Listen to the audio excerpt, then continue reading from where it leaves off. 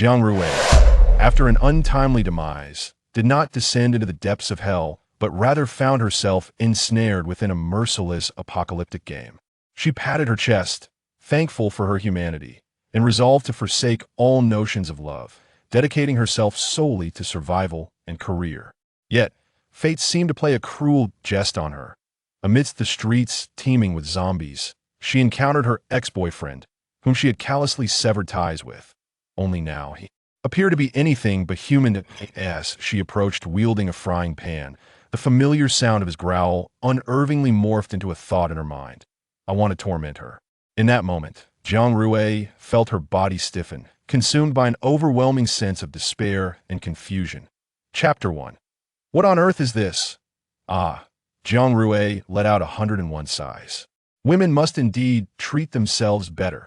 How could she have believed her unscrupulous boss, tirelessly working herself to death?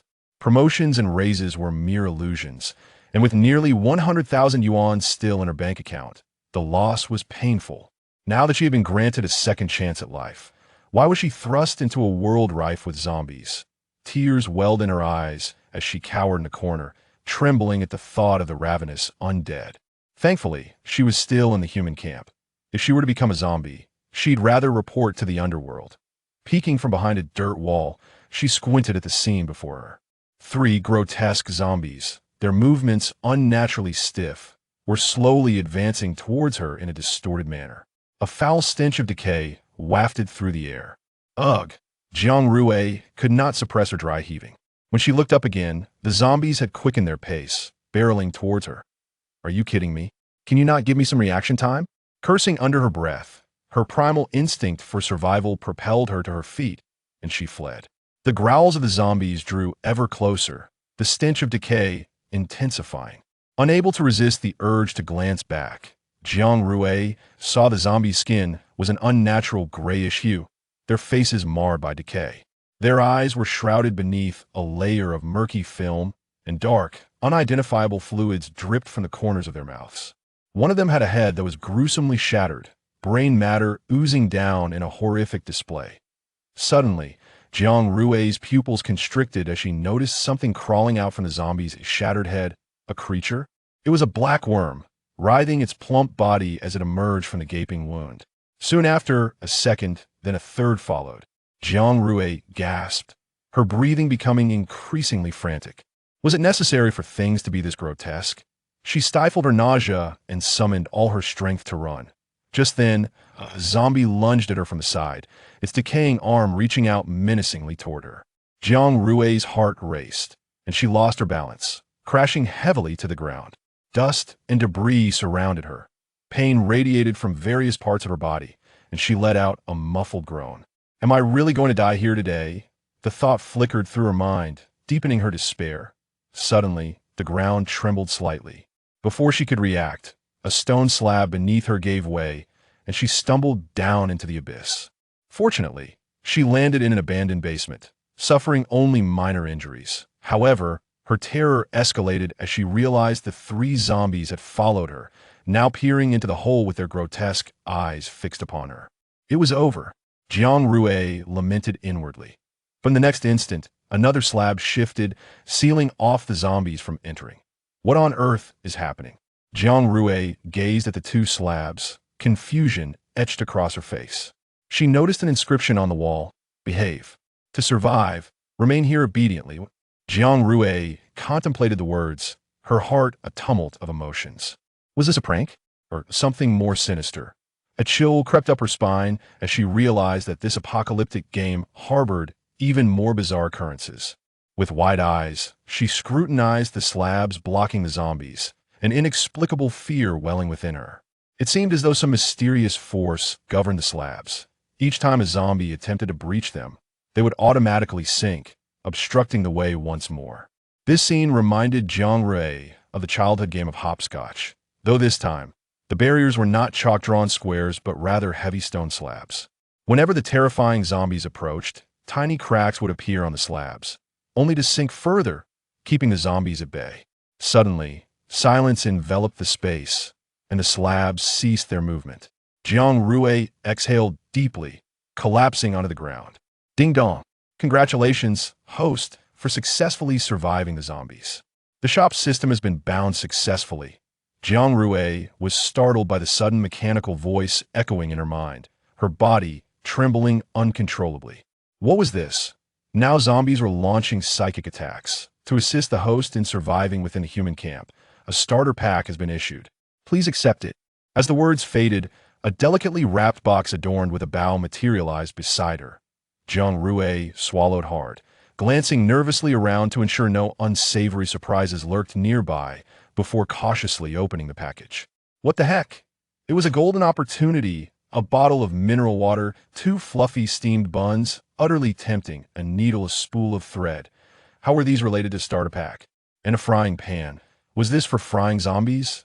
Jiang Rui licked her chapped lips, eagerly uncapping the water bottle for a hearty gulp. She was alive again. After savoring the droplets on her lips, she set the water down and reached for the bun, just as the stone slab above her was abruptly lifted. What now? Upon realizing what it was, Jiang Rui's eyes widened. It was a zombie. Trembling, she raised the bun cautiously, speaking in a shaky voice. Mr. Zombie, we were both human in our past lives. Please, I offer you this bun. So, please eat the bun and not me, grr. Rui, so adorable. What was happening? Jiang Rui froze. She thought she heard a human voice. Glancing around the confined space, she saw no one else. Could it be coming from above? Yet, only a zombie resided there. Surely, zombies couldn't talk, or... The zombie continued its eerie sounds. Rui, I've finally waited for you. Jiang Rui looked up, fear gripping her heart as she peered at the zombie above. The backlight obscured its features, preventing her from discerning its identity. Heavens, could this zombie be someone she recognized? As she stared in astonishment, the zombie bent down, preparing to descend. In a flash, Jiang Rui's eyes widened, and she hurled the bun at it. The soft bun struck the zombie's face, prompting it to grasp it. After sniffing, it took a bite, chewed twice, then spat it out, letting it fall to Jiang Rui's feet. Grr. Not tasty. I want to drink Rui's blood. What the heck? What kind of madness was this? She had better not find out who it was. Chapter 2. My ex-boyfriend turned zombie. Jiang Rui glared at the chewed bun at her feet, her chest heaving with indignation. She vowed that if she were to discover the identity of this zombie, she would make him understand why flowers bloom so beautifully. Grr. The zombie suddenly roared, bending down as its arms elongated, reaching out towards Jiang Rui. Jiang Rui's eyes widened in astonishment. Goodness, it can stretch. Before her was a zombie whose hand sported a black ring, glimmering with a cold light in the dim surroundings. A tightness gripped Jiang Rui's heart. Was this not her ring? How could it be in the possession of a zombie? Could it be that this zombie was? The zombie's large hand reached out toward Jiang Rui, and she instinctively recoiled, only to find herself backed against a stone wall with nowhere to retreat. The zombie's hand lingered in the air, as if hesitating. It waved a couple of times before finally resting on Jiang Rui's neck. The icy fingertips made contact with her skin, sending chills throughout her body, as if the cold could penetrate her very core. Jiang Rui felt as though her blood was frozen by those frigid fingers, which seemed as sharp as a blade, capable of slicing her throat with the slightest touch.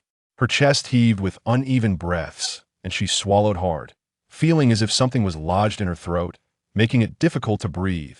Her mind went blank, save for the glimmering blood-red eyes of the zombie that shimmered with a chilling light. Suddenly, the zombie's movements halted. It slowly raised its head and gazed into Jiang Rui's eyes, and within those blood-red orbs flickered a hint of confusion and struggle. Its fingers lightly traced Jiang Rui's neck, leaving behind a trail of icy sensation. She could even feel the roughness and rigidity of its fingertips, as cold and hard as stone eroded by time. At that moment, the zombie abruptly withdrew its hand. In Jiang Rui's fearful gaze, it bent down and picked up a steamed bun from the ground, placing it back in her hands. Jiang Rui stared at the dusty bun, momentarily dazed, before hesitantly lifting her gaze to the zombie.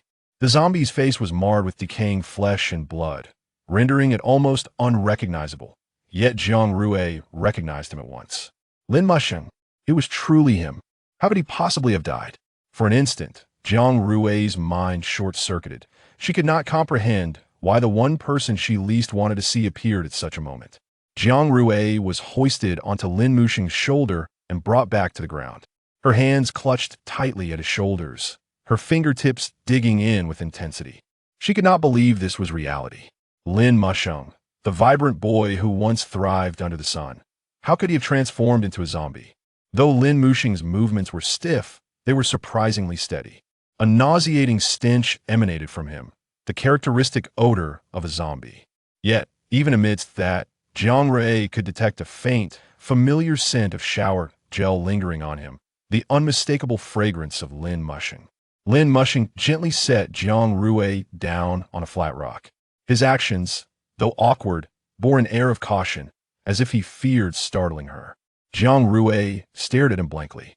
Sunlight illuminated his form, revealing an unnatural grayish-white hue to his skin, marred by festering wounds, oozing pus, utterly unrecognizable from his former self. Ugh! Jiang Rui turned her head and vomited, expelling nearly all the water she had just consumed. Lin Muxing! Grunt, grunt. Though the harm was minimal, the humiliation was profound. Who was it that used to fondle his abs daily, calling him cutie? Jiang Rui wiped her mouth, muttering to herself that he should take a good look in a mirror now. Lin Muxing took a step forward, and Jiang Rui sprang to her feet like a startled cat, her gaze fixed intently upon him. Although she had no idea how Lin Muxing had perished, he was now a zombie, and zombies were known to devour humans. Jiang Rui's expression shifted abruptly, the color draining from her face, her slightly clenched hands trembling. After her recent bout of vomiting, her complexion appeared especially pale. Moreover, the most crucial point, why could she hear Lin Muxing's thoughts? Grunt, grunt. I crave blood, I desire flesh, Rui's blood smells so sweet. Jiang Rui glared at him incredulously. What a joke. The very person who had betrayed her now wished to taste her blood? What a dream. All that talk of being a little puppy was merely a ruse. Previously, when Rui was short, you would call me sister in bed every day, yet you quickly climbed into someone else's bed. The more she thought about it, the angrier she became. As she watched Lin Muxing wobble towards her, her gaze turned icy. She retrieved a frying pan from her system space and swung it at Lin Muxing's head. Bang! A gaping hole appeared on Lin Muxing's head, dark blood splattering everywhere, releasing an unbearable stench. Jiang Rui felt her stomach churn violently. Lin Muxing's gaze grew vacant as he stumbled a few steps before collapsing to the ground. Dark blood pooled around him, staining his face with crimson. Grunt, grunt. Rui, I am your little cutie. Jiang Rui squatted down and said, well, since you're a zombie now with your body in such a state of decay, this blow evens the score. I shall overlook your earlier betrayal. She shook the blood off the frying pan and stood to leave, deciding he could rot in this apocalyptic game. Grunt, grunt. Jiang Rui, who climbed into bed, you need to clarify this. Come back. Rui, my wife. At least let me have a sip of blood. Jiang Rui halted, casting a glare at him, then turned away without a backward glance. She feared that if she looked any longer, she would be unable to resist blowing Lin Muxing's head off, for she had genuinely liked him once. The depth of love is often matched by the depth of hate, and she was no exception. Turning into an alley, she saw that there were no people or zombies around. Only then did Jiang Rui face the ever-present shop system panel that had not disappeared since its appearance. Unlike the survival game panel, the shop system panel appeared far more extravagant, adorned with a golden frame that shimmered with light, giving it a distinctly superior appearance. There were 4 modules: System Mall, System Store, System Tasks, and System Warehouse. Jiang Rui opened the game mall, which also sold goods. Both malls utilized points as their universal currency. The game mall sold items other than food, whereas the System Mall offered weapons, awakening agents, and enhancement agents, among other things. After closing the System Mall, Jiang Rui opened the System Store, only to be greeted by a prompt. Ding dong. Dear host, please name your store. Huh? Jiang Rui felt a headache coming on. She had difficulty naming things that let's call it the Life Store. Successfully named. The store has been renamed to Life Store, and it is now officially open. Disbursement? How does that work? As she pondered this, a gift box tied with a bow appeared before Jiang Rui. Don't tell her it contains a whole store.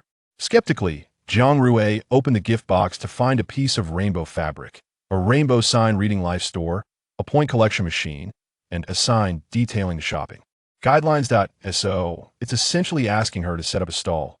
She could buy low and sell high, profiting from the price difference, and the points earned could be used to purchase items for herself, including awakening agents and enhancement. Agents, regardless of their price, food and other essential supplies were hard currencies, and anyone with a functioning mind would choose to buy her goods.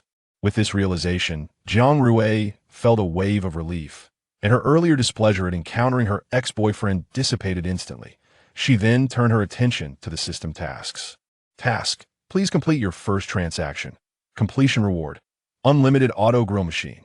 Sausage: hey, did you see that? Just now, a male zombie with a burst brain was being stripped by a female zombie. At this, Jiang Rui's ears perked up. Pooh, my friend, do not jest with me. This area is teeming with low-tier zombies, incapable of speech and largely devoid of autonomous movement. How could one possibly engage in such audacious behavior? Moreover, zombies are utterly revolting. Even among their kind, do they comprehend such matters? Indeed, I had initially intended to gather points, but then I witnessed a female zombie emerge from a manhole, pouncing upon a male zombie and engaging in rather inappropriate actions that it appeared she might strip him of his clothing entirely. The more I listened, the more I suspected that the individual in question was Lin Musheng. With a dark expression, Jiang Rui began to stow away the items scattered on the ground into the system's repository, wielding her frying pan as she exited the alley. Where's the male zombie you just mentioned? The two were startled by a sudden, ominous voice, and one of them pointed in the indicated direction. Upon seeing it, Jiang Rui's face darkened further as she strode purposefully towards that location, frying pan in hand. Sia, sister, are you all right? It's been a while. Why hasn't the wire been untangled yet? Lin Musheng was utterly speechless, but by the time this sister managed to free herself from the wire, Rui would likely have vanished. Sia, brother, how do you walk like that? How did you manage to get tangled in the wire? The zombie sister's murky eyes fixated on Lin Musheng, who was floundering on the ground, her face smeared with blood, and each time she opened her mouth, bits of flesh were visible. Lin Musheng turned his head and immediately recognized that she had recently dined. Close your mouth. You got bits of me all over you. As Jiang Rui approached, she beheld Lin Musheng sprawled on the ground, a female zombie pressing down on him, occasionally leaning down towards him. Jiang Rui's face turned pale, wishing she could strangle Lin Musheng for his infidelity. And as for the female zombie atop him, dismembering her would not suffice to relieve her anger. Lin Musheng, you truly are something else. Jiang Rui spat through clenched teeth. Upon hearing her voice, Lin Musheng immediately lifted his head, half of it marred by the wire, precariously hanging on.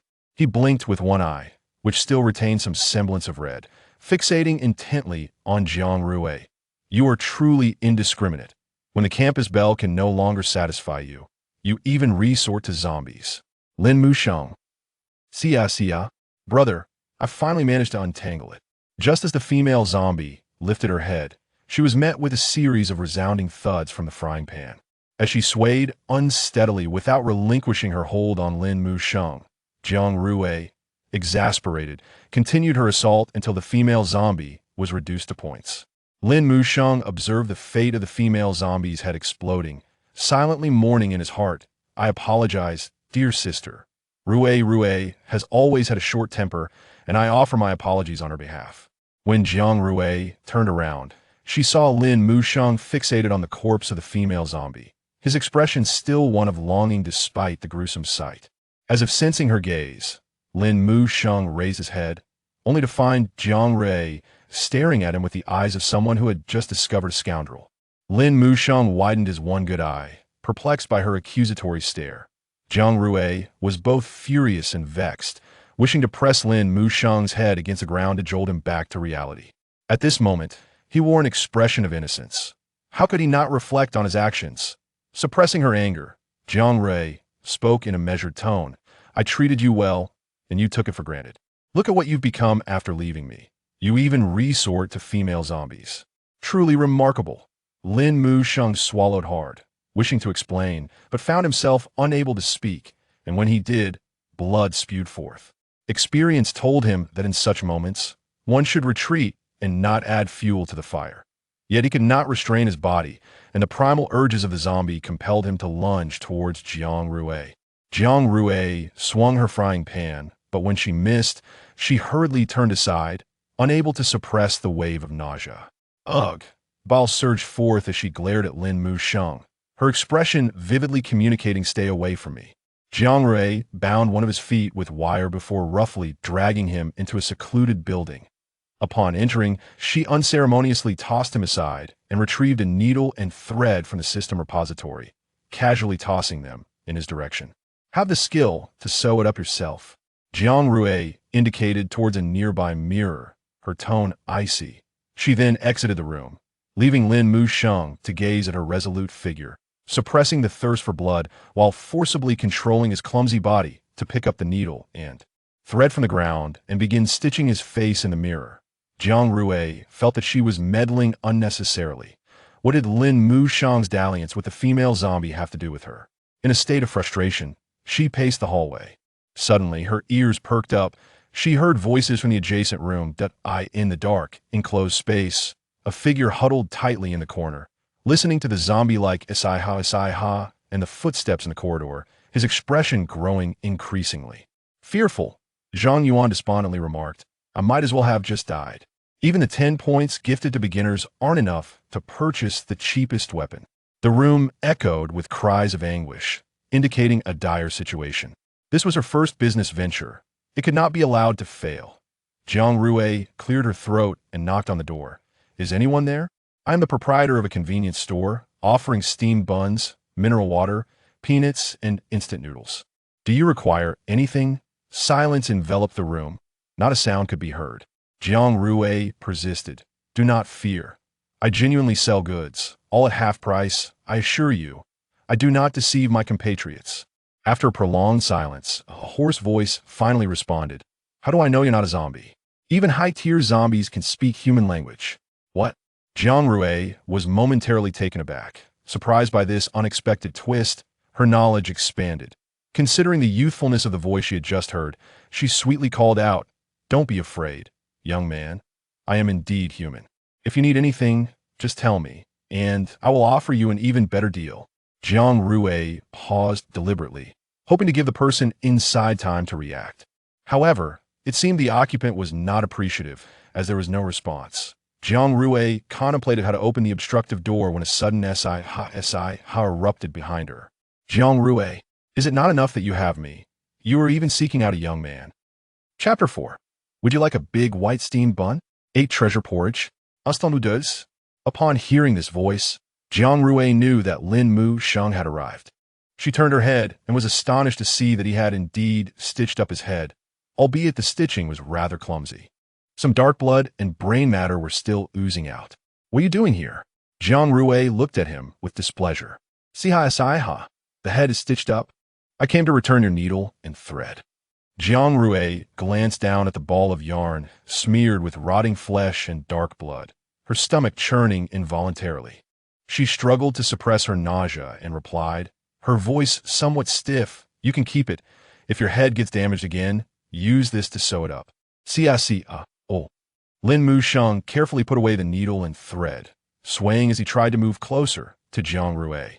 Each time he took a step forward, Jiang Rui nervously took a step back until her back pressed against the door, leaving her with no retreat. "I warn you, don't come any closer, or I want to be polite," Jiang Rui threatened, raising the frying pan in her hand. A peculiar and unsightly smile crept onto Lin Musheng's lips. Sigh. No way to escape now. Rui, be a good girl. Let me have a sip of blood."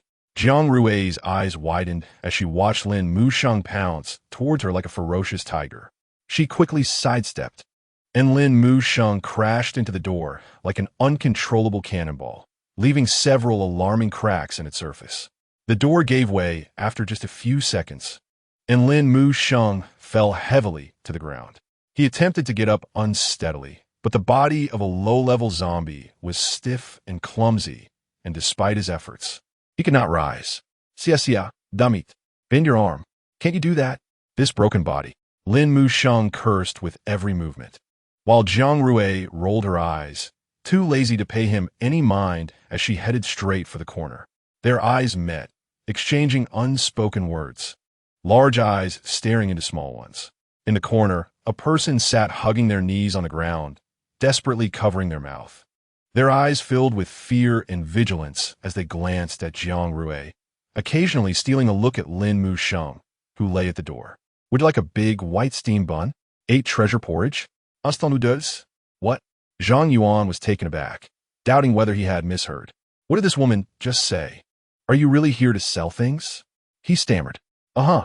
Jiang Rui nodded obediently, her voice sweet, it's all food. As she spoke, she squatted down and unzipped the backpack resting on her shoulder. With a gentle slide of the zipper, the pocket opened, revealing it brimming with food.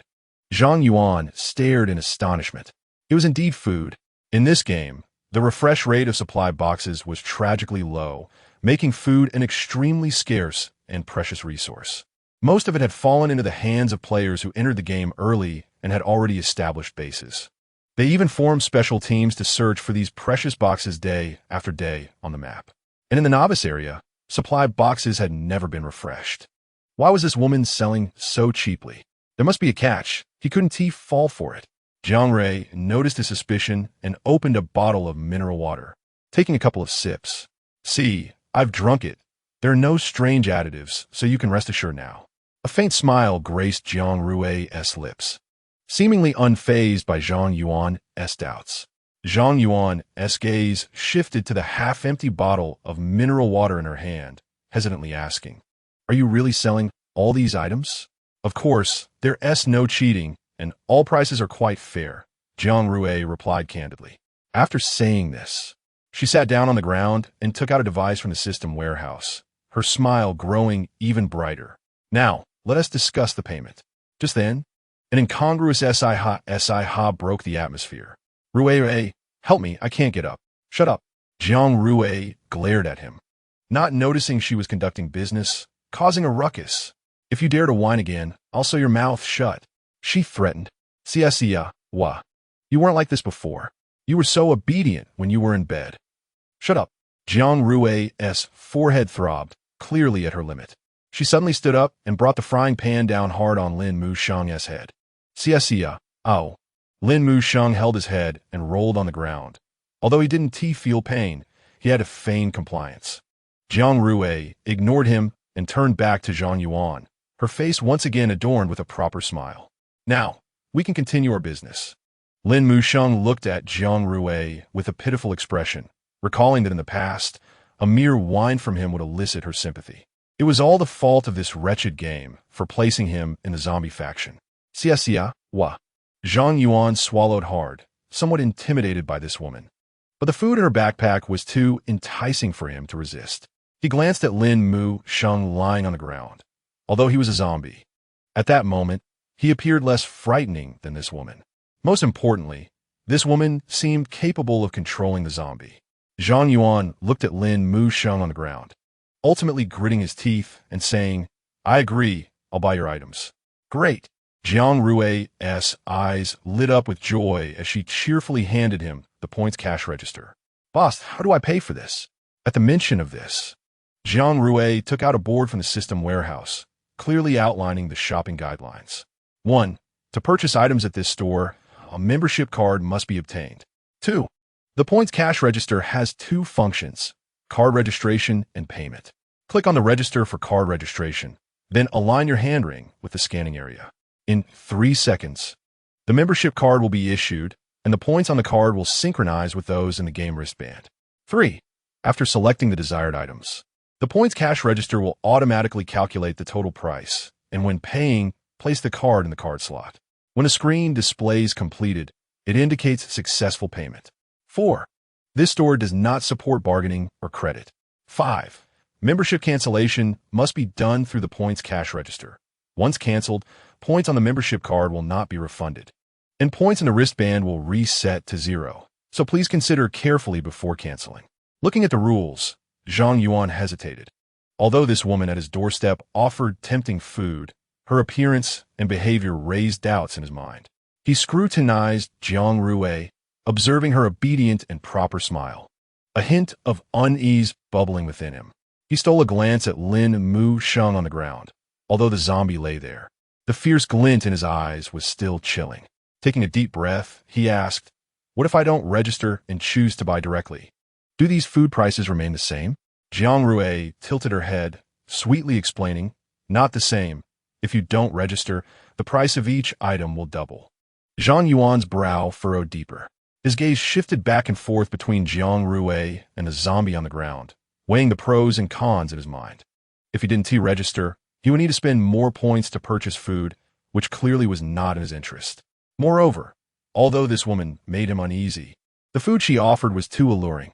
He hadn't eaten for 2 days. After much contemplation, Zhang Yuan decided to register for a membership card. If the card turned out to be suspicious, he would just destroy it later. "I'll get a membership card."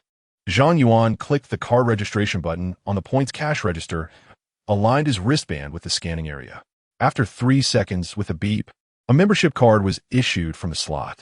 The card bore Zhang Yuan's name and point balance, perfectly matching that of his game wristband. Chapter 5. Truly asking for trouble, risking one's life. "Can I purchase now?"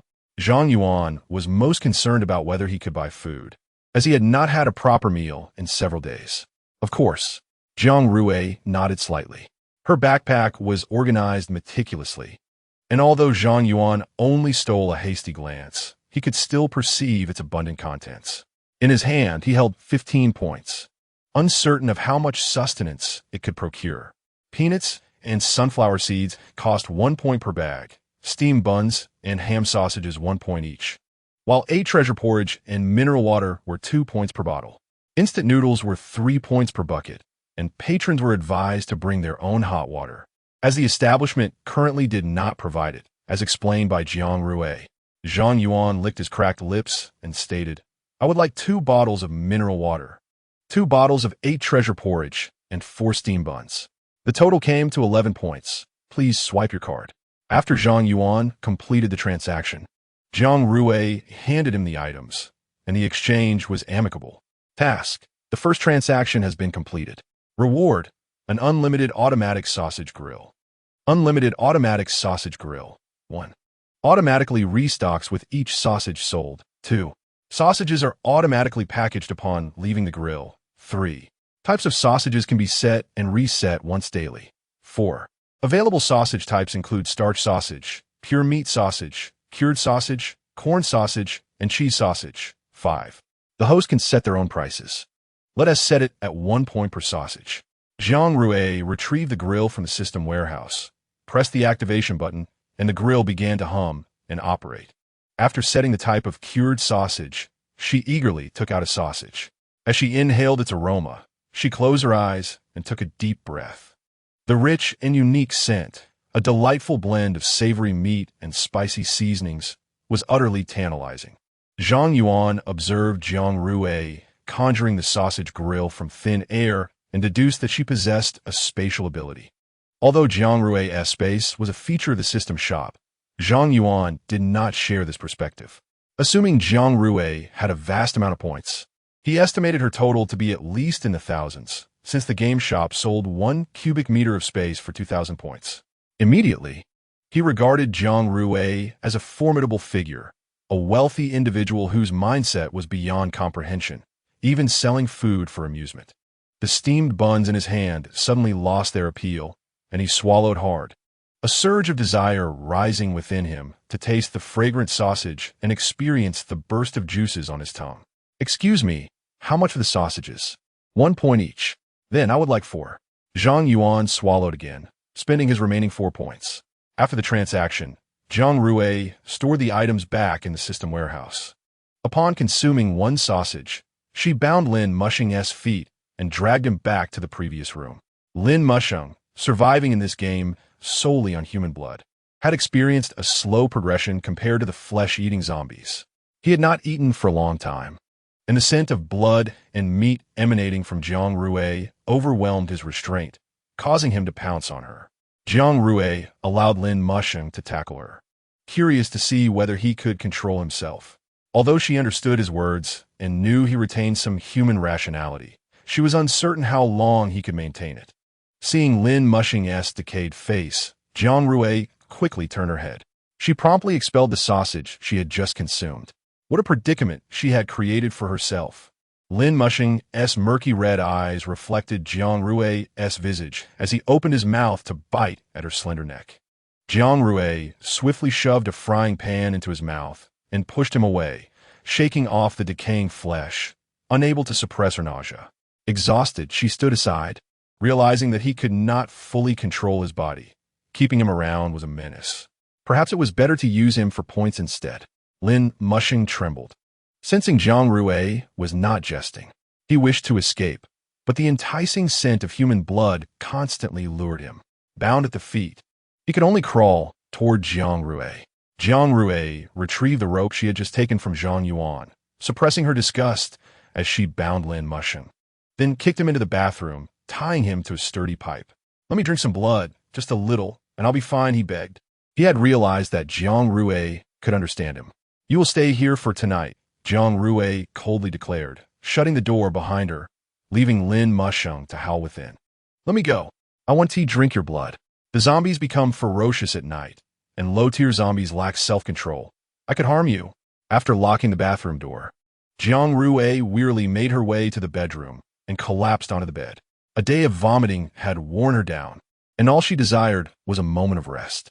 Lin Mushing and Jiang Rui were students at the same university.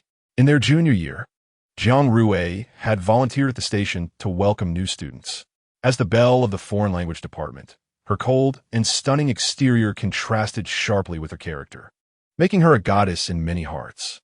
That day, the sun shone brightly, and the station buzzed with activity as the welcoming volunteers busied themselves. Dressed in a light blue long dress that danced with the wind, Jiang Rui's sweet smile was like a gentle spring breeze, bringing warmth and comfort.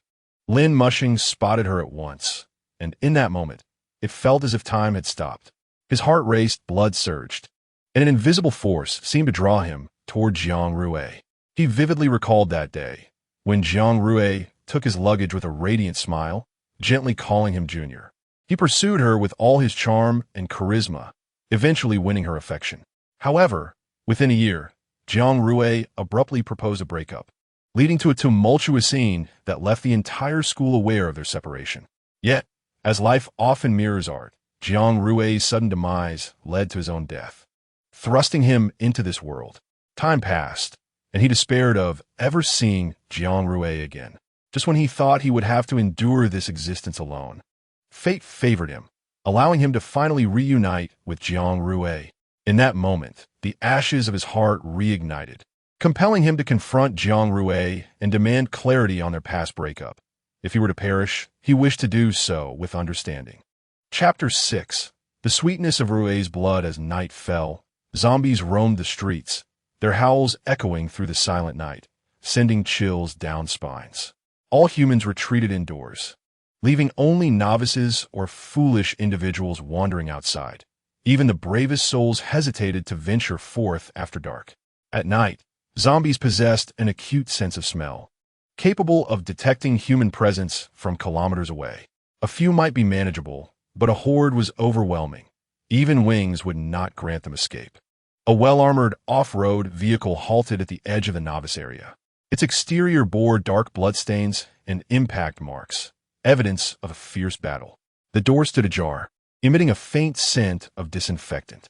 A figure leaned against the door, one hand clutching a wound on his abdomen while the other held a knife for support. His face was smeared with blood and dirt, and he scanned the surroundings with a wary gaze. "Boss, while the novice area may only have low-tier zombies, their numbers are overwhelming," a young man in the driver's seat exclaimed anxiously. "Calm down. How many bullets do we have left?" He Chung inquired in a steady tone. 10 rounds, replied a voice from the back seat. "Boss, we need to find a way out of here quickly." He Chung was silent for a moment, his eyes sweeping over the faces of his companions before tightly gripping his long knife. "We have only one option now. We charge out. Xiao Hu, drive straight into the horde. I'll draw their attention while you make your escape." "Boss." Sheng Yi, Xiao Hu the youngest, trembled at the steering wheel upon hearing He Cheng's self-sacrificial plan. "No, Chenggu, I can't let you face this alone. Listen, Xiao Hu, this is an order. In the current situation, I am the only one capable of drawing the zombies' attention. I have the experience. You two are new here and have not witnessed the night tide of zombies. Do not hesitate. Go now. That is an order. Xiaohu exchanged a glance with Yi Qi, both filled with sorrow. Boss, I still have some points left. We can buy another kilometer's worth of fuel. Let us go together. Yi Ji acclaimed. His words filled He Cheng's heart with warmth. Taking a deep breath, he patted Yi Qi on the shoulder and replied, Brother, you know that without holding back the zombies, none of us can escape. He turned his gaze toward Xiaohu and said in a serious tone, Xiaohu, listen to me now. You need to drive straight out and not look back. Yi Qi, prepare yourself. I will draw the zombies' attention, and you must seize the opportunity. After finishing his words, He Cheng swiftly dispatched several advancing zombies with his blade. Xiaohu gritted his teeth, transforming his grief into motivation. Gripping the steering wheel tightly as he slammed down on the accelerator. The off-road vehicle surged forward like an arrow, stirring up clouds of dust and gore. Yi Qi clutched his gun tightly. With limited ammunition, he could only fire when absolutely necessary to cover He Cheng. Both Xiaohu and Yi Qi had no intention of abandoning He Cheng. With the zombies already closing in, even with He Cheng drawing their attention, escape seemed impossible. He Cheng observed the encroaching horde, fully aware that they had no way out. The number of zombies had swelled to at least several thousand, and with their abilities exhausted and no heavy firepower, their chances of breaking free were non-existent. Taking a deep breath, he wielded his blade, cutting down the approaching zombies one after another. Xiaohu maneuvered the vehicle recklessly down the street, while Yi Qi sat in the passenger seat, arms steady as he aimed for the zombies' heads, taking them down one by one. Yi Qi quickly used the points to buy gasoline. Xiaohu, head deeper into the novice zone. He Cheng commanded as he jumped into the vehicle. Xiaohu abruptly turned the steering wheel, veering into a narrow alley. The buildings lining the street were dilapidated, with shattered windows and debris scattered everywhere, including broken furniture, shards of glass, and discarded tires. A foul stench permeated the air, occasionally punctuated by the distant growls of zombies. He Cheng clenched his eyes shut, grinding his teeth as beads of sweat formed on his forehead. He felt a sharp pain radiate from his abdominal wound, yet he endured the agony without a sound. Xiaohu's hands gripped the steering wheel tightly, his eyes fixed ahead. His heart raced, palms slick with sweat as the vehicle sped down the street, kicking up dust and debris. Find a place to stop the car. We need to get into a building, He Cheng instructed. Xiaohu spotted an open space by the roadside and brought the vehicle to a halt. The three quickly exited and dashed toward a seemingly sturdy building. They pushed through the decaying door and entered a realm of darkness. The air inside was even more tainted, filled with a nauseating stench. He Cheng switched on his flashlight, searching for a secure hiding spot. They found a relatively clean room, where He Cheng instructed Xiaohu and Yi Qi to keep watch outside while he tended to his abdominal wound. The bleeding had ceased, but the pain persisted. They remained vigilant within the room, alert to any sounds from outside. Suddenly, the growls of zombies echoed, signaling that the horde had entered the street. Sheng Yi, what should we do? The zombies are coming. Xiaohu's voice trembled. Don't worry. Low-level zombies lack intelligence. They won't enter unless they see us. He Cheng reassured him. After a moment of silence, Yi Qi peered out the window and noticed that the horde had stopped in its tracks. He Cheng also recognized the unusual stillness and furrowed his brow, filled with confusion. Countless zombies stood orderly in the street, their eyes fixed ahead as if gazing at something unseen. A chill ran down He Cheng's spine as he realized this was likely no coincidence. Why had the zombie stopped? I don't know, but it doesn't feel like a good sign. In a neighboring alley, a young man wandered the street alone. His steps faltered. He was a newcomer to the game, having entered during the night with ill fortune. The number of zombies around him was increasing, their growls echoing with a foul stench, hinting at a burgeoning mini-horde. The moonlight cast an eerie glow on the zombies, rendering them even more terrifying. As the zombies closed in, their growls petrified the man. Surrounded by desolate ruins with no place to hide, he suddenly noticed a relatively intact building ahead. A glimmer of hope ignited within him as he sprinted toward it. He burst through the entrance, slamming the door shut and bracing himself against it with all his strength. Outside, the zombies howled, attempting to break in. The man struggled to hold the door closed, his face pale as sweat dripped down his forehead. The relentless pounding of the zombies on the door sent shivers down his spine, the air thick with their rancid odor. Downstairs, the commotion shattered Jiang Rui's sweet dreams. She bolted upright in bed, a clear liquid trickling from the corner of her mouth, dazed and momentarily bewildered by her surroundings. It wasn't until a violent crash from the bathroom jolted her back to reality that she wondered what was happening. Has it really gone mad? Half convinced, Jiang Rui stepped off the bed and approached the bathroom door, where Lin Musheng was frantically banging against it, the door having warped under his assault. Though unable to see Lin Musheng's current form, she could hear his frantic roars. Hiss hiss. Blood, give me blood. No, I want meat. Hiss hiss. Hui hui. Rui's blood, meat. Jiang Rui took a step back, her throat tightening. Is he really going berserk? Damn it. Lin Musheng has lost his mind. Wanted to drink my blood and eat my flesh. Fury surged within her.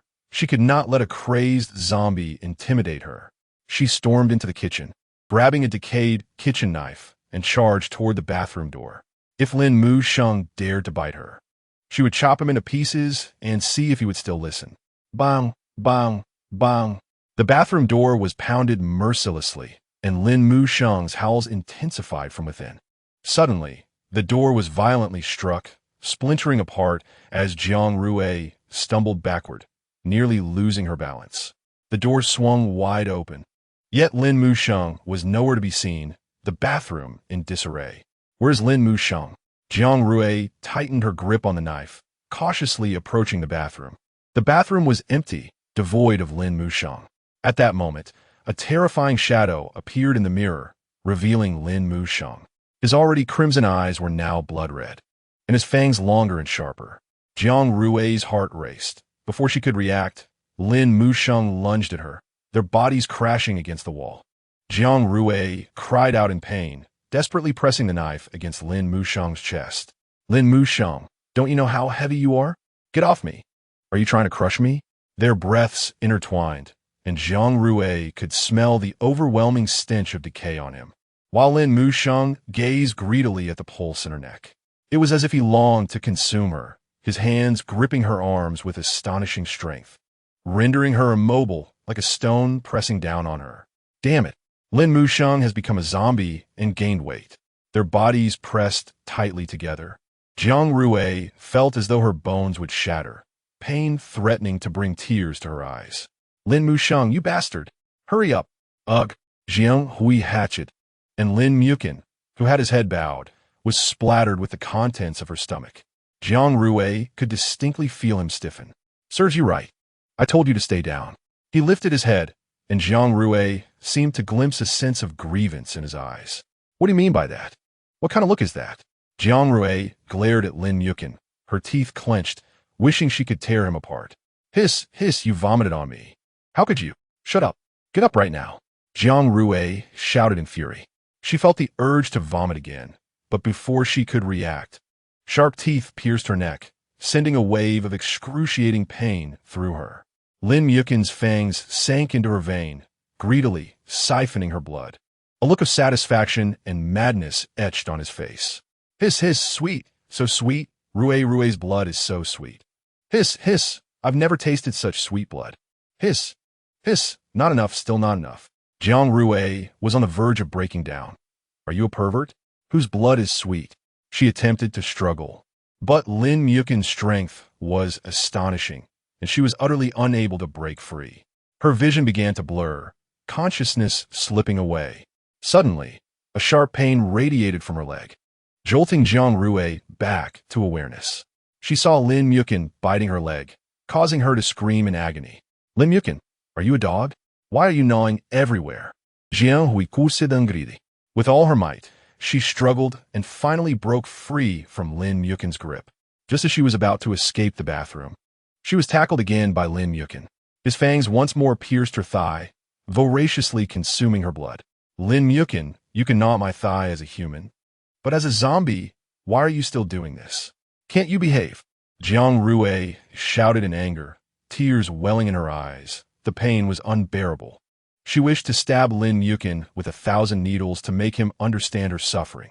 Jiang Rui's body had already grown weak from the blood loss, but the fury within her drove her to struggle once more. She kicked her legs with all her strength, attempting to push Lin Yukin away. Yet he clung to her as if glued. This guy is definitely a dog. Hiss, hiss, Rui, you're mine. Lin Yukin roared, his voice filled with madness and obsession. His fangs dug deeply into Jiang Rui's thigh, siphoning her blood, while his hands clutched her waist tightly, as if wanting to merge her into himself. Lin Yukin, it was right for me to abandon you. I should never have shown you mercy. Jiang Rui felt utterly wronged. Hearing this, Lin Yukin lifted his head, his crimson eyes shimmering with a sinister light. Jiang Rui's words struck his heart like a dagger. The heart of a zombie does not beat, yet now he felt an unprecedented pain, as if his heart was about to burst forth. Hui. In this lifetime, you will never be able to shake me off. Jiang Rui had no strength left to retort. Her consciousness was fading, her eyelids growing heavier. But she could still sense Lin Yukin's gaze, one of near obsession and longing. Hiss, hiss, Rui, you'll always be mine. As his fangs slowly withdrew, a stream of crimson blood followed, dripping onto the tiles, blooming like a sinister flower. Ultimately, Jiang Rui's eyelids closed, plunging her into an endless darkness. Chapter 7. Lin Yukin is increasingly like a pervert. The next day, warm sunlight streamed through the glass, bathing Jiang Rui's face. She slowly opened her eyes, momentarily unaccustomed to the glaring light. The room was silent, save for the beating of her heart, reminding her that she was still alive. Jiang Rui attempted to move her head, feeling a slight pain in her neck. Damn it, that bastard Lin Yukin. Yesterday, she almost thought she would be drained dry. Just then, Lin Yukin sauntered into the bedroom, and upon seeing him, Jiang Rui felt a surge of hatred, not wanting to speak to that bastard. However, as she scrutinized him from head to toe, she sensed something different. Right, the rotting flesh seemed reduced. Why did she still see fresh meat? Goodness, did he take her for Tang Sung? This thought only fueled her anger. Hiss, hiss, Rui, you're awake. Have something to eat to replenish yourself. Lin Yukin approached leisurely, holding a plate. Jiang Rui's eyes widened in terror at the sight. Don't come any closer. Upon hearing this, Lin Yukin halted in his tracks, obediently standing still. Jiang Rui's gaze was fixated on the plate, a wave of unease washing over her. The plate held a thick, dark red liquid, appearing eerie and unsettling. They say you are what you eat. He would have brought her a plate of blood to drink, would he? Moreover, there were no animals around here. Surely it wasn't human blood. I want to eat it, take it away. Jiang Rui rejected the ominous-looking supplement. Lin Yukin seemed to grasp her sentiments, his stiff legs continuing to approach the bed. Hiss, hiss, Rui, you've lost too much blood. You can't be picky. Jiang Rui stared at Lin Yukin in horror. Wait. Stop. No, don't come any closer. Damn it. This kid has become a zombie and is increasingly behaving like a pervert. As Lin Yukin drew closer, Jiang Rui was engulfed in panic. Every hair on her body standing on end. She absolutely would not drink human blood. Suddenly, a flash of inspiration struck Jiang Rui. She quickly exchanged points for a bottle of red wine. Wait. Jiang Rui swallowed nervously. This was a superior supplement, far better than whatever he had. With feigned calmness, she picked up the wine bottle, downing it in one go, then burped loudly. Lin Yukin watched her, his crimson eyes flickering with a hint of confusion, seemingly pondering her actions. After a moment of silence, Lin Yukin lifted the plate in his hand and drank it all in one gulp. The bright red liquid trickled down the corners of his mouth, causing Jiang Rui to tremble. After finishing, Lin Yukin turned and left the room. Jiang Rui listened to his retreating footsteps, her tension beginning to ease. It seemed that Lin Yukin, having turned into a zombie, was not only behaving like a pervert, but also had a slightly impaired intellect. Jiang Rui laid back down on the bed, feeling a bit dizzy from drinking too quickly. Reflecting on the points spent on the red wine, she felt a pang in her heart. Alcohol was a luxury, costing about 10 times more than plain water. No, she needed to earn points. Thus, Jiang Rui decisively exchanged for a heap of food and water. She quickly ate a piece of bread to stave off hunger, then carefully packed the remaining food and water into her backpack, preparing to venture out. "Where's that rascal Lin Yukin?" Jiang Rui glanced around but found no sign of him in the room. "Never mind. I'll ignore him for now. Earning points is more important." Jiang Rui, wielding a frying pan and shouldering a hefty backpack, slowly descended the stairs. Her gaze swept over the patchy bloodstains at the doorway, indicating that the person from yesterday had met a gruesome end. In the streets of the novice area, many new players were present. Jiang Rui chose a spacious spot. Unfurling her colorful cloth, laying out the food, including a sausage grill, the sunlight glimmered on the sausages, making them even more enticing. Jiang Rui picked up the frying pan and struck it a few times, capturing everyone's attention. "We're open. We're open." A budget stall, selling food. The crowd began to gather, new players curiously inspecting the stall. They surrounded the booth, eyeing the sausages, bread, and bottled water, swallowing hard. It was the first time they had seen so much food since arriving in this world. It felt like a dream. Jiang Rui watched their eager eyes. Though she felt a twinge of compassion, she too needed points. The world is harsh, and survival is contingent upon the acquisition of points. She too requires these points to sustain herself, so let us all take what we need. At last, a frail young man gritted his teeth and tentatively inquired, "How much for the grilled sausage?"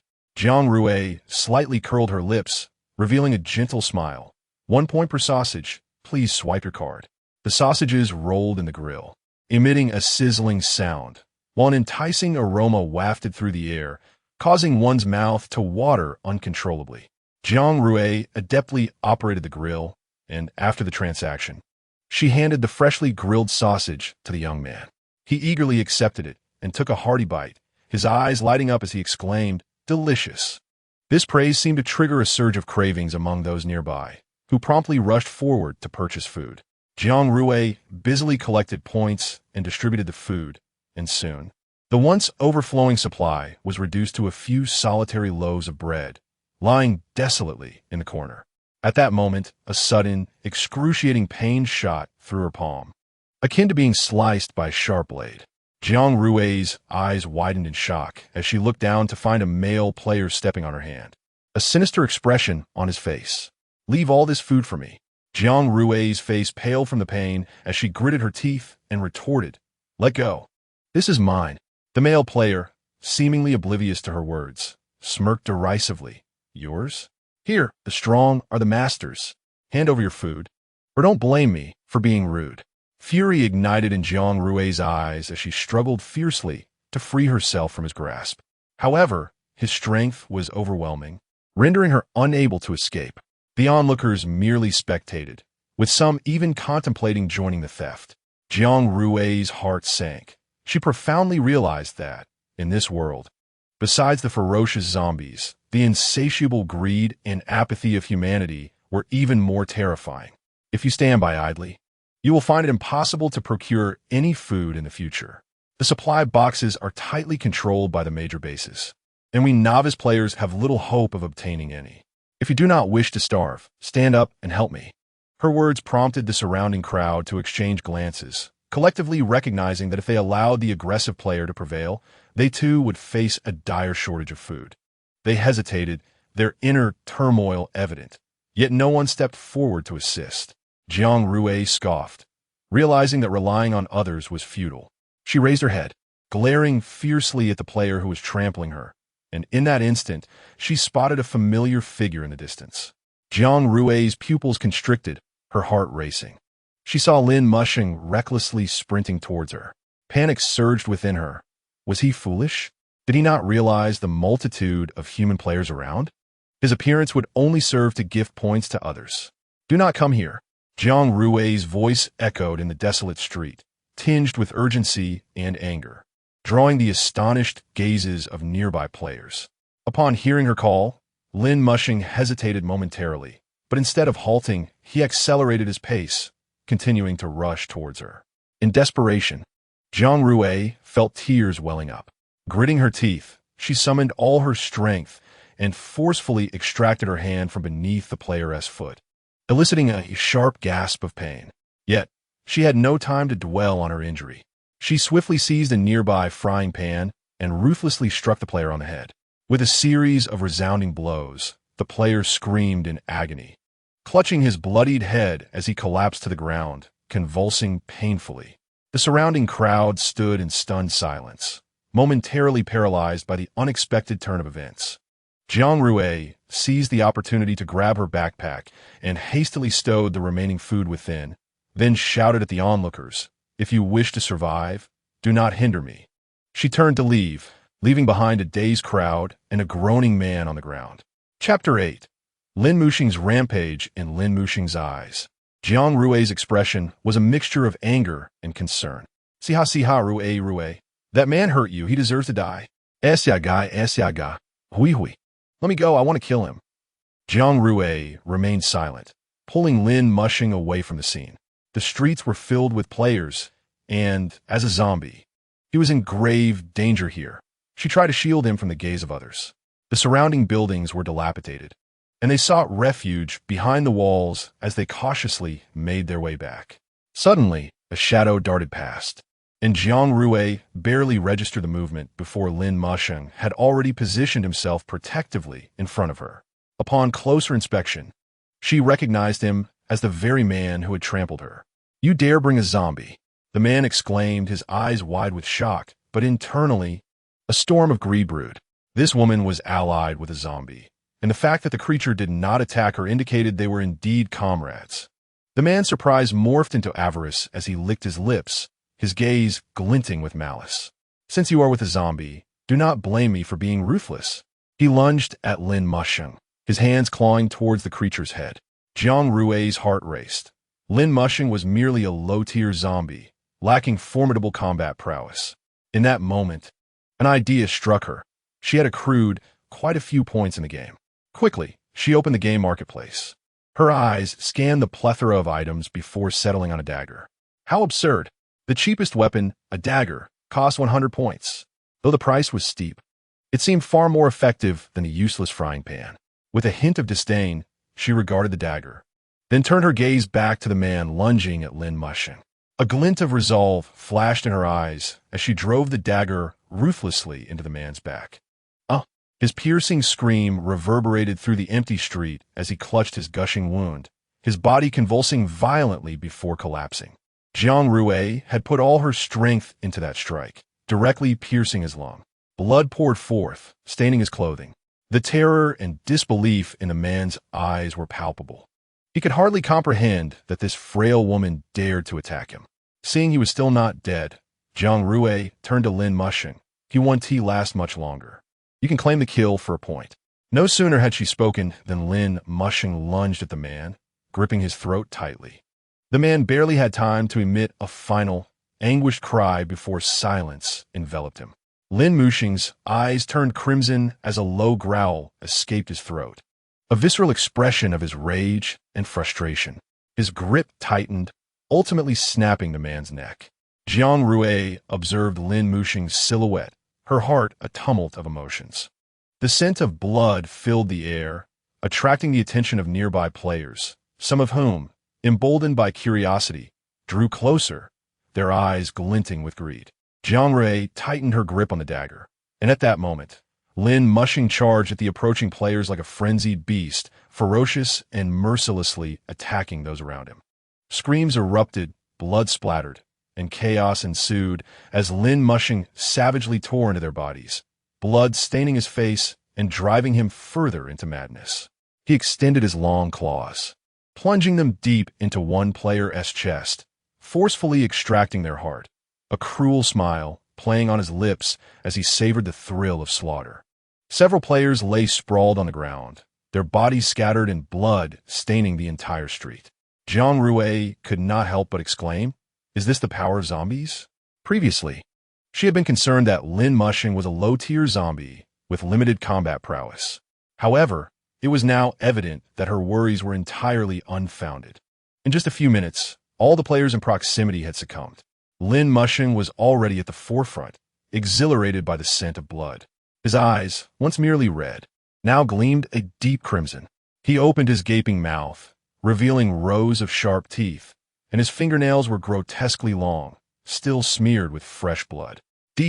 All of you who harmed Rui must perish. Jiang Rui gently grasped his trembling hands, her voice soft yet resolute.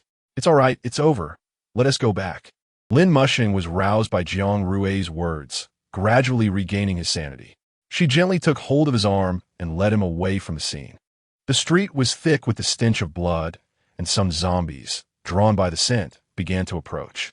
Jiang Rui hurriedly led Lin Mushing back to the building they had previously occupied, her legs feeling weak from the shocking violence she had witnessed.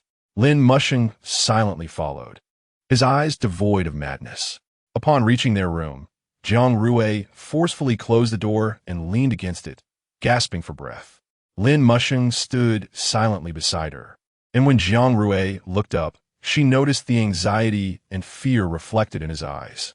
His hands were clenched tightly, as if he were desperately trying to control his emotions. However, he seemed better able to manage himself than the previous day. She understood that Lin Mushing had killed those individuals to protect her, yet his earlier frenzy still left her trembling. I'm not afraid of you looking like this. How scary could killing a few people be? Jiang Rui joket. A flicker of surprise crossed Lin Mushing's eyes as he excitedly grasped Jiang Rui's hand. Ouch! Jiang Rui exclaimed in pain, thinking, is this brat doing this on purpose? Doesn't he realize my hand is injured? Lin Mushing quickly released her, gently lifting her hand and lowering his head to lick her wound. A tingling sensation radiated from the injury throughout her body. How bizarre! Even as a zombie, his tongue remained pink. Jiang Rui widened her eyes as she watched Lin Mushing's tongue caress her injury, the tingling sensation causing her body to shiver slightly. Great! Spending too much time with Lin Mushing is making me a bit twisted. Jiang Rui hurriedly withdrew her hand. After you drained so much blood from me last night, you still want tea, let this go. Lin Mushing looked somewhat aggrieved as he leaned closer, attempting to grasp her hand once more. Ugh! After retching, Jiang Rui wiped her mouth and said, I've held it in for so long, I just couldn't anymore. It was then that Jiang Rui noticed, to her astonishment, that the wound Lin Mushing had licked had miraculously vanished. She stared at her hand in disbelief. This was utterly incredible. Rui, am I amazing? Lin Mushing exclaimed excitedly, circling Jiang Rui as if seeking praise. Chapter 9, great. I've caught the madness.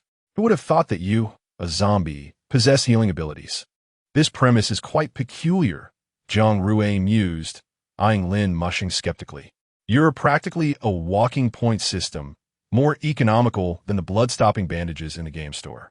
Rui, am I impressive? Lin Mushing tilted his head playfully, showcasing his tongue. Jiang Rui shot him a disdainful glance, opting not to argue with a zombie exhibiting such peculiar tendencies. Could you move a bit? Jiang Rui nudged Lin Mushing's tattered shoes with her foot. Stop yelling. Just stay here so no one collects you as points. I need to continue earning points. Her next task was to attend to 100 customers, and she still needed 63 more to reach her goal. Completing this task would unlock a card, making selling goods much more convenient. Now, armed with a knife, she felt a bit more confident. If she encountered those foolish enough to engage her, she would simply cut them down. Hui, let me take you to a good place, Lin Mushing said as he hoisted a bewildered Jiang Rui over his shoulder and traversed a narrow alley. Arriving at an abandoned warehouse, Jiang Rui's eyes widened in horror as she realized this was a zombie den, with those vile creatures staring at her with their murky eyes. Jiang Rui turned pale and pounded on Lin Mushing, attempting to break free, causing decaying flesh to splatter. What kind of good place is this? Jiang Rui shouted in exasperation, feeling an overwhelming urge to pry open Lin Mushing's skull and examine his thoughts. Lin Mushing sensed Jiang Rui's struggles but continued onward, entering the warehouse. Jiang Rui was placed atop a heap of dilapidated boxes, and as she attempted to rise, Lin Mushing pressed down on her shoulder. Seeing the zombies clawing their way towards her, Jiang Rui was filled with dread. Lin Mushing, you heartless scoundrel, are you really going to feed me to the zombies? Is it truly necessary to eliminate me just because you know my little secret? As she spoke, tears welled up in her eyes. her voice choking as it echoed in the vast warehouse. Though the zombies were poised to pounce, none dared to advance, seemingly intimidated by the aura Lin Mushing exuded. Remaining frozen in place, confused by their behavior, Jiang Rui glanced at Lin Mushing, who was gazing down at her, his crimson eyes shimmering with an enigmatic light. Red eyes, red nose. Seems like I'm bullying her, he murmured, slowly extending a hand to caress her face, his fingertips brushing against her tear-streaked cheeks. Jiang Rui's spine stiffened, her mind racing with 1,000 thoughts. Just then, Lin Mushing suddenly leaned down and kissed her lips. Jiang Rui's eyes widened in shock as the close proximity of his blood-red eyes and decaying visage swirled before her. So sweet, so sweet. It feels like I'm bullying her. Lin Mushing's tongue pried open Jiang Rui's mouth, entwining with her own in a passionate embrace. His breath carried a heavy stench, yet there was an oddly familiar sweetness to it. Lin Mushing's tongue roamed freely within her mouth, gliding over her teeth and licking her throat. His movements were both coarse and tender, leaving Jiang Rui utterly defenseless. Lin Mushing must have lost his mind.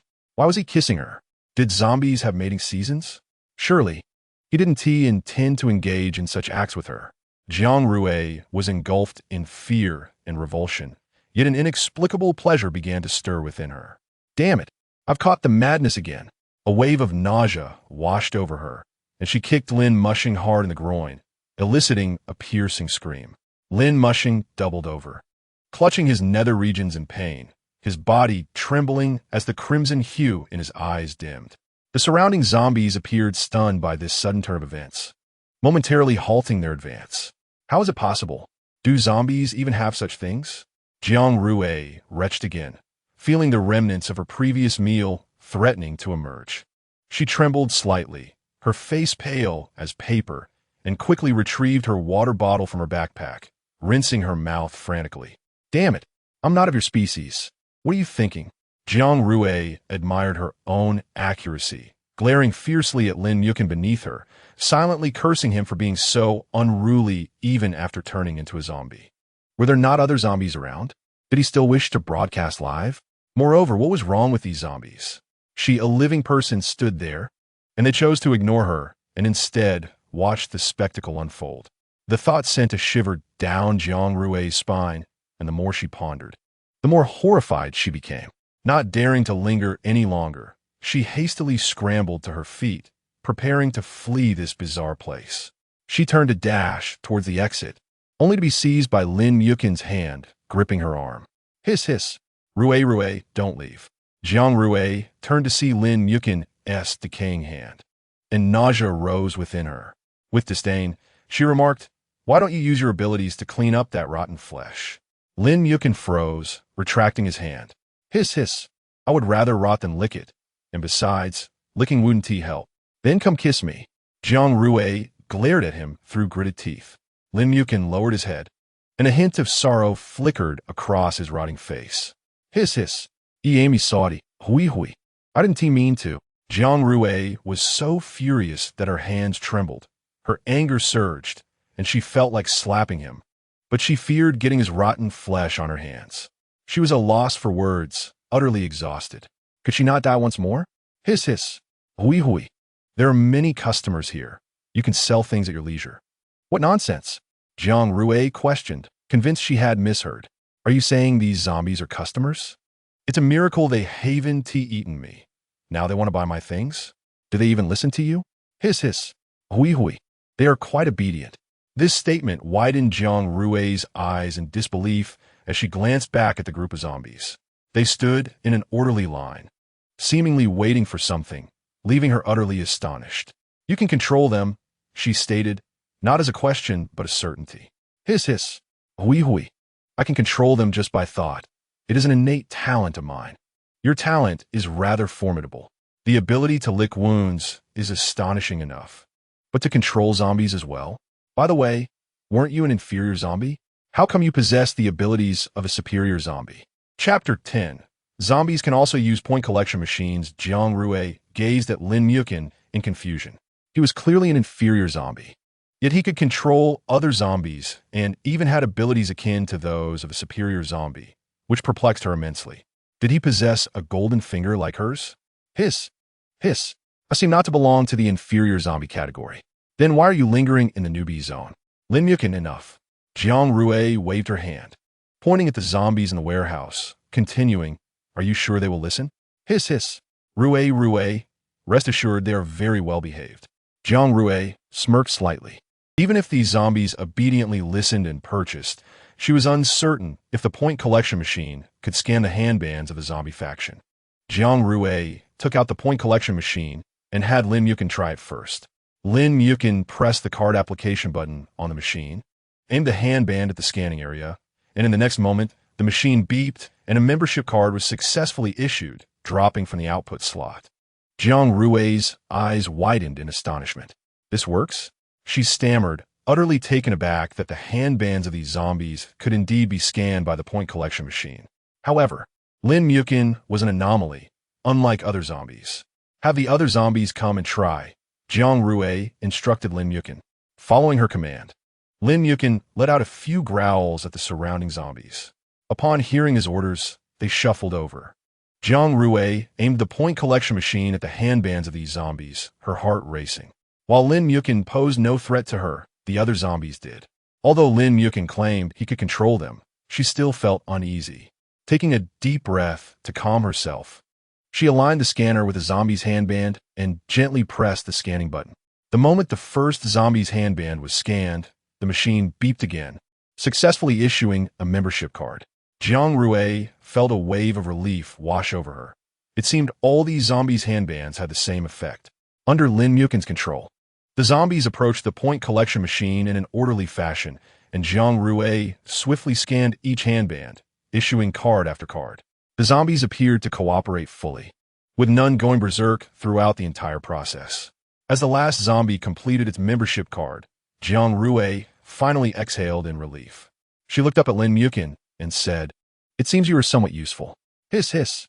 Lin Mukin expressed his grievance, and as he leaned closer, Jiang Rui quickly stepped back. Stop. If you dare touch me without my consent again, I will turn into a zombie and kiss you. Her words left Lin Mukin momentarily stunned. Then he slowly lifted his head, his crimson eyes gleaming. Hiss, hiss. Rui, are you serious? What the hell? Why is this brat so excited? She felt utterly perplexed, having said the most nonsensical things. Get away. I'm not into zombies.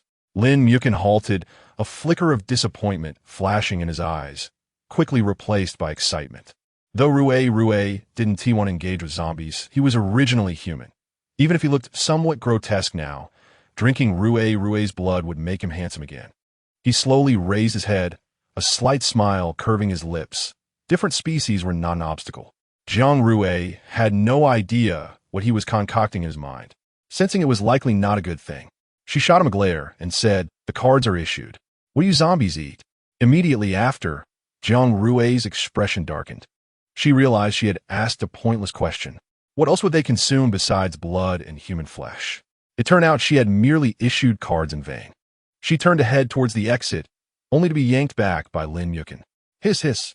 Lin Mukin growled at Jiang Rui to prevent her from leaving. Jiang Rui glanced back at him, declaring, I'm a serious merchant. I do not sell human blood or flesh. Hiss, hiss. Rui, blood packs will suffice. Huh? Jiang Rui was taken aback, utterly confused by his statement. Lin Mukin explained again, and only then did Jiang Rui comprehend. It turned out Lin Mukin meant that the zombies could simply purchase blood packs from the game store to satisfy their needs, without having to consume human blood or flesh. Then why do you still attack humans? She suddenly remembered this was a game, and the rules dictated that without points, they could not buy blood packs. Zombies still had to kill humans to earn points, and, at night, they would become agitated. Even Lin Mukin, with his human-like rationality, could not resist the night. Jiang Rui pondered for a moment and said, All right, let me see if there are any blood packs. With that, she opened the system store and discovered that there indeed were blood packs. Did this mean that zombies drinking blood counted as food? They were even categorized into ABO, AB, RH negative, and RH positive blood types. She then checked the prices in the game store, where a bag of blood packs cost 10 points. The system store offered one pack for 1 point, so she decided to set it 5 points, deducting 5 human head points, considering it a contribution to the human faction. After all, as a businesswoman, she still needed a profit. As she contemplated this, she retrieved the blood packs from the system store, queued them up, and began selling. Noticing their lack of reaction, Jiang Rui turned to Lin Yukin, who understood her intent and let out a roar, prompting the zombies to obediently line up. Jiang Rui handed the blood pack to the first zombie, and upon receiving 5 points, she said, "Here you go." However, when the zombie did not accept it, she looked at him in confusion.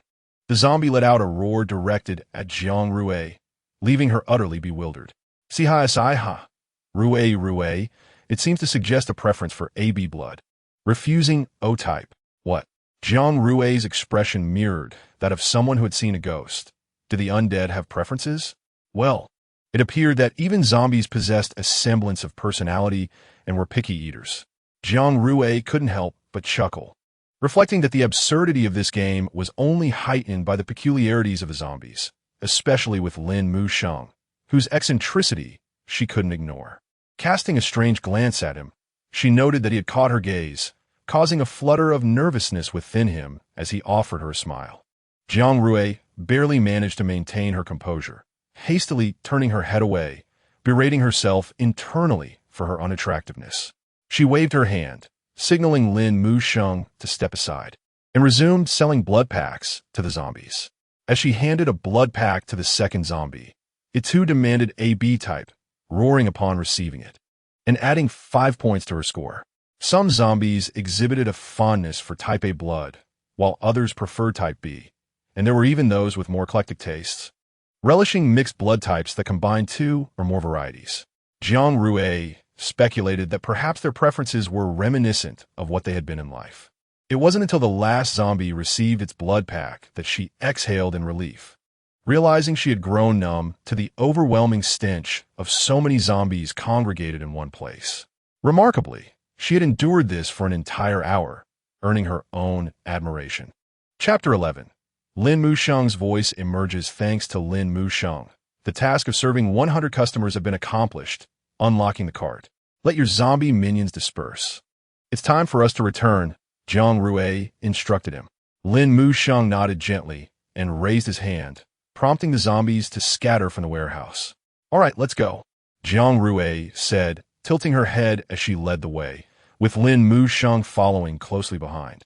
As they departed, the warehouse returned to its eerie silence, the lingering stench of decay still permeating the air, a grim reminder of their earlier presence. Quickly, we must leave. Nightfall is upon us, and I have no desire to witness a dance of the dead. Jiang Rui urged. Her words startled Lin Musheng, glancing at the dimming sky. He confirmed that dusk was indeed approaching. They hurried through the narrow alleyway, emerging onto a slightly broader street, devoid of any zombies. The evening sun cast its warm glow upon the dilapidated buildings, offering a fleeting sense of comfort. Yet this warmth was short-lived, as the encroaching night brought with it a chill.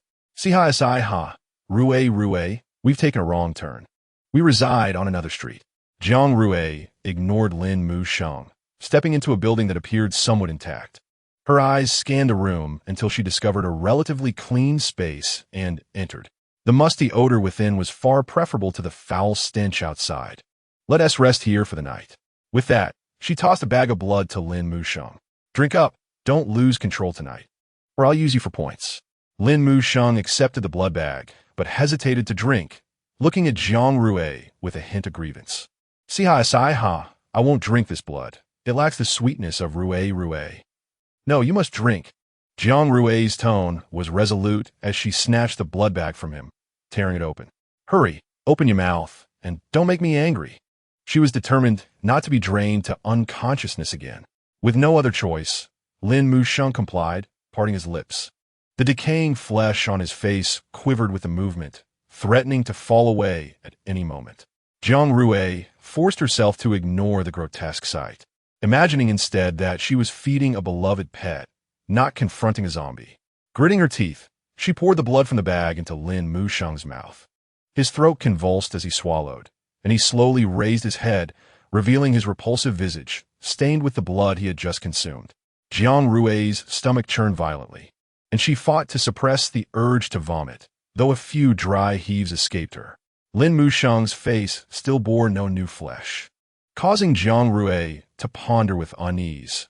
He consumed her blood the previous day, and yet today there was no sign of regeneration. What was amiss? Why haven't you grown new flesh after drinking blood? She questioned, a sense of dread creeping over her. Was it possible that the blood packs from the shop were ineffective, requiring fresh human blood for rejuvenation? Or was there something wrong with her blood? Sigh, Rui, I've told you your blood is exceptionally sweet. It is the sweetest I have ever tasted. Damn it, could it be the result of my shop's unique abilities? If that's the case, then I'd be a coveted treasure. With any zombie able to regrow flesh from just a sip. The thought sent a shiver down Jiang Rui's spine, and she dared not delve deeper into that line of reasoning. Gazing at Lin Mushang, whose body was still marred by decay, she steeled herself and drew a knife. Slicing into her palm, blood dripped from her fingers into a frying pan she hastily retrieved. Rui, he called, don't shout at me. I'm in pain. Jiang Rui gritted her teeth, squeezing her palm to let the blood flow into the pan. Upon catching the scent of her blood, Lin Mushang became visibly excited, a stark contrast to the blood packs, yet he managed to restrain himself, refraining from lunging at her. Feeling it was sufficient, Jiang Rui withdrew her hand, aware that any further would lead to her own fainting. She handed the pan to Lin Mushang, urging him to drink quickly before night fell. Lin Mushang accepted the pan, but did not drink immediately. Instead, he knelt down, lowering his head to gently lick the wound on her hand. His actions were tender and reverent, as if he were handling something of immense value. The metallic scent of blood filled the air, merging with the encroaching night. His tongue glided around the wound, each touch sending shivers down Jiang Rui's spine. The moonlight streamed through the window, illuminating his grotesque features, yet granting an eerie beauty to the moment. Enough, drink quickly, Jiang Rui urged, retracting her hand. Lin Mushang gazed at her, a complex mixture of emotions reflected in his eyes. He lowered his head to the pan, swallowing the blood. Each gulp caused his decaying flesh to quiver slightly, and as the blood nourished him, the rotting tissue began to soften and peel away, revealing fresh skin beneath. In the moonlight, one side of his face had begun to restore, while the other remained cloaked in decay. Jiang Rui found herself momentarily entranced by the familiar half of his face, lost in thought as memories surged forth. Despite being only half-formed, the sunlight handsome features still bore a resemblance to the boy she once knew, stirring a tumult of emotions within her. However, she soon noticed that Lin Mushang's eyes remained a vivid red, unaltered. Furrowing her brow with concern, she inquired, "Why haven't your eyes returned to normal?" Sigh. Perhaps it is due to insufficient blood. What? Are you a vampire? Trying to drain me dry in one go. Sia. No. Iema zumbia. Nota vampira. Lin Mushang retorted, somewhat displeased. I don't care what you are. You're all just parasites, Jiang Rui shot back, her annoyance flaring. It had taken so much blood to restore just half of his face. How much more would she need to provide for a full recovery? No. She needed to check the shop for items like red dates that could replenish blood. Continuing like this was unsustainable. Rui, it's already nighttime. Sia. At midnight, zombies become feral. I must leave now and return in the morning. Huh? Jiang Rui regarded Lin Mushang suspiciously, sensing something off in his tone. What did you just say? Sigh. Rui. I will leave here tonight and return in the morning. Jiang Rui furrowed her brow slightly, realizing she must have misheard. All right, I understand, she replied. Rui, you aren't trying to keep me here. Don't you miss me? Jiang Rui was taken aback. She wasn't imagining things. Lin Mushang had indeed just spoken. Could you call me again?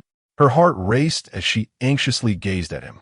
It seemed Lin Mushang had truly regained the ability to speak, though he still struggled to articulate complete sentences, perhaps due to his face not being fully healed.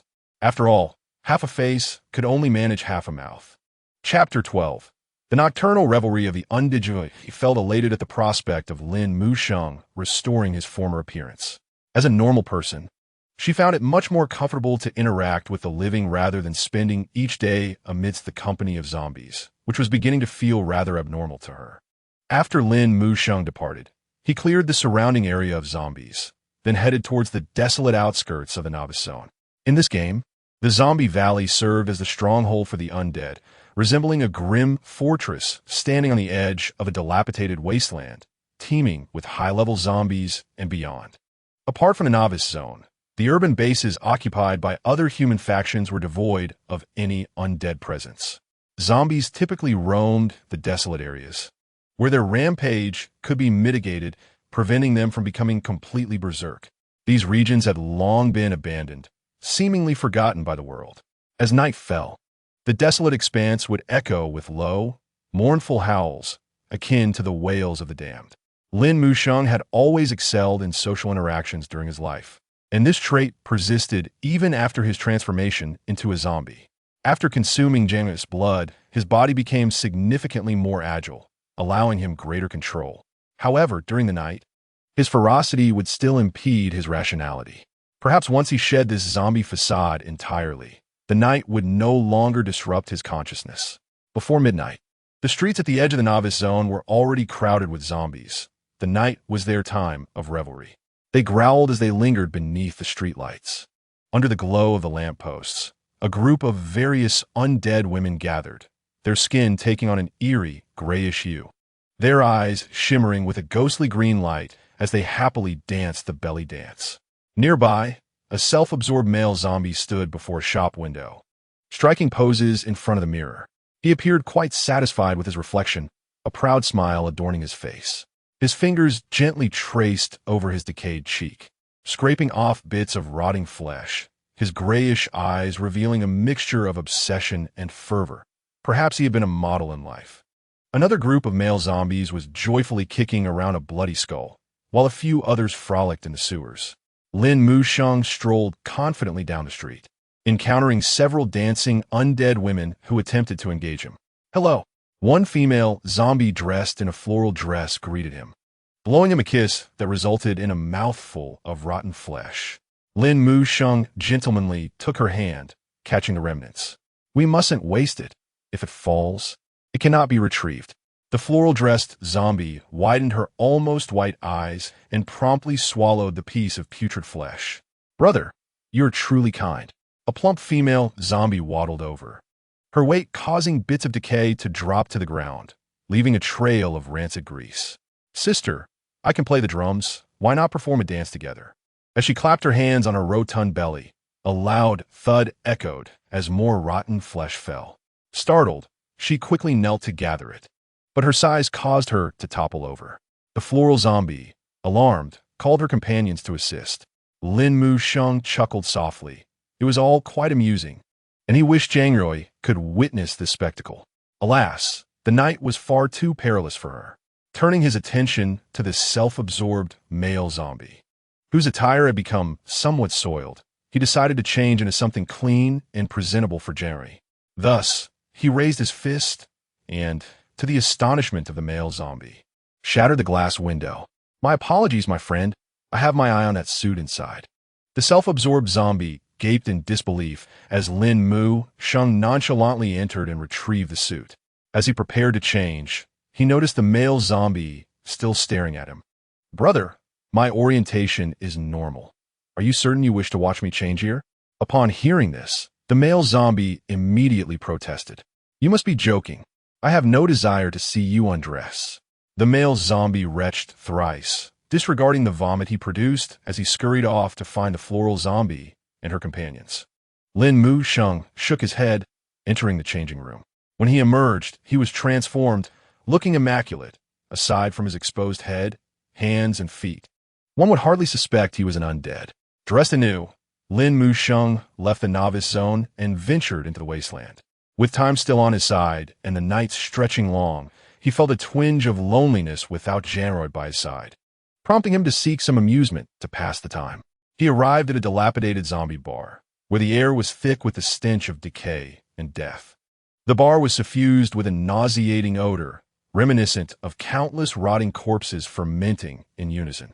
The undead hostesses greeted him with bowed heads. and Lin Musheng settled at the bar, watching the bizarre performances of the zombies, as if enjoying an absurd dance drama.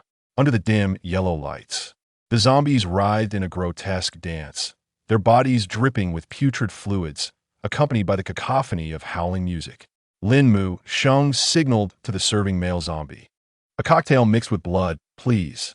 The server nodded, retrieving a bottle from the decaying counter, its fingernails grotesquely elongated and stained with remnants of blood.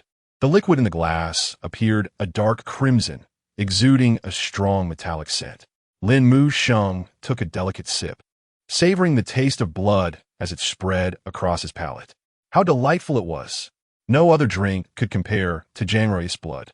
He longed for her presence, wondering what she was doing and if she missed him. As he gazed into the glass, he fancied that he saw Jiang Rui smiling back at him.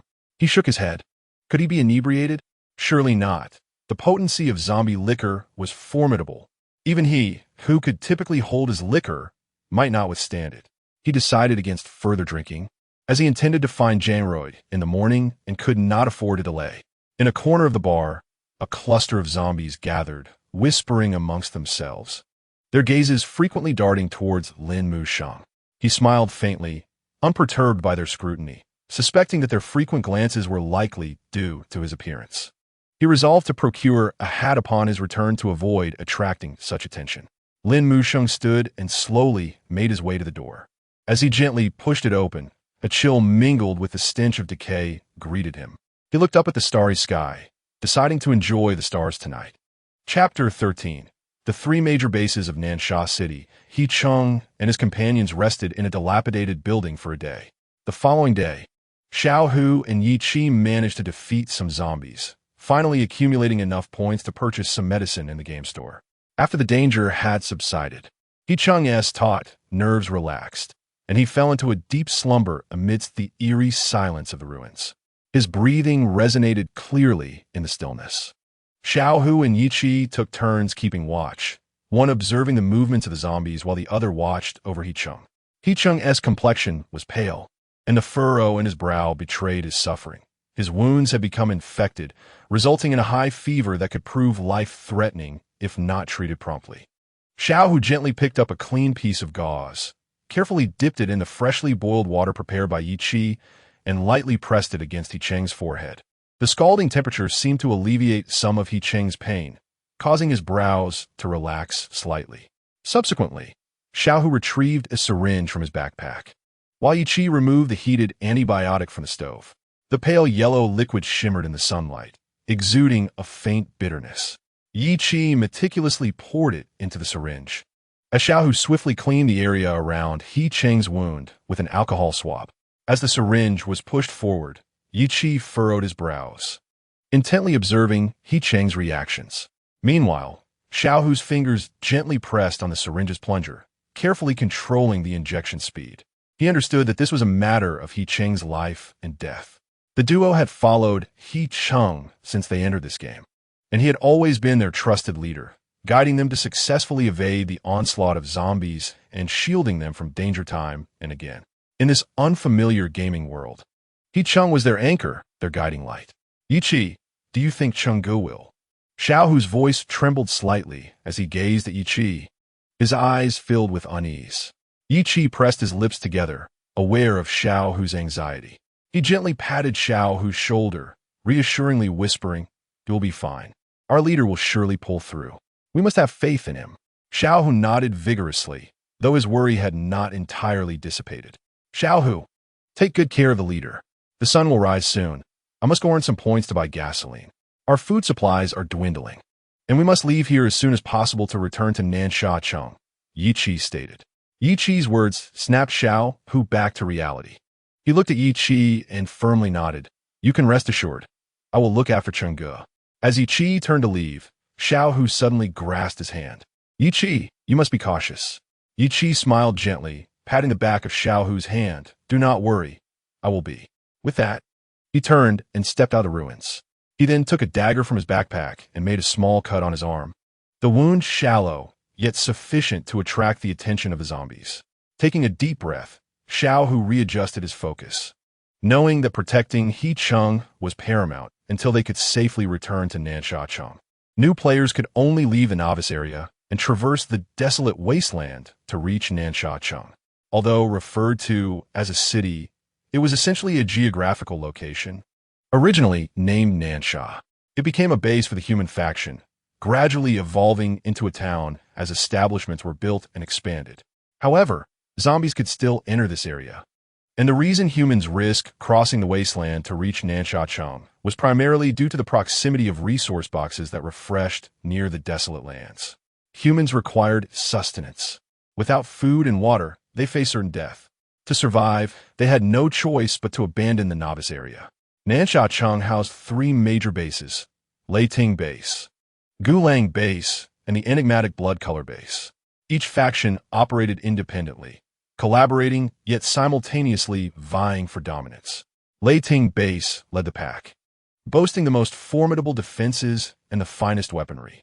It was technology-driven, equipped with an elite research team relentlessly exploring effective methods to combat zombies.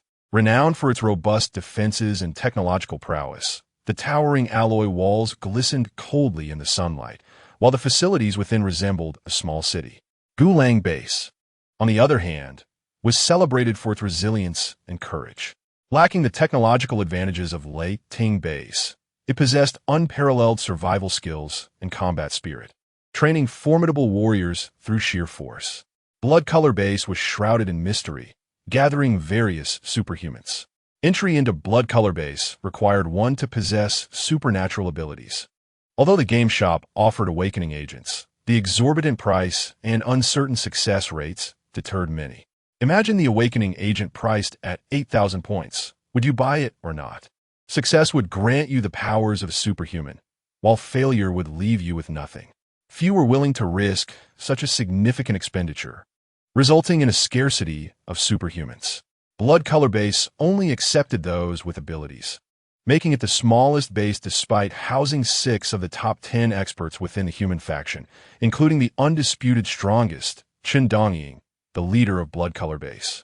In addition to the 3 major bases, numerous small bases existed throughout Nansha Chung.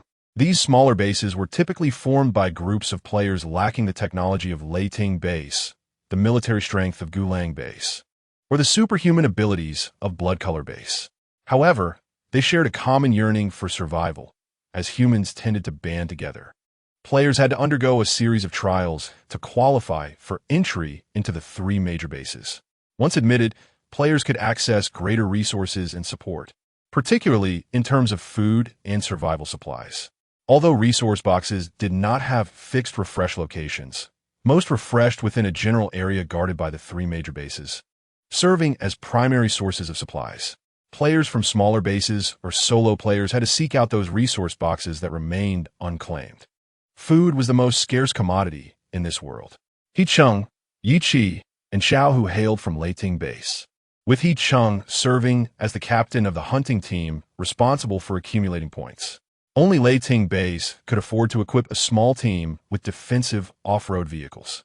However, not all captains received such privileges. Only those who made significant contributions to the base might earn such rewards. For example, an ordinary off-road vehicle could be purchased for 100,000 points in the game shop, and fortifying the vehicle's defenses required the expertise of Leiting Base's research team. Yi Chi contemplated returning to Nansha Chung to leverage Leiting Base's resources to treat He Cheng's wounds. As the captain, He Chung would be entitled to certain benefits. Chapter 14, The Black Market. Next time, let Rui prepare him a cocktail. If it were just he and Xiao Hu, they would struggle to address the food issue, and their daily points would only suffice to purchase some gauze and a few antibiotics. Delaying further could worsen He Cheng's injury. They could not afford to wait, especially since He Chung had been unconscious for a day and a night, burning with fever. The antipyretic and anti-inflammatory medications in the game shop cost 1,000 points, which they simply could not muster. Even if they worked tirelessly for a day, they could only defeat over 200 zombies, and that was only in the wasteland. The novice area had scattered zombies during the day, consuming considerable time just to locate them. They could not afford to waste any more time. And now the only option was to head to Nansha, which was merely a day's journey from the novice area. Compared to their efforts in battling zombies, returning to Nansha would be far more efficient. He-Chung had always possessed a strong will, and Yi-Chi firmly believed he would hold on until they reached Nansha. Lin Mu-Sheng gazed at the dazzling starry sky, and as time passed, the eastern horizon gradually brightened. Lin Mu-Sheng felt as if his eyes were filled with stars. Shaking his head, he realized dawn had broken, and it was time to return to find Rui. He rose from the lounge chair outside the zombie bar, stretching and loosening his stiff body. Beside him lay a row of female zombies who had kept him company while stargazing throughout the night. However, do not misunderstand, they were all single loungers. If Rui found out, she would surely make him kneel on durians. He was quite the devoted partner. Hiss-ha, a male zombie emerged from the bar, bending slightly as he said, Hiss-ha, dear guest, your expenses from last night are as follows. Cocktails 200 points, lounge share rental 50 points. 10 chat companions 500 points, totaling 750 points. Please scan check out. As he spoke, he produced a bloodied QR code. Lin Mu-Sheng was taken aback. He had merely consumed a bottle of wine and gazed at the stars all night. How could he have incurred such expenses? Furthermore, when had he ordered a chatting service? Lin Mu-Sheng's eyes widened as he stared at the gruesome QR code in the hands of the undead. A wave of dizziness washed over him. He struggled to recall the events of the previous night, but all he could remember were the twinkling stars and the affectionate moments shared with Rui. Had he placed an order in his drunken state? No, he could not let Rui find out. He needed to leave this place quickly. Lin Mu-Sheng pointed his wristband at the QR code, hurriedly settled the bill, and prepared to exit. The establishment was growing increasingly dim. Hey, don't rush off, called out a sensuously dressed undead woman, tugging at his arm and winking at him flirtatiously. Yet, her wink was so forceful that it popped her eyeball out, which fell into the sandy ground, turning from a pale white to a yellow hue, merging with the sand. The seductive undead exclaimed, quickly crouching down to search for her eyeball. My eyeball. I don't want to be a one-eyed undead. Lin Mu-Sheng looked at the undead woman's dark eye sockets, rolling his eyes in disdain. She was hideous. There was no comparison to his beloved Rui. He would never be foolish enough to request companionship. It had to be the establishment's coercive tactics. As he took a determined step to leave, he was suddenly grabbed by the hem of his clothing. He glanced down to see the seductive undead woman, her empty eye socket oozing black blood. As she stood, he could hear the unsettling sound of something sloshing in her head. Surely, her brain wasn't about to ooze out through her eye socket. Lin Mu-Sheng distanced himself from her, not wanting to be associated with such abnormalities. I am already taken. Please conduct yourself with decorum, he declared proudly, raising his chin. He was a single man. No one should approach him. The seductive undead was momentarily stunned by his words. Regaining her composure, she retched in his direction. Then, to Lin Mu-Sheng's astonishment, she wiped the dirt off her eyeball and reinserted it. Once she had completed this grotesque task, she looked at him again, hands on her hips, regarding him with disdain. You think too highly of yourself. This lady's heart belongs to another. See, this gentleman is my boyfriend. She pointed to the undead man holding the QR code. Lin Mu-Sheng was taken aback. How could these two be in a relationship when the undead man had just solicited her for companionship? Before he could process this, the seductive undead continued. Leave the tip before you go. What? Lin Mu-Sheng could not suppress his surprise, exclaiming in English. Were they truly asking for trouble?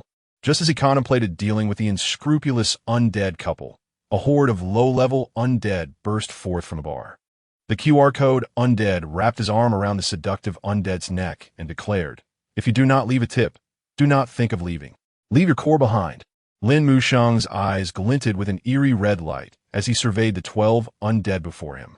While it was true that good undead do not suffer indignities, he could not allow Rui to discover that he had shown fear. The red light flickered in the pallid eyes of the undead, who now stood as obedient puppets under his control. Lin Mu-Sheng chuckled softly. Since you are so desperate for money, I shall bestow upon you a grand gift. The QR code undead and the seductive undead struggled against the invisible control, but their efforts were in vain. Lin Mu-Sheng smiled slightly, his fingernails elongating into sharp points. Directed at the QR code undead and the seductive undead. Do not struggle. You cannot break free. If you desire my core, it will not come easily. With another smile, he aimed his razor-sharp nails at the QR code undead's throat, stating, "If you wish for death, I shall oblige." As his words fell, his nails sliced through the air with a sharp whistling sound. He targeted the QR code undead's neck, and with a swift motion, his nails pierced through the undead's throat. Black blood sprayed forth, and the undead's body collapsed limply. Without pausing, Lin Mu Sheng, like a specter, swiftly glided past the remaining 11 undead, his nails acting as the scythe of death, cutting through the air with a chilling breeze. Black blood splattered against him, contrasting with the red light in his eyes, creating a scene that was both terrifying and magnificent. In mere moments, all the undead had fallen. Lin Mu Sheng crouched down, slicing open the 12 heads with his nails, extracting the crystals within. After cleaning them with his clothing, he confirmed their purity and tossed them into his mouth, crunching down on them. "I had no desire to slay my kin, yet you have willingly offered me an upgrade. Thus, I shall not hold back."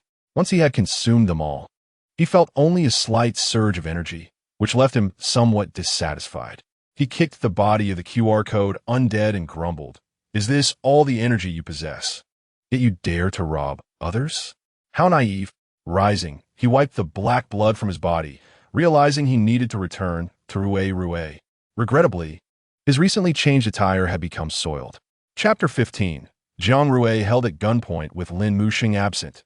Jiang Rui enjoyed a blissful night's sleep, free from the anxiety of being drained or disturbed, and awoke naturally. The morning sun streamed through the window, casting a warm glow on her face. She lazily turned over, sitting up in bed, ready for another day of business. In just 10 minutes, she brushed her teeth, washed her face, and had breakfast, deftly packing some food into a small cart. However, she noticed Lin Mu Sheng had yet to return, causing her brows to furrow in displeasure. Where could that rascal have gone? Surely, he had not gone out to dance with the undead ladies? Never mind, I won't wait for him. After all, the noses of undead are as keen as dogs. He would find his way back. Jiang Rui pushed her cart outside, heading towards the stairs. At that moment, a faint sound of sobbing reached her ears, prompting her to halt and listen intently. The sound was coming from above. Someone was crying. What was going on? Were there others in this building? Jiang Rui gripped the handle of her cart tightly, cautiously ascending the stairs, trying to remain silent. As she climbed higher, the sobbing grew clearer. Upon reaching the 3rd floor, she heard, "Woo-woo, Chenggu, you died, woo-woo." The weeping was filled with sorrow and pain. Was it a human, a ghost, or an undead? It must be a human during the day. No, in this game, only the deceased could enter, counting herself. All here were ghosts. If it were an undead, would they cry? Lin Mu Sheng seemed to. He had let out several cries over the past 2 days, albeit in the form of roars. Following the sound, Jiang Rui gently pushed open one of the partially ajar doors. Before her lay a dilapidated living room, filled with an indescribable heaviness and the scent of decay. A person knelt on the floor, hiding their face in their hands, while another lay before them. What was the situation? Was the person dead? Woo-woo. Chenggu, please get better soon. The individual, Xiao Hu, was sobbing uncontrollably. With Yi Qi's departure, the emotions he had suppressed for so long finally erupted. The air on the 3rd floor was stifling, and Jiang Rui could not help but cough. Xiao Hu abruptly lifted his head, his red, swollen eyes fixed on Jiang Rui as he demanded, "Who are you?" He regarded her with suspicion and picked up a handgun from the floor, aiming it at her. Jiang Rui's heart raced, instinctively stepping back. Goodness, this fellow had a gun. She needed to remain calm. She forced herself to appear composed, striving to keep her voice steady. "Please don't be alarmed. I am not a bad person." Xiao Hu's eyes were bloodshot, and he bit his lower lip with great force, choking out the words, "Don't come any closer. You are not allowed to move." Jiang Rui took a deep breath, raised her hands, and said, "All right, I won't move. Just put down the gun." Xiao Hu's nerves were taut, his hands trembling, as if he could pull the trigger at any moment.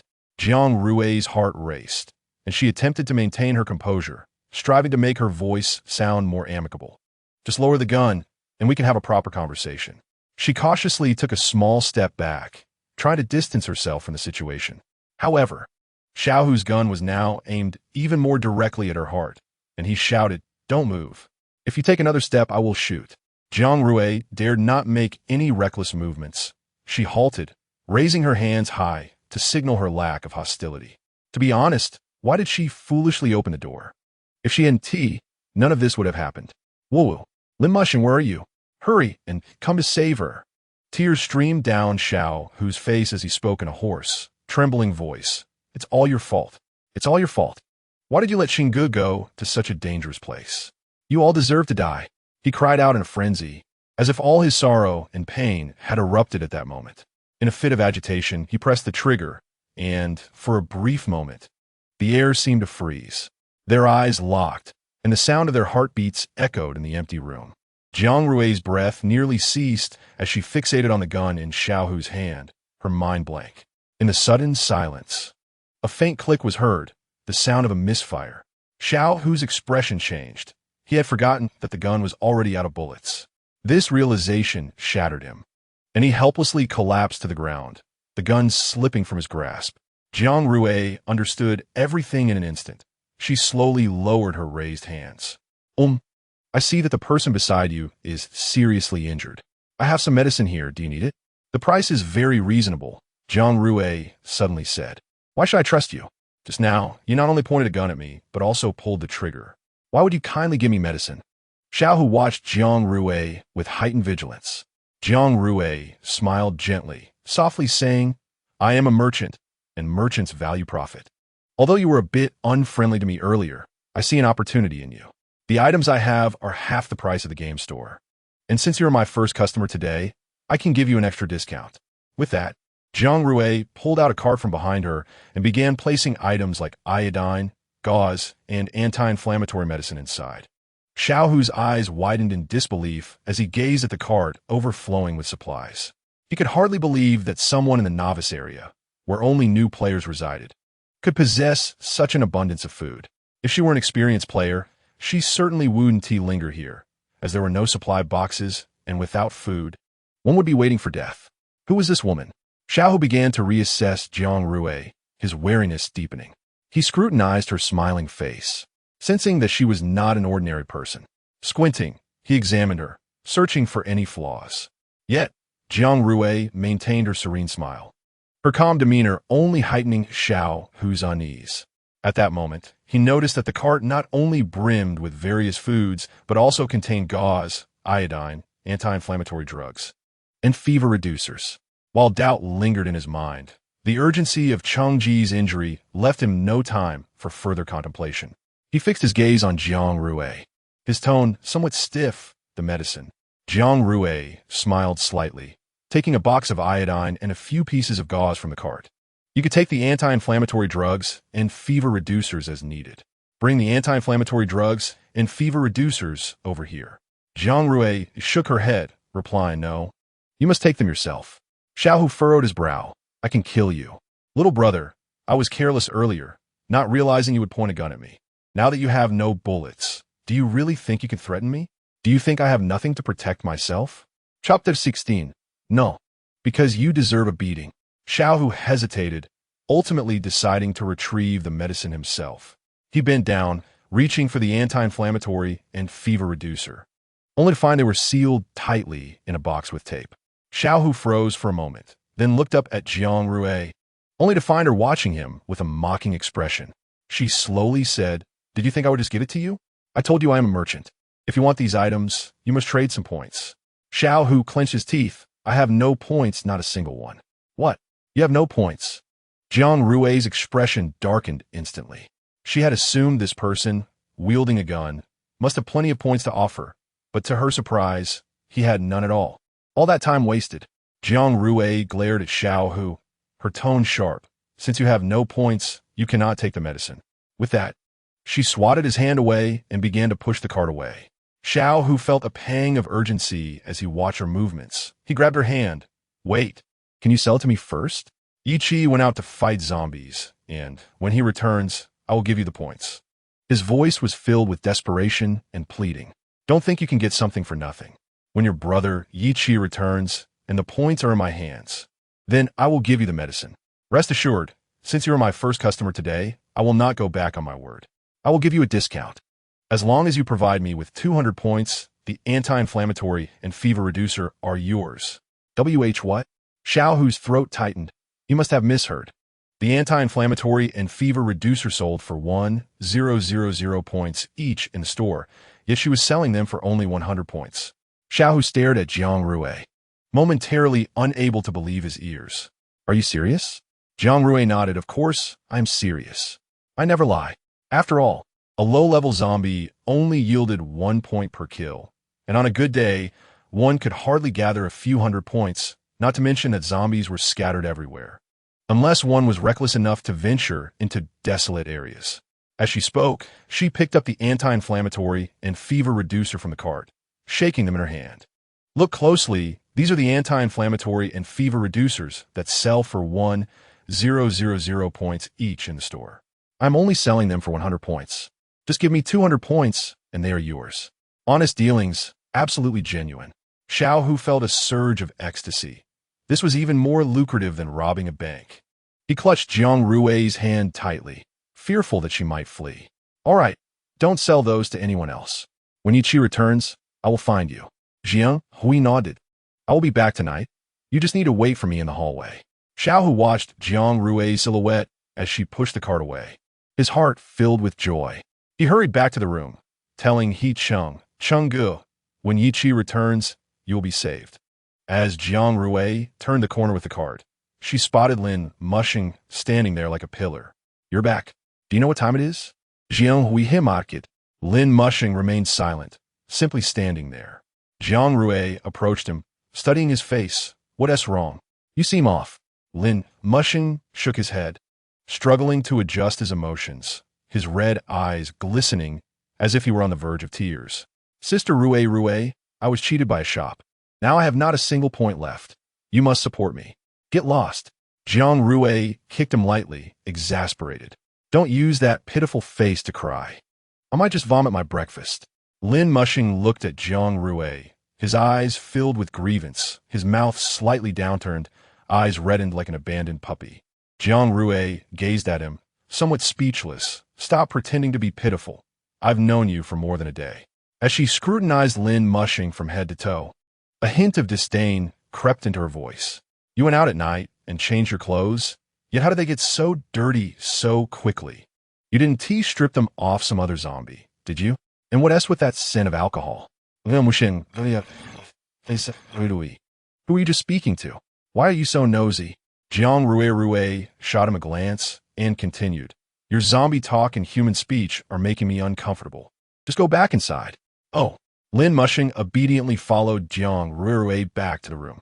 She set the handcart aside, drew out a dagger, and made a cut in her palm. Bring me the pot. Lin Mushing complied, dutifully carrying over the frying pan. Hissa. Could you perhaps use a bowl or a cup instead of the frying pan? Jiang Rui shot him a sideways glance. No, because you deserve it. Moments later, Jiang Rui prepared the blood. Hurry and drink. I don't want to look at a zombie face any longer. Lin Mushing felt as though he had suffered 1,000 cuts, his heart sinking. He held the frying pan and obediently swallowed the blood. After drinking, one side of Lin Mushing's face began to tremble violently, the layer of decaying flesh gradually loosening.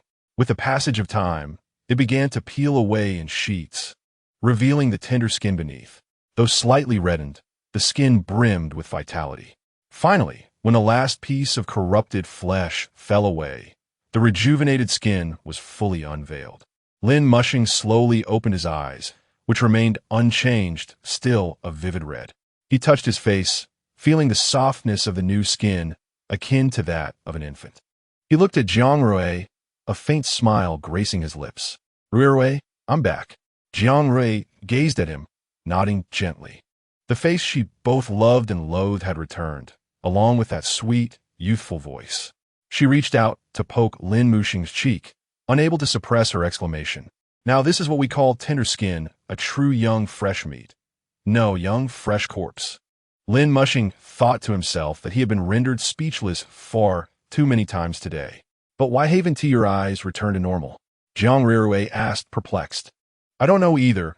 Perhaps it's just a matter of time, Lin Mushing replied, touching his eyes, uncertain of why they had not yet healed. He recalled that on the day he transformed into a zombie, his eyes turned red and had not reverted since. Never mind, your face has recovered. We can discuss the eyes later. Jiang Rui waved her hand dismissively, not overly concerned. She glanced at Lin Mushing's hair and continued, You should wash your hair first. Upon hearing this, Lin Mushing looked at her, then down at himself. Jiang Rui, confused, followed his gaze. Ugh! Jiang Rui couldn't help but retch upon seeing the decaying chunks of flesh and bloodied hands of Lin Mushing. You mean you want me to wash it for you? Lin Mushing nodded. Rui, look at my hands. They haven't healed. They only get dirtier. That makes sense, she thought. Chapter 17. Lin Mushing, you are too filthy. Determined to rid him of his filthy, tangled hair, Jiang Rui decided to take matters into her own hands. She needed to prepare some supplies from the system store. Plastic gloves, disposable masks, shampoo, conditioner. What else was needed? Yes, a basin, scissors, a towel, and plenty of water. Yet, she felt a single bottle of shampoo would not suffice. Having prepared the water, Jiang Rui donned the mask and called out to Lin Mushing, Come here. Seeing her in a mask made Lin Mushing feel a bit embarrassed. He touched his hair, though tangled, it didn't seem that bad. Don't move, Jiang Rui shouted. Exasperated as she observed him, You've gotten the decaying flesh in your hair. Startled by her voice, Lin Mushing halted his actions. Jiang Rui took a deep breath, trying to calm herself. Can you at least show some awareness of being a zombie? She was truly exasperated, wondering if he realized only his face was intact. The rest of his body was riddled with decay. Jiang Rui glared at Lin Mushing, her tone tinged with annoyance as she reminisced about the days when he acted recklessly, seemingly oblivious to his zombie status. His hair was a mess, and he radiated a nauseating stench, yet he appeared completely unfazed. Did zombies lack a sense of smell? Or was it solely focused on humans? Jiang Rui slipped on the plastic gloves, grasped a handful of Lin Mushing's disheveled hair, and soaked it in the basin.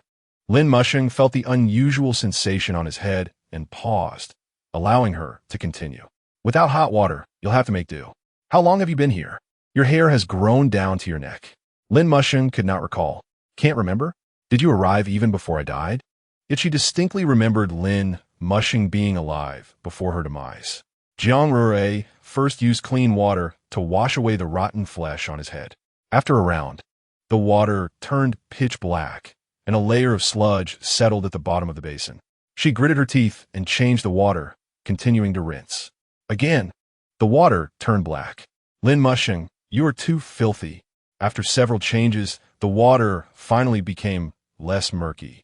Jiang Rui took the shampoo, squeezed it into her palm, lathered it, and gently applied it to Lin Mushing's hair while massaging his scalp. The foam increased, gradually enveloping his entire head. With meticulous care, Jiang Rui addressed every knot, while Lin Mushing felt a cool sensation. Before he could react, she snipped off a large clump of tangled hair with the scissors. It was too knotted. Better to cut it. Okay. Lin Mushing sat quietly, allowing her to attend to him, his eyes reflecting a hint of tenderness. His hair gradually became clean and sleek, no longer a tangled mess. Jiang Rui picked up a towel, gently drying Lin Mushing's hair before applying conditioner for deep nourishment. Under her careful ministrations, Lin Mushing's hair became smooth and glossy, as if reborn. Throughout the process, Lin Mushing simply sat quietly, relishing Jiang Rui's gentleness. Watching her focused demeanor, warmth surged within him. Rui, you still care for me, Lin Mushing suddenly remarked. Be quiet, you traitor. Jiang Rui threw the towel at his face, exclaiming angrily, Go dry your hair by the window. Seeing Jiang Rui's annoyed expression made him find her utterly endearing. He quietly leaned closer and softly said, Rui, I truly miss you. Jiang Rui shot him a glare and retorted, Let us dry your wet hair first. Meanwhile, Jiang Rui browsed the system store, selecting clothes for Lin Mushing, including a hat, glasses, shoes, gloves, and a mask. She also grabbed some red dates for replenishing blood, feeling noticeably drained today.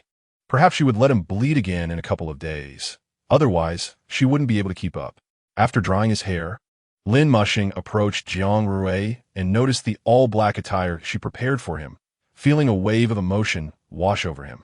Rui, don't you have any white clothes? He asked weakly. White? Jiang Rui turned her head. What are you thinking?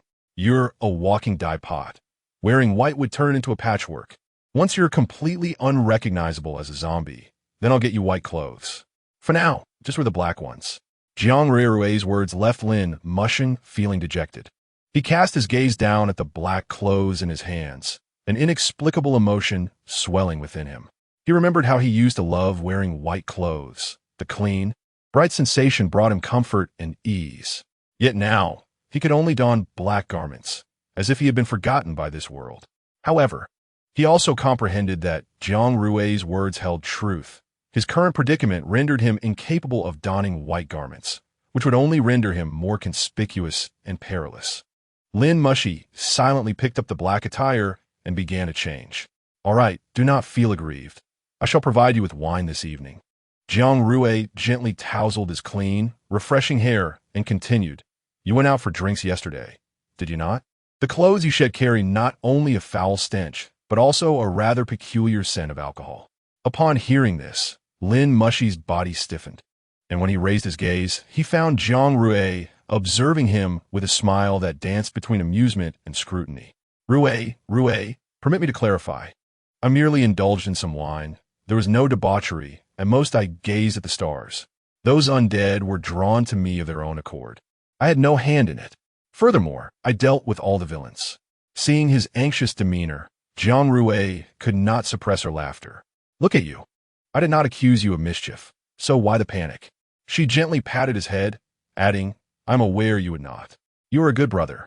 If a zombie could attract admirers, that would indeed be astonishing. Jiang Rui mused internally. For she did not believe that those who had transformed into the undead could still captivate others, as in their former lives. The zombies she had encountered since her arrival were mere shells, devoid of human emotion and reason, driven solely by primal instincts, much like beasts. Their eyes were hollow, lacking vitality, consumed only by the hunger for flesh. Except for Lin Mushi, the anomaly. Though he too had become a zombie, he retained human emotions and intellect.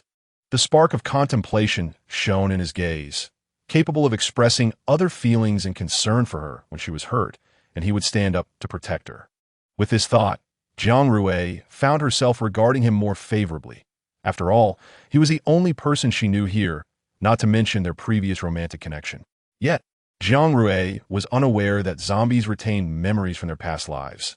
It was merely that due to certain rules, low-level zombies struggled to control their bodies. As they advanced, they gradually gained mastery over their forms, but the craving for human flesh and blood remained unchanged. Once Lin Mushi regained his human appearance, they would discuss it further. After changing into the new clothes and shoes, Jiang Rui assisted him in putting on his glasses, hat, and mask. Let us go. Join me in earning a living. Chapter 18. Jiang Rui's little shop grows and famed Jiang Rui's business thrived today. Upon arriving at the spot where she had sold goods yesterday, she found it teeming with people eagerly awaiting her return. Among them were several individuals who had merely stood by while she was bullied. I'll forget it. Jiang Rui lightly shook her head. Who would refuse points? What is in my hands is far more appealing. Instantly, her resentment dissipated, replaced by the characteristic smile of a merchant. She squeezed into the bustling crowd, proclaiming, Today's stock exceeds yesterday's. I assure everyone will be able to purchase. Her voice was loud and infectious, quickly drawing more people to gather around. A stir rippled through the crowd as they craned their necks to catch a glimpse of the enigmatic merchant. However, today was different. Lin Mushi stepped forward, acting as a guardian, and with the set of black attire Jiang Rui had prepared for him, he exuded a certain allure. Before leaving, Jiang Rui had purchased highly concentrated perfume, spraying it liberally on Lin Mushi, and also acquired several scented sachets for him to wear, masking any lingering odors. Fully armed, no one could discern his true nature as a zombie. Line up and purchase according to the rules, Lin Mushi declared with gravity. Yet the childish tone of his voice undermined his authority. Nevertheless, his appearance was enough to command respect. The crowd noticed Lin Mushy's presence, but thought little of it. In this game world, everyone was striving for their survival, with no time to concern themselves with others. Still, curiosity lingered. "Brother, why do you smell so good?" a man inquired. Lin Mushy ignored him, maintaining his aloof demeanor. In their quest for sustenance, the crowd obediently formed a long queue under Lin Mushy's watchful eye. "Today, besides bread, we have prepared some compressed biscuits, 2 large bags. Once the food on the cart is sold out, those in need may purchase," Jiang Rui called out. Before departing, Jiang Rui had bought 2 large travel bags filled with compressed biscuits, which Lin Mushy carried, while she pushed the cart and hot dog machine. "All right, everyone may begin purchasing now." With Jiang Rui's command, the fervent shopping commenced, and before long, the cart was emptied of its contents. Jiang Rui poured the 2 bags of compressed biscuits into the cart, continuing her sales, which predictably vanished in a flash. After Jiang Rui set up her stall yesterday, word spread that food was being sold in the novice area, a delightful surprise for all. Everyone understood that there were no supply crates near the novice area, and countless newbie players had perished from hunger.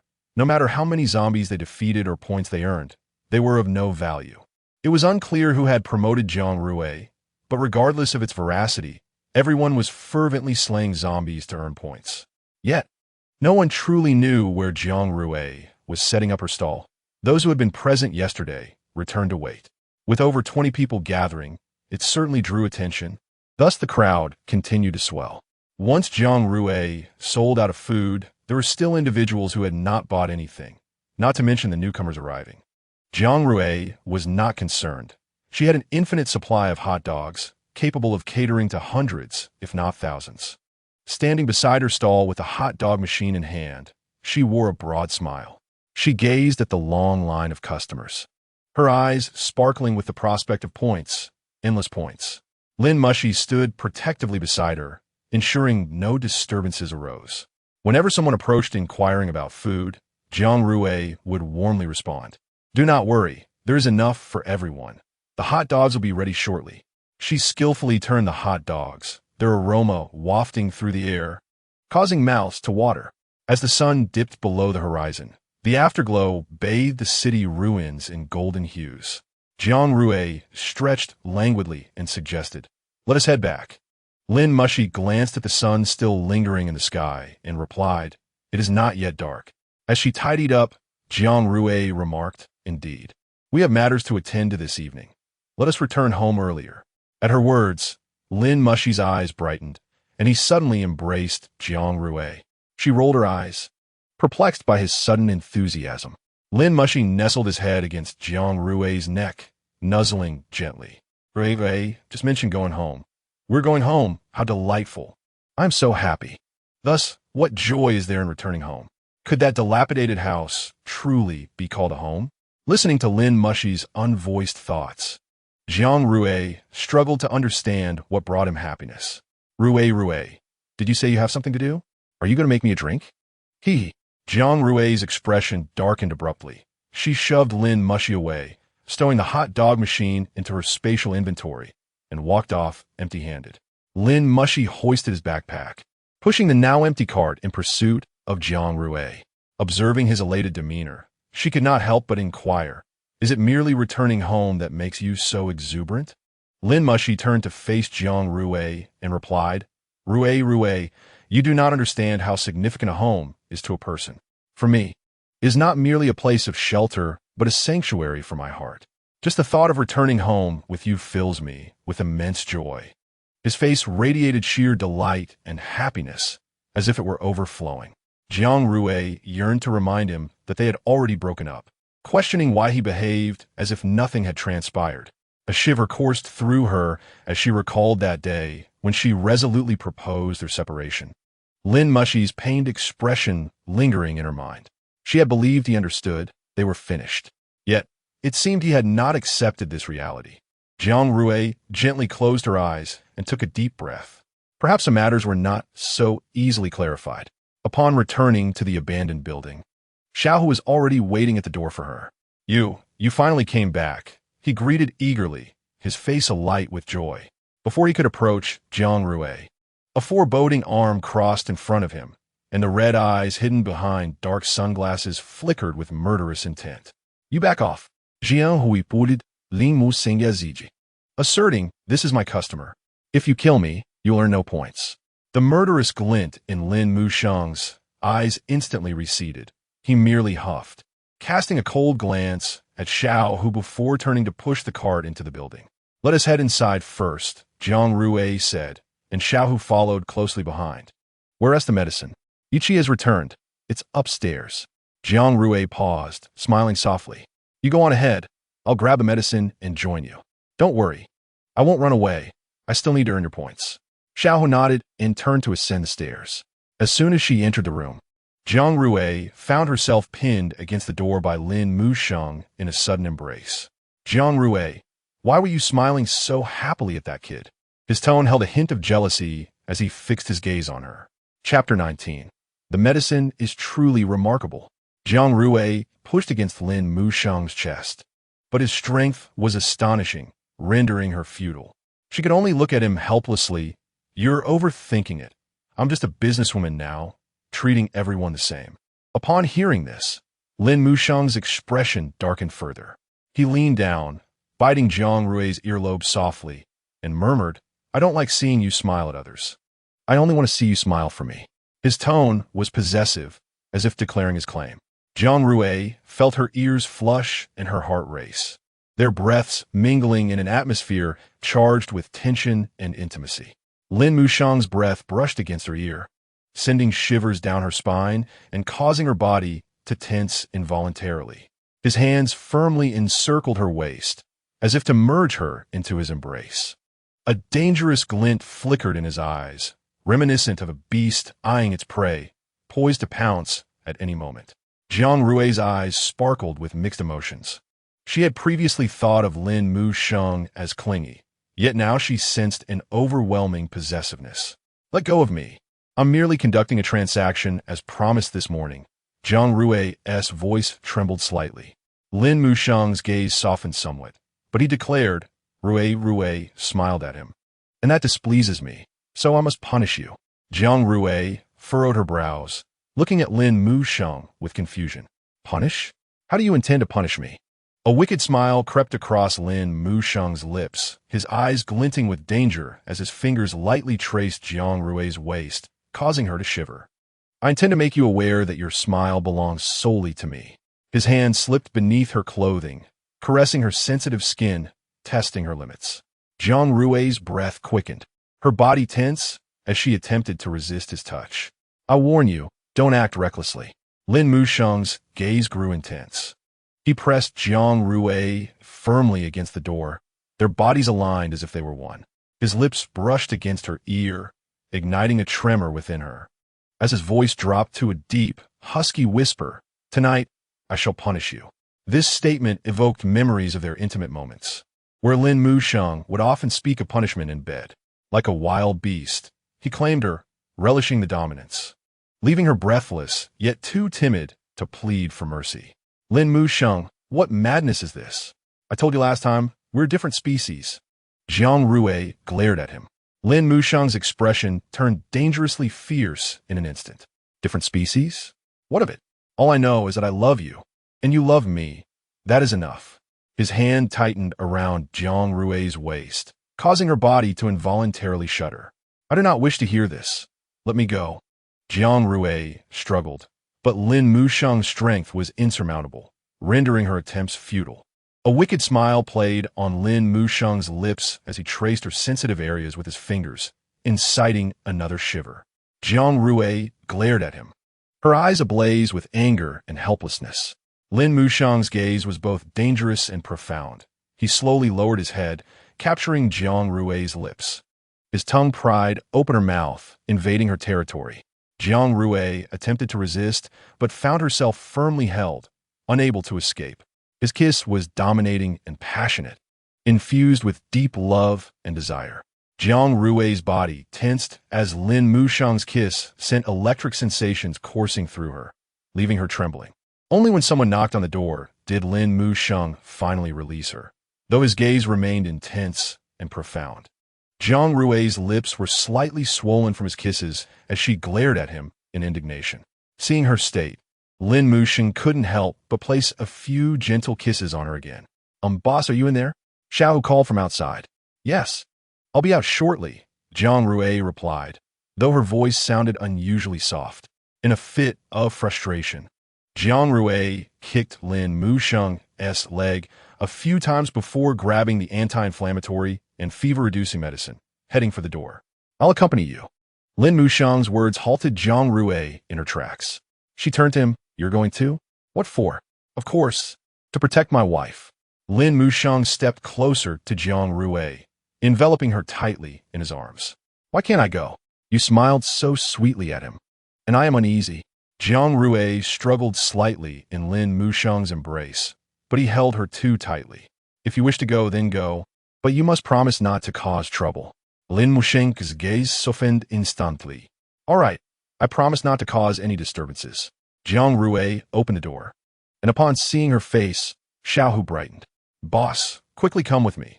Chengguo's condition is critical. Jiang Rui nodded. Let us go. Upon reaching the third floor, the room was reeking of blood and the stench of decaying zombies. Jiang Rui covered her mouth and nose, her gaze immediately landing on Hicheng, lying pale on the bed, drenched in sweat, with cracked lips, clearly in dire straits. Beside him stood a man covered in zombie blood. This must be Yi Qi. Do you really have fever-reducing and anti-inflammatory medicine? Yi Jida spit. Jiang Rui nodded, producing the medications and shaking them. See? This is the anti-inflammatory and fever-reducing medicine. Absolutely genuine. Just like in the game store. Yi Qi's eyes widened. He recognized those two bottles and caught a whiff of the familiar faint medicinal aroma. He quickly nodded. I believe you. Give me the medicine first to save him. I'll give you the points afterward. Yi Ji spoke urgently, but his condition is grave. I don't believe the anti-inflammatory and fever-reducing medicine alone will suffice. Yi Qi shook his head. You're a newcomer, aren't you? The medicines in this game world are extraordinary. They can sometimes even bring the dead back to life. Please, just give me the medicine. Yi Ji implored City. Jiang Rui looked at Yi Qi, whose eyes were filled with urgency and sincerity, devoid of deceit. She handed over the anti-inflammatory and fever-reducing medicine to him. Yi Qi snatched the bottles, gripping Hicheng's chin to pry his mouth open. With Yi Qi's efforts, Hicheng's lips parted slightly. Yi Qi quickly positioned the bottle at his throat and cautiously poured the liquid into his mouth. Hicheng coughed slightly, but Yi Qi did not pause, continuing to administer the medicine. The air was thick with tension and anticipation as Hicheng's pallid complexion began to regain color, and the cold sweat on his forehead gradually dissipated. At that moment, Hicheng's eyelids fluttered, and he emitted a faint groan. Jiang Rui stood in awe, marveling at how miraculous the medicine truly was. It had only been a few minutes since he drank it. Chapter 20. The intoxication of excess. Hicheng's eyelids fluttered slightly before he gradually opened his eyes. With a dazed expression, he gazed at Yi Qi and hoarsely inquired, What has happened to me? Yi Qi exhaled in relief, a smile gracing his face. Boss, your wound became infected and inflamed, resulting in a high fever. But you're all right now. Chenggu, you truly frightened me. Xiaohu's eyes glistened with unshed tears as he tightly grasped Hicheng's hand. Hicheng offered a gentle smile, raising his hand to pat Xiaohu's head. Do not fear, I am fine now. Turning to Yi Qi, he added, I appreciate your efforts, Yi Qi. Yi Qi returned a subtle smile and shook his head, saying, Boss, there is no need for formality between us. Struggling to sit up, Hicheng noticed Jiang Rui and Lin Musheng standing nearby. He paused momentarily before asking, And who might these two be? Thanks to these two newcomers. I would have had no choice but to return you to Nansha City, Yi Qi explained. Newcomers? Hicheng repeated, recalling that those who had just arrived in the game were often ill-equipped for self-preservation.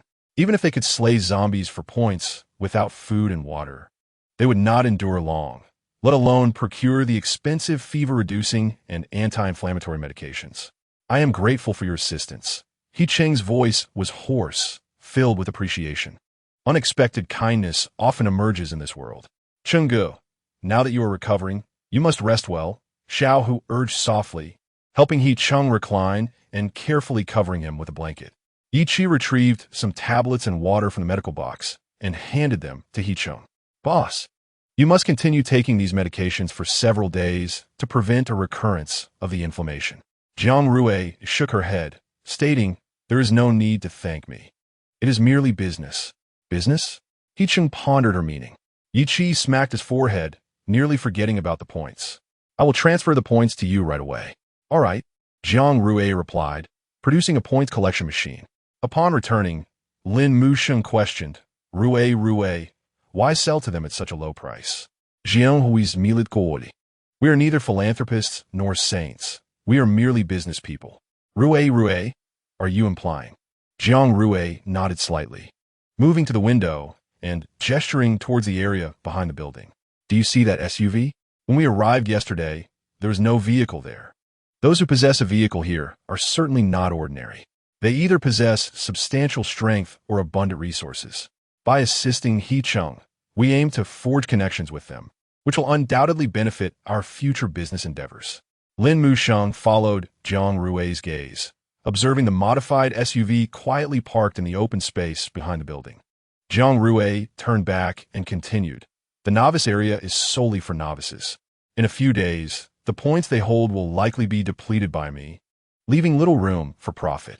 The individuals upstairs are different. Today, I offer them a discount, saving that person, and in return, they will owe me a favor.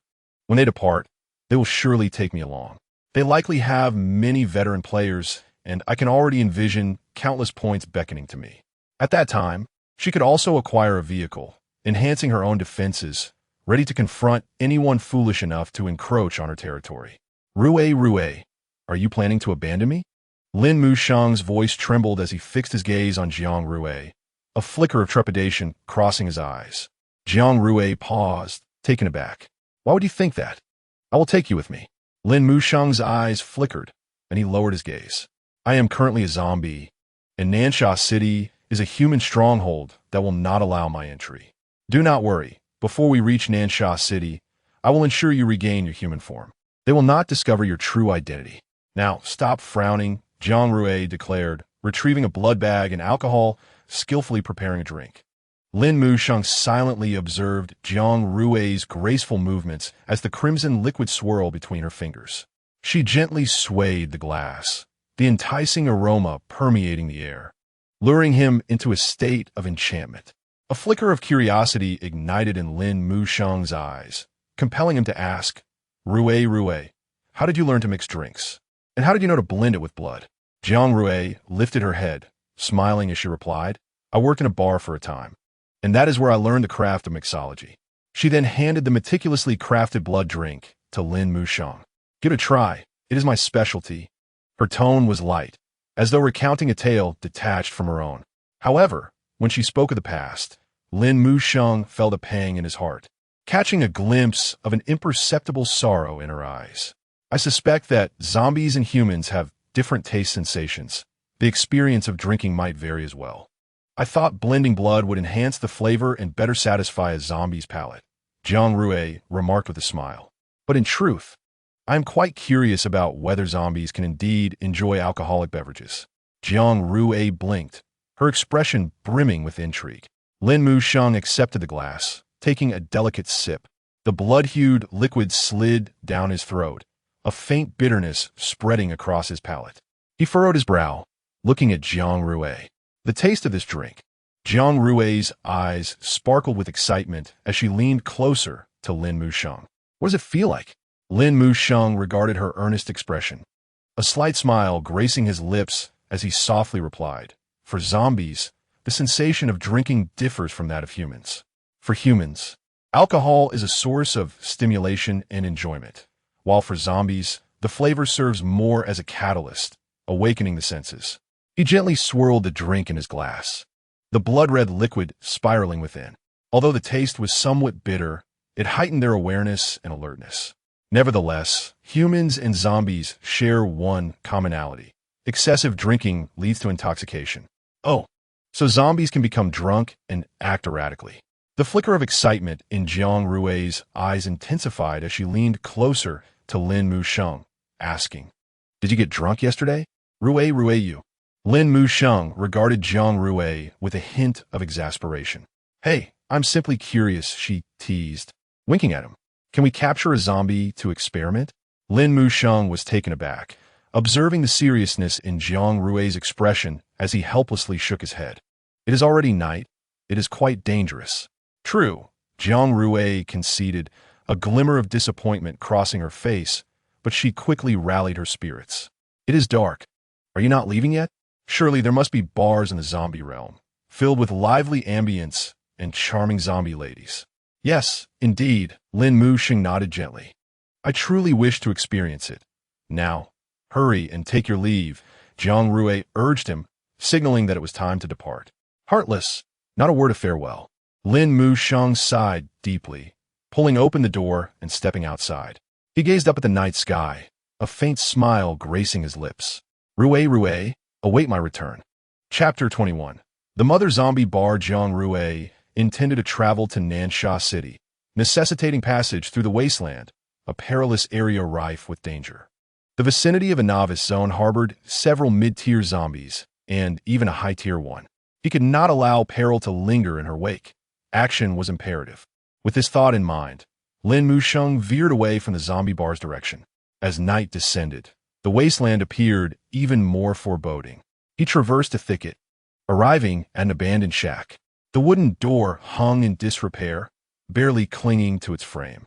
Peering through the window, he saw an abyss of darkness, with only a sliver of moonlight casting a faint glow on the ground.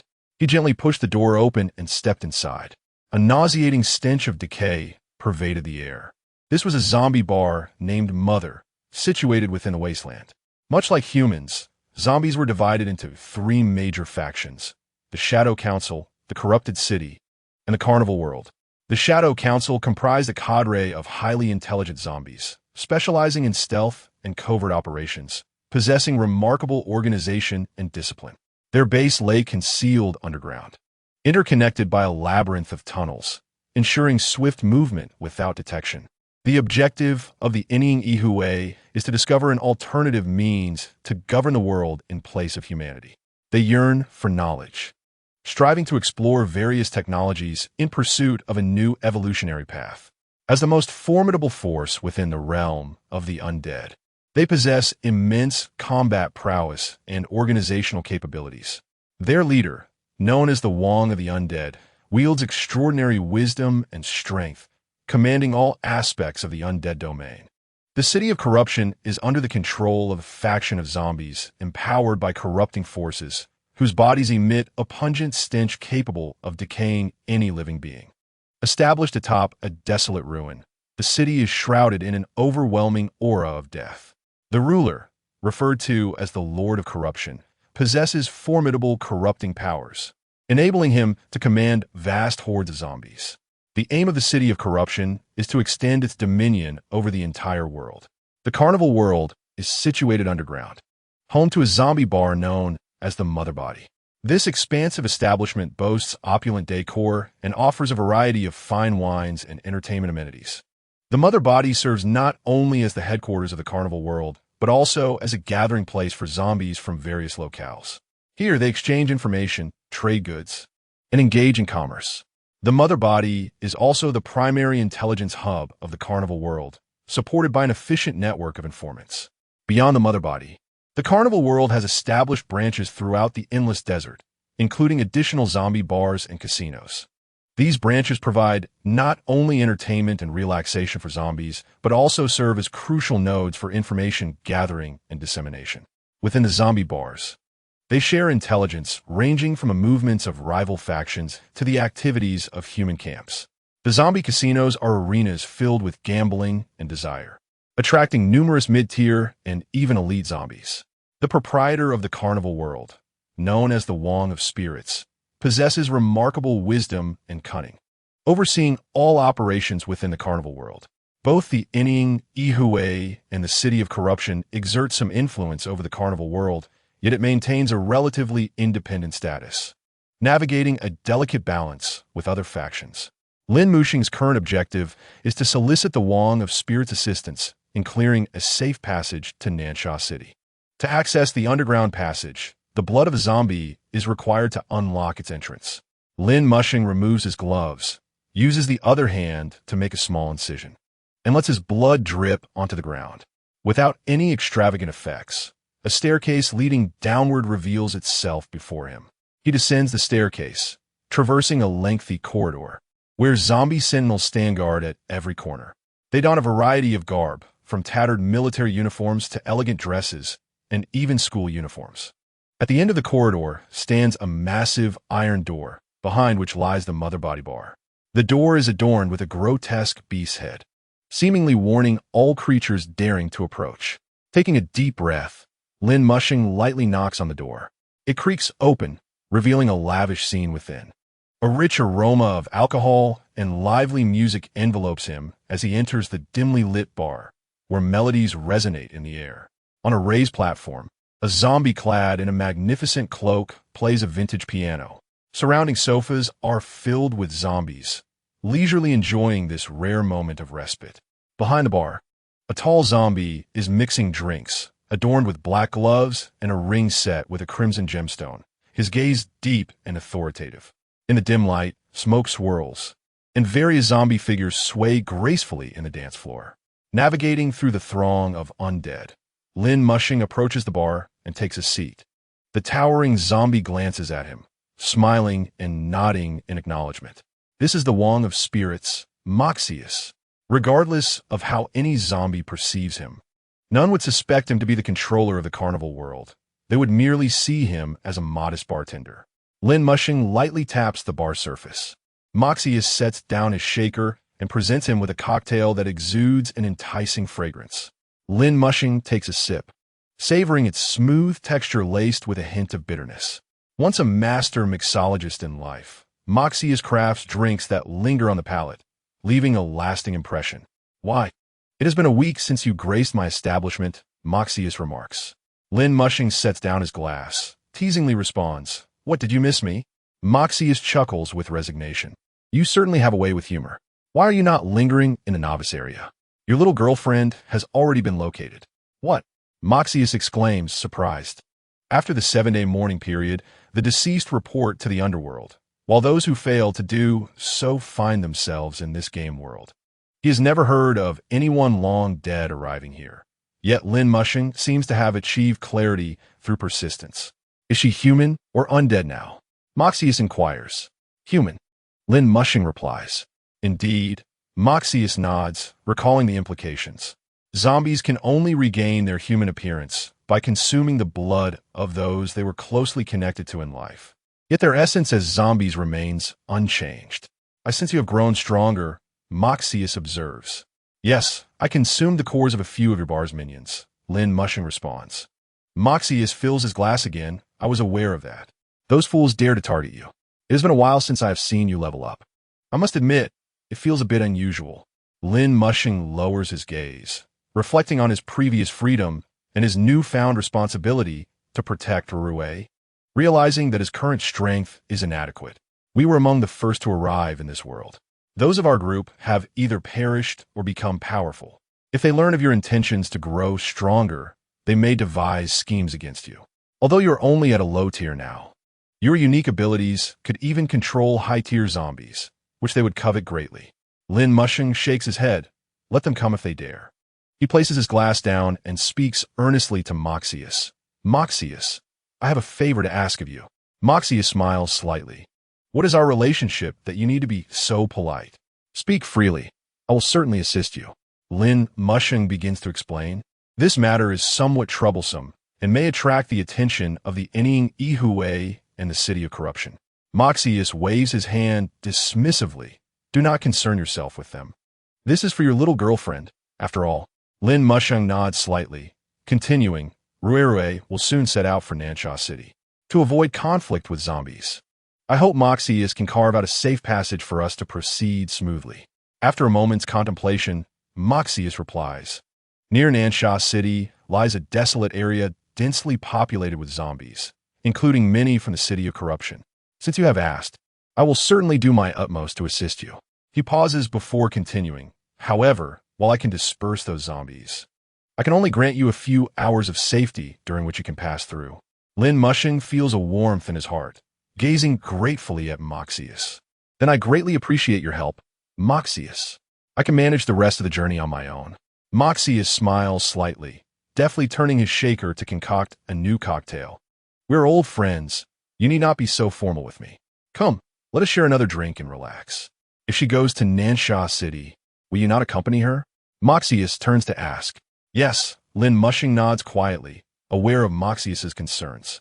There, it is filled with humans. Moxius's voice grows somber, expressing his worry for Lin Mushing's safety. I understand, and I will be exceptionally cautious. Moxius, you know my abilities well. Nansha City cannot confine me.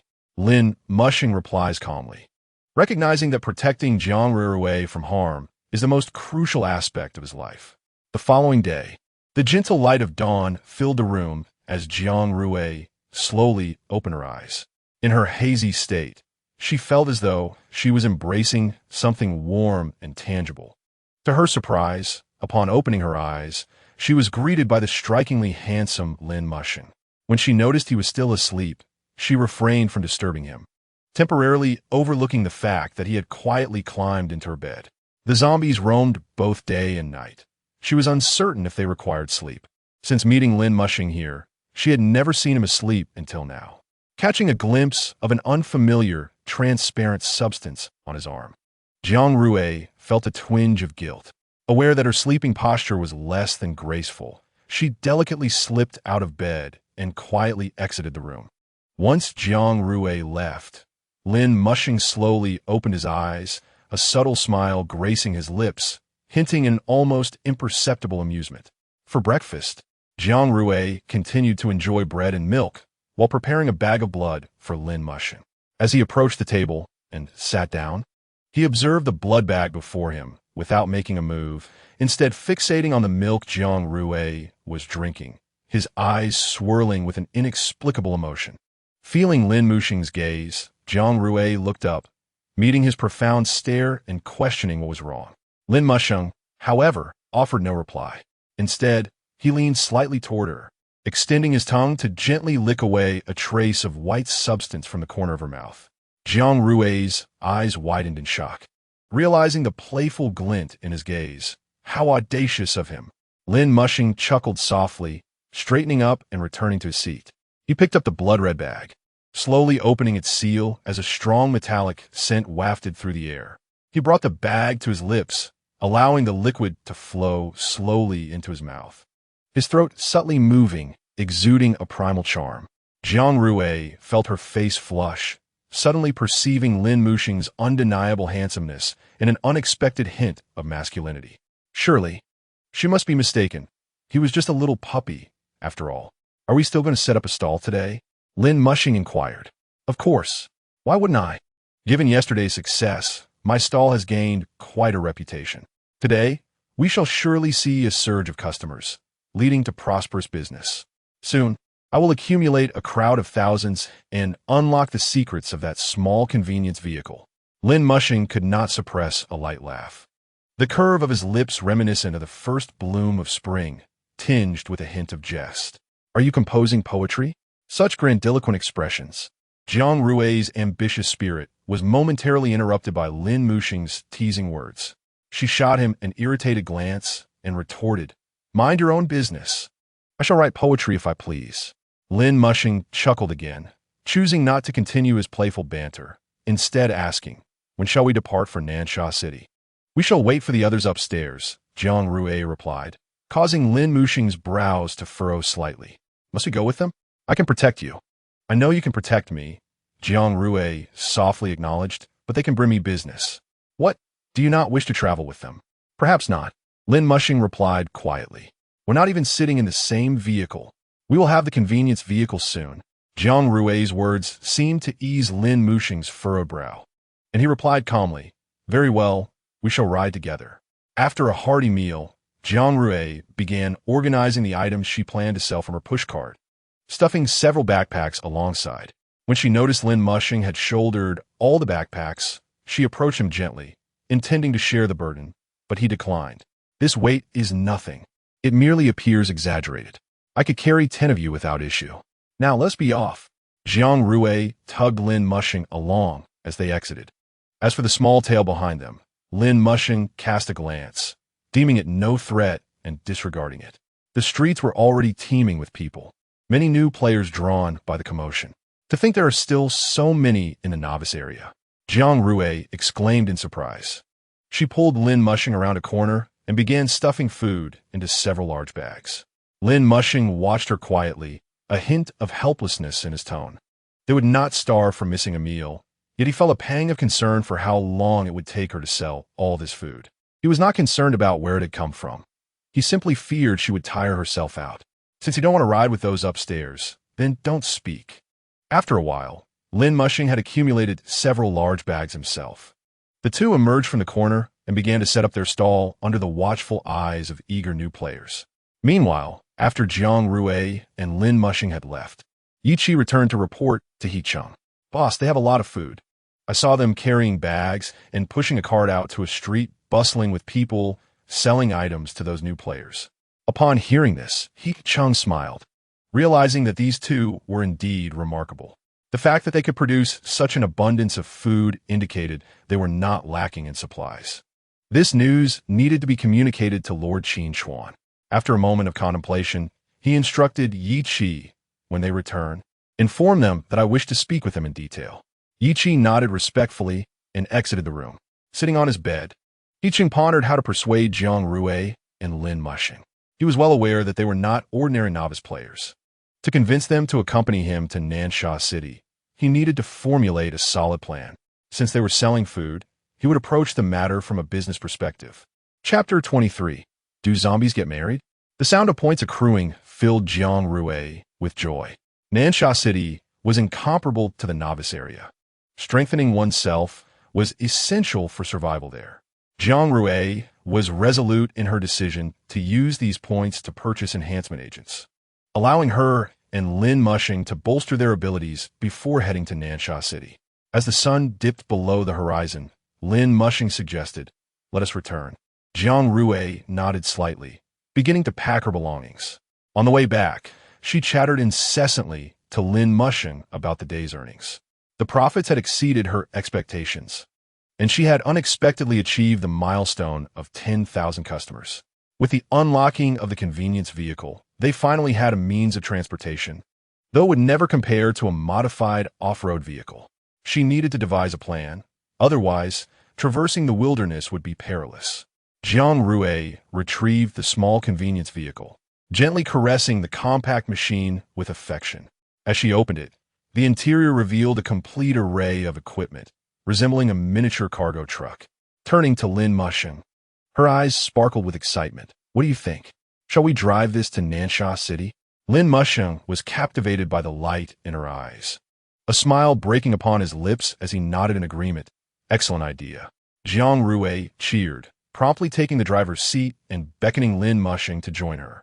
"Do you know how to drive?" Lin Mushing questioned skeptically, recalling that Jiang Rui was utterly clueless about mechanical things. The notion of her driving was almost ludicrous. "Absolutely," Jiang Rui proclaimed confidently. Lin Mushing could only shake his head in disbelief, but still settled into the passenger seat. Jiang Rui adjusted her position, her foot pressing down on the pedal, hands gripping the steering wheel as the engine roared to life, and the small convenience vehicle began to move. This seemingly fragile vehicle possessed astonishing power. Each time Jiang Rui pressed the accelerator, it surged forward like a bolt of lightning. Jiang Rui, exhilarated, gripped the wheel tightly, reveling in the thrill and excitement of driving. Her driving skills left much to be desired as she careened down the road with reckless abandon. The little convenience vehicle swayed unsteadily, akin to a drunken sailor, and each turn was executed based solely on instinct. Lin Mushing, seated beside her, felt a surge of anxiety, fearing that a misstep could lead to disaster. Rui, when did you learn to drive?" He could not help but ask. "I recently watched a film in which a girl, much like myself, was initially clueless about driving. However, through relentless practice, her skills improved significantly. Thus, I resolved to master the art of driving," exclaimed Jiang Rui with enthusiasm. "Have you succeeded?" Lin Mushing inquired further. "Not yet," Jiang Rui replied calmly. A bead of cold sweat trickled down Lin Mushing's forehead. Then what is this? Jiang Rui blinked innocently. Who says that failing the test means one cannot drive? Rest assured, with me around, nothing will go awry. Lin Mu Shang shook his head helplessly, amused yet exasperated by Jiang Rui's fearless demeanor. Perhaps I should be the one to drive to Nansha City. Lin Mu Shang, look ahead, what is that? Jiang Rui suddenly exclaimed. Upon hearing this, Lin Mu Shang glanced up to see a horde of zombies loitering outside a bridal shop. Their figures were graceful, adorned with thick makeup, and their eyes gleamed with an eerie light. Behind them, the glass windows of the shop bore a large, blood-written character for double happiness. The scene was strikingly surreal, leaving Jiang Rui in a state of shock, her hands trembling on the steering wheel. Lin Mu Shang reassured her, "Fear not, they are merely celebrating a wedding." Jiang Rui's eyes widened in disbelief as she stared at him. Wedding? Zombies can marry? Lin Mu Shang gently patted Jiang Rui's shoulder. Indeed, despite their undead state, they still seek to propagate. Otherwise, their kind would face extinction. Jiang Rui was momentarily taken aback, her jaw dropping in astonishment, her eyes shining with incredulity. She gazed intently at Lin Mu Shang as if trying to read his thoughts. A slow smile crept across her face, her eyes sparkling with excitement. This is fascinating. Let's go take a look, she declared, pressing harder on the accelerator. Meanwhile, Lin Mu Shang could not help but facepalm. Jiang Rui parked the car by the roadside, and the two stealthily approached the bridal shop to witness this unusual wedding. Do all zombies get married? Jiang Rui could not contain her curiosity. Lin Mu Shang shook his head, responding, only mid-tier zombies and above can marry. Lower-tier zombies cannot control their bodies. Oh, Jiang Rui nodded, somewhat understanding, when suddenly she exclaimed, Look, the groom is handing over flowers. The groom was a tall, muscular zombie, his muscles having atrophied, yet it was evident he was once a robust man. Half of his face had been torn away, revealing a decayed jaw and rotten teeth. He wore a tattered top hat and a poorly fitting suit, with a wilted flower pinned to his chest. Standing at the entrance of the bridal shop, he clutched several withered bouquets. Suddenly, a melodious tune filled the air. It was the wedding march. The zombie groom and bride began to dance awkwardly at the shop's entrance. Jiang Rui was astonished. Where did the zombies get the music? Lin Mu Shang stroked his chin thoughtfully. Perhaps it was lent to them by a zombie bar. Wow, the life of zombies is truly vibrant, Jiang Rui remarked, her eyes wide with newfound knowledge. However, her expression darkened when she noticed the groom was marrying several bound female zombies. What angered her most was that none of the onlooking zombies intervened, merely cheering on the spectacle. What a scoundrel! A shameless one, she exclaimed. How despicable, a sea king. No, I say a corpse, Lin Mu Shang replied. That is not me, feeling a bit wronged by her gaze. Jiang Rui huffed. I shall wreak havoc. Lin Mu Shang was startled by her words. What do you intend to do? Jiang Rui chuckled mischievously, pulling out a large bag of colorful firecrackers. Since this groom desires a beautiful bride, let us add some excitement to the occasion. Excitement? What sort of excitement? Lin Mu Shang thought her idea of excitement differed from his. Jiang Rui lit a firecracker and tossed it among the zombies. It soared through the air, landing amidst them with a loud bang. The explosion sent the groom and bride into a frenzy as they scattered in panic, their chaotic movements comical, with some even breaking into a frantic dance. What a mischievous trick! One zombie exclaimed, Hey, you stepped on me. Another shouted, Hey, lady, let go. I'm already missing an arm, cried a zombie as a female zombie clung to him, tugging at his clothing. Hey, can't you act like a gentleman? Can't you see I'm losing my clothes? Protested another. The groom, barely clothed, was left in tears, lamenting the loss of his dignity. This is cruel. I want to go home and never marry. A female zombie grumbled, wrapping herself back up after reclaiming her clothing. Even if you wish to marry, who would want to marry you? Another zombie retorted, glaring defiantly. Watching the scene unfold, Jiang Rui laughed until her stomach hurt. She then lit another firecracker and hurled it at the groom. The groom was so startled that he detached his own head and ran off, disregarding his bride. What a true test of love. Even headless, he remains lively, Jiang Rui remarked to Lin Mu Shang. That is a headless zombie. They borrow heads from others, he explained. How peculiar. Jiang Rui, we should leave. They have noticed us, and night is approaching, Lin Musheng urged, bringing Jiang Rui back to reality. She glanced at the approaching zombies and returned to the car with Lin Musheng. As the car sped down the road, Jiang Rui exclaimed gleefully, "What a thrill!" Lin Musheng, observing her excitement, shook his head in exasperation. "Hey, Lin Musheng, are you not upset that I just bombed your fellow zombies?" Lin Musheng looked at her earnestly and replied, "As long as I have you, I need nothing else." Jiang Rui shot him a glance, having grown immune to such sweet talk after hearing it too often. As they drove back, the sun had dipped below the horizon. After parking the vehicle, Jiang Rui stored it within the system space. Upon ascending to the second floor, she encountered Yi Qi waiting for them in the stairwell. Yi Qi conveyed his purpose for visiting, and Jiang Rui smiled, saying to Lin Musheng, "You should return home and wait for me." Lin Musheng shook his head. "I will accompany you." However, Jiang Rui was concerned that his violent tendencies at night might reveal his identity as a zombie. "Do not worry," Lin Musheng reassured her, understanding her concerns. Seeing his resolve, Jiang Rui relented and accompanied Yi Qi to the third floor. There, He Cheng stood by the window, turning to greet them with a smile and inviting them to sit. "It seems your injuries have healed well," Jiang Rui remarked. He Cheng nodded slightly, "Thanks to Mississippi." "I am Jiang Rui. You may simply call me by my name," she replied, feeling a bit odd being addressed as Mississippi Miss Jiang. "I will be direct. My name is He Cheng, the captain of the first team from the Thunder Base. Your timely assistance has earned my gratitude, and I wish to invite you both to Nansha City. Nansha City is a stronghold for humanity, home to tens of thousands of people with a well-established order. I noticed Miss Jiang has been engaging in business. I believe you will thrive in Nansha City. The novice zones are filled with newcomers, and it is only a matter of time before they head to Nansha City.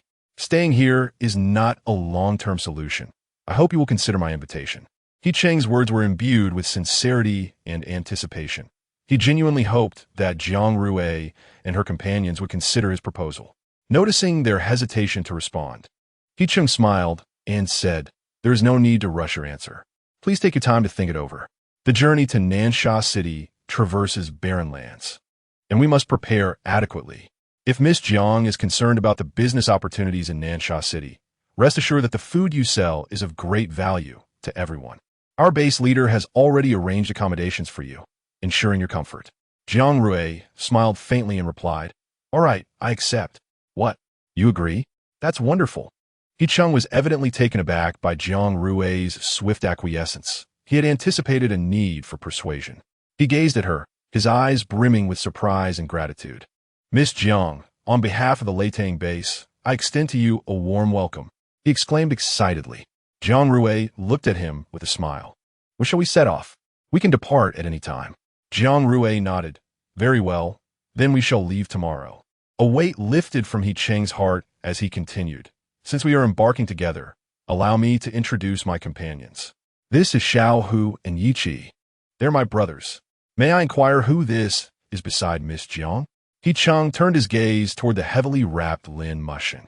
Just as Jiang Rui was about to speak, Lin Musheng interjected, "I am her husband, Lin Musheng." Jiang Rui's lips twitched, regretting bringing him along. He Cheng was momentarily stunned, not expecting this man, so thoroughly bundled, to be Jiang Rui's husband. However, he quickly regained his composure and addressed Lin Musheng. "Ah, so you are Miss Jiang's husband. A pleasure to meet you." Xiao Hu and Yi Qi nodded at Lin Musheng, acknowledging him without further inquiries, although they were somewhat curious. He Cheng continued, "In that case, I will send someone to fetch you tomorrow morning. You two may return and prepare." "No need. We have our own vehicle and can follow behind you." Jiang Rui and Lin Musheng were about to leave when He Cheng added, "Wait, I have a small favor to ask." Jiang Rui turned around and looked at him. "Please speak, Captain He." He Cheng hesitated slightly. "Before we arrived here, we purchased some food at the base, but due to unforeseen circumstances, we have run out. Miss Jiang, do you have any surplus food available for sale?" "Not a problem. Captain He, please wait a moment." Jiang Rui nodded and turned to Lin Musheng. "Please fetch the bags from the table." Lin Mushing nodded, his gaze warning as it lingered on He Chung, Xiao Hu, and Yi Chi before he turned to leave. Before long, Lin Mushing returned with several bags filled with food. Jiang Rui accepted the bags and handed them to He Chung. Captain He, if you guide us to Nansha City, consider this food my payment. He Chung was clearly taken aback by Jiang Rui's generosity. He paused momentarily before accepting the bags. This is truly wonderful. Thank you, Miss Jiang. Upon returning to their residence, Lin Musheng found himself bound to a chair, his hands restrained behind him and immobile. Jiang Rui waved a belt teasingly in front of him, her alluring gaze fixed upon him, quickening his heartbeat. He swallowed hard, striving to maintain his composure. Yet internally he was a tempest. Jiang Rui's lips curved into a subtle smile as she gazed at Lin Musheng, her eyes filled with both provocation and danger that sent shivers down his spine. She leaned closer to his ear, her tone low and enticing. When did you become my husband? How could I possibly be unaware? Little brother, you must understand, disobedient children will face consequences. Lin Musheng felt a rush of emotions from Jiang Rui's words, clenching his teeth in an effort to remain vigilant. Gazing into Jiang Rui's smiling eyes, he felt as though he had been drawn into an irresistible whirlpool. A flicker of desire gleamed in his eyes. Rui, you're playing with fire. Lin Musheng's voice was gravelly. Jiang Rui chuckled softly, her laughter akin to a captivating melody that made Lin Musheng's heart race. She slowly raised the belt and gently struck it against Lin Musheng's chest, the crisp sound echoing in the tranquil room. What fire are you talking about? I am merely training my disobedient little brother. As she spoke, Jiang Rui struck Lin Musheng several more times, this time with greater force. Rui, I understand. This is the playful intimacy of a married couple. Lin Musheng smirked, his crimson eyes filled with desire. What intimacy are you referring to? Jiang Rui glared at him, frustrated that he showed no sign of discomfort after several strikes. Raising the whip again, just as she was about to swing it down, Lin Musheng suddenly exclaimed, Rui, some of my flesh has fallen off. Jiang Rui stumbled, realizing she had forgotten that he was currently a fragile, decaying zombie. Lin Musheng shook his leg, and a piece of rotten flesh tumbled out from his pant leg, landing at Jiang Rui's feet. Jiang Rui was left dumbfounded. It truly fell off. Lin Musheng looked regretfully at the piece of decaying flesh. Rui, you must allow me to drink more blood to grow new flesh. Otherwise, I will have to resort to sewing it back on. Chapter 25. This is not a stinky little brother, but a lecherous old man. With a thud, the belt fell to the ground. Jiang Rui turned her head, feeling nauseous. Lin Musheng said, Rui, we should cherish each other. It saddens me to see you like this. He picked up the fallen belt and approached Jiang Rui, gently patting her back. Jiang Rui looked up at him. How did you untie the ropes? Lin Musheng raised the belt in his hand, waving it in front of her, then effortlessly tore it apart. Jiang Rui was once again left speechless. What?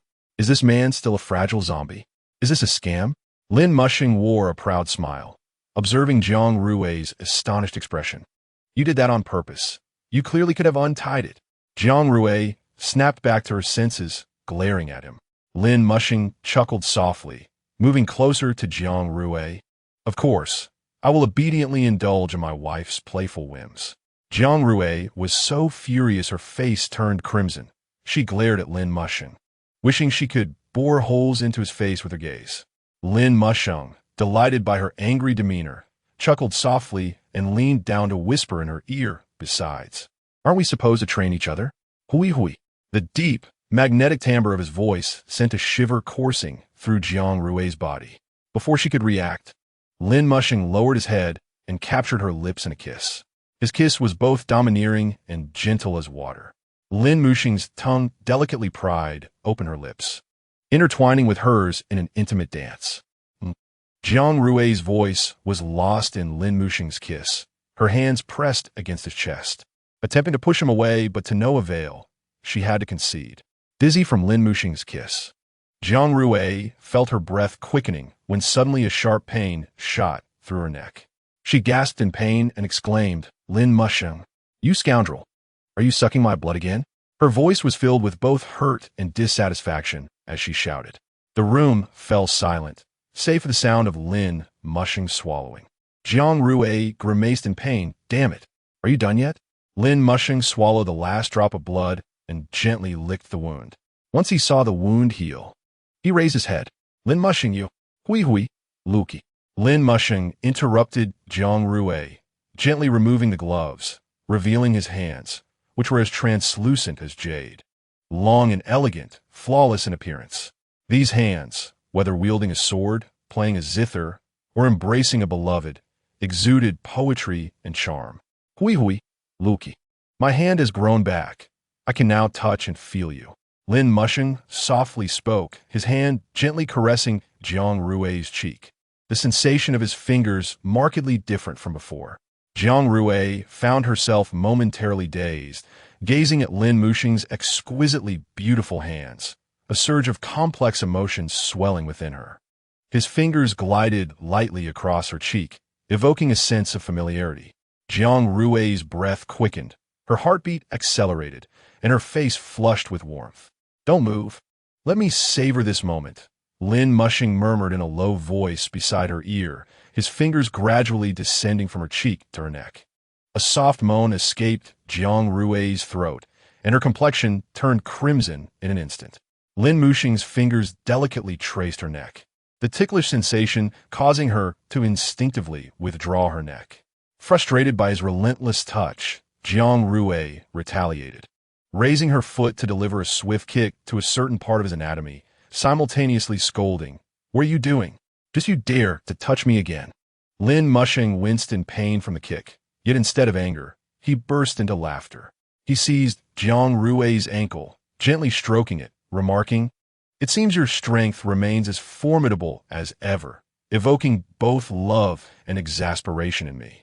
Jiang Rui attempted to retract her foot, but Lin mushing's grip was too strong for her to escape. Her face turned beet red with indignation as she exclaimed, "Let go. Be careful, I might bite you." Lin mushing chuckled softly, leaning closer to her ear. "Bite me? I am unafraid." His words elicited an instant blush upon Jiang Rui's cheeks. This was no mere little brother. He was clearly a seasoned flirt. After a while, Lin mushing finally rose to leave, prompting Jiang Rui to inquire, "Where do you go at night?" "What? Can't you sleep alone?" Lin mushing teased. Ignoring him, Jiang Rui watched as he leaned down to plant a kiss on the corner of her mouth, assuring her soon, "I shall be able to accompany you every night." "Get lost," she shouted in anger as Lin mushing departed.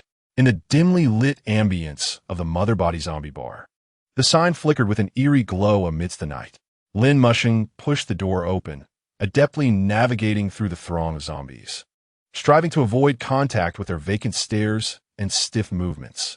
Upon reaching the bar, he found Mo Shosi, as usual, crafting cocktails.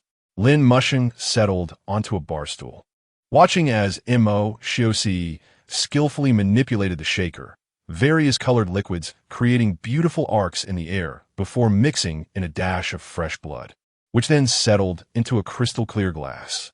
Mo Shosi handed the concoction to Lin mushing, who took a gentle sip, the taste of the liquor mingling with the blood awakening his taste buds. Observing Lin mushing's restored hands, Mo Shosi couldn't help but jest. "How much blood have you drained from your little girlfriend this time?" "I've taken too much lately. She needs a good rest. Tomorrow I'll drive." "It's best to restore my hands," Lin mushing replied. Mo Shosi asked, "Are you setting off tomorrow?" Lin mushing nodded. "Yes, 2 vehicles, a rugged SUV and a convenience van." "A convenience van?" Mo Shosi questioned, doubting his hearing. "It can't be helped. Rui wants to drive, so I have to make do," Lin mushing said, his tone tinged with a hint of helplessness and indulgence. Mo Shosi burst into laughter. "I can't help but chuckle at the thought of you racing in a convenience van across desolate terrain." Lin mushing shook his head in resignation. Don't tease. I'm a professional." Mo Shosi teased back. "A professional racer? When Rui gets me a good vehicle, I'll let you show off." Mo Shosi shook his head. He was too keen on consuming dog food. "I'll clear the road by tomorrow morning. You two can pass quickly." Lin mushing nodded at Mo Shosi's serious expression. "Mo go. Upon reaching Nansha City, I will inquire about Sautik's whereabouts." Mo Shosi's body stiffened. His hand trembled slightly as he mixed drinks, and after a long pause, he finally spoke. After all these years, she may have perished from starvation or become fodder for other zombies. On the morning of the next day, before dawn, Jiang Rui rose to pack her belongings. She selected a lightweight hoodie and comfortable jeans from the system store, along with an additional jacket for backup. Next, she browsed the weaponry in the game shop. Cold weapons were priced at no more than 1,000 points, while the cheapest firearm, a handgun, required 1,200 points. Jiang Rui meticulously compared the prices and practicality of various weapons, ultimately choosing a sharp short sword for 800 points and a finely crafted little handgun for 500 points. Gripping the short sword, she felt its sharpness and heft, a wave of satisfaction washing over her, far superior to the 100-point options. She tucked the handgun into her belt, adjusting its position to ensure it nestled closely against her body. Finally, she perused the enhancements: strength boosters at 500 points, speed boosters at 800 points, and mental boosters at 1,000 points. After a moment of contemplation, she opted for the strength booster, reasoning that if she encountered zombies, she could easily dispatch them with a single punch. Taking a deep breath, she clicked to purchase, and the system promptly deducted the corresponding points, leaving her with 4 vials of transparent liquid. Jiang Rui held them up, examining them skeptically, wondering if they were truly effective. She gently shook one vial, watching as the liquid glimmered slightly in the sunlight, and then drank it down in one swift motion. Almost immediately, warmth surged from her tongue down her throat and into her core. It felt as if her feet were touched by a warm current, sending a rush of energy coursing to the top of her head, causing every nerve to quiver with exhilaration. Wow, that was instantaneous. Jiang Rui stood slowly, surveying her surroundings, before directing her attention to a wooden table. She raised her fist and smashed it down, shattering the table into splinters that flew everywhere. Staring in disbelief at her own fist, she then broke into an excited laugh. Wow, this strength booster truly works, she exclaimed, feeling invigorated. With a single punch, she felt capable of breaking through walls. If the strength booster was so effective, could the other two be equally potent? Jiang Rui leaped with enthusiasm, eager to test the effects of the other enhancements, prompting her to buy several vials of speed boosters. She took a deep breath and downed them, immediately sensing her body becoming lighter, as if all fatigue and weight had vanished. Jiang Rui sprang to her feet, her heart racing within her chest, akin to a wild stallion galloping down the corridor. With this speed, she thought, there's no way I won T win the 800-meter race. Having felt such remarkable effect from just a few vials, she mused if she drank more, could she fly? At that moment, Lin Mushing returned, and Jiang Rui's face lit up with joy as she rushed to grasp his arm. Lin Mushing, let me tell you, I just bought some speed boosters, and now I'm incredibly fast. As she enthusiastically pulled him to demonstrate, she inadvertently yanked his arm off. Lin Mushing, caught off guard, felt an immense force dragging his right arm away. Glancing down, his expression shifted dramatically to horror as he realized his right arm had vanished, leaving behind only a gaping wound on his shoulder, black blood oozing profusely. The dark liquid pooled around him, accompanied by fragments of decaying flesh. Jiang Rui stared in shock at the severed, rotting limb in her hand, suddenly recalling that Lin Mushing was now a fragile zombie, and she had just amplified her strength. Lin Mushing stood there helplessly, watching the black blood flow from his shoulder. Rui, you are exceptionally fierce today. Hearing this, Jiang Rui was momentarily rendered speechless. Lin Mushing's wound continued to spout black blood, accompanied by a foul stench of rotting flesh, filling the entire second floor with a nauseating atmosphere. Jiang Rui felt a wave of dizziness wash over her, feeling the urge to vomit, yet hesitant to do so.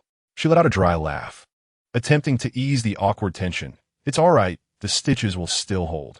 As she spoke, she instinctively reached to pull him back into the room, only to retract her hand midway. Lin Mushing sighed in resignation and took her hand with his other. Upon returning to the room, Jiang Rui retrieved a needle and thread, only to find the table shattered by her earlier actions, forcing her to hold them in her hands. Let us stitch it up. Lin Mushing did not take the needle but glanced at his severed arm and then at Jiang Rui, his meaning clear. Jiang Rui shot him an annoyed look, lowered her head to thread the needle, and then handed it to Lin Mushing, saying, "You know I'm not good at delicate tasks. Your stitching skills are commendable. You knitted me a scarf last year, so you should do this." Lin Mushing paused, taking the needle and thread, a tender emotion glimmering in his eyes. "You remember that scarf?" Jiang Rui nodded, smiling. "Of course I remember. It was cold back then, and you were worried I might catch a cold. So you stayed up all night to knit me a scarf. I still remember the color. It was deep blue with white patterns, particularly beautiful, and I've never had the heart to throw it away." As her words settled, Jiang Rui suddenly realized why she was sharing so much with Lin Mushing. A pang of regret surged within her, yet her hands moved unceasingly, aligning the severed arm for stitching. "We must be quick, lest the three upstairs discover us," she murmured, urgency lacing her tone. A flicker of warmth crossed Lin Mushing's eyes as he began to stitch the severed arm. Jiang Rui stood quietly beside him, aware that one hand made the task cumbersome, especially since he hadn't handled a needle in many years. Once he had stitched it adequately, Jiang Rui fetched him a set of clothes. Lin Mushing smiled slightly, his gaze soft as a gentle spring breeze. He lowered his head and placed a light kiss on Jiang Rui's forehead. Her cheeks flushed slightly as she handed him the clothes, urging, "Hurry, I'll wait for you outside." With that, she turned and dashed out of the room.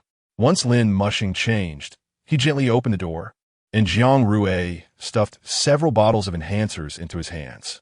"Drink these quickly. You're looking quite fragile. You need to replenish your strength." Lin Mushing paused in surprise but then smiled. "If it's from my wife, I would drink even poison." "Quit the chatter. Just drink." Jiang Rui showed certainly. "All right."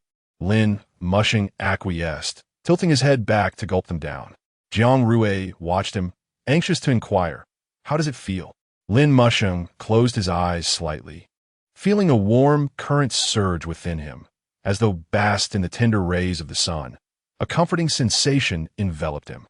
"It feels very pleasant and warm." And then, Jiang Rui frowned, dissatisfied, as he Chung and Yi Qi descended the stairs. Chapter 27. The groom zombie approaches. Seeing this, Jiang Rui quickly placed glasses on Lin Mushing and hastily sprayed him with perfume. "Miss Jiang, what are you doing?" He Chung inquired, puzzled. Jiang Rui turned and smiled. "Nothing. The zombies have entered?" Yi Qi observed the black blood on the floor. Jiang Rui blinked. "They've already been driven away. Dawn has arrived. Let us set off." He Chung nodded. "All right, we must reach Nansha City before nightfall." Just as they prepared to leave, Xiaohu rushed upstairs, breathless and pale. "Not good. We're surrounded by zombies." The group's expressions shifted dramatically, and Yi Qi immediately dashed to the window, spotting a horde of zombies below, emitting low, guttural growls. His heart raced as he turned to his companions. "There are too many zombies." Yi Qi spoke firmly. "Everyone, stay calm and composed." Jiang Rui looked at Lin Mushing, a flicker of worry and uncertainty in her gaze. Lin Mushing smiled reassuringly. "Don't be afraid. I'm here." Yi Qi quickly drew his weapon, addressing the group. "Prepare for battle. We must carve a bloody path out." Jiang Rui tugged at Lin Mushing's sleeve, whispering, "How could there be so many zombies? Did you stir up trouble when you returned?" Upon hearing this, Lin Mushing squeezed her hand gently. "Have you forgotten what you did yesterday?" Yesterday?" Jiang Rui's eyes widened as realization dawned. She had disrupted the wedding of the zombies. Turning away, Jiang Rui retorted, "Those zombies were despicable, forcing a female zombie into marriage. I couldn't stand by. Moreover, that groom zombie was a scoundrel. I was merely ridding her of harm." Lin Mushing couldn't help but chuckle at her indignation. He gently stroked her hair, saying softly, "All right, I know you did it for the female zombie's sake, but now you've attracted more zombies." His tone bore a hint of teasing, yet was laced with genuine concern and affection for Jiang Rui. Jiang Rui pouted. "I didn't do it on purpose. Who knew those zombies were so sensitive?" She reflected on the events of the previous day, feeling a twinge of regret. She had thought she was doing a good deed, unaware of the repercussions it would bring. Lin Mushing observed Jiang Rui's remorseful demeanor, feeling a pang of sympathy. He gently wrapped his arm around her shoulders, comforting her. I understand, you did nothing wrong. Rui is a little demon of justice. As his words lingered, the air around them grew tense. From the distance, eerie hisses echoed ominously, as more zombies surged towards them. He Chung's voice grew grave. This is bad. The zombies are multiplying. Jiang Rui, too, grasped the severity of the situation, panicking. What should we do? Lin Mushing, I seem to have caused trouble. Lin Mushing could not recall how long it had been since he had seen Jiang Rui's eyes filled with unwavering dependence. Don't worry, I'm here. His crimson eyes shone with a mysterious light. At that moment, Yi Qi and He Chung began organizing a defense, with Xiao Hu readying his weapon for the impending confrontation. They approached the door, where outside, the dilapidated street was densely populated with zombies led by the groomed zombie, its presence sending shivers down their spines. They staggered forward, emitting low hisses. Xiao Hu felt a bone-chilling dread surge from his feet straight to his head, his eyes wide, lips trembling, teeth chattering. Yi Qi, armed with a spear, surveyed the terrifying scene before him, his brow furrowed and pupils constricting. It seemed the zombies from the novice area had gathered. This scale was already akin to a medium-sized horde. I wonder why these zombies aren't attacking us. He Chung mused. Jiang Rui looked up at Lin Mushing, blinking. Is this your doing? Lin Mushing nodded. They dare not approach. Jiang Rui continued to blink. You can actually understand what I'm saying? Now that they're blocking our way, how do we leave? To resolve the issue, one must confront the source. Jiang Rui glared. Speak properly. Do you see the groom in front? Jiang Rui nodded. She would never forget that scoundrel zombie. Once we deal with him, the remaining lower-tier zombies will scatter. Oh, she understood. Jiang Rui released Lin Mushing and stepped forward, with Lin Mushing closely following her. He Chung's heart raced. Miss Jiang, retreat to the back. The one in front is a mid-tier zombie with great speed. So it was a mid-tier. It appeared this scoundrel zombie was coercing the others. Jiang Rui waved her hand, signaling for them not to worry. Scoundrel zombie, let us see how I deal with you. With fierce determination igniting in her eyes, Jiang Rui fixed her gaze on the groomed zombie, pulling out the firecracker she had left over from the previous day. The groomed zombie, somewhat nearsighted, only recognized the woman who had harmed him once Jiang Rui stepped forward.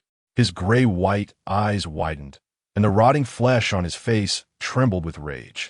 See, Asia, Kursomans, cursed wicked women. You accompany my little beauty. What did he say? Jiang Rui turned to look at Lin Mushing. Lin Mushing could hardly contain his amusement, stating that he wished to marry 100 beauties. What? Jiang Rui's eyes widened, disdain evident as she gazed at the groomed zombie. Ha! Shameless, a toad wishing to eat a swan's flesh. With so many, can you manage? You fragile corpses, I bet you couldn't last a minute. Rui, I'm nothing like them. I can last 3 days and nights. No, even 365 days. Lin Mushing hurriedly defended himself. Get lost. Jiang Rui shot him a glare, admonishing him not to stir trouble. Lin Mushing QVQ. The groomed zombie appeared utterly bewildered, taking a while to comprehend. Sia, you are talking nonsense. I can battle for 300 rounds in a day. Jiang Rui frowned, asking what he said. Lin Mushing obediently translated. After hearing, Jiang Rui looked at the groomed zombie with disdain. Even if I don't talk nonsense, you couldn't win even one. Sia, you. Vulgar. When I battle, you are never present. Without needing Lin Mushing's translation, Jiang Rui could tell from his expression what he meant. If you can, let your zombie wife come and confront me. The groomed zombie fell silent, and Jiang Rui's spirits instantly lifted. Just as she thought the groomed zombie would retaliate, an astonishing scene unfolded before everyone. Oh no, including the corpses. The groomed zombie suddenly sat on the ground, disregarding his image, and began to wail uncontrollably. The sound was unbearable, despite his lack of any image. He Chung, Xiao Hu, and Yi Qi exchanged bewildered glances, pondering their identities and purpose. It seemed something was amiss. Chapter 28. Now you understand your man's prowess. The groomed zombie, however, seemed completely immersed in his sorrow, wailing and entirely oblivious to the others. Xiao Hu stared wide-eyed, mouth agape as if he could swallow an egg. What was happening? Yichi gripped his spear tightly, brow furrowed, vigilantly watching the groomed zombie, fearing an unexpected assault. Hicheng swallowed hard, feeling his throat dry. The scene was quite shocking. Human and zombie encounters were typically hostile, yet this was a first for such a situation. No one would believe it if he told them. Just then, the groomed zombie's cries abruptly ceased. He straightened his body like a withered tree, gently wiping his tearless face with his sleeve. As he moved, a piece of decaying flesh fell away, revealing a stark skeleton beneath, shocking like a bare branch in winter. The grayish-white eyes glimmered ominously as he slowly stood, fixing his gaze on Jiang Rui. Sigh. The groomed zombie opened his mouth, exposing sharp teeth, and let out an enraged roar. It's all your fault. My little beauty has fled. I will devour you. Lin Muxing's eyes suddenly narrowed, a glint of chilling light flashing within. The groomed zombie seemed to be immobilized by an invisible force. His mouth slowly closed, the sharp teeth frozen in the air, his furious roar silenced at that moment. Lin Muxing leisurely removed his glasses, revealing his deep crimson eyes. Under that gaze, the groomed zombie felt an unprecedented sense of oppression, his body involuntarily trembling as he stumbled backward. If you wish to live, clear the way immediately. The groomed zombie's body shook violently, nodding rapidly like a garlic clove, hastily directing the zombies behind him to clear a path. In this dire moment, the instinct for survival had quelled his infatuation. Preserving life took precedence. All else was trivial.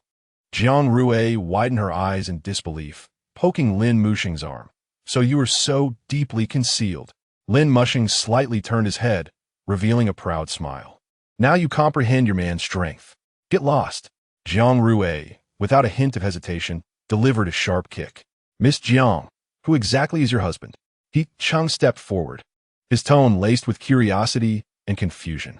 Just a single command had silenced the roaring zombies, which was quite unbelievable. Jiang Rui hesitated, seemingly searching for an appropriate term. An awakened one? No, perhaps it should be termed as a supernatural being. A supernatural being. Hicheng's voice reverberated in the air, carrying notes of disbelief.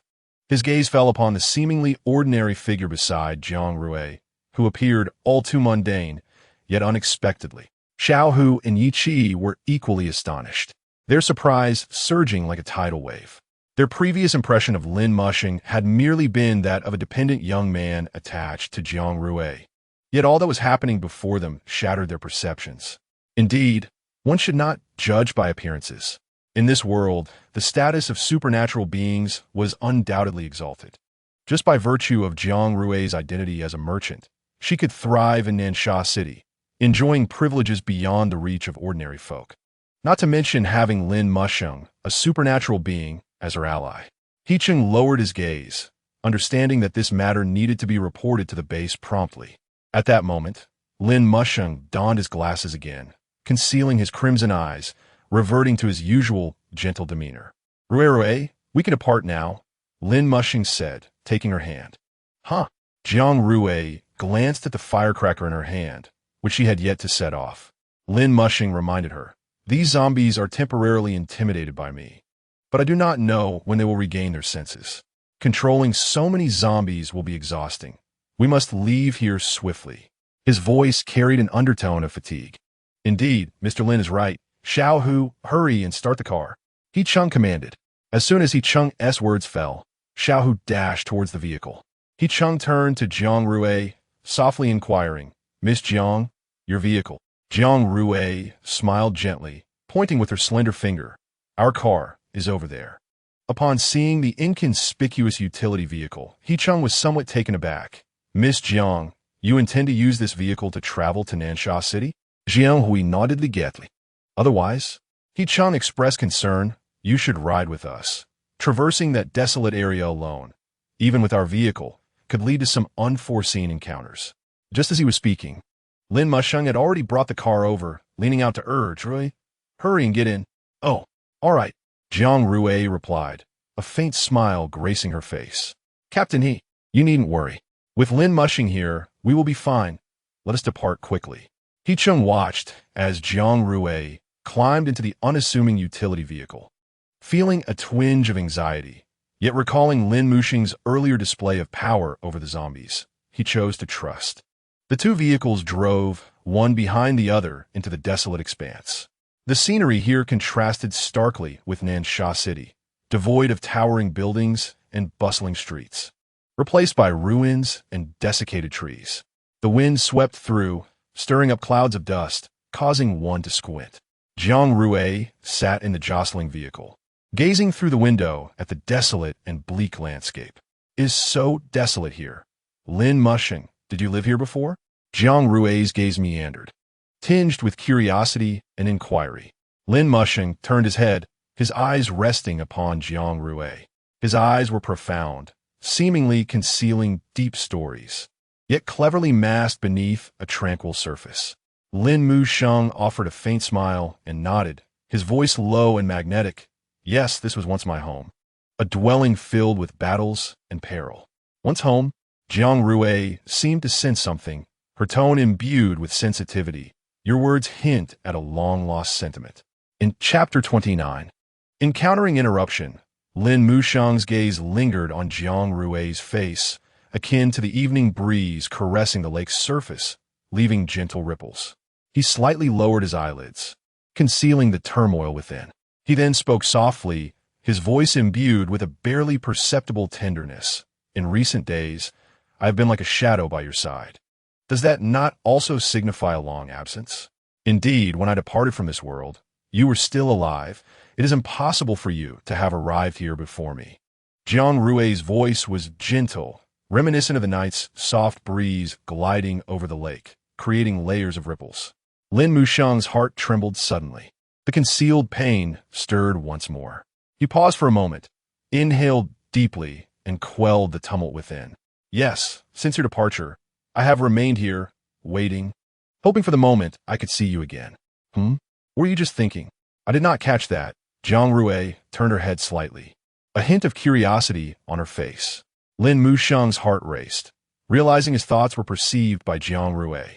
He hastily turned away, attempting to disguise his flustered state, secretly chiding himself for nearly forgetting that Jiang Rui could hear his inner voice. "It's nothing," he hastily retorted, his tone revealing a trace of unnatural tension. Jiang Rui furrowed her brow slightly, seemingly unconvinced by his reply, yet she did not press further. Lin Muxing exhaled quietly, relieved. Suddenly, a sharp screech of brakes shattered the tranquility within the vehicle. Lin Muxing's nerves tightened instantly. He quickly steadied himself, gripping the steering wheel firmly, bringing the car to a halt at the roadside. Peering ahead, his brow furrowed slightly at the sight before him. Not far ahead, two massive trucks loomed like sentinels, blocking the road with an unapologetic stance, obstructing their path. What was happening ahead? Jiang Rui also sensed the abnormality. Lin Muxing's gaze pierced through the windshield, intently observing the road ahead, his expression turning serious. He turned to Jiang Rui and said, "I am uncertain, but it seems something is amiss. Stay in the car while I go investigate." As he spoke, he unfastened his seatbelt and was about to open the door when Jiang Rui grasped his arm. "No, I will accompany you. There are humans outside, and you, a zombie, could be putting yourself in danger." Lin Muxing gazed deeply into Jiang Rui's eyes, gently holding her hand, and smiled slightly. "Very well, we shall go together."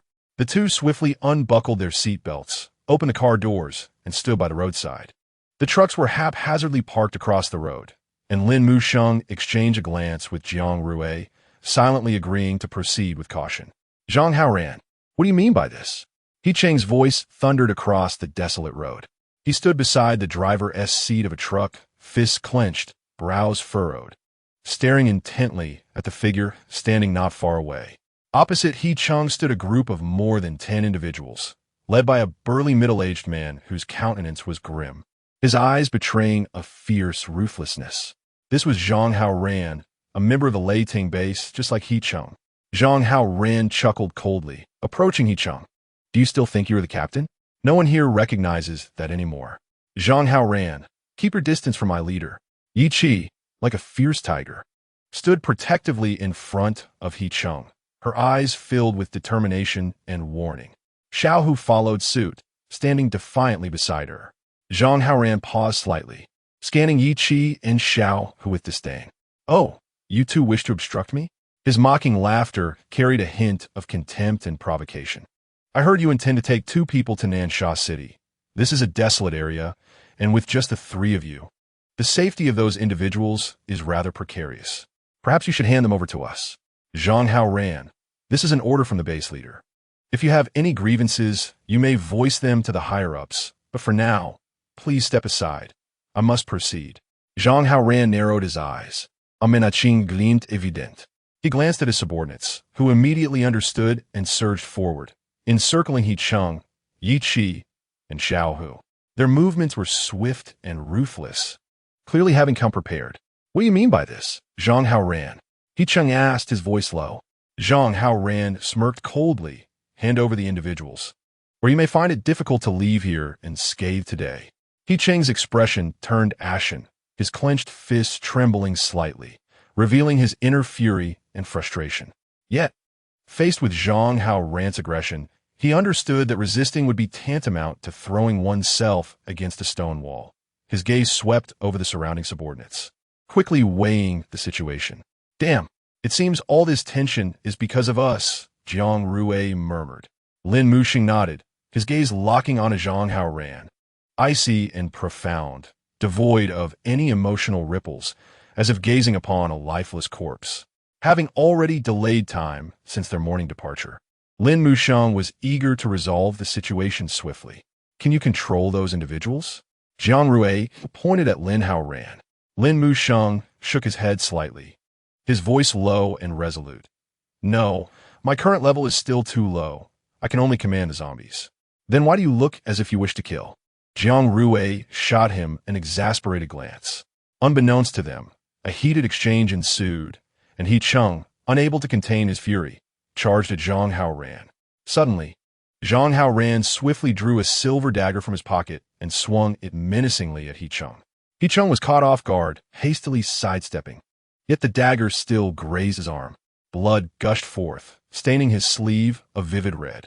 Zhang Haoran's actions left He Cheng in shock. The blood on the dagger glimmering ominously in the sunlight, his sleeve now drenched in crimson. Anger and pain twisted his expression into a snarl, his jaw clenched, chest heaving as he battled to contain his emotions. "Boss!" Sheng Yi, Yi Qi and Xiao, whose voices rang out in unison, filled with concern. "Zhang Haoran, you are betraying us." He Cheng's voice trembled, his eyes flashing with rage and disappointment. Clenching his fists, he seemed ready to unleash all his fury upon Zhang Haoran.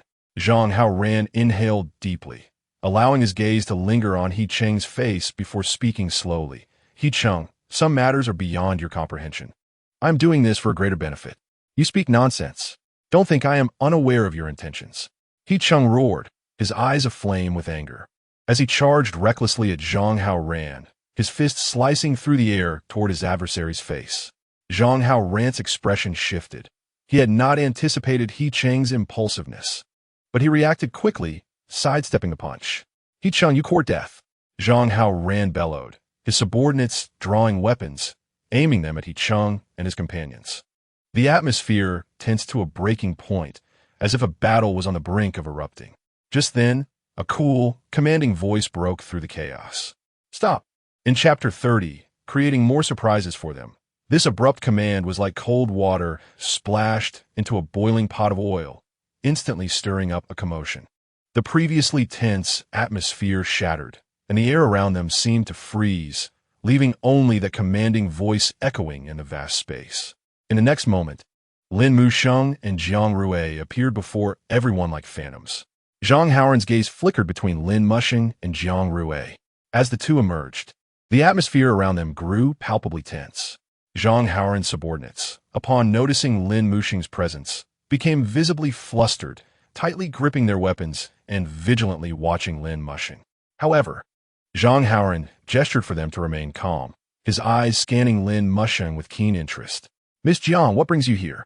He Cheng's voice was tinged with anxiety, clearly taken aback by the unexpected appearance of Jiang Rui and Lin Muxing at this moment. "Captain He, It seems you're in a bit of trouble, Jiang Rui remarked with a gentle smile. He Chung sighed. Miss Jiang, today's events may inadvertently involve you. Involve? Captain He, do not wrongfully accuse the innocent, he retorted mockingly. I was instructed by the base commander to escort Miss Jiang, so do not slander my name. The red seal of the base commander was prominently displayed, glaringly evident. He Cheng's expression darkened instantly. Where did you acquire this document? Naturally, it was obtained with the commander's approval. This seal serves as the finest proof, he replied, a knowing smile curling at the corners of his mouth. Impossible. He Cheng's voice brimmed with disbelief. I merely traveled to Nansha City. Why treat me as if I were a person of great importance? Jiang Rui gazed at them, somewhat exasperated. Miss Jiang, this matter may be more complicated than it appears. He Cheng said gravely, casting a serious look at Zhang Haoran. This document may not be authentic. Zhang Haoran's lips curled slightly, a glimmer of pride in his eyes. Captain He, this seal is indeed genuine. The base commander personally stamped it and instructed me to ensure Miss Jiang's safe return. Personally instructed? Jiang Rui's lips curled into a sardonic smile. Where I go is my own prerogative. I require no one to dictate my choices. Zhang Haoran smiled faintly and waved his hand to his subordinates. I kindly request you not to make this difficult for me. Take her away. Jiang Rui's lips twisted into a contemptuous smirk as she retrieved a large bundle of smoke bombs from the system space. With a sharp command, she exclaimed, "Go!" In an instant, she hurled the smoke bomb with all her might. A loud bang echoed as the smoke bomb detonated, releasing a thick cloud of white smoke that rapidly enveloped the area. Get in the car, Jiang Rui instructed He Cheng and the others. At her command, He Cheng and the other team members swiftly sprang into action, hopping into the pre-prepared vehicles. The white smoke swirled across the open ground, concealing their figures and providing cover for their escape. Zhang Haoran and his subordinates were caught off guard by this sudden turn of events. They brandished their weapons, attempting to locate their target within the smoke, but all their efforts were in vain. Under the cover of the smoke, the vehicles roared to life, the tires screeching against the ground as they disappeared swiftly down the distant road. Zhang Haoran stood rooted in place, furiously glaring at the retreating vehicles. Chase them! Zhang Haoran bellowed. His subordinates immediately complied, scrambling onto the truck and speeding off in pursuit of the fleeing vehicles. Zhang Haoran's face contorted with rage and frustration, his eyes glinting coldly as he clenched his fists, as if this was the only way to alleviate his inner fury. They're catching up. Xiaohu's voice was tense as he glanced at the rearview mirror, seeing the truck drawing nearer. What's the rush? Can't the SUV outrun their truck? He Cheng drove the SUV recklessly across the winding wilderness, expertly controlling the speed to ensure swift progress without losing control. Open the windows. Let's give them a surprise, Jiang Rui suggested. Lin Mushing gently rolled down the window, a refreshing breeze flowing into the vehicle. Jiang Rui's lips curled into a playful smile, her eyes sparkling with mischief. She tossed a string of firecrackers out of the window, the tail of the firecrackers tracing an elegant arc through the air before landing on the ground. The tail line, propelled by the vehicle's speed, slithered like a lively red serpent across the wilderness. Jiang Rui smirked coldly as she ignited the fuse. Instantly, the ground's red line caught fire, and the thunderous sound of the firecrackers reverberated throughout the barren expanse. Let us add more smoke bombs. Jiang Rui tossed out several more. Upon witnessing this, Zhang Haoran and his subordinates' expressions darkened significantly. Quick, stop! Don't go around! Zhang Haoran shouted in desperation. His voice echoed within the confines of the truck, filled with anxiety and impatience. His subordinates hurriedly responded, each attempting to halt the heavy truck amidst a flurry of confusion. However, the truck's massive inertia prevented an immediate stop, hurtling forward at an alarming speed towards the cacophony of firecrackers. Zhang Haoran and his men could only watch helplessly as their vehicle drew closer to the perilous area, their hearts swelling with fear and helplessness. Just then, a piercing screech of brakes sounded, and the truck finally came to a jarring halt. Zhang Haoran and his subordinates leapt from the vehicle, cautiously peering in the direction where the SUV had vanished. Damn it! Damn it! Damn it! Zhang Haoran roared. drawing his pistol and unleashing a barrage of shots towards the SUV's direction. Inside the SUV, Jiang Rui and the others remained unfazed by the gunfire. This is quite entertaining. It's a pity we can't see their angry expressions. Jiang Rui sighed lightly, her tone laced with a hint of regret. Ah, don't worry, he chuckled, reassuring Jiang Rui as he swiftly retrieved a small pair of binoculars from beneath his seat and handed them to her. Well done, Captain He. Jiang Rui accepted the binoculars, adjusting the focus before aiming them at Zhang Haoran and his men. Through the lenses, she clearly observed Zhang Haoran's furious visage and the chaotic scene of his subordinates. Look, their expressions are particularly amusing right now. Jiang Rui passed the binoculars to Lin Musheng beside her. Lin Musheng took the binoculars, merely glancing through them before setting them aside. His gaze shifting back to Jiang Rui. With a gentle smile, he said softly, "If you feel this isn't enough to relieve your anger, we shall settle the score once we reach Nansha City." He Cheng's lips twitched slightly, silently lamenting. This one truly excels in fanning the flames, completely unbothered by the chaos and reveling in it instead. Chapter 31. Arrival at Nansha City. Jiang Rui shook her head. No, I do not wish to see him again upon reaching Nansha City. Very well, then we shall not meet, Lin Musheng responded softly, a peculiar dark glimmer flashing in his crimson eyes. The SUV sped towards Nansha City. This route had been cleared by MO Shios, providing a temporary safe passage devoid of zombies. Yet, as the SUV passed, the zombies lining the roadside exhibited a flicker of red light in their eyes, as though summoned by some mysterious force, slowly rising from their hiding spots, their stiff limbs regaining a semblance of vitality. Their target was none other than Zhang Haoran's convoy. By the way, Miss Jiang, where is your convenience vehicle? Xiaohu suddenly inquired. Oh, it's been stored away, Jiang Rui replied nonchalantly. Stored away? Xiaohu blinked in slight confusion. All right, everyone brace yourselves. We've already wasted too much time. I'm about to accelerate, He Cheng announced. With a roar, as He Cheng's words fell, the SUV surged forward, racing down the road like a wild stallion. The scenery outside the window blurred into a patchwork of vibrant colors. Time flowed silently, the afternoon sun softening gradually. Jiang Rui stifled a yawn, her gaze drifting through the window to the sun sinking slowly in the distance. The sunset's glow graced her face, adding a touch of languor to her demeanor. Weren't the wastelands supposed to be a paradise for zombies? Why have I not encountered a single one? She murmured softly to herself, her brow furrowed with a mix of curiosity and confusion. Indeed, it evokes a sense of peculiarity. He Cheng spoke in a low voice, but Nansha City is right before us. Xiaohu Yiqi remained vigilant. Yes, Chengge. All right, boss. Jiang Rui's eyelids grew heavy, and an unintentional yawn escaped her lips. Lin Musheng observed this with tenderness in his voice. Are you feeling drowsy? Jiang Rui gently nodded, her eyes beginning to flutter, the waves of fatigue washing over her, nearly overwhelming. Leaning against the window, she closed her eyes. The afterglow of the setting sun cast a warm light upon her face, bestowing her with an aura of softness and tranquility. Lin Musheng watched her quietly, his gaze filled with affection and protectiveness. He reached out, delicately brushing her hair, his touch so gentle it seemed to fear disturbing her dreams.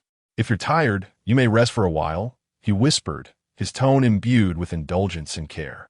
With me here, nothing will happen. As Lin Musheng's words fell, Jiang Rui's breathing gradually steadied, and she slipped into a deep slumber. His gaze remained fixed on her, and he gently withdrew his hand, feeling the lingering softness and warmth of her hair. He slightly leaned forward, placing a tender kiss upon her forehead. The atmosphere within the vehicle was serene and harmonious, as the sunset's glow streamed through the windows, draping everything inside in a golden radiance. He Cheng and Xiaohu Yiqi kept a vigilant watch outside the vehicle, ever prepared to confront any potential crisis. Yet, amidst this tranquility, an enigmatic force seemed to guard them, allowing them to proceed unscathed. As night descended, the outlines of the town appeared somewhat hazy under the cloak of darkness. Ahead lies the Thunder Base, He Cheng announced. The towering alloy walls shimmered under the moonlight, standing resolute in the shadows like a guardian, imparting an inexplicable sense of security. The convoy approached slowly, the lights on the alloy walls gradually illuminating the path ahead, as well as the expressions on the faces of those within.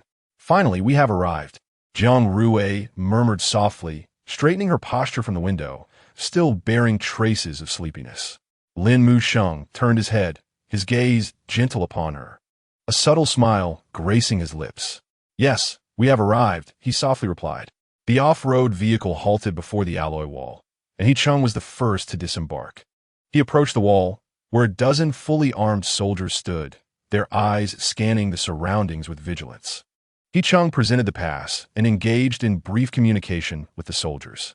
The soldiers meticulously examined the documents, and once confirmed, one of them nodded, indicating they could pass. The off-road vehicle restarted and slowly entered the Thunder Base. Jiang Rui peered through the window, curiously observing the interior of the Thunder Base. The towering buildings appeared solemn and mysterious under the moonlight, while the streetlights along the way emitted a warm glow, infusing the area with a touch of warmth. As the vehicle glided by, shops lining the streets gradually came into view, some still lit, casting a faint glow. Occasionally, patrolling soldiers and vehicles passed by, maintaining an orderly environment. The off-road vehicle slowly entered a spacious parking lot beside the street, where the lights of several buildings flickered in the night, intertwining with the starlight to create a tranquil tableau. After He Chung alighted, he briskly walked to the window of Jiang Rui and Lin Musheng's vehicle, wearing a warm smile. Miss Jiang, Mr. Lin, this is our Thunder Base's resting area. He gestured toward an elegantly adorned building ahead. Jiang Rui and Lin Musheng exited the vehicle, the fresh air and the faint fragrance of flowers in the night breeze invigorating their spirits. The building's lights appeared particularly inviting in the night, and, as they followed He Chung inside, they were immediately captivated by the decor. The soft light cascaded over the exquisite furnishings, and abstract artworks adorned the walls, enhancing the artistic ambience of the space. He Chung led them to a spacious guest room, which was simply yet comfortably furnished, with a soft bed and fine linens seemingly inviting them to rest. Jiang Rui approached the window, drawing back the curtains to let the moonlight spill into the room, adding a hint of mystery and romance. Observing their satisfied expressions, He Chung felt a sense of relief. Miss Jiang, you may rest here for the night. Tomorrow I will personally escort you to meet the base commander. Jiang Rui nodded gently in understanding, saying yes, thank you, Captain He, for the arrangements. Please rest, I shall not disturb you. After He Chung spoke, he turned and left the room. Lin Musheng moved closer to Jiang Rui, gently taking her hand, his eyes filled with concern and affection. You must be tired from the long day of travel. Rest early, he said softly, his tone brimming with care and tenderness. Jiang Rui withdrew her hand. No, I wish to take a shower. I haven't had one since arriving here. She glanced around, her gaze falling towards the direction of the bathroom. There must be a place to bathe here, right? Lin Musheng smiled slightly, his eyes full of indulgence. Of course. Go ahead. I will wait here for you. Chapter 32, he sat quietly at the edge of the bed. Jiang Rui emerged wrapped in a soft towel. Noticing Lin Musheng still in the room, her brow furrowed in confusion. Why are you still here? It's already night. Lin Musheng looked up, a hint of warmth flickering in his eyes. Rest assured, I can control myself now. I won't be as feral as before. Jiang Rui gently dried her damp hair and inquired, is it because some parts of your body have returned to human form? Lin Musheng nodded, walking to the window to gaze at the starry night sky. Yes, I can feel the changes in my body. That feral emotion is gradually fading away. Jiang Rui smiled slightly. Well, that's good. Once you completely shed the guise of a zombie, no one will suspect your true identity. Lin Musheng turned to her. I will help you dry your hair. As he spoke, he walked beside Jiang Rui, tenderly brushing the strands from her forehead. Tomorrow, I will not accompany you. I will wait here, Lin Musheng stated. Why not? Jiang Rui asked, puzzled. Because I fear encountering someone familiar who might recognize my identity. Jiang Rui frowned slightly. You've only just arrived. Who would recognize you? Never mind. If you don't want to go, Just stay put and don't wander around. All right, Lin Musheng nodded. The wind outside the window gently rustled, bringing the coolness of the night and whispers from afar. As Jiang Rui's eyelids grew heavy, the waves of drowsiness washing over her. By the way, you should just make do on the floor tonight, she suddenly said. Her words surprised Lin Musheng slightly. He looked down to see Jiang Rui peacefully closed her eyes, her breathing becoming calm and serene. He chuckled softly, gently tidying her disheveled hair and carefully arranging the blanket to ensure she wouldn't catch a chill. Moonlight streamed through the window, casting a faint silver glow upon him. He sat quietly by the edge of the bed, watching over her until the night deepened and the first rays of dawn filtered through the curtains into the room. Jiang Rui slowly opened her eyes, and through the haze, the first thing she saw was Lin Musheng's profound gaze. Why are you up so early? Jiang Rui still bore traces of sleepiness, yawning repeatedly. Yes, it's time to rise. Breakfast is nearly cold. Breakfast? Jiang Rui looked at him in confusion. Where did you get breakfast? I haven't even taken out any food. Captain, he brought it over as soon as dawn broke. Lin Musheng pointed to the table. Isn't he tired? He drove all day yesterday. Jiang Rui gradually sat up, sleep still clinging to her, and walked into the bathroom to wash up, changing into a simple white t-shirt and jeans, her hair casually tied in a ponytail. By the way, here, Jiang Rui handed him a box of black contact lenses. It's crowded here. It's safer to wear lenses. Lin Musheng accepted the box of lenses, a warm feeling swelling within him. Jiang Rui's considerations were remarkably thorough. Indeed, this place was bustling and filled with prying eyes. Rather than donning exaggerated sunglasses and colored contact lenses, a more effective means of concealing his identity was preferable. By the way, let me assign you a task. I am leaving, so you can sell grilled sausages downstairs. Jiang Rui spoke. She produced a key and an unlimited grilled sausage machine, followed by a dagger. Alas, Lin Musheng, who had intended to intervene, witnessed her slice her own arm. You have drawn a significant amount of blood from me these past few days, and I am concerned for your health, Lin Musheng remarked, his brow furrowed with worry.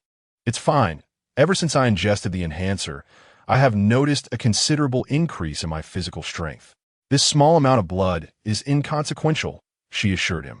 Lin Musheng was about to express further concerns when Jiang Rui interrupted. Do not fret. I truly am fine. It's nearly time. Jiang Rui handed him a bowl, urging him to drink. This will restore your arm, preventing anyone from discovering your identity as a zombie while selling sausages. Lin Musheng accepted the bowl, which contained a deep crimson liquid emitting a faint metallic scent. He hesitated for a moment, but ultimately consumed it in one gulp. The liquid coursed down his throat, imparting a chilling sensation as if it were instantly infused into his being.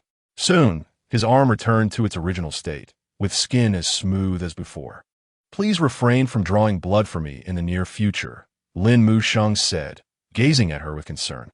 Jiang Rui waved her hand dismissively, signaling her understanding. While they were having breakfast, a knock resonated from outside. Lin Musheng rose to open the door, and He Chung, standing outside, was momentarily taken aback. This was his first glimpse of Lin Musheng's appearance.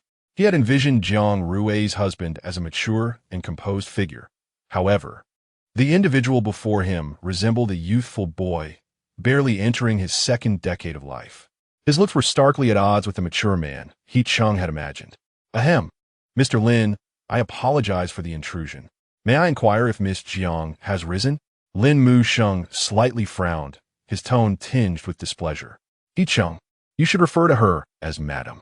He Chung was momentarily stunned, then enlightened, hastily nodding. Yes, I shall address her as Madam. My apologies, Mr. Lin. I will remember. Madam? When did I ever claim we were married? Jiang Rui shot Lin Musheng an exasperated glance before turning to He Chung. All right, let us depart. Understood. He Chung cast a sympathetic glance at Lin Musheng before following Jiang Rui's lead. Lin Musheng watched as Jiang Rui and He Cheng's vehicle gradually receded from view until it vanished entirely before he departed. He Chung was in the midst of introducing the Thunder Base when Jiang Rui suddenly recalled something. Captain, what became of the individual who ambushed us yesterday? He Chung smiled faintly, a glimmer of coldness in his eyes. Rest assured, Miss Jiang, you need not worry. That Zhang Haoran brought this upon himself. The documents he presented were forged. He is likely lost in the wasteland, torn to pieces by the zombies. His words bore no trace of sympathy, instead carrying a hint of mockery. In this world, the law of the jungle prevails.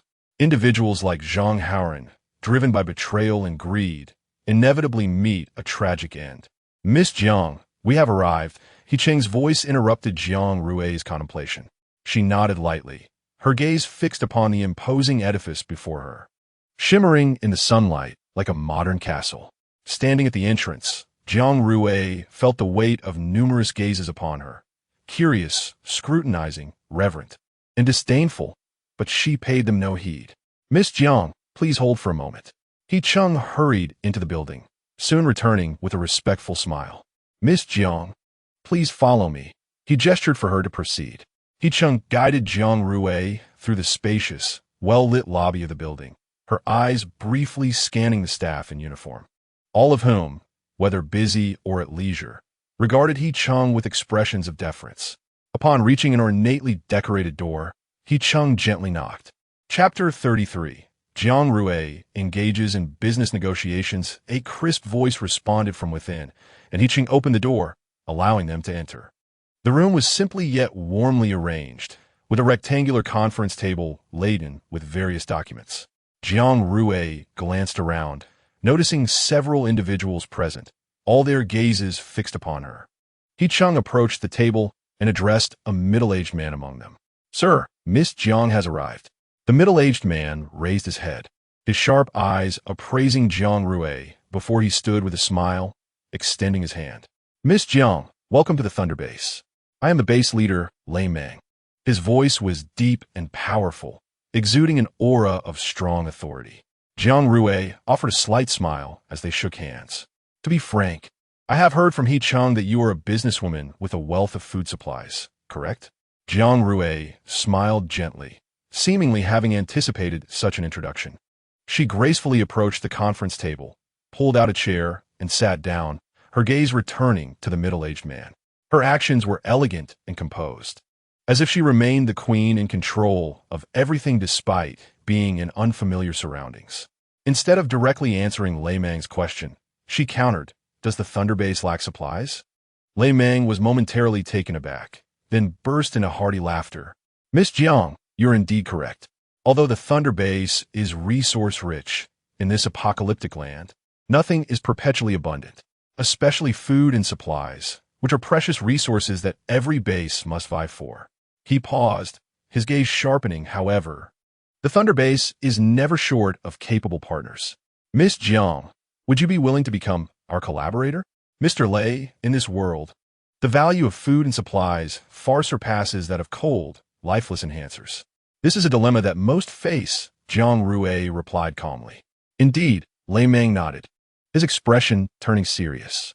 While enhancers can enhance our abilities, they cannot substitute for the critical role that food and supplies play in daily life.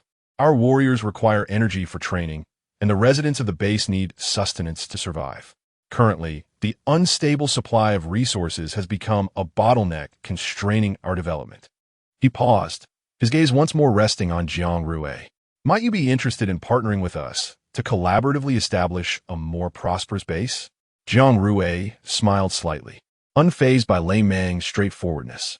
In this world, strength and profit are the only hard truths. She delicately traced the documents on the conference table, a glint of cunning in her eyes. Mr. Lei, I am naturally inclined to collaborate with the Thunder Base.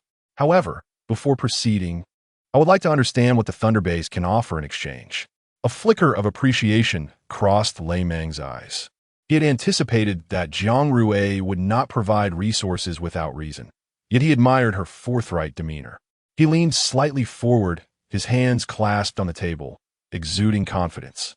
Miss Jiang, our Thunder Base boasts a formidable team of warriors and extensive combat experience. In addition to basic food and living supplies, we can offer protection to ensure the safety of your resources during transportation and storage.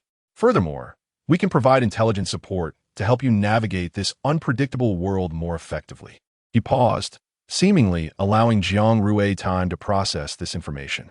The room fell into a brief silence as Jiang Rui's gaze lingered on Lei Meng's face. Then, she smiled softly, a hint of cleverness in her eyes. "Mr. Lei, your proposal is indeed appealing. However, I do not require your protection, nor do I need you to escort my supplies." This took Lei Meng by surprise, as he had not anticipated such a direct rejection. He had assumed that protection and escorting supplies would be the focal point of their collaboration, only to find Jiang Rui dismissing it outright. It should be noted that in this world, food and living supplies can only be acquired through the refreshing of resource boxes. He originally thought that Jiang Rui had discovered a fixed location for a large number of supply crates, but it was now evident that this was not the case. Jiang Rui continued, "Mr. Lei, I believe that the warriors and combat experience at the Lei Ting base are top-notch. However, in this world, strength and interests are the ultimate truths. What I require is the most formidable defense and superior weaponry from Lei Ting base." She paused, her gaze becoming resolute and sharp. "I need your assistance in modifying the convenience vehicles." As her words resonated in the conference room, the atmosphere suddenly grew tense.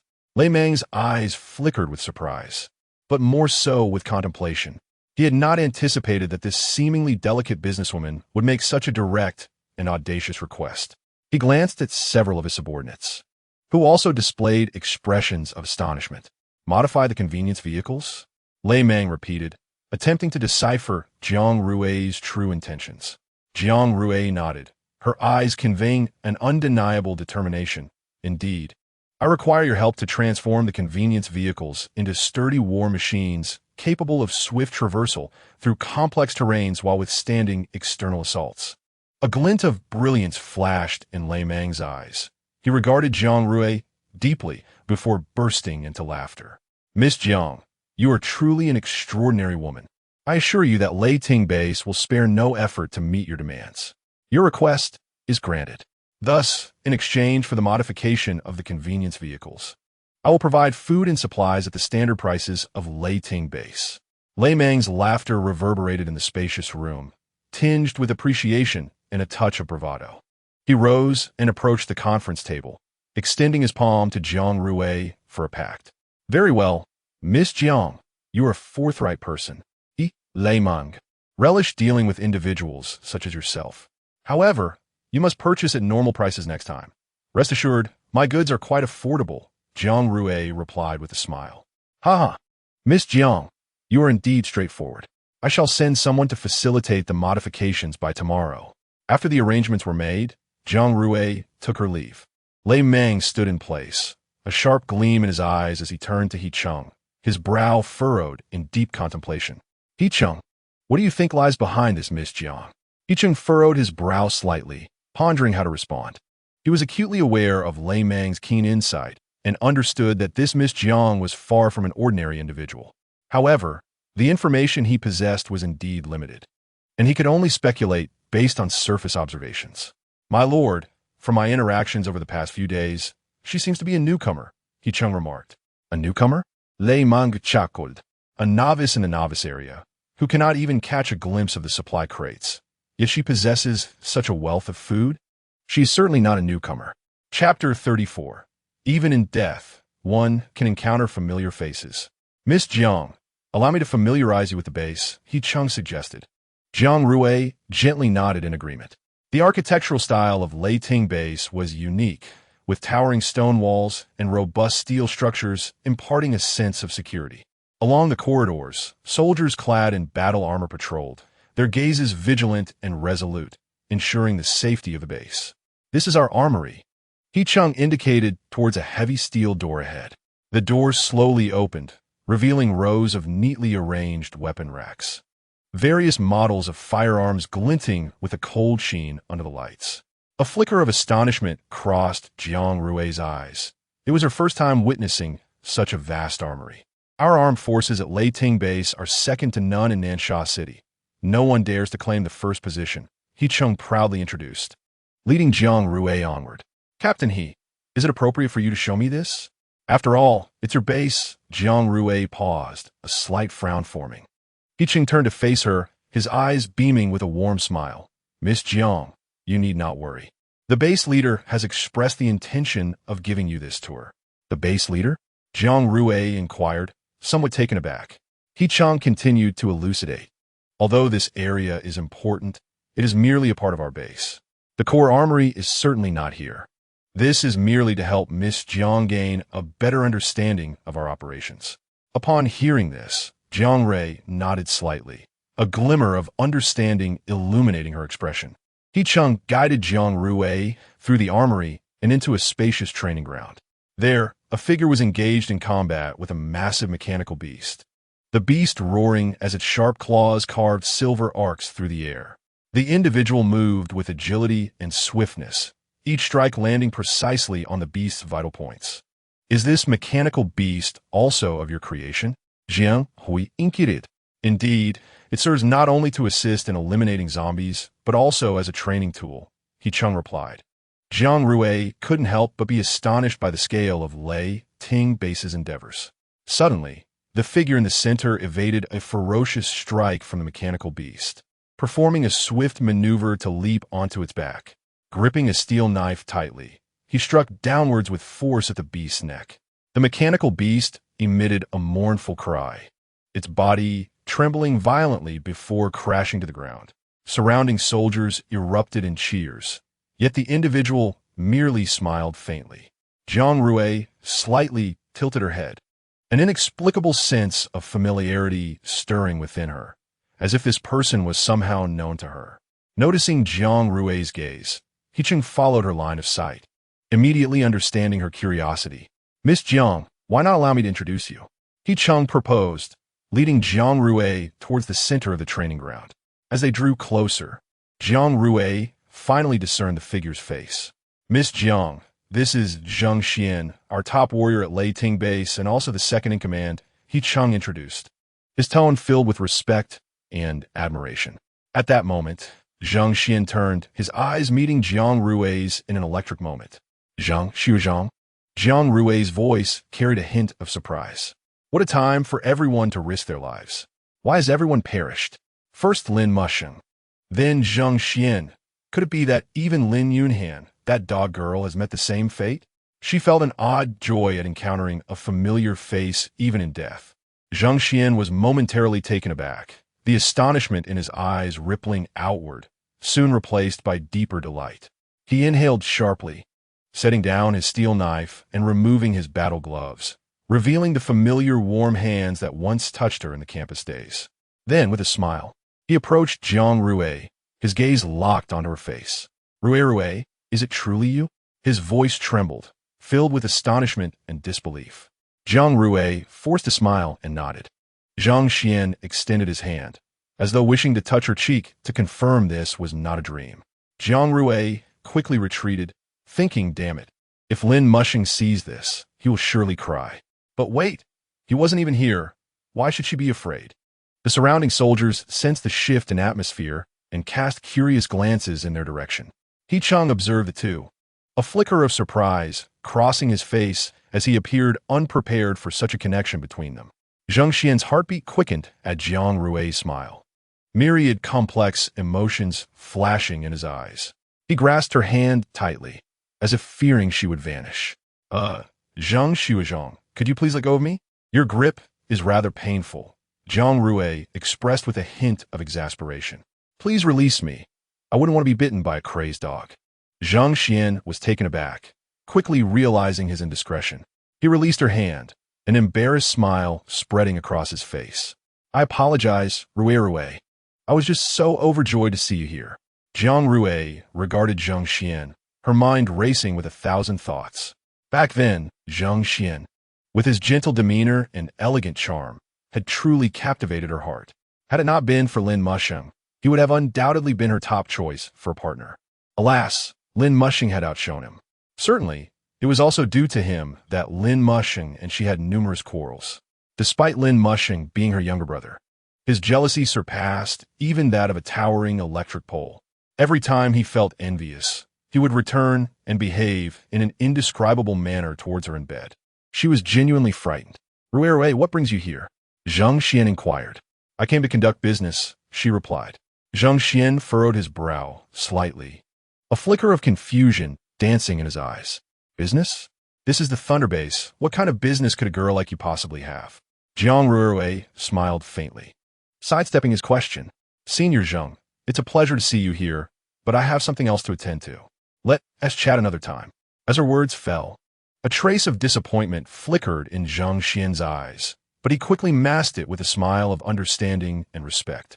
He nodded and softly said, All right, Rui, since you have matters to attend to, please go ahead. Jiang Rui replied, Okay, see you next time. With that, she turned and walked towards the training ground. Forgotten momentarily, He Chung snapped back to reality and hurriedly called after her, Miss Jiang, wait for me. Catching up to Jiang Rui, He Chung took a deep breath and said, Miss Jiang, you seem to be quite familiar with Mr. Zhang Xian. Jiang Rui smiled gently and replied, Zhang Xian was my senior in university. We were quite close. But that was a long time ago. Of course, they were familiar, entangled in a love triangle. Oh no, a quadrilateral love affair, not to forget that clingy fellow. He Chung shot a glance at Jiang Rui, sensing a hint of nostalgia for Zhang Xian in her demeanor. Ah, wait a minute. Miss Jiang has someone at home too. Is she wearing the green hat? Or did she fail to secure her position? Curiosity ignited within He Chung as he mused, spending all day battling zombies, yet still harboring a penchant for gossip. Chapter 35. Jiang Rui, you are once again hiding your entanglement with him from me. With his curiosity aflame, He Chung led Jiang Rui to a modest building, the sign-reading materials and housing registration office. They entered the room, filled with the scent of ink and paper. Behind a wooden desk sat a middle-aged woman, engrossed in recording something. He Chung stepped forward, politely clearing his throat. Sister Wang, this is the new arrival, Ms. Jiang Rui, here to collect the key to her new house. Sister Wang looked up, her gaze appraising Jiang Rui with a hint of surprise. She set down her pen, smiling as she stood up. Welcome to the Thunder Base, Ms. Jiang. I am the registrar for materials and housing. From her drawer, she retrieved a set of keys and handed them to He Chung. Here are the keys to your new place in the new district. It has 3 bedrooms and a living room, fully furnished. Jiang Rui accepted the keys with a grateful smile. Thank you, Sister Wang. He Chung nodded, pointing towards the door. Miss Jiang, I have some matters to attend to and cannot accompany you. The new district is at the northeast corner of the base. Just follow this road straight ahead, and you will see it. If you need any assistance, feel free to find me. Jiang Rui nodded. After He Chung left, she intended to seek out Lin Mushing to move, but unexpectedly turned to find Zhang Xian again. Senior Zhang, what are you doing here? Jiang Rui asked, a hint of surprise in her tone. Zhang Xian smiled faintly, concern evident in his eyes. I was worried about you. After all, you are not very familiar with this place. Allow me to escort you home. Jiang Rui's lips twitched slightly. So you've been following me. Well then, I appreciate your assistance. The transformation of the little puppy into a little wolf, the gentle senior becoming a stalker, had everyone who arrived in this world lost their sanity? After all, she felt somewhat peculiar herself. Jiang Rui sighed inwardly, realizing she could not reject this habit of the senior. Lin Mushing would surely throw a fit upon seeing this. It was better to postpone seeking Lin Mushing and first check out her new home. Zhang Xian naturally reached out and took the keyring from Jiang Rui's hand, softly stating, I am familiar with the route to the new district. Let me lead the way. They walked side by side out of the materials and housing registration office. Zhang Xian's pace neither too fast nor too slow, perfectly matching Jiang Rui's stride. Occasionally, he would turn his head slightly, his gaze gently brushing across her face like a feather in the wind, yet tinged with an imperceptible tension. Each time that brief glance ended, he would swiftly look away, as if afraid of being detected. This behavior carried an unspoken affection, mixed with a hint of reluctant restraint. Jiang Rui felt a sense of helplessness. She was not oblivious to Zhang Xian's concealed emotions, yet she was unable to reciprocate. When it came to Lin Mushing, she had already made her feelings clear. However, encountering Zhang Xian here was truly unexpected.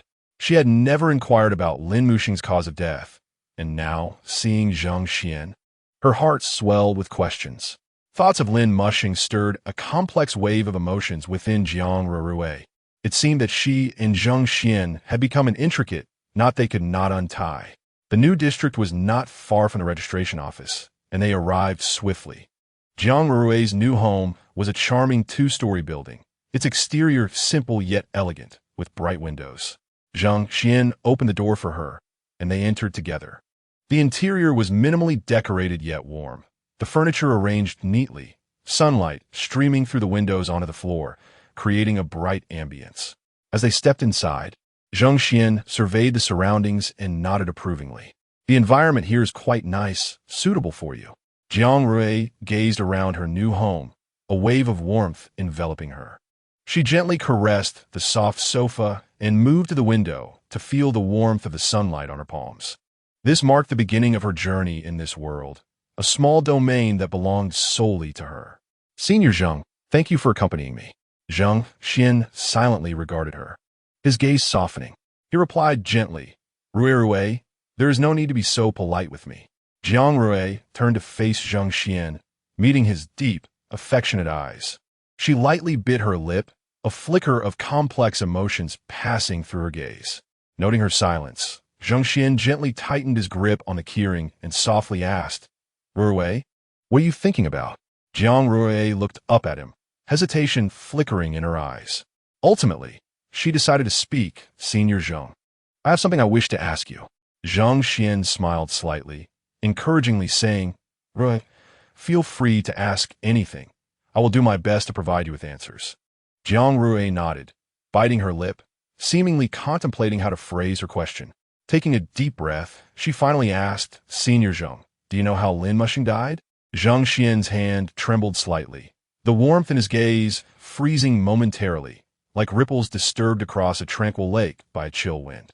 He released Jiang Rui's hand, turning away to gaze out at the sky, his voice low and trembling. Is this what you truly wish to know?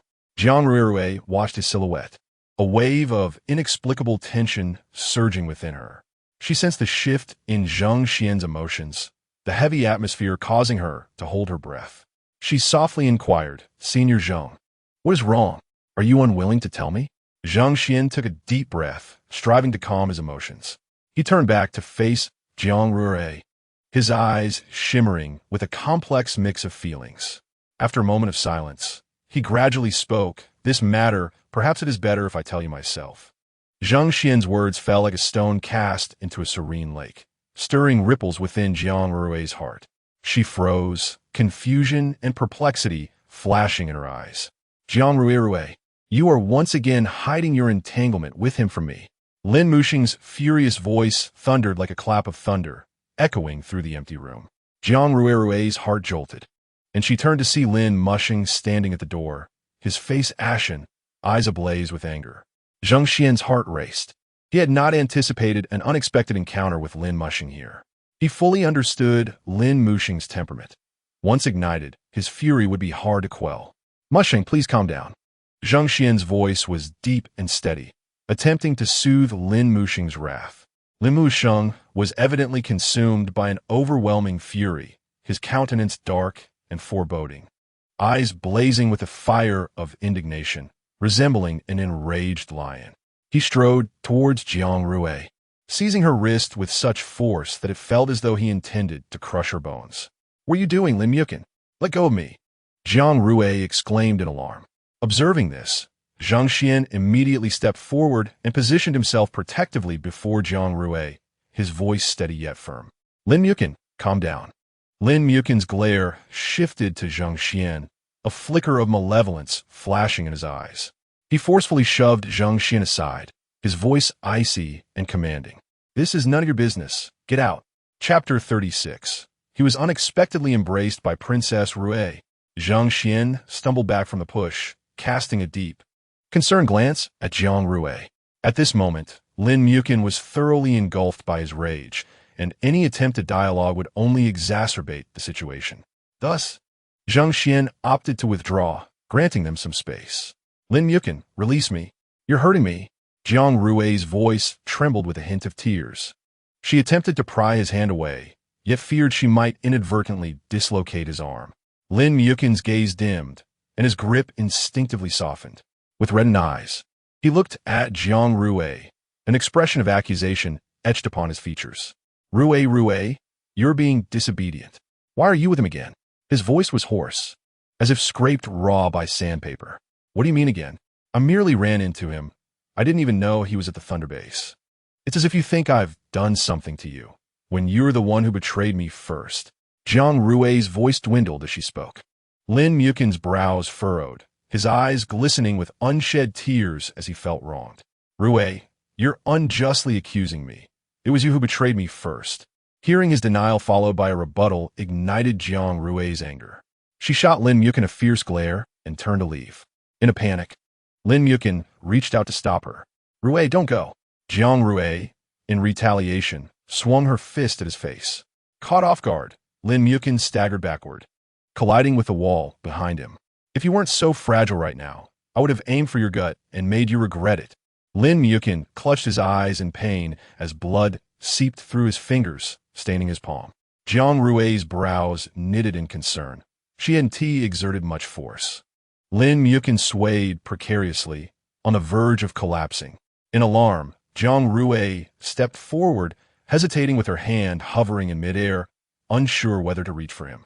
Just then, Lin Mukin wobbled and began to topple. Startled, Jiang Rui quickly extended her hand to support him. She gazed up at him, noting his pallid complexion, his eyes filled with agony and hurt. Are you all right? Jiang Rui's voice quivered. Lin Mukin subtly shook his head, leaning against her.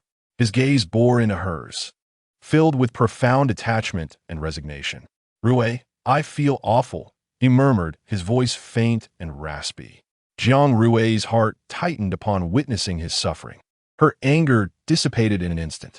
She hurriedly steadied him, noticing the dark blood pooling beneath his eyes, obscuring his pupils. Please tell me you're not reverting back to being a zombie, she thought in a panic. Wait here, I'll find someone to help. As she turned to leave, Lin Mukin gently grasped the hem of her clothing. Rui, don't go, he whispered, his eyes pleading. Realizing she couldn't seek help, Jiang Rui suddenly had an idea.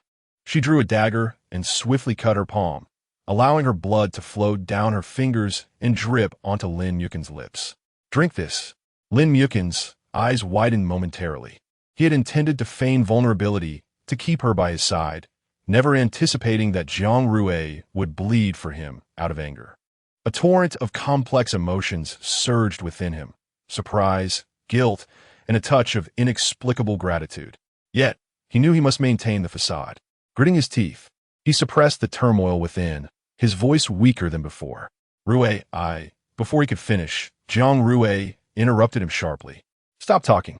Just drink. She forcefully pried his mouth open, pouring her blood into him. Lin Mukin's Adam's apple bobbed as he swallowed the crimson liquid, an unprecedented sense of comfort and satisfaction enveloping him. Rui, he murmured softly, his eyes reflecting a whirlpool of emotions. He grasped Jiang Rui's hand tightly, as if wishing to preserve this warmth and compassion in his heart forever. Jiang Rui observed him consuming her blood, her worries easing slightly. You really should refrain from provoking me, she remarked, rolling her eyes at him as she took a tissue to wipe away the dark blood from his face. However, as she cleared the blood, revealing his eyes, she was met with empty sockets devoid of pupils. She furrowed her brow in confusion. What is happening? Haven't you already consumed my blood? Is it insufficient to restore you? Noticing Jiang Rui's intent to continue bleeding, Lin Mukin felt a jolt of alarm and quickly halted her. Rui, that's enough. The recovery is simply slow. Oh, Jiang Rui replied, sheathing the dagger. Observing his waning state, her irritation melted away. Stay put and don't wander off. We don't want anyone discovering your true nature. Lin Mukin nodded in agreement. We can't just linger here in the living room, Jiang Rui whispered. Just as Lin Mukin began to speak, Jiang Rui unexpectedly bent down and lifted him into a princess carry. Lin Mukin's eyes widened in astonishment. In an instant, a flush of embarrassment colored his cheeks. I can't believe I'm being carried by Rui. Jiang Rui's strides were firm and purposeful, as if she were cradling a feather rather than a heavy man. A smile graced her lips, clearly delighted by her newfound strength. It is often said that boyfriends exhibit strength, but her own prowess was equally impressive. The sight of Lin Mukin's flushed face confirmed her triumph. With a triumphant hum, Jiang Rui gracefully traversed the living room, her mood lifting with each step. Lin Mukin, held in her embrace, felt his embarrassment fade, replaced by a smile of resignation and affection. His gaze lowered, soaking in the warmth emanating from Jiang Rui, filling him with an inexplicable sense of peace. Upon reaching the second floor, Jiang Rui gently laid Lin Mukin on the bed. Though his complexion remained pale, he appeared significantly improved compared to before. "Didn't I tell you to sell the grilled sausages? Why are you here?" Jiang Rui inquired. A smirk danced on his lips as he replied teasingly. "Because I detected the familiar scent of another man around you." Jiang Rui furrowed her brow, her tone laced with playful indignation. "Who are you trying to fool?" Lin Mukin, captivated by Jiang Rui's adorable expression, felt a ripple of affection within him. He reached out, gently pinching her cheek, and chuckled. "If you don't believe me, that's just a man's intuition. Get lost." Jiang Rui swatted his hand away. "Now tell me, where's my beloved convenience vehicle?" Chapter 37. A two-man show. "I drove it back," Lin Mukin replied obediently. "You drove it back?" Jiang Rui frowned, confusion etched on her face. "How come I didn't hear the car? Look downstairs," he pointed out. Half convinced, Jiang Rui moved to the window and peered down, confirming the presence of her car. If Lin Mukin had dared to abandon it, she swore she would make him pay. Pulling the curtains shut, she said, "All right, you should rest now." "Where are you going?" Lin Mukin watched her intently. "I need to tidy up at the new place," she stated, turning towards the door and gently closing it behind her. Lin Musheng let out a sigh of relief, grateful that the destination did not involve seeking out Zhang Xian. As night descended and the stars twinkled above, Jiang Rui had already succumbed to a sweet slumber. Lin Musheng gently pushed the door open, his steps as soft as if treading on cotton, fearful of making the slightest sound. He stood at the bedside, his gaze resting upon Jiang Rui's serene face. Under the moonlight, her features appeared even more delicate, exuding an exquisite tranquility. A smile involuntarily graced Lin Musheng's lips, a warmth flooding his heart. "Rui," he whispered softly, his voice imbued with tenderness and affection. His fingers glided lightly over her cheek, the sensation akin to caressing fine porcelain, stirring an indescribable emotion within him. Unable to resist, he pressed a gentle kiss upon her forehead. Before departing, Lin Musheng carefully tucked the blanket around her. In a luxurious estate within the central district, guards stood vigilant. Lin Musheng quietly positioned himself at the entrance, his gaze as cold and sharp as ice, piercing through the night to scrutinize the heavy iron gate. "Halt! Who goes there?" The guard's abrupt inquiry shattered the tranquility of the night, echoing through the desolate streets. Lin Musheng slightly turned his head, his voice deep and resolute. "Inform Zhang Xian that I am Lin Musheng." The guards exchanged glances, their eyes flickering with uncertainty and caution. One of the guards approached the gate, pressed the intercom button, and reported in a hushed tone, "Mr. Zhang, a person claiming to be Lin Musheng wishes to see you." A brief silence ensued from within, followed by an impatient voice. "Let him in." The iron gate creaked open, its sound heavy and foreboding. Lin Musheng stepped forward, entering with an air of composure. The guard guided Lin Musheng through a dimly lit garden, arriving at an opulently adorned house. The guard knocked on the door, whispering, "Mr. Zhang, Mr. Lin Musheng has arrived." The door swung open slowly, revealing a man clad in a black suit. After appraising Lin Musheng, he gestured for him to enter. Zhang Xian lounged on a sofa, his eyes coldly scrutinizing Lin Musheng. Behind him loomed a grand window, framing a breathtaking starry sky. At that moment, Zhang Xian bore no resemblance to the genteel figure he presented during daylight. "Leave us," Zhang Xian commanded. As his words fell, the guards dissipated like shadows. In the vast space, only Lin Musheng and Zhang Xian remained, the silence punctuated solely by the chirping of insects outside. Their eyes locked in a silent standoff, neither willing to speak. Zhang Xian's gaze roamed over Lin Musheng, tinged with curiosity and scrutiny. He reclined on the sofa, arms crossed over his chest. Casual, yet exuding an undeniable authority. Lin Mushing, your late-night visit. What brings you here? Zhang Xian initiated, his tone laced with an unmistakable indifference. Zhang Xian, I have warned you to keep your distance from Rui. A cold smirk curled Zhang Xian's lips, his eyes glinting with derision. Lin Mushing, by what right do you warn me? As Jiang Rui's boyfriend? Or perhaps her fiancé? Lin Mushing's expression hardened, stepping forward with a voice low yet unwavering. I am her fiancé, her future husband. I wish for you to understand that any intentions you harbor toward her are futile. Zhang Xian chuckled lightly, rising to meet Lin Mushing's gaze with defiance. Lin Mushing, who do you think you are? Can you truly provide her with happiness? Can you ensure she is never harmed? The atmosphere between them grew tense, as if the very air had chilled. Lin Mushing's fists clenched, flames of anger igniting in his eyes. Zhang Xian's lips twisted in a mocking smirk, releasing a derisive laugh. Do you believe your so-called warning will deter me? Your naivety is truly remarkable. Zhang Xian's voice dripped with scorn, his eyes shimmering with provocation. Lin Mushing's gaze hardened further. He refrained from words, instead launching a fierce punch at Zhang Xian. Zhang Xian swiftly evaded the strike, a cold smile gracing his lips as he moved with agility, engaging Lin Mushing in a fierce exchange. Their figures darted within the room, fists colliding with a resounding thud. Each of Lin Mushing's punches brimmed with fury and determination, while Zhang Xian parried effortlessly as if toying with him.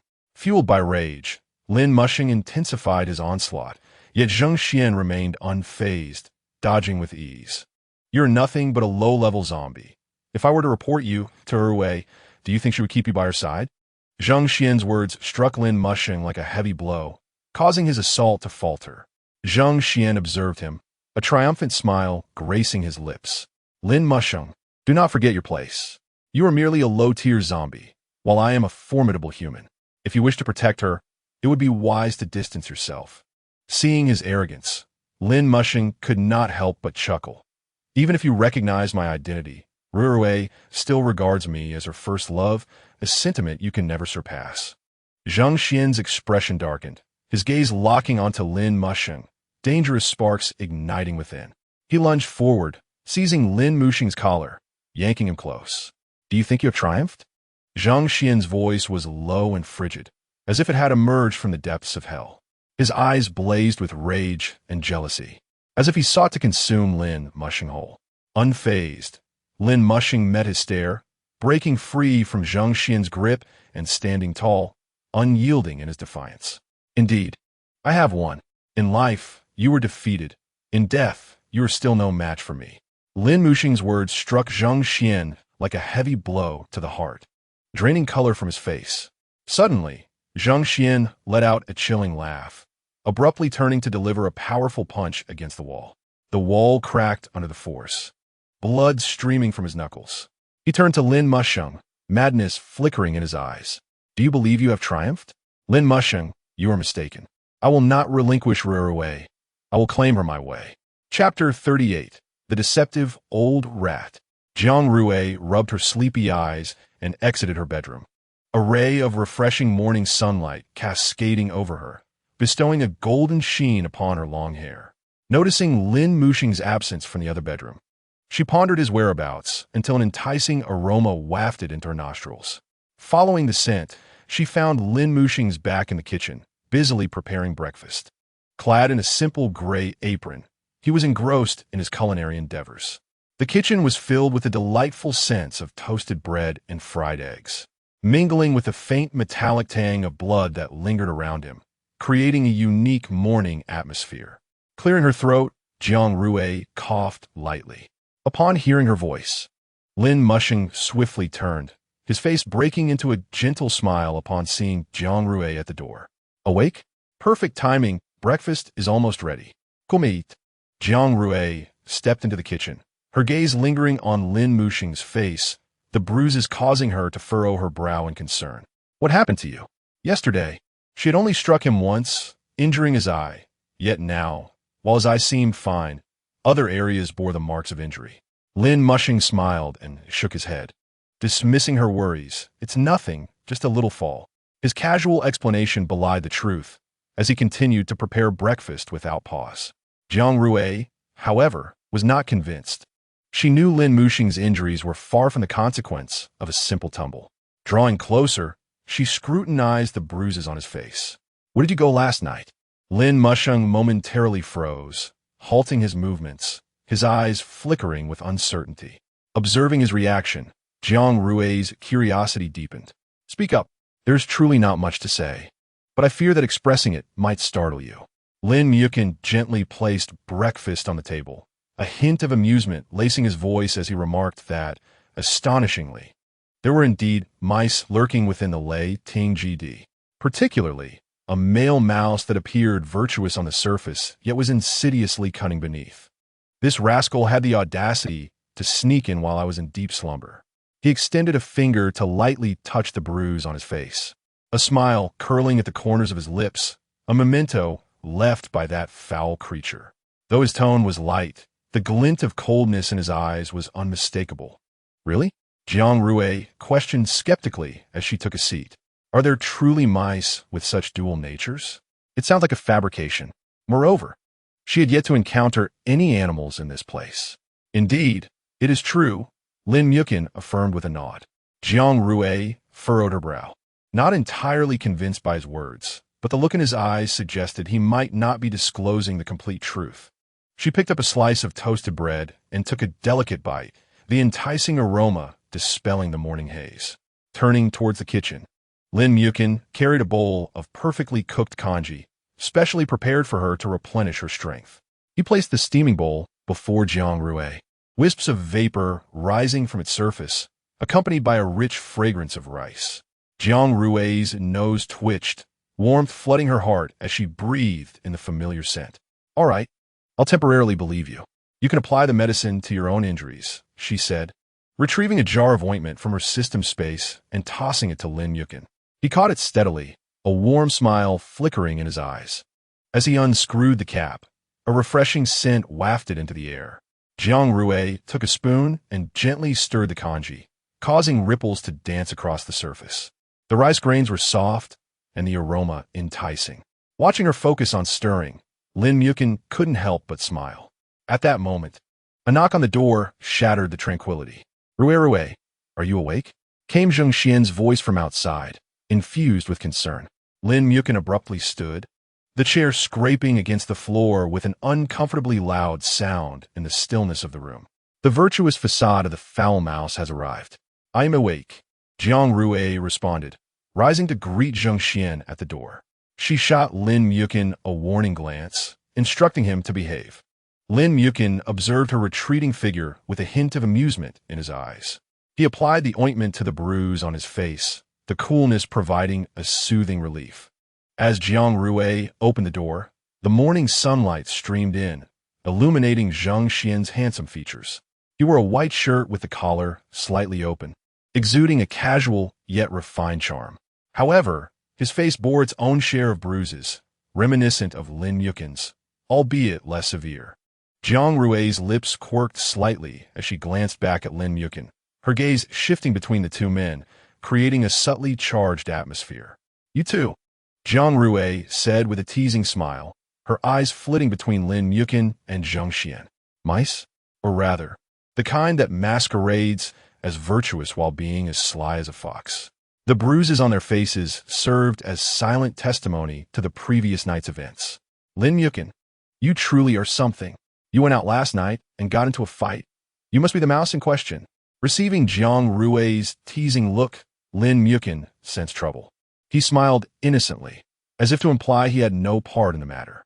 Leaning closer to Jiang Rui, he whispered, "Rui, you've misunderstood. I stayed in the house all night, and it was that foul mouse that harmed me." Jiang Rui looked up at him, her laughter deepening. She raised an eyebrow and lightly tapped the tip of his nose. "Oh, is that so?" Lin Mukin touched his face, nodding earnestly. Yes, it was the mouse's fault." As he spoke, he glanced at Zheng Xian, a glint of provocation flickering in his eyes. Rui. Witnessing their intimate interaction, Zheng Xian's expression shifted slightly. a complex emotion flitting across his visage as he battled with jealousy. Striving to maintain his composure, he stepped forward, offering Jiang Rui a gentle smile. Rui, today I brought someone to help you modify your vehicle. Feigning innocence, as expected of the virtuous mouse, Lin Mukin internally scoffed. Troublesome Zheng Xian.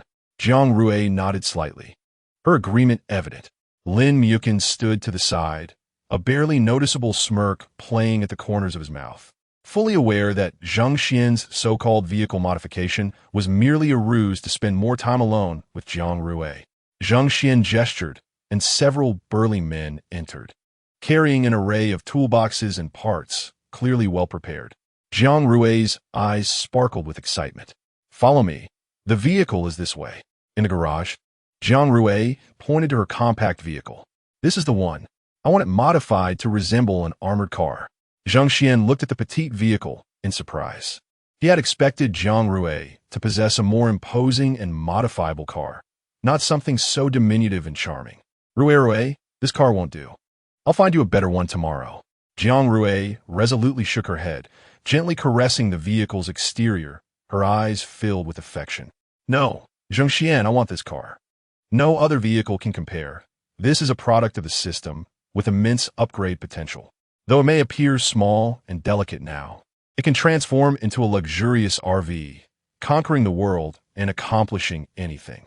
Even if the winds of change sweep through Nansha City, I will have this vehicle by my side. Her determination left Zheng Xian somewhat helpless, yet he respected her choice.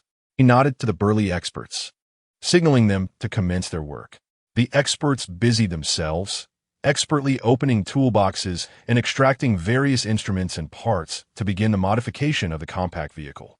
At that moment, one expert suddenly exclaimed, "Miss, if we're to modify this vehicle into an armored car, we will need to replace many components, including the engine, suspension system, and body armor. This will require significant time and materials."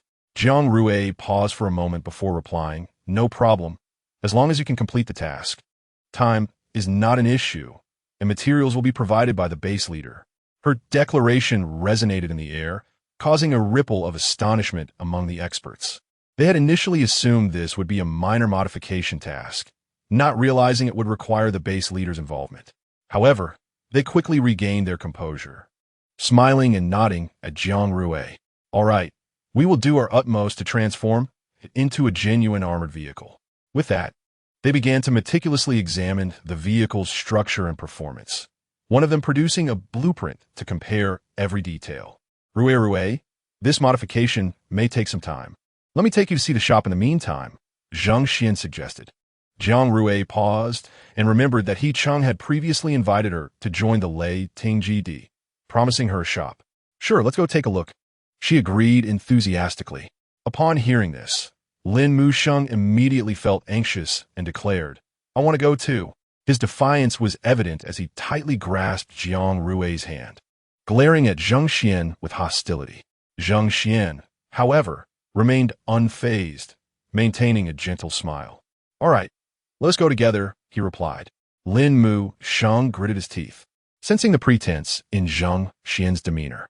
"Fine, you can come along too," he conceded. Jiang Rui brushed his hand away and sprayed perfume towards him vigorously. Zheng Xian frowned slightly, discerning that Jiang Rui was using the fragrance to mask the scent of decay emanating from Lin Musheng. It was clear that Jiang Rui was aware of Lin Musheng's true identity, and her attempt to intimidate him was futile. Once she confirmed that only a strong scent of perfume lingered around Lin Musheng, she breathed a sigh of relief. The trio exited the modified workshop, and Zheng Xian led them to a bustling district in Nansha City, where a throng of diverse pedestrians moved about. This area served as the commercial hub of Nansha City, dominated by shops from various bases, predominantly controlled by our Lei Ting base, Gulang base, and Shuesei base. Some smaller bases lacked even a storefront. Zheng Xian pointed to the shops lining the street, explaining to Jiang Rui and Lin Musheng.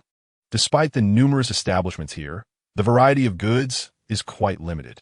The supply boxes are managed by the three major bases, with only a few days each month designated for external sales. Jiang Rui furrowed her brow slightly at Zhang Xian's words as she surveyed her surroundings. Noticing that although the shops appeared plentiful, their shelves held only a scant selection of items. Hearing about it was one thing, but witnessing it was another. The three major bases truly wielded significant control, effectively monopolizing the supply of resources in Nansha City. She looked up at Zhang Xian, a flicker of curiosity in her eyes. What exactly is contained within those supply boxes? Are there truly no alternative channels for acquiring resources? Zhang Xian smiled faintly, shaking his head gently, his voice deep and resonant. Each supply box is akin to a small treasure trove, containing various necessities and delectable foods. He glanced around, ensuring their conversation went unnoticed, before lowering his voice to continue. Moreover, miracles can occasionally occur, with live animals emerging from the boxes. Live animals? Her eyes sparkled with excitement, as if she had stumbled upon a novel curiosity. Indeed, sometimes there are lively chickens and ducks, and, at other times, plump cattle and sheep. A mysterious smile graced Zhang Xian's lips, though he cautioned that the chances were exceedingly slim, let alone the rarity of seeds. Meat, Jiang Rui exclaimed, her voice brimming with delight and nostalgia. At Zhang Xian's description, she could almost smell the tantalizing aroma of meat, a long-forgotten scent that made her swallow hard. Within her store system, although a myriad of goods was available, live creatures were conspicuously absent. Such fresh, steaming food had become a distant memory for her. She envisioned the moment when those lively chickens and ducks, along with the robust cattle and sheep, were released from the supply boxes, filling her heart with eager anticipation. Senior Zhang, when you next explore the supply boxes, could I possibly accompany you? Jiang Rui's gaze shimmered with hope. She yearned for a taste of meat. Given its scarcity, purchasing it was out of the question. She needed to seek it herself, uncertain of when her system would offer live animals for sale. No, I cannot permit that. Jiang Rui's words were met with immediate opposition from both Zhang Xian and Lin Mushang. Zhang Xian furrowed his brow, concern evident in his gaze as he looked at Jiang Rui. Rui, supply boxes can only be found in desolate areas. Do you understand what that means? It is the stronghold of the zombies, the brink of death. Each exploration is a brush with the Grim Reaper. I cannot allow you to take such a risk. Lin Mushang's expression turned serious, his voice low and resolute. Rui, I can agree to anything but this. You are still too weak to venture there. Zhang Xian continued. However, if you truly wish to go, I can first take you to Baisha City. Oh, there's actually a Baisha City? I always thought there was only Nansha City. Jiang Rui's eyes sparkled with curiosity, her interest piqued by Zhang Xian's words. Zhang Xian nodded, elaborating. Nansha City and Baisha City are separated by a concealed underground river. Nansha City is a sturdy fortress established by humanity in this desolate land, serving as our primary stronghold in the region. In contrast, Baisha City is a peculiar place where humans coexist with zombies. Senior Zhang, are you implying that humans and zombies coexist peacefully? Jiang Rui asked softly, casting a glance at Lin Mushang.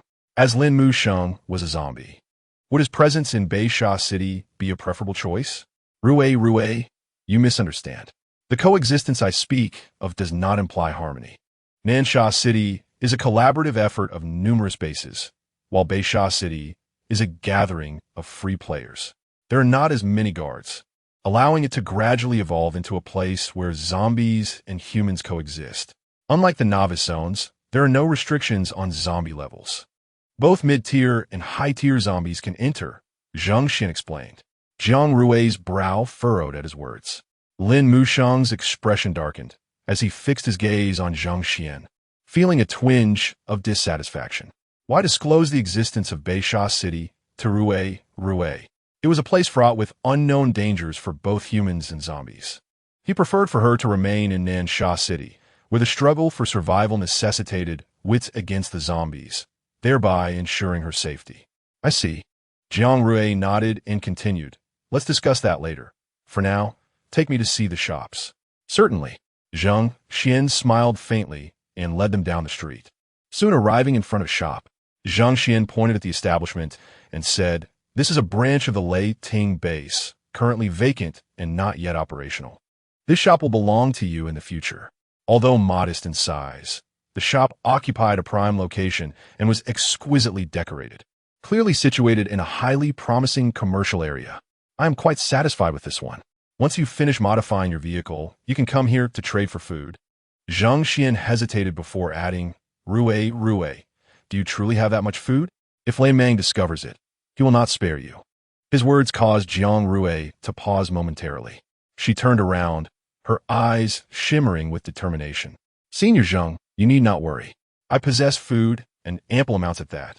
I am aware of Lei Meng's considerable influence in Nansha City, but since I dare to act, I have my own plans. With that, she pushed open the door and stepped inside the shop. An air of long-dormant dust greeted her, and Jiang Rui wrinkled her nose slightly, waving her hand to disperse the dust and reveal the shop's original elegance. Wooden shelves were neatly arranged, and her gaze roamed as she surveyed the interior. Lin Mushen, what do you think of this place? She asked, her eyes sparkling with anticipation. Lin Musheng followed closely behind, his gaze soft as he regarded her. It's wonderful. His voice was low and gentle, as if comforting her. Jiang Rui smiled at his response. When the time comes, this will be the hottest shop in Nansha City, and all the points will come pouring in. Now, let us tidy up the shop and prepare for the grand opening. Once finished, Jiang Rui surveyed the surroundings to ensure nothing was overlooked. She softly inquired, is the launcher ready? Lin Musheng nodded, and the two moved to a clear area. Lin Musheng gripped the launcher's handle tightly and pressed the launch button firmly. With a sharp whistling sound, a multitude of papers filled the sky, cascading down like snowflakes. The wind gently blew, scattering the flyers in all directions. Bystanders were left bewildered, their expressions a mix of confusion. Zhang Xian stood by the street, gazing at the sheets of paper that fluttered down from the sky, momentarily taken aback. He surveyed his surroundings, noting that everyone had halted in their tracks, looking up in astonishment and curiosity. Some people picked up the papers from the ground to examine them. Zhang Xian could not resist the urge to bend down and retrieve one of the falling sheets. It read, New store opening welcome. He paused for a moment, then understood Jiang Rui's intention. Zhang Xian shook his head and remarked, Your method of promotion is quite unique. He lifted his gaze to the papers still drifting through the air, a glimmer of appreciation flashing in his eyes. Zhang Xuezhang, how do you find our promotional effect? Jiang Rui asked, her eyes twinkling with anticipation. Zhang Xian smiled slightly and shook his head to discern the effect. You need to see for yourselves. I have matters to attend to, so I shall take my leave. All right, see you. Jiang Rui nodded. At the other end of the street, a bustling crowd created a lively scene. Their shop had already become the focal point of the area, drawing a multitude of curious gazes. Look at this. A new store opening, and they are promoting in such a manner without revealing what they sell. How creative. Let's go have a look. What creativity. It surely isn't selling food. Peeking won't cost us anything. Let's go.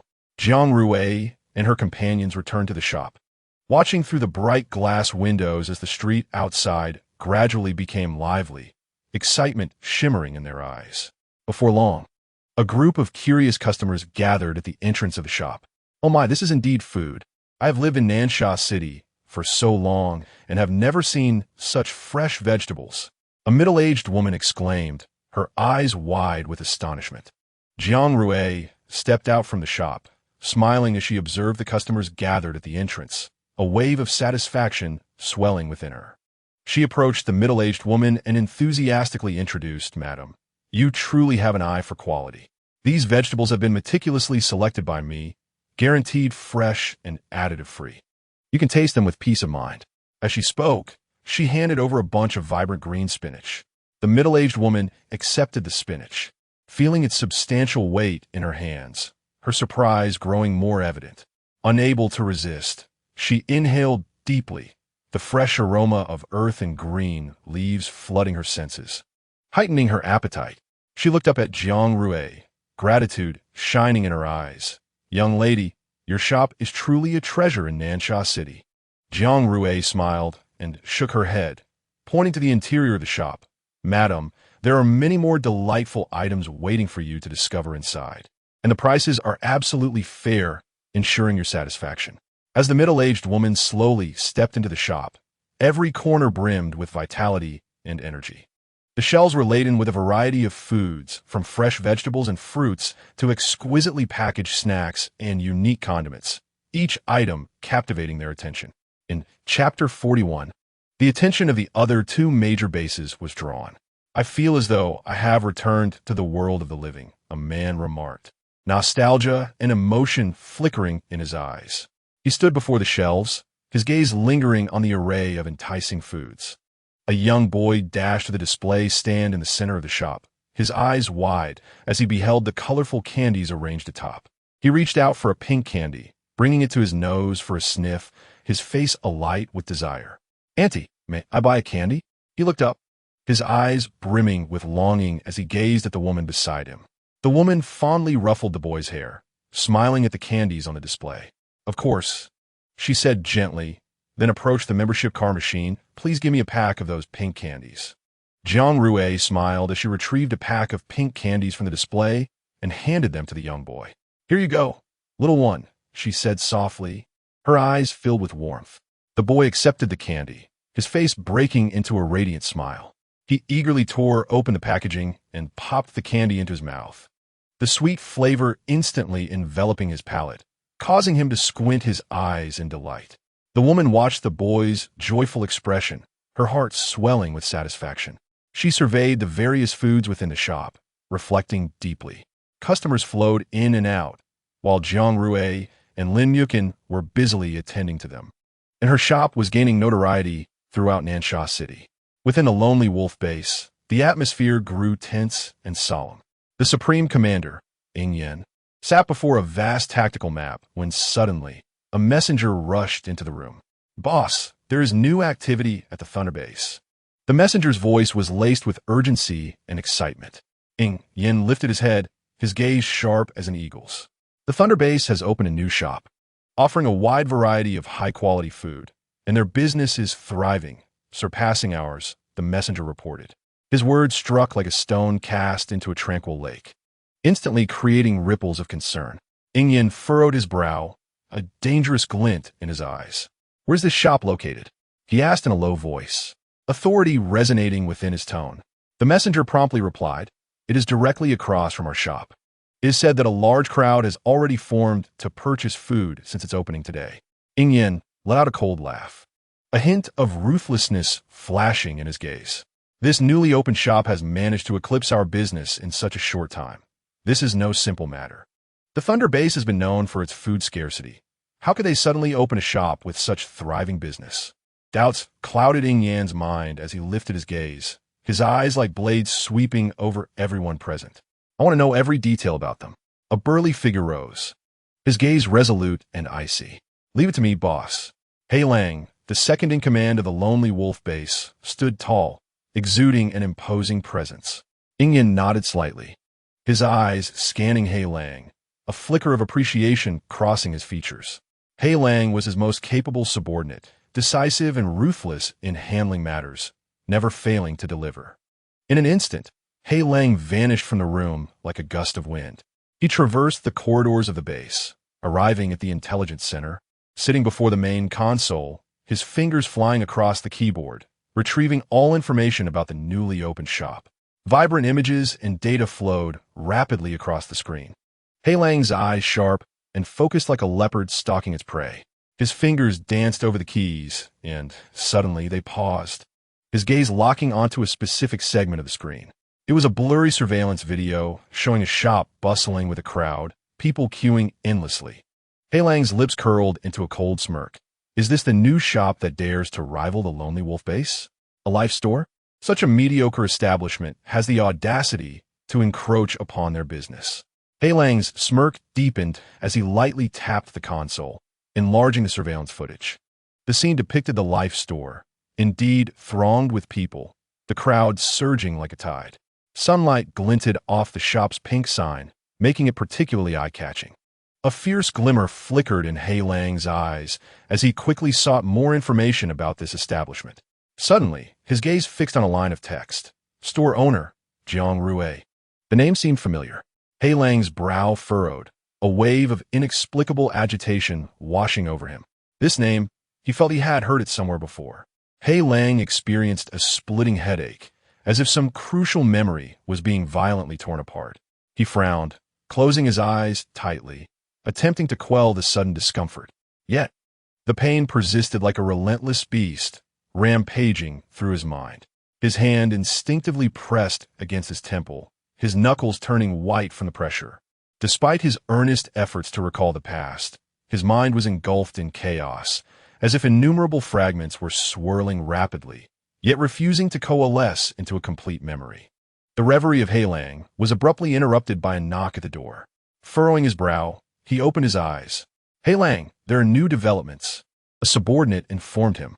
Rising from his seat, Hei Lang approached the man, inquiring in a low voice, "What is the situation?" The subordinate promptly handed him a report, and upon scanning its contents, Hei Lang's eyes narrowed instantly. The report detailed Jiang Rui, revealing her intricate connections to the upper echelons of the Leiting base. Hei Lang swiftly summoned his men, instructing them to investigate the establishment at once. Simultaneously, Chen Dongying, the leader of the Shuesei base, became aware of the movements at the Gulang base. Seated in his spacious, dimly lit office, Chen Dongying's eyes narrowed slightly, exuding a profound depth. "Boss, the Gulang base has taken action and sent someone," a subordinate reported in a hushed tone. Chen Dongying smiled faintly, rhythmically tapping his fingers on the desk. "The Gulang base is always so swift in their maneuvers," he remarked coolly. Rising, he walked to the window, gazing out at the desolate landscape beyond the base. Sunlight streamed through the window, casting shadows that accentuated his chiseled features. Turning back, Chen Dongying's smile faded, replaced by a contemplative expression. "Is there any movement from the Leiting base?" he suddenly inquired, his voice low and resonant. The subordinate hesitated briefly before responding, "Not at present. But according to our intelligence, the Leiting base is particularly interested in this new shop, even sending their second-in-command to personally escort the mysterious owner inside." Chen Dongying nodded. "Prepare yourselves. We shall visit this new establishment as well." Chapter 42. Lin Musheng departs before long. A black business vehicle glided out of the base's gates. The car halted before a shop, and Chen Dongying alighted, lifting his gaze to the establishment named Shenghua Shangdian. The shop's pink sign stood out vibrantly in the sunlight, drawing the attention of numerous passers-by. Chen Dongying smiled slightly and stepped inside. The interior was warm and unique, and as he surveyed the surroundings, he noted every detail, the neatly arranged goods and the fresh vegetables that seemed as if they had just been harvested. A faint fragrance filled the air, emanating from the fresh produce. Chen Dongying inhaled deeply. There was no way that Lei Mang would sell such fresh vegetables. Jiang Rui had her gaze firmly fixed on Chen Dongying even before he entered the shop. She could not allow him to discover her presence here, particularly in such a sensitive area as Nansha City. Turning gently to Jiang Rui, she said, Rui, I have a matter to attend to. I will return shortly." With that, she swiftly vanished through the shop's back door, leaving Jiang Rui in contemplative silence. Chen Dongying paused momentarily by the fresh produce, his gaze sharp as a hawk, penetrating every corner of the shop. When he turned towards the busy woman, he halted slightly.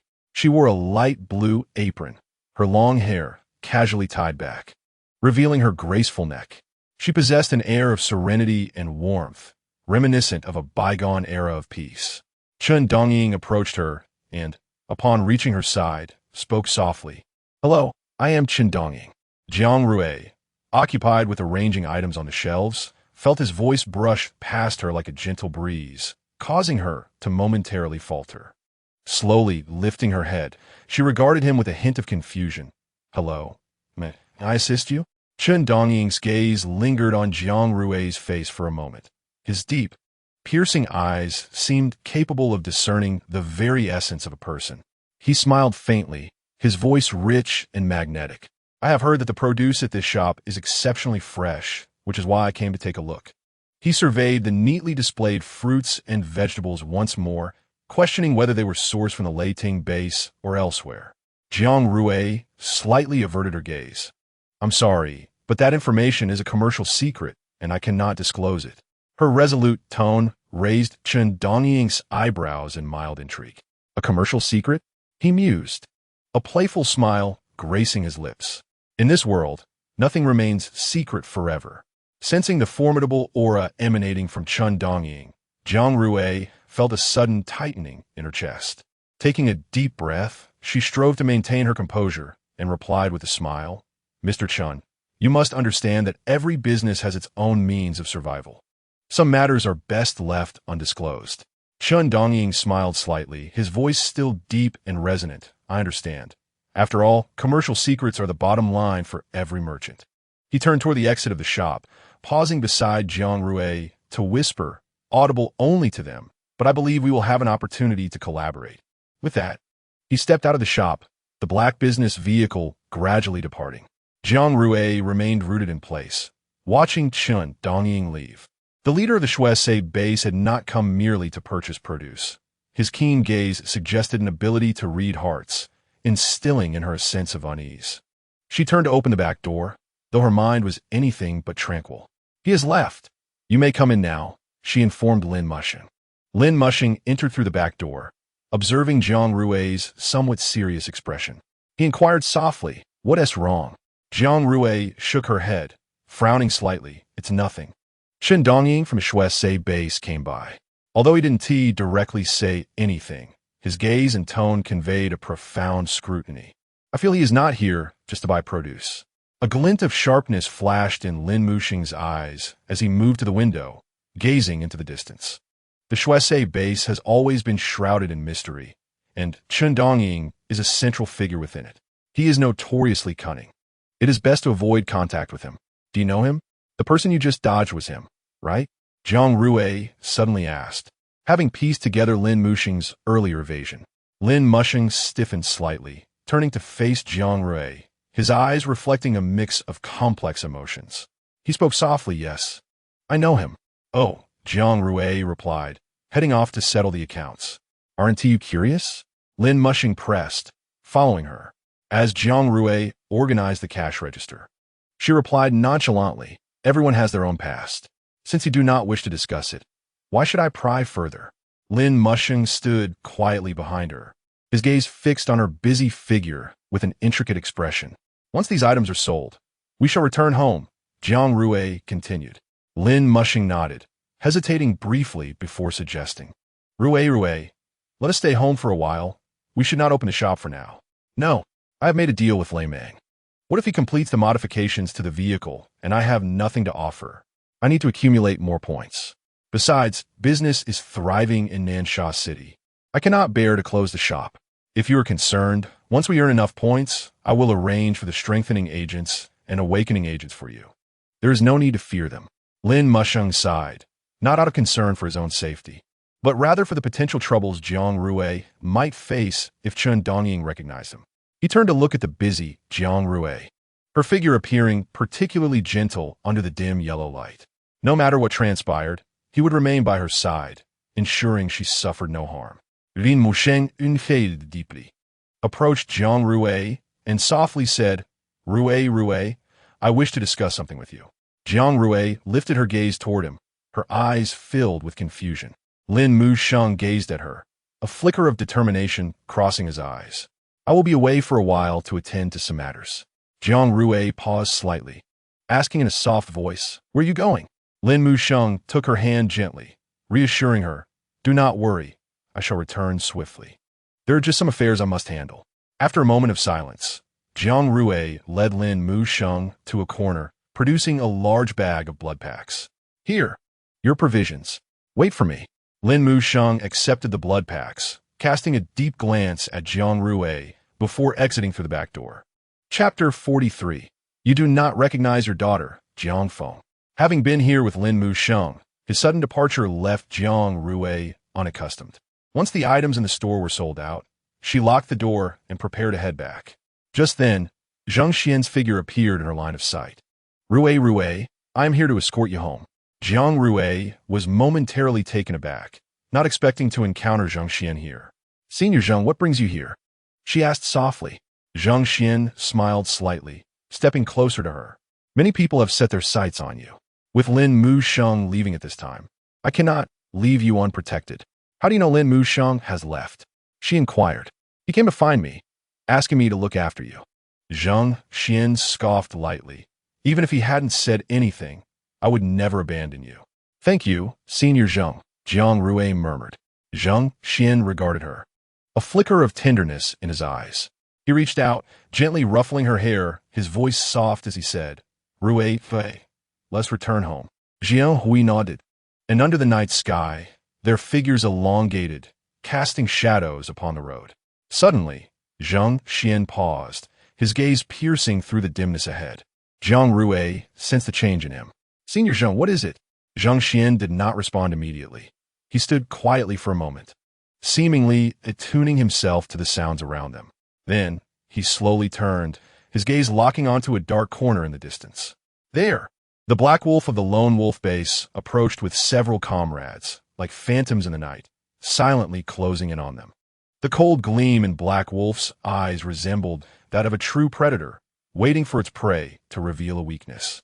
Zhang Xian gently grasped Jiang Rui's hand, offering her silent comfort. It seems today will not be tranquil, Rui.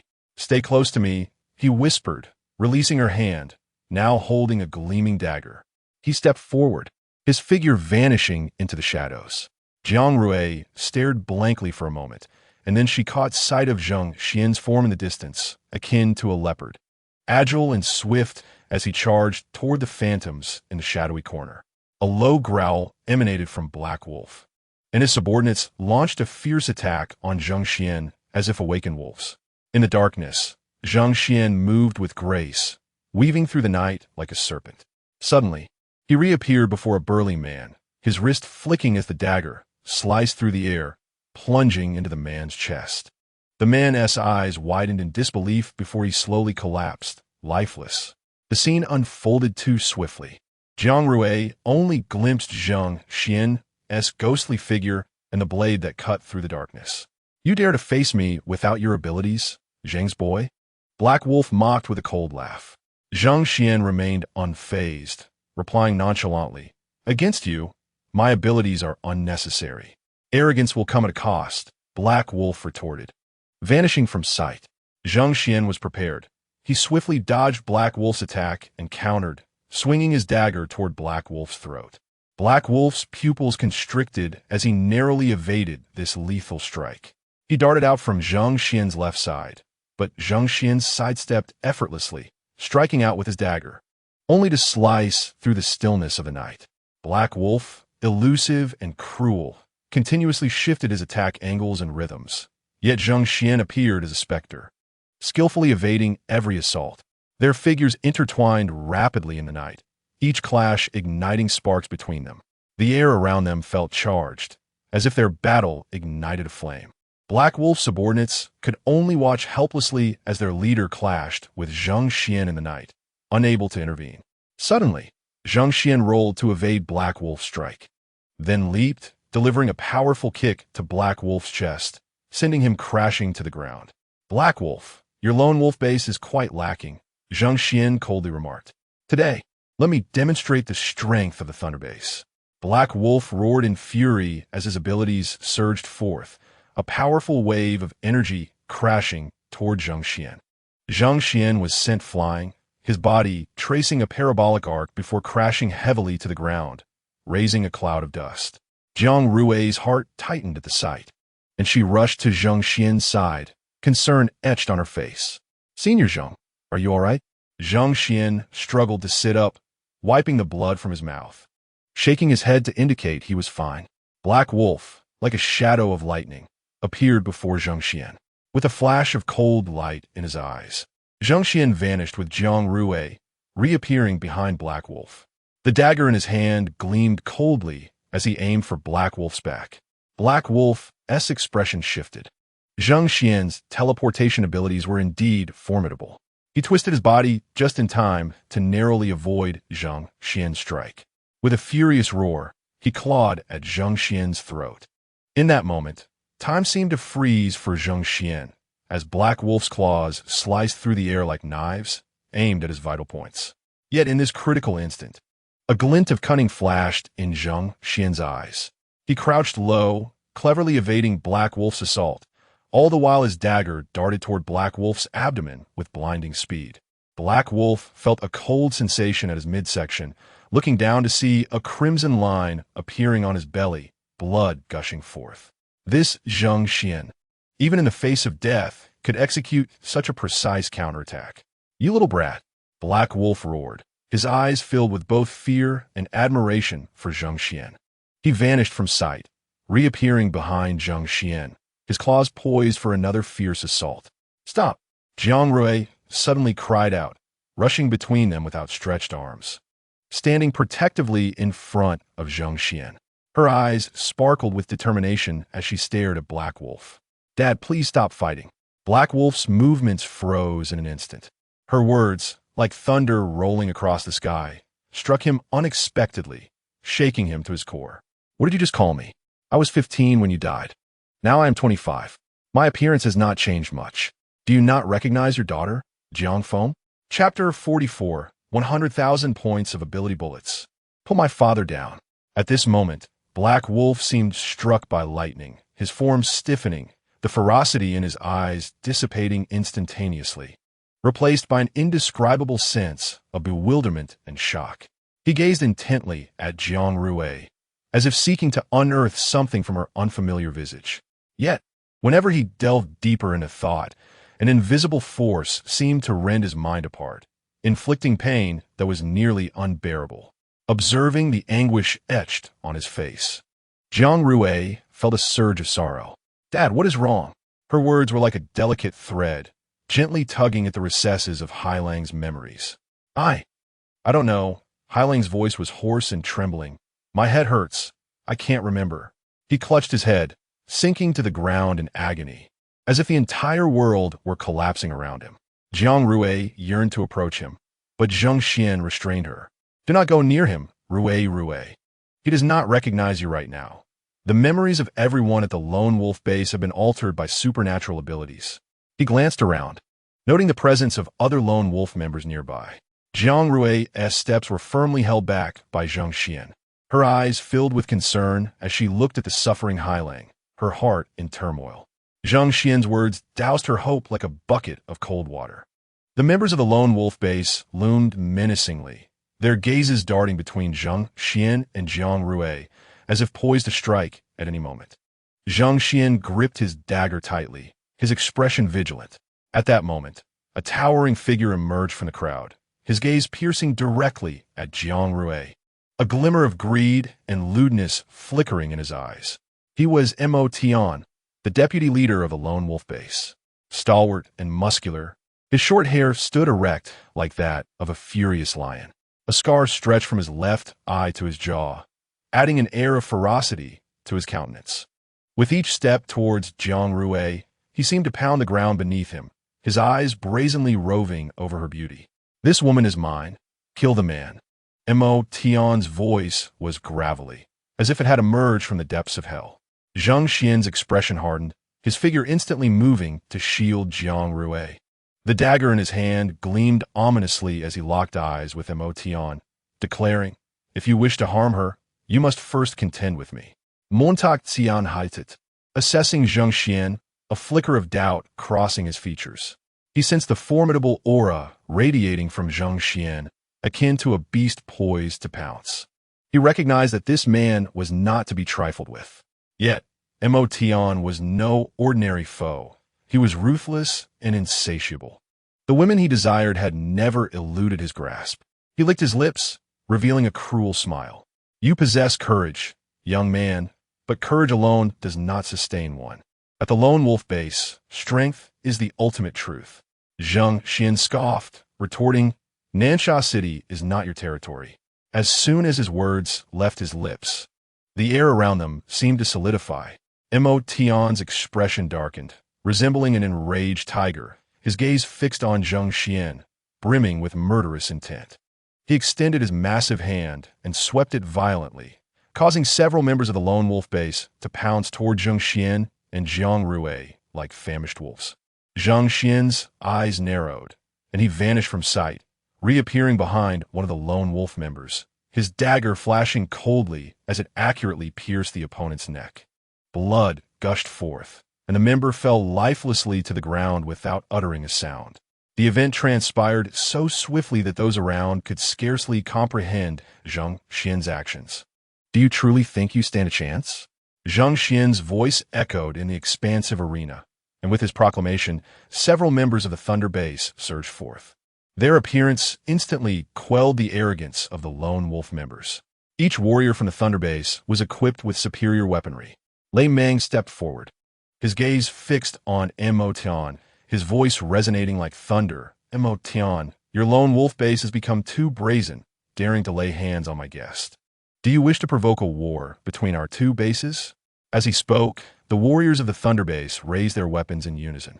Faced with this unexpected turn of events, Mo Tian's face turned ashen. His eyes swept over the Thunder Base warriors, a flicker of unease stirring within him.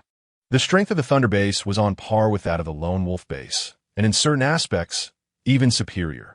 If a war were truly ignited between the two bases, the Lone Wolf Base might find itself at a disadvantage. Should today's conflict escalate, his leader would undoubtedly hold him accountable. Mo Tian took a deep breath, forcefully repressing his anger, and shifted his gaze back to Jiang Xian and Jiang Rui. He understood that capturing Jiang Rui today would be far from easy. Leader Lei, you jest. I merely wish to jest with them. Since you have arrived, I shall take my brothers and depart. Mo Tian responded, his tone laced with a hint of disingenuous pleasantry despite his darkened visage.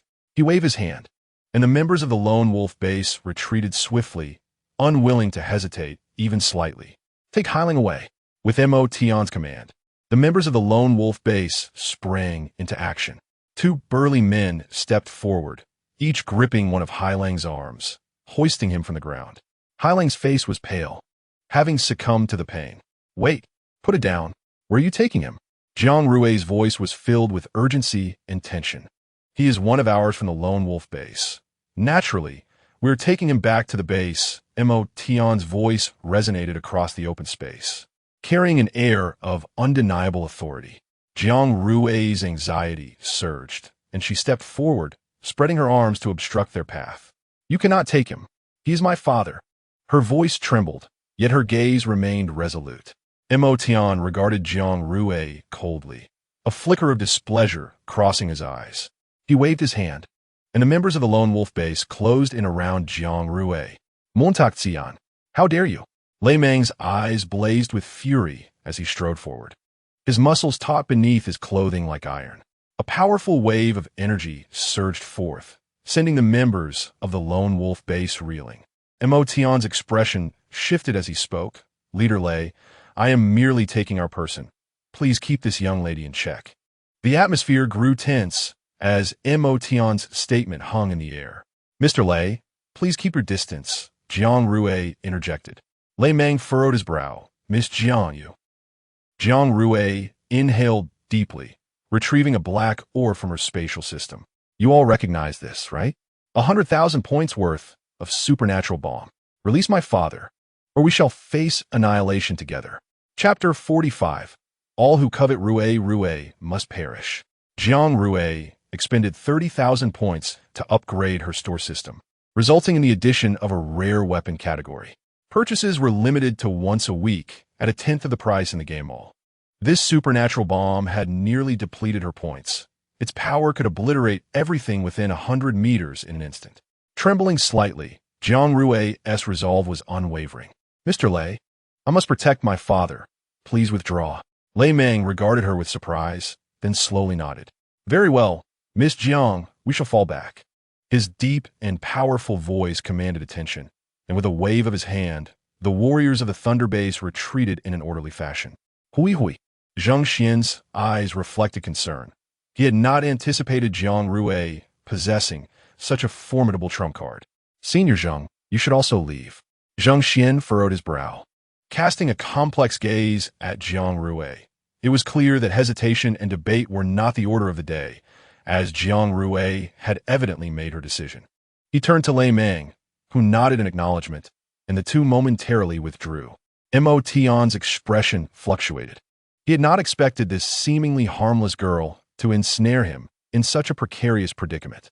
Jiang Rui gripped the supernatural bomb tightly, her gaze resolute and determined. This was her sole opportunity to save her father. Mo Tian cast a dark look at Jiang Rui, a flicker of ruthlessness flashing in his eyes. However, upon noticing the ability bomb tightly clutched in Jiang Rui's hand, he was compelled to temporarily abandon his intention to take Hei Lang away. Miss Jiang, do you truly wish to proceed with this? Mo Tian's voice was low, tinged with a hint of menace. Jiang Rui stood resolute, her gaze unwaveringly fixed on Mo Tian. This is my father. I will not allow him to leave me. If your lone wolf base dares to take him, I will detonate this ability bomb, and we shall all vanish into oblivion. Mo Tian fell silent, his expression dark as he scrutinized Jiang Rui. The atmosphere around them grew exceptionally tense, akin to a taut string ready to snap at any moment. Ultimately, Mo Tian chose to retreat, hoping that Miss Jiang would not regret her actions today. And he set Hei Lang down. Jiang Rui's taut nerves finally relaxed, and Mo Tian cast her a glance before striding away. The members of the lone wolf base trailing closely behind, swiftly disappearing from sight. Jiang Rui remained rooted in place, watching their retreating figures. Yet she felt no sense of relief. She understood that this was merely a temporary calm. Turning her attention to Hei Lang, who lay unconscious on the ground, she noted his pale complexion and the faint rise and fall of his chest, as if he might cease to breathe at any moment. Jiang Rui's heart tightened, and she rushed to kneel beside him, gently grasping his hand. Dad! Tears shimmered in Jiang Rui's eyes, her voice quivering slightly. Lei Meng and Zheng Xian approached. Lei Meng said, Miss Jiang, he is experiencing the side effects of forcibly breaking through his ability, but there is no immediate danger to his life. We should take your father back to the base. Lei Meng's words provided Jiang Rui with a modicum of relief. She looked up at Lei Meng and Zheng Xian, gratitude evident in her eyes. Thank you, Mr. Lei, Senior Zheng, she whispered. Lei Meng nodded, squatting down to lift Hei Lang gently onto his shoulder. Miss Jiang, let us be on our way. Zheng Xian stepped forward, extending a hand to assist Jiang Rui, but she gently sidestepped him. I am fine, Senior Zheng. I can walk on my own. Jiang Rui declined Zheng Xian's offer of support, insisting on standing unaided. The group began to make their way slowly towards the Lei Ting base, with Jiang Rui closely following Lei Meng, her gaze never leaving her unconscious father. Zheng Xian walked beside Jiang Rui, occasionally glancing at her, concern evident in his eyes. Rui, do not worry. The medical facilities at Lei Ting base are quite good. Your father will be fine, Zheng Xian softly reassured her. Jiang Rui remained silent, merely nodding in acknowledgement. Lin Musheng stood quietly in the night, his gaze sharp as an eagle's, fixed on the direction in which Jiang Rui and the others had vanished. He had intended to steal one last affectionate glance at Jiang Rui before departing, but he had not anticipated witnessing such a scene. Lone Wolf Base? Lin Musheng murmured the name, a glint of coldness flickering in his eyes. The audacity of Mo Tian to harbor inappropriate thoughts towards Rui ignited a greater fury within him. Before heading to Bei Shacheng, he resolved to deal with this matter first. At the entrance of Lone Wolf Base, Lin Musheng looked up at the towering walls, coldness flashing in his eyes. He moved swiftly, disappearing from view, only to reappear atop the wall. Peering down at the patrolling members of the Lone Wolf Base, he smiled faintly. Then, like a specter, he materialized behind one of the members. Covering the individual's mouth with one hand while gripping their throat with the other, the member's eyes widened in terror, unable to utter a sound. Tell me, where is Mo Tian? The Lone Wolf Base member was filled with fear, trembling as he pointed towards a building deep within the base. He's there in the command room. Lin Musheng released his grip, causing the member to collapse to the ground like a rag doll, gasping for breath. Soon, Lin Musheng arrived at the building in question. Its exterior was solid and imposing, yet it could not conceal the faint glow emanating from within. Lin Musheng narrowed his eyes, peering through the window's crack, where he spotted Mo Tian seated at his desk, holding a photograph with a lecherous grin on his face. A cold glint flashed in Lin Musheng's eyes as he moved like a ghost through the window, silently appearing behind Emotion. Oblivious, Emotion remained fixated on the photograph.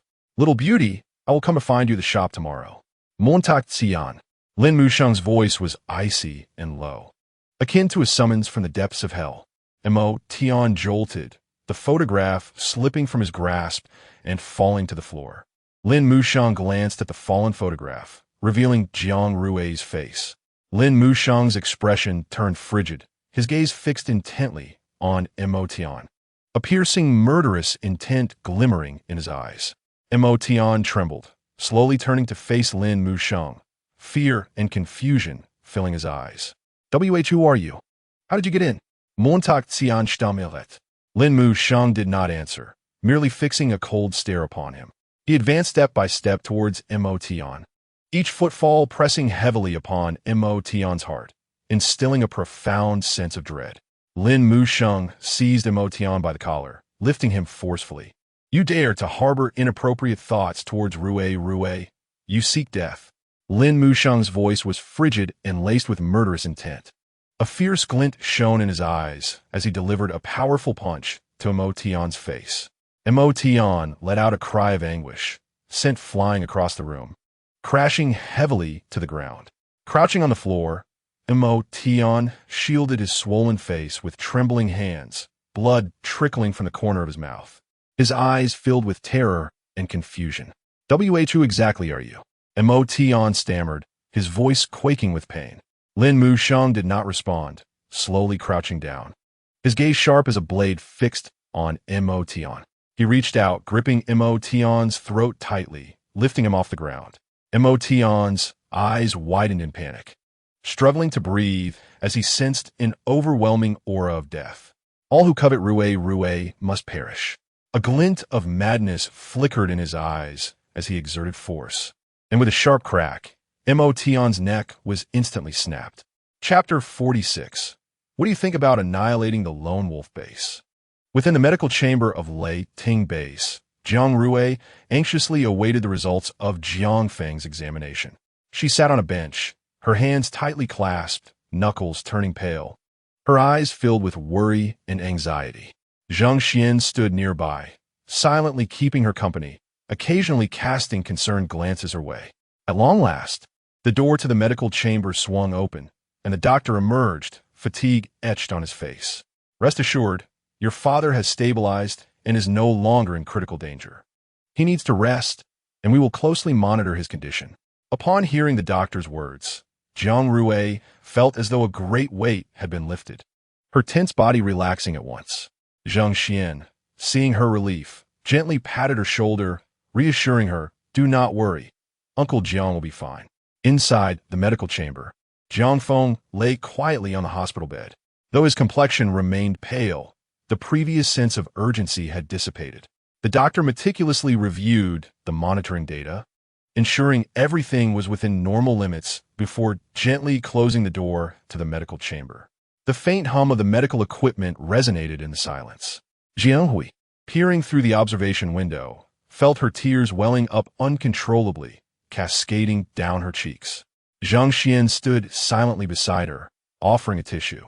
Hui, let me take you home. You should stay here until Uncle Jiang wakes up.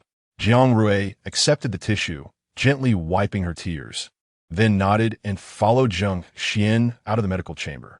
The night outside the base was tranquil and cold, stars adorning the deep sky as their footsteps echoed in the empty expanse. Jiang Rui involuntarily shivered, prompting Zhang Xian to remove his jacket and drape it over her shoulders. Thank you, Senior Zhang. Jiang Rui's voice trembled slightly. Zhang Xian smiled gently, saying nothing, and silently accompanied her home. Jiang Rui gently pushed open the door to her home and turned to Zhang Xian, saying, Zhang Xiuzhang, I have arrived home. You should head back early as well. Zhang Xian nodded slightly, a sense of indescribable reassurance glimmering in his eyes. Tonight, she could rest easy, for this was the Lei Ting base, a sanctuary where the claws of the lone wolf could not reach. All right, I understand, she replied softly, and slowly closed the door behind her. Upon entering, Jiang Rui activated the system panel. After upgrading the system today, she had purchased an ability bullet, leaving her with fewer than 500 points. Although these points could procure a plethora of food, the supply of enhancers remained woefully inadequate, let alone the precious awakening agents. Her fingers glided over the touchscreen, browsing the prices of various items and her remaining points. A surge of inexplicable anger welled up within her. She would not let the lone wolf base go unpunished for erasing her father's memories.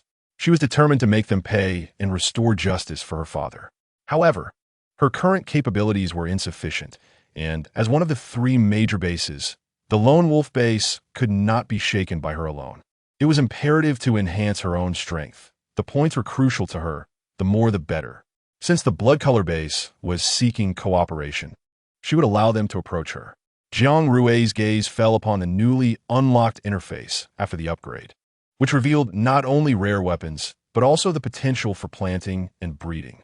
Even as an ability user, humanity's survival remained intricately linked to food. Food, after all, was the foundation of existence. Seeds and poultry, these living resources that could flourish, would become her capital for establishing a solid foundation. A day later, Jiang Rui returned to the magnificent building, adjusted her attire, and stepped inside.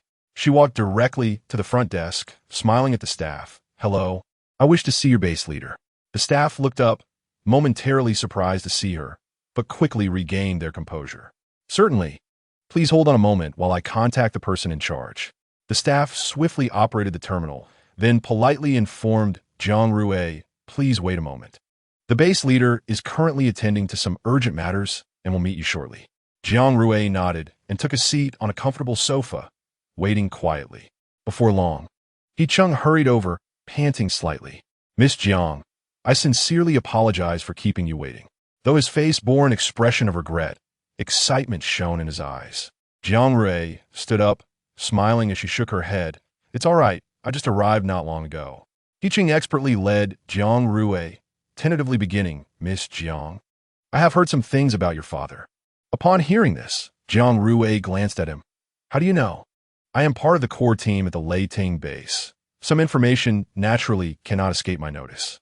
Jiang Rui paused, turning her gaze toward him, and softly inquired, "What is your opinion of the lone wolf base?" He-Chung was momentarily taken aback, not anticipating such a question. The lone wolf base? His mind stirred.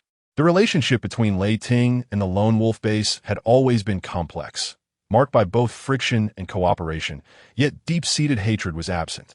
Under ordinary circumstances, he might have expressed his views without hesitation, but now, given that Jiang Rui's father was entangled in a memory loss caused by the lone wolf base, he could not afford to speak lightly. After a moment of contemplation, he cautiously responded, "The lone wolf base is one of the 3 major bases, and its strength should not be underestimated. They excel in combat, and there is indeed competition between them and our Leiting base in certain areas." Competition? A slight cold smile curled on Jiang Rui's lips, her eyes flashing with a chilling light. What is there to compete with that pack of beasts? He-Chung couldn't help but frown, surprised by Jiang Rui's negative assessment of the lone wolf base. Just as he was about to argue, he caught sight of the determination and coldness in her eyes, as if she harbored a profound disdain for the lone wolf base. "What do you think about exterminating the lone wolf base?" "Huh?" He-Chung was stunned, his eyes widening in disbelief at Jiang Rui's astonishing statement. His heart raced, and various potential consequences flashed through his mind. Annihilating the lone wolf base? This was no trivial matter. It involved a significant shift in the power dynamics of the entire Nensha city. He glanced around, feeling as though countless eyes were upon him, despite the absence of anyone nearby. He swallowed hard, striving to keep his voice steady. "Miss Jiang, you must understand, this is not a trivial matter. The strength of the lone wolf base is formidable." Jiang Rui chuckled softly, her smile concealing some deeper meaning. "He-Chung, you are overthinking. I was merely speaking casually." "Casually?" He-Chang's lips twitched, while a tempest brewed within his heart. He forced a smile, attempting to defuse the tension. "Miss Jiang, you truly have a knack for humor. Such significant matters cannot simply be mentioned in passing." Chapter 47. I came here today solely to discuss a business deal.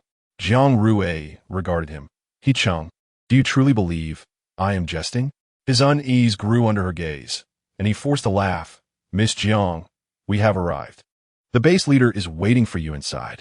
His voice reverberated in the air, breaking the brief silence. Jiang Rui withdrew her gaze from him and nodded gently. Following her, He Cheng's mind was in turmoil, pondering whether Jiang Rui's words were a jest. If not for her father's predicament, it might indeed have been a joke. But now he was uncertain. As she pushed open the door, Jiang Rui stepped into the room where Lei Meng sat at his desk, intently reviewing documents. Hearing her entrance, he looked up, a sharp glint flashing in his eyes.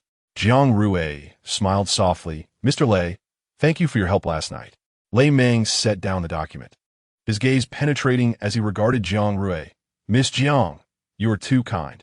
In such circumstances, I could not stand idly by." Jiang Rui approached the sofa and sat down. Though she appeared somewhat fatigued, the determination in her eyes remained unwavering.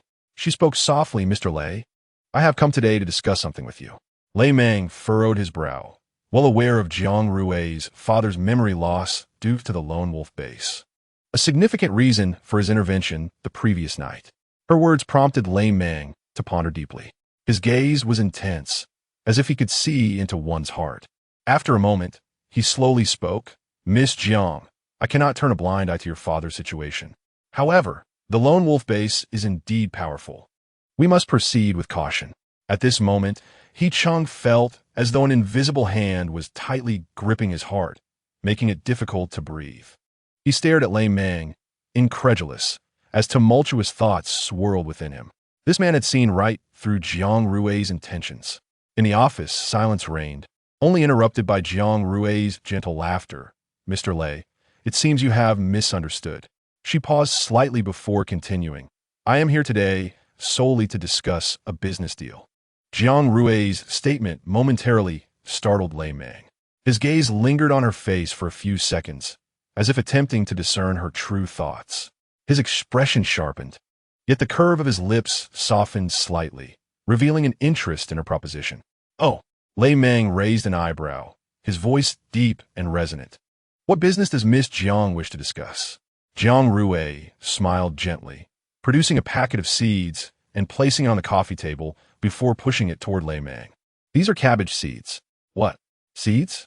Lei Meng's eyes widened in disbelief, his expression one of astonishment.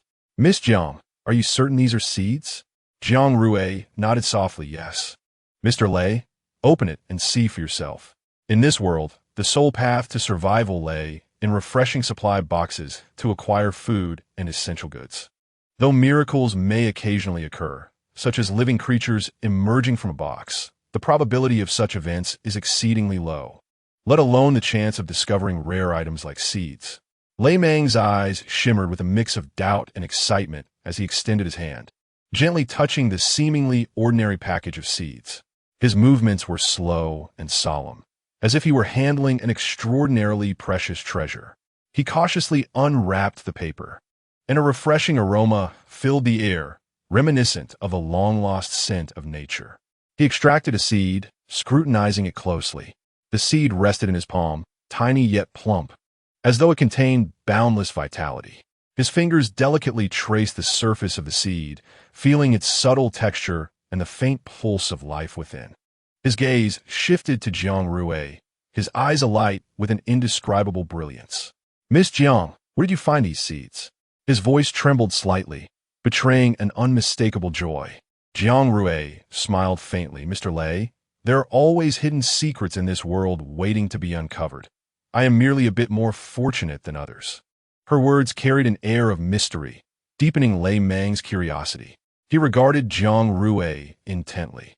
The seeds were not merely seeds. They represented hope. The hope for a brighter future.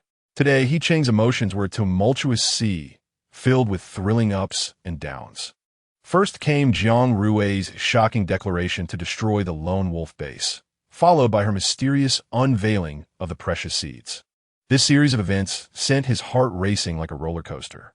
It felt as though it might burst forth from his chest as he fixed his gaze on Jiang Rui, filled with awe and curiosity. In the exchange between Lei Meng and Jiang Rui, he sensed an unprecedented tension and exhilaration. Suddenly, Lei Meng sprang to his feet, his eyes burning with determination. He clutched the seed tightly, as if holding onto the hopes of the future. Miss Jiang, Lei Meng's voice was deep and powerful. I am willing to collaborate with you. How many of these seeds do you possess? Mr. Lei, the number of seeds in my possession is limited, Jiang Rui replied softly. But I can assure you that if our collaboration is harmonious, there will be more such seeds in the future. Lei Meng nodded. Taking a deep breath, he solemnly declared, I will do everything within my power to assist you. A gentle smile graced Jiang Rui's lips, though it did not reach her eyes, revealing that mere seeds were insufficient to sway Lei Meng. Then let us stoke the flames further. Since we are joining forces as partners, allow me to present you with another gift.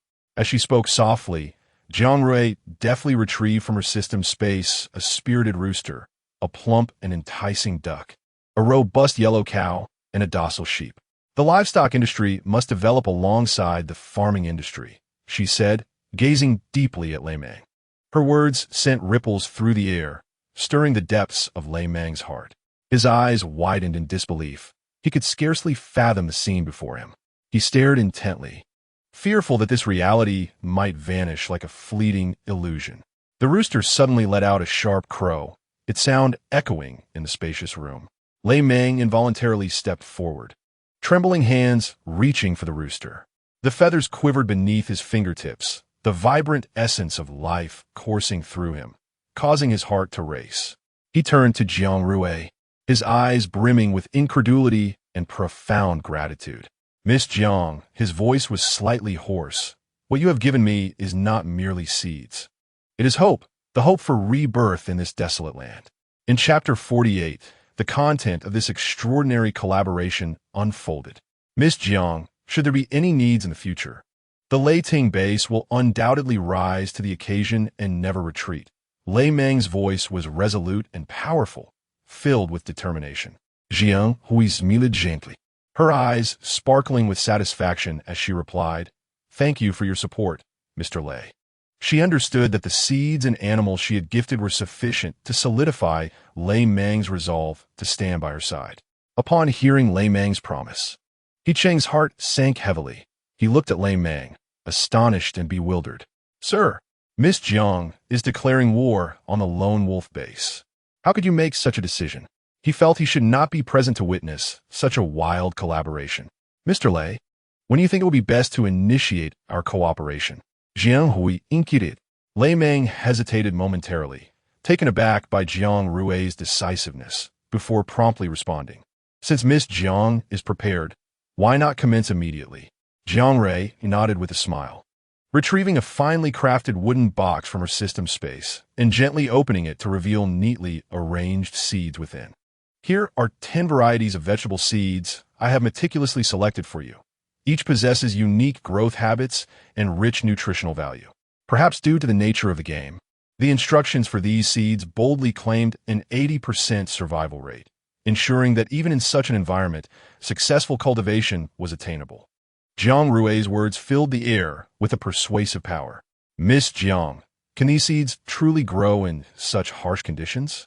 Lei Meng looked up, a hint of doubt in his eyes. Jiang Rui smiled as she approached the window, opening it to let the fresh air fill the room. Mr. Lei, observe the sunlight, air, and soil outside. They're the sources of life. With proper care, they will reward us with bountiful harvests. Her words were like a gentle spring breeze, dispelling the clouds of uncertainty from Lei Meng's heart. Thus, we merely require manpower, Jiang Rui added softly. Lei Meng turned to her, looking deeply into her eyes, and nodded earnestly. He Cheng, immediately seek out those with previous experience in planting and breeding. Lei Meng's voice reverberated through the room, snapping He Cheng from his stupor. Yes, sir. He swiftly turned and hurried out of the room, his figure swiftly disappearing into the sunlight. As he left, He Cheng cast a deep glance at Jiang Rui, never anticipating that the individual he had casually brought along would stir such tremendous waves within their base. Within the base, the crowd began to stir. He Cheng's words spread rapidly, akin to wildfire. The previously busy individuals halted their tasks, gathering in hushed discussions.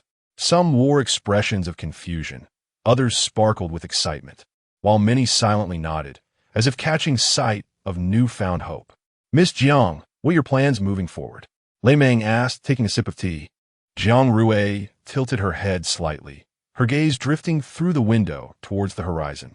Once my vehicle modifications are completed, I intend to head to Bei Shacheng. At the mention of Bei Shacheng, Lei Meng's heart involuntarily quaked. Bei Shacheng, the chaotic realm coexisting with zombies. What purpose could there be for venturing there? He was acutely aware of the level of chaos in Bei Shacheng, where the boundary between humans and zombies had long since blurred, transforming the entire city into an indescribable sea of confusion. Jiang Rui turned to Lei Meng, her eyes glimmering with resolve. Mr. Lei, I need your assistance. Lei Meng hesitated slightly, taking a deep breath before nodding. Miss Jiang, you are aware that Bei Shacheng is a perilous place, he said, his tone laden with concern. Jiang Rui smiled gently. I know. I do not wish for the fellows over there to disrupt our efforts when we aim to eliminate the lone wolf base. Miss Jiang, Lei Meng spoke softly, his tone filled with respect and reverence. I will do everything in my power to help you fulfill your wishes. No, in my absence. I hope you can take care of my father and ensure his safety. You need not worry.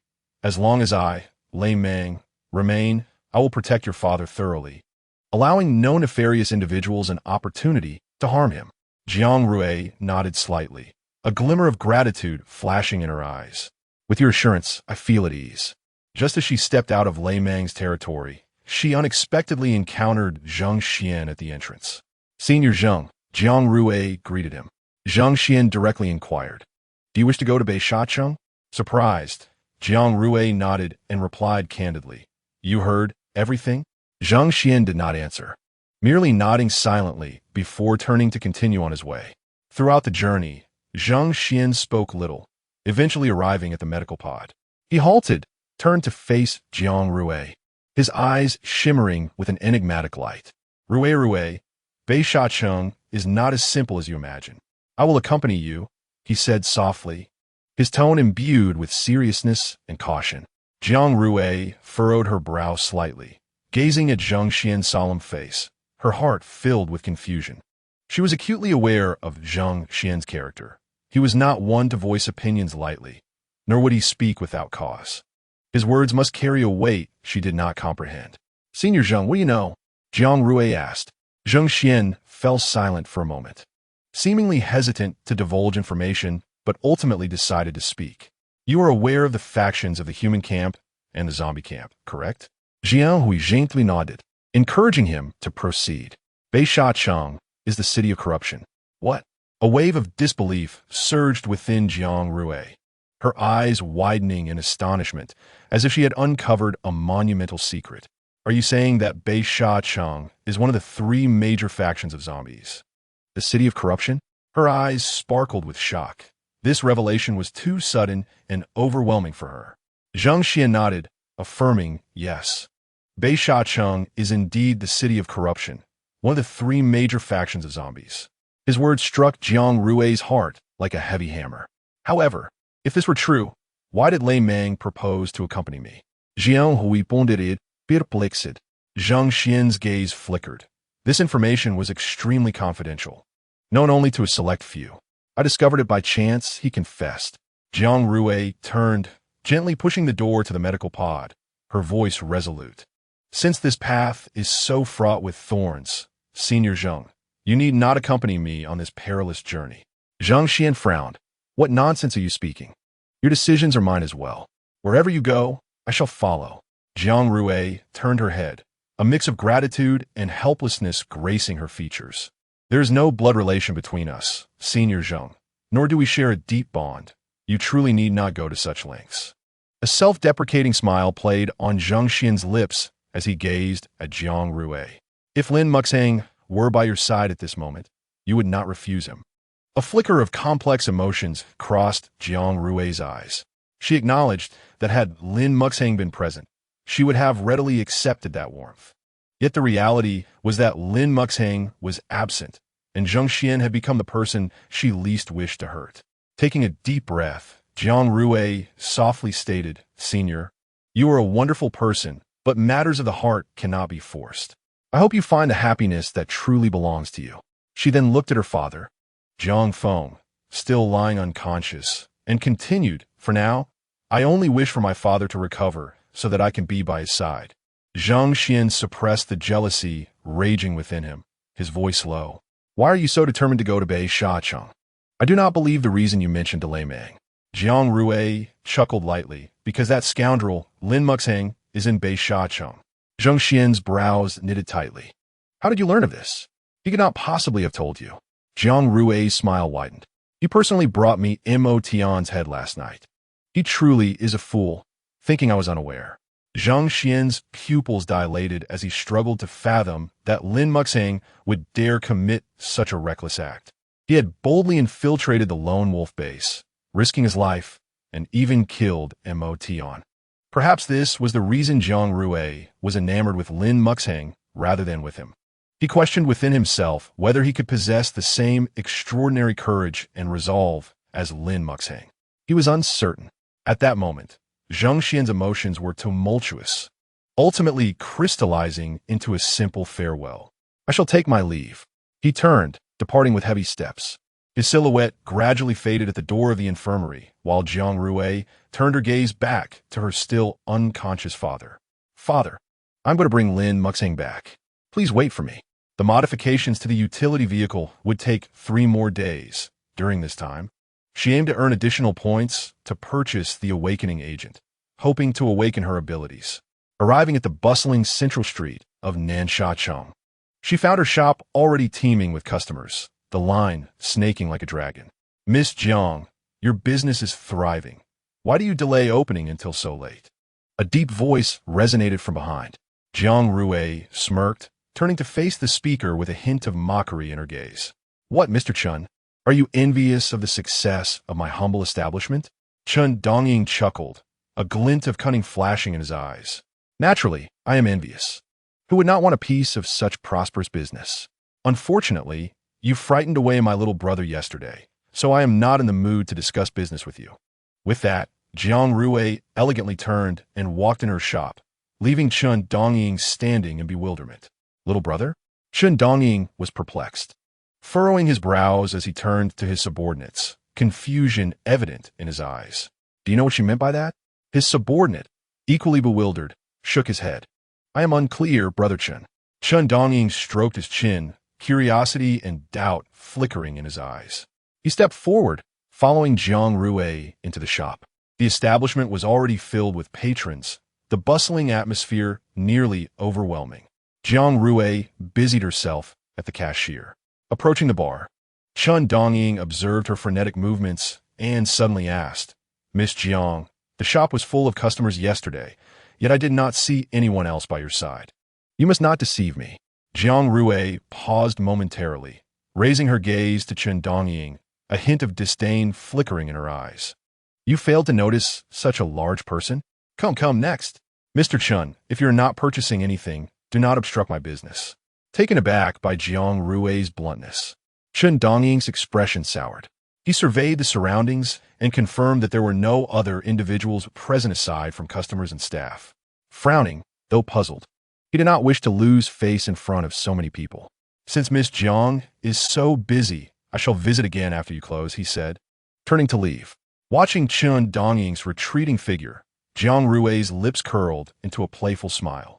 She quickly lowered her head to continue her tasks, secretly relieved. Chun Dongying, despite his outward courtesy, was a person of profound thought and deep strategy.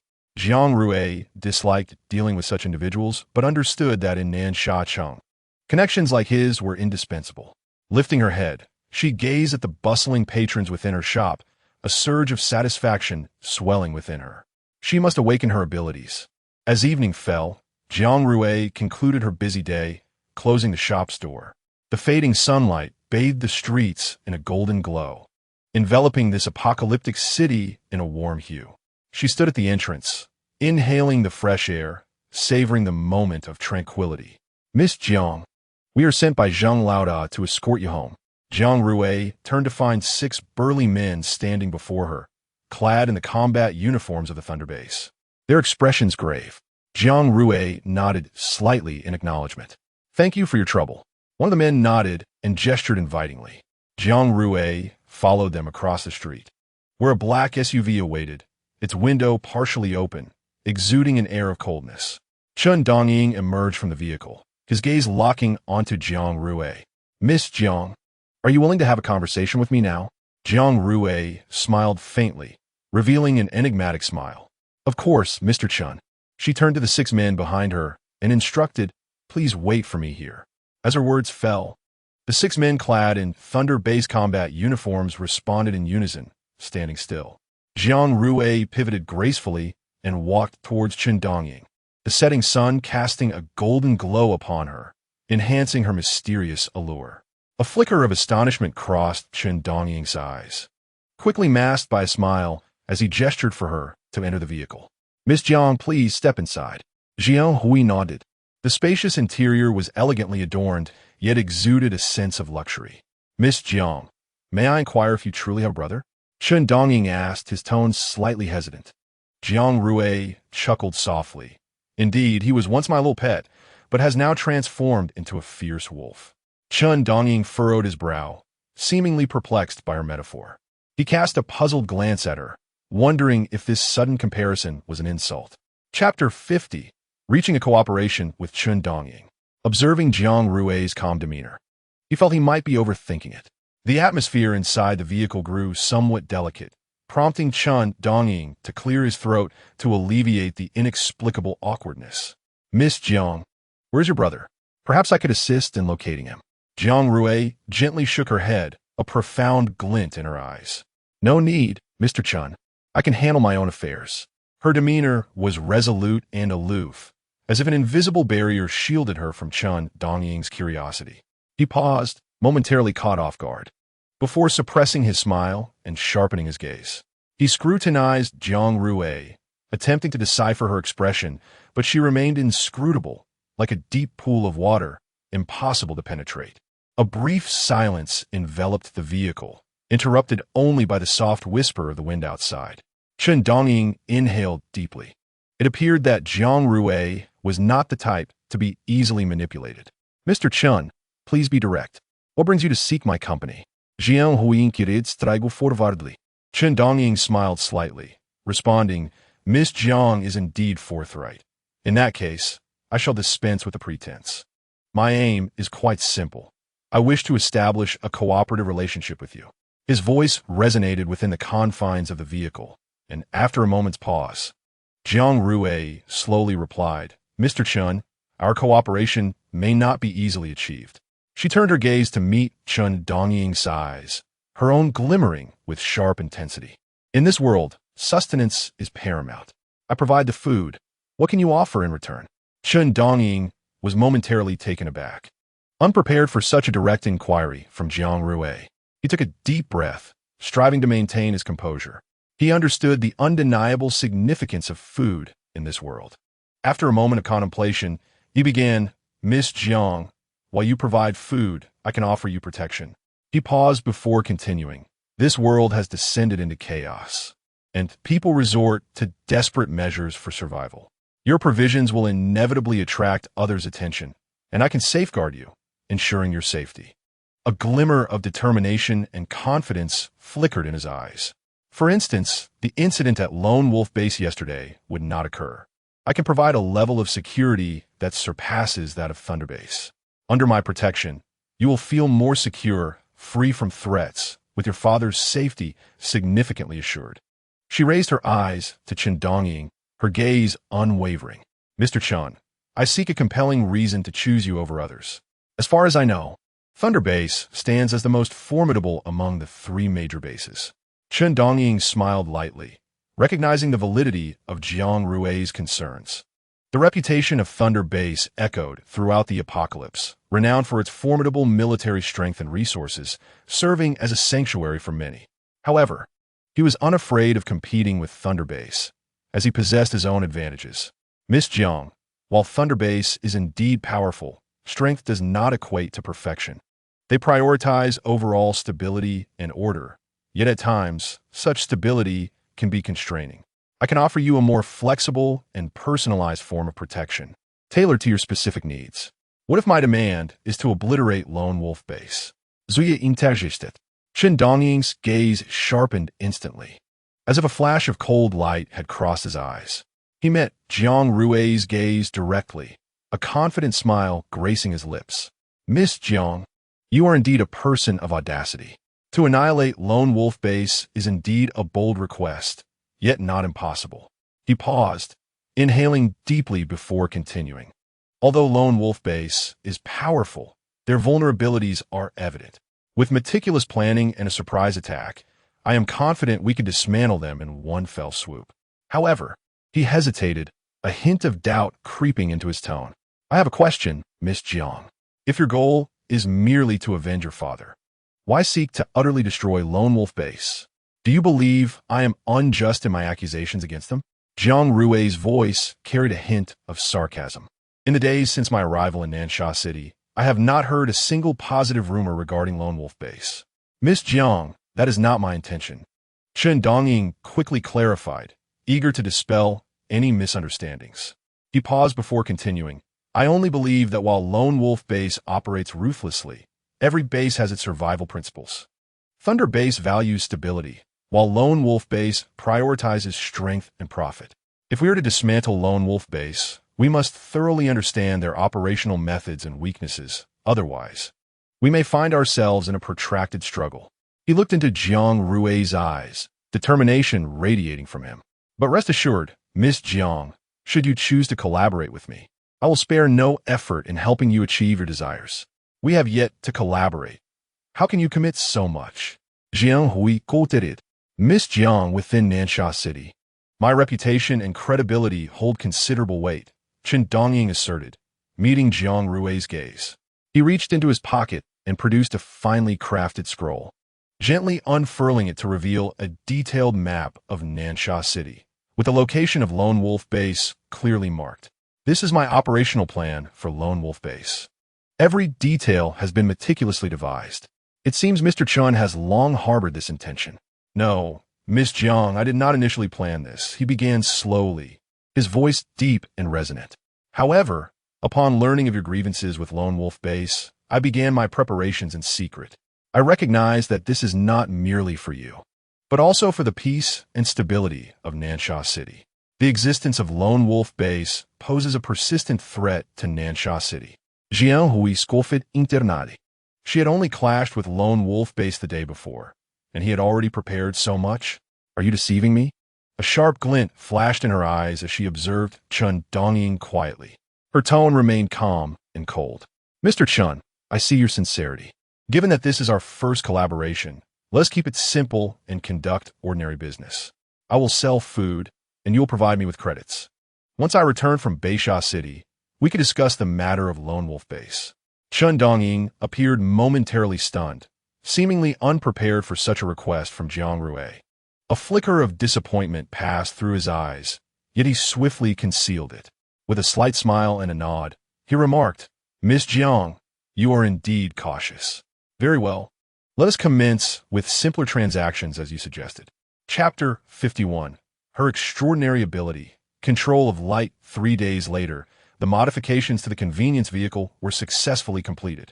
Representatives from both the Thunder Base and the Blood Base arrived, prepared to engage in the forthcoming exchange. Thanks to the support of the shop system, she was not required to expend excessive points. After a brief negotiation, the personnel from both bases departed with expressions of satisfaction. The next step was to prepare for her journey to Beisha City. Over these 3 days, her accumulation of points in Nansha City had been quite substantial. The residents here possessed ample points, which starkly contrasted with the novices in the beginner zones who were just finding their footing. Her first order of business was to purchase awakening agents to awaken her extraordinary abilities. Given the low success rate of awakening, she decided to procure a larger quantity of these agents. There existed a myriad of abilities, and it was uncertain which would resonate with her. Currently, there were already hundreds of awakened powers, including enhancements to speed, strength, and elemental manipulation. The potential of an awakening agent depended entirely on the individual. With everything prepared, she returned to her room, closed the doors and windows, and sat on her bed, taking a deep breath. Her heartbeat quickened, intertwining nervousness with anticipation. She uncorked the awakening agent, and a refreshing scent wafted forth. The liquid seemed to pulsate with life, shimmering faintly under the light. Her palms grew warm, as if she could sense the flow of power within. She closed her eyes, inhaled deeply, and consumed the awakening agent in one swift motion.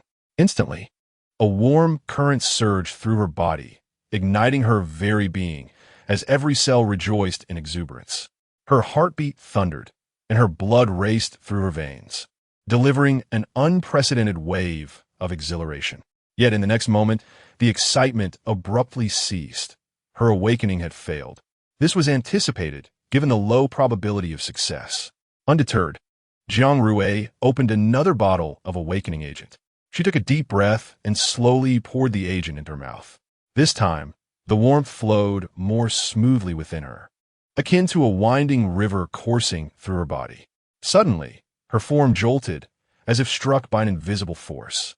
Jiang Rui felt darkness envelop her, drawing her into an endless whirlpool.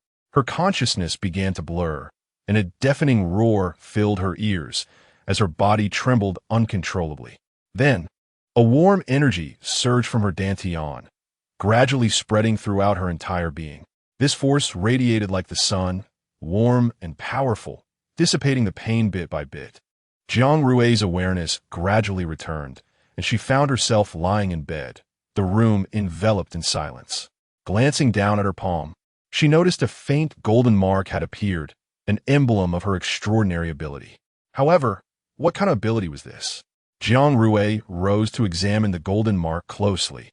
It resembled a mysterious totem, shimmering with a subtle glow, hinting at an extraordinary power. She attempted to harness that energy, feeling a warm current rise from her dantian, flowing through her limbs and gathering in her palm. With a hint of curiosity, she blinked and suddenly felt a surge of inspiration. She tried to channel that energy, and in an instant, the room's light softened, enveloping her in a warm embrace. With a gentle wave of her hand, a golden beam leapt from her fingertips, lightly touching the wall. Instantly, that section of the wall became as smooth as a mirror, reflecting golden light. Astonished by the sight, Jiang Rui pondered whether this was her extraordinary ability, control of light. She slowly raised her hand, once more attempting to summon the nascent power. Her fingertips curled slightly, and a golden radiance coalesced, resembling a brilliant star dancing in her palm, like a joyous spirit, lively and animated. She endeavored to shape the light, and, in an instant, it seemed to come alive, transforming into a golden butterfly that flitted gracefully around the room. How could this extraordinary ability be utilized for offense? Jiang Rui contemplated, her gaze landing on a table in the corner of the room. Upon it rested a glass filled halfway with water. She resolved to experiment with this cup. Extending her hand gently, the light at her fingertips flickered as a golden beam quietly shot towards the glass. Upon contact, the water within the cup appeared to ignite, swirling violently, steam billowing from the rim. Intrigued, Jiang Rui retracted the beam, and the water settled back into tranquility as if nothing had transpired. Her extraordinary ability not only allowed her to manipulate light, but also to instigate changes in objects through that light. Was it limited to object manipulation, incapable of offense? Jiang Rui was not easily dissuaded. Thus, she closed her eyes, took a deep breath, and immersed herself in the surrounding light. Gradually, she felt the light coalesce within her consciousness, like a trickle of water merging into a river. She guided the light, slowly gathering it from every corner and crevice of the room. When she sensed sufficient light under her command, she abruptly opened her eyes, palms facing upward, the golden mark shimmering under the light. She gently brought her hands together and then thrust them outward, as if condensing invisible energy within her palms. The surrounding light compressed to a point, erupting into dazzling brilliance. Even with her eyes closed, the surging energy was impossible to ignore, as if it were directly striking the depths of her soul. Jiang Rui gradually opened her eyes, only to find the room transformed into chaos, a scene of devastation. She stood unharmed amidst the wreckage. Observing the disorder, new ideas began to form in her mind. With a gentle wave of her hands, Countless golden beams converged from all directions. These rays wove into an impenetrable net in the air, slowly gathering towards the golden mark in her palm. As the light amassed, Jiang Rui felt a powerful force stirring within her hand. She retrieved a table from the system space, then spread her hands wide. A blinding light erupted from her palm, slicing through the table with laser-like precision, reducing it to evenly sized wooden blocks. It seemed she could construct formidable defenses with light and cleave through any impediment. Jiang Rui smiled softly, pleased with her extraordinary ability, resolved to practice diligently and master its application. Awakening her power with just the second bottle was a stroke of luck. As for her remaining points, she would allocate half for enhancement agents and half for a weapon. Chapter 52. Entering Beisha City after completing her enhancements. Jiang Rui took a deep breath, feeling the tumultuous power within her. Next, she needed to select a suitable weapon for herself. In a world brimming with extraordinary individuals, mere cold weapons no longer sufficed. She already possessed a handgun. Now, she sought a weapon of greater lethality. Accessing the weapon shop within the system, a plethora of weapon options materialized before her eyes. Pistols, rifles, rocket launchers, and even laser cannons. She scrutinized each option, weighing the pros and cons of various weapons. Ultimately, her gaze settled upon a sleek black sniper rifle. This rifle, with its aerodynamic design, exuded a sense of advanced technology, boasting immense power and remarkable precision. Jiang Rui gently touched the screen, and the detailed specifications of the weapon immediately unfolded before her eyes. The sniper rifle Sighing, equipped with the latest energy core, capable of unleashing high-energy laser beams that could instantaneously penetrate targets, boasting an effective range of up to 5 kilometers. Remarkably, it was integrated with an intelligent targeting system that could firmly lock onto fast-moving targets, ensuring an exceptionally high hit rate. A glimmer of excitement flickered in Jiang Rui's eyes. This was precisely the weapon she required. Without hesitation, she clicked to purchase, and in the next instant, a brilliant light flashed, and the sniper rifle Sighing materialized in her hands. Jiang Rui grasped the gun's handle tightly, feeling the icy texture of the weapon. She gently raised the muzzle, aiming at a stone pillar in the courtyard. The intelligent targeting system instantly activated, firmly locking onto the pillar, and she lightly squeezed the trigger. As she did so, a bright beam of light surged forth from the muzzle, shattering the surrounding silence. It was a high-energy laser beam, leaving a searing trail in the air as it surged towards the pillar. Almost in the blink of an eye, the laser struck the pillar, producing a deafening explosion. The pillar exploded under the impact of a laser, transforming into countless shards that scattered in all directions. Impressive, Jiang Rui murmured to herself. With everything prepared, she drove the modified convenience vehicle to the medical bay, stopping to see her unconscious father before departing. The medical bay was off limits, so she stood outside, gazing through the transparent reinforced glass at Jiang Feng, who lay quietly inside. His complexion remained pale, yet it was slightly more vibrant than before. The life support system was functioning steadily, each heartbeat signifying that his life persisted. Given the consequences of forcibly severing his psychic abilities, her father was fortunate to be in this state. Jiang Rui took a deep breath and turned to leave the medical bay. Beisha City and Nansha City were ruthlessly separated by a dark river, measuring 1,500 meters in width. The name Dark River derived from the traces left by both humans and zombies within its waters, where corpses and blood intertwined, forming this unique waterway. The river was not only vast, but had also become tainted, its waters now a deep black, resembling a colossal ink ribbon stretching between the two cities. As night fell, eerie lights would flicker upon the surface of the dark river. The bridges above the river served as the sole connection between the two cities. Once one stepped onto the dark waters, it was as if cursed, with human skin rapidly decaying until it merged with the river's flow, becoming part of the endless darkness. Jiang Rui halted the vehicle, quietly lowering the window, her gaze firmly fixed on the dark river. This river was likely the work of the zombies from the Corruption City. Given their abilities centered around decay, possessing the terrifying power to transform all living beings into corrupted matter. The water flowed silently, its surface devoid of any ripples. As calm as a mirror, a smile crept across Jiang Rui's lips as she tightened her grip on the steering wheel. The modified convenience vehicle emitted a low rumble, its wheels slowly rolling towards the bridge spanning the dark river. In the distance, the sky above Beisha City appeared shrouded in heavy clouds, casting a gloomy shadow. While on the other side, Nansha City basked under a clear blue sky, sunlight flooding the land, creating an atmosphere of tranquility and ease. The stark contrast between the two scenes felt like two parallel worlds, with one orderly and harmonious, while the other descended into chaos. The conditions in Beisha City seemed unfavorable for her psychic abilities. As she descended from the bridge, the vehicle gradually entered Beisha City. The desolation here was haunting. Even within the confines of the vehicle, the stench of decay stubbornly seeped through the cracks, invading her nostrils. The cityscape was bleak, resembling a forgotten ruin. This was a chaotic land where humans coexisted with zombies. Coexistence? Jiang Rui shook her head. How could humans survive in such conditions? It was more accurate to call this a paradise for zombies.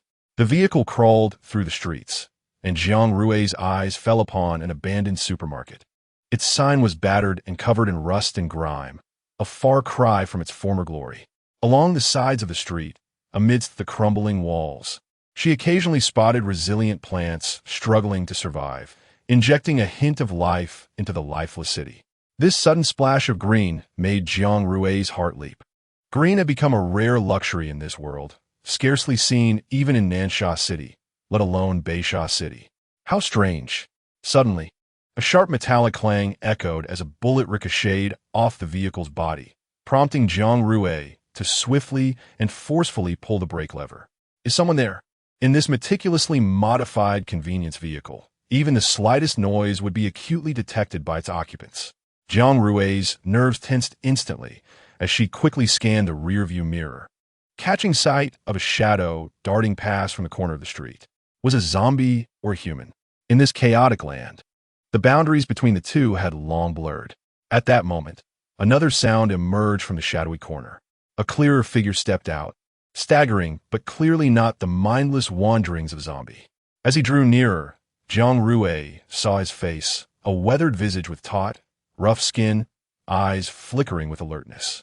He held an old rifle in his hands, the barrel still emitting faint wisps of smoke. "Stop the vehicle!" he shouted, his voice hoarse yet resolute. Jiang Rui remained unmoved. She understood that in this chaotic realm, trust was a luxury. He appeared to be human, devoid of the vacant madness characteristic of zombies. "I am human. There are hardly any survivors like us left here," he continued, weariness lacing his tone. Chapter 53. Encountering an unfortunate interception, Jiang Rui drew her rifle, her expression turning icy. Why should she be shot at without reason? What if something went awry? And he was still chattering away. Jiang Rui tilted her head slightly, her gaze sharp as ice through the window's gap. She leveled her rifle at the approaching figure. The shadows of the street corner swayed in the breeze, bringing a chill to the air. The man evidently sensed Jiang Rui's hostility. His steps faltered, a glimmer of coldness flashing in his eyes. Just then, another bullet zipped through, striking the metal frame of the convenience vehicle with a piercing clang. There are more people? Jiang Rui's nerves tightened again, her eyes darting around, attempting to locate the hidden shooter. Countless shadows lurked within the ruins lining the streets. Any corner could conceal an enemy. The figure also seemed startled by the sudden bullet, immediately raising his rifle and scanning the surroundings warily. Jiang Rui gritted her teeth, cursing under her breath. She had to take revenge. Who dared to vandalize her newly modified vehicle? A flash of anger ignited in her eyes as she swiftly adjusted her position, preparing to confront potential foes. At that moment, she noticed the figure suddenly stiffen, then slowly topple over. He had been struck by a bullet. Following that, the sounds of gunfire echoed through the silent street, a torrent of bullets crashing down upon Jiang Rui's vehicle. The car shook violently. Each impact served as a reminder of the impending death.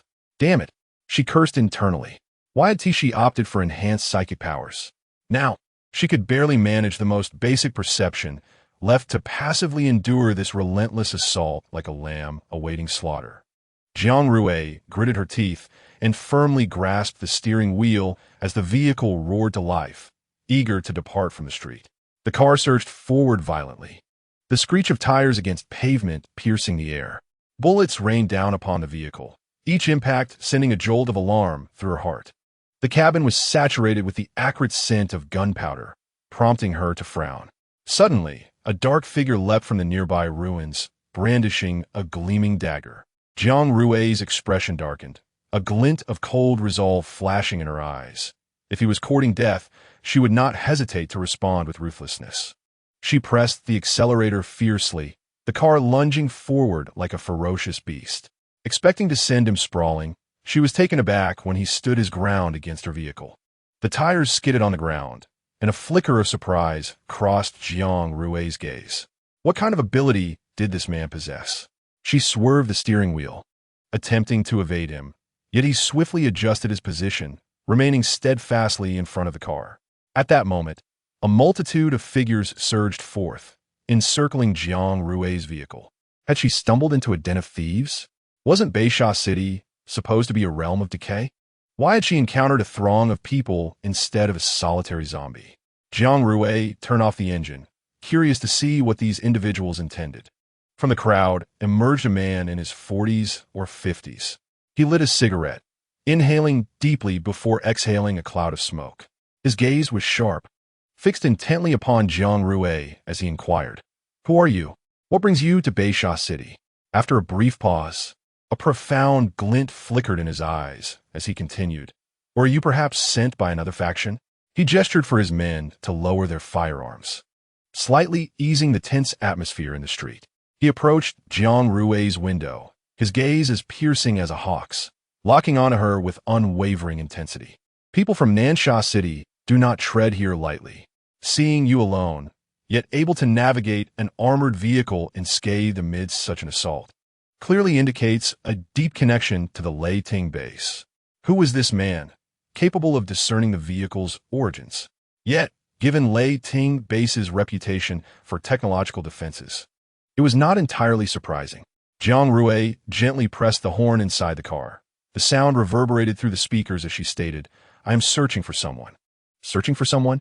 The man squinted, a flicker of skepticism crossing his features. "Do you know where you are? This is a city of decay, a chaotic paradise, not a place you can enter at will."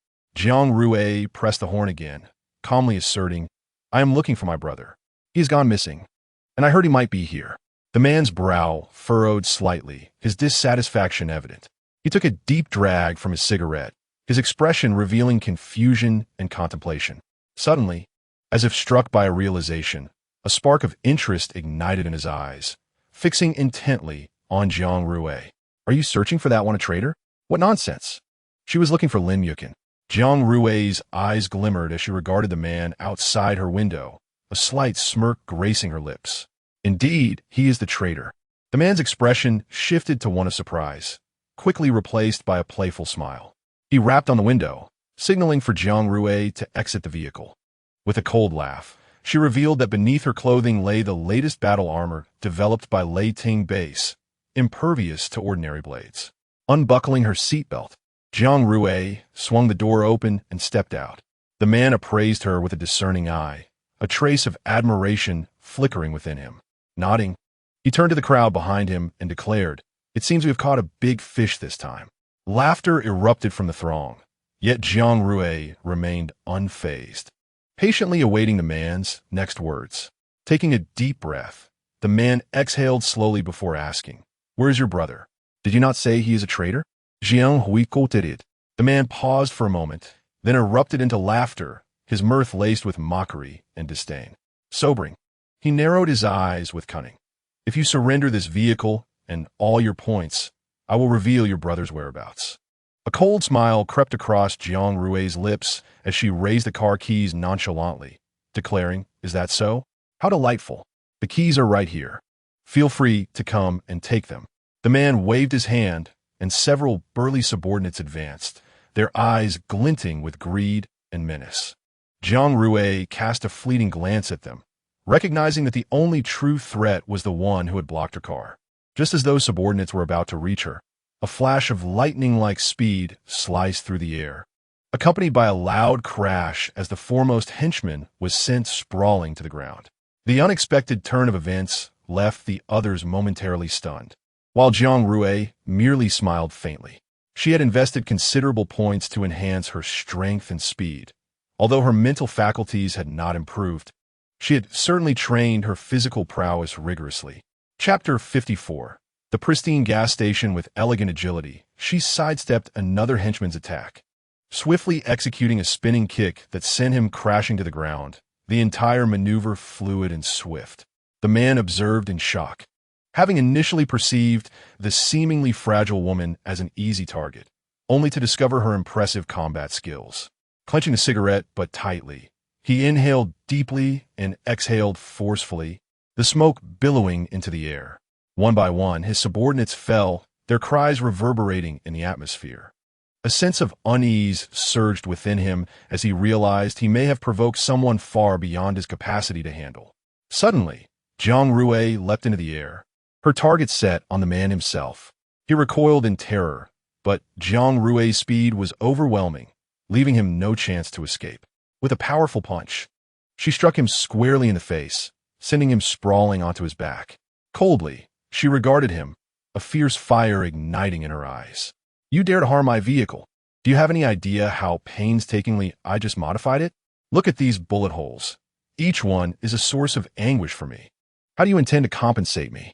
The man, weeping in pain, suddenly turned and bellowed toward the side. "Zhang Dong, you bastard, what are you waiting for? Come and save me." This Zhang Dong was none other than the valiant individual who had previously shielded Jiang Rui's vehicle. Standing at the edge of the crowd, Zhang Dong had witnessed the entire spectacle, his astonishment immeasurable. Initially believing Jiang Rui to be an ordinary person, he now recognized her as a fierce predator. Hesitation gripped him for a moment, but the man's cries jolted him into action. He could not simply stand by and watch the man be beaten to death. Not if he wished to protect his sister. Taking a deep breath, he clenched his fists and charged toward Jiang Rui like a furious bull, his muscles taut and power coalescing in his fists. His strikes were swift and brutal, each punch capable of shattering rock. Jiang Rui dodged his first blow, but the second landed squarely on her shoulder, a sharp pain radiating throughout her body. Gritting her teeth, she swiftly regained her footing, leaping gracefully into the air, spinning once before delivering a forceful kick to Zhang Dong's chest. Unfortunately, her efforts proved futile. After all, he was a man who had previously halted a speeding vehicle with sheer physical strength, a feat that was indeed impressive. It appears that he is a powerful ability user, and relying solely on his enhanced physique makes it difficult to compete with him. Jiang Rui lifted her gaze to the sky, where dark clouds gradually dispersed, revealing faint rays of light. For her, as long as there was light, her ability related to illumination could be unleashed. Taking a deep breath, Jiang Rui gently extended her palm. The dim light in the air seemed to sense her call, gradually gathering in her palm like iron filings drawn to a magnet. With a swift motion, she thrust her hand forward, and the light shot forth like a meteor streaking across the night sky, heading straight for Zhang Dong. Zhang Dong's eyes widened in astonishment. He had never witnessed such a miraculous form of attack. The radiance seemed to contain immense energy, evoking an inexplicable fear within him. He attempted to evade, but the speed of the light was too swift for him to react. It struck him forcefully, and he felt a powerful force penetrate his body like a raging storm, as if it aimed to tear him apart. He collapsed to the ground in agony, his body convulsing uncontrollably as he emitted a heart-wrenching scream. Observing Zhang Dong's condition, Jiang Rui realized that her ability could not only induce changes in objects, but could also alter the tissues, muscles, and bones within the human body as long as light was transmitted through a medium. "Today I shall spare you. I still have others to find." Jiang Rui's words echoed in the air. Zhang Dong lay in torment on the ground, watching helplessly as she turned to leave. Acutely aware that he was no match for Jiang Rui, she restarted her vehicle, and the roar of the engine reverberated through the desolate streets. Logically, Such a commotion should have attracted the zombies. Yet those creatures, usually quick to respond, seemed to have vanished without a trace. What was happening in Bei Shacheng? Perhaps she should have inquired with those people earlier. How was she to locate Lin Musheng? She lacked the acute sense of smell that zombies possessed. Jiang Rui felt anxious yet powerless. She drove aimlessly along the empty streets, her gaze constantly scanning for any signs of movement. Suddenly, her attention was drawn to a gas station in the distance, surprisingly tidy. There appeared to be a figure flitting about in the adjacent 24-hour convenience store. Jiang Rui slowly brought her vehicle to a halt. Her intuition told her that something was amiss here. Raising a pair of binoculars from the rooftop, she cautiously surveyed the surroundings, finding nothing out of the ordinary. Silence enveloped the area. No one, no zombies. Jiang Rui stepped out of the car with a bag of food and knocked on the convenience store door. The sound of her knocking echoed oddly in the empty street. There seemed to be a faint rustling from behind the door, followed by a cautious opening of a small crack. A young face appeared in the gap, scrutinizing Jiang Rui with a mix of suspicion and curiosity. "What do you want?" he asked bluntly. It had been a long time since Bei Shacheng had seen a stranger, especially someone so strikingly dressed and beautiful, arriving in a modified vehicle. Jiang Rui offered a gentle smile, striving to appear amicable. She raised her bag of food and softly said, "Please don't be alarmed. I am merely here to find someone." Had she not appeared harmless, he might have mistaken her for a troublemaker sent by another faction.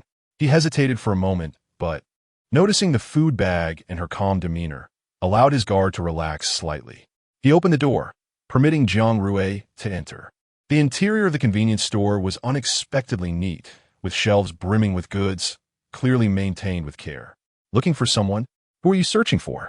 The young man followed Jiang Rui cautiously, his hand instinctively reaching for the dagger at his waist. Sensing his tension, Jiang Rui halted and turned to face him, her eyes shimmering with sincerity. "I am looking for my brother. I have heard he might be here." A flicker of surprise crossed the young man's eyes, but was quickly masked. Chapter 55. The eerie convenience store and its strange inhabitants. In this world, all items must be purchased with points, and food can only be obtained from resource boxes. Aside from the 3 major bases in Nansha that sell food, it was the first time she had seen someone openly display such a bounty on shelves. This young man seemed rather foolish for so readily allowing her inside. Jiang Rui feigned innocence, hastily thrusting her food into his hands. "Please, kind sir, I have just arrived and have nowhere to stay. May I remain here for a while?" The guard appeared quite young, his face still bearing traces of youth. He stared at Jiang Rui with wide eyes, seemingly astonished by her directness and audacity. He glanced down at the food in his hands and then back up at Jiang Rui's hopeful expression. After a moment's hesitation, he finally nodded and whispered, "All right, but you mustn't cause any trouble. There are many rules here." Jiang Rui felt a surge of joy but maintained an innocent demeanor, repeatedly thanking him. The sound of footsteps echoed from the staircase leading to the second floor, and Jiang Rui's gaze sharpened like an eagle's, spotting a small boy descending the stairs. She was momentarily taken aback. Were there still children in Bei Shacheng? He appeared to be around 10 years old, dressed in worn yet clean clothes, his face radiating a blend of innocence and curiosity. His large eyes sparkled like 2 bright stars, exuding a vitality that seemed out of place in this desolate city. He approached Jiang Rui, seemingly intrigued by the food in her hands. He blinked and asked softly, "Sister, what do you have there? Can I eat it?" Jiang Rui regarded the boy with a cautious gaze. He seemed entirely unaffected by the harsh realities of this world, boldly coming down despite the presence of strangers. In a world marked by scarcity and fear, his pure and curious demeanor struck her as somewhat eerie. Her vigilance heightened. Although Nansha had relatively abundant resources, the treachery of its people was equally pronounced. In such an environment, a child so innocent and unspoiled appeared to be an anomaly. She offered a gentle smile, attempting to sound warm and friendly. "This is food I just found. It looks quite delicious. Would you like to try some?" As she spoke, she tore off a small piece of bread and extended it towards the boy. His eyes lit up as if he had discovered the most precious thing in the world. He carefully accepted the bread, taking a delicate bite, his face blossoming with satisfaction and happiness. Aren't you afraid with so many zombies around? Jiang Rui inquired. The boy chuckled at the question, revealing a set of pearly white teeth. Zombies? I'm not afraid. The older brothers protect us. He spoke with such ease, as if the terrifying zombies were merely a part of his daily life, not a source of fear. Jiang Rui looked at the boy, a wave of complex emotions washing over her. At that moment, the young man beside her scratched his head and remarked, though there are zombies here, they don't dare come close. The people here are formidable, especially Brother Hu. He is truly impressive. Others from different factions are too afraid to cause trouble. Listening to the young man's words, Jiang Rui's curiosity was piqued. She scanned the surroundings. Indeed, there was an unusual ambience here. Not only was food plentiful, but the atmosphere also felt relatively peaceful. Unable to contain herself, she asked, "Who is Brother Hu? Why is he so formidable?" The young man chuckled. Brother Hu is our leader. He is a legendary figure. It is said that he can single-handedly take on a horde of zombies and always manages to retreat unscathed. His combat prowess is extraordinary, instilling fear in others from rival factions.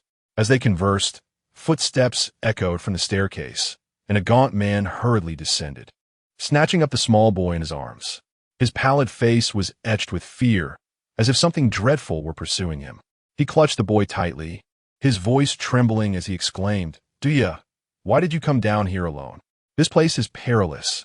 Don't you realize?" The sudden appearance and anxious demeanor of the man startled the boy, who widened his eyes and pointed to the bread in Jiang Rui's hand, softly saying, "Brother, that sister gave me something delicious."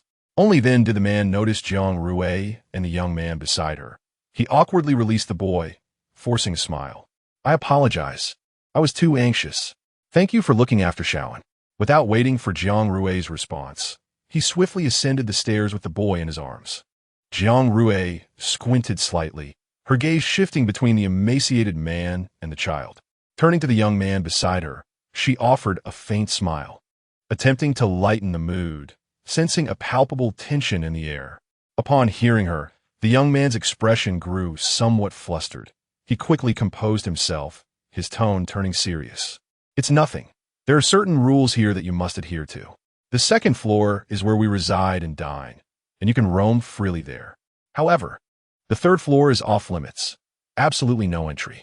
The first floor is stocked with supplies, but you cannot touch anything without permission. Follow me, and I will take you to the second floor." With that, he turned and strode ahead, his pace brisk as if eager to escape the unsettling topic. Jiang Rui smiled softly, choosing not to say much as she followed him up to the second floor. The staircase was dim and damp, the air thick with an indescribable odor. Jiang Rui wrinkled her nose but remained silent, trailing behind the young man. They navigated through the narrow, winding staircase until they finally reached the second floor. A muscular man stood guard at the staircase entrance, sizing up Jiang Rui before letting out a whistle. Well, Xiao Zhao, you've brought a beauty this time." Jiang Rui shifted her gaze to the muscular man, smiling as she replied, "I'm here looking for my family, but I got lost. May I stay here for a while?" The muscular man regarded her with a hint of regret, shaking his head. "Though you are indeed beautiful, I will not go easy on you. Here, the rules dictate that to stay, you must pass my test, either defeat me or be defeated by me." "Oh, is that so? I understand," Jiang Rui said, handing the bread to the young man beside her. "Let us see what you've got." The muscular man, clearly lacking any sense of chivalry, lunged at her like a fierce tiger before she had even finished speaking. Yet, Jiang Rui merely smiled, her movements light and swift. She raised her foot and accurately kicked him in the chest, sending him flying as if struck by a hammer, crashing heavily to the ground. Chapter 56. The abundance of carnivorous beasts here, the air around them seemed to freeze in that moment. All eyes fixed on Jiang Rui, as her actions were both rapid and precise. The muscular man lay on the ground, clutching his chest in agony, disbelief evident in his eyes. Jiang Rui gently dusted off her hands, as if she had merely accomplished an insignificant task. "So, may I reside here now?" she inquired coolly. The muscular man swallowed hard, nodding, his voice trembling. Yes, please follow me."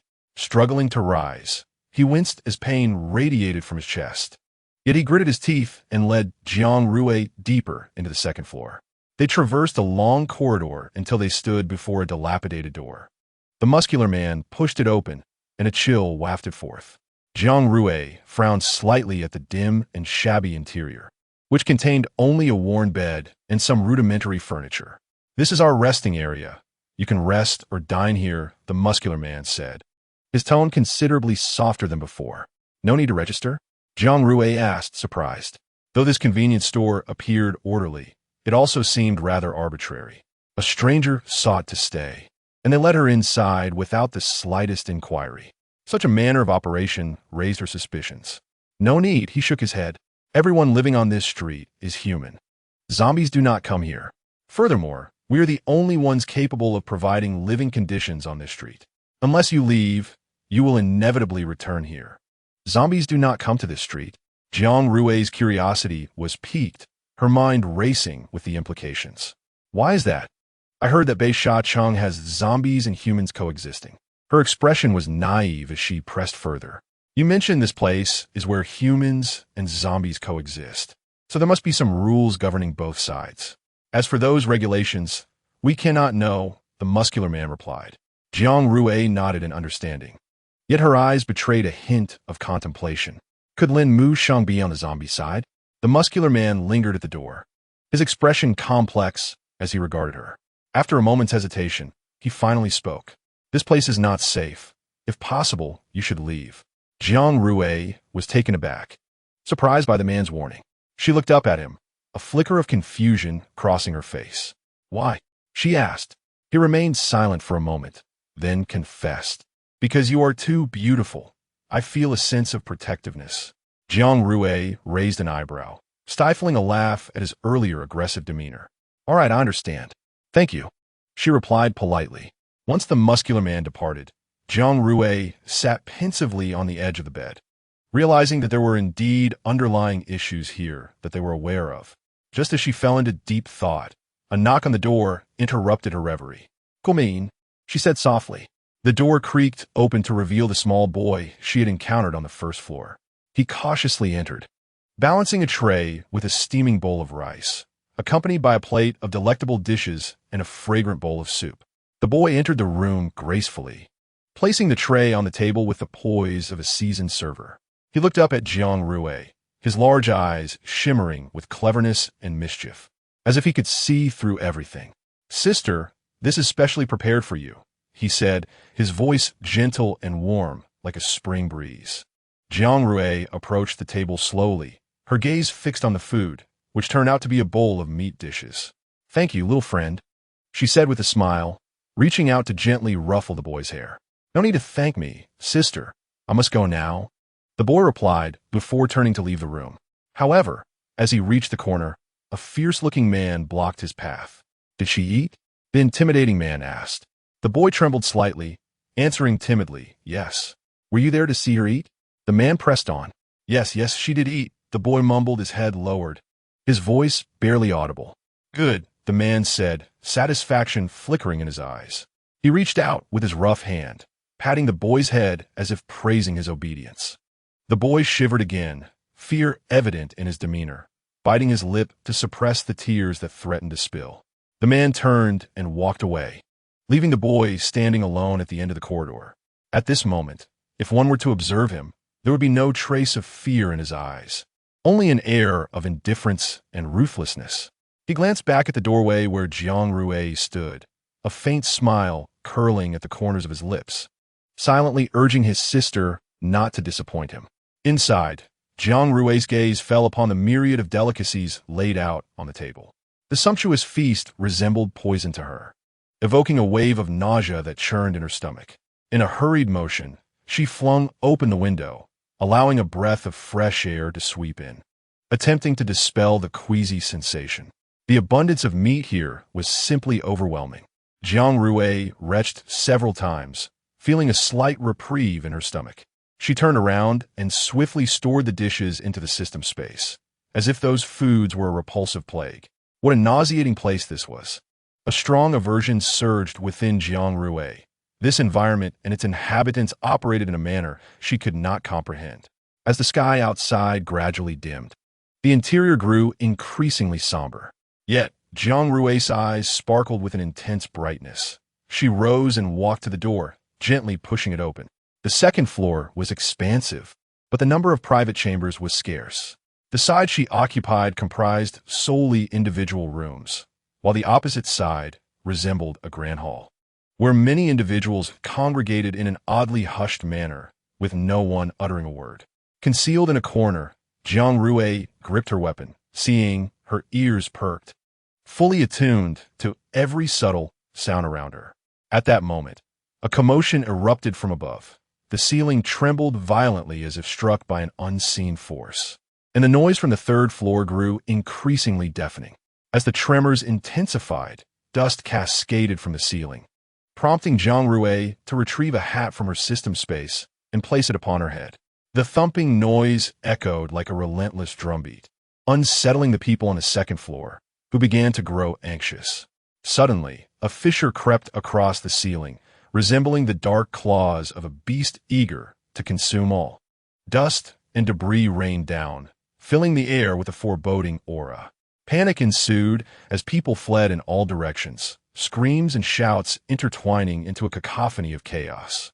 Jiang Rui concealed herself in the shadows, gripping Seeing tightly, her gaze riveted on the crack. In that instant, a shadow leaped from the fissure, launching itself directly at Jiang Rui. With swift reflexes, she sidestepped, narrowly avoiding the shadow's assault. A sudden gust of wind howled from the end of the corridor, swirling dust and fragments into the air. Jiang Rui's expression sharpened as she cautiously focused on the direction from which the wind came. Amidst the howling wind, a tall figure emerged at the corridor's end, clad in a black cloak, his face masked except for a pair of cold, unfeeling eyes. The chaos on the second floor resembled an uncontrollable vortex, the atmosphere thick with fear as screams and frantic footsteps coalesced into a symphony of impending doom. Abruptly, the figure halted, his eyes gleaming with a chilling light beneath the cloak. He slowly raised his head, his gaze piercing through the swirling dust, aimed directly at Jiang Rui. Her heart raced like a startled fawn. Had she been exposed? Her eyes met the figure's icy stare, akin to two stars colliding in the boundless darkness. Time seemed to freeze, with only the howling wind and the expanding crack in the ceiling reminding her that moments were slipping away. Yet, unexpectedly, the figure turned and departed, leaving Jiang Rui in a state of bewilderment, grappling with her confusion. There was no time for contemplation. Amidst the turmoil, she needed to discern what was transpiring here. Jiang Rui cautiously maneuvered along the shadowy corridor, each step sending tremors through the floor beneath her. Suddenly, a tremendous crash reverberated from the third floor, causing the entire structure to shudder. Her heart tightened, instinctively quickening her pace. Upon reaching the staircase leading to the third floor, she was met with a throng of people, tightly packed and restless. Her arrival immediately drew the attention of the crowd. In the North Sha city, new faces were as rare as precious gems, especially in a street that served as a refuge for humanity. The young man who had previously admitted Jiang Rui now appeared somewhat weak-kneed upon seeing her, for she was a force capable of defeating their top-tier ability users with a single blow. The muscular man whom Jiang Rui had bested caught sight of her, his eyes widening in surprise. He squeezed through the crowd, his brow furrowed. "Did I not instruct you to leave? What are you still doing here? It's dangerous. You must escape amidst this chaos." Jiang Rui glanced at him, gently shaking her head. The muscular man felt a wave of helplessness wash over him. He had not anticipated her stubbornness, completely disregarding his goodwill. "Do as you please, but don't blame me if you meet your end," he sighed, somewhat exasperated. Before turning to leave, the remaining onlookers, having witnessed Jiang Rui's prowess, kept their distance, fearful of incurring her wrath. Just as various thoughts swirled through the crowd, a deafening crash erupted from above. Boom! This was quickly followed by another series of thunderous bangs. A figure tumbled down the staircase from the third floor, rolling uncontrollably as if a projectile hurtling down a slope, leaving a trail of blood in its wake. Upon recognizing the fallen individual, Astonishment spread among the onlookers. Jiang Rui's eyes widened in surprise as well. The surrounding clamor intensified. No one had anticipated someone would tumble from the third floor, let alone that this unfortunate soul was a favored companion of their leader. Jiang Rui squinted, scrutinizing the figure more closely, and soon realized it was the same person who had previously obstructed her vehicle. What was his name? Dong? No, it was Zhang Dong. It made sense. This street belonged to their leader, and those who had blocked her previously must also be present here. Logically, they should be allies. Why then did Zhang Dong emerge battered and bruised from the staircase? At the staircase's entrance, several figures materialized, with the foremost being the cigarette-smoking man. The bruises from Jiang Rui's earlier confrontation had faded considerably, indicating he had received adequate treatment. The smoking man glared furiously at Zhang Dong, growling, "How many times must I remind you that you are not allowed on the third floor? Do you not understand?" Zhang Dong wiped the blood from the corner of his mouth, trembling yet resolute as he stood upright. His eyes reflected a fierce determination as he declared, "I want to see my sister." The smoking man shot a furious glare at Zhang Dong, contemplating that had he not been useful, he would have already been dealt with. Jiang Rui slightly tilted her head, casually beckoning to a nearby man with a buzz cut. He had intended to unleash his fury, but instantly transformed his demeanor into a beaming smile upon realizing it was Jiang Rui before him. "Miss, how may I serve you?" he inquired respectfully. Jiang Rui furrowed her brow slightly. Did she appear so aged? However, she dismissed the thought, recognizing that now was not the time for such trivialities. "Tell me, is that man above your leader?" Jiang Rui asked directly. The buzzcut man shook his head, replying, "That is our second in command. With our leader absent, Jiang Daozhong has been managing affairs." Jiang Daozhong? Jiang Rui clicked her tongue, feeling somewhat irked that they shared the same surname. The clamor around them continued to swell. Despite Zhang Dong being a prominent figure, many were displeased with him. Blood still trickled from the corner of Zhang Dong's mouth, yet his gaze remained unwavering. Struggling to make his way toward the staircase, each step leaving a vivid bloodstain on the ground, the smoking man charged forward, unleashing a powerful punch at Zhang Dong, who staggered, nearly collapsing to the floor. With Zhang Dong's prowess, the smoking man could hardly inflict any harm upon him. However, he now bore wounds that appeared quite severe. "I want to see my sister." His voice, though faint, resonated with undeniable determination. The surrounding crowd whispered among themselves, some expressing sympathy for Zhang Dong, while others reveled in his misfortune.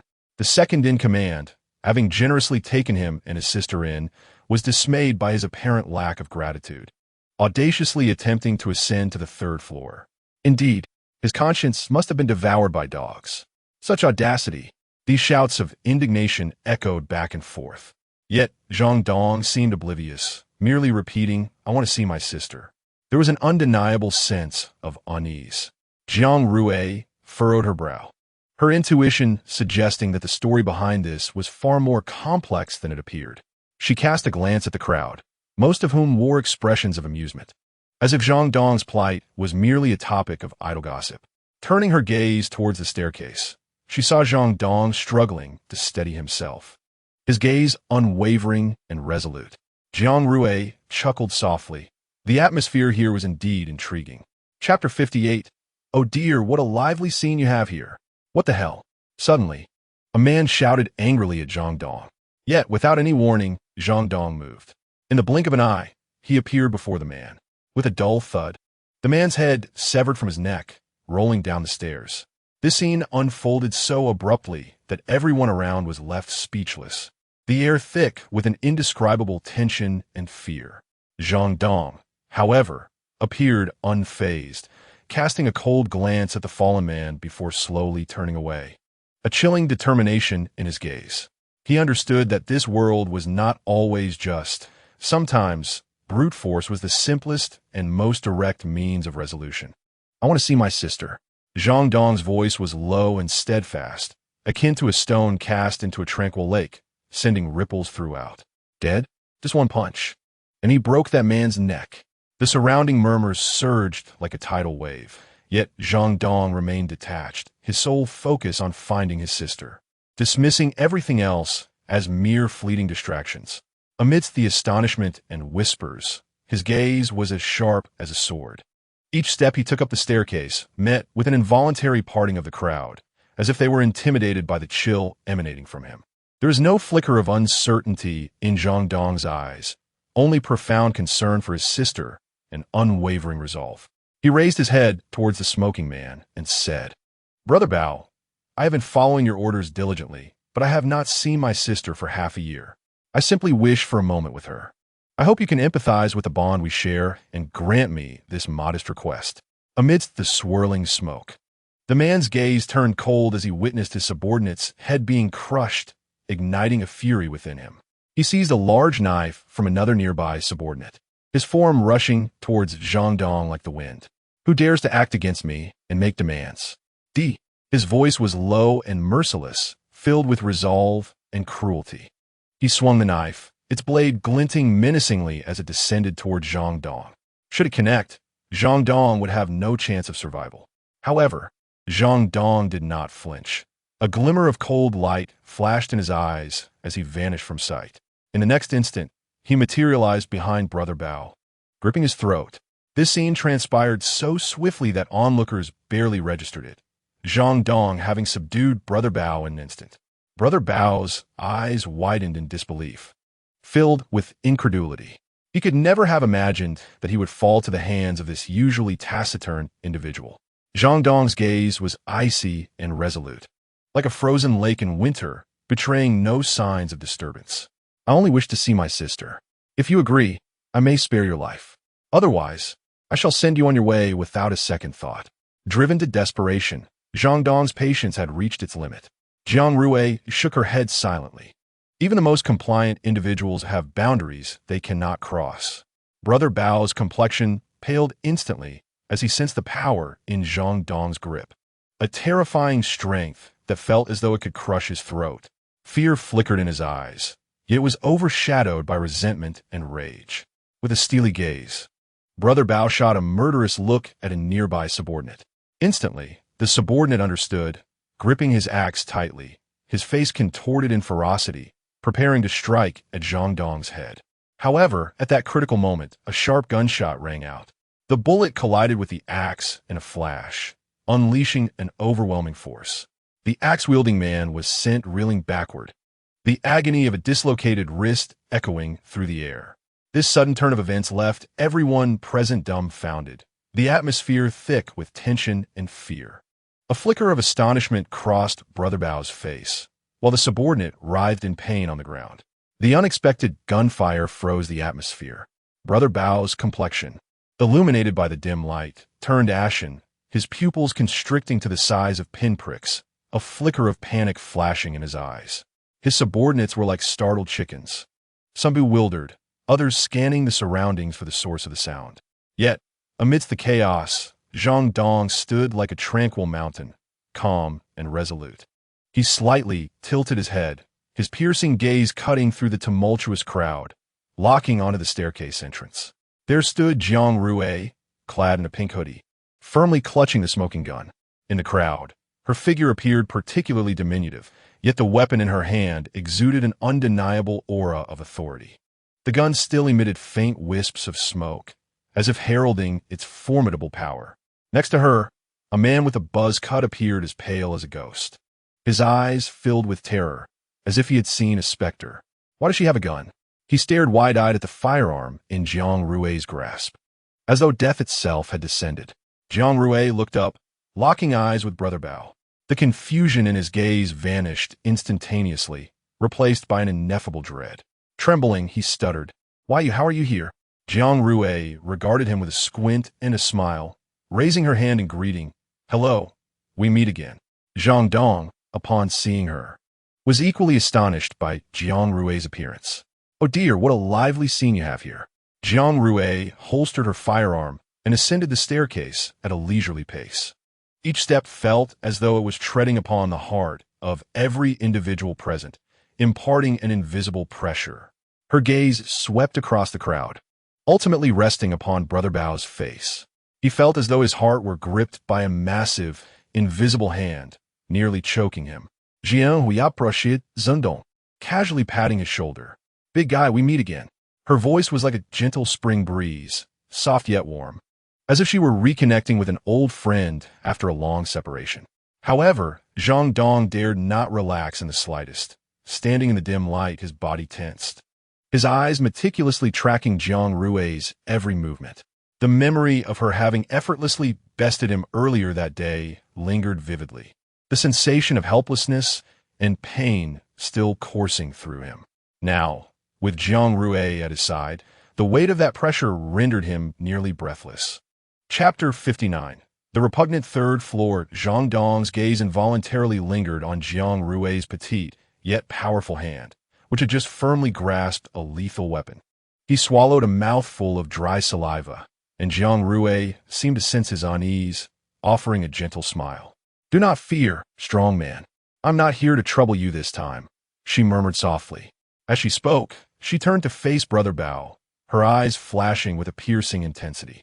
Under Jiang Rui's gaze, Brother Bao instinctively took a step back, yet with Zhang Dong's grip still on his neck, escape was impossible.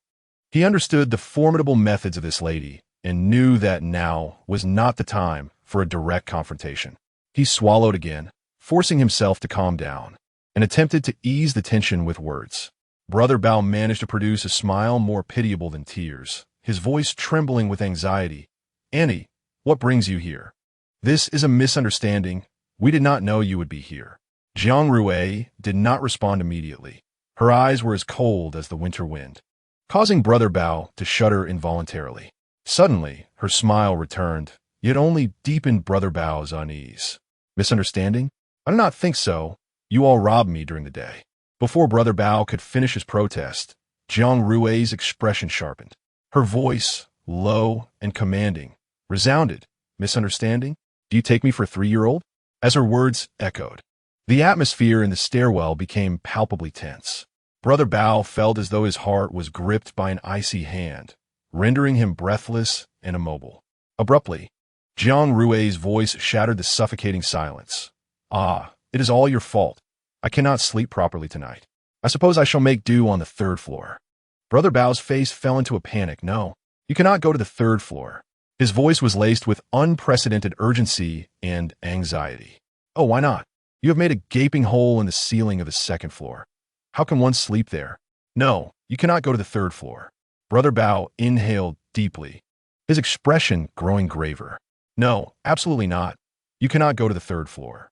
A hint of barely concealed fear crept into his voice, as if the 3rd floor concealed some unspeakable secret.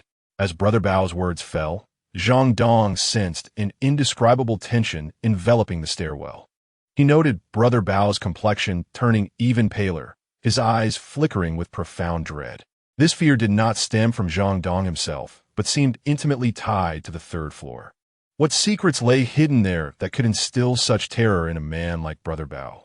Unable to resist, he turned to Jiang Rui, only to find her also gazing intently at Brother Bao, her eyes glimmering with sharp insight. She too seemed to sense the unusual aura surrounding the 3rd floor. A thought struck Zhang Dong, prompting him to seize the opportunity. "Brother Bao, my sister is also on the 3rd floor. I must go check on her. If you do not go up, I will not take you. Let us ascend," Jiang Rui urged Zhang Dong. "No, truly no. You cannot go up." Brother Bao's voice was tinged with desperation, his eyes pleading. "In obstructing us, could it be that the 3rd floor truly harbors some unspeakable secret?" Jiang Rui smiled slightly, a teasing glint in her tone as she regarded Brother Bao. "No, absolutely not. Do not speak nonsense." Brother Bao waved his hands frantically, a flash of panic crossing his face. However, his frantic demeanor only intensified the group's curiosity about the 3rd floor. In an instant, the crowd, as if drawn by an invisible force, surged toward the 3rd floor. Zhang Dong released his grip on Brother Bao and dashed up the stairs, leaving Jiang Rui, Brother Bao, and his few subordinates on the 2nd floor. These subordinates could be disregarded, having already been intimidated into submission. Brother Bao watched Zhang Dong's figure disappear at the stairway's entrance. Overwhelmed by a sense of helplessness, he turned to Jiang Rui, his eyes filled with a mixture of complex emotions. He realized that tonight, There was no way he could stop them. Yet, Jiang Rui paid him no heed. Her gaze pierced through the second floor's ceiling, as though she could see everything on the third floor. A meaningful smile curled at the corners of her lips as she grasped Brother Bao and turned toward the stairs. Brother Bao's subordinates, witnessing Jiang Rui's retreating figure, were filled with dread. They understood that this lady's methods were not to be trifled with. Exchanging glances, they stealthily slipped away from the scene. The stairwell echoed with the heavy footsteps of the crowd, each step announcing the impending storm. As Jiang Rui set foot on the third floor, the previously tranquil corridor erupted into chaos, filled with screams and curses akin to a disordered symphony disrupting the erstwhile calm. Zhang Dong raced up to the third floor, his heartbeat drumming fiercely against his chest. He unhesitatingly pushed open tightly shut doors. But the sights within each room caused his pupils to involuntarily constrict, as though he were witnessing scenes of unimaginable horror. Finally, he opened the last door. The sight before him rendered him motionless. Every action, every sound froze in that moment. "You beast!" The voice of the muscular man thundered like rolling thunder, each word ablaze with fury and hatred, impossible to contain. He roared again, his voice even more deafening. "You heartless beast!" Jiang Rui shook her head, realizing that matters were even worse than anticipated. She glanced at the dazed Brother Bao, a glimmer of deep disgust flashing in her eyes. At the entrance of each room stood numerous people, their minds assaulted by the rotting stench within. Human bones lay dismembered into various sizes, blood still visible on the flesh, marked by bite marks unmistakably not made by zombies. A few individuals in the crowd finally could not bear it any longer. Their legs buckled and they squatted down, retching in waves. Their bodies seemed like uncontrollable faucets, expelling the contents of their stomachs uncontrollably, spilling onto the floor. One individual, having enjoyed a delectable meal earlier, now helplessly released it, mixed with digestive fluids, into a vile puddle, lying cold and indifferent upon the floor. The thought that the meat they had consumed in recent days had been carved from human bodies sent a chill down Jiang Rui's spine as she walked expressionlessly past these rooms. Stopping at the final one, the door stood ajar, revealing an impenetrable darkness within, where several women huddled, hands covering their mouths, silent tears streaming down their cheeks. What lies within this room? Jiang Rui's hand gently rested on the doorknob, hesitating momentarily before taking a deep breath and pushing the door open. Chapter 60. The heartbreaking truth. As the door creaked open, a wave of putrid odor surged forth, causing Jiang Rui to involuntarily wrinkle her brow. She inhaled deeply, striving to quell the discomfort that washed over her. The room lay shrouded in darkness, with only the moonlight streaming through the shattered window, illuminating the object in the center. It was a massive, misshapen entity, its limbs splayed in grotesque contortions, its chest swollen as if about to burst, something eager to break free from within. Jiang Rui's pupils constricted as she approached the object step by step. As she drew nearer, the true nature of the object became horrifyingly clear. It was no longer recognizable as a human. It was a monster composed of the dismembered body parts of multiple individuals. Its body twisted and deformed, limbs varying in length, skin displaying an unnatural purplish hue. Its face bore misplaced features, with sunken eyes and a cruel smile lingering at the corners of its mouth. Jiang Rui could not suppress a shiver. The monstrous figure before her had evidently lost all semblance of life. A gaping, horrifying wound marred its vast chest, silently narrating the brutal battle that had just transpired. Clearly, this was the handiwork of Zhang Dong. But where was he? Her gaze fell upon a closed door on the opposite side of the room, stained with mottled blood, suggesting it had not been opened in quite some time. She approached the door slowly, each step heavy with foreboding. Upon standing before it, she could distinctly hear her own breathing and the faint, guttural roars emanating from beyond. Taking a deep breath, Jiang Rui grasped the doorknob, closed her eyes tightly, and turned it forcefully. The door creaked open, releasing a wave of acrid stench that churned her stomach. The world beyond the threshold seemed to descend into another realm of hell. The foul odor assaulted her senses, making it nearly impossible to open her eyes. The air was filled with low, chaotic growls, reminiscent of numerous famished beasts in a frenzy. The scent of decay filled her nostrils, causing her stomach to churn as if it would expel everything within. Cautiously, she stepped forward, her foot encountering something slick. Looking down, she saw a viscous liquid pooling on the ground, blood. Her heart raced. It was crimson and undeniably fresh. The metallic tang of the blood intensified, piercing her senses like a needle, filling her nostrils with an indescribable, sickly sweet aroma. Gradually, her eyes adjusted to the dim light, and indistinct shapes began to come into focus. Under the feeble moonlight, she beheld a scene of utter devastation. Blood spattered across the walls and floor, congealing into streams that trickled slowly. Her gaze was drawn to a particularly grotesque sight. Pieces of flayed human skin hung from walls.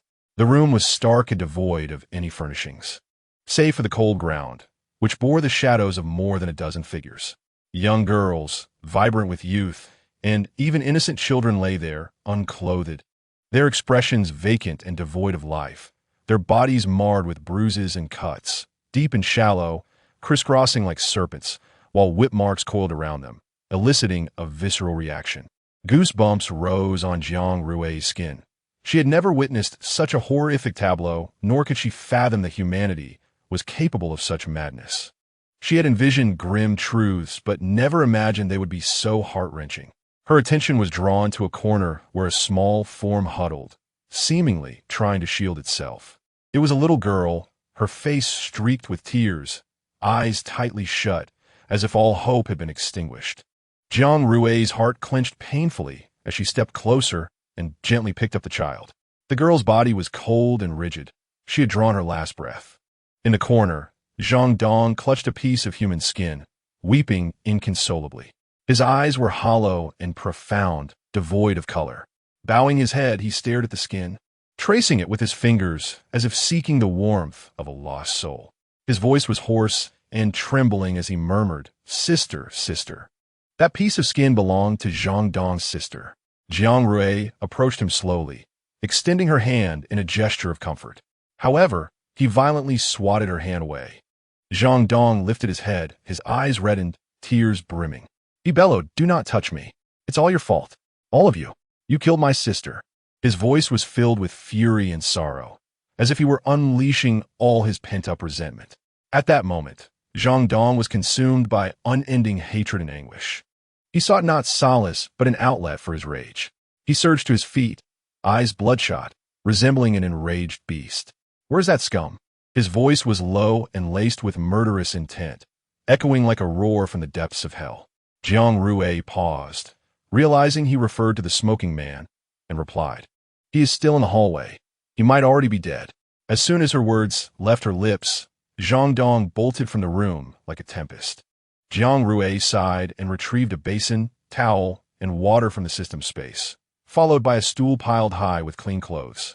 She stepped outside and called for several women. Upon witnessing the scene within, their eyes brimmed with tears, and without needing further urging, they immediately set to work, cleansing the bodies of the girls and dressing them in fresh, comfortable garments. They needed to summon others to bury these innocent souls. As Jiang Rui exited the room, the hallway was thick with the stench of blood and an unbearable foulness. Under the dim light, a group surrounded a figure, mercilessly beating him, each strike accompanied by pained groans and howls. The figure curled on the floor, shielding his head with his arms, desperately trying to evade the assault, muttering, "I was wrong. I was wrong. Spare me. Spare me." The smoking man was bloodied and tattered, clutching Zhang Dong's leg and pleading for mercy. Yet, Zhang Dong regarded him with icy indifference, as if deaf to his cries. The air was filled with nothing but curses alongside the man's whimpers and pleas for forgiveness. Suddenly, Zhang Dong lifted his foot and delivered a vicious kick to the smoking man's abdomen. The man shrieked in agony, propelled backward as if struck by a hammer. Crashing to the ground, he struggled to rise, crawling on his knees toward Zhang Dong, repeatedly banging his head against the floor, mumbling incoherently, "I truly know my wrongs. I know I have wronged you. Please let me go. Please let me go. Let you go." Zhang Dong's eyes blazed like flames, brimming with inexhaustible hatred. I trusted you so completely. Yet you dared to seek mercy from me now? Chapter 61. What the hell? A monster. Jiang Rui approached, and the smoking man immediately spotted her, releasing Zhang Dong and crawling toward her in desperation. Annie, I was wrong. I was truly wrong. His voice was hoarse with fear and despair, hands flailing as if to display his innocence. Please let me go. Please let me go. This was not my doing. I am wronged. However, Jiang Rui regarded him coldly, devoid of any compassion. The smoking man's crimes were grievous and abhorrent, sending shivers down one's spine. His actions had wrought irreversible consequences, inflicting profound pain on the victims and their families. The scene depicted the smoking man kneeling, hands clasped in supplication. Yet his expression elicited nothing but revulsion and fury. The ones you should be pleading to are not me, but those whom you have harmed, Jiang Rui stated icily. She then turned to Zhang Dong and said plainly, how to deal with this man, you decide. With her words, she shifted her gaze to the others and continued. I require assistance. Those with strength, come with me. Zhang Dong stood nearby, his expression grim and furious. He inhaled deeply, striding toward the smoking man, and with all his might, kicked him in the abdomen. The smoking man let out a heart-wrenching scream, his body flying through the air as if struck by a heavy object, crashing down onto the ground. Zhang Dong approached, seized him, and descended the stairs. The third floor suddenly fell silent as Jiang Rui's gaze, as cold as ice, swept over everyone present. Is no one coming with me? The crowd shuddered involuntarily. Auntie, what is your command? One person bravely inquired. Jiang Rui frowned slightly, perplexed by their persistent use of the term auntie. I need about 10 people to assist. As her words fell, the crowd exchanged glances, and only a few swiftly stepped forward. As the remaining individuals displayed reluctance to cooperate, Jiang Rui extended her hand, selecting you. You and you. The chosen ones felt as if struck by lightning, instantly jolted into awareness, and hurriedly jogged to stand before Jiang Rui.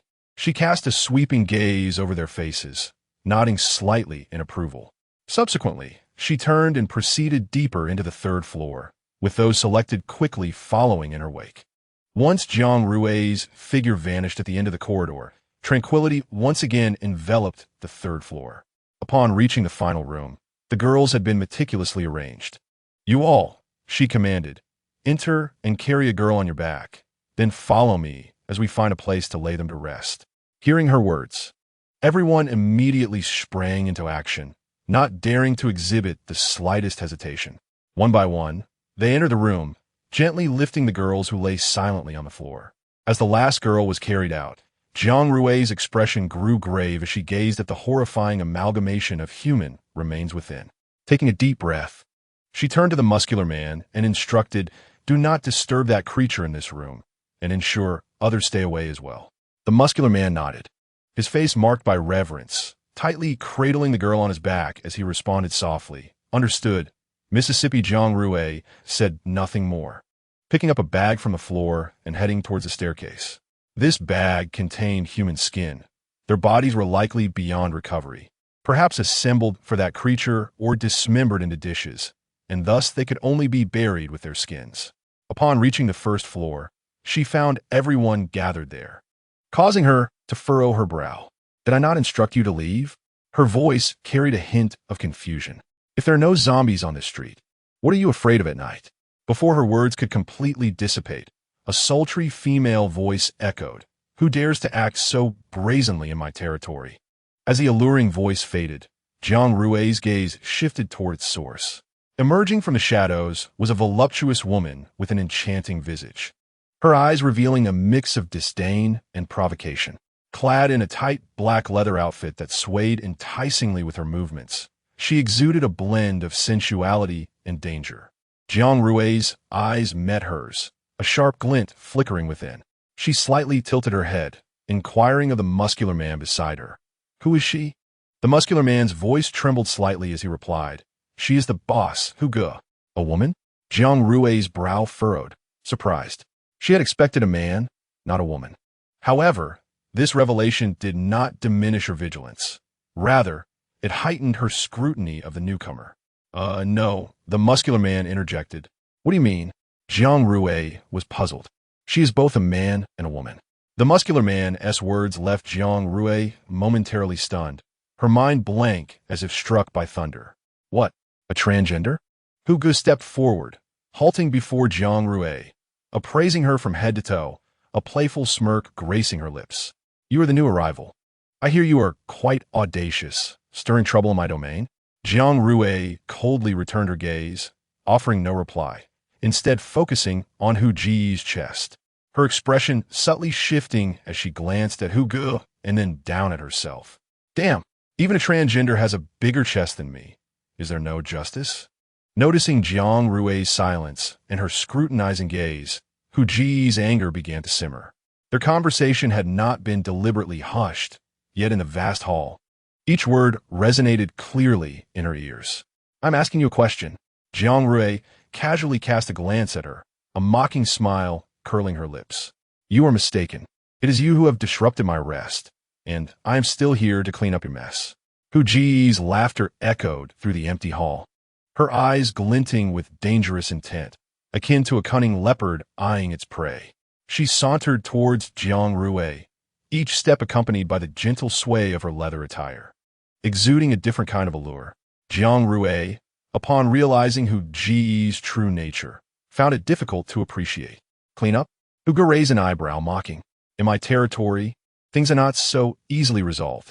With that, she suddenly lunged forward, swiftly aiming for Jiang Rui's cheek. Jiang Rui reacted swiftly, sidestepping the attack.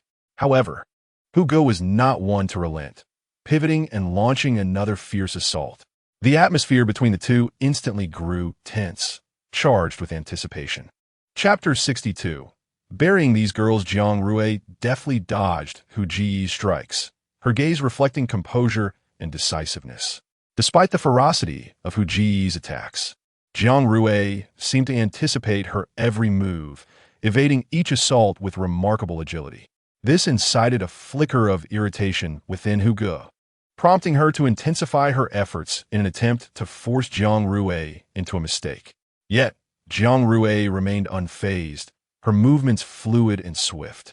Suddenly, she darted behind Hugo, skillfully seizing her shoulder. With a firm pull, Hugo was sent crashing to the ground, akin to a spinning top losing control. Jiang Rui looked down at her coldly, a chilling smile gracing her lips. Hugo, you have offended me. The dead deserve respect, and you are now obstructing my path. With that, she tilted her head slightly, signaling the muscular man to follow her lead. Her gaze then shifted to the others carrying the girls. You are included as well. The group exchanged anxious glances, a shared sense of uncertainty and hesitation enveloping them. Under the imposing presence of this formidable woman, they felt an unprecedented weight of pressure. Yet, their leader, Baozigo, was also a figure of considerable intimidation. To follow or not, it was a difficult decision. Ultimately, the muscular man mustered his courage, swallowing hard as he stepped forward, trailing Jiang Rui. Witnessing this, the others followed suit. Hugo lay on the ground, gasping for breath, filled with disbelief and resentment. In this first clash of pure strength, Jiang Rui emerged victorious. Exiting the dim light of the convenience store, the street appeared even more eerie under the night sky, devoid of any visible zombies. Setting that aside, the immediate concern was to find a resting place for these innocent girls. She turned to the muscular man beside her and inquired, "Do you know of a place nearby where we can bury them?" The muscular man furrowed his brow, scanning the nocturnal surroundings. He scratched his head, seemingly deep in thought. "I know the place."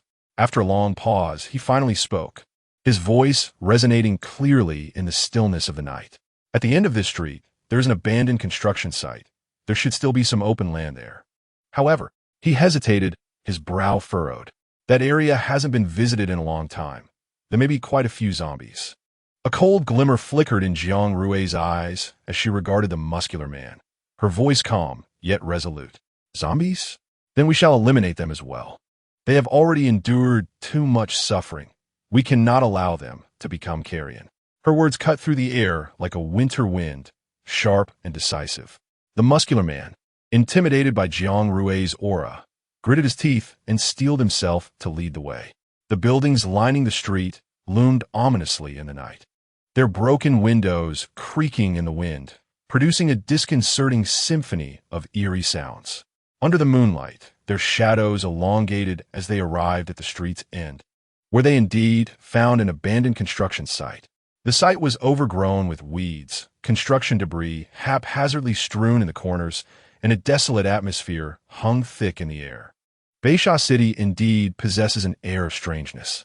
By day, one observes a solitary blade of grass, while here lies a tangle of weeds, surviving amidst a horde of the undead, imbued with the power of decay. Now, she is truly beset by a myriad of questions. This area is filled with factories. Where's the place you mentioned? Jiang Rui inquired. The muscular man scratched his head and gestured towards a relatively open space in the distance. That is it. It used to be a parking lot, but the construction site was abandoned after work ceased. Jiang Rui nodded, her gaze penetrating the dim night, landing on that vacant area. Wait a moment, a parking lot? The construction site was halted? It seems that Visage City was once akin to Nansha City, a locale where humans thrived. How did it come to this state?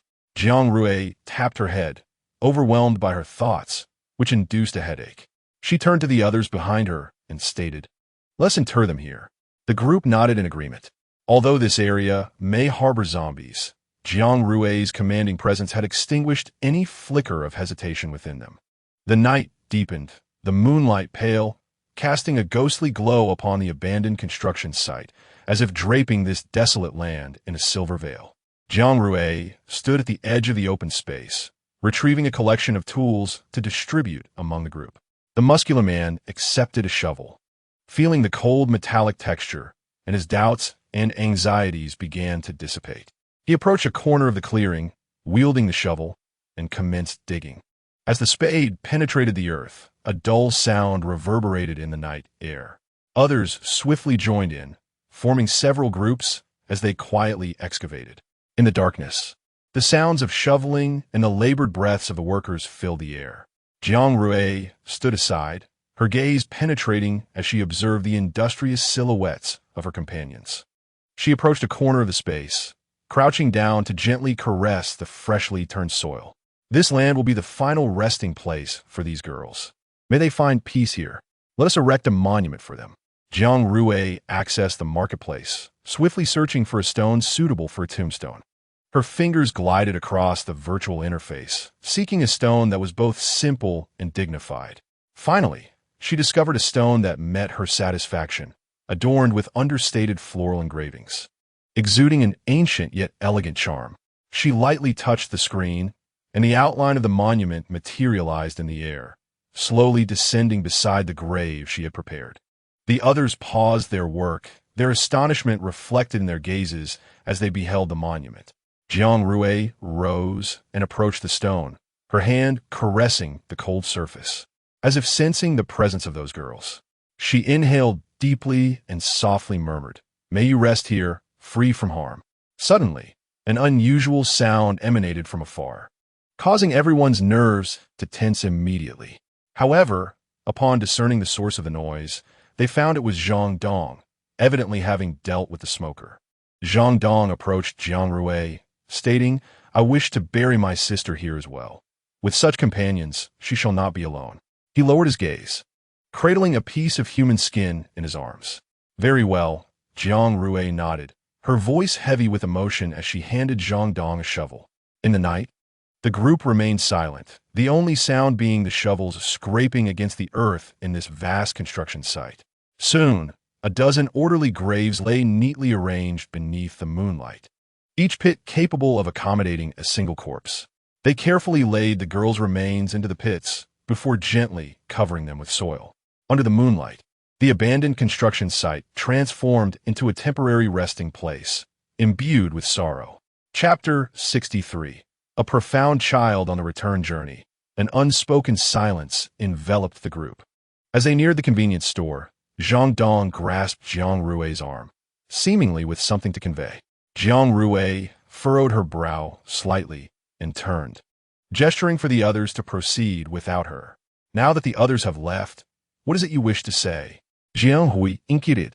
Zhang Dong remained silent for a moment, as if striving to calm his emotions or searching for the right words. His gaze flickered in the night, betraying a complex turmoil. If there is nothing pressing, shall we return? Jiang Rui's voice trembled slightly, the night breeze prompting her to tighten her collar. Hu Ge has returned. What are your plans? Zhang Dong questioned. He has come, so what does it matter to me? Jiang Rui replied, exasperated, pondering why he referred to her as Ge. Hu Ge will not tolerate what you did tonight. Oh, Jiang Rui responded indifferently, having no intention to stay here long, planning to leave the next day. I wish to request something from you, Ganana. Huh? I want to kill him. Can you assist me? Zhang Dong implored, a hint of desperation in his tone. Why? Jiang Rui asked, puzzled, for he had already dealt with the perpetrator. Why desire to kill further? With a cold laugh, Zhang Dong continued. You must have encountered Hu Ge by now. Yes, Jiang Rui nodded. Then you also know he is a monster. Jiang Rui nodded again, growing increasingly impatient. Wait, a monster? Jiang Rui's brow furrowed slightly as she softly inquired. What precisely are you trying to convey? Zhang Dong took a deep breath, forcing out the resentment and helplessness within him. His voice low and hoarse, laced with unspeakable anguish. With a bitter smile, he remarked, although that scoundrel makes one feel nauseous. He would not dare to act so recklessly without Hu Ge's tacit approval. Moreover, Hu Ge is a scoundrel whose actions surpass even that of Bao Ge by 100-fold. If such a degenerate remains in this world, one cannot fathom how many lives may be lost. Upon hearing this, Jiang Rui fell silent. Under the moonlight, her visage appeared particularly cold, and after a few seconds of silence, she turned to leave. This is not my concern. I am under no obligation to assist you. Jiang Rui's words rendered Zhang Dong momentarily rigid, as he watched her receding figure, his heart swelling with anger and helplessness like a tide. He clenched his fists, his nails digging into his palms, the pain unable to alleviate his inner turmoil. Taking a deep breath, a resolute glimmer shone in his eyes. He knew he could not simply surrender. He hastened forward, tightly grasping Jiang Rui's slender wrist, urgency evident in his demeanor. Gu Nai Nai, I implore you, do not turn a blind eye to all of this. Hu Ge is an exceedingly dangerous individual. If we do not eradicate him, many more will fall victim to his malevolence. His voice brimmed with anxiety and pleading, prompting Jiang Rui to halt her steps. She turned to face him, her gaze as icy as winter, piercing through to his very core. Are you doing this to protect the innocent, or merely to satisfy your own desires? Her words were as frigid as the wind, causing him to shiver involuntarily. She gently extricated her wrist from Zhang Dong's grasp and turned to enter the convenience store, leaving him standing alone on the street, a maelstrom of emotions within him. The night grew darker, and the first floor of the convenience store was deserted. Jiang Rui ascended the stairs with a heavy heart. The previous chaos had vanished, replaced by a pristine floor. Only the ceiling above still bore a significant hole. The corridor was dimly lit, with only a few weak lights barely illuminating the narrow space. The hallway was eerily silent, except for the muscular man standing alone on the second floor. Upon seeing Jiang Rui enter his line of sight, he quickly approached her. Gu Nai Nai, you have returned. He leaned closer, lowering his voice. It seems that after the altercation with Hu Ge, he expended considerable energy and is somewhat weakened. He has returned to his room to rest without mentioning you. Weakened? Jiang Rui's eyes flickered as she nodded. I understand. Thank you. Now, please return to rest. The muscular man exhaled in relief, nodded, and hurriedly departed. Jiang Rui stood quietly at the staircase, her gaze shimmering with intricate emotions. She looked up towards the third floor, her eyes revealing profound thoughts. After a long pause, she slowly turned around, preparing to return to her room. However, as she pushed open the door, she unexpectedly discovered an uninvited guest within. Gently closing the door, a playful smile danced across her lips as she regarded the little figure, her younger brother. What was he doing in his sister's room at such a late hour? The boy in her room was indeed the same one who had rushed down to the first floor earlier to bring her food. The boy wore an expression of panic, his eyes filled with fear and unease. He looked up at Jiang Rui, his lips quivering slightly as if he wished to speak but hesitated. Jiang Rui shukled softly, kneeling beside the bed to meet his gaze. Her voice was tender and warm. "Do not be afraid. Sister will not harm you. Tell me, how did you come to be here?" After a moment of hesitation, the boy finally spoke. His voice trembled and was faint. "I heard you talking and was worried something might happen to you, so I came to check." Jiang Rui's smile deepened as she reached out to gently pat the boy's head. "Really? Thank you, little brother. However, it is quite late, and it would be inappropriate for you to stay here. You should go back." "No, I want to go back." The boy's voice suddenly turned resolute and powerful, starkly contrasting with his earlier tremors.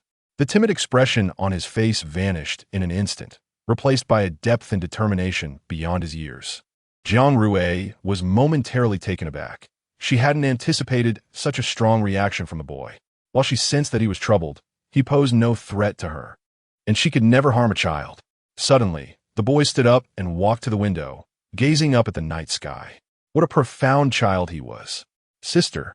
He turned back, his eyes shimmering like silver in the night. "My name is Gao Yang. I came to tell you a secret." "Your eyes?" Jiang Rui's expression shifted to one of surprise. They had appeared normal during the day. Could it be some form of supernatural ability? Or perhaps, like Lin Musheng, he possessed the eyes of a zombie? Yet, he was undoubtedly a normal human, which meant it was indeed an extraordinary ability. Jiang Rui frowned slightly, disliking the air of mystery. She sat on the edge of the bed and gestured for Gao Yang to continue. Chapter 64. Extraordinary abilities in this era. Gao Yang took a deep breath, as if organizing his thoughts, his gaze wandering around the room before settling on Jiang Rui's face. "Sister, I am not an ordinary person," he began, his voice low and powerful, each word imbued with a maturity that captivated her. "I possess a remarkable ability. I can become invisible." "Invisible?" Jiang Rui's tone carried disbelief, yet was laced with curiosity and intrigue. "Can you show me?" In her experience, she had never heard of such a power. In Nansha City, she had encountered many gifted individuals with a plethora of abilities, yet invisibility was entirely new to her. Gao Yang nodded, his demeanor turning serious and focused. Under Jiang Rui's watchful gaze, his figure gradually became indistinct, ultimately dissipating like smoke into the air. For a moment, Jiang Rui's breath caught. The atmosphere in the room felt as if it had solidified in silence.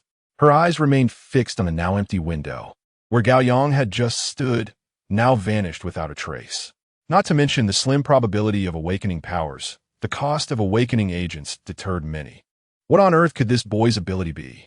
She reached out, attempting to touch the spot in the air that still seemed to linger with Gao Yang's essence.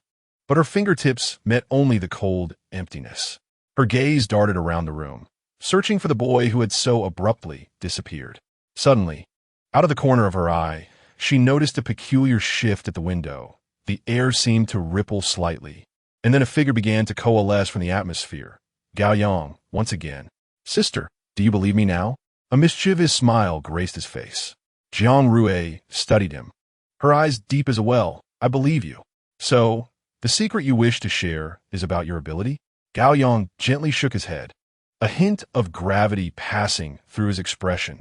"My ability is merely a fragment of what I wish to convey," he whispered. "What I want to tell you is an even more astonishing secret. It concerns Brother Bao." "Brother Bao?" Jiang Rui furrowed her brow slightly. "Is he a transgender?" "No." Gao Yang shook his head.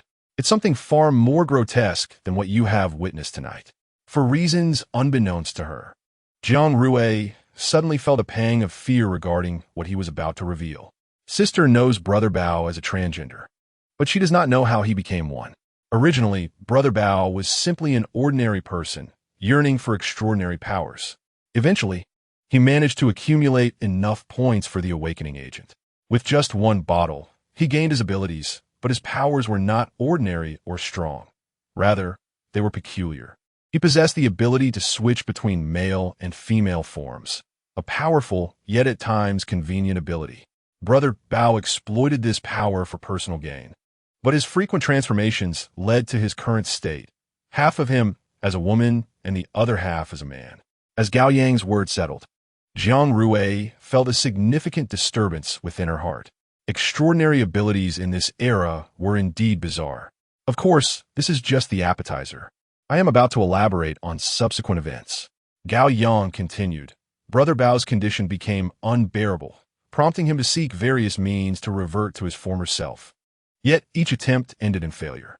Faced with this harsh reality, despair washed over him, and a tide of frustration surged uncontrollably within.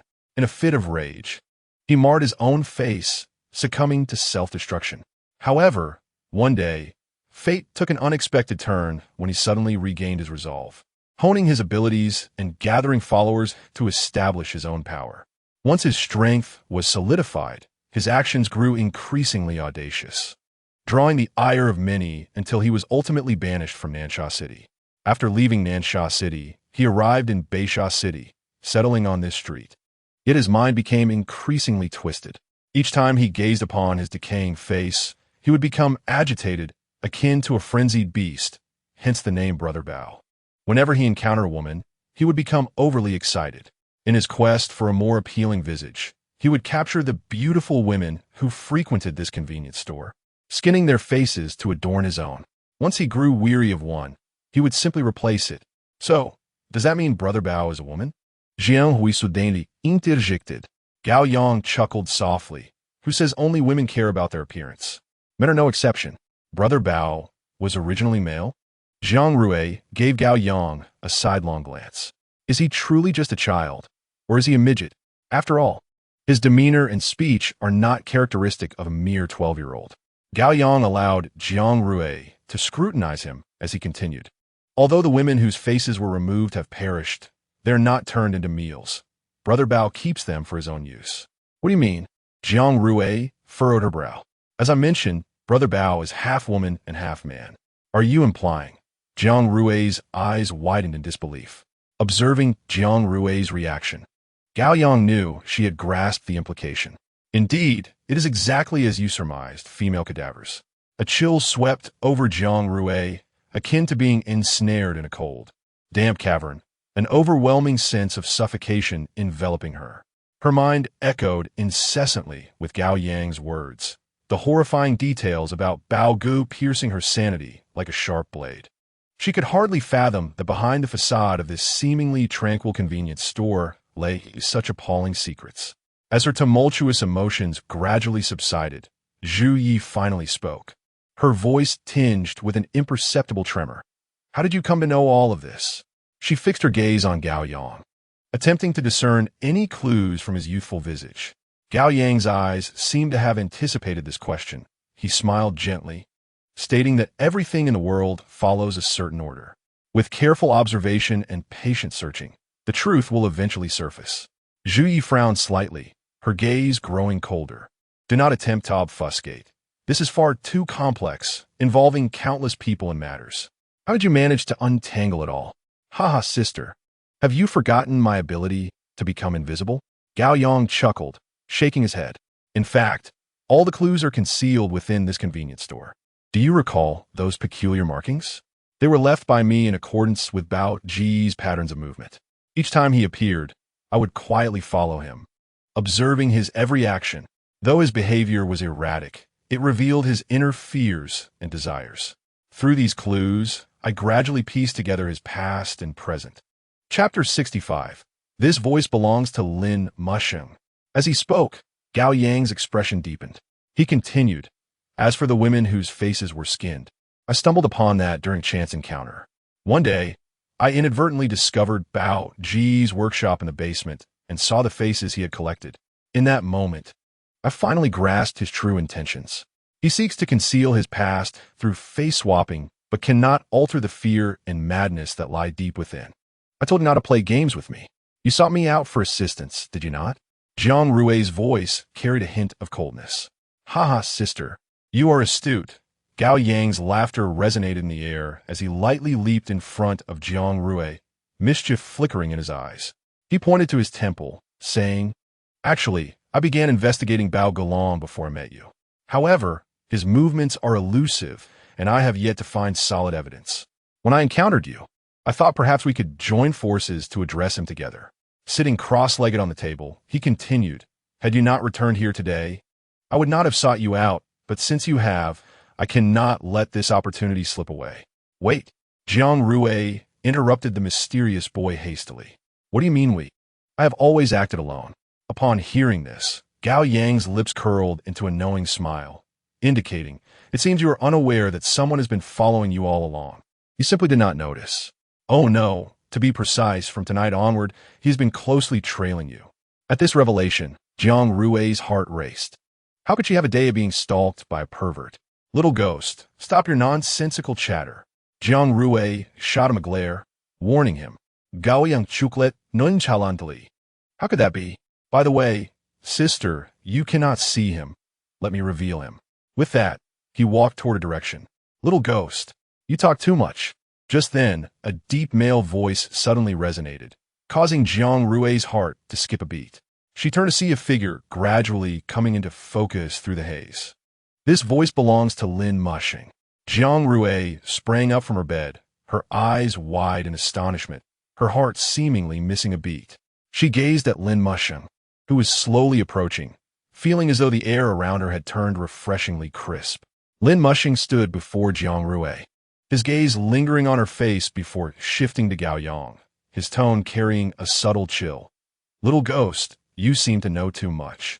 Gao Yang, however, remained unfazed, smiling as he pointed to his temple.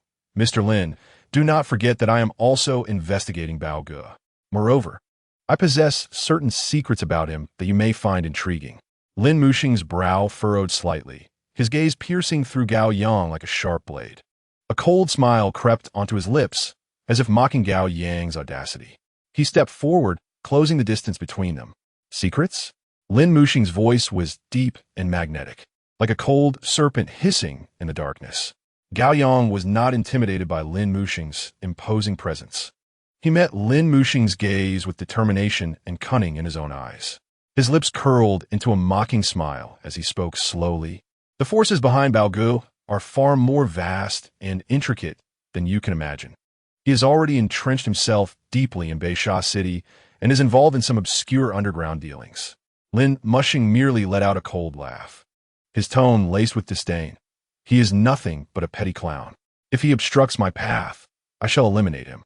Gao Yang's smile froze, taken aback by Lin Mushing's directness and ruthlessness. Jiang Rui, observing from the side, found Lin Mushing's demeanor increasingly alien. The killing intent in his eyes was sharp. In a matter of days, he seemed to have transformed into a different individual, evoking both familiarity and strangeness within her. Lin Mushing, Jiang Rui softly called out, breaking the heavy atmosphere. He turned to her, a flicker of tenderness in his gaze. Rui. Upon hearing this familiar address, Jiang Rui's taut nerves eased slightly. He was still the Lin Mushing she knew, unchanged. Lin Mushing slowly approached Jiang Rui, his fingers gently brushing back the stray hair by her ear, tenderly tucking it behind. He whispered, Rui, you are quite disobedient. How dare you venture into the perilous South Sha City? Jiang Rui looked up, meeting his fathomless black eyes, her own filled with complex emotions. She gently grasped his hand that was caressing her hair, her tone a mix of reproach and concern. Lin Mushing, you mentioned leaving. Why then did you come to Beisha City? Are you unaware of the dangers here? A glimmer of uncontainable joy flashed in Lin Mushing's eyes. Yet he swiftly buried the emotion deep within, concealing it expertly. He gazed intently into Jiang Rui's eyes, holding her hand tightly, his voice brimming with anticipation. Rui, you came for me, did you not? Jiang Rui quickly withdrew her hand, her voice firm, attempting to mask her inner turmoil. You are overthinking it. The existence of Beisha City may disrupt my plans. I am merely here to resolve some issues. I do not believe you came to find me, Lin Mushing replied, extending his hand again to gently grasp Jiang Rui's. Their gazes met in the air, seemingly burdened with unspoken words, yet both chose silence. That person tonight was you, wasn't it? Jiang Rui's tone conveyed certainty. The shadow had ceased its attack because it recognized her. Having found her answer, she pressed on. Did you come to this convenience store for a particular reason? Lin Mushing paused, seemingly reluctant to dwell on this topic. He softly replied, Rui, we have finally reunited after such difficulty. Why discuss trivial matters? Let us cherish this rare moment of reunion. Let us not speak of that. Why have you been following me? Jiang Rui's voice held a hint of confusion. Ah, sister, your man is simply concerned for you. Such an obvious sentiment.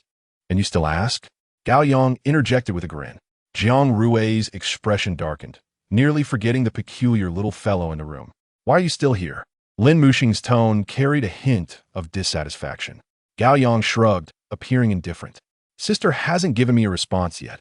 How could I possibly leave? No need to wait any longer. Rui will not agree to you. Hurry and leave. Lin Muxing's words exuded a palpable impatience. Chapter 66. Otherwise, he will shatter these several thousand watt light bulbs. Ah, don't be so heartless. Gao Yang responded with a playful grin, seemingly unfazed by Lin Muxing's displeasure. He approached Jiang Rui, casting a nearly provocative glance at Lin Muxing. At the very least, allow me, as your backup, to depart with a semblance of dignity. Lin Muxing's brow furrowed tightly, a surge of indescribable fury rising within his chest. He abruptly stood, seized Gao Yang by the collar, lifting him off the ground. If you dare to speak nonsense again, I will make you disappear forever. A flicker of terror crossed Gao Yang's face, yet he maintained a facade of composure. Gazing directly into Lin Muxing's eyes, "Humph, who do you think you are?" Before Gao Yang could finish his retort, Lin Muxing's gaze turned cold as ice. "Wait," Jiang Rui swiftly intervened, saying, "Why are you quarreling with a child?" Lin Muxing's body was taut like a drawn bow, as if he would hurl Gao Yang away at any moment. However, upon Jiang Rui's gentle tug, his movement seemed to be paused mid-air. Jiang Rui's eyes darted between Lin Muxing and Gao Yang, her face etched with helplessness. She gently released Lin Muxing and stepped in front of Gao Yang, placing a hand on his shoulder. "Child, stop causing trouble." Her voice was soft, imbued with a certain magic that instantly calmed Gao Yang's emotions. Gao Yang looked at Jiang Rui, the provocation in his eyes slowly dissipating, replaced by a complex array of feelings. He bit his lip and continued, "Sister, I genuinely came to seek your help." Jiang Rui regarded him, a glimmer of contemplation flashing in her eyes, but more prominently, concern. "Can you tell me the reason now?" A bittersweet smile crept onto Gao Yang's lips. "Sister, do you know? I once had an older sister." His voice echoed in the air, laden with an ineffable sorrow and longing. "She was the most important person in my life." Gao Yang continued, his voice trembling slightly. "We were not biological siblings, but we were closer than family. In that orphanage, she taught me how to be strong, how to face life as challenges, but a tragic fire consumed the orphanage, and we found ourselves in this world. We fought to survive, yet one day, she brought home a brother-in-law, and he. What happened to him?" Jiang Rui gently inquired, sensing Gao Yang's emotional turmoil. Gao Yang's gaze suddenly darkened. "He is a demon." His voice was low and trembling. Each word seemed to be squeezed from the depths of his heart, filled with pain. "He deceived us, exploited us. To protect me, my sister was harmed by him." Gao Yang abruptly fell silent, his eyes tightly shut, his hands clenched into fists. Jiang Rui silently observed him, a surge of inexplicable anguish swelling within her heart.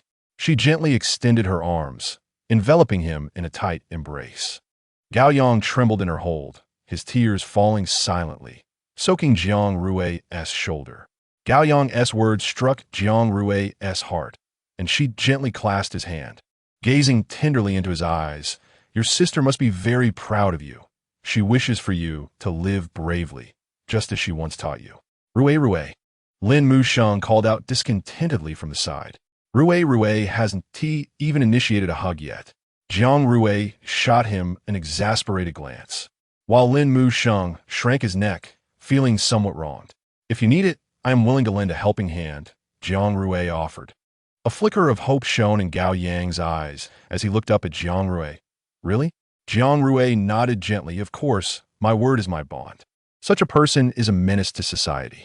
Rui, that pestis basement is not easy to enter, Lin Muxing remarked. "Not easy to enter?" Jiang Rui raised an eyebrow. Turning to him, "You've been there?" Lin Muxing nodded slightly. "I have checked it out. The entrance to that basement is quite concealed. If I hadn't specifically searched for it, I probably would not have discovered it.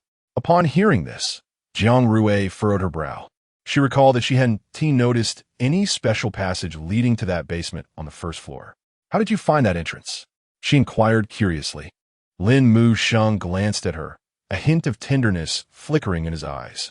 I have my methods, he replied with a mysterious smile, not elaborating further. Lin Mu Sheng's words elicited another eye roll from Jiang Rui. This guy is becoming increasingly inscrutable. At that moment, Gao Yang freed himself from Jiang Rui's embrace. Looking at her, he said, Sister, with my abilities, infiltrating there would be effortless. Jiang Rui assisted him to his feet, gently saying, Sister knows your capabilities. But tonight is not the right time for action. Gao Yang nodded, acknowledging you're correct, Sister. Brother Bao has people watching you. Jiang Rui's brow furrowed. She opened the door and indeed saw someone in the corridor. They hadn't been there when she returned. Knowing she was back, they dared to watch so openly. And Jiang Rui's gaze instantly turned cold. She quietly closed the door and turned to Gao Yang and Lin Mu Sheng. Let us rest for the night. It has been a long day, and I am quite tired. Lin Mu Sheng, filled with enthusiasm, eagerly exclaimed, Allow me to warm the bed for Rui. No sooner had he spoken, he eagerly kicked off his shoes and leaped onto the bed. Jiang Rui shot him a nonchalant glance, choosing not to engage further. She began to store the remaining items in her mysterious system space, then took out a bed for Gao Yang, saying, You will sleep on this bed. Gao Yang looked at the bed Jiang Rui produced, a flicker of gratitude in his eyes. He nodded and softly said, Thank you, sister, but I can return to my own room. Jiang Rui frowned, but that room seems to be crowded. Gao Yang gently shook his head, a determined expression crossing his face. It's all right, sister. This way is safer. Brother Bao 1T discover it. Good night, big brother and sister. As soon as he finished speaking, he utilized his abilities to depart. Lin Mu Sheng watched this unfold, secretly approving. This kid is quite perceptive. Otherwise, he would surely have smashed those several thousand watt light bulbs. Lin Mu Sheng nodded in satisfaction and turned to Jiang Rui, only to find her intently arranging the bedding. He quietly got out of bed and approached her from behind, gently wrapping his arms around her waist, resting his chin on her shoulder. Rui, I wish to sleep with you, he murmured softly, his tone brimming with affection. Jiang Rui's expression darkened instantly. She spun around, her bright eyes widening in fury, as if they could ignite flames. She pushed away the restless hands encircling her waist, her voice laced with evident anger. Lin Mu Sheng. That's enough. Chapter 67. Do zombies have tears? Can they cry? Lin Mu Sheng, being pushed away, did not react with anger. Instead, a mischievous smile graced his lips, as if everything had gone according to his plan. He raised his hands innocently, saying, I merely wish to be closer to you. What is wrong with that? Jiang Rui's brow furrowed. She was genuinely on the verge of laughter from this shameless fellow. She took a deep breath, striving to calm her emotions, then coldly stated, Lin Mu Sheng, if you continue like this, I will truly be angry. Oh, he replied sullenly, akin to a discarded puppy. A flicker of disappointment crossed his eyes as he obediently returned to his bed, lying down facing the wall, his silhouette appearing lonely and desolate. Jiang Rui observed his demeanor, her anger slightly dissipating. Yet, witnessing him in this state, she could not help but feel a pang of sympathy. She took a step forward, then hesitated. Perhaps it would be best to leave it be. This fellow has feigned misery more than once. She turned and walked towards her bed, deciding that it was best to get some good sleep, as she felt exceedingly drowsy. Time flowed slowly in the stillness, yet Lin Mu Sheng's ears were perked high, failing to catch the sound of Jiang Rui's approaching footsteps. How peculiar! In the past, whenever he acted in such a manner, Rui would immediately rush over. What could possibly be the reason this time? Was his effort insufficient? Lin Mu Sheng's mind raced as he began to recall the romantic dramas he had watched in his previous life. A sudden inspiration struck him, and he eagerly opened the game store, purchasing a bottle of eye drops. He was quite pleased with the ample quantity of the drops. Gently twisting off the cap, Lin Mu Sheng reclined and cautiously began to drip the liquid into his eyes. Before long, a faint and intermittent sobbing sound quietly resonated within the room. Jiang Rui was on the verge of drifting into slumber, lying on her own bed, relishing the tranquility. However, the sudden sobbing was like a thunderclap, abruptly awakening her from the brink of dreams. She furrowed her brow slightly, turning her head to involuntarily direct her gaze towards Lin Mushang. There he lay, turned away from her, his shoulders trembling, seemingly struggling to suppress his tears. The soft, stifled sobs resembled a wronged child, unable to cry out loud, only able to endure in silence. Jiang Rui's frown deepened. She muttered to herself, "This guy has started again. He was perfectly fine just a moment ago. So why is he crying all of a sudden?" Although she had long grown accustomed to Lin Mushang's various antics, she still felt helpless each time he resorted to such tactics. Sighing, she rose and walked to the side of Lin Mushang's bed. Gently, she patted his shoulder, her tone laced with a hint of exasperation. "Lin Mushang, what is it now?" Yet, the only response was his low, muffled sobs, as if he were diligently suppressing his sorrow. Jiang Rui frowned again. This guy truly was putting on a convincing performance. Taking a deep breath, she could almost feel the slight tremors beneath his shoulder. He always managed to portray such realism in his acts. She lightly patted his back, her tone slightly teasing. "Lin Mushang, if you keep this up, I might just ignore you for real." Nevertheless, the response remained the same, just the quiet sobbing. Jiang Rui felt somewhat helpless. It appeared he intended to carry this act through to the end. She shook her head and sat at the edge of the bed, waiting for him to conclude his performance. At that moment, Lin Mushang's sobs gradually stabilized. He slowly turned to face her, his tear-filled eyes gazing at Jiang Rui, brimming with grievance and innocence, reminiscent of an injured fawn. A few drops of undried tears lingered on his face, creating a pitiful appearance. Wow, he really is crying. Do zombies even have tears? Can they cry? He opened his mouth, his voice hoarse. "Rui, Stop. Don't say anything more. I understand." Jiang Rui took a deep breath, realizing that this mischievous boy had accurately gauged her soft-heartedness. She reached out and gently wiped away the tear stains at the corners of Lin Mushang's eyes. "You always know how to make me feel soft-hearted," she said, her tone tinged with resignation. Lin Mushang gently grasped her hand, placing it against his chest, his gaze filled with dependence. "Hui, I just want you to care for me a little more." His voice was low and magnetic, like a tender incantation. Jiang Rui regarded him, a complex emotion flickering in her eyes. This guy always knew how to utilize that innocent gaze and tone to evoke both love and frustration within her. She gently patted his head, her voice softening. "All right, stop crying. I know you're pretending to be pitiful." Lin Mushang raised his head, a glint of mischief in his eyes, a smirk playing on his lips. He extended a finger, gently pinching the corners of his eyes, squeezing out a few more crystalline tears. Jiang Rui couldn't help but laugh at his antics. She shook her head, a mix of helplessness and affection as she playfully tapped his nose. "Lin Mushang, you really are getting better at acting." Lin Mushang blinked, his eyes sparkling with playful mischief. He reached out, gently holding Jiang Rui's hand, a wicked smile gracing his lips. Rui, see how convincingly I acted?" He blinked again, deliberately letting a few tears cling to the corners of his eyes, enhancing his pitiful appearance. Jiang Rui looked at him, a flicker of amusement in her eyes. She gently pinched his cheek, her tone warm. "Yes, you acted very well. You almost fooled me. By the way, do zombies really cry? Their tears seem just like those of humans." Well, zombies obviously do not have tears. This is just eye drops." Lin Mushang sat up, pulling Jiang Rui into his embrace, holding her tightly. Rui, see, I knew you would feel sorry for me." His voice was low and gentle. Jiang Rui found it hard to breathe in his embrace. She gently pushed him away, feigning annoyance. "You rascal, you keep playing tricks on me. Let's see if I still pay attention to you next time." Lin Mushang wore a proud smile, gently holding Jiang Rui's hand and caressing it tenderly. Jiang Rui looked at him, lightly withdrawing her hand, pretending to be angry as she glared at him. "Lin Mushang, if you do this again next time, I will truly be upset. I've already warmed up the bed.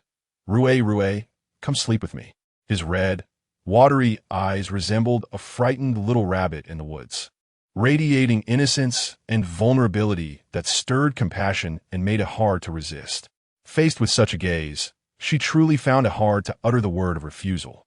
"All right then." As the words left her lips, Lin Musheng's face instantly broke into a radiant smile. He cautiously lay down, snuggling closely against her, as if fearing she might vanish. The moonlight spilled over them, casting two intertwined shadows. Chapter 68. Auntie, Brother Leopard invites you for tea. Although the two were squeezed onto a single bed that night, Jiang Rui enjoyed a restful sleep. As for the zombie, sleeping or not did not matter. Lin Musheng embraced Jiang Rui throughout the night. The first rays of morning sunlight filtered through the curtain's gap, casting a warm glow on Jiang Rui's face. She blinked her eyes open and saw Lin Musheng still holding her tightly. Jiang Rui paused for a moment, her thoughts drifting back to the memories of the previous night. She had initially thought it would take some effort to find him, yet he had come right to her. A gentle smile crept onto her lips as she carefully withdrew her hand, preparing to rise. However, just as she moved, Lin Musheng suddenly opened his eyes, gripping her hand firmly. Rui, stay with me for a little longer." His voice carried a hint of reluctance and pleading. "We have a fight to attend to today. You should get up quickly." Jiang Rui's tone was firm. Upon hearing this, Lin Musheng's eyes reflected a trace of helplessness, but more so, a sense of indulgence. He slowly released her hand, watching Jiang Rui rise, stretching lazily before walking to the window and gently pulling back the curtains. The sunlight instantly flooded the entire room, illuminating Lin Musheng's face. He squinted slightly, gazing at Jiang Rui in the sunlight, feeling a warm sensation surge within him. Gradually, he stood up and walked steadily to Jiang Rui's side. With gentle yet determined eyes, he reached out, lightly covering her delicate hand. "All right, I will follow your lead. We'll go fight together. You don't need to. Just remain invisible as you did yesterday. Don't let Brother Leopard discover you. Do you understand? You need not worry about me. I know my limits." Lin Musheng smiled slightly, a glint of cunning in his eyes. He gently held Jiang Rui's hand and caressed it tenderly. Jiang Rui looked at him, sighed. "Well then, just be careful. Don't make me worry." Lin Musheng nodded, a smile gracing his lips. The two individuals tidied up and sat in a room for quite a while before Bao Ge sent someone over. A firm and steady knock resonated in the empty corridor. Jiang Rui exchanged a glance with Lin Musheng, signaling him to remain concealed for the time being. The knocking grew more urgent and forceful. Once Lin Musheng had hidden himself, Jiang Rui extended her hand and slowly opened the door. Outside stood several burly men, their gazes assessing Jiang Rui before their faces broke into smiles. "Miss, Bao Ge invites you for tea." Jiang Rui smiled lightly, her bright eyes sparkling with a mischievous glint. Inviting someone for tea seems to be a rather ambiguous proposition. At her words, the men's smiles stiffened, beads of cold sweat rolling down their foreheads like pearls from a broken string. One of them hastily explained, "Miss, you misunderstand. Bao Ge holds you in high regard. How could he not like you?" Jiang Rui merely smiled faintly, offering no further words, and waved her hand. "In that case, lead the way." The men quickly stepped aside respectfully, creating a passage for Jiang Rui. She strode forward with graceful steps, moving with the poise of a queen surveying her domain. The burly men followed closely, their faces betraying a cautious demeanor, fearful that any misstep might disturb this formidable lady. As they turned a corner and approached the stairs, a flicker of surprise crossed Jiang Rui's eyes. She spotted Gao Yang, Zhang Dong, and a muscular man standing at the staircase. How did these three come together? A hint of confusion arose in her heart, though her expression remained inscrutable. She continued her elegant pace, seemingly oblivious to their presence. However, the trio's gazes instantly locked onto her. Zhang Dong stepped forward, attempting to engage Jiang Rui in conversation. Yet before he could utter a word, Jiang Rui casually waved her hand, as if shooing away an annoying fly. This seemingly minor gesture exuded an undeniable authority, causing Zhang Dong to instantly close his mouth. "I already told you not to provoke her at such a critical moment. Why can't you remember?" Gao Yang, though young, spoke with a maturity beyond his years. embodying the demeanor of a little adult. Yet, it was evident that this was a trap set by Bao Ge. Did he think his sister was unaware? Gao Yang shot him a sidelong glance, his tone laced with disdain. Suddenly, Lin Yukin's voice echoed in their ears. You better behave and not cause trouble for Rui. Zhang Dong and the muscular man immediately became alert, scanning their surroundings, yet Lin Yukin was nowhere to be seen. His voice, though low, carried an undeniable authority, sending shivers down their spines. As they looked around, fear began to creep into their hearts at Lin Yukin's absence. Gao Yang, however, seemed unfazed, wearing a compliant smile and nodding. Understood, big brother. He turned to Zhang Dong and the muscular man. Don't complicate things. We must trust our sister. With that, he gestured toward the staircase. Zhang Dong and the muscular man followed his gaze, only to see Jiang Rui's figure vanish around the corner. They felt a chill, realizing it was not the time to cause chaos. Jiang Rui ascended to the third floor, where a heavy door stood silently. The intricate brass door handle gleamed with a profound luster, imparting a sense of solemnity and mystery to the entrance. She paused, turning back to bestow a gentle smile upon the men. Are you coming in with me? They all shook their heads, their voices tinged with reverence and trepidation. No. Please, miss, you go ahead. This door had clearly not been there when she visited the third floor last night. Jiang Rui's eyes glimmered as she pushed open the heavy door. Behind it lay an elegantly decorated private club, warm yellow light dancing beneath exquisite chandeliers. Wow, this place is truly astonishing, Jiang Rui marveled, stepping inside as soothing music enveloped her, the gentle melody akin to a babbling brook, quietly touching her soul. Within the club, several men clad in sharp suits were seated together, engaged in hushed conversation. Upon noticing Jiang Rui's entrance, they immediately ceased speaking, rising respectfully to grant her passage. Jiang Rui maintained her poise, elegantly weaving through the crowd, making her way deeper into the establishment. Yet, a ripple of unease stirred within her. Those men were all zombies. No, rather, a significant portion of the people here were zombies. After spending considerable time with Lin Yukin, she could discern this. It was indeed a peculiar place. Could it be that the reason there were no zombies on this street was that they were all hiding here? Chapter 69. An extended space? The questions in Jiang Rui's mind grew increasingly complex as she proceeded cautiously down the corridor of the club. Although the convenience store was officially marked as having 3 floors, the space she currently occupied was evidently vast in comparison. Was this an extended space? Just like Gao Yang's unfathomable ability to become invisible. The doors lining the corridor were tightly shut, and faint sounds of deep breathing could be heard through the cracks. The atmosphere here was starkly different from the outside, suffused with an indescribable sense of oppression. Suddenly, a door to one of the rooms swung open abruptly, and a figure rushed out. It was a middle-aged man, his complexion pale, eyes glinting with hunger. Upon seeing Jiang Rui, a gleam of greed flickered in his eyes, twisting his mouth into a sinister grin. He lunged at Jiang Rui with astonishing speed. Reacting swiftly, Jiang Rui sidestepped his attack, extending her right hand to seize his wrist with precision. The man, immensely strong, attempted to break free from her grasp, but Jiang Rui's hold was as firm as a vice. With a forceful tug, she flung him away, sending him crashing against the wall. A zombie? No, this was a human. Jiang Rui furrowed her brows. Despite his erratic behavior, his aura was completely different from that of zombie. The scent emanating from him was a complex amalgamation, infused with the vitality of a living person, yet tinged with an indefinable decay. The man slid down the wall, shock and fear gradually replacing the greed in his eyes. Trembling, he pointed at Jiang Rui, his voice hoarse. You're not one of us. How did you get in here? Jiang Rui did not answer. Instead, she crouched down to examine the man's wrist closely. There was a faint bite mark, already beginning to darken. It was a sign of having been bitten by a zombie. A thought struck her.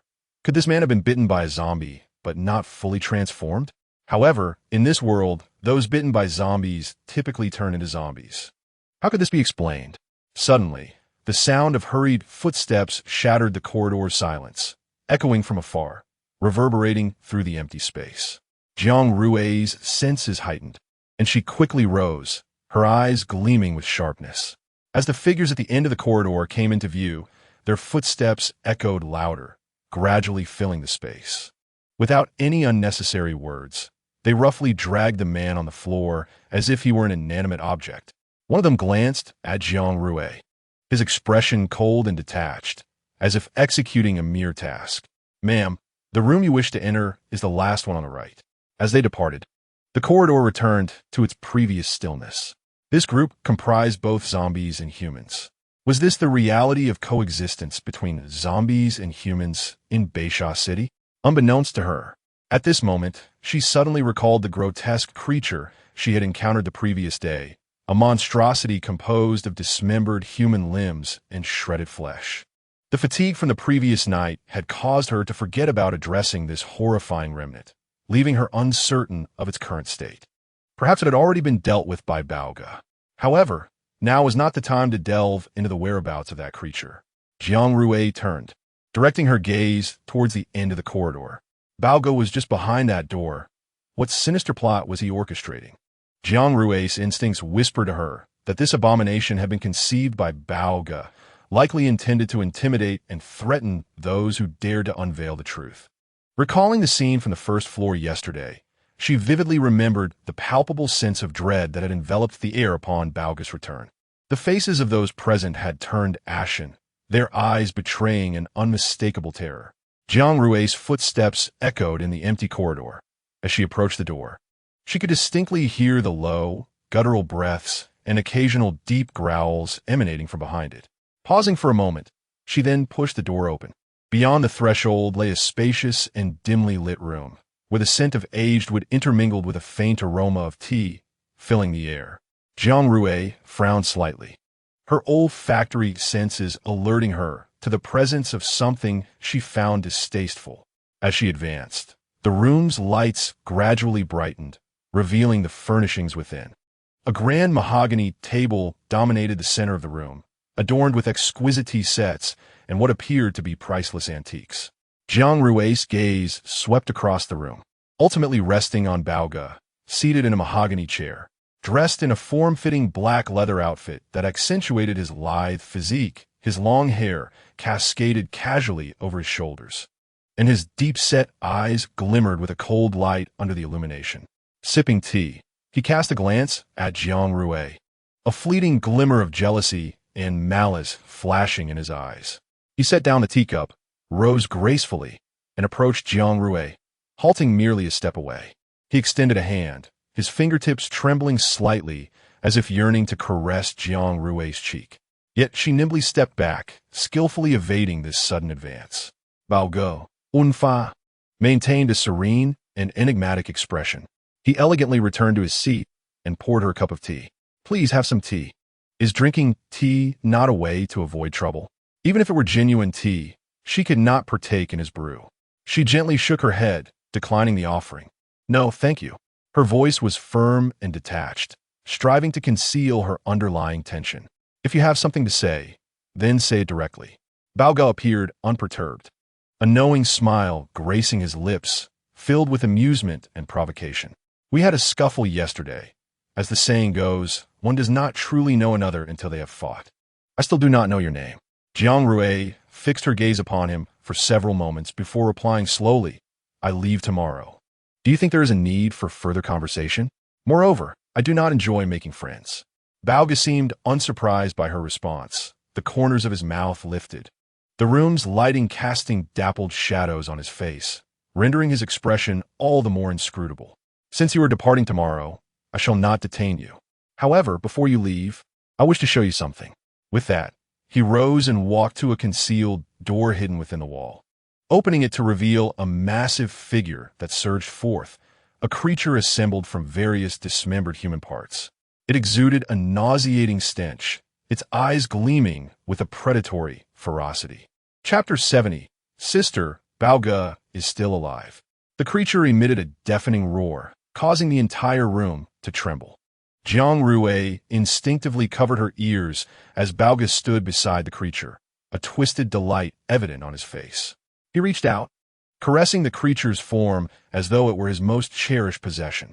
The creature's eyes, fixated on Jiang Rui, drool dripping from its maw, producing a repulsive sound. Jiang Rui was taken aback. How could this creature, with a gaping wound torn open by Zhang Dong, still be alive? What mechanism sustained it? Her curiosity was piqued. Suddenly, the creature let out another ear-splitting roar, charging towards Jiang Rui, its immense shadow looming over her. Narrowing her eyes, she prepared to evade, only to see a figure flash past her. The creature's roar abruptly ceased, plunging the room into an eerie silence. Lin Muxing stood before her, his right hand precisely grasping the creature's throat. With a powerful tug, he lifted the creature effortlessly, its massive weight seemingly no burden to him. Fear and pain flickered in the creature's eyes as it emitted pitiful whines. A momentary surprise crossed Baoga's face, but it was swiftly masked. A smirk appeared on his lips, his eyes glinting with intrigue and challenge. "Oh, it seems our guest has an ally." Lin Muxing spoke slowly.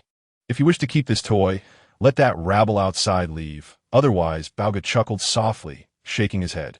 "Do you truly believe you are in a position to negotiate with me?" His gaze swept across the room, ultimately landing on Jiang Rui, a glint of cunning in his eyes. "Since you are so keen on protecting her," his voice lowered, laced with menace, "let me see if you possess the capability to do so." With that, he swiftly waved his hand, extinguishing the room's lights, enveloping it in darkness. Lin Muxing exerted his strength, snapping the creature's throat. A flicker of purple light shone in his crimson eyes, and the restless zombies outside immediately turned their aggression towards each other. A cacophony of chaos erupted outside the door, filled with howls and collisions. Yet no one or no zombie entered. How is this possible? Baoga's voice echoed in the darkness, filled with disbelief. He hurried to the wall, attempting to open the hidden door to assess the situation outside, only to find it firmly shut, impervious to his efforts. Meanwhile, Lin Muxing had released the creature's lifeless body, which thudded heavily to the ground. He turned towards Jiang Rui, taking her hand in his. "Do not fear, I am here." Jiang Rui gazed at him, surprise flickering in her eyes. "Did I not instruct you to wait inside? How did you come here?" Her voice held a hint of reproach. It was overshadowed by concern and worry. "They are mere rabble. I could not leave you unprotected. Now that I am here, let's resolve this swiftly so we can return to Nancha City." With that, Jiang Rui turned to face Baoga, who now appeared flustered. He hastily drew a handgun from within his clothing, aiming it at Lin Muxing and Jiang Rui. Yet, in the darkness, his vision became indistinct, making it difficult to accurately target his aim. The only discernible feature was the eerie glow of Lin Muxing's crimson eyes, glimmering like two burning flames in the shadows. Baoga's gaze involuntarily followed those red eyes, his fingers trembling. No, this individual was far too terrifying. He had to flee. I could offer you this street. By the way, you are a zombie, right? I can recommend you to the corrupted lord." Baoga's voice quivered in the darkness, the gun's muzzle wavering. Lin Muxing smiled slightly, stepping forward. His form flickered in the dim moonlight, resembling a ghostly apparition. "The corrupted lord?" A scornful smile graced his lips. "That sort of scum is hardly worthy of my allegiance." A flicker of fear crossed Baoga's face, prompting him to instinctively take a step back, the gun in his hand shaking even more violently. A profound and unprecedented fear surged within her heart. This seemingly inconspicuous young man dared to disregard even the corrupt lord. "Red eyes?" Baoga suddenly widened his gaze, but before he could finish his words, Lin Muxing's sharp nails had already sliced through his throat. Blood gushed forth, and Bao Ji's eyes bulged in disbelief as he stared at Lin Muxing. A crimson line rapidly spread from his throat, staining his collar and dripping onto the floor. The sound echoed in the silent room, accentuated by the faint moonlight, creating an eerie and terrifying atmosphere. For a moment, Bao Ji's body stiffened. Then he collapsed slowly like a marionette deprived of its strings, his eyes filled with resentment and fear. Lin Muxing coldly observed him, his eyes devoid of emotion. He turned to Jiang Rui, a flicker of tenderness crossing his gaze. "Let's depart." Gently, he took Jiang Rui's hand, preparing to leave the room. "Wait, sister." Gao Yang's voice suddenly pierced the silence. What did you sneak in? Jiang Rui furrowed her brow slightly. I've been following you all along.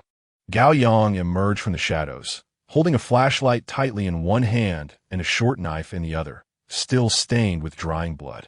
Sister, Baogu is still alive. Jiang Rui froze instantly, her eyes flashing with astonishment. What did you say? Baogu is still alive? Sister, come with me. Gao Yang whispered, leading her to what appeared to be an ordinary wall. He extended his hand, his fingertips gliding over the cold stone surface as if he had activated a hidden mechanism. With a soft mechanical sound, the wall slowly moved aside, revealing a deep dark door. Jiang Rui curiously leaned closer, her eyes widening. Is this the secret underground chamber you mentioned? Gao Yang nodded, saying nothing further, and stepped into the dark entrance. Just as Jiang Rui was about to follow, Lin Mushink Genti Graspit Hadidist. Rui, Zhang Xian is waiting for you outside. You should return to Nansha City. I will handle things here. Jiang Rui's brow furrowed in confusion. Why? Why must I leave suddenly? And how did Zhang Xian get here? How do you know he is here? Her questions came out in a rapid-fire manner, but Lin Mu Shang merely gazed at her in silence. He tenderly caressed the back of her hand. Hui, Tarashimi. Everything is for your sake. Before she could respond, he suddenly struck the wall with lightning speed. Chapter 71. Perhaps it is a bomb. The wall shattered instantly, revealing the vast sky outside. Lin Mu Shang gently pushed, and Jiang Rui, caught off guard, was thrust through the broken wall. She stood dazed, her eyes filled with shock and confusion. Lin Mu Shang, you. Her words scattered in the wind, as if she herself could not find the right vocabulary to articulate her feelings at that moment. Yet, Lin Mu Shang did not allow her to continue questioning. He turned and entered the dark door, leaving behind a single phrase. I will take care of everything here and then come and find you. With that, his figure disappeared into the darkness, leaving behind a pile of shattered wall and a Jiang Rui swaying in midair. Jiang Rui's gaze fell upon the broken wall, her heart brimming with doubt and confusion. Lin Mu Shang, what secrets are you hiding? At that moment, Zhang Xian steadily caught Jiang Rui as she fell. She looked up at him, her eyes glimmering with complex emotions. Senior Zhang, how did you end up here? Zhang Xian did not answer immediately, only gazing deeply at her, his eyes filled with concern. I was worried about you, so I followed. His words were simple, yet conveyed boundless care. Jiang Rui broke free from Zhang Xian's embrace. I must find Lin Mu Shang. Zhang Xian frowned slightly, but upon seeing the determination in her eyes, he realized he could not stop her. With a gentle sigh, he grasped Jiang Rui's hand tightly. Very well, we shall go together. The two entered the dark door side by side, the air inside carrying a chill and dampness. The beam of the flashlight flickered in the darkness, illuminating their path ahead. They descended a narrow staircase, the walls around them marred with splattered blood. As they continued downward, the bloodstains grew more pronounced, like marks of the dark night, narrating the cruelty that once transpired here. The flashlight occasionally swept across remnants of shattered furniture and scattered objects, enhancing the sense of desolation and eeriness. At the bottom of the staircase, a door stood ajar, letting in a faint light. Jiang Rui took a deep breath, ready to push the door open, only to see Lin Mu Shang and Gao Yang emerging. Lin Mu Shang's face was smeared with blood, while Gao Yang's short knife still bore remnants of undried blood. Lin Mu Shang looked at Jiang Rui, a complex emotion flickering in his eyes. Hui, why have you returned? He said softly. Jiang Rui approached Lin Mu Shang, reaching out to caress his face, but he gently grasped her wrist. Do not touch me. I am dirty, he murmured, then turned to Gao Yang. Is everything taken care of? All is settled. Gao Yang replied with a nod. Jiang Rui's brow furrowed. Was inside. There's nothing particularly special, just the things that kid told you before, Lin Mu Shang replied. Then why wouldn't you let me in to take a look? Jiang Rui's tone held a hint of insistence. Lin Mu Shang shook his head gently, his gaze filled with tenderness. It is too filthy inside. I fear the tainted things may mar your eyes. Jiang Rui shot him a deep glance before turning to leave. Clearly upset, Zhang Xian was about to follow when he heard Lin Mu Shang say, You are truly useless. You cannot even watch over Rui. Zhang Xian halted, his expression shifting. He abruptly turned, his eyes ablaze with fury as he stared at Lin Mushang. We are both at fault. What right do you have to criticize me? As Zhang Xian's words hung in the air, it felt as though time had momentarily frozen. Lin Mushang was taken aback, not anticipating such a vehement retort from Zhang Xian. His gaze lingered on Zhang Xian's face for a moment before he let out a soft sigh. Zhang Xian, you are mistaken. I may not have done everything perfectly, but my feelings for Rui have never wavered. Yet you, who claimed to be concerned for her, chose to evade when she needed you the most. Do you truly have the right to stand here and accuse me? If Rui were to learn of your past actions, do you think she would forgive you? Lin Mushang's words struck like a heavy hammer, landing squarely on Zhang Xian's heart. He was momentarily stunned, his eyes flashing with panic and unease. He recalled the secrets he had kept from Jiang Rui, and guilt and pain surged within him like a tidal wave. He clenched his fists tightly, his nails digging into his palms, as if that would alleviate his inner torment. I say, brothers, if you do not hurry, sister will walk far away. Gao Yang's voice suddenly rang out. Zhang Xian and Lin Mushang both turned to look at Gao Yang, who stood at the top of the stairs with a teasing smile on his face. His gaze flitted between the two, as though he were savoring their embarrassment and anger. Zhang Xian took a deep breath, striving to quell the flames of his fury. He looked at Gao Yang, a cold glint flashing in his eyes. Kid, this is none of your business. You'd best get lost. Gao Yang chuklet ligli. His smile dismissive. He waved his hand, his tone playful. Brothers, you continue your verbal sparring. I must go find my beloved sister. Zhang Xian and Lin Mushang stood frozen, watching Gao Yang's figure vanish around the corner of the stairs. Lin Mushang frowned slightly, turning his gaze to Zhang Xian, who had clenched fists, veins bulging, his expression clouded with rage. They exchanged a glance, and simultaneous cold snorts broke the silence, thickening the air with discord. Jiang Rui stood quietly before the broken wall, gazing at the sky outside. She gently extended her hand, and the surrounding light began to converge towards her palm, coalescing into a resplendent orb of light. This orb shone brilliantly, akin to the brightest star in the night sky, dispelling the surrounding gloom. This place was rife with darkness and filth, and she resolved to reduce it all to ashes. Hearing footsteps behind her, Jiang Rui slowly turned her head, her gaze meeting Lin Mushang's. She spoke softly to Gao Yang, instructing him to inform everyone in the convenience store to gather their belongings and leave this place. Sister, why? Gao Yang apyaret somohat perplexet. Jiang Rui merely replied with indifference. It's nothing. I simply dislike this place. Both Lin Mushang and Zhang Xian were entranced by the peculiar object in Jiang Rui's hand. Unable to contain his curiosity, Zhang Xian asked, Rui, what is that? Jiang Rui gently shook the orb, a faint smile playing on her lips as she replied, It's probably a bomb. I intend to blow this place up.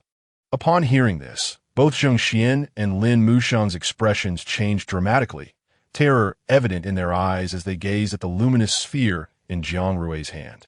Jiang Rui chuckled softly, reassuring them, Do not worry. I have controlled the dosage. It will only affect the vicinity of the convenience store. You both should hurry and help everyone gather their things to prepare for evacuation. Chapter 72. The zombies are approaching this street. Zhang Xian and Lin Mushang exchanged glances, each perceiving deep concern reflected in the other's eyes. If an explosion were to occur here, it would undoubtedly draw the attention of others. With a soft sigh, Zhang Xian turned and entered the convenience store, beginning to notify everyone inside. Sister, I want to go too. Gao Yang's voice followed closely behind. As he hurried in step with Zhang Xian, Lin Mushang walked slowly towards Jiang Rui, his gaze fixed intently on the orb in her hand. Hui, is this your special ability? He asked softly. Jiang Rui nodded, offering no further explanation. Lin Mushang scrutinized the orb, sensing the immense energy contained within, as if it could erupt at any moment. He felt both astonished and apprehensive. Such power, if uncontrolled, he dared not imagine the consequences. Taking a deep breath to calm the tumult within, he extended his hand, gently grasping Jiang Rui's, noting her cool palm. Rui, If you blow this place up, where will these people go? Jiang Rui's eyes shone with determination as she replied without hesitation. Of course, they will return with me to Nansha. He furrowed his brows slightly, reminding her, Nansha has never welcomed those from Beisha. Rules? They are merely human constructs, she retorted. Moreover, I have no intention of letting them reside in the Thunder Base. A flicker of confusion crossed Lin Musheng's eyes as he pressed on. What do you intend to do then? Jiang Rui's gaze glimmered with cold resolve as she slowly articulated. Once we deal with the Lone Wolf Base, there will naturally be a place for us to stay. Lone Wolf Base, Lin Musheng echoed quietly, his eyes flashing with intensity. At that moment, Gao Yang rushed over, his face a mask of anxiety and urgency. Not good. Sister, he gasped. A horde of zombies is gathering on this street. Jiang Rui's brow furrowed, her tone laced with confusion. Wasn't it said that this street was safe, that zombies wouldn't come here? A hint of panic crossed Gao Yang's face as he shook his head, seemingly unable to explain the sudden turn of events. Perhaps it is because Brother Bao is no longer with us, Lin Musheng suggested. Jiang Rui's eyes glinted sharply as she swiftly turned, her gaze piercing through to the end of the street. There, a dark mass of zombies surged like an overwhelming tide, rapidly approaching them, resembling a fierce deluge. They would not be able to escape from this distance. Gao Yang, inform everyone to drop what they are holding and congregate in this extended space with me. Jiang Rui commanded coldly. Gao Yang's eyes widened in realization.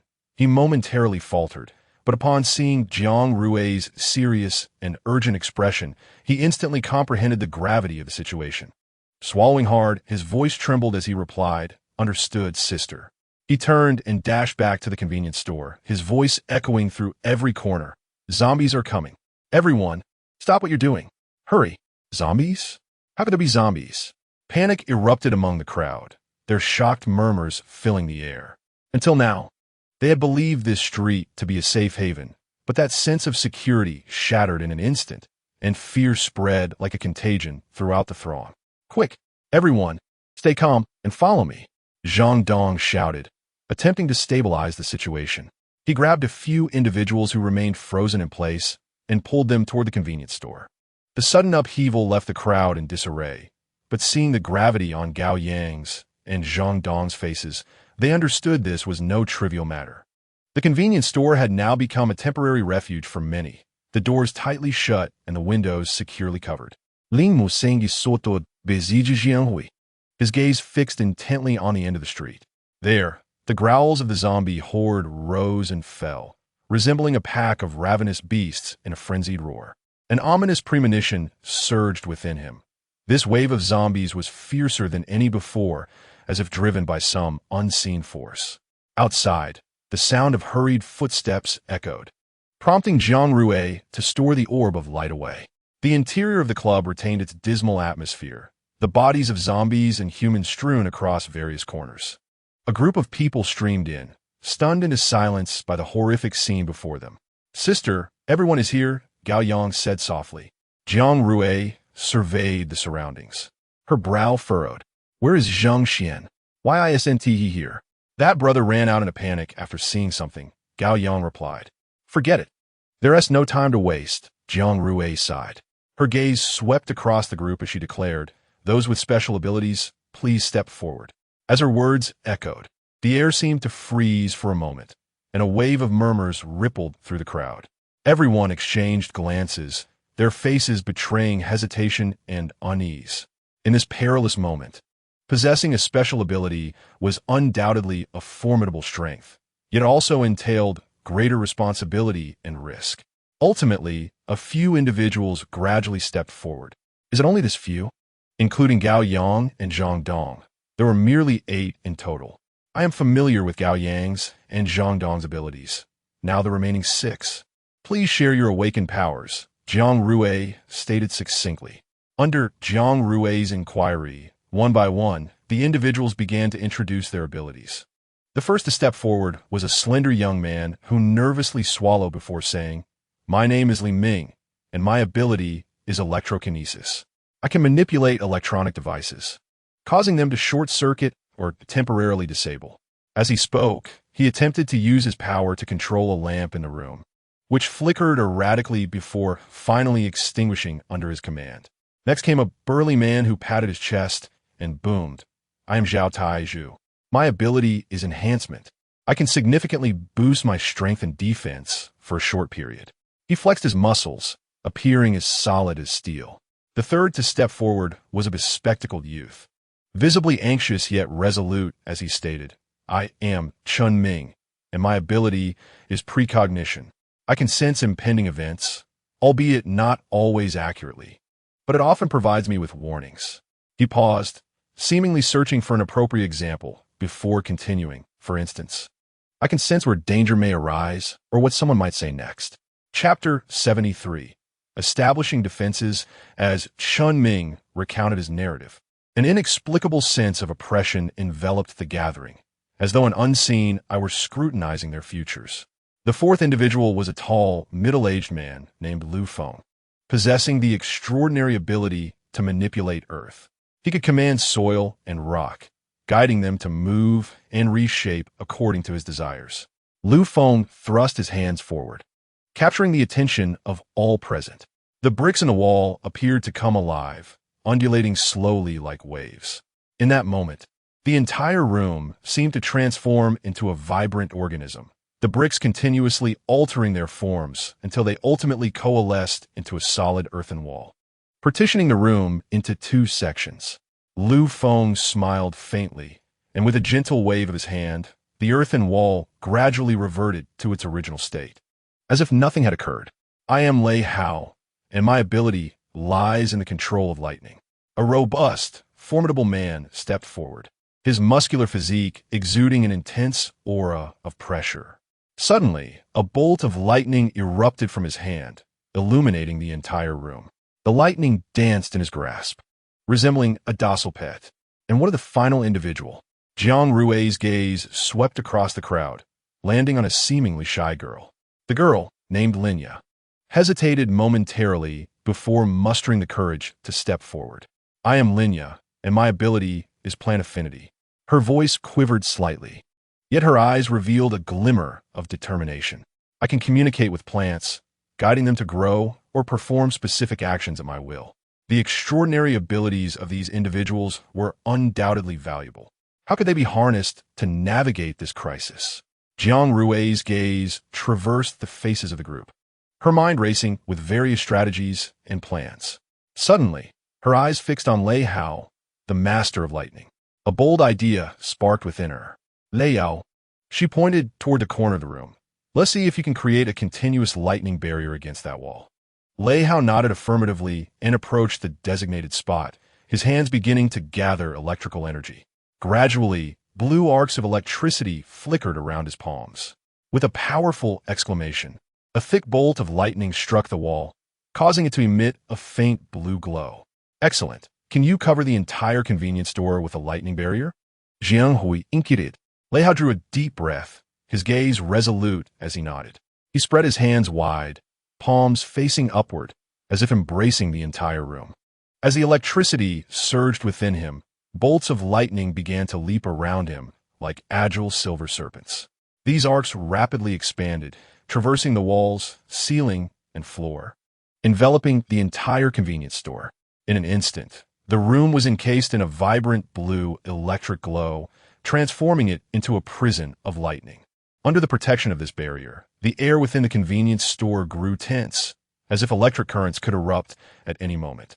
Jiang Rui then turned to Zhao Taizhu and Lu Feng. "Zhao Taizhu, Lu Feng, I require your strength to reinforce the defenses of the convenience store." Lu Feng, attempt to construct a solid earthen wall around the store.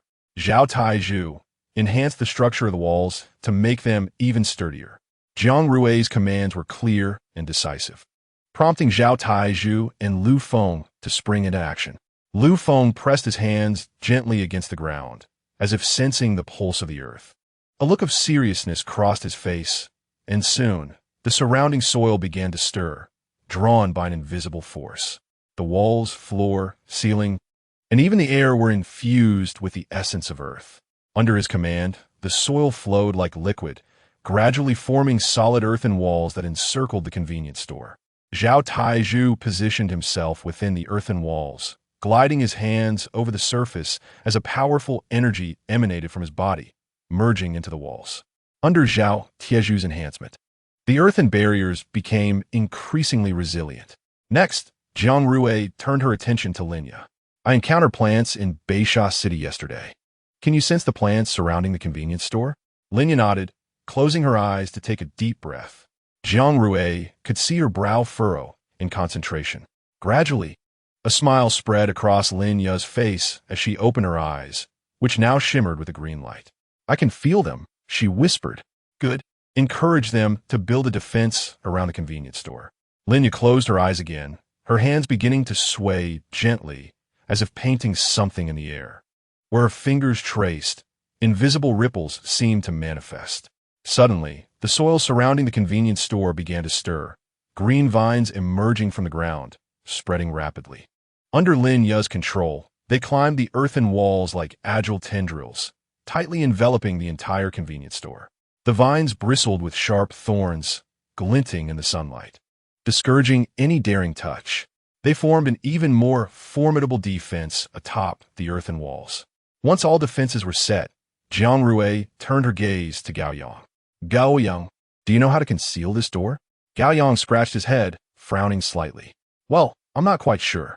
Let me handle it. Lin, mushing, stepped forward. He approached the door that originally led outside the establishment, gently placing his hands on the doorframe and closing his eyes as if attuning himself to something. Jiang Rui and the others watched anxiously, uncertain of his next move. Suddenly, Lin Muxing's eyes flew open, a glimmer of purple light flashing within. With great effort, he exerted force, and the door began to transform, its outline becoming increasingly blurred, its color blending seamlessly with the surrounding wall. Eventually, it completely merged into the wall, as though it had never existed. Lin Muxing exhaled with relief and turned to Jiang Rui. It is hidden now, unless someone knows of this place. This door will remain concealed. Jiang Rui nodded, her gaze shifting to the storm-laden sky. Why has the weather changed so suddenly? She murmured, a hint of worry etched on her brow. After Zhao Taizhu and Lu Feng completed the arrangement of the earthen walls and vines, they too approached the door. Gazing at the tempest outside, Lu Feng scratched his head, chuckling amiably. In this weather, it feels as though our little shop is under the special protection of the heavens. Chapter 74. Is a corrupt lord set to incite a faction war? The zombies in Beisha City are all imbued with corruption abilities. It remains uncertain how long these defenses will hold. After the allocation of tasks was completed, Jiang Rui gazed at the ominous sky, her expression clouded with concern. She gently extended her hand, beginning to gather the surrounding light. The mysterious mark in her palm could serve as a reservoir for light. Jiang Rui had previously believed that she could only collect light under the sun's rays. However, she astonishingly discovered last night that even in the darkness, she could gather a faint yet resilient luminosity. The thunder in the sky grew increasingly violent, as if the wrath of the gods were being unleashed ceaselessly. Lin Muxing's demeanor grew serious, his eyes intently fixed on the world outside. He could distinctly sense the corrupting aura creeping closer like an invisible shadow. Rui, inform everyone to remain within the room. This violent thunderstorm is not a mere natural phenomenon, but one of the abilities unleashed by the corrupt lord. Once the dark clouds gather and acid rain pours down, any beings exposed will be unable to escape unscathed. What? The corrupt lord? Jiang Rui's expression turned grave. An ordinary tide of zombies. How could it possess such power? Was it simply too idle? Rui, the situation has changed. Lin Muxing's voice was low and grave, and I could sense that the air of corruption was more intense than ever before. Moreover, this aura was laced with an unusual power. It was highly likely that the corruption lord had departed from his lair and was advancing toward us. TSK, Jiang Rui fronted. How should we respond? With our current defenses, it will be precarious to withstand these ordinary zombies. After a moment of silence, Lin Muxing slowly replied, we must prepare for a retreat. If the corruption lord truly arrives in person, we may not be able to contend with him.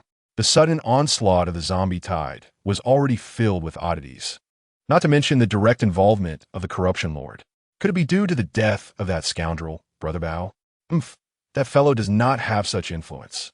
There must be another reason. Jiang Rui's expression turned serious as she faced the group inside the convenience store. Everyone, listen carefully. This storm is not a mere natural phenomenon. It is a power unleashed by the corruption lord. Once the dark clouds gather and the acid rain pours down, we will be exposed and unable to escape. Therefore, everyone must stay in your rooms and refrain from going outside. The gravity of her words cast a somber atmosphere over the convenience store, and the tension was palpable. Jiang Rui returned to Lin Muxing's side. Her brow furrowed as she whispered, "Is there truly no way to confront the corruption lord?" Lin Muxing pondered for a moment before shaking his head slowly. His gaze was profound and resolute. The current situation was indeed unfavorable for us, but we must not surrender. I will find a way to uncover its weakness. No, it's too dangerous, and it's already too late. The zombie tide has come, Jiang Rui asserted. Lin Muxing looked down and saw that the horde of zombies was already less than 10 meters from the convenience store, surging forward like a terrifying tide. Prepare yourselves. Once they enter our attack range, unleash everything. Jiang Rui commande décisivement. However, Lin Muxing suddenly reached out to stop her. Wait, look, the zombie tide is not coming towards us. It is heading toward Nansha City. As Lin Muxing's words fell, the convenience store fell into a brief silence.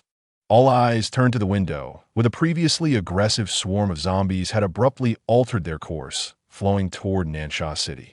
This unexpected turn of events left everyone momentarily stunned. A flicker of shock crossed Jiang Rui's face as she fixed her gaze on the approaching horde. Lin Muxing furrowed his brow, scanning between the zombie horde and Nansha City, seemingly searching for clues. Suddenly, his gaze locked onto the direction of Nansha City. He saw a massive black figure, slowly advancing amidst the throng of zombies. This figure emanated a potent aura of corruption, evoking a sense of dread. Its outline appeared nebulous beneath the dark clouds, reminiscent of a moving mountain. Its skin was a deep brown, marred by signs of decay, akin to ancient bark eroded by time. Its enormous eyes held no glimmer of light, only emptiness and silence. Each heavy and slow step it took caused the ground to tremble, as if announcing its arrival to the world. As it drew nearer, the stench of corruption intensified, making it difficult to breathe. The zombies surrounded it, seemingly drawn by its presence, howling and roaring as they surged toward Nansha City. Is the corruption lord attempting to instigate a faction war? Someone questioned, their words rippling through the air like a stone cast into a still pond. The crowd's attention instantly fixated on the slowly advancing black figure, fear and unease spreading like rampant weeds in their hearts. Could it be? It has been years since a faction war was ignited. Once it begins, the two factions of zombies and humans. Zhang Dong's voice echoed within the convenience store, his words landing like a heavy bomb, plunging everyone into shock. What is a faction war? Jiang Rui asked, her brow furrowed. You don't know? Zhang Dong exclaimed, surprised. No, Jiang Rui nodded, having only recently arrived in this world. A faction war is a unique phenomenon in our world, Zhang Dong explained, taking a deep breath. In this world, humans and zombies have existed in a delicate balance. However, every so often, a powerful zombie leader emerges, attempting to disrupt this equilibrium and incite a faction war. If the zombies triumph in this conflict, they will dominate the world, leading to the extinction of humanity. His words sliced through the crowd like a chilling blade. Jiang Rui's complexion turned pale, and she instinctively tightened her grip on her weapon.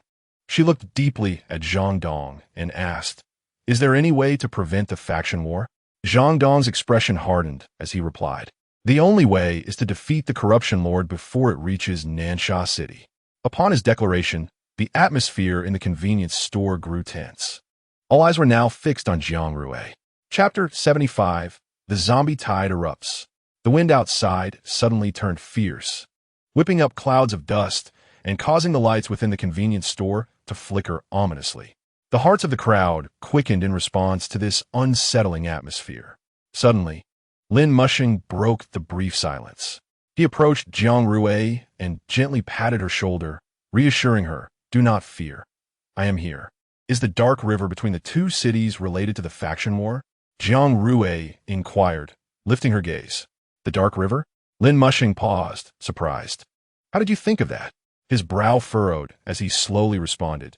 That dark river is the resting place for both zombies and humans. All who perish in the faction war ultimately sink into its depths. Jiang Rui had not anticipated that the dark river served as a grave. I sense that Senior Zhang has deduced that this zombie tide is aimed at Nansha City. I wonder what the situation is like there now, she pondered aloud. Outside the three major bases of Nansha City, chaos reigned. Crowds fled in panic, the roars of zombies mingling with the screams of humans and the clash of weapons, creating a harrowing tableau of impending doom.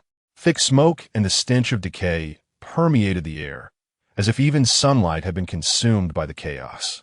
Deep within the Thunder Base, blaring red alarm lights flickered like a prelude to catastrophe, casting tense expressions across the faces of the soldiers. They worked diligently and with precision, their sweat mingling with dirt to form distinctive marks on their faces. Heavy machine guns and rocket launchers were swiftly passed among the soldiers, serving as lifelines sent to the most perilous front lines. Each defensive line had been meticulously fortified, guarding the last bastion of the base. Despite Zheng Xian's early return with urgent news, time was of the essence, and defensive preparations remained precarious. Lei Meng and the senior officials were in an emergency meeting, discussing strategies. Inside the conference room, the atmosphere was tense and grave, as everyone understood the critical nature of this moment. They needed to make swift decisions to face the impending crisis. Even if the corruption lord seeks to instigate a faction war, he must abide by the rules of the game. Lei Meng's calm voice resonated in the command center of Thunder Base, providing a semblance of stability. Indeed, the pattern of the zombie tide S attack is always predictable. The initial wave typically consists of novice minions, and as the first line of defense for Nansha City, Thunder Base bears a heavy responsibility. As for whether the Blood Base and Lone Wolf Base will extend their assistance, that remains uncertain, Zheng Xianxing quietly added. Lei Meng snorted coldly, stating, if the horde can breach our defenses, then Nansha City can prepare for its demise. How long can those fellows hide? Suddenly, a soldier rushed into the command room, his face etched with tension and fear. Report. A massive horde of zombies has been discovered outside Nansha City, the numbers exceeding expectations and rapidly advancing towards us. Upon hearing this, the expressions of everyone shifted dramatically. Lei Meng swiftly rose, a glint of sharpness flashing in his eyes. They are arriving sooner than anticipated. Prepare for battle. The first wave of the horde must not breach our defenses. As Lei Meng's words resonated, the command room was instantly enveloped in a tense yet orderly atmosphere. Outside the window, the sky grew increasingly overcast, as if foretelling the impending brutal conflict. On the streets of Nansha City, the disorganized crowd from the small base was still fleeing in panic. With the orders issued, all combatants from Lei Ting Base moved to their assigned positions. Thud, thud, thud. A series of faint yet rapid tremors echoed, accompanied by a shake reminiscent of an earthquake. Zhang Xian stood atop the city wall of Lei Ting Base, gripping a pair of binoculars tightly, his gaze piercing through the hazy dust towards the distant dark river. There, the first wave of zombies was slowly surging forth, resembling an endless tide of black. The sheer number obscured the horizon, their howls akin to raging waves in a tempest, unsettling the mind. Zhang Xian's pupils constricted as he caught sight of the massive figure of the corrupted lord standing resolutely on the opposite bank, resembling a moving black mountain. Its skin was a deep brown, marred by festering sores and protruding boils, oozing thick, yellow-green pus. Its eyes glimmered with a sinister light, a blend of greed, cruelty, and madness, as if capable of devouring all vitality. Zhang Xianshang furrowed his brow, lowering the binoculars and turning to Lei Meng beside him. The scale of this zombie horde indeed surpasses our imagination. We must proceed with caution. He swiftly surveyed the soldiers around him, their faces marked with tension and resolve, embodying the honor and duty of warriors. Fear not, The first wave typically consists of novice grunts. Our defenses at Lei Ting Base are paramount. Everyone prepare for battle. Lei Mang's voice was steadfast and powerful, instantly igniting the fighting spirit of the soldiers. As his words fell, the soldiers atop the city wall gripped their weapons tightly, their gazes unwaveringly fixed upon the approaching horde. Below the wall, heavy machine guns and rocket launchers were primed for action, soldiers skillfully operating their weapons, ready to deliver a crushing blow to the zombie swarm. Suddenly, a deafening roar erupted, and the horde accelerated, surging towards Lei Ting Base like a tidal wave. The soldiers on the wall remained undaunted. They aimed at the targets and pulled the triggers. In an instant, the sounds of gunfire, explosions, and the zombies' roars intertwined into a cacophony. Ability users, remain vigilant for battlefield conditions. Should any high-level zombies appear, suppress them immediately. Lei Mang's voice cut through the chaos with unusual clarity. Following his command, the ability users on the wall entered a heightened state of alert, their eyes reflecting sharpness and decisiveness. They moved with the agility of leopards through the dense mass of zombies, ever ready to confront potential dangers. One ability user, Lin Hao, had eyes that gleamed with an unusual light, as if able to see through the zombies' disguises. He gripped his energy sword tightly. Each swing unleashed the force of thunder, swiftly severing the bodies of several zombies. Suddenly, Lin Hao's pupils constricted as he sensed a powerful energy wave rapidly approaching. He swiftly turned, only to see a massive zombie charging towards him. This creature's skin exhibited an abnormal deep red hue, its eyes flashing with a frenzied light. Unfazed, Lin Hao swiftly swung his energy sword to meet the zombie's attack. Chapter 76, The Emergence of the High-Level Zombie. He leapt gracefully, the sword tip aimed directly at the frenzied zombie. The zombie opened its rotting maw, a putrid wave of pus spewing forth, yet Lin Hao remained unaffected. The energy sword collided with the zombie's corrupted claws, instantly erupting into a fierce energy wave. The sword tip pierced through the zombie's claw, plunging deeply into its body. The zombie let out an ear-splitting howl as Lin Hao gripped the hilt tightly, forcefully lifting upward. The immense body of the zombie was propelled into the air, ultimately crashing down heavily. This scene was witnessed by the soldiers atop the wall, who erupted in cheers, their morale soaring. However, Lin Hao's expression did not relax despite this fleeting victory. The energy sword in his hand, forged from his own abilities, now bore strange corrosion marks. The unique corruptive power of high-level zombies was so potent that it could not be entirely resisted, even by a sword born of abilities. Lin Hao's heart sank. This battle was proving to be more challenging than anticipated. Taking a deep breath, he tightened his grip on the energy sword and darted through the horde, swiftly cleaving through the bodies of several zombies. Yet, he could distinctly sense that those severed bodies, upon hitting the ground, rapidly decayed in a black pus, which began to corrode the sturdy stone wall the moment it made contact. "Captain, be careful!" Lin Hao's shout rang out like thunder above the battlefield, instantly capturing everyone's attention. The soldiers on the wall turned to see a high-level zombie weaving swiftly through the horde, elusive as a phantom. Its speed was astonishing. In the blink of an eye, it had already reached He-Chang. He-Chang's face grew grave as he firmly gripped his heavy machine gun, quickly aiming at the high-level zombie. However, just as he was about to pull the trigger, the high-level zombie suddenly vanished, followed by a scream from behind He-Chang. His heart sank as he realized he had been tricked. He turned swiftly to see Xiao, who lying in a pool of blood, a massive hole in his chest from which blood gushed uncontrollably. The high-level zombie stood not far away, its eyes glimmering with bloodthirst. "Xiao Hu!" He-Chang's cry was filled with despair and fury. He discarded his heavy machine gun and charged forward, attempting to seize the high-level zombie. Yet, the shadow dissipated like smoke, leaving only a faint stench in the air. He-Chang knelt beside Xiao Hu, trembling hands trying to staunch the torrent of blood.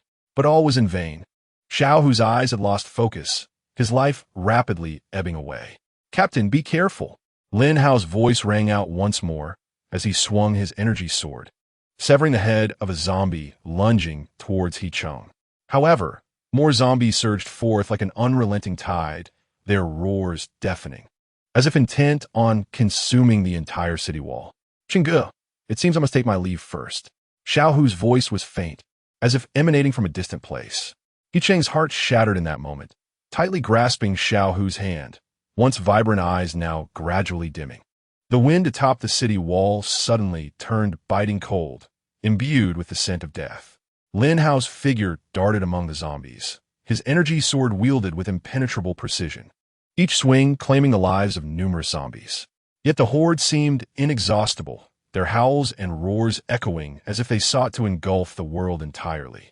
A wave of despair surged within He Cheng as he gazed upon Xiao Hu's pale and serene face, his heart burdened with immeasurable anguish. At that moment, the high-level zombie, reeking of decay, reappeared behind He Cheng. He Cheng's heart suddenly tightened. The moment he turned around, he saw the super-level zombie pouncing towards him with lightning speed. He had no time to react and could only instinctively sidestep to avoid it. The super-level zombie missed its target, but did not halt. Instead, it glided along the side of He Cheng's body, leaving behind a deep wound before vanishing. He Cheng looked down and saw the wound rapidly turning black, the rotting sensation sending a chill through his heart. The super-level zombie's unique corruption ability was proving formidable, even for someone with his powers. A wave of excruciating pain emanated from the wound, as if something was eroding his flesh. He glanced down again to see the tissue around the wound darkening swiftly, as though scorched by fierce flames. He Cheng's heart sank. He needed to address this injury urgently, or he would face life-threatening consequences. He swiftly retrieved a vial of specially formulated anti-corruption serum from his waist, designed to resist the zombie's corrupting influence. Gritting his teeth, he poured the entire contents over the wound. A sharp sting radiated from the injury, but he dared not relax for a moment, pressing firmly to prevent the serum from leaking away. "Captain!" Lin Hao shouted, as the energy sword in his hand erupted with dazzling light, instantly slicing several zombies in front of him in half. He rushed to He Cheng's side, crouching down to assess his injuries. He Cheng's face was pale, and the signs of corruption around the wound caused Lin Hao to furrow his brow. "Hang in there, Captain." Lin Hao quickly pulled out his own anti-corruption serum. "Don't waste it. Hurry. Notify Zheng Xian and tell him a super-level zombie has appeared. It's moving at an incredible speed. If we don't resolve this quickly, we will all perish here." He Cheng's voice was imbued with an unprecedented seriousness and urgency. Without hesitation, Lin Hao turned and sprinted toward the other side of the city wall. He Cheng clenched his teeth, striving to endure the waves of agony from his wound. He raised his gaze to the city wall's exterior, where the super-level zombie stood not far away, its eyes glinting with a bloodthirsty light, seemingly mocking his helplessness. He Cheng's fists tightened. The pain from the wound made him nearly unable to stand. Drawing a deep breath, he reminded himself that he could not falter at this moment. He was the leader of the group and must lead them to persevere. He Cheng closed his eyes, feeling the surging power within him. Suddenly, he opened his eyes, a glimmer of determination and resolve flashing within. Although he was a pure power-type ability user, his enhancement had a time limit. He could hold on for about 3 more minutes, hoping to endure until Zheng Xian arrived. In the shadows of the city wall, He Cheng's aura grew increasingly wild. He sensed his power surging within him, as if he were a beast on the verge of breaking free from its chains. The power of his ability began to gather in his tightly clenched fists, causing the stones of the city wall to tremble slightly, as if they sensed his strength. Suddenly, He Cheng let out a low growl, the air around him distorting in response to his force. Chapter 77. The first wave of the zombie tide concludes. He Cheng charged towards the super-level zombie, but the creature had already sensed his intent. Releasing a furious roar as a wave of black corruption energy surged around it, advancing towards He Cheng. The clash between the super-level zombie's corruptive aura and He Cheng's power erupted into a deafening roar. A suffocating sense of pressure enveloped the air. He Cheng threw a punch, radiating light as if he aimed to tear the very fabric of the world apart. Despite the strength of his attack, the super-level zombie's body felt as though it was forged from tougher material, each collision sending sharp pain coursing through He Cheng. Moreover, The close proximity to the corruptive aura began to manifest signs of corruption in his own body. His skin dulled, and his muscles started to wither. He understood that if this continued, he would not last much longer. Jiang took a deep breath, igniting his soul power, and his abilities erupted forth. This time, his fist bore the burning heat of his soul, as if he intended to incinerate all darkness. However, the super-level zombie remained as unyielding as ever. And Jiang's punch merely left a shallow mark upon its surface. Suddenly, Jiang felt a wave of dizziness wash over him. His body began to tremble uncontrollably. The burning of his soul power left him severely weakened. The potent corruption aura felt like an invisible hand tightening around his throat, making it nearly impossible for him to breathe. His vision began to blur, the surrounding scene twisting into a surreal haze. Yet he still held his fists tightly, resolutely advancing towards the super-level zombie. Just then, a brilliant light descended from the heavens, enveloping the super-level zombie in its brilliance. Zhang Xian had finally arrived. Jiang, hold on, Zhang Xian shouted, as Lin Hao, who had just caught up, seized the opportunity to escort Jiang back to the base. The energy gun in Zhang Xian's hand unleashed tremendous light, each shot carving deep wounds into the super-level zombie's body. The super-level zombie emitted an enraged roar and lunged at Zhang Xian. However, Zhang Xian, endowed with speed-enhancing abilities, was difficult for even the super-level zombie to catch. He nimbly navigated through the horde of zombies, appearing in various locations as if he were a lightning bolt streaking across the night sky. The energy gun in his hand was akin to the scythe of death, each shot taking a zombie's life. The super-level zombie roared in fury, its surrounding corruptive aura intensifying, yet could not catch up to Zhang Xian's swift figure. Utilizing his speed advantage, Zhang Xian continuously inflicted wounds around the super-level zombie, causing its movements to gradually slow. His form flickered in and out of sight, each appearance accompanied by the wails of zombies and the searing light of his energy gun. The super-level zombie's body became riddled with deep and shallow wounds, and although the black corruption aura remained potent, it could no longer conceal the faint white smoke emanating from the wounds. The super-level zombie's roars grew increasingly hoarse, each step becoming more arduous. It felt as if an invisible force bound its body, with white smoke continuously rising from its numerous wounds, resembling the dying flames of life. Zhang Xian's eyes gleamed with resolve. He understood that this moment was his turning point. Gripping his energy gun tightly, he aimed it at the super-level zombie's heart, which lay exposed and emanating a black corruption aura. Taking a deep breath, Zhang Xian's form abruptly vanished from sight, as if he had transformed into a wisp of smoke. When he reappeared, he was mere inches from the super-level zombie. The energy gun unleashed a torrent of scorching light, piercing through the super-level zombie's heart with pinpoint precision. The super-level zombie emitted its final roar, its body convulsing violently as the once orderly black corruption aura spiraled into chaos, raging like a dark forest ravaged by a tempest. The surrounding zombies seemed affected by this turmoil, unleashing sharper howls. However, Zhang Xian remained undeterred, his gaze fixed on the super-level zombie, awaiting the final moment. Suddenly, the super-level zombie's body erupted, unleashing a tremendous wave of energy. The surrounding zombies scattered in the wake of this force, and Zhang Xian deftly dodged it. He stood aside, watching as the super-level zombie's body crumbled into ruins, a sigh of relief escaping him. With the super-level zombie defeated, the rest are no threat. Zhang Xian's voice echoed across the vast battlefield, igniting an invisible force that rekindled the spirits of those around him. They gazed at the remnants of the super-level zombie, their hearts filled with awe and reverence. Jiang was urgently transported back to the base, where medical personnel worked tirelessly to stabilize his vital signs. Meanwhile, outside the base, Zhang Xian and Lin Hao fought side by side, clearing the remaining zombies from the battlefield. The initial wave of the zombie tide has receded, yet a more ferocious second wave has surged forth merely 12 hours later.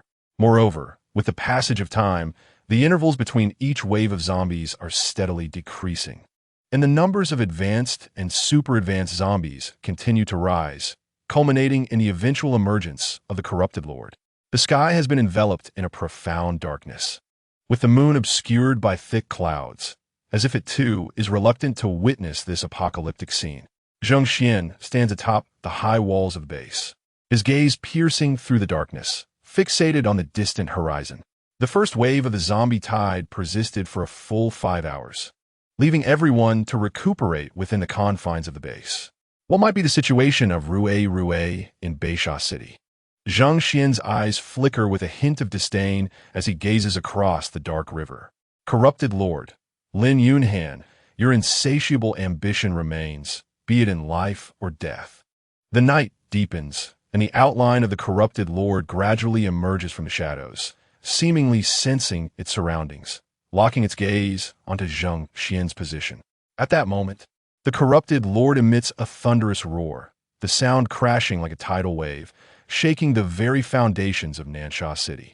A searing light slices through the night sky, causing the corrupted Lord to instinctively shut its eyes, writhing in agony as its claws flail in the air, attempting to seize the source of that light. However, Zhang Xian's figure has already vanished from the spot, as if a specter returning to the thunder base.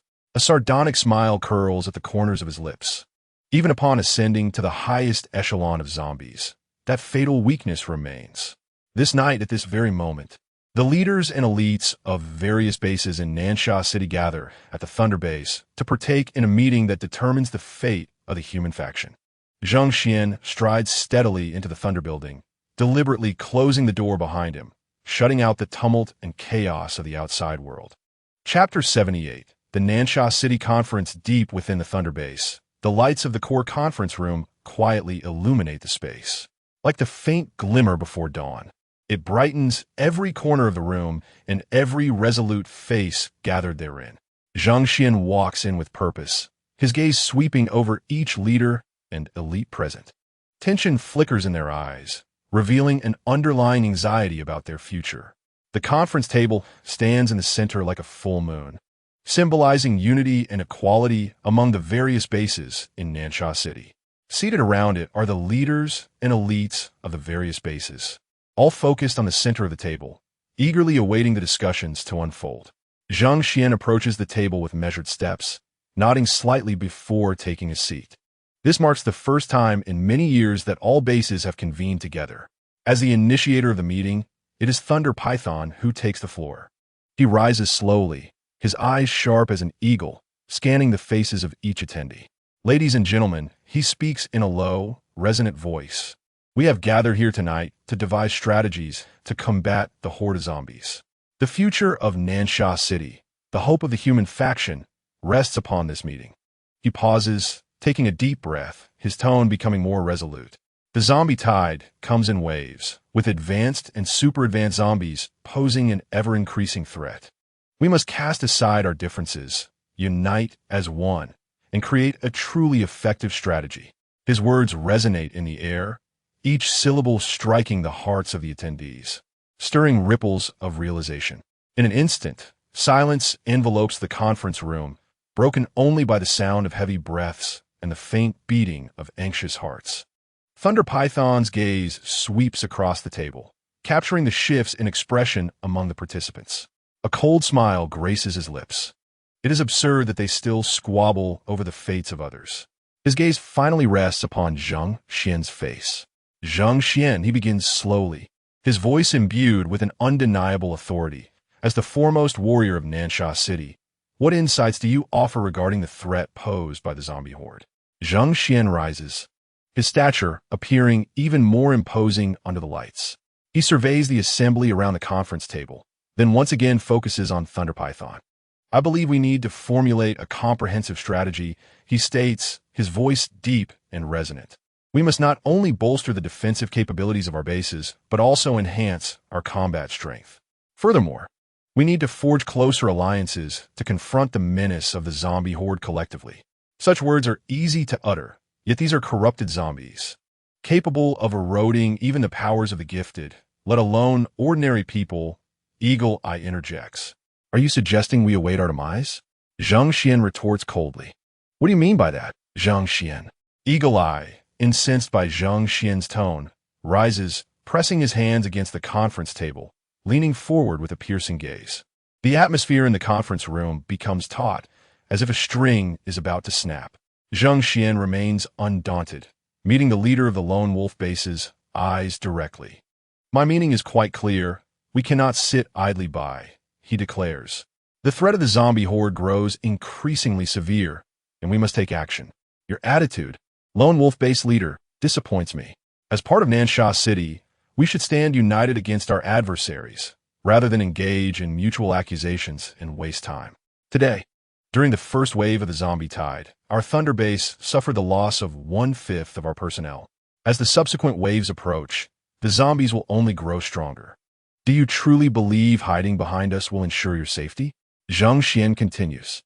The atmosphere in the conference room becomes oppressive, as if a colossal stone weighs upon each person's chest, rendering it difficult to breathe. Eagle Eye's complexion shifts between shades of blue and white, his fists clenched tightly. Knuckles pale, with suppressed rage. Enough. Let us not quarrel further. Chun Dongying of Bloodshed Base interjects, his voice cutting through the tense air, slightly alleviating the oppressive atmosphere.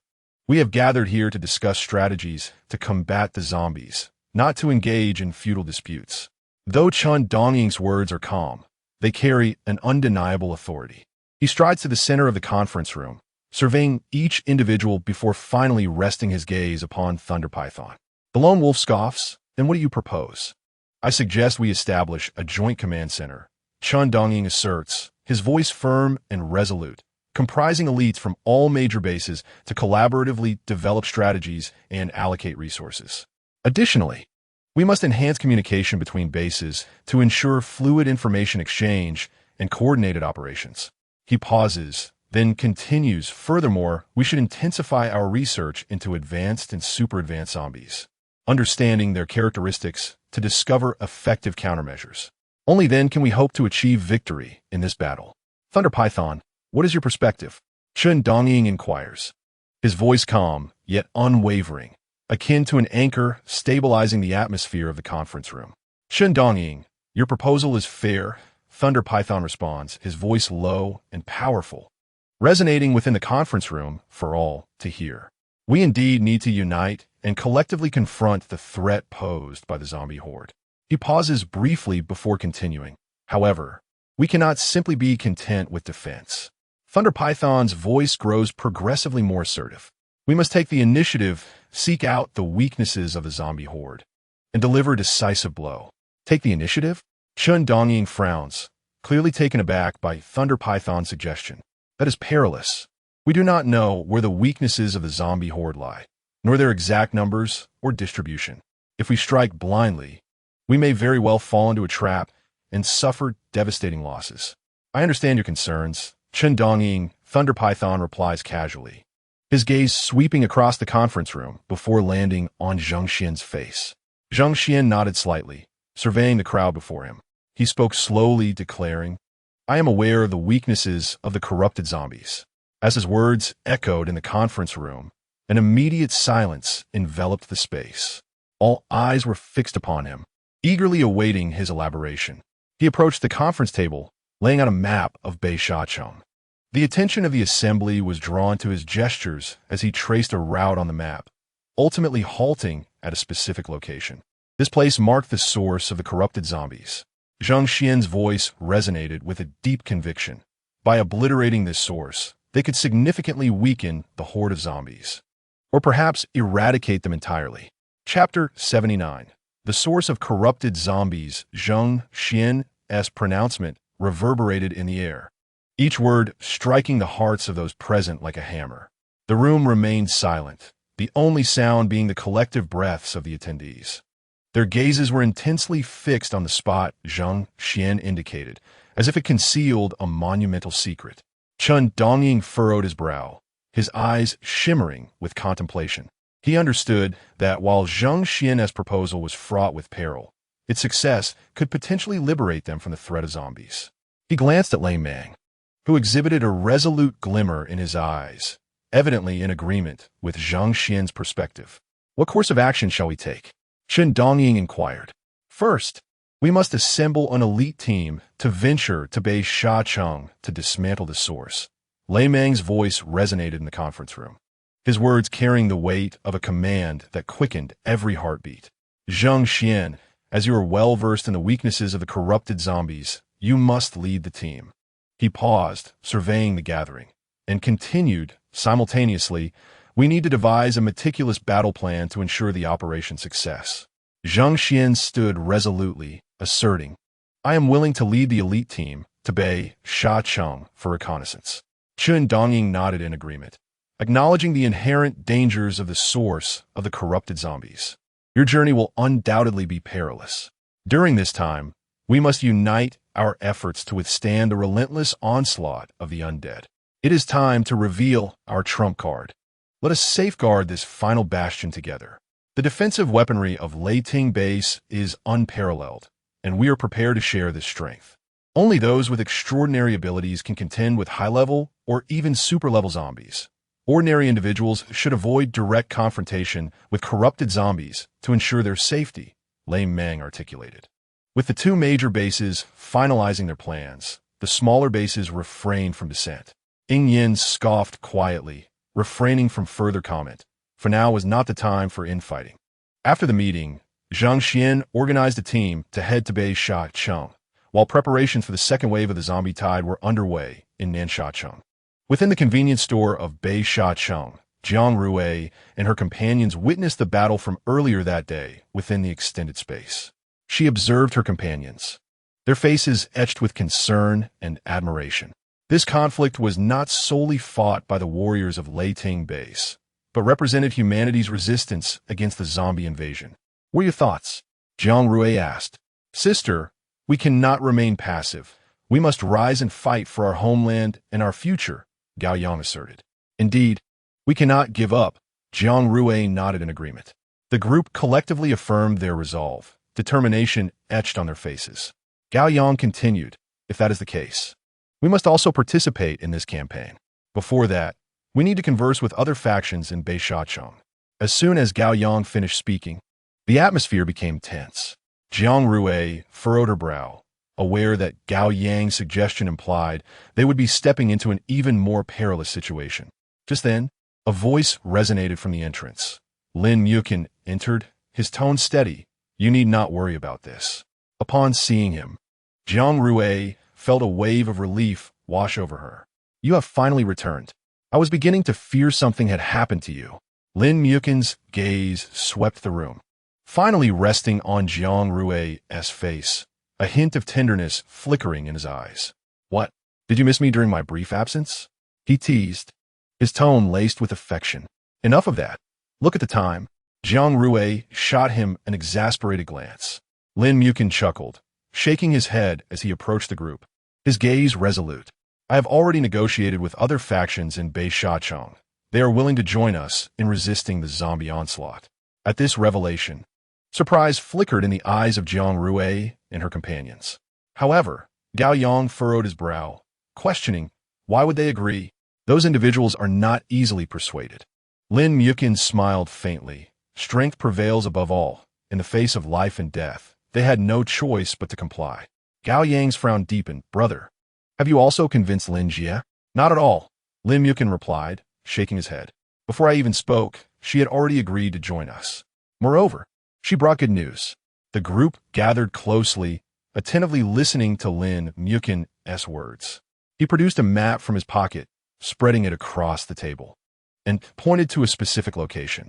This is the underground warehouse of Bei Shacheng, the source of the corrupted zombies, which serves as their energy supply. If we destroy this place, they will lose their corrupted powers and revert to ordinary zombies. A murmur of astonishment rippled through the room. Jiang Rui approached the map, scrutinizing the marked location with a furrowed brow. So, if we merely obliterate this site, can we halt this wave of zombies? Lin Mukin nodded, his gaze serious. Yes, but it will not be easy. The underground warehouse is heavily guarded. It is said that the source is the heart of the corrupted lord, and the corruption there is immensely potent. As Lin Mukin's words settled, a brief silence enveloped the conference room. Regardless, this was a path they had to consider. At that moment, a muscular man burst in, exclaiming, Gunai, Zheng Xian has arrived. Senior Zheng. Jiang Rui exclaimed, surprised. How did he manage to come from Nan Shacheng with the corrupted lord in the Dark River? The group turned to the entrance, where Zheng Xian appeared, weary and travel-worn. Senior Zheng, what brings you here? Is Nan Shacheng no longer in need of your assistance? Jiang Rui rushed to his side. Zheng Xian offered a slight smile. I came to check on you. I have arranged everything in Nan Shacheng, but I could not rest easy without seeing you. Jiang Rui looked up at Zheng Xian, saying, your timing is perfect. We have devised a plan. She gestured toward the map on the table, indicating the location of the underground warehouse that Lin Mukin had just presented. Zheng Xian approached the map, his gaze scanning the area before resting on the marked location. He frowned. You're already aware of this place. Indeed, Jiang Rui confirmed with a nod. Lin Mukin has negotiated with other factions in Shacheng, and we are preparing to take action against this source. It seems our goals align. I have returned with 20 extraordinary abilities. With your team and the factions of Shacheng joining us, our chances of success will significantly increase, Zheng Xian declared with unwavering conviction. His gaze swept across the faces present, ultimately resting on Lin Mukin. What is your plan? Lin Mukin took a deep breath, his expression sharpening. We need to gather all our forces in the shortest time possible and launch a surprise attack on the underground warehouse. I will personally lead a small team to divert the guards, while you all must swiftly obliterate that source.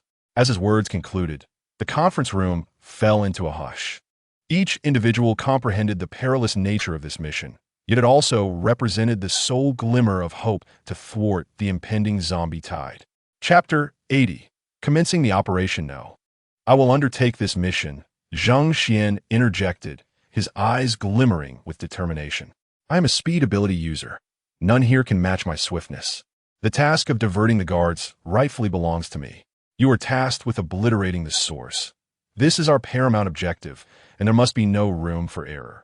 Lin Musheng silently regarded him, acutely aware that this mission was fraught with peril. The two exchanged a glance, requiring no further words, and Lin Musheng ultimately inclined his head gently. Zhang Xuezhang, you must exercise utmost caution. Jiang Rui's voice carried a hint of barely perceptible concern. Rest assured. Zheng Xian's words transformed the atmosphere in the conference room into one of palpable tension and solemnity. Each individual comprehended that the forthcoming actions would be laden with uncertainties and dangers.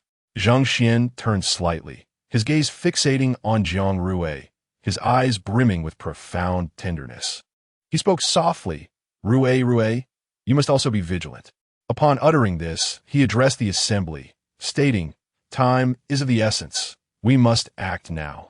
The group nodded in unison, devoid of hesitation or doubt, swiftly rallying forth towards the warehouse that harbored the source. The night in Shacheng was serene yet profound. However, beneath this tranquility, dark currents surged. Lin Musheng and Jiang Rui navigated through the narrow alleys like a cadre of shadowy phantoms, soundlessly. As they drew nearer to the warehouse, Jiang Rui's heartbeat quickened. She could sense the pervasive stench of corruption intensifying, as if an invisible hand were tightening around her throat. Suddenly, a hurried cadence of footsteps shattered the night's stillness. Lin Musheng instantly became alert, gesturing for the team to halt, their gazes fixated on the side. A chill breeze swept through, carrying with it a faint whiff of decay that sent shivers down their spines. Abruptly, a flashlight flickered on across the way. Lin Musheng's expression sharpened as he swiftly assessed the situation. All is well. It is Lin Jie, he murmured to the group. No sooner had Lin Musheng spoken than a familiar figure emerged from the shadows. Lin Jie, accompanied by a contingent of armed individuals, her vigilant eyes scanning the surroundings. Upon spotting Lin Musheng and the others, Lin Jie's face illuminated with surprise. You finally arrived? I've been awaiting your arrival for quite some time. Lin Jie, what is the situation? Jiang Rui inquired. Lin Jie's countenance grew grave. The circumstances at the warehouse are somewhat alarming. There are far more guards than we anticipated, along with numerous advanced-level zombies on patrol. I attempted to approach earlier and nearly got discovered. The gravity of her words cast a somber pall over the group. Lin Musheng inhaled deeply and declared, "We must alter our strategy. Zhang Xian, you shall be responsible for diverting the guards. Lin Jie, take your team and conceal yourselves in the shadows. Once Zhang Xian has drawn away the guards, act swiftly to neutralize as many advanced-level zombies as possible. The rest of us will infiltrate the warehouse and destroy the source." Zhang Xian nodded, and in an instant his form vanished, leaving behind a faint afterimage. Observing this, the group promptly adhered to Lin Musheng's directives. Lin Jie, with her team, stealthily concealed themselves in the shadows while Jiang Rui and Lin Musheng led the remaining members towards the warehouse with utmost caution and speed. In the nocturnal gloom, the warehouse's entrance loomed heavy and formidable, akin to a slumbering giant awaiting awakening.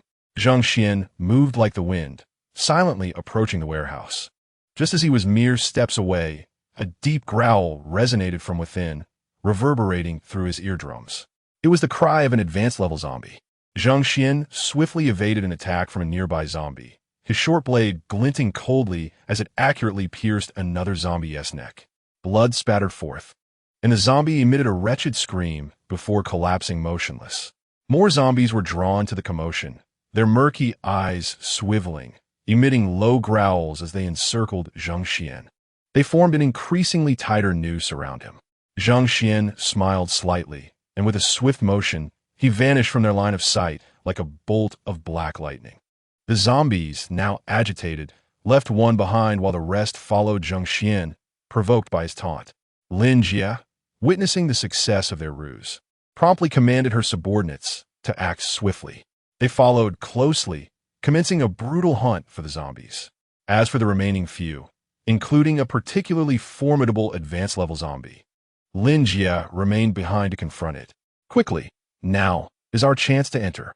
A decisive glint flashed in Lin Jie's eyes as she spoke to Lin Musheng and the others. "Lin Jie, please be careful," Lin Musheng cautioned. The entire warehouse was shrouded in a miasma of decay, and they donned protective gear against corrosion. The entrance was their first obstacle. It was encrusted with a thick layer of corrosive liquid. This viscous and loathsome substance seeped through the cracks of the door, as if animated, attempting to thwart their progress. Suddenly, a low growl emanated from the depths of the warehouse, causing the entire structure to tremble. The group tensed. Could there be more zombies? Just then, the massive door of the warehouse swung open with a thunderous crash, unleashing an even more potent stench of decay. They immediately raised their weapons. Their vigilance heightened as a colossal zombie emerged from behind the door. Its deep brown skin resembled ancient bark eroded by time, riddled with signs of rot. Its eyes glimmered with a ferocious light, akin to dying embers, radiating a perilous warning. This was yet another advanced-level zombie. Most of the zombies in Beishacheng had been taken to the Dark River by the Corruption Lord. Yet it was astonishing that 2 advanced-level zombies remained at the source. Were there more lurking in the depths of the warehouse? "I shall handle this zombie. Hui hui. You all must enter swiftly." Lin Musheng's tone was resolute and unwavering. "If you dare to sacrifice yourself, I shall use your remains as fertilizer."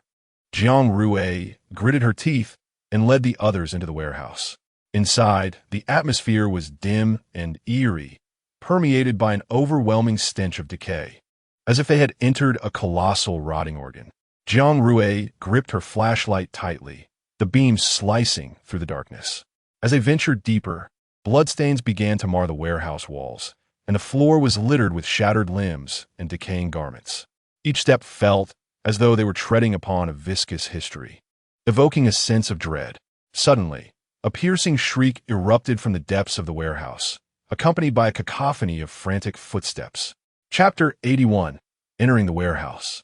The group immediately raised their weapons, the flashlight beams wildly scanning the darkness. A blurred figure surged towards them from the depths of the warehouse, accompanied by a fetid gust of wind. Once again, it was a massive zombie, its skin a deep shade of purple, its muscles grotesquely stretched like rubber. Its eyes glinted with a frenzied red light, revealing sharp fangs poised to devour all life. This marked the 3rd advanced-level zombie. Jiang Rui's heart quickened, and she could not help but glance towards the warehouse ahead, wondering if more advanced-level zombies lay hidden within.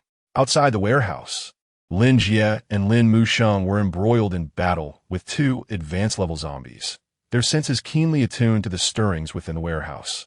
The intensity of their fight had reached a fever pitch. The two advanced-level zombies outside resembled moving mountains of decayed flesh, each collision sending tremors through the ground. Suddenly, they sensed a disturbance within the warehouse. The growls of the two advanced-level zombies became even more frenzied, causing the surrounding air to shudder. Lin Jie and Lin Musheng exchanged a glance, their eyes reflecting determination. Now is not the time for hesitation. The two zombies before us must be swiftly dealt with, followed by assistance to our comrades within the warehouse. Inside, Jiang Rui's breath was nearly suspended, her flashlight flickering unsteadily in her trembling hand. The zombie before her was more terrifying than any she had encountered prior. It moved with astonishing speed, resembling a bolt of purple lightning as it darted through the shadows of the warehouse. The frenzied crimson glow in the darkness was blinding, and its sharp, piercing roar reverberated painfully against Jiang Rui's eardrums. "You all continue forward. I shall handle this one," Jiang Rui declared, stepping boldly in front of her companions. Suddenly, a radiant golden light emanated from the palm of her right hand, akin to the sun's first rays, instantly dispelling the chill and darkness within the warehouse. The massive purple zombie was momentarily dazzled by this unexpected brilliance, roaring in fury as it swung its sharp claws and charged at Jiang Rui.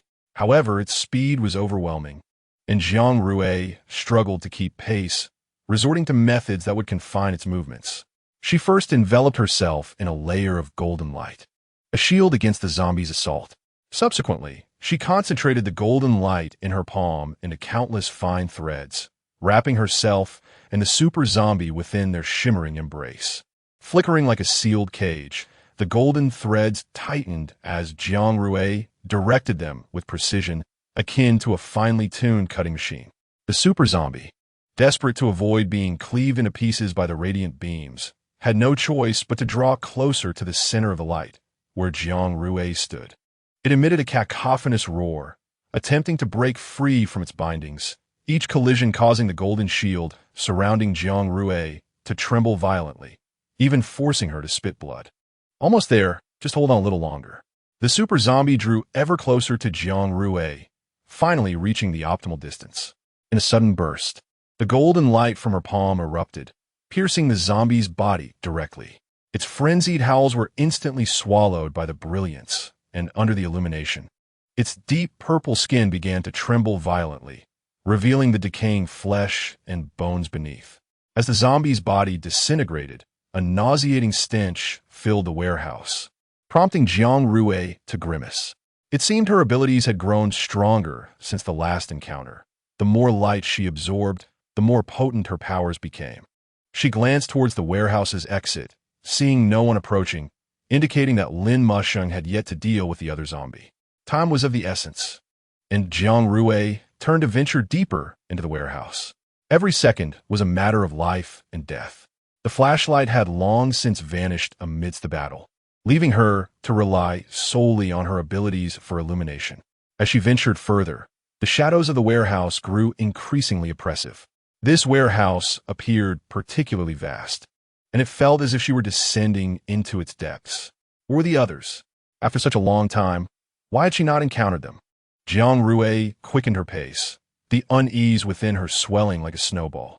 Suddenly, a cold breeze swept past her from behind, instantly alerting Jiang Rui. Her body tensed, and the light of her abilities flared to illuminate her surroundings. Yet, aside from the shadows of the warehouse, she saw nothing. Nonetheless, the sensation of being watched intensified, as if something lurked in the darkness, waiting for the opportune moment. Her heartbeat quickened, her fists clenched, feeling the sweat accumulating in her palms. The shadows seemed to take on a corporeal form, silently encircling her and constricting her breath. She turned to confront the darkness, attempting to dispel it with the light of her powers, but the feeling of being observed only grew stronger. Suddenly, a shadow lunged from the darkness with astonishing speed. Jiang Rui reacted instinctively, unleashing a torrent of golden light from her palm to collide fiercely with the shadow. The tremendous force sent her body hurtling backwards, crashing against the warehouse wall. She managed to steady herself and looked up, only to find a colossal figure looming before her. It was a zombie unlike any she had ever seen, towering and muscular, resembling a small mountain.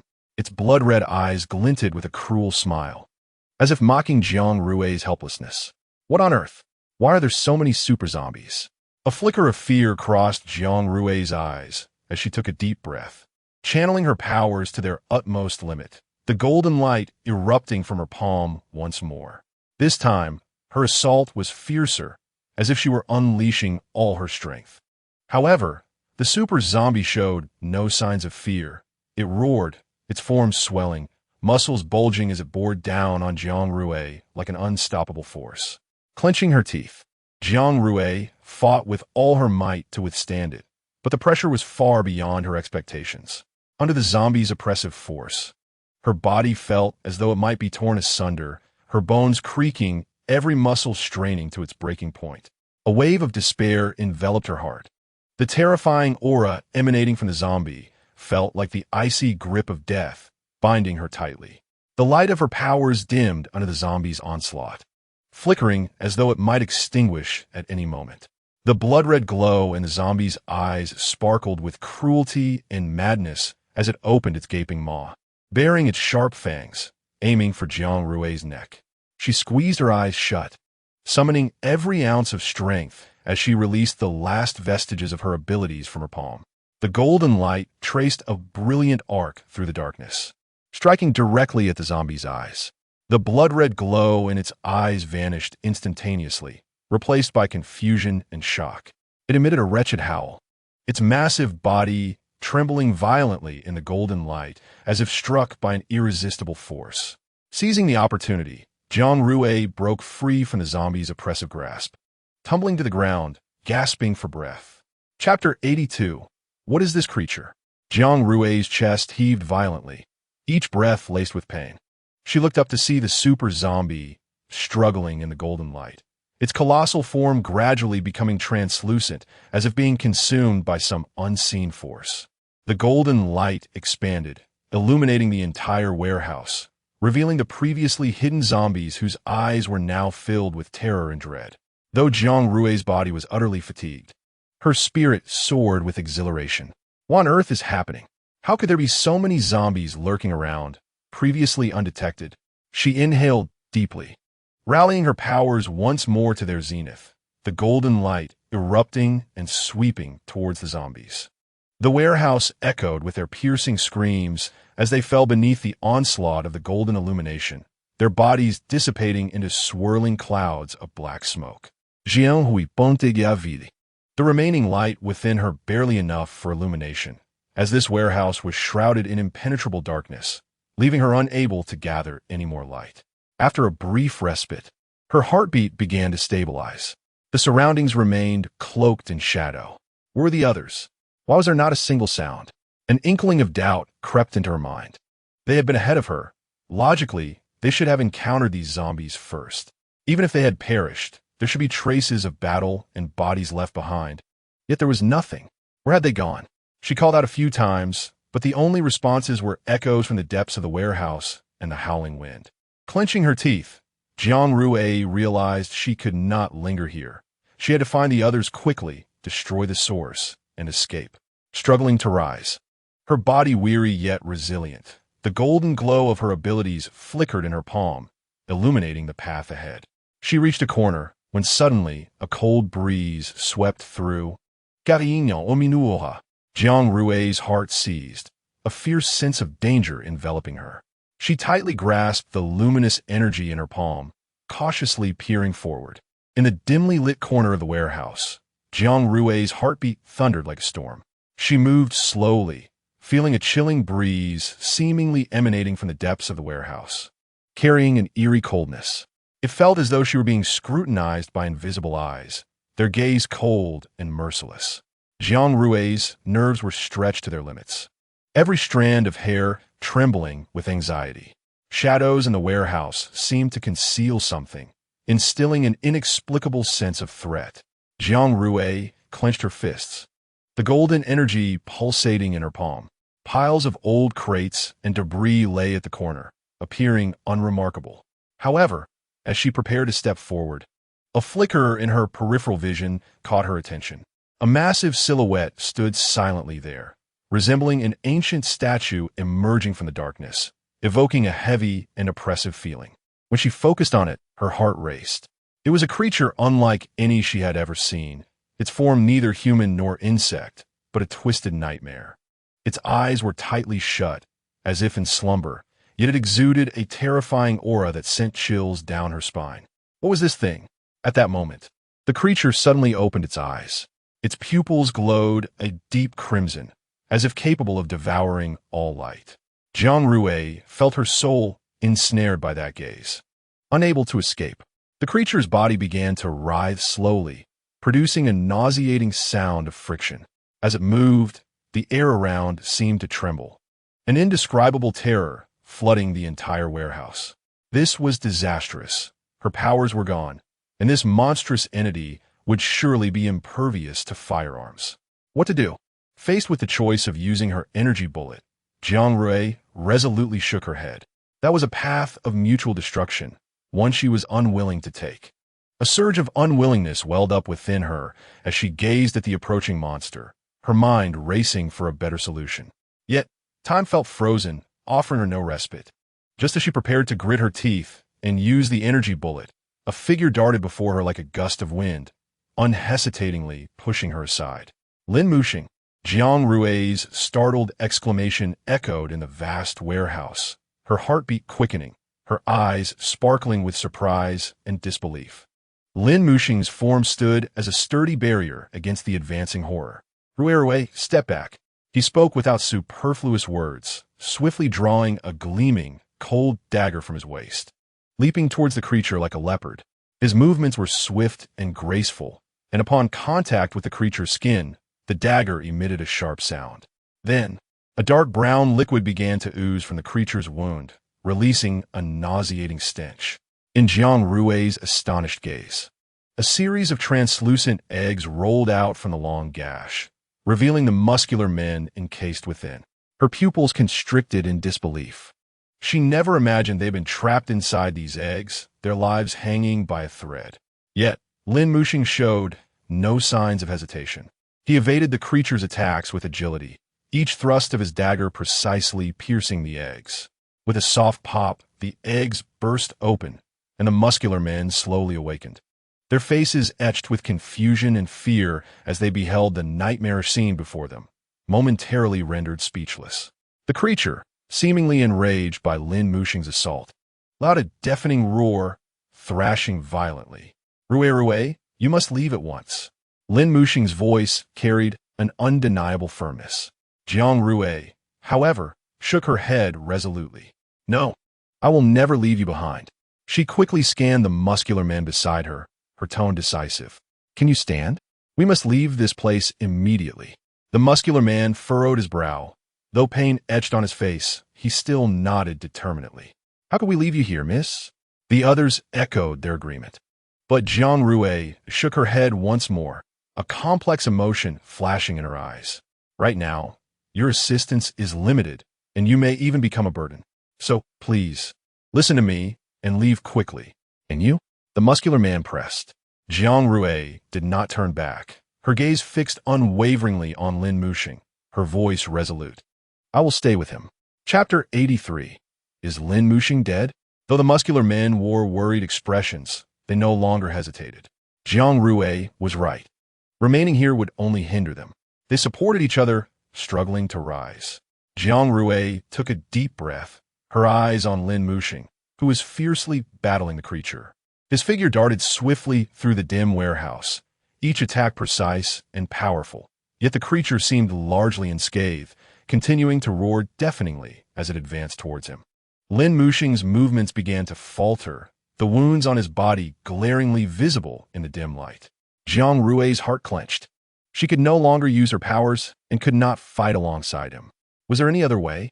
Jiang Rui hurriedly opened the virtual shop, searching for any weapon capable of combating this creature. Her fingers flew across the interface, desperately seeking weapons that could confront the looming threat. Suddenly, her gaze fixed upon a dagger shimmering with a ghostly blue light. It was named the Blade of the Netherworld. The shop's description noted that this dagger was forged from a rare energy mineral, capable of slicing through all biological tissue, even that of energy creatures. However, its price was astronomical, nearly depleting Jiang Rui's entire savings. Without hesitation, she clicked to purchase, knowing this might be their only hope. As the virtual shop's glow flickered away, the Blade of the Netherworld appeared in Jiang Rui's hand. She gripped the dagger tightly, feeling a chill of power surge within her, instantly revitalizing her strength. At that moment, the creature unleashed its formidable strength, flinging Lin Muxing away. It roared deafeningly, its grotesque visage instilling fear. Panic flickered in Jiang Rui's eyes as she shouted, "Lin Muxing!" In that critical moment, Lin Muxing summoned every ounce of strength, hoarsely yelling, "Rui-on!" His voice was filled with desperation and anxiety, echoing through the dark. Cold warehouse like a mournful wail in the night wind. Jiang Rui turned, only to see the creature charging towards her, its fearsome face resembling a demon emerging from hell. Chilling her to the core, terror gripped her like invisible shackles, binding her legs and nearly rendering her immobile. She raised the dagger, waiting for the opportune moment. Yet, unexpectedly, Lin Muxing pushed her aside once more. In her horror-stricken gaze, his figure was engulfed by the creature, vanishing into the darkness. "No, it cannot be. I will dig you out right now." Jiang Rui's heart felt as though it were being torn apart, unable to believe her eyes. She dashed towards the creature, wielding the Blade of the Netherworld, tears blurring her vision. "Lin Muxing, come back!" she cried out hoarsely, but all that answered her was the creature's deafening roar and the echoing silence of the warehouse. She swung the dagger recklessly, attempting to pierce the creature's body. But each time, it evaded her with ease. Suddenly, the monster halted its movements, appearing to be in immense distress. What could be the matter? Seizing the opportunity, Jiang Rui rushed forward. With every ounce of strength, she plunged the blade of yumming into the creature's body. At the moment the dagger pierced through, a ghostly blue light erupted from it, illuminating the dark warehouse. Within that radiance, she glimpsed the twisted, dark energy within the monster, writhing like serpents in a frenzy. A flicker of determination surged in Jiang Rui's eyes as she forcefully withdrew the dagger, only to stab again and again until the creature lay motionless and the dark energy gradually dissipated. Silence enveloped the warehouse, save for Jiang Rui's rapid breaths and the monster's fading roars. She slowly raised her head, tears shimmering in her eyes, yet a faint smile graced her lips. "Lin Muxing, the monster is now dead. I shall unearth you now." Kneeling beside the massive beast, Jiang Rui trembled as she cautiously sliced through its flesh with the dagger. Rolling out from the wound were numerous eggs, each filled with zombie infants. Yet, despite her thorough dissection of the monster, Lin Muxing's figure remained elusive. How could this be? Jiang Rui whispered. The muscular men were clearly encased within the eggs. "Why can't I find you?" Despair consumed her heart, each infant's face reflecting her deepest nightmares. Her hands quivered more violently, yet she persisted, hoping to uncover Lin Muxing's whereabouts. Suddenly, her fingers brushed against something solid. She excavated carefully and gradually. A familiar silhouette emerged before her. It was Lin Muxing, his complexion pale, eyes tightly shut, seemingly devoid of consciousness. However, he was not breathing. Jiang Rui's heart sank to the depths of despair as she gently caressed Lin Muxing's cold visage. Her tears flowed uncontrollably as she held him tightly, as if to expel all her fear and anguish. "Please, open your eyes." Jiang Rui's voice trembled with endless pleading. Just when she was on the brink of despair, Lin Muxing stirred slightly in her embrace. That subtle movement rendered Jiang Rui's body rigid, as all sadness and hopelessness seemed to crystallize in her heart at that moment. Her heartbeat quickened, threatening to leap from her chest, a tumult of anticipation and dread intertwined within her. She gazed intently at Lin Muxing, watching as his body rapidly withered in her arms, leaving only a skeletal frame. In that instant, Jiang Rui's world seemed to collapse. Are you jesting with me?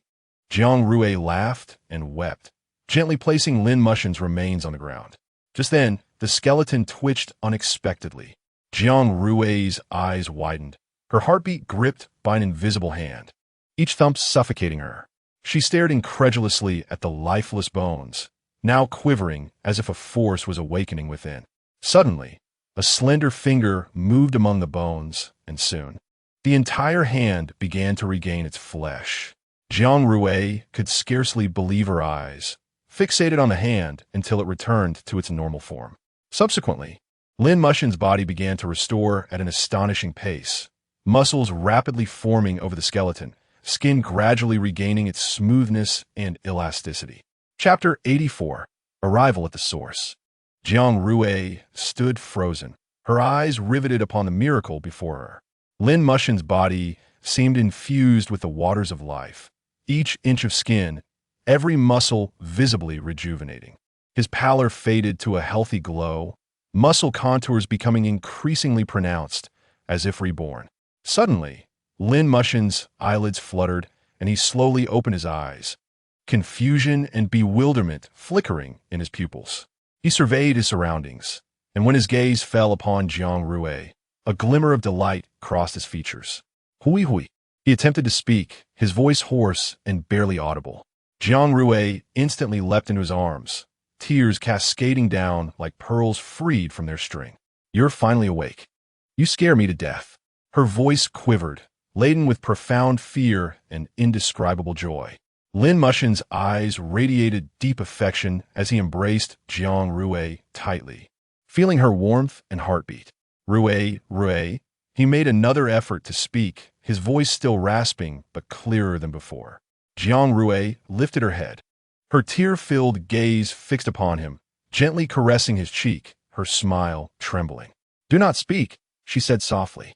Rui, I wish to convey that the source remains unharmed. Lin Mushin spoke again. The source remains unharmed? Jiang Rui's heart tightened sharply as she released Lin Mushin, exclaiming, I completely forgot about that. Stay here, I shall go. Lin Mushin shook his head slightly. Though his complexion had improved, he still appeared somewhat frail. Rui, there is no rush. While the source lacks offensive capability, it is surrounded by corrosive water, and we must devise a plan. I do have a method for the corrosive water, but we don't even know where the source is. We are at the bottom of the warehouse, and there is no path ahead, Jiang Rui responded. Lin Mushin smiled, saying, This is invisible to humans. Only fellow zombies can perceive it. Rui, clear away those obstructions. Jiang Rui nodded and immediately set to work, removing the debris around them to clear their path. Standing beside her, Lin Mushin's eyes shimmered with violet light. He reached out, gently grasping Jiang Rui's hand. Hui, follow me.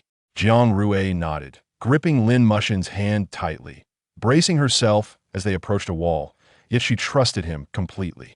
All right, Lin Mushin whispered. The anticipated pain did not arrive. Jiang Rui opened her eyes, and they were no longer in the previous warehouse. Before them lay an expanse of foul, bubbling water. This is the corrosive water. Where's the source? I see nothing. Jiang Rui scanned the area, finding nothing beyond the corrosive water. Rui, look there. Lin Mushin's voice held a hint of mystery. Jiang Rui followed the direction of his finger, and there at the center of the corrosive water, a black whirlpool slowly spun, resembling an unfathomable abyss devouring everything around it. The water's surface around the whirlpool rippled, performing a bizarre dance. Jiang Rui's heart tightened. Is this the source? She sensed a powerful allure emanating from the whirlpool, as if it sought to draw her in. Within the vortex, a blurred outline gradually emerged, revealing a colossal crystal that emitted a faint glow, resembling a gem forgotten in the darkness, lying quietly at the depths of the corrosive water. That is the source. Lin Mushin's voice was deep and resolute. We must approach it to destroy it completely. Jiang Rui glanced down at her feet, realizing that only the spot they stood upon was free of corrosive water. All right, I shall collect this corrosive water now. Rui, what will you do? Lin Mushin looked at her in confusion. Jiang Rui's lips curled into a mysterious smile. Just watch. The space of the shop system is boundless, capable of storing anything. And this corrosive water is no exception. As for the items within the space, they can be reorganized after everything concludes. Jiang Rui focused her thoughts, opening the portal to her space, extending her delicate fingers, and with a flick, the corrosive water surged into the space as if enchanted. In but a moment, all the contaminated water had been absorbed. Only a faintly glowing crystal remained on the ground. The two individuals approached slowly, realizing to their astonishment that this crystal was unexpectedly large, towering as high as a person. Jiang Rui furrowed her brow, gazing at the crystal, and inquired with confusion, "Why do I feel like there's a silhouette inside?" Lin Moshing's gaze turned cool as he studied the crystal, replying softly, "Indeed, there's a person inside, and it is someone we know." "What? We know them? Who is it?" Jiang Rui asked in surprise. "It is Lu Yunhan," Lin Moshing stated in a low, calm voice, as if recounting a fact he had long anticipated. Jiang Rui's eyes widened in disbelief. "Lu Yunhan? How could she be inside? What's going on?" Lin Moshing did not respond immediately. His expression was deep and contemplative. After a long pause, he slowly spoke. "She brought this upon herself. Rui has always accused me of cheating, yet you never gave me the chance to explain. The reason we have arrived at this juncture is all due to that woman." "What?" Jiang Rui was taken aback. Lin Moshing forced a bitter smile and turned to face her. "Hui. I have now advanced and awakened a new ability that allows you to witness Lu Yunhan's memories." He extended his hand, gently placing it on Jiang Rui's temple. A warm current flowed into her, and she felt her consciousness gradually blur, as if being pulled into a whirlpool. In an instant, she found herself standing in an unfamiliar room. The decor suggested it was a hotel, and an indescribable scent filled the air. Jiang Rui frowned as she spotted Lu Yunhan, who was slumped on the floor, her complexion pale and her gaze vacant. She clutched her knees tightly, as if seeking warmth. Suddenly, the scene shifted, revealing Jiang Rui and Lin Moshing in a heated argument, their voices escalating into a fierce dispute. Lu Yunhan stood nearby, her expression a complex mix of jealousy, resentment, and triumph. The memory struck Jiang Rui. This was the reason for her breakup with Lin Moshing. At that time, Senior Zheng had informed her that Lin Moshing had entered the hotel with Lu Yunhan. Naturally, she had been skeptical, but knowing Senior Zheng was not one to lie, she went to the address provided. To her shock, she witnessed the scene unfold. Lin Moshing had betrayed her with another woman. Under such circumstances, it was impossible for her to remain rational. Thus, she had erupted in anger and subsequently called for a breakup. Despite Lin Moshing's repeated attempts to explain afterward, she had ignored him. As she pondered this, the scene shifted once more. Lu Yunhan was conversing with a stranger. "Knock him out and drag him to this address." She coldly instructed the man before heading to a hotel room where she laced a drink with a substance. She waited in the hotel, and when her impatience grew, the man finally arrived, dragging an unconscious Lin Moshing. They placed Lin Moshing on the bed, and the stranger, out of breath, grabbed a drink from the table and gulped it down. Lu Yunhan exclaimed in shock, "How could you drink that?" The man scoffed, "It's just a sip of water. Don't be so stingy. Hurry and lend me the rest of the money. I have things to do." Lu Yunhan seethed, but recalling the potency of the drug, fear gripped her, and she hastily retrieved money from her bag to give to the stranger. After counting the bills to his satisfaction, the stranger prepared to leave. But before he reached the door, the drug took effect. Lu Yunhan had concocted a powerful potion, and seeing the man's rapid reaction confirmed it. Following this, Lu Yunhan harmed both herself and the stranger in an unmentionable manner. Not long after the man departed, she too succumbed to the effects. Jiang Rui's heart was a tumultuous mix of emotions. It turned out that all of this had been a colossal misunderstanding.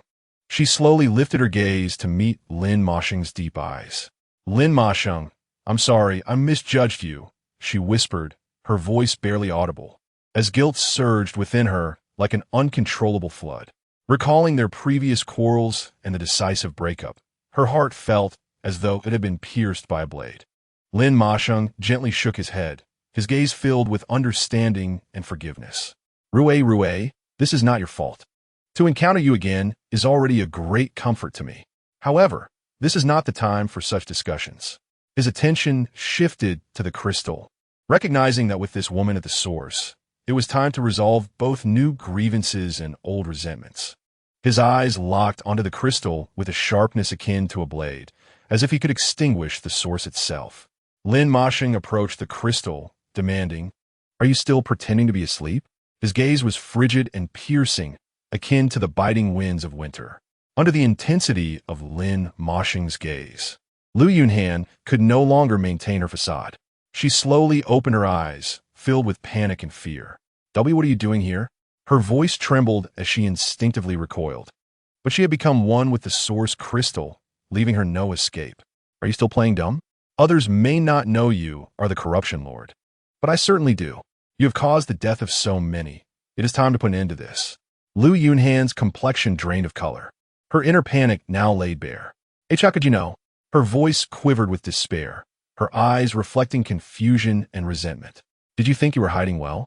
Did you believe your control over the power of corruption was undetectable? You are far too naive," Lin Moshing scoffed as he turned to Jiang Rui, saying, Rui, hand me the dagger you hold." The crystal was impervious. Only an anomaly weapon could shatter it. Jiang Rui hesitated momentarily before nodding and passing the dagger to Lin Moshing. With a firm grip on the dagger, Lin Moshing swung it fiercely at the crystal. A blinding flash of light accompanied a sharp cracking sound as he cleaved the crystal in two. Lu Yunhan tumbled forth from within. "Good heavens! What has happened to her?" Jiang Rui gasped in disbelief, covering her mouth. Lu Yunhan's form was grotesque, her body composed entirely of corrupt water save for her head. "Jiang Rui!" Lu Yunhan screamed. "You dare to reconcile with him again? I should have crushed you to dust long ago." Jiang Rui froze, demanding, "What do you mean?" Lu Yunhan sneered, "Oh, I forgot you still don't know. You were killed by my reckless driving. You did this." Jiang Rui, enraged, lunged forward and seized Lu Yunhan's hair. "Do you have any idea how many lives were lost because of you? Those children were barely starting kindergarten. How could you be so heartless?" "Hui, enough. You go outside and wait for me," Lin Moshing interjected, prying Jiang Rui's hands away and reassuring her. "All right," she acquiesced. Lin Moshing faced Lu Yunhan, his eyes cold as ice. Clutching the dagger tightly, he paid no heed to her words and swung it down without hesitation. Jiang Rui stood outside the warehouse as dawn broke, the area eerily devoid of any human presence. With the source dealt with, the tide of corpses would recede. She wondered how matters stood in Nansha City. Footsteps approached from behind, and Jiang Rui turned to see Lin Moshing emerging. "Rest assured, I have taken care of it. The source has been eliminated. Will the tide of corpses recede?" Jiang Rui inquired. "No, but the corruption abilities of all the zombies will vanish. Lu Yunhan, the corruption lord, is dead, leaving the horde without a leader. It will soon dissipate." Lin Moshing's words offered Jiang Rui a measure of relief, though her anxiety lingered. She gazed into the distance, still able to see the unending swarm of zombies, surging towards Nansha City like a black tide. Suddenly, a gust of wind swept through, carrying with it a hint of foul odor. Jiang Rui furrowed her brow, sensing a change in the atmosphere. Among the horde of zombies, the once heart-stopping stench of decay was gradually dissipating. It was as if the very source of their power had been siphoned away. The zombies' movements began to grow sluggish, and their connection to one another appeared to wane. Jiang Rui exchanged a glance with Lin Moshing, and they resolved to head towards Nansha City, aiming to quell the tide of the undead, thereby granting at least one more soul a chance at survival. With determination, Jiang Rui and Lin Moshing swiftly traversed the twilight, embarking on their final journey towards Nansha City. Along the way, the activity of the zombie horde noticeably diminished.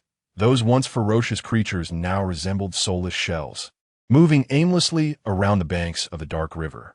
Walking side by side, Jiang Rui and Lin Moshing's breaths resonated clearly in the cold morning breeze. The surroundings were eerily silent, save for the intermittent, low growls of the zombies in the distance, reminiscent of distant waves crashing, yet tinged with a sense of desolation and despair. Jiang Rui gripped her weapon firmly, her eyes shining with unwavering resolve. Although the horde had lost the grip of the corruption lord, the threat to Nansha City remained, and they needed to reach it swiftly. Chapter 86. The battle of factions rages on. The onslaught of the undead surged forth, having reached its third wave, with their numbers swelling like an overwhelming tide, threatening to engulf humanity in perpetual darkness. Despite successfully neutralizing the threat posed by the zombies' corruption, the battlefield remained dire. More troubling was the fact that the corruption lord had not truly perished. He had merely been temporarily subdued by Liu Yuan. Now that Liu Yuan was dead, the long-held restraints on the corruption lord were lifted, igniting a fiercer rage within him. He roared, eager to unleash the full force of the undead. Yet, despite his fury, he still had to adhere to the rules of engagement, even as the zombies' assault intensified. "Are there any bandages left?" A voice called anxiously from one side of the battlefield. In this world, being bitten or injured by a zombie did not lead to infection. As long as one drew breath, they must exert every effort to save the wounded. This was the medical team's creed and their solemn duty. Each bandage applied, each life saved, could make a difference. Thus, they toiled tirelessly, striving for those still fighting for existence. Supplies such as bandages, medicinal potions, and needles, already rare in normal times, had become more precious than gold. Su Qingqing anxiously scanned her surroundings, calling out to her fellow medics, "I've run out of bandages. Use them sparingly. Resources are tight." One team member reminded her without looking back, tossing her a roll of bandage. Just then, a terrified shout shattered the tense atmosphere of the medical area. "Su Qingqing, watch out." Accompanying this cry, the growls of zombies erupted like a tempest, instilling terror. The crowd turned to see a zombie lunging fiercely towards Su Qingqing. Frozen in fear, she stood paralyzed, her eyes filled with despair and horror. However, just as the zombie's fangs were about to pierce her skin, a flash of silver light cut through the air. The zombie's roar was abruptly silenced as it was hurled away by an immense force, crashing heavily to the ground, never to rise again. Su Qingqing stood still, her eyes vacant, witnessing the event unfold. A profound sense of shock and relief surged within her. Slowly, she turned her gaze to the figure responsible. The man, wielding a long sword still stained with zombie blood, commanded, "All medical personnel, retreat to the rear. Do not crowd here." His voice resonated with undeniable authority. With that, he charged once more into the throng of zombies. "Su Qingqing, are you all right?" A person rushed over, anxiously shaking her shoulders. "Were you bitten by any of those zombies?" Awakened from her stupor, tears welled in her eyes. She forced a faint smile, shaking her head. "I'm fine, thank you." Can we truly endure this tide of the undead? Su Qingqing pondered, gazing at the chaotic battlefield, a wave of unnameable anxiety swelling within her. As the dawn broke, the combat capability of the zombies began to shift imperceptibly. "Boss, in the new wave of zombies, the high-level ones have doubled." The officer's voice trembled with deep concern and fear. The seemingly endless battle and uncertainty about the future weighed heavily upon him. After a full day of fierce combat, the zombies surged forth like an unrelenting tide, crashing against the city gates. They had eliminated at least 100,000 mid-tier zombies, yet the more formidable high-tier and super-tier zombies left them feeling overwhelmed. When would this tide of the undead come to an end? They gazed at the boundless sea of zombies outside the city gates, a sense of helplessness gripping their hearts. Nansha City, this bastion of strength, now resembled a fragile boat on the verge of capsizing, poised to be swallowed by the massive black deluge. Order the ability users to assemble into 10 squads, each consisting of 100 individuals to engage one by one, Layman commanded.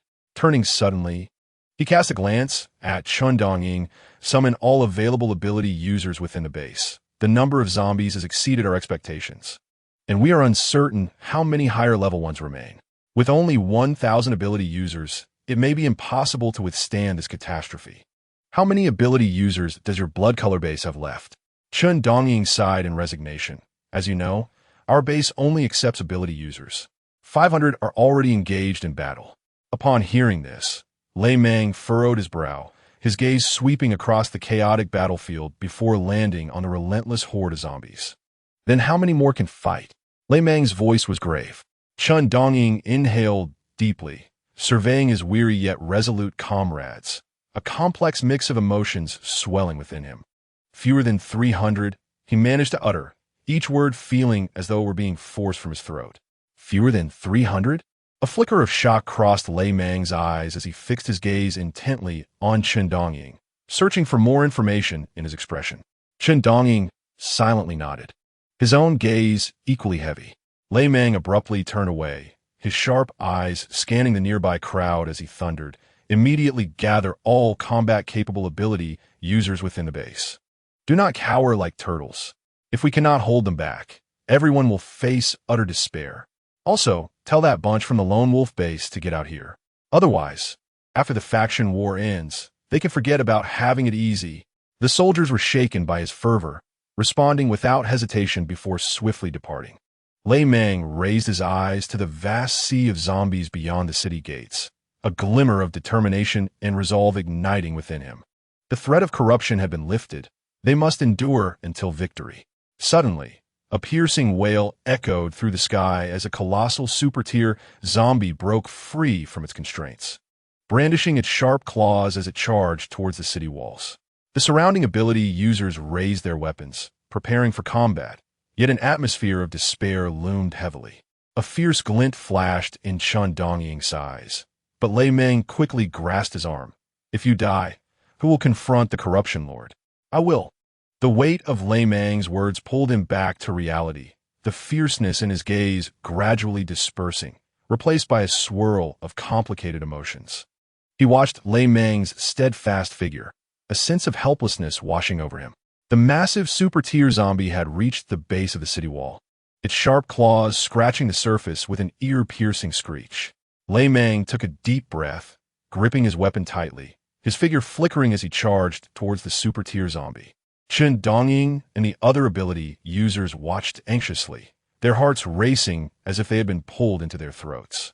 The silhouette of Lei Mang surged towards the extraordinary zombie like a flash of lightning. Chapter 87. The Arrival of the People from Baisha City. The weapon in his hand glimmered with a chilling light as it clashed violently against the claws of the zombie, producing a cacophony of metallic impact. The zombie emitted an enraged roar, wildly swinging its claws in a frenzied assault on Lei Mang. Lei Mang, agile in his movements, evaded the onslaught of the zombie while striking fiercely at its body with his weapon. His blade descended with the might of thunder, cleaving towards the extraordinary zombie. The claws of the zombie traced a dark arc in the air, attempting to intercept Lei Mang's attack, yet he evaded it like a wraith. The blade collided with the zombie's body, creating a deafening sound. The creature was sliced open, black blood splattering forth, releasing a nauseating stench. The zombie let out a mournful cry, its massive form swaying before it finally collapsed heavily against the city wall. The onlookers on the battlefield erupted into cheers. Lei Mang's strike was not only a fatal blow to the zombie, but also a tremendous boost to their morale. Breathing heavily, he returned to the top of the city wall, weariness etched on his face, yet the determination in his eyes remained unmistakable. It was a zombie on the brink of evolving into an extraordinary one. He spoke solemnly, noting that if it were to succeed in its evolution, they would face a significant challenge. The atmosphere shifted as those nearby seemed to want to speak, but were silenced by a single glare from Lei Mang. "Chen Dongying, the outcome is still undecided. Why must you be so pessimistic?" Lei Mang's voice held a hint of sternness. "Do not jump to conclusions just yet." Suddenly, Chen Dongying shouted, "What are you yelling about? Let me catch my breath. I'm getting old, and even fighting is exhausting." That figure appears to be Zhang Xian. He has returned from Baisha City. Upon hearing this, Lei Mang froze momentarily and quickly turned his gaze towards the city gates. He spotted a familiar figure swiftly traversing the horde of zombies, racing towards them with the agility of a streak of lightning. "It really is Zhang Xian," Chen Dongying exclaimed, his eyes wide in disbelief. A smile of surprise tugged at the corners of Lei Mang's mouth, filled with admiration for the young man's resilience.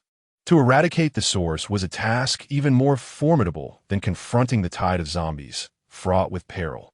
Yet, Zhang Xian had accomplished it. He not only survived but carved a bloody path through the horde, rushing towards them.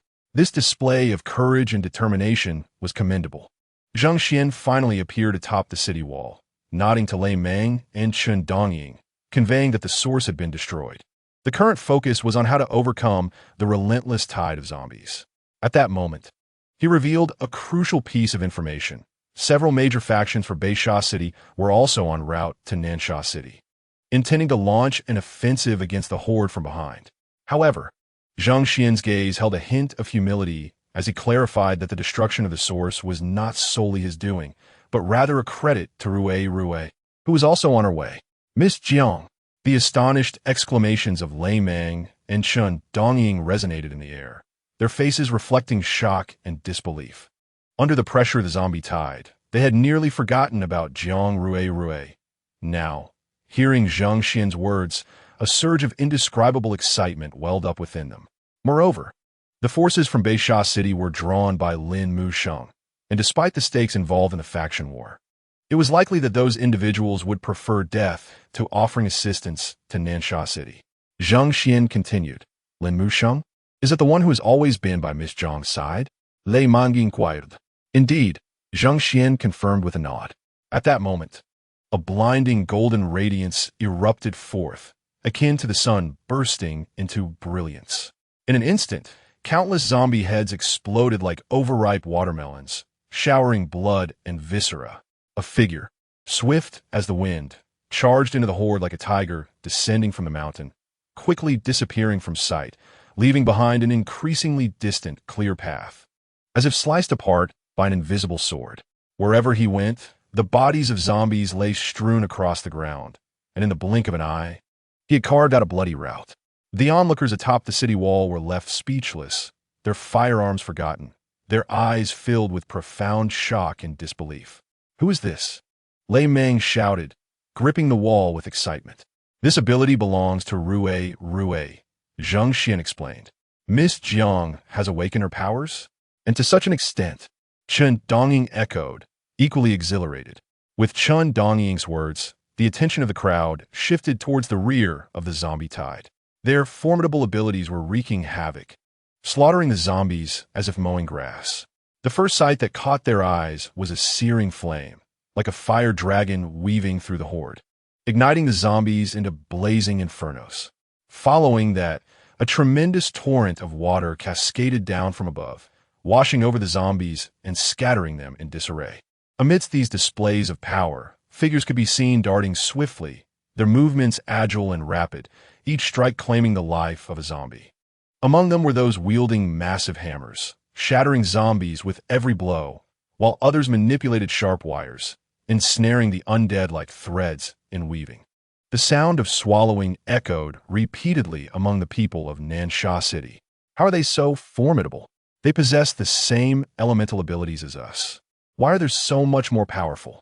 The astonished murmurs surged like waves upon the city wall, their gazes fixated on the radiant abilities behind the horde, filled with awe and reverence. Suddenly, a crisp gunshot pierced the air, drawing everyone's attention. A young boy clad in black, with a black pistol in hand, stood calmly upon the wall, his gaze sharp as an eagle, each shot striking true at the vital points of the zombies. Such a young child, yet so capable. When did he arrive on the wall? Hey, you lot, who asked the leader? My sister sent me with a message. Gao Yang called out. Who are you? Lei Meng furrowed his brow, his gaze piercing towards Gao Yang. Gao Yang chuckled, unfazed by Lei Meng's imposing demeanor, proudly thumping his chest as he declared, I am Gao Yang, Jiang Rui's brother. She asked me to tell you that she will deal with the corrupted lord, and you need not interfere. Chapter 88. The End of the Zombie Tide. Lei Meng and Chen Dongying exchanged glances, both astonished at the revelation. They had not anticipated that this boy, seemingly no more than a teenager, was indeed Jiang Rui's brother and an ability user as well. Are you truly Miss Jiang's brother? Why do you not resemble her? Lei Mang inquired. Gao Yang scoffed, hands on his hips, retorting, I could never replicate my sister's beauty. Are you fools? Zhang Xiangij. Tell them I am indeed my sister's brother. Zheng Xian cleared his throat and nodded, affirming Gao Yang's identity. At that moment, the atmosphere atop the wall shifted to a peculiar tension. Gao Yang's confident demeanor, coupled with Zheng Xian's nod of affirmation, seemed to convey to everyone that this boy was indeed Jiang Rui's brother. Just then, a violent tremor emanated from the horde of zombies, capturing everyone's attention.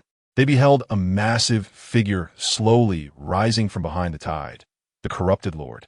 A look of solemnity crossed Gao Yang's face as he clenched his fists. His sister was engaged in battle with this terrifying creature, and he could not remain idle. He had to share some of the burden with her. What are you all still doing standing around like fools? There are numerous zombies here. Do not expect me to handle them all. Gao Yang unsheathed a short sword from his waist and, with a swift motion, transformed into a shadowy gust, plunging into the horde of zombies. The short sword danced in his grasp, each swing claiming the life of a zombie. His movements were rapid and fierce, reminiscent of a seasoned warrior. The onlookers were left in awe, having never witnessed such valor in a youth. What are you still dawdling for? Are you not even as capable as a child? The roar of Lei Meng reverberated like thunder along the city walls, and in an instant, he vanished from sight, leaping into the fray of zombies, followed closely by a surge of energy. Dance of the Wind Blades, Chun Dongying called out, unleashing countless wind blades that sliced through the darkness of the zombie throng. Wherever the wind blades passed, zombies were cleaved into segments, blood spraying in all directions. The spectators were left speechless, having never encountered such a formidable display of supernatural power. Truly, the foremost individual of Nansha City. Lei Meng's thunderous voice echoed across the walls, stirring the hearts of all present. His words ignited the fervor within, like a match striking a flame. In an instant, an intense battle erupted upon the walls. Supernatural lights flickered as various elemental forces intertwined, creating a magnificent spectacle.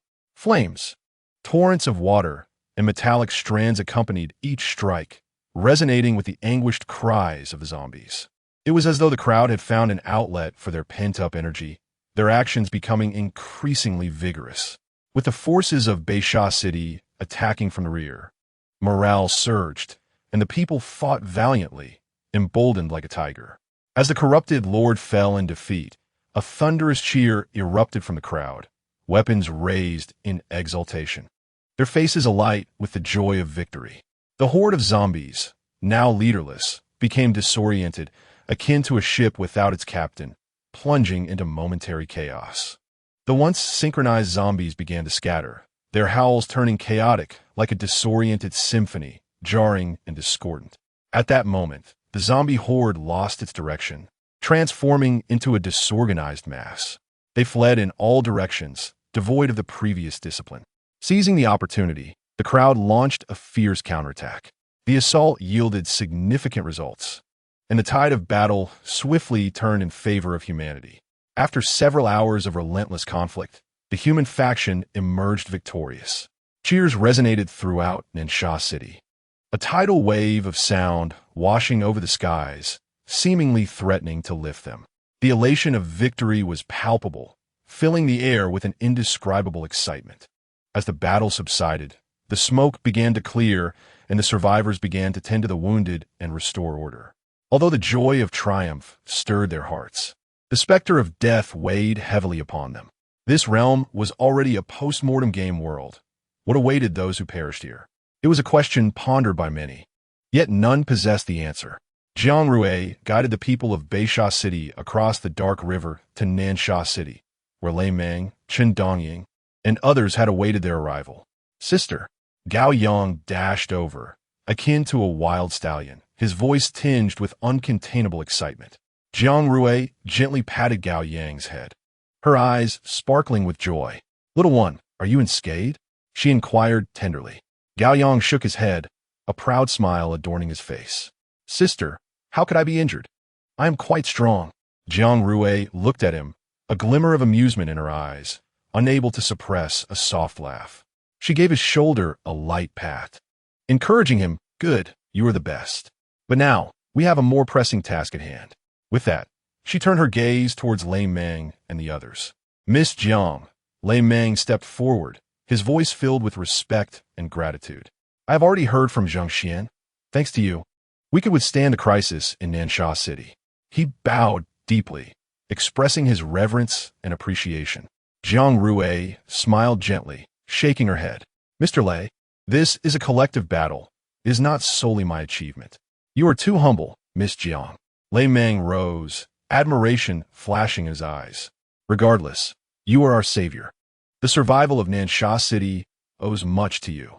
In truth, her contribution was not as monumental as he suggested.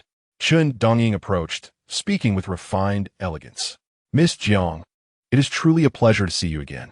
Jiang Rui nodded slightly, responding, Mr. Chun, your charm remains undiminished. With a subtle smile, she turned to introduce the leaders of Beisha City behind her. These are the leaders of Beisha City. I trust you have established considerable rapport. As her words fell, the gaze of the crowd shifted towards the leaders of Beisha City.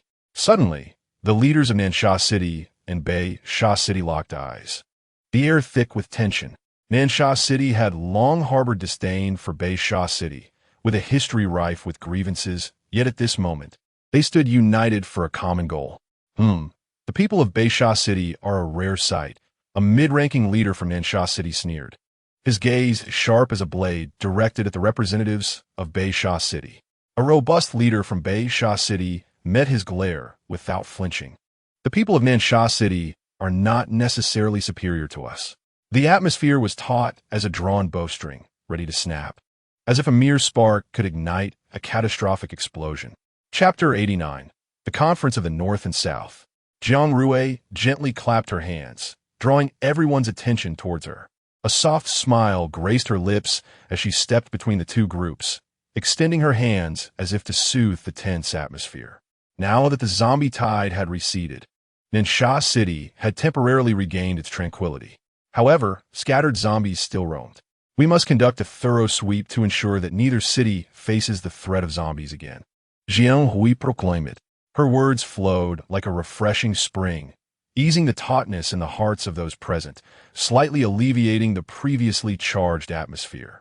Turning to face the assembly of Beisha City and Nansha City, she continued, the two cities by the dark river share a common root. Why should we turn against each other so hastily? With the zombie plague resolved, we should unite to safeguard humanity's strongholds. Raising her gaze to the sky, hope sparkled in her eyes. The path ahead is long, and we face many challenges. Yet, I believe that as long as we stand together, no difficulty can obstruct our progress. As Jiang Rui spoke, she felt her words becoming increasingly grandiose, perhaps overly so. However, the atmosphere remained surprisingly agreeable. Sister, you speak so beautifully. Gao Yang's voice rang out, the young boy even applauding. Jiang Rui paused in surprise, then chuckled softly. Clearing her throat, she redirected the conversation. Now, should we not proceed into the city? This is hardly a place for lingering. The crowd, upon hearing this, suddenly realized they were surrounded by the remains of zombies. The foul odor indeed unbearable.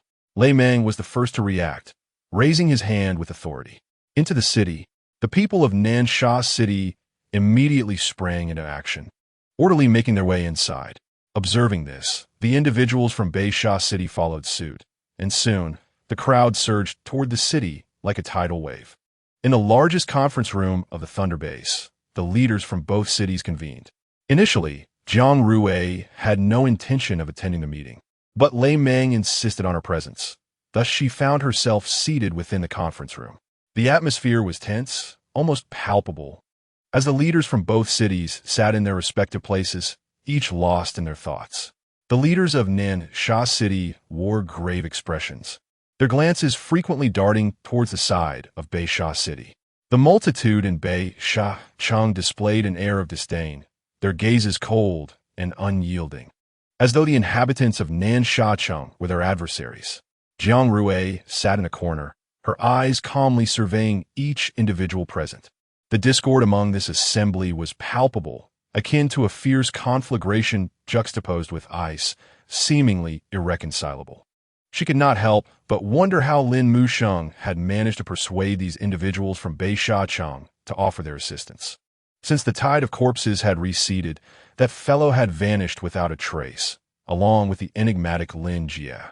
Their relationship appeared quite extraordinary, to the extent that she could not elucidate it. A wave of inexplicable irritation surged within Jiang Rui. After painstakingly resolving the misunderstandings, where had that insufferable boy disappeared to? As the meeting commenced, Lei Mang, as the host, rose first. His voice was deep and resonant, echoing throughout the conference room. Ladies and gentlemen, today we gather here for a singular purpose, to seek direction for our future. Though the tide of corpses has receded, undercurrents are surging, and crises abound. We must not grow complacent. Rather, we need to unite more closely. He paused, scanning the faces of those present. While securing supply boxes is crucial, it is ultimately not a sustainable solution. What we truly require is stability, the foundation of our survival. This cannot be achieved without agriculture.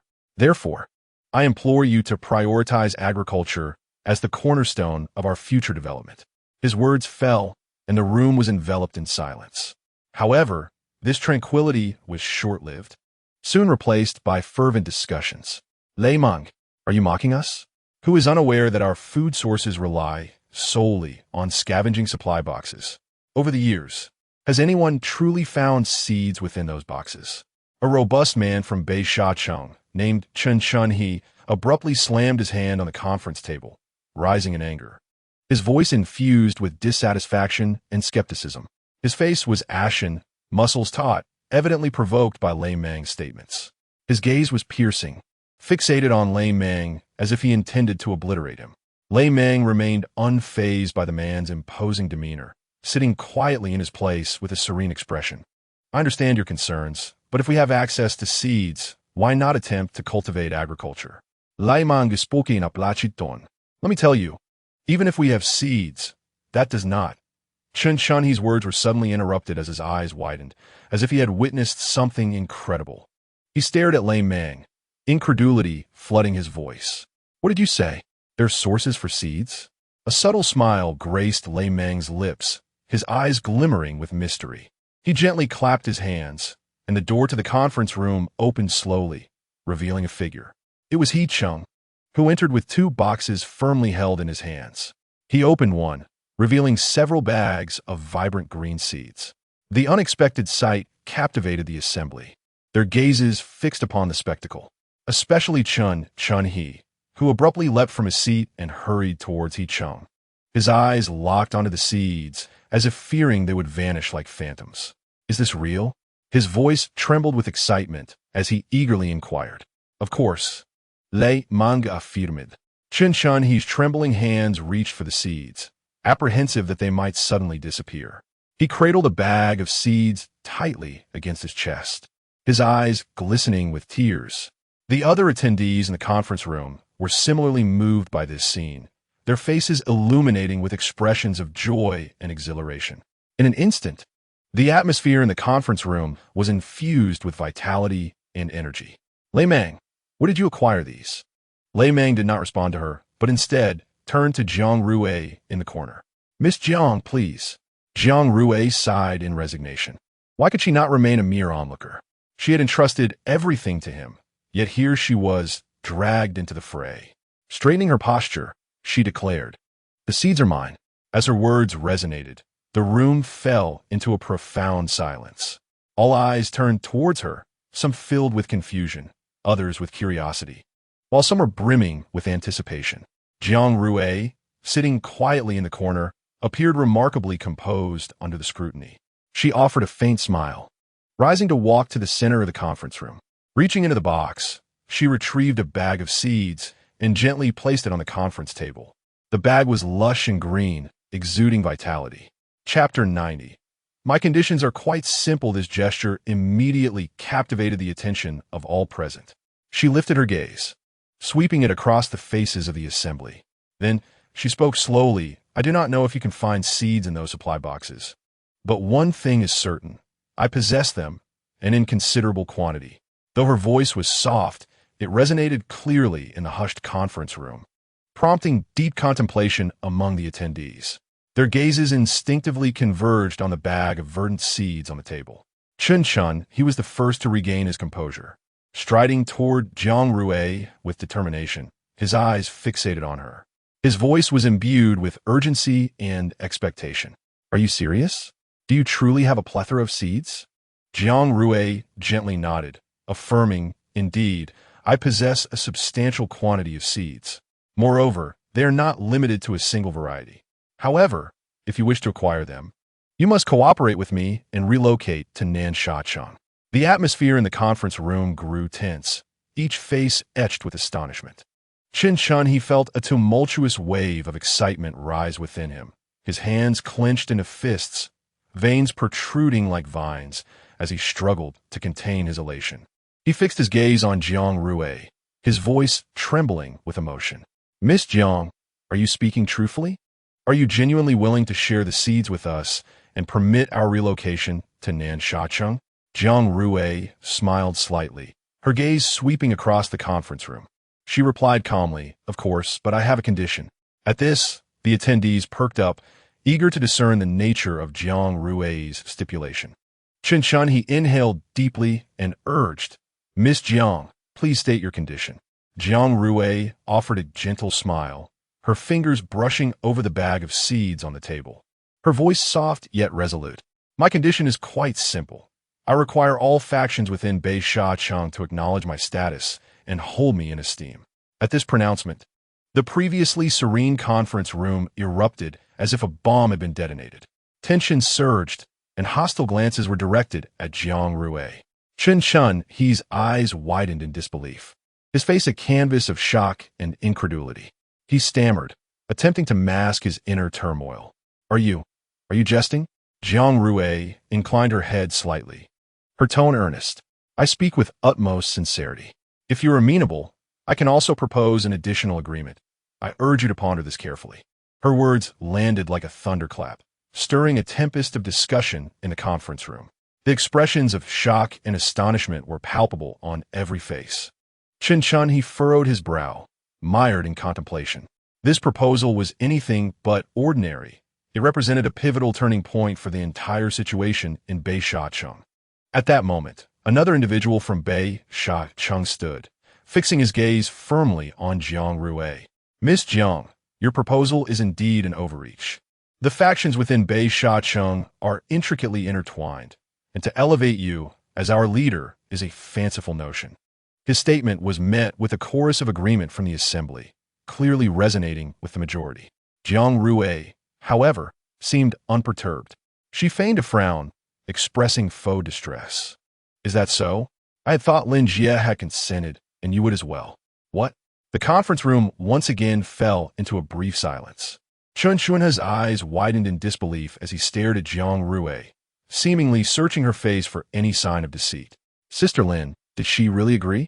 The tremor in the voice of the man from Beisha City indicated that this revelation was profoundly shocking to him. Jiang Rui offered a faint smile and nodded gently, confirming that Sister Lin's agreement was indeed resolute.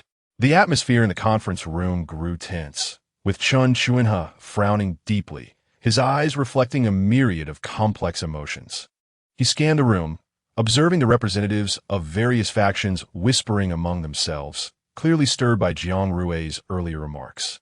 Suddenly, a burly middle-aged man rose, an expression of displeasure etched on his face.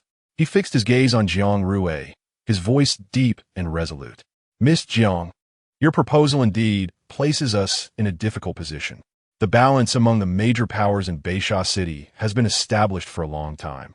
Suddenly demanding that we acknowledge you as our leader undoubtedly disrupts this existing order. How can we ensure that this will not lead to new conflicts and strife? Jiang Rui furrowed her brow slightly, understanding the gravity of his question. The balance among the factions, once shattered, could indeed spark a series of conflicts and skirmishes. Taking a deep breath, she spoke slowly.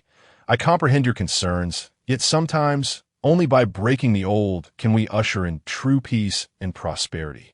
Beisha City has been severely tainted by corruption and the zombie plague, making it unfit for continued survival. In contrast, Nansha City is vast and sparsely populated, allowing you to develop in peace. With the assurance provided by Thunder Base and Blood Base, the opinions of smaller bases need not trouble you. As for the Lone Wolf Base, it will soon cease to exist. Furthermore, what harm is there in following me? I can ensure that you have vegetables to eat, and if you perform well, meat can also be on your plates. After her declaration, Jiang Rui rested her chin on her hands, quietly awaiting their response. Her eyes glimmering with anticipation. What? Meat?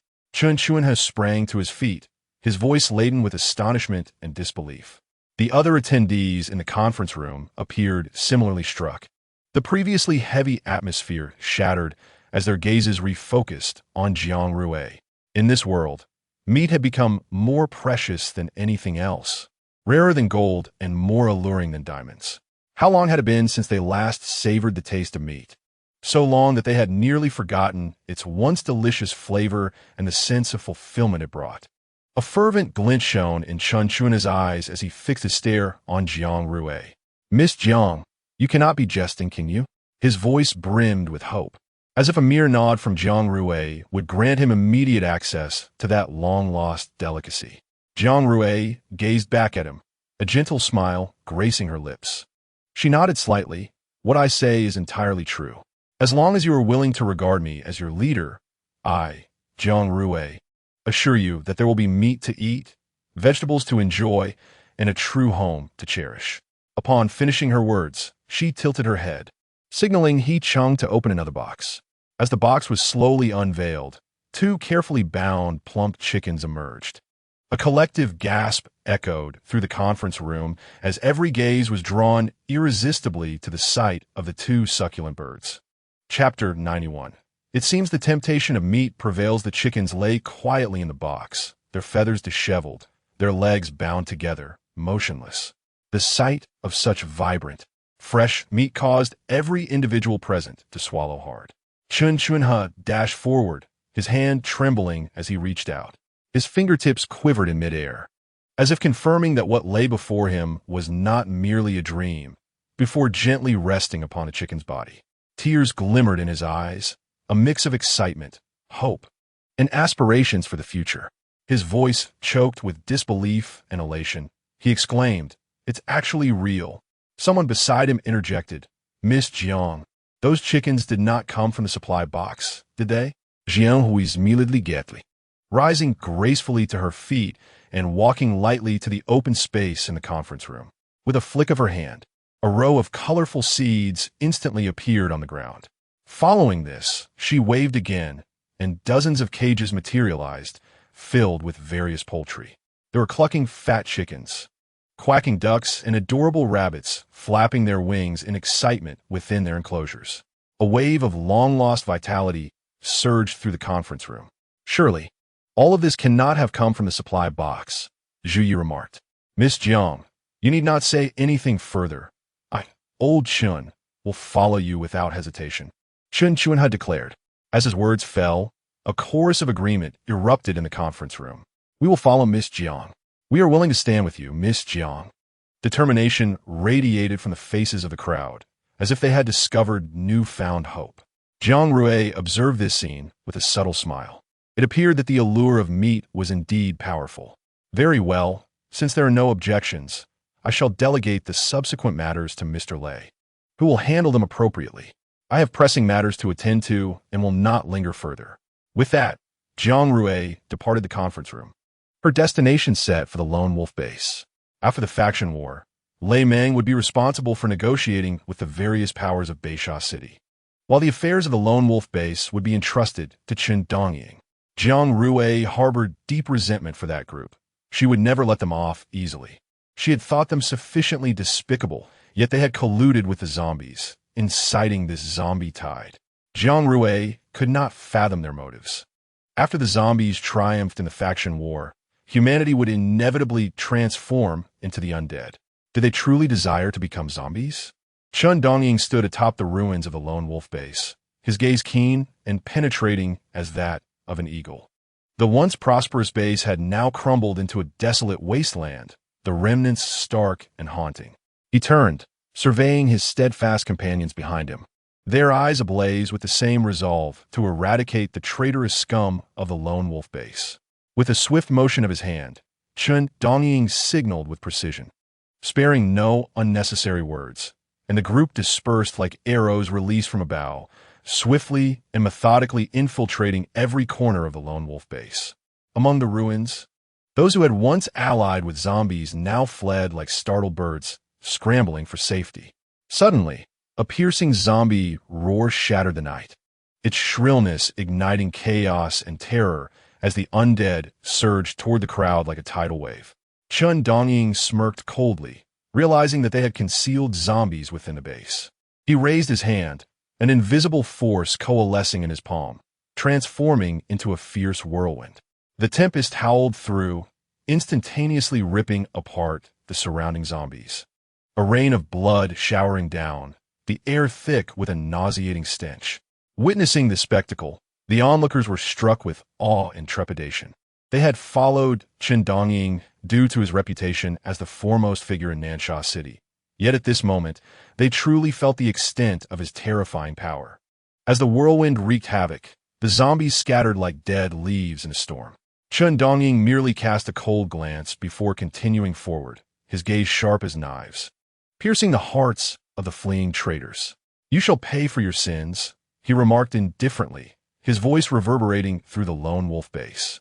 As Chen Dongying's aloof voice echoed, the traitors of the lone wolf base froze as if pierced by icy needles, their faces pale, eyes filled with dread and despair. Step by step, he approached them, each stride akin to a heavy hammer striking their hearts, inducing a suffocating sense of oppression. That overwhelming feeling of hopelessness washed over them like a dark tide, ensnaring them in its depths. Suddenly, a traitor, unable to bear the pressure, collapsed to the ground, clasping his head in despair, pleading hoarsely, "Mr. Chen, we acknowledge our mistakes and are willing to atone for our sins. Please grant us a chance." His voice was laden with desperation and remorse, as if he had just come to terms with his transgressions. Chen Dongying halted, his gaze sharp as a blade, cold and profound. He cast a disdainful glance at the pleading traitor, his eyes betraying profound loathing and anger. The traitor trembled uncontrollably, aware that his crimes were unforgivable, yet still clinging to a flicker of hope for Chen Dongying's mercy. With hands clasped together, he implored, "Mr. Chen, we know we were wrong. We are willing to serve you, to purge all traitors colluding with the zombies, if only you would grant us a chance." Chen Dongying remained expressionless, slowly raising his hand. A sharp blade of wind materialized from his palm, akin to a sword unsheathed, striking the traitor instantaneously. The traitor's body convulsed violently. His eyes filled with terror and despair before he collapsed to the ground, motionless. One must never show mercy to such fickle traitors. None shall be spared, Chen Dongying declared coldly. At that moment, another traitor attempted to flee from the shadows. With a mere flick of his hand, Chen Dongying unleashed another windblade, which swiftly cut through the air, accurately striking the fleeing traitor. The traitor's body traced a parabolic arc before crashing heavily to the ground. He convulsed a few times, then lay still, devoid of life. "Boss, Ing Yin and his loyal subordinates were not found," reported a subordinate. "Not found?" Chen Dongying's brows furrowed slightly, a glimmer of coldness flashing in his eyes. "Search again. Even if we must dig 3 feet into the ground, we will locate them." Instantly, everyone dispersed to commence their search. Chen Dongying stood firm, his gaze piercing, ensuring that no detail was overlooked. These individuals must be found, for the consequences of failure were unimaginable. Suddenly, an unusual aura caught his attention. Chen Dongying frowned, keenly sensing an unusual presence in the air, a chilling and malevolent essence, as if it emanated from the depths of hell. He surveyed the surroundings, attempting to discern the source of this ominous energy. Suddenly, his gaze fixed upon a shadowy corner. There, a figure emerged silently, clad in a black cloak, a half-mask obscuring its face, revealing only a pair of eyes gleaming with a cold light. In its hand, it wielded a black staff, the tip adorned with a gem radiating a ghostly glow. Chen Dongying immediately felt a surge of formidable dark power emanating from this figure, as if it threatened to engulf the entire lone wolf base. "Who is this?" he pondered. "No, this is a zombie, An entirely humanoid zombie. Chen Dongying's pupils constricted. He had never encountered such a bizarre, undead creature. The zombie seemed to sense his gaze. Slowly raising its head, its cold, glowing eyes locking onto Chen Dongying. A cruel smile curled at the corners of its mouth, and it raised the black staff, pointing it directly at Chen Dongying. As the staff was wielded, a powerful surge of dark energy erupted instantaneously, enveloping the entire lone wolf base. Chen Dongying felt an overwhelming sense of oppression wash over him, and in an instant, he vanished from his position. When he reappeared, he stood before the zombie, delivering a powerful punch aimed at its mask. However, his fist struck as if against impenetrable rock, producing a dull thud. It was harder than stone. The zombie seemed unfazed by the blow. It extended its black staff, and a claw of dark energy swiftly coalesced, slashing towards Chen Dongying. Quick on his feet, he sidestepped the assault. A flicker of surprise crossed his eyes. The zombie's strength far exceeded his expectations. Despite being a low-tier zombie, how could it possess the combat prowess of a higher-tier zombie? Chen Dongying took a deep breath, feeling the surge of his own abilities coursing through him, his eyes shining with a fierce light. He vanished once more, leaving behind only an afterimage. In the next moment, he materialized at the zombie's flank, his palms like sharp blades, striking fiercely at the zombie's back. A resounding thud echoed as his attack landed. Yet astonishingly, the zombie emitted a low growl, the dark energy surrounding it surging even more violently. Chen Dongying's assault seemed to have enraged the creature. It swung its black staff, unleashing an even more formidable beam of dark energy towards him. Chen Dongying dodged to the side, narrowly evading the attack. Yet he could sense that had it connected, he would have sustained significant injury. I truly wish to know who lies beneath the mask, Chen Dongying mused, plagued by uncertainty. He had never encountered such a formidable adversary. The zombie before him appeared fundamentally different from any he had previously encountered. It not only possessed immense dark energy, but also exhibited extraordinary intelligence and combat capability. Chen Dongying took a deep breath, fixating intently on the zombie. No matter what, he must unveil the identity concealed beneath the mask.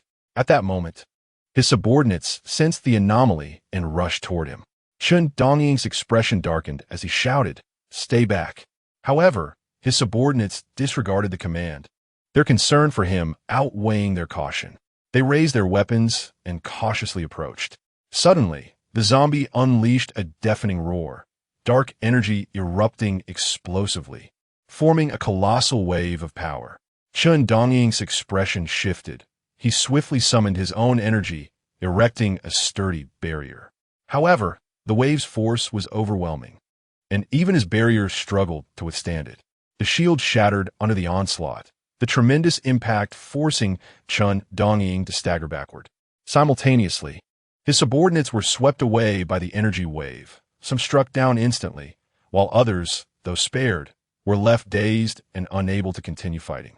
Chen Dongying swayed, barely maintaining his footing. Shock coursed through him. The strength of this zombie was astonishing, nearly overwhelming him. He surveyed the scene, witnessing his subordinates sprawled helplessly, unable to fight on. As the leader of the blood base, he could not afford to falter at this critical moment. He inhaled deeply, suppressing his astonishment. His gaze remained fixed on the zombie, his mind racing with strategies. Suddenly, he noticed the black staff in the zombie's grasp. Unlike ordinary objects, it shimmered with a profound darkness, as if it devoured all surrounding light. A spark of realization ignited in Chen Dongying's mind. This staff might be the source of the zombie's power. In an instant, he channeled his abilities, fists clenched tightly, propelling himself toward the zombie like an arrow released from a bow. As he approached, Chen Dongying leaped high, his hands extending like eagle's talons, aiming directly for the black staff. The zombie roared in fury, swinging the staff to counter. The two forces collided in midair, erupting into a brilliant flash of light. Chen Dongying utilized the momentum to roll to the ground, gripping a fragment of the staff tightly. He looked up to see the zombie's mask shatter in the brilliance, revealing a face that bore a mix of shock and fury. Chen Dongying froze. That face, while filled with astonishment and rage, exuded an inexplicable familiarity. Those deep-set eyes, prominent nose, and tightly pressed lips unmistakably belonged to someone he once knew. A flash of names raced through his mind, and, suddenly, one name thundered like a clap of lightning. "Is it you?" His voice was hoarse, almost unable to believe his own eyes. The zombie seemed to recognize him too, a flicker of complex emotions crossing its gaze. However, that emotion was quickly drowned in rage and fury as it brandished the remaining scepter, launching a fierce assault towards Chen Dongying. Chen Dongying staggered, narrowly evading the strike. His mind was in chaos. He could hardly fathom that he would encounter this person again in such a manner. He frantically sifted through his memories, attempting to recall any connection to the zombie. Yet, all he could recollect were vague fragments, as if someone had deliberately erased the crucial parts. The zombie's attacks grew increasingly ferocious, each swing of the scepter imbued with the force of thunder.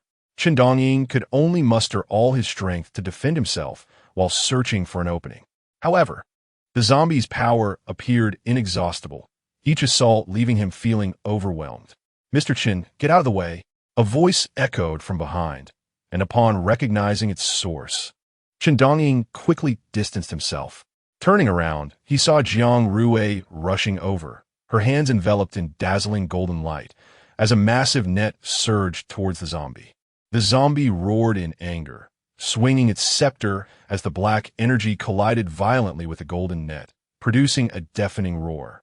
The net quivered violently under the impact of the black energy, yet Jiang Rui showed no fear. Gritting her teeth, she channeled her powers with all her might. With her other hand, she gathered the surrounding light, and a brilliant beam erupted from her palm, piercing the heavens.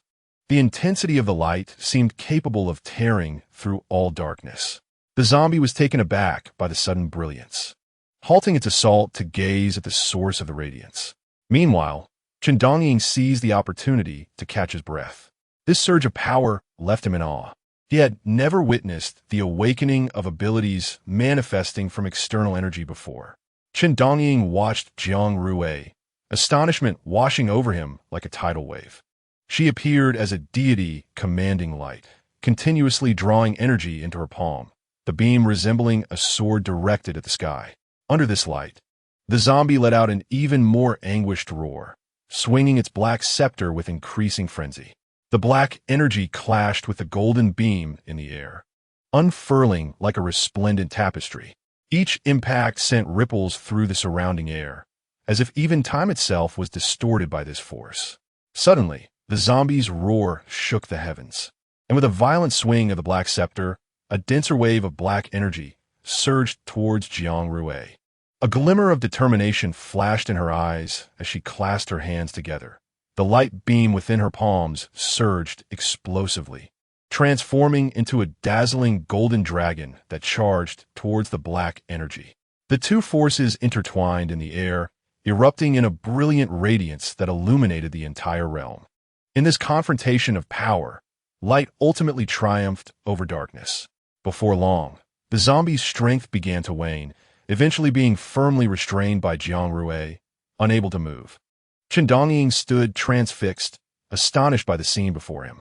The zombie's power was completely subdued by Jiang Rui, the black energy gradually dissipating, leaving only the scepter to weakly flail in the air. This zombie bore a human visage. Jiang Rui was not surprised.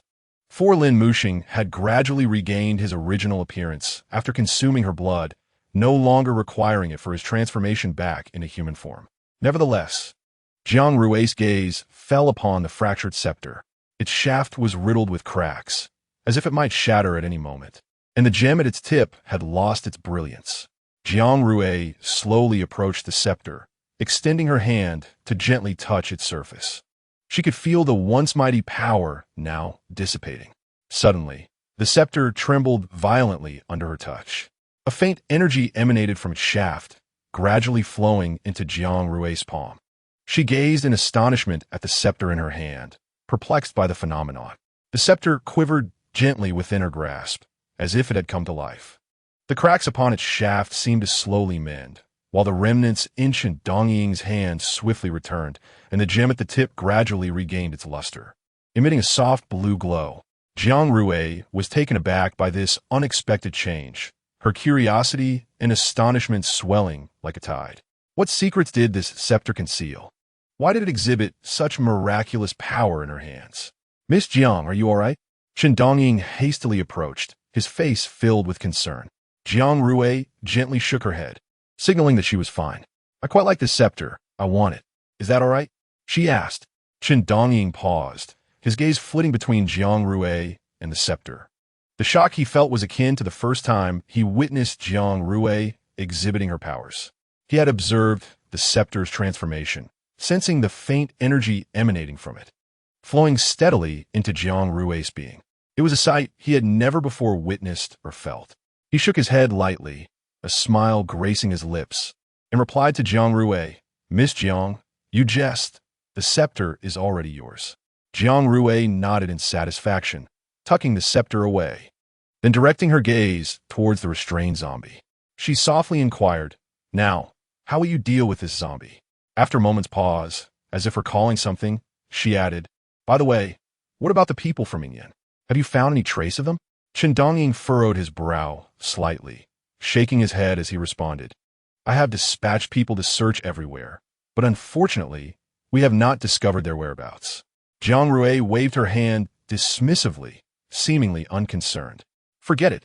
Since the lonesome wolf base no longer exists, those people have managed to escape. As for where they went, let them find their own path. At least now, the air in Nancha City seems to have become much fresher. Chen Dongying smiled slightly, relieved that Jiang Rui had found some closure. All right, Mr. Chen. I shall take my leave now. You have your business to attend to. As she departed, Jiang Rui cast a glance at the zombie on the ground, turning away without a backward glance. Upon her arrival, she had sensed a strange tension between Chen Dongying and the zombie. It was best not to interfere, allowing him to resolve it himself. In this world, weapons could be classified into two categories, cold and hot, and even abilities could not escape these two forms. Today, she had encountered a magical nature for the first time. She would return to speak of it with Lin Muxing, curious if he knew anything about it. One could only wonder when that brat would return. After the tide of corpses receded, Nancha City began its arduous reconstruction. The sunlight pierced through the gentle morning mist, draping the streets in a golden veil, adorning the war-torn city with a new layer of hope. As Jiang Rui strolled through the streets of Nancha City, the solid ground beneath her feet stirred an indescribable sense of tranquility within her. Her gaze fell upon the bustling figures around her. Shop owners busily renovated their stores, the damaged walls receiving fresh coats of paint, while the grime on the streets was thoroughly washed away. This city, once scarred and battered, was gradually rejuvenating. Not far off, the laughter of children flowed through the air like a crystal-clear stream, bringing waves of joyous energy. They played freely in the streets, carefree and innocent, as if they were the purest beings in the world. Jiang Rui stood quietly to the side, a gentle joy swelling in her heart.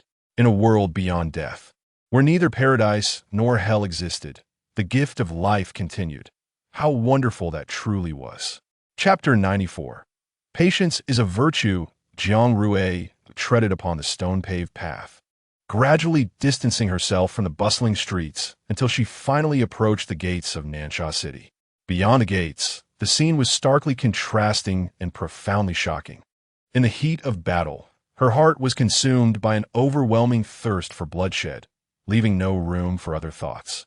However, once the conflict had subsided, she scrutinized the land before her, and a profound, indescribable sorrow surged within her.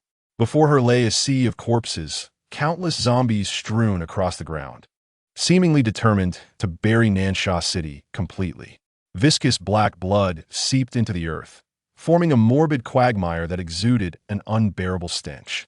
Nancha City stood like a solitary fortress, unyielding yet grievously scarred, its wounds interwoven. The once mighty walls of this city, a source of pride for the Thunder Base, had become fragile and precarious after enduring relentless assaults from the zombie horde. The walls bore the remnants of fierce battles, the mingled blood of zombies and humans having dried and turned black, with sections of the walls cracking under the weight of the relentless attacks. At that moment, a cacophony arose from behind. Jiang Rui turned to see a throng of people surging towards the gates like a tide, soon filling every inch of space at the base's entrance. These were the elderly, the weak, the ill, and the young, those who had not participated in the faction battles, standing just a wall away from the mountain of zombie bodies, a grim testament to the brutality of human slaughter. This wall had seemingly become a boundary between two worlds, one of chilling terror and the other, a realm filled with hope. The faction war had finally come to an end. In this solemn atmosphere, someone broke the silence with a poignant remark. At this moment, many eyes shimmered with tears as they knelt, their sobs rising and falling like leaves in a storm, helpless and despairing, releasing long-suppressed fear and oppression. Yet, countless others cheered and celebrated, clapping and shouting in joyous triumph. Observing these jubilant individuals, Jiang Rui felt a spark of delight deep within her heart. A portion of the people had begun to clear the escaped zombies, but the sheer number of corpses outside was overwhelming, with humans and zombies entangled together. How do they typically manage the disposal of the dead? Jiang Rui shook her head, realizing that such concerns were not hers to bear. It was time to check on her father. She had been away for so many days and was uncertain if the situation had improved. Upon arriving at Thunderbase, she was greeted warmly by those she passed. A wave of warmth surged within her, as the fatigue and heaviness of recent days seemed to lighten at that moment. She smiled in response to each greeting, though her heart was already racing towards her father's side. Entering the medical area of Thunderbase, the sharp scent of disinfectant greeted her, a stark contrast to the foul odors outside. Her heart raced, and her steps quickened involuntarily. Turning a corner, she finally beheld the medical chamber where her father lay. The soft, warm light illuminated the chamber, and through the transparent walls, she could see her father resting peacefully within. His complexion remained pale, yet there was a hint of color that had not been there before. Inside the chamber, the mechanical devices whirred busily, conducting various intricate medical procedures. Jiang Rui approached gently, her fingers lightly touching the chamber wall, as if she could sense her father's faint pulse. In that instant, all her worries and anxieties evaporated. She stood there in silence, gazing at her father, as sunlight streamed through the transparent window of the medical chamber, casting a gentle glow upon his pallid face, infusing it with a semblance of life. The subtle hum of the machinery filled the air, and Jiang Rui's fingers glided across the chamber wall, as though caressing her father's cheek, feeling his warmth. "Father, when will you awaken? I miss you so much." Her voice broke the stillness of the medical area, imbued with deep longing and hope. Her eyes glistened with unshed tears, yet she stubbornly held them back. She continued to gaze at her father, wishing to convey her yearning and anticipation to him, hoping he could feel her presence and hear her call. At that moment, the mechanical devices within the chamber suddenly ceased their operations. Her heart raced in response, and she anxiously watched the interior. Suddenly, she caught a glimpse of her father's eyelids fluttering, as if he were on the verge of awakening. Her heart raced faster, nearly leaping from her chest. Jiang Rui focused intently, terrified of missing any subtle change. However, the cold machinery resumed its rhythm, extinguishing the flicker of hope in her eyes. It was all right. At least there was now a glimmer of hope, rather than him lying in a vegetative state. Today his eyelids moved, so perhaps one day soon, he would open them fully and gradually recover. Taking a deep breath, Jiang Rui reminded herself that recovery required time, and one must not rush the process. After one last look, she turned to leave the medical area, her heart brimming with anticipation. As she walked along the path of Thunderbase, Jiang Rui's steps felt considerably lighter. She raised her gaze to the sky, where a bright ray of sunlight shone, seemingly heralding a promising future. A smile graced her lips, and her heart swelled with hope. After visiting her father, Jiang Rui returned to the new residence prepared for her by Lei Meng. The previous house had crumbled into ruins upon her awakening to her powers. Upon reaching the entrance of her new home, she noticed someone standing outside. Jiang Rui let out a barely perceptible sigh before approaching. "Senior Zheng," she greeted softly. Zheng Xian turned at the sound, attempting to muster a smile that, nonetheless, betrayed a hint of bitter sorrow. His complexion appeared somewhat pale, clad in a dark coat, and his eyes were filled with deep worry and fatigue, as though he bore an insurmountable burden. Rui, you have returned." Zhang Xian's voice was slightly hoarse. He stepped forward, yearning to draw near to Jiang Rui, yet hesitated as if afraid to disrupt the tranquility of the moment. Jiang Rui regarded Zhang Xian with a complex mix of emotions. She understood that he had always been silently protecting her. Yet, she was acutely aware that there was no future for them. This had been true before and now. With the revelation of all truths, it was even more so. "Senior Zhang, please come in," Jiang Rui said as she retrieved her key and opened the door. Zhang Xian lingered at the threshold, his gaze lingering on Jiang Rui. He slightly parted his lips as if to speak, but ultimately sighed and stepped into the room in silence. Jiang Rui closed the door behind them and took a seat opposite him. "I didn't see you during the meeting," she said softly. Zhang Xian looked at her, his eyes reflecting a myriad of emotions. "I had some matters to attend to." After a brief silence, Zhang Xian finally broke the quiet, his tone heavy. Rui, you have always known my feelings for you, haven't you?" "Yes," Jiang Rui nodded in acknowledgement. Zhang Xian looked up at the ceiling and continued. "So, you must have met Li Yunhan by now, right?" "Yes," Jiang Rui affirmed again. Chapter 95. Who proposed it? Zhang Xian chuckled self-deprecatingly. "Thus, you must be aware of the things I did for her." Jiang Rui gazed at him and replied, "Senior Zhang, you did nothing wrong. It was all orchestrated by Lu Yunhan." However, Zhang Xian shook his head, pain flickering in his eyes. "No, Rui, I know what she was doing. Because I once envied Lin Musheng, I chose to turn a blind eye and even helped her deceive you." Listening to his words, Jiang Rui sighed inwardly. The past was behind them, and with Lu Yunhan deceased, they should look forward. Speaking of which, it seems we are all rather short-lived. They have all perished. "No, Rui." Zhang Xian raised his gaze towards her. Everything stemmed from Lu Yunhan. Had she not driven and caused her demise, Lin Musheng would not have sought vengeance, opting for suicide instead. I can only chuckle at that. Enough said. It is truly delightful to see you again. Where has Lin Musheng gone? Zhang Xian shifted the topic. Jiang Rui shook her head, expressing uncertainty.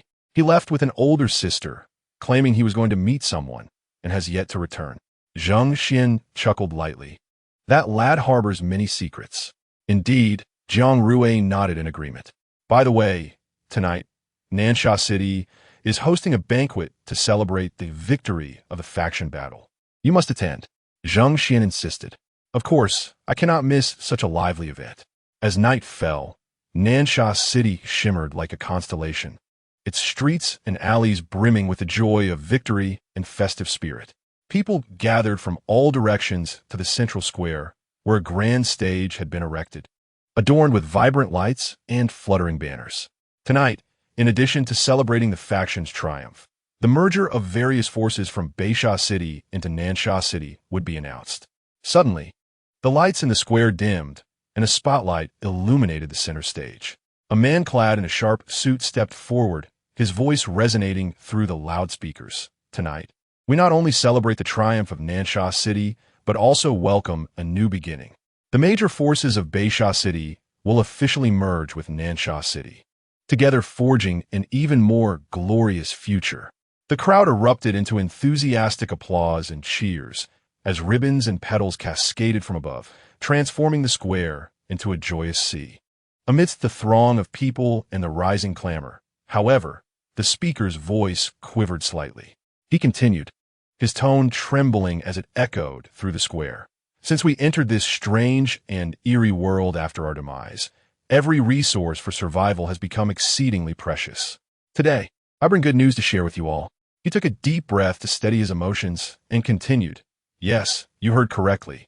From this day forth, Nansha City will officially designate specific breeding and planting areas. In the days to come, we shall be able to savor fresh vegetables and meats. However, water remains a scarce commodity. We require vast quantities for cultivation and breeding.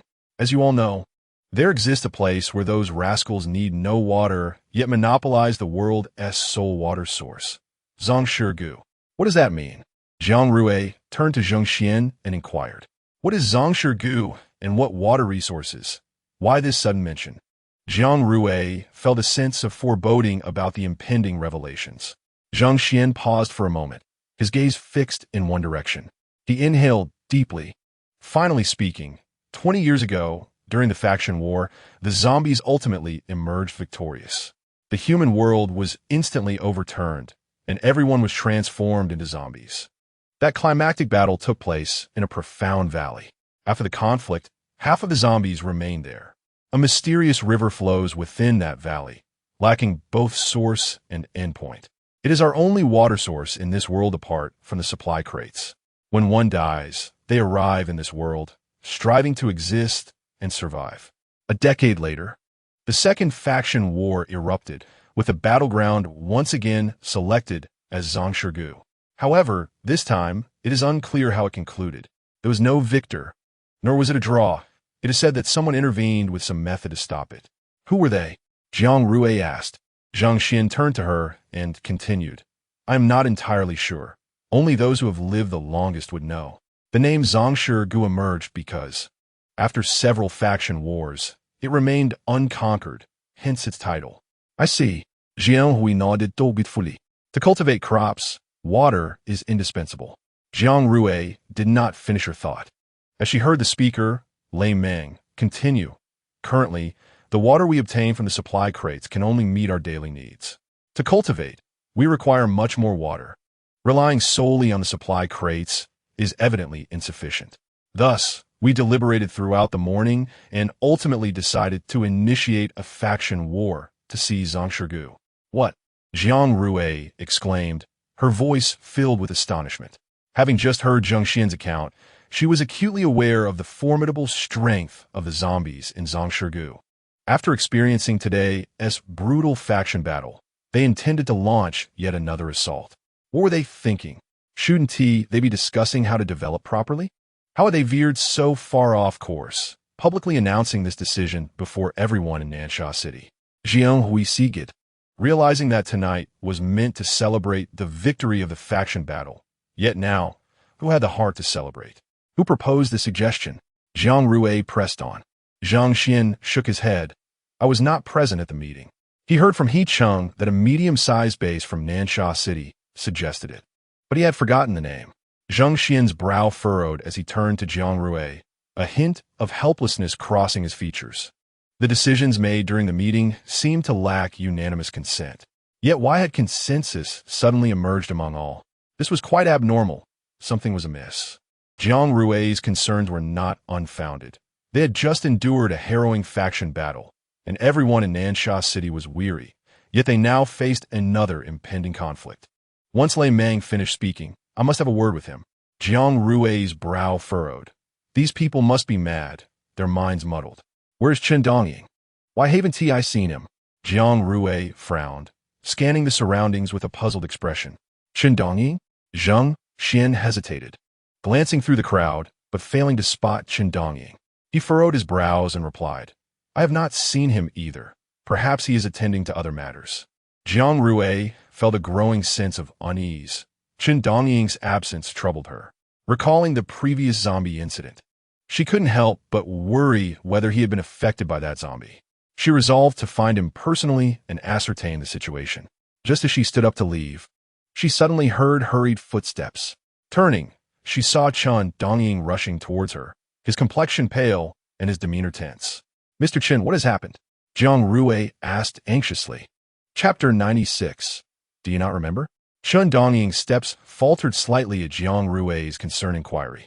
He met her gaze, opening his mouth to respond, but it seemed as though invisible shackles bound his throat, rendering his voice nearly inaudible.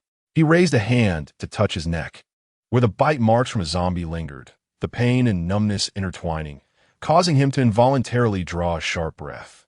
It was difficult for him to speak, his voice hoarse, almost a whisper.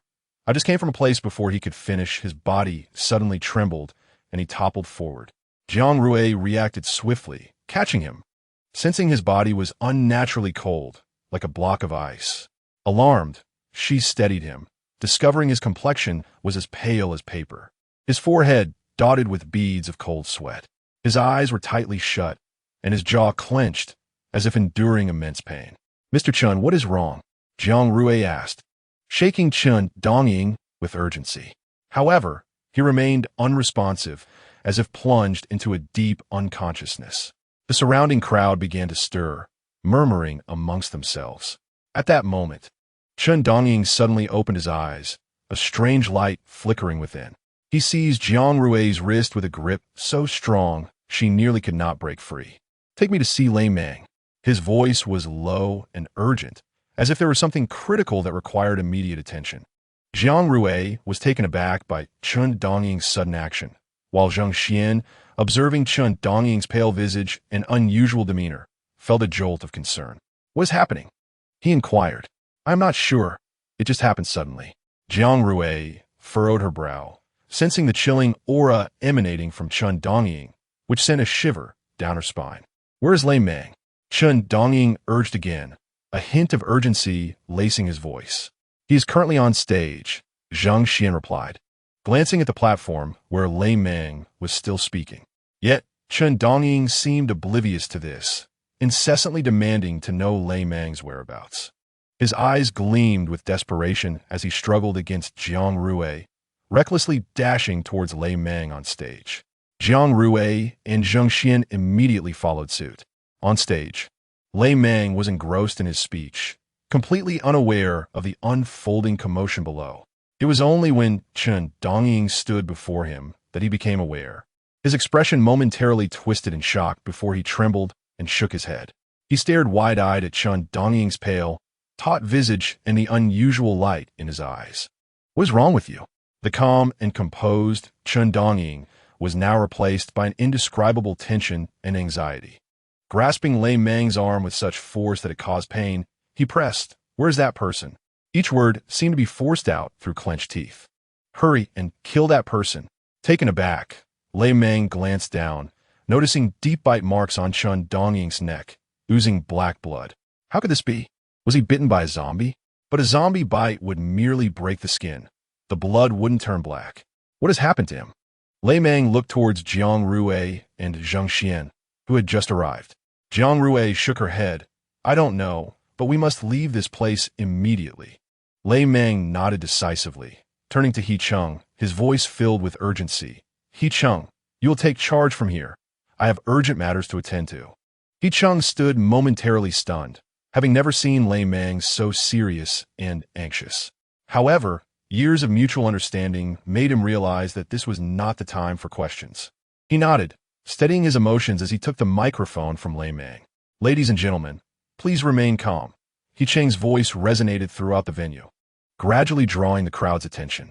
The four hastily exited the venue, heading towards the medical area. Chun Dongying had slipped into unconsciousness. All words seemed futile, and only his awakening would shed light on the situation. Upon reaching the medical area, the medical staff immediately commenced emergency treatment. Chun Dongying was swiftly wheeled into the emergency room, while outside, Lei Mang and the others anxiously awaited, worry etched on their faces. "Miss Jiang, could you please tell me what exactly happened?" Lei Mang's voice carried an edge of urgency. Jiang Rui inhaled deeply earlier today. "We encountered a peculiar zombie that Chun Dongying seemed to recognize. I felt something was off and left first. Ultimately, it was Chun Dongying who dealt with it. I wonder if it is connected to this incident. The bite marks on his neck are likely from that zombie." "A peculiar zombie?" Lei Mang's brow furrowed in concern. What was strange about it? Jiang Rui recalled the scene from earlier, describing it as a fully formed human figure that wielded a dark mist as a unique ability. After a moment of silence, Lei Mang spoke. "I have never heard of such a zombie." "Wait, could it be?" His voice trailed off, a flicker of fear crossing his eyes. Jiang Rui and Zheng Xian exchanged anxious glances. "What is it?" Lei Mang took a deep breath, seemingly striving to regain his composure. "It's nothing, merely a conjecture. I hope Dongying awakens soon. We need his insights. By the way, Mr. Lei, I wish to inquire why you initiated the faction war." "I truly do not understand," Jiang Rui remarked. "Initiate a faction war? Me?" Mr. Lei chuckled lightly. "Miss Jiang, are you jesting? Do you not recall?" Jiang Rui and Zheng Xian exchanged solemn looks. "Indeed, I do not remember instigating a faction war. Lei Meng's brow furrowed as he struggled to recall something. Yet there seemed to be no fragments of such a memory. He looked at Jiang Rui and Zhang Xian, confusion flickering in his eyes. Why does Miss Jiang accuse me of provoking a faction war?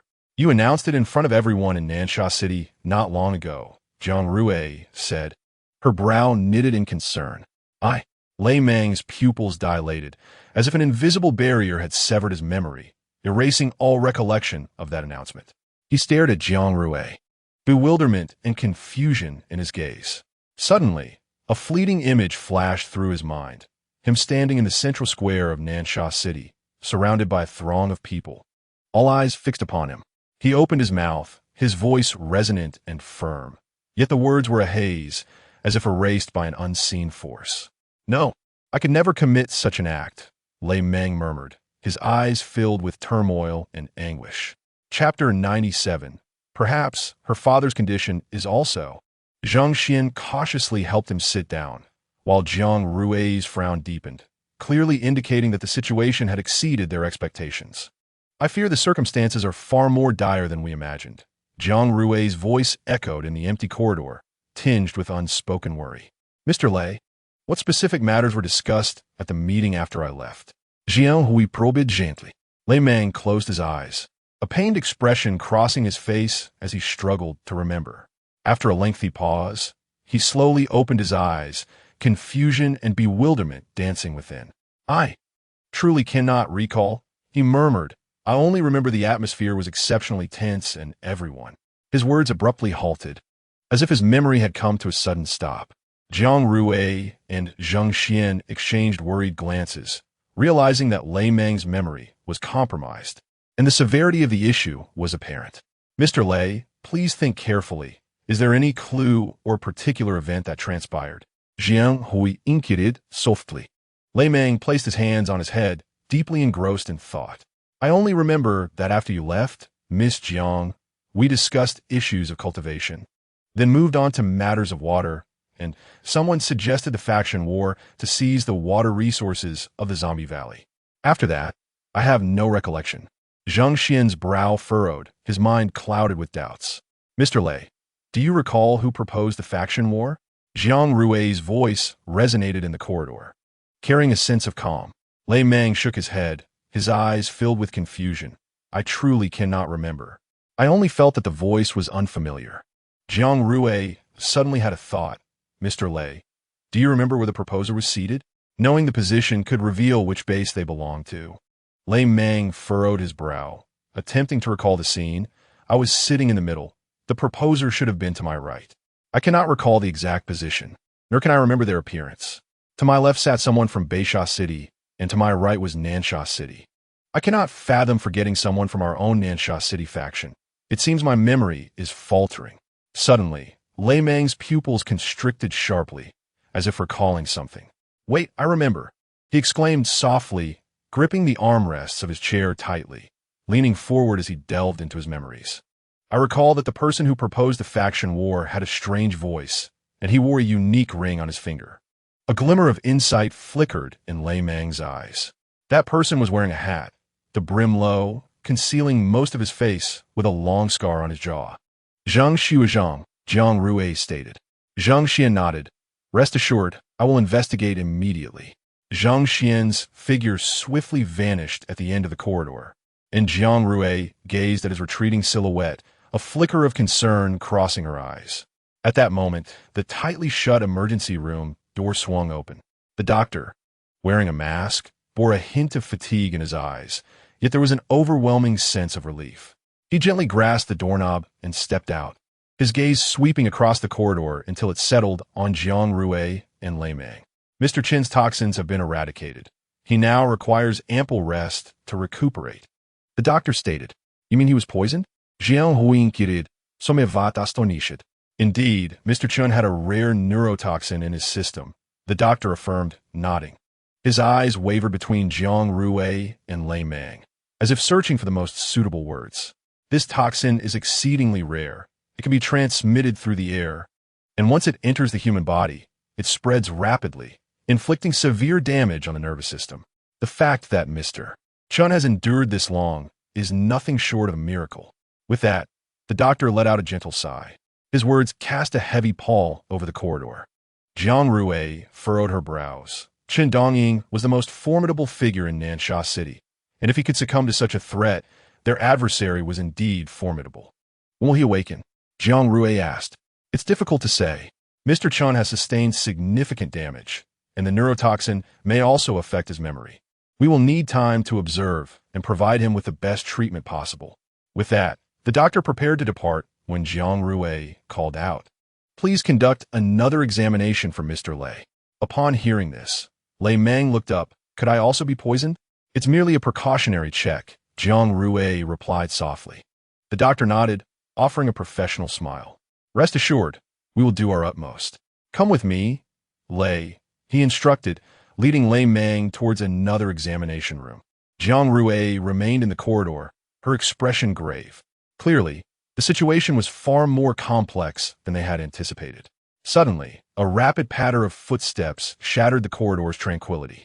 Lin Mushing appeared at the end of the hallway like a specter, his face etched with concern as he urgently called out, Rui, are you all right? Yen me fine. But where have you been? Why are you so late? Jiang Rui responded. Lin Mushing took a deep breath and replied, Rui, I took Sister Lin to see her husband. Husband? So Sister Lin is married. That's wonderful, Jiang Rui murmured. What are you saying, Rui? Lin Mushing queried. Snapping back to reality, Jiang Rui shook her head. It's nothing, just nothing. With that, she ushered Lin Mushing into Chen Dongying's hospital room. On the hospital bed in the medical area, Chen Dongying lay still, his complexion as pale as parchment. He has been poisoned by a neurotoxin. Although the toxin has been contained, it is uncertain whether he will awaken, Jiang Rui remarked. I'll give it a try, Lin Mushing declared, approaching the bedside.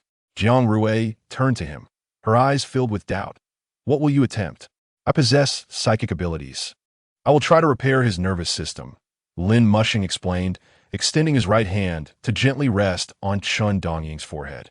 Jiang Rui watched with bated breath as Chen Dongying's brow furrowed slightly, as if he were enduring great agony. As time elapsed, a hint of color began to return to his face. Suddenly, Chen Dongying's body trembled lightly, and his fingers twitched ever so slightly.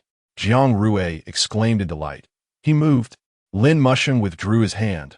All seems well now. An indescribable excitement surged within Jiang Rui. If Lin Mushing's psychic powers could indeed restore the nervous system, perhaps her father's condition could be improved as well.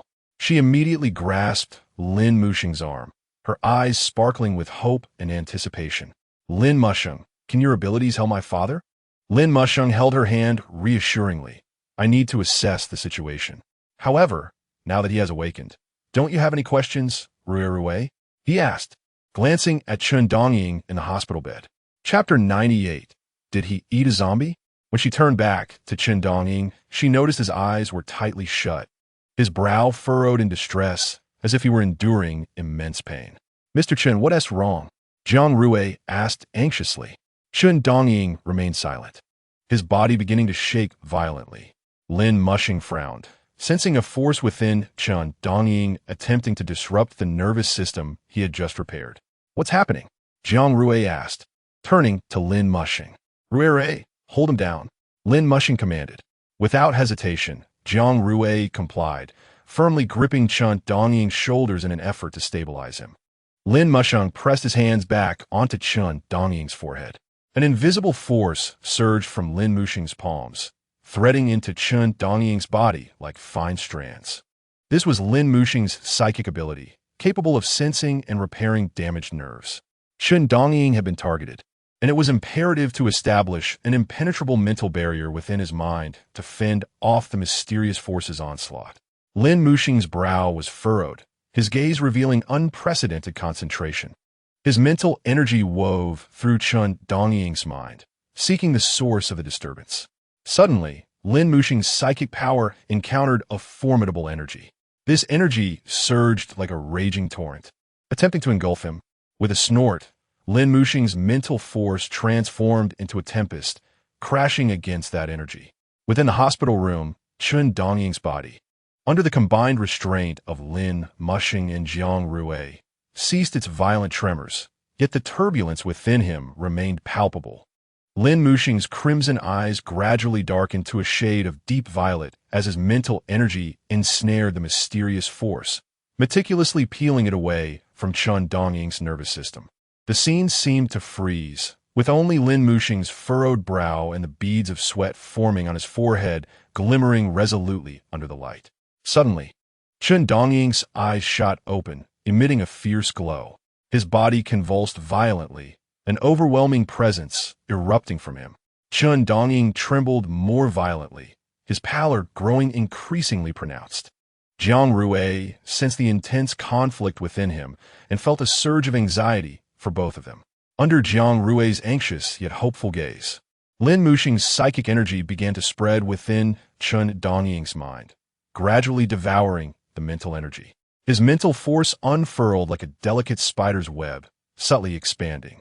Each node emitted a faint glow, gradually connecting to form an invisible barrier. Chen Dongying's tremors began to subside, and his complexion started to regain its color.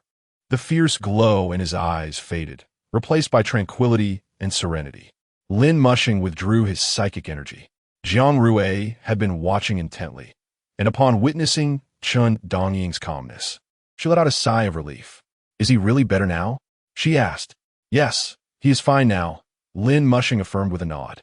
Chen Dongying's eyelids fluttered slightly, his gaze somewhat dazed, but upon seeing Jiang Rui, his expression grew resolute. He slightly parted his lips, seemingly attempting to speak, though his voice was hoarse. Jiang Rui immediately noticed his discomfort and hastily poured a glass of water, carefully assisting him in drinking. After Chen Dongying sipped the water, his throat seemed to regain moisture, and he attempted to speak again, his voice still weak but discernible. "Miss Jiang," he began, pausing as if striving to recall the events that had just transpired.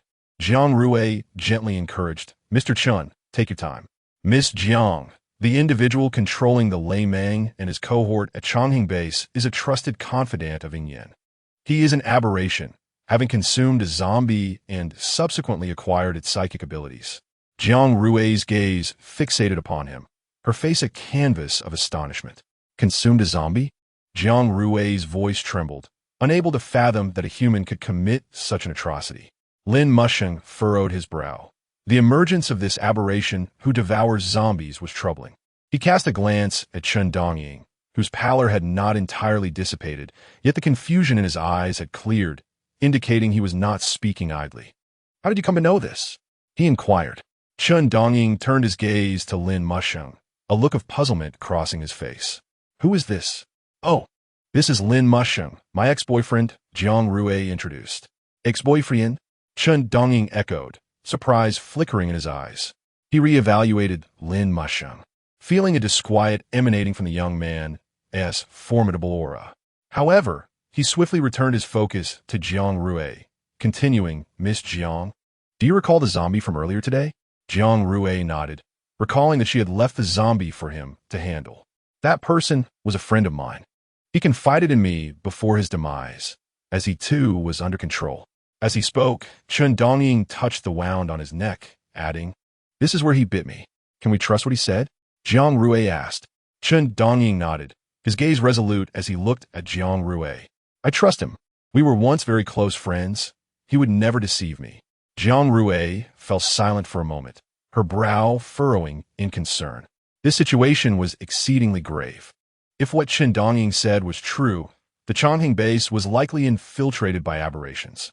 Immediate action was required to uncover the truth and prevent further chaos caused by this aberration.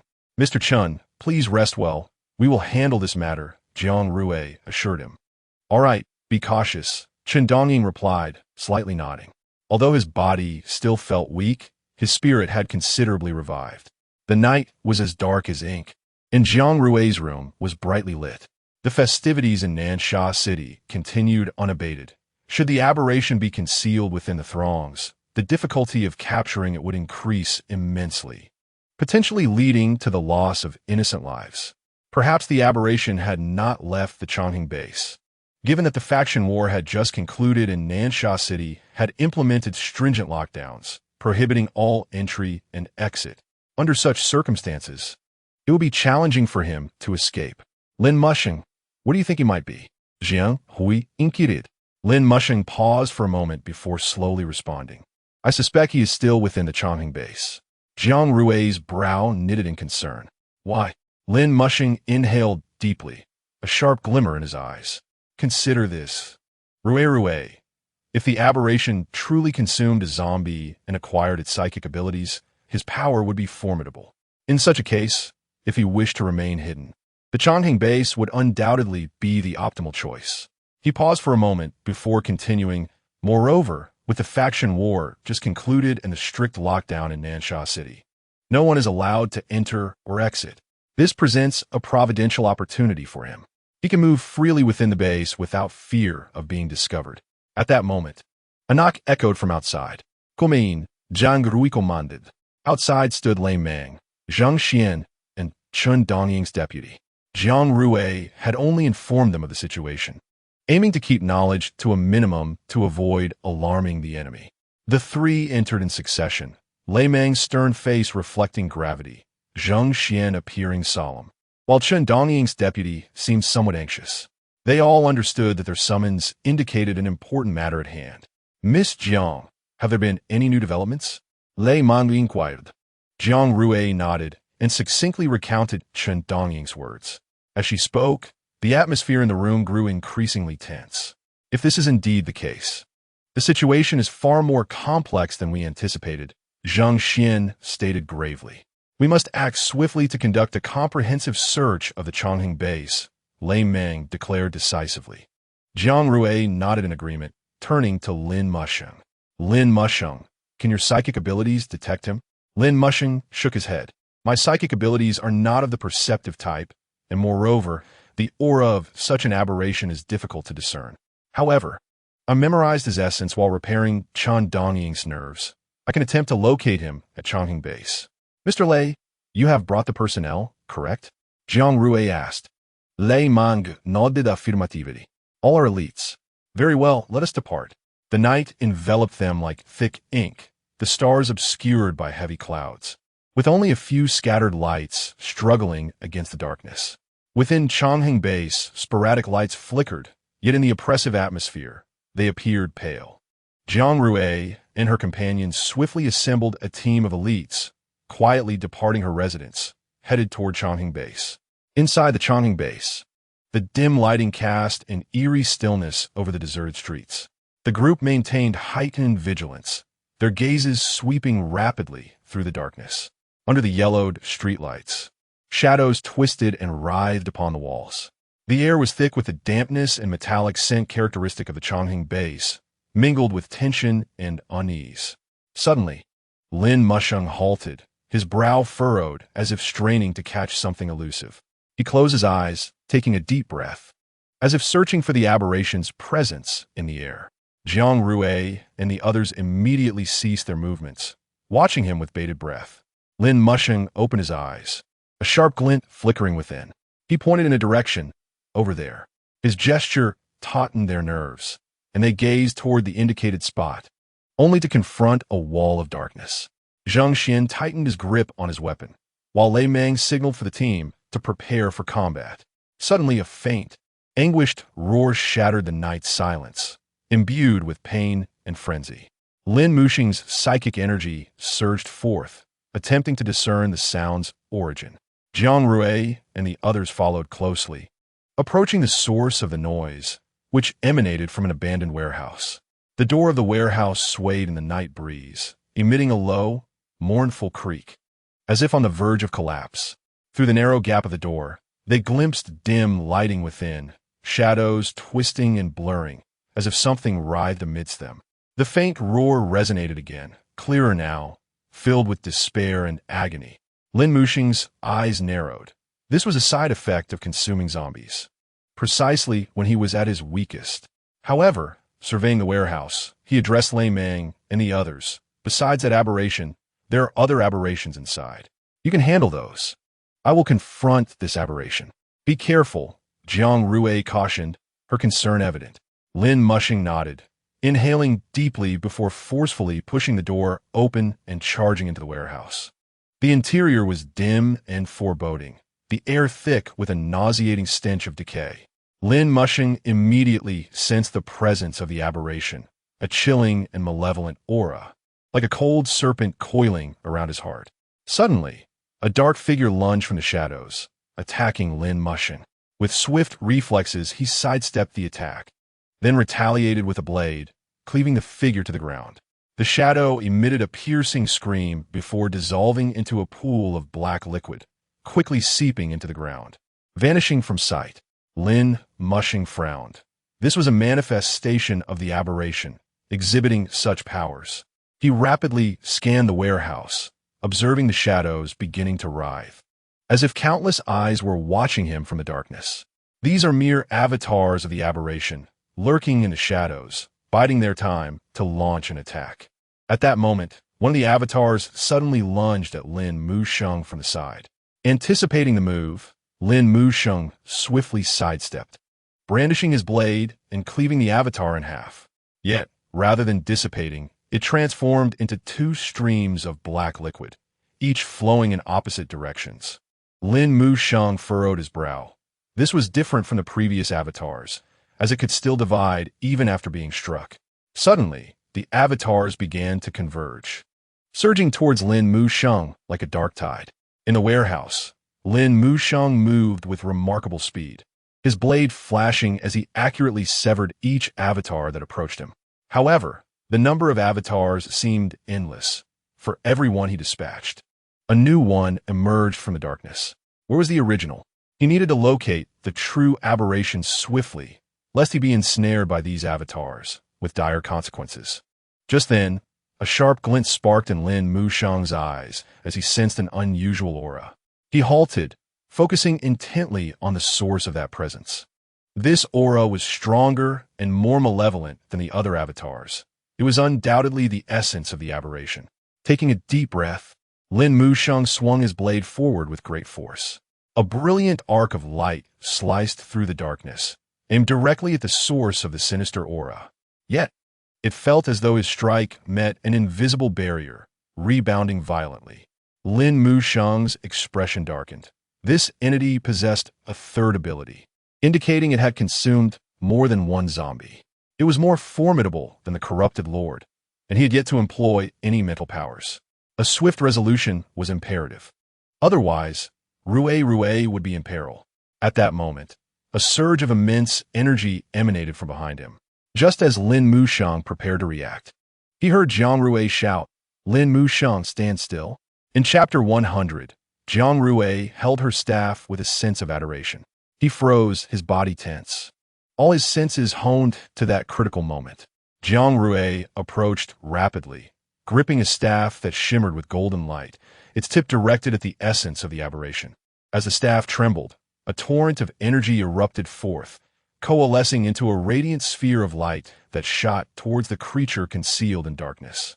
Within the warehouse, the previously tranquil shadows twisted violently, as if ravaged by a tempest. Under the purifying light of Jiang Rui's luminescent ability, the essence of the aberration was finally unveiled, its protective barrier shattered by the blow. The brilliance of the sphere tore through the darkness, illuminating the warehouse as if it were daylight. In the wake of that resplendent light, the avatars emitted piercing cries, ultimately dissipating into the air. "What is this creature?" Jiang Rui murmured. She lowered her staff, her gaze flickering with vigilance. Was it not supposed to resemble a human? How could the being before her now transcend her understanding? No longer humanoid, it had morphed into a monstrous entity composed of countless black tendrils, its body seemingly formed from innumerable eyes, each one watching Jiang Rui with a cunning and malevolent glimmer. The tendrils writhed in the air, releasing a disconcerting energy. Jiang Rui shivered, goosebumps rising on her skin. Heavens! What manner of monster is this? Lei Meng and the others, having dealt with the other aberrations, felt an indescribable fear welling up upon witnessing this creature. It seemed to have crawled from the depths of hell, its form surpassing the limits of human imagination. The black tendrils danced as if alive, twisting and coiling. The tips of the tendrils were glimmering eyes, seemingly scrutinizing each person present. The monster let out a deafening roar that shook the entire warehouse. Lin Musheng furrowed his brow, sensing the malevolent power growing ever stronger. Just then, a fierce energy erupted from Jiang Rui, prompting him to turn. He beheld Jiang Rui, staff in hand, unleashing a multitude of light arrows towards the tendril creature. Each arrow was imbued with searing brilliance and destructive force. They sliced through the air with a sharp whistling sound, as if intent on tearing apart the darkness within the warehouse.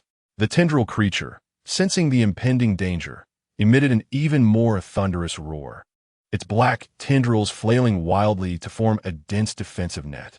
However, Jiang Rui's light arrows, akin to agile serpents, deftly navigated through the defenses and struck true against the creature's body. Where the arrows hit, brilliant light erupted, accompanied by the creature's anguished howls. The illuminated tendrils writhed as if scorched by flames, contracting under the onslaught. The energy carried by the arrows rampaged within the creature, relentlessly dismantling its vitality. The monster screeched in greater agony, its entire form trembling as if on the brink of collapse. "Everyone fall back. I'll handle this," Jiang Rui declared. Since it feared the light, she would unleash the full might of her luminescent ability upon it. A look of determination flashed in her eyes as her staff glowed once more with golden radiance. Drawing a deep breath, the light elements around her swiftly coalesced, forming an immense cage. The cage ascended slowly, illuminating the entire warehouse. "Let me ensnare you in a cage of light." With her command, the massive light cage suddenly constricted, enveloping the tendril creature entirely. The creature roared in terror, its black tendrils thrashing violently in a desperate attempt to escape the confines of its prison. Yet, the light cage possessed seemingly boundless strength. No matter how the creature struggled, it could not break free. Under the illumination of the cage, the creature began to undergo a transformation. Its body, once composed of eyes, gradually dimmed, the black tendrils withering and shriveling. The monster emitted increasingly harrowing cries, as if enduring endless torment. Witnessing this scene, everyone felt a profound sense of awe. As the creature's anguished howls gradually subsided, the warehouse fell into an eerie silence. The tendril creature within the light cage ceased its struggles, its form now dull and lifeless, as if all vitality had been siphoned away by the radiant prison. Jiang Rui gently retracted her staff, and the light cage dissipated. Cautiously, they approached, finding the creature motionless on the ground. Its body had become desiccated. The once feared black tendrils now withered and shrunk, devoid of their former terror and malevolence. Jiang Rui gazed at her staff with affection, astonished by its formidable enhancement in attack power. It was simply magnificent. "You all, carry this creature to the laboratory," Lei Meng instructed several individuals. "Yes, Boss Lei," they responded in unison, promptly springing into action. They approached the now feeble creature with utmost care, extending their hands while avoiding the shriveled tendrils. The tendril surface had become as brittle as dried leaves, easily shattering with the slightest touch. Together, they lifted the creature, its body lighter than anticipated, as if all its weight had been absorbed by the light cage. With utmost caution, they placed the withered creature onto a large stretcher. The stretcher was securely held at its four corners by 4 individuals, who moved in unison towards the direction of the Lei Ting base laboratory. The rest accompanied them, leaving only 4 people in the abandoned warehouse. Lei Meng turned to gaze at the staff in Jiang Rui's hand, a hint of astonishment flickering in his eyes. The staff seemed to pulsate with life in Jiang Rui's grasp, its golden light swirling like a gathering galaxy, exuding powerful energy. "Miss Jiang, your weapon is truly remarkable." Lei Meng expressed his admiration sincerely, noting that even this creature, eroded by darkness, could not withstand it. Jiang Rui smiled with pride, her eyes shimmering with confidence. She gently waved her staff, and a golden light illuminated the entire abandoned warehouse once more. "Mr. Lei, you are mistaken. This staff only possesses an offensive enhancement, the extent of which varies randomly," she clarified. "Random?" Lei Meng furrowed his brow, seemingly surprised by this revelation. His gaze fell once again upon the staff in Jiang Rui's hand, attempting to discern clues from the flowing golden light. Indeed, random, Jiang Rui affirmed with a nod. Each use brings me different surprises. Sometimes, the enhancement may be minimal, yet at other times, it can unleash unimaginable power. Chapter 101, Overwhelmed. With that, she waved her staff lightly, and a golden beam sliced through the air, striking an abandoned iron barrel in the corner of the warehouse. The barrel exploded upon impact with the golden light, scattering metal fragments everywhere. This spectacle left all present, including Lei Meng, utterly astonished. The discarded barrel was no extraordinary item. Yet under the golden glow of Jiang Rui's staff, it crumbled like paper. They could not help but imagine the devastation should this staff's enhancement be directed at that tentacled creature. Jiang Rui gazed contentedly at her handiwork, the golden staff spinning gently in her hand, as if attuned to her spirit. Taking a deep breath, she prepared to wave the staff again, eager to witness what surprises awaited her. Just then, hurried footsteps and labored breathing echoed from the warehouse entrance. The group instinctively turned their attention to the entrance, where a figure stumbled in. His face was pale, panic etched upon his features, tightly clutching a communicator that blinked with an urgent signal. "Boss Lei, it's bad." The man gasped. "I've just received news that something seems off with Anha." "What has happened to Anha?" Lei Meng's expression grew serious at once. Taking a deep breath to steady himself, the man replied, "The latest reports indicate that the water level in Anha has suddenly dropped significantly, and there is a thick black mist in the water, accompanied by strange noises." "Black mist?" Jiang Rui furrowed her brow, feeling an inexplicable unease wash over her. "Yes. It seems as though something is awakening in the depths of Anha," the man stammered. Lei Meng's expression darkened further. Could it be that tentacle monster? The atmosphere within the warehouse grew tense, with everyone's attention fixated on the urgent signal flashing from the communicator. An unsettling feeling surged in Jiang Rui's heart as she turned to Lei Meng. "Mr. Lei, we must hasten to Anha and investigate." With a furrowed brow, Lei Meng nodded decisively, issuing a brief yet commanding order. "Go. Dispatch a team to accompany me to assess the situation." As his command resonated, the messenger darted away like an arrow to execute the order. Jiang Rui's gaze fell on Lin Musheng and Senior Zheng. In a solemn tone, she instructed Lin Musheng, "You and Senior Zheng must remain here. I fear that South Sand City may face unforeseen troubles, and we need someone to keep watch." Lin Musheng quickly countered, "No, I must go with you." Jiang Rui gently shook her head, reassuring him, "Rest assured, nothing will happen. Mr. Lei and I will exercise caution and ascertain the situation swiftly. You two can also prepare for any unexpected occurrences while remaining here." Senior Zheng attempted to interject, but Jiang Rui interrupted. "Please, Senior Zheng, Lin Musheng, you must stay behind. We do not know what may transpire at Anha, but South Sand City equally requires your protection."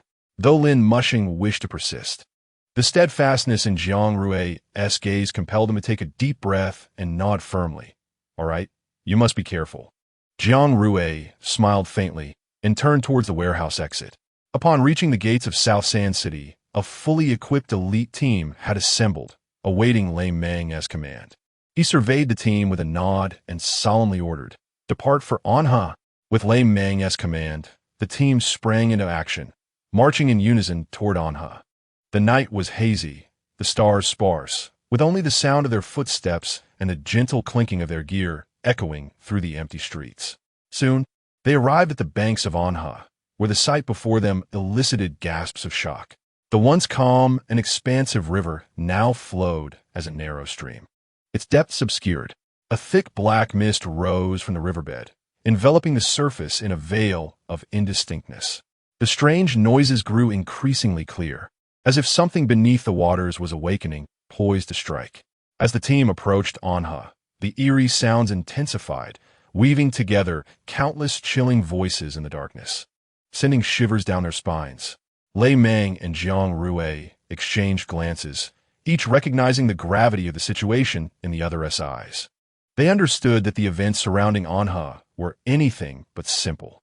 Not a moment of respite, Jiang Rui could not help but remark. Lei Meng gestured for the team to halt, standing at the river's edge, taking a deep breath to decipher useful information from the chaotic sounds. Suddenly, his gaze sharpened. He discerned a voice distinct from the others, a deep, powerful roar, seemingly emanating from the depths of the river. Turning to Jiang Rui, a flicker of concern crossed his features. "We must investigate," he stated. "Mr. Lei, I do not recommend entering the water. This river is perilous even in ordinary conditions, and the current situation is exceedingly dangerous." Jiang Rui replied, her brow furrowed in worry. After a moment of silence, Lei Meng gazed profoundly at the river's surface, as if seeing through the thick black mist. "I understand the risks, but we must uncover the truth. I cannot permit South Sand City to fall into a greater crisis. I must descend to ascertain the situation." With that, he removed his outer garments, revealing the tight combat gear beneath, preparing to enter the water. "Wait, if you insist on diving, at least on the diving gear." "We cannot ascertain the condition of this water," Jiang Rui urged, producing a set of diving equipment and handing it to Lei Meng. "This is enhanced with abilities, unlike ordinary diving gear." Lei Meng accepted the equipment and donned it swiftly and adeptly, encased in the silver-gray diving suit, with only his determined eyes visible. He took a deep breath, looking once more at Jiang Rui, and nodded. Jiang Rui gently grasped his hand, her eyes filled with concern, yet her lips curving into a determined smile. "Exercise caution." Lei Meng nodded, turning to step into the waters of Anha. The black mist enveloped him like a voracious beast, attempting to swallow him whole. Nevertheless, there was no trace of fear in his gaze as he resolutely swam forward, delving deeper toward the source of the deep roar. His figure gradually disappeared into the darkness, leaving only subtle ripples upon the water's surface glimmering under the moonlight. Jiang Rui stood at the shore, her hands clenched tightly, her heart racing. As the roar approached like thunder, she couldn't help but worry for Lei Meng. Since that faction battle, everything had spiraled out of control, one incident after another, leaving them breathless. Chapter 102. Blood, is it truly red? Everyone anxiously awaited by the banks of Anha, each person tense, as if even breathing had become cautious. Lei Meng had vanished into the mist of Anha, and Jiang Rui anxiously clutched the communicator in her hand. Others busied themselves, some checking equipment, some vigilant of their surroundings, while others silently prayed. Suddenly, an unusual fluctuation emanated from the depths of the Anha, followed by a surge of water that erupted on the surface, as though something was struggling violently at the riverbed. Jiang Rui's heart raced, her gaze fixated on the river surface. Abruptly, a massive shadow burst forth from the depths, soaring towards the sky.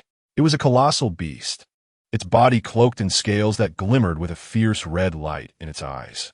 Its emergence caused a wave of panic within the ranks, eliciting startled gasps from the team, and Jiang Rui instinctively took a step back. What manner of creature is this? The darkness obscured her view. It felt reminiscent of a serpent. "Mr. Lei," she called out, but the river offered no response. The beast twisted in the air, unleashing a thunderous roar, then lunged fiercely towards the team. Jiang Rui swiftly unleashed her abilities to counter, while the other ability users in the team activated their powers. An array of weapons and abilities converging to engage in a fierce battle with the beast. At that moment, a silver figure surged from the Anha, darting towards the monster with astounding speed. It was Lei Meng, clad in diving gear, radiating a silver luminescence, akin to a lightning bolt slicing through the night sky. He seized the beast by its scales and hurled it far away with tremendous force. The creature soared through the air, tracing a long arc before crashing heavily onto the ground, sending dust billowing into the air. The waters of the Anha roiled violently from the impact. Lei Meng landed gracefully back on the river's surface, sending up a splash of water. His gaze was calm, exuding an undeniable aura of dominance. He surveyed the team, giving a slight nod to indicate his well-being. Jiang Rui's taut nerves began to ease, but now was not the time for words. She quickly turned to the team, commanding loudly, "Be cautious. This beast is merely the beginning. There are more lurking beneath the surface." At her command, The ability users swiftly adjusted their positions, forming an impenetrable defensive line. They also utilized the surrounding obstacles to establish concealed sniper points. Jiang Rui prepared for battle, inhaling deeply as she summoned her internal powers. Just then, the surface of the Anha began to ripple once more, and shadowy figures emerged from the depths like specters, their scales shimmering with a cold glint under the moonlight, their fierce eyes locked onto the team by the shore. These creatures varied in form. Some were massive, while others were agile and swift, yet all radiated an intense aura of threat. Jiang Rui furrowed her brow, bewildered by the sheer number of monsters. Suddenly, a gigantic shadow leapt from the water, heading straight for her. Jiang Rui reacted swiftly, concentrating her powers to unleash a searing beam of light from her hand, aiming directly at the monster. However, the creature's scales proved exceedingly tough, leaving only a faint scorch mark on the surface. The beast roared fiercely, its massive tail sweeping toward Jiang Rui. She narrowly evaded, but the force of the tail's wind still sent her tumbling. Goodness, it's so tough. As she rolled, a powerful wave of impact rushed toward her, as though it sought to upend her entire being. Gritting her teeth, she summoned all her strength to stabilize herself before rolling aside, narrowly avoiding a direct hit from the creature's tail. Rising to her feet, she faced a massive beast with impenetrable scales, its eyes gleaming with a ferocious red light, as if it intended to consume her whole. "Miss Jiang, please use your powers to illuminate this area. We will handle these monsters," Lei Meng urged as he approached.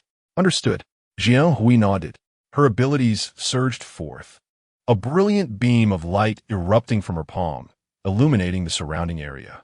The previously dim environment transformed into clarity, revealing Lei Meng and the other ability users poised for action. The monsters seemed enraged by the light, unleashing thunderous roars as they charged towards the team. With a swift motion, Lei Meng appeared beside one of the beasts, his dagger glinting coldly as he slashed, causing the creature's scales to shed and blood to spurt forth. The other ability users responded fiercely, unleashing a torrent of attacks that clashed violently with the beasts. As the battle reached a fevered pitch, Jiang Rui's luminous abilities illuminated every corner, rendering each movement on the battlefield crystal clear. Suddenly, she noticed a particularly large beast stealthily approaching the team's flank, concealed behind others, preparing to strike a lethal blow. Jiang Rui immediately issued a warning to the team while gathering her own powers in anticipation of the creature's assault. Just as the beast was about to pounce, Jiang Rui flashed into its path, her hands clasped tightly as she concentrated her powers into a searing sphere of light. The beast opened its gaping maw, revealing sharp fangs, and lunged at Jiang Rui. She thrust the sphere forward, colliding directly with the creature. With a deafening crash, the impact of the sphere against the beast erupted in a dazzling display of brilliance. Jiang Rui felt an immense backlash, as if the world had flipped upside down in that moment. Yet, she gritted her teeth, maintaining her stance as she fixed her gaze on the creature. Its form blurred and reddened under the force of the light sphere, staining the dark waters of the Anha crimson. Is the blood truly red? She had assumed these were zombie beasts, whose blood should be black. In this world, are there not only humans and zombies? Why does a third kind now emerge? Confusion and astonishment flooded Jiang Rui's mind as she stared at the fallen beast, its blood gradually spreading through the water like a bizarre and terrifying tableau. The battle behind her had reached its conclusion, with the monsters in the Anha dwindling to mere remnants.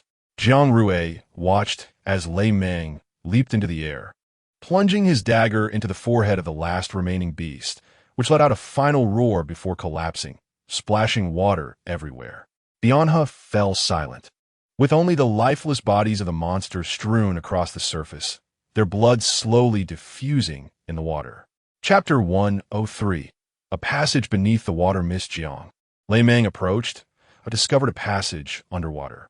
A passage? Jiang Rui furrowed her brow, a sense of unease rising within her. Following Lei Meng to the edge of the Anha, she saw him pointing at a profoundly dark area beneath the river's surface, saying, "Right there. It can accommodate 5 people at once, and no water enters. It was too dark below. I didn't dare venture further, only about 100 meters. I suspect it leads to another region, Lei Meng murmured. Then we must prepare some diving equipment. Jiang Rui inhaled deeply, glancing at the corpses of the monsters. What exactly are these creatures? Lei Meng shook his head. I don't know, but their blood is red, entirely unlike zombies. This world may indeed harbor a third kind of being. The team gathered around the Anha, igniting a fire. Jiang Rui and Lei Meng sat beside the flames, deliberating their next course of action. What do you think this passage might lead to? Jiang Rui inquired. Lei Meng paused and thought, I'm not certain, but we cannot ignore it. We must understand it. Otherwise, having such a passage at our doorstep will leave us restless. Moreover, these creatures likely emerge from that passage. Jiang Rui nodded, comprehending Lei Meng's concerns. The sudden appearance of monsters in the Anha and the unknown passage loomed like hidden currents beneath the tranquil surface, potentially heralding greater dangers. Miss Jiang, how much diving equipment do you have on hand? The tone of Lei Meng conveyed a sense of urgency. Jiang Rui offered a faint smile, a glint of cunning in her eyes. Here, I have an abundance of diving equipment, yet even I must exchange points for it. Regrettably, my current points are not sufficient. I can only offer 5 sets at most. However, if you are willing to pay a bit more in points, I can equip all 100 of you.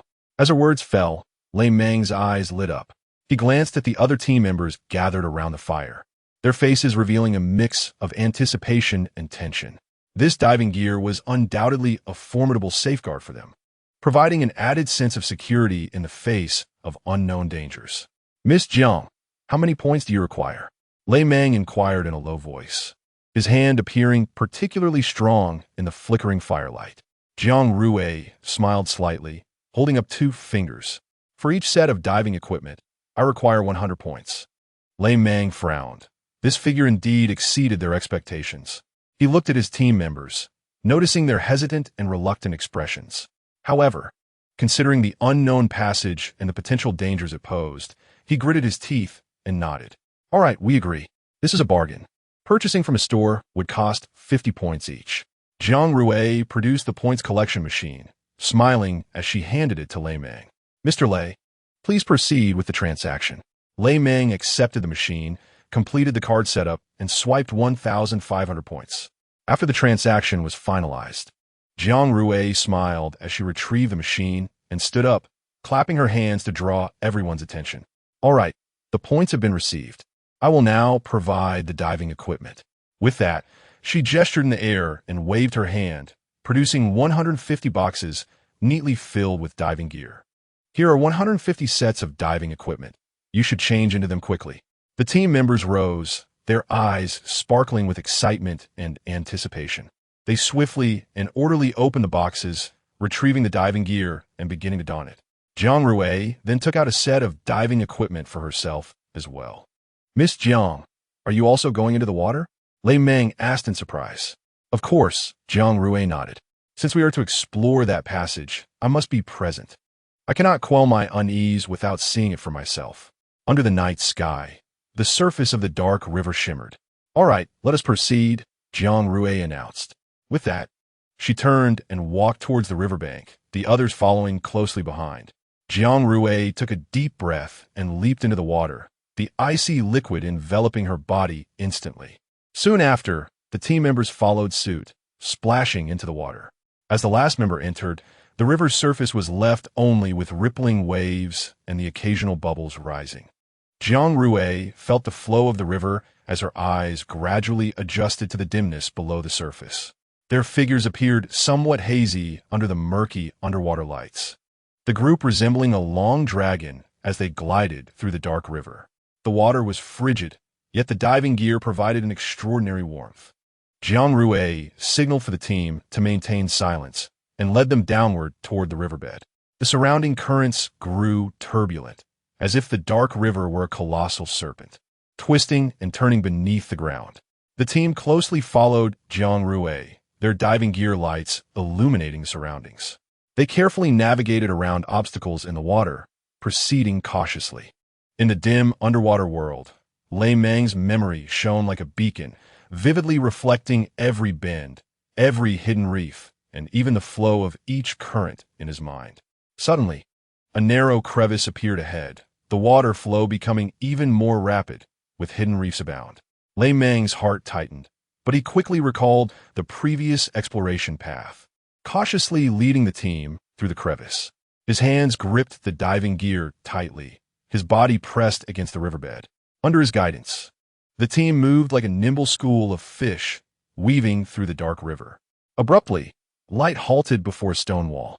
"We have arrived," Lei Meng's voice softly echoed underwater, tinged with barely perceptible excitement. The team fell silent, all eyes fixed ahead. Jiang Rui swam to Lei Meng's side, gazing forward at an opening darker than the river itself. The water around the entrance flowed with greater ferocity, swirling and emitting a low roar, as if warning them of the dangers that lay ahead. Jiang Rui took a deep breath and turned to Lei Meng. "Mr. Lei, are you certain this is the passage?" Lei Meng nodded affirmatively. "Yes, Miss Jiang." With that, he inhaled deeply, then swam towards the pitch-black opening, the team following closely behind. The edges of the entrance were jagged, and they carefully avoided these sharp edges as they gradually ventured inside. The air within the cave was damp and imbued with an unknown chill. Jiang Rui's diving light carving luminous trails in the darkness, casting the contours of the cave walls upon her tense face. Once inside the cave, they could walk freely, yet the absence of any creatures thus far left a sense of unease lingering in the air. Suddenly, a low, rumbling growl shattered the silence within the cave, as if something were drawing near. Jiang Rui's heart raced, and she swiftly turned to her team, signaling them to remain vigilant. The air within the cave seemed to grow colder, and something appeared to writhe upon the damp walls. Lei Meng's expression grew serious as he tightened his grip on his diving gear, scanning the surroundings with a watchful eye. Suddenly, a shadow lunged from the cave wall's darkness, directly attacking the team. Jiang Rui reacted swiftly, pushing aside a nearby teammate while swinging her diving light to illuminate the creature's form. It was a colossal bat, its wings spanning nearly 2 meters wide, sharp claws flailing in the air. In the dim light, the enormous bat appeared particularly terrifying, its eyes glowing red with fierce hostility and wildness. As it flapped its wings, a powerful gust stirred the dust and moisture within the cave. In this chaos, Jiang Rui's abilities surged, yet the bat seemed unperturbed by the light, becoming even more ferocious in its assault, emitting a piercing shriek. At that moment, Lei Meng charged forward, swinging his diving gear forcefully at the bat. This sudden attack caught the bat off guard, forcing it to redirect its assault. Seizing the opportunity, Lei Meng grasped one of its wings and hurled it violently against the cave wall. As the bat collided with the wall, dust and debris cascaded down, filling the cave with swirling particles. The tremendous tremor sent a shiver through everyone, as if the entire cavern were quaking. The bat, dazed from the impact, attempted to launch another attack, struggling to fly towards the team. Observing this, Jiang Rui immediately activated her abilities. A brilliant beam of light shooting from her palm directly into the bat's eyes. The bat screeched in agony, rolling through the air, its wings thrashing wildly as it attempted to escape the blinding light. Seizing this moment, Lei Meng charged forward once more, gripping the bat's wing with one hand while tightly grasping its throat with the other, slamming the creature down onto the ground. This time, the bat lacked the strength to resist, collapsing on the ground, its eyes devoid of life. Both Jiang Rui and Lei Meng gasped for breath, their gazes fixed intently on the now powerless bat. The dust within the cave gradually settled, revealing the true form of the creature. Its wings were tattered, eyes closed, as if it had lost all semblance of life. Suddenly, the bat's body quivered violently, and a stream of black liquid oozed from its wound, rapidly spreading across the cave wall. The liquid emitted a nauseating stench that sent chills down one's spine. Lei Meng furrowed his brow, promptly warning his team to maintain a distance, lest they come into contact with the vile substance. Jiang Rui's frown deepened, her sense of alertness reaching a crescendo.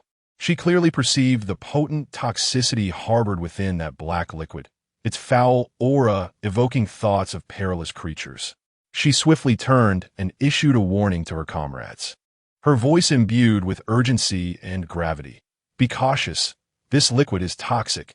Do not let it touch you. With her admonition, the team retreated, their eyes warily fixated on the now limp bat. Taking a deep breath, Jiang Rui prepared to utilize her abilities to evaporate the liquid swiftly, preventing its spread throughout the cavern. However, at that moment, shadows on the cave wall began to writhe, as if something was rapidly approaching. It was as though a slumbering behemoth deep within the cave had awakened, and the shadows on the wall seemed to have been imbued with life, writhing with increasing velocity. A chilling hissing sound gradually emerged, accompanied by an eerie tremor, and several fissures cracked open on the cave wall, from which emerged dark, ink-like tentacles. These tentacles, long and agile, with tips as sharp as hooks, danced swiftly through the air, seemingly in search of a target to attack. Both Lei Meng and Jiang Rui's expressions shifted simultaneously, realizing that even more horrific creatures lurked within the cave. The tentacles advanced with alarming speed, closing in on the team in an instant. Panic ensued, with team members frantically wielding their weapons in a desperate attempt to fend off the onslaught. In the darkened cave, the atmosphere of chaos spread like ripples, filled with the sharp hissing and the jarring sounds of metal clashing. Suddenly, one team member screamed in terror as a tentacle violently snatched away his weapon, his body leaning back in fright. Others rushed forward in an attempt to rescue him. But more tentacles emerged from all directions, ensnaring them in a confined space. A fierce glint flashed in Lei Meng's eyes as his clenched fists hardened like iron. He leaped into the air, his body tracing an arc as his feet smashed down onto a tentacle with the force of a hammer. A dull thud reverberated, and the tentacle writhed and distorted under Lei Meng's assault, as if torn apart by immense power. Yet, just as the others believed the tentacle would cease its attack, it astonishingly restored itself at an incredible speed, launching another offensive. The number of tentacles seemed to multiply, extending from every direction. The air within the cave felt as though it had solidified under the oppressive atmosphere, leaving only the sound of their hurried breaths and the hissing of the tentacles in motion. Jiang Rui's brow furrowed tightly. This confined space hampered their ability to counterattack. She recalled a previous encounter when they had drained the source of decay, thinking to absorb these creatures into the system space. A vacuum, devoid of air, would surely suffocate them. Even if they did not perish, they would be trapped momentarily, left to their own devices amidst the corrupt waters. Everyone step back. I will handle this. I have a plan. Jiang Rui's voice resonated within the cave, imbued with undeniable resolve. Despite their puzzled expressions, the others obeyed her command, retreating to a safe distance and watching her intently. Taking a deep breath, her eyes sparkled with an unusual light. She opened the system space, beginning to absorb the monsters within the passage. As she gently waved her hands, the dark tentacles gradually stiffened, as if bound by an invisible force. The hissing within the cave diminished, replaced by an eerie silence. All eyes were fixed on Jiang Rui, and suddenly, she clapped her hands together, causing the tentacles to be drawn away with immense force, vanishing into the air. The cave fell into a profound stillness, leaving only the sound of Jiang Rui's shallow breaths. In Chapter 105, it was astonishing to find that zombies inhabited such a serene locale. The tentacles that had just been thrashing wildly were now utterly gone, as if they had never existed. An indescribable sense of oppression lingered in the air, and everyone held their breath. Miss Jiang, where did those creatures go? Lei Meng inquired. Jiang Rui lowered her hands and turned to face them, reassuringly stating, "Do not worry, all is well now. From here on, you shall follow closely behind me, and I will guide these monsters to a different location." The group nodded in agreement, closely trailing Jiang Rui as they cautiously advanced. The only sounds echoing in the cavern were their footsteps. Suddenly, a hissing sound shattered the silence. A massive tentacle shot out from the cave wall, aiming directly for Jiang Rui. With a determined glint in her eyes, she swiftly extended her hands, binding the tentacle with an unseen force. With a firm pull, the tentacle vanished into thin air. Thus, They continued on their journey, with Jiang Rui sending the monsters into the system space. As they ventured deeper into the cave, the light dimmed further, relying solely on the group's light sources to illuminate their path. An unsettling, fishy odor permeated the air, prickling everyone's senses and causing them to wrinkle their noses. However, amid this discomforting aroma, Jiang Rui's presence provided a sense of reassuring calm. They could not determine how long they had been navigating the darkness when a faint glimmer of light appeared ahead. Yet, as they approached the source, their anticipation transformed into unease. They discovered that the tunnel's exit led into water. Unlike the murky waters of the dark river, this water was a brilliant azure, clear as a gem embedded deep within the cave. However, this beauty could not mask their growing apprehension and vigilance. Could we have stumbled into the zombie valley? Lei Mang's voice carried disbelief. Jiang Rui's brow knitted in concern as she scanned her surroundings. The tranquil blue surface mirrored the dim light from above. In this world, only one river remained as clear as ever, and that was the one located in the zombie valley. Lei Mang's hypothesis was likely not far from the truth. Should we go up and see? Jiang Rui proposed. If it truly is the zombie valley, our group might just be walking toward our demise. Lei Mang sighed, worry etched upon his features. Everyone exercised caution. Just as Jiang Rui's words faded, they carefully stepped out of the cave, moving upstream. The water rippled gently against the shore, producing a crisp and melodious sound. Each person remained on high alert, prepared for any sudden developments. Jiang Rui was the first to surface, taking a deep breath of fresh air before assisting others to emerge one by one. Before them lay an expansive lake, its waters crystal clear, bordered by lush vegetation. A gentle breeze wafted through, carrying the refreshing scent of grass and trees. In the distance, verdant mountains loomed, shrouded in mist, resembling a celestial realm. Yet, within this beautiful scenery lay an unshakable sense of the uncanny and peril. The zombie valley, unexpectedly vibrant with life and beauty, stood in stark contrast to their expectations. Zombies actually inhabit such a splendid place, Jiang Rui murmured to herself. She surveyed the area, noting groups of zombies seated or reclining upon the grass by the lakeside. Everything appeared harmonious, yet eerily unsettling. Everyone be cautious. We shall go ashore to investigate, but let us not alert the snakes in the grass, Lei Mang instructed. The group followed closely behind him, their footsteps light and careful. Each individual gripped their weapons tightly, their vigilant gazes scanning the surroundings. The zombies by the lake seemed oblivious to their presence, remaining engrossed in their own world, mindlessly chewing on the surrounding vegetation.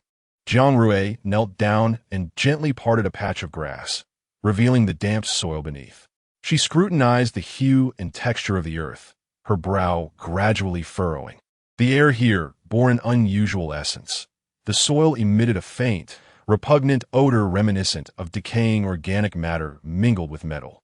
Jiang Rui reached out, her fingertips meeting an unexpectedly slick and cold surface, akin to touching a viscous liquid.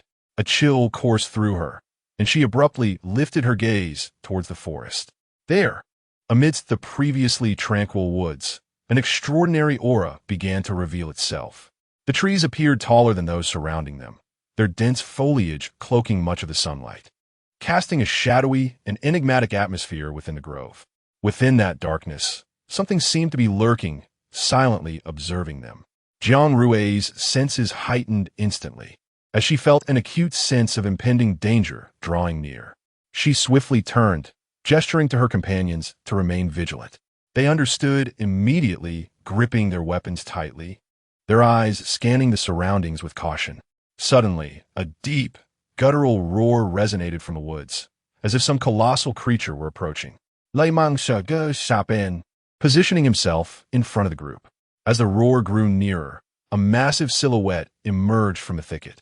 It was a zombie nearly 3 meters tall, its muscles grotesquely swollen, and its skin a disturbing shade of bluish-purple. Its blood-red eyes glimmered, revealing sharp fangs as it advanced step by step towards them. Following closely, more zombies emerged from the trees, their figures equally imposing, faces twisted in malice, exuding a menacing aura. All were advanced tier zombies. We must flee.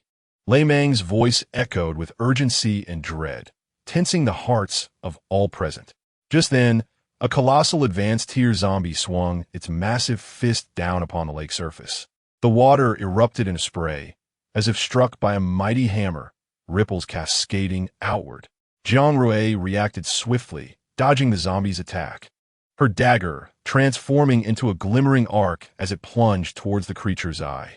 The zombie let out a piercing scream, yet did not cease its onslaught, instead becoming even more frenzied in its pursuit. Simultaneously, other advanced tier zombies unleashed their attacks, moving with astonishing speed and strength, like a pack of ravenous beasts. Though the group responded quickly, they gradually found themselves ensnared in a dire predicament against such overwhelming numbers. Retreat to the water, exit through the passage. Jiang Rui commanded.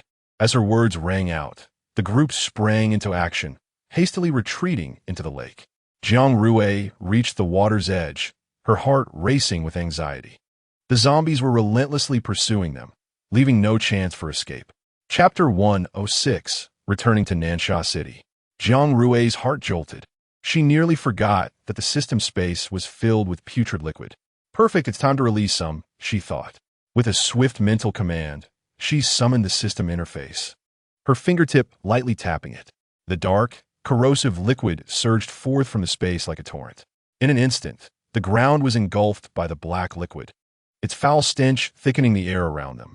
The advanced tier zombies, taken aback by this sudden change, halted, their eyes reflecting confusion and fear. Upon contact with the black liquid, it hissed ominously, akin to strong, acid-corroding metal. The zombie's skin rapidly eroded, exposing the decayed flesh and bones within. As the black liquid consumed them, the zombies emitted anguished cries, their bodies contorting in agony before ultimately dissolving into a puddle of pus, seeping into the ground. Quick, everyone, take advantage of this moment to escape. Jiang Rui urged. At her command, the group dove into the lake, furiously paddling, splashes erupting around them. Each person swam with varying speed, but exerted every ounce of strength towards the passage. The underwater realm became their sanctuary, momentarily shielding them from the zombies' threat. Once everyone had entered the passage, Jiang Rui signaled for them to fall back. Lei Meng furrowed his brow, puzzled, and asked, "Miss Jiang, what do you mean?" Jiang Rui softly explained, "This passage cannot remain. We cannot predict when more monsters might find their way to us, and the zombies have already detected our presence. We must destroy it." As her words settled, a heavy silence enveloped the group. They exchanged glances, each face revealing uncertainty. Destroying the passage meant sealing off the secret route to the zombie valley. Yet, Jiang Rui's caution reminded them that the existence of this passage could also attract more zombies and monsters. Lei Meng pondered deeply, ultimately nodding in agreement, stating, "Miss Jiang is right. We cannot leave any potential threats." Jiang Rui waved her hand, urging them to remain calm. "We will collapse it, and we can detonate it again when needed." With that, she produced a shell and hurled it towards the exit. In an instant, the passage reverberated with the whistling sound of the shell slicing through the air, quickening the heartbeats of the onlookers. The shell struck the stone wall at the end of the passage, producing a deafening explosion. Almost immediately, the wall began to tremble, cracks spreading like a spider's web. Dust and debris cascaded down in a chaotic flurry. The fissures widened, and with a resounding crash, the entire passage collapsed, engulfed in clouds of dust, obscuring the view of all present. As the dust gradually settled, the scene before them had transformed dramatically. The once spacious passage had vanished, leaving behind a chaotic ruin of jagged stones. Massive boulders lay strewn about, the dust still lingering, as though they had just witnessed a cataclysmic disaster. Jiang Rui stood before the ruins, inhaling deeply before turning to her companions and declaring, "All right, it's time to go home." Lei Meng nodded, signaling for the others to follow. At that moment, Nansha City was engulfed in chaos. Night had fallen, the flickering lights along the streets casting shadows on the anxious faces of the people. Crowds surged through the streets, calling out the names of Jiang Rui and Lei Meng. At the city gate, soldiers stood at the ready, their vigilant gazes scanning the surroundings for any potential clues. Lin Mushing stood by the riverbank, his brow furrowed and his expression dark, clearly troubled by Jiang Rui's disappearance. However, he was aware that she was not in mortal danger, though her whereabouts remained unknown. His eyes pierced through the shimmering surface of the dark river, as if he could see to the depths below. His hands clenched tightly, knuckles turning white, betraying his inner turmoil and unease. Suddenly, the tranquility of the night was shattered by the sound of hurried footsteps. Lin Mushing immediately turned, his gaze sharp as he focused on the source of the noise. A group of figures approached rapidly, their faces etched with tension and fatigue, yet their eyes sparkled with hope. "We found them! We found them!" One person shouted breathlessly, excitement coursing through their voice. Lin Mushing's heart tightened, then swiftly released, akin to a boulder being lifted. He hurried forward, eagerly inquiring about the details. The person, panting heavily yet unable to mask their exhilaration, pointed behind them, saying, "They just emerged from the dark river." Lin Mushing's gaze followed the direction indicated, and there, on the riverbank, Jiang Rui and Lei Meng were slowly making their way towards him. In the night, their figures appeared somewhat blurred, but Lin Mushing recognized them instantly. His heart raced, and he could hardly contain his joy and excitement. "Rui," he exclaimed, rushing forward to embrace Jiang Rui tightly. His voice trembled, imbued with the joy of reunion. Jiang Rui was momentarily taken aback, then embraced him tightly, declaring, "I am back." Lin Mukin looked down at her, his eyes glistening with tears. His voice choked as he said, "I am so relieved that you are safe.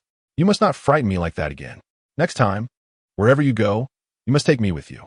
Jiang Rui sensed the tremor in Lin Mukin's body and understood the fear and unease that resided within him. She gazed up at him, her eyes filled with tenderness and remorse. "I am sorry for worrying you. From now on, wherever I go, I will take you with me." Lin Mukin grasped her hand tightly, as if fearing she might vanish once more. At that moment, Zheng Xian rushed over, panting. Upon witnessing their embrace, he let out a sigh of relief. Seeing him, Lei Meng approached and said, "We have discovered something of great importance. Summon all bases for a meeting." Zheng Xian nodded and immediately turned to notify the representatives of each base. In the conference room of the Lei Ting base, leaders from various bases gathered. In the night, flickering lights illuminated their serious and solemn faces as they deliberated the recent events. Meanwhile, Jiang Rui and Lin Mukin returned home, opting not to attend the meeting. In their room, the warm yellow light bathed them softly, creating an atmosphere of comfort. They sat quietly in the living room, enveloped in an indescribable sense of tranquility. Jiang Rui leaned against Lin Mukin's shoulder, her fingers gently caressing his palm, feeling the warmth and roughness of his skin. Lin Mukin held her hand delicately, his gaze filled with deep affection as he asked, "Rui, what exactly happened?" Taking a deep breath, Jiang Rui slowly recounted their experiences in the ruins. "I see," Lin Mukin murmured softly. Jiang Rui looked up at him, questioning, "What is it?" Chapter 107. How wonderful it would be if days like this continued. Lin Mukin fell silent for a moment before speaking slowly. "Those creatures are not third-class beings. They are biological entities created by the king of zombies from the Shadow Council." Jiang Rui was taken aback by Lin Mukin's words, her eyes widening as if she had uncovered an astonishing secret. "Are you saying those monsters were created by the king of zombies?" Her voice trembled slightly, clearly shocked by the revelation. Lin Mukin nodded, his expression becoming grave and profound. "Yes, this matter is unclear to the human faction, but some within the zombie faction are aware. Those creatures are referred to as bio-beasts, created by the king of zombies through the fusion of human and zombie genes. Their purpose is to eradicate all humans, instigating faction wars to enable zombies to dominate the world." The mention of faction wars made Jiang Rui's teeth ache. Can it not be more settled? Every day, it is one provocation after another, leaving no room for peace. She rubbed her temples, feeling somewhat agitated. "Rui, are you tired?" Lin Mukin inquired. "Ah, yes, I'm a little tired." As soon as Jiang Rui finished speaking, Lin Mukin rose gently, cradling her in his arms and quietly carrying her towards the bedroom. He carefully laid Jiang Rui on the bed and tenderly tucked her in. "But I haven't washed up yet," Jiang Rui pouted. Lin Mukin chuckled lightly. "You are exhausted. You can wash up in the morning. Aren't you going to sleep?" Jiang Rui asked. Hearing this, Lin Mukin twirled a strand of Jiang Rui's hair playfully, teasing, "Rui, are you inviting me to sleep with you?" Jiang Rui rolled her eyes at him, turned over, and said, slowly, "Close the door." Lin Mukin watched Jiang Rui's playful demeanor, a warmth flooding his heart. He tiptoed out of the bedroom, gently closing the door behind him. In truth, Jiang Rui was not that tired. So much had happened that her mind was in a whirl, making it difficult to fall asleep. She opened the shop system to check her points and glanced at the price list. Despite the looming threat of the zombie valley, life must go on, and earning points remained her priority. Tomorrow, she would reopen the shop and inform everyone not to worry about water sources. They should all go hunt zombies to earn points to buy water from her. Moreover, the previously mentioned planting and breeding had been delayed due to recent events, and tomorrow those bases would likely come to her for seeds and livestock. Thus, the shop system would probably be due for another upgrade soon, and she looked forward to what new items might be refreshed after the upgrade. With thoughts of tomorrow, a smile graced Jiang Rui's face as she drifted into slumber. The morning sun bathed every corner of Nansha City, while Baisha City was busy establishing its base. Half of the people in Nansha City were assisting, while the other half were repairing the city walls and houses damaged during the faction war. Jiang Rui stretched lazily, opening her eyes to greet the new day. The air was filled with the refreshing scent of morning, still carrying a hint of a night's coolness. She rubbed her sleepy eyes, sat up, and felt the warm touch of sunlight on her skin. Barefoot, she walked to the window, gently drawing back the curtains, and the sight before her invigorated her spirit. How wonderful it would be if days like this continued. On the streets of Nansha City, people were diligently repairing the walls and houses, some transporting stones, others laying bricks, each face marked with determination and hope. In the distance, Baisha City was also busily and orderly establishing its new base. Rui, are you awake?" Lin Mukin knocked on the door. "Breakfast is ready, and I have prepared your bath." I'm up," Jiang Rui replied, opening the door. It was quite unusual that he hadn't slept beside her last night. "Good morning, Rui." Lin Mukin greeted her at the door, smiling, his eyes brimming with affection and tenderness. He wore a simple white shirt, the sleeves casually rolled up to his elbows, exuding both ease and strength. Jiang Rui looked at him, warmth flooding her heart. She nodded and softly responded, "Good morning." Her voice was as gentle and pleasant as the morning breeze. "Would you prefer to wash up first or eat breakfast?" Lin Mukin inquired. "Let us eat first. I'm quite hungry." Jiang Rui followed Lin Mukin into the dining room, where a sumptuous breakfast awaited, its aroma tantalizing and mouth-watering. Jiang Rui sat down and began to enjoy the delicious food. "Your culinary skills have not diminished over the years," Lin Mukin smiled as he sat opposite her, watching her relish the meal with satisfaction. "I'm glad you like it," he said softly. After finishing breakfast, Jiang Rui walked to the bathroom, pushing open the door to be greeted by the refreshing scent of bathing products. Inside, a basin of steaming water was already prepared at a perfect temperature, releasing a gentle warmth. She stepped into the bathroom, removed her sleepwear, and entered the bathwater. The warm water enveloped her body, bringing a sense of comfort. After bathing, she changed into a fresh outfit and exited the bathroom. By the time she finished grooming and getting ready, an hour had passed. Dressed and prepared, Jiang Rui stepped outside, noticing that Lin Mukin seemed occupied and did not follow her. Rather than visiting each base individually, Jiang Rui headed straight to the Leiting base. The message to suspend loans had been sent. The heads of other bases would come on their own. Upon entering the base, she was met with a scene of bustling activity. Soldiers scurried between various buildings, their faces reflecting seriousness and resolve. Jiang Rui smiled and nodded at them before making her way directly to the command center. "Miss Jiang, you have arrived." A soldier greeted her with a respectful salute. "Yes. Where are the others?" Jiang Rui nodded and looked around, but did not see the other base leaders. "They're all waiting for you in the conference room." The soldier pointed toward the building ahead, his face displaying a respectful smile. Jiang Rui gave a slight nod and walked briskly towards the conference room. She pushed open the door to find the room already filled with people, each base leader present, all eyes focused on Jiang Rui. It seemed they had anticipated her arrival today. Rui, sit here, Zhang Xian said with a smile. Jiang Rui approached the location indicated by Zhang Xian, smiling as she nodded in acknowledgement. She gracefully took her seat, her gaze sweeping across the conference room, meeting the eyes of each base leader. Zhang Xian stood at the front of the conference table, clearing his throat before addressing the assembly. Thank you all for gathering here at this critical juncture. The situation we face is exceedingly dire, yet I firmly believe that as long as we unite in purpose, there is no challenge we cannot overcome. Our first priority must be to address the issue of food. Zhang Xian looked towards Jiang Rui, who nodded in agreement and continued. He is correct. Food is among the most scarce resources we currently face. We have already established a partnership previously, and I am here today to resolve the issue of water. As Jiang Rui's words resonated, the conference room fell into a profound silence, all eyes fixated on her, eagerly awaiting her next statement. Someone could not contain their curiosity and inquired, Miss Jiang, do you truly possess a solution for the water supply issue? Jiang Rui smiled slightly and nodded affirmatively. Since I proposed that everyone engage in planting and breeding, I naturally came prepared. Her voice echoed within the room. She paused before continuing.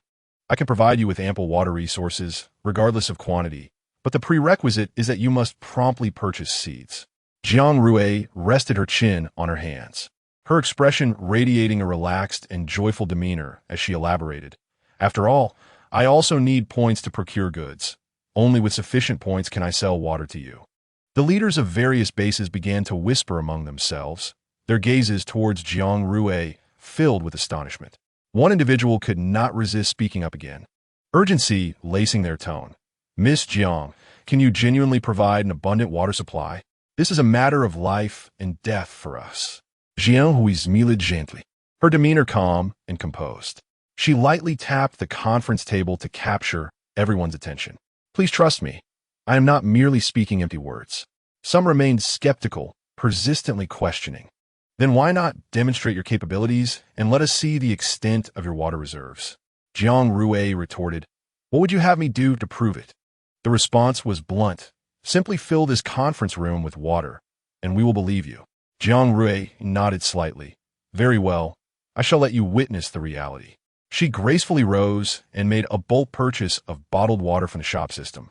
In mere moments, the attendees were dazzled as towering water barrels materialized in the center of the conference room, stacked neatly like small mountains.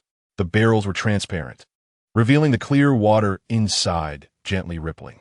The sound of the water's surface undulating resonated clearly in the quiet room, the ripples glistening with golden flecks under the sunlight.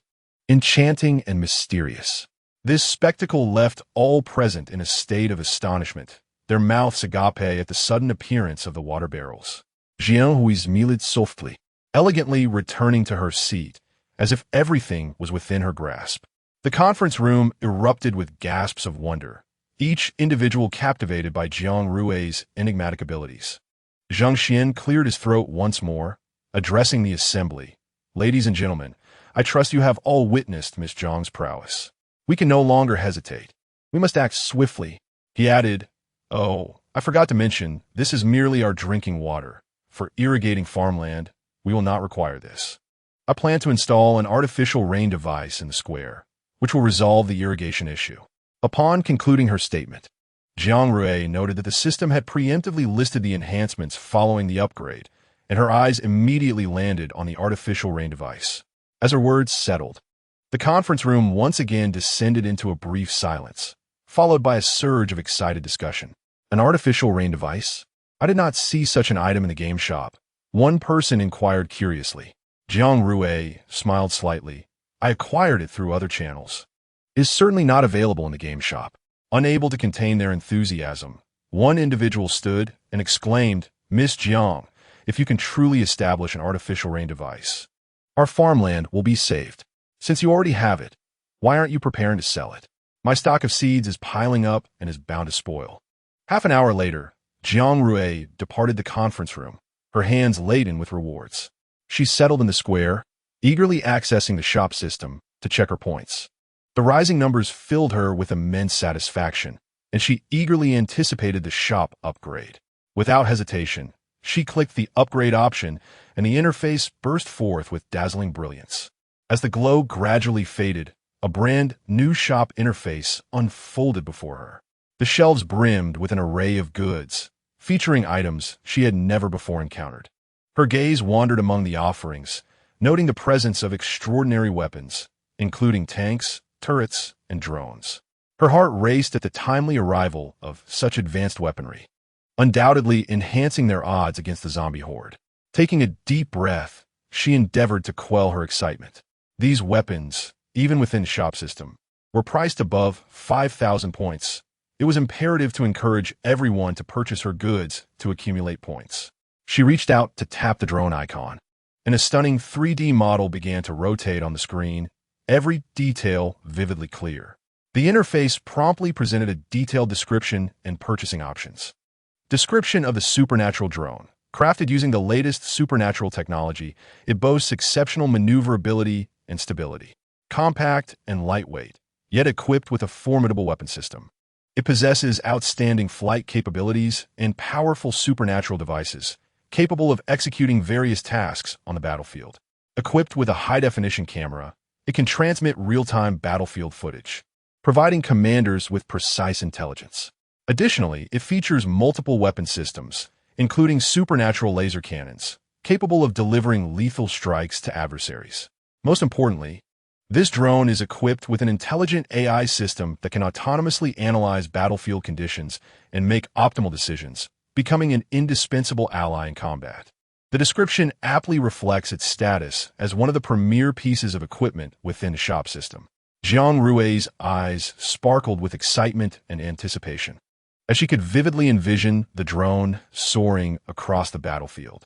However, the immediate priority was not this, but rather the artificial rain device. Jiang Rui swiftly located the icon for the artificial rain device within the shop interface, clicking it to reveal a massive 3D model that rotated slowly on the screen, each component appearing intricate and complex. Rising from her seat, Jiang Rui surveyed the bustling square, where the crowd surged like a vibrant sea. To install the artificial rain device, she first needed to clear space. She beckoned a soldier over. "Miss Jiang, how may I assist you?" The soldier inquired respectfully. Jiang Rui pointed to a section in the center of the square, stating, "I need you to organize personnel to clear that area." The soldier nodded in acknowledgement and promptly turned to execute her command, soon leading teams of soldiers to systematically disperse the crowd. Curiosity stirred among the people as they wondered what was unfolding. Under the soldier's guidance, some began to gather chairs, while others dismantled stalls, gradually bringing order to the square's flow. Before long, a space approximately the size of a basketball court had been cleared in the center. Jiang Rui nodded in satisfaction and reopened the shop system. Taking a deep breath, she clicked the purchase option. Instantly, a substantial amount of points was deducted, yet her excitement soared. A progress bar materialized on the screen, indicating the purchase and installation process of the artificial rain device. A dazzling light burst forth from the center of the square, gradually dissipating to reveal the imposing silhouette of the artificial rain apparatus. It stood majestically in the square, its silver exterior glistening under the sun, exuding an aura of advanced technology. Surrounding the device, automated support arms unfurled like colossal limbs, steadfastly holding the entire structure aloft. A crowd gathered, their curiosity piqued as they whispered about the unexpected installation. The murmurs gradually faded, and all eyes were fixated on the sudden apparition. Jiang Rui felt a surge of excitement within her as she approached the artificial rain device, gently caressing its cold silver surface and savoring the chill it imparted. Her mind raced back to the operational instructions of the device stored in the shop system. Her gaze wandered across the apparatus, searching for the activation button. Suddenly, her eyes locked onto a circular icon pulsating with blue light. She reached out and pressed it gently. Instantly, a subtle hum emanated from within the device. suggesting the initiation of a self-diagnostic procedure. Following that, she pressed a button labeled Start. The lid atop the device slowly opened, revealing its intricate internal mechanisms. The final step was to inject her supernatural energy. Jiang Rui closed her eyes, inhaled deeply, and placed her hands gently on the energy input. She felt her own energy begin to flow, like a gentle stream converging into a river. Cautiously, she guided the energy into the device. The energy input shimmered with brilliant light, as if an invisible connection linked Jiang Rui and the apparatus. As her energy flowed into it, the hum inside intensified, reminiscent of an unseen engine gradually awakening. The device's exterior began to tremble slightly, and a faint blue glow emerged on its silver surface, akin to stars twinkling in a tranquil night sky. The crowd was captivated by this sudden transformation, holding their breath in awe, afraid to breathe too forcefully. Abruptly, a slender beam of light shot forth from the pinnacle of the device, soaring skyward. The beam expanded in the atmosphere, transforming into a hazy blue luminescence that grew larger until it enveloped the entire sky. People gazed upward, their eyes filled with reverence and wonder. At that moment, the clouds above began to roil, as if stirred by an invisible hand. The once serene blue sky over Nansha City swiftly morphed into a leaden gray, resembling a grand ink wash painting unfurling slowly. The crowd gasped in amazement, their heads tilting back to behold the magnificent spectacle. Suddenly, a deep rumble of thunder reverberated across the horizon, sending shivers down spines. Following that, raindrops the size of beans cascaded from the clouds, splattering onto the square and sending up sprays of water. Gasps of astonishment filled the air, heralding the first rain in this world. As cheers erupted from every corner of Nansha City, the downpour intensified, transforming into a torrential rain. The rain washed over the earth, cleansing the square of dust and heat. The square's pavements glistened, reflecting the colors of the sky.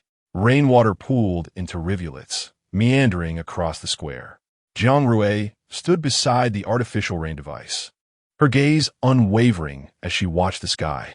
She sensed an extraordinary connection with the device, as though it were a divine artifact in her hands, capable of wielding the power of the heavens.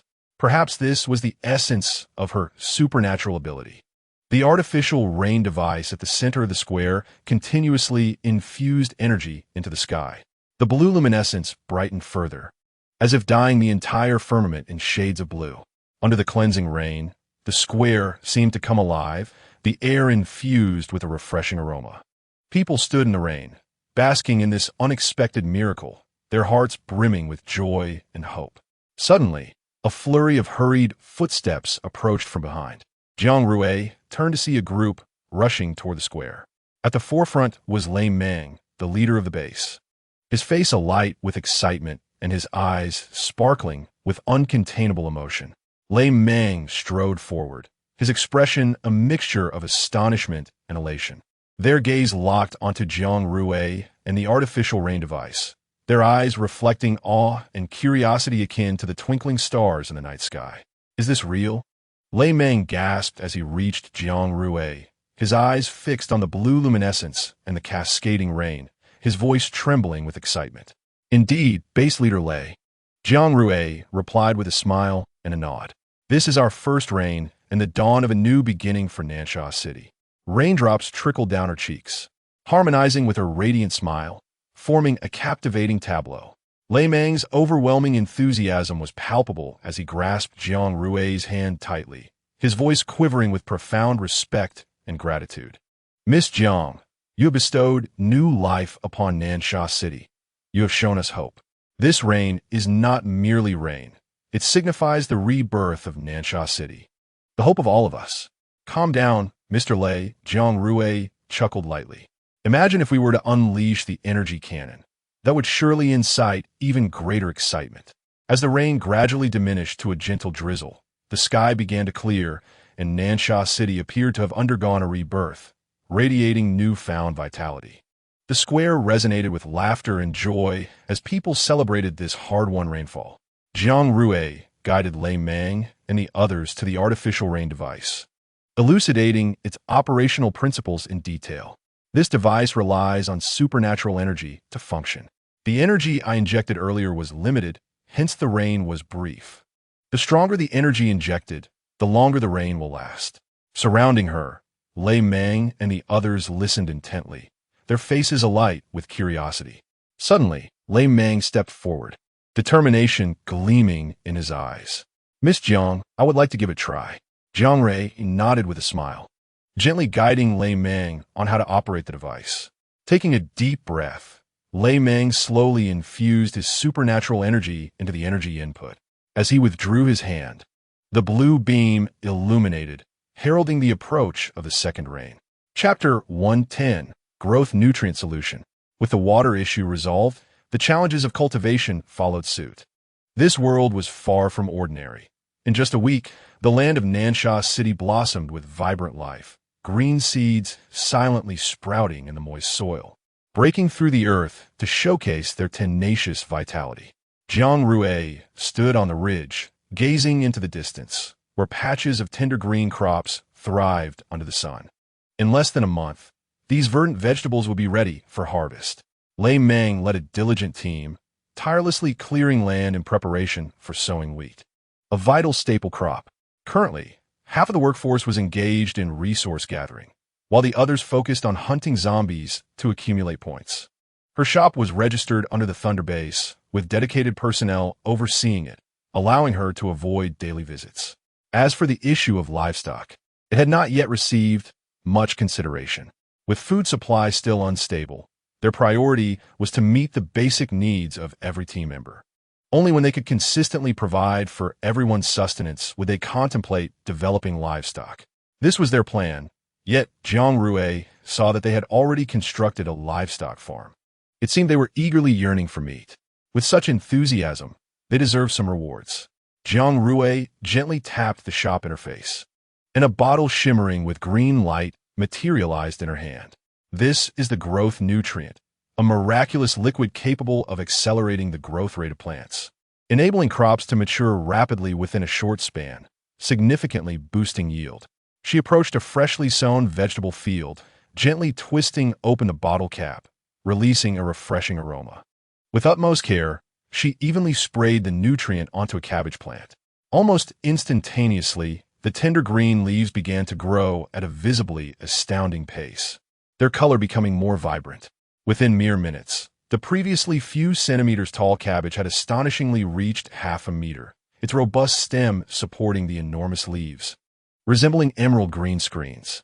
"My goodness, this growth is astonishing. It won't turn into an overgrown cabbage, will it?" Lei Meng and the others stood aghast at this spectacle, their eyes wide with shock and curiosity. Jiang Rui smiled and explained, "This is the growth nutrient. It allows plants to grow rapidly in a short time, increasing yield. But rest assured, it will not cause excessive growth that affects taste and nutritional value. One bottle can cover an acre." Gazing at the suddenly flourishing vegetable field, expressions of disbelief adorned their faces. "Is this really cabbage?" Lei Meng exclaimed, his eyes widening as he stuttered his question. Jiang Rui nodded with a smile, handing the growth nutrient to Lei Meng beside her. "Give it a try, spray some on other crops." Lei Meng took the shimmering green growth nutrient, excitement nearly causing him to tremble. He approached another freshly sown radish field, carefully twisting open the bottle cap as instructed by Jiang Rui. As a wave of fresh aroma wafted through the air, he gently sprayed the nutrient onto the tender radish leaves. Almost immediately, the radish leaves began to grow at an incredible speed, their green blades unfurling vibrantly. The radish stems also became robust and powerful, as if an invisible force was propelling their growth. Within minutes, the entire radish field transformed into a lush, thriving expanse. Lei Meng's eyes widened in astonishment as he beheld the changes before him. Unable to resist, he reached out to touch the radish leaves, which felt smooth and thick, brimming with vitality. He turned to Jiang Rui, his eyes filled with gratitude and respect. "Miss Jiang, this is truly remarkable." As his voice faded, the crowd erupted into enthusiastic applause and cheers. People flocked to the rejuvenated vegetable field, their rough hands gently caressing the tender cabbage leaves. their rugged faces adorned with childlike innocence. This is wonderful. We can finally escape the days of merely eating dirt. Indeed, this growth nutrient is our savior. Miss Jiang, how much of this nutrient do you have? Lei Meng asked excitedly. Enough for Nansha City to use for a while, Jiang Rui replied with a smile. Lei Meng grasped Jiang Rui's hand, gratitude shining in his eyes. Miss Jiang, you are truly our benefactor. With this growth nutrient, we can not only enhance crop yields, but also improve everyone's lives. On behalf of the entire camp, I express our deepest thanks. Oh, you are too kind. Do visit my little shop often to help me earn some points, Jiang Rui replied with a chuckle. Certainly, we will never forget your kindness, Miss Jiang. Lei Meng laughed heartily. He turned to the people around him, shouting, what are you waiting for? Hurry and spread the word to other bases so they can come and collect their supplies. As night fell, a grand celebration unfolded in the camp. The bonfire blazed brightly, illuminating the joyful faces of the people. The aroma of fine wine and food wafted through the evening air as people gathered to share their joy and anticipation. Jiang Rui stood among the crowd, basking in the warmth and harmony of the moment. Over the past 2 days, she had earned quite a bit, particularly from the beverages, which accounted for 80% of her sales. After the news of the growth nutrient spread today, many bases rushed to her for orders of livestock. Positioned at the heart of the lively camp, surrounded by laughter and revelry, the firelight cast a warm and mysterious glow on her face. Holding a glass of her specially crafted cocktail, she smiled and toasted with those who came to congratulate her. As the celebration reached its peak, Jiang Rui was also swept up in the enthusiasm of the crowd. She smiled as she moved through the throngs, engaging with representatives from various bases. At that moment, a group of individuals clad in different base uniforms hurried over, their faces marked by anticipation and tension. Miss Jiang called out one of the leading middle-aged men, his voice filled with excitement and respect. We have heard that you possess a miraculous growth nutrient that can make crops grow instantly. Our base is in urgent need of this resource. Could you possibly supply some to us? Jiang Rui glanced at them, her memory of them vague. They seemed to be from smaller base. That could be arranged. Come to my home tomorrow morning. After exchanging pleasantries with these individuals, Jiang Rui suddenly sensed someone behind her. Turning around, she saw Lin Muxing. You've been elusive lately. Where have you been? He inquired. Chapter 111. Let me introduce you to someone. Lin Muxing's lips curled into a smile as he lightly tapped Jiang Rui's nose with his finger, teasingly saying, You say that after you all caused a ruckus in the zombie valley a few days ago? I had to put in a great deal of effort to clean up the mess you left. Jiang Rui blinked, looking bewildered, huh? Lin Muxing gently tucked a stray hair behind her ear, his tone tinged with exasperation. What do you think? Over 50 advanced zombies suddenly disappearing. How could a zombie king possibly ignore that? Recalling that moment, Jiang Rui remembered the terrifying power of the corrosive water. She had only focused on escaping and hadn't had time to scrutinize the zombies, unaware of the heavy casualties they had suffered. How did you resolve it? She asked curiously. Lin Muxing smiled slightly, a glimmer of mischief in his eyes. You needn't worry about that. I have my methods. He gently took Jiang Rui's hand and led her to the center of the dance floor. Lowering his head slightly, his voice was like a gentle whisper in the night breeze, deep and magnetic. Rui, he gazed at her intently. Would you dance with me to the first tune of this night? Jiang Rui raised her head, meeting his starlit gaze. Weren't we just discussing matters? How do we suddenly end up dancing? Jiang Rui was taken aback by Lin Muxing's unexpected invitation, all eyes turning to the couple poised to dance. Under the glow of the bonfire, Lin Muxing appeared even more handsome, his eyes sparkling with anticipation. Jiang Rui nodded gently, placing her hand in his. Lin Muxing carefully led her into the center of the dance floor, beginning to twirl in rhythm with the music. Rui, do you remember? The last time we danced together was that summer. Lin Muxing's voice resonated in Jiang Rui's ear, drawing her into memories. As the dance concluded, the lights dimmed, and the warmth of the bonfire gradually dissipated into the night sky. In the dance floor, the two gazed into each other's eyes, bright sparks illuminating their expressions. Lin Muxing and Jiang Rui embraced tightly, their heartbeats seemingly merging into one at that moment. The applause and cheers surrounding the dance floor began to fade. As if the world had narrowed down to just the two of them. Lin Muxing lowered his head, softly whispering into Jiang Rui's ear, Rui, I wish to tell you that no matter how arduous the path ahead may be, I am willing to walk alongside you. Jiang Rui lifted her head, determination gleaming in her eyes. I feel the same. Whatever happens, I will stand by your side. Come, let us go change into something else. I want to introduce you to someone, Lin Muxing said. Jiang Rui paused slightly, looking at Lin Muxing with curiosity. Who are we going to meet? Lin Muxing smiled faintly, a glimmer of mystery flashing in his eyes. You will know when you arrive. They returned to their room, where Jiang Rui changed out of her ball gown and donned a simple, comfortable t-shirt and jeans. Together, they stepped out of the room. Jiang Rui locked the door, noticing he remained standing in the yard, a hint of confusion crossing her face. Why aren't you leaving? It's a bit far. Go get your convenience vehicle, he replied. Jiang Rui nodded and turned towards the parking area. Lin Muxing followed closely behind, and the two arrived at the convenience vehicle. Jiang Rui opened the door, and Lin Muxing started the engine, the vehicle slowly gliding out of the yard. The moonlight poured down like water, quietly illuminating the tranquil road, enveloping the late-night vehicle in a silvery glow.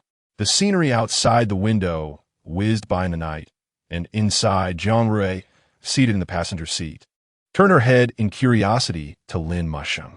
Where are we going? We've already left Nansha City. It's dangerous to be out at night. Unable to restrain her inquisitiveness, she asked. Lin Muxing smiled slightly, assuring her, Don't worry, you're safe with me. You'll know when we arrive. Just rest for now. All right, call me when we get there, she replied, leaning back in her seat and closing her eyes.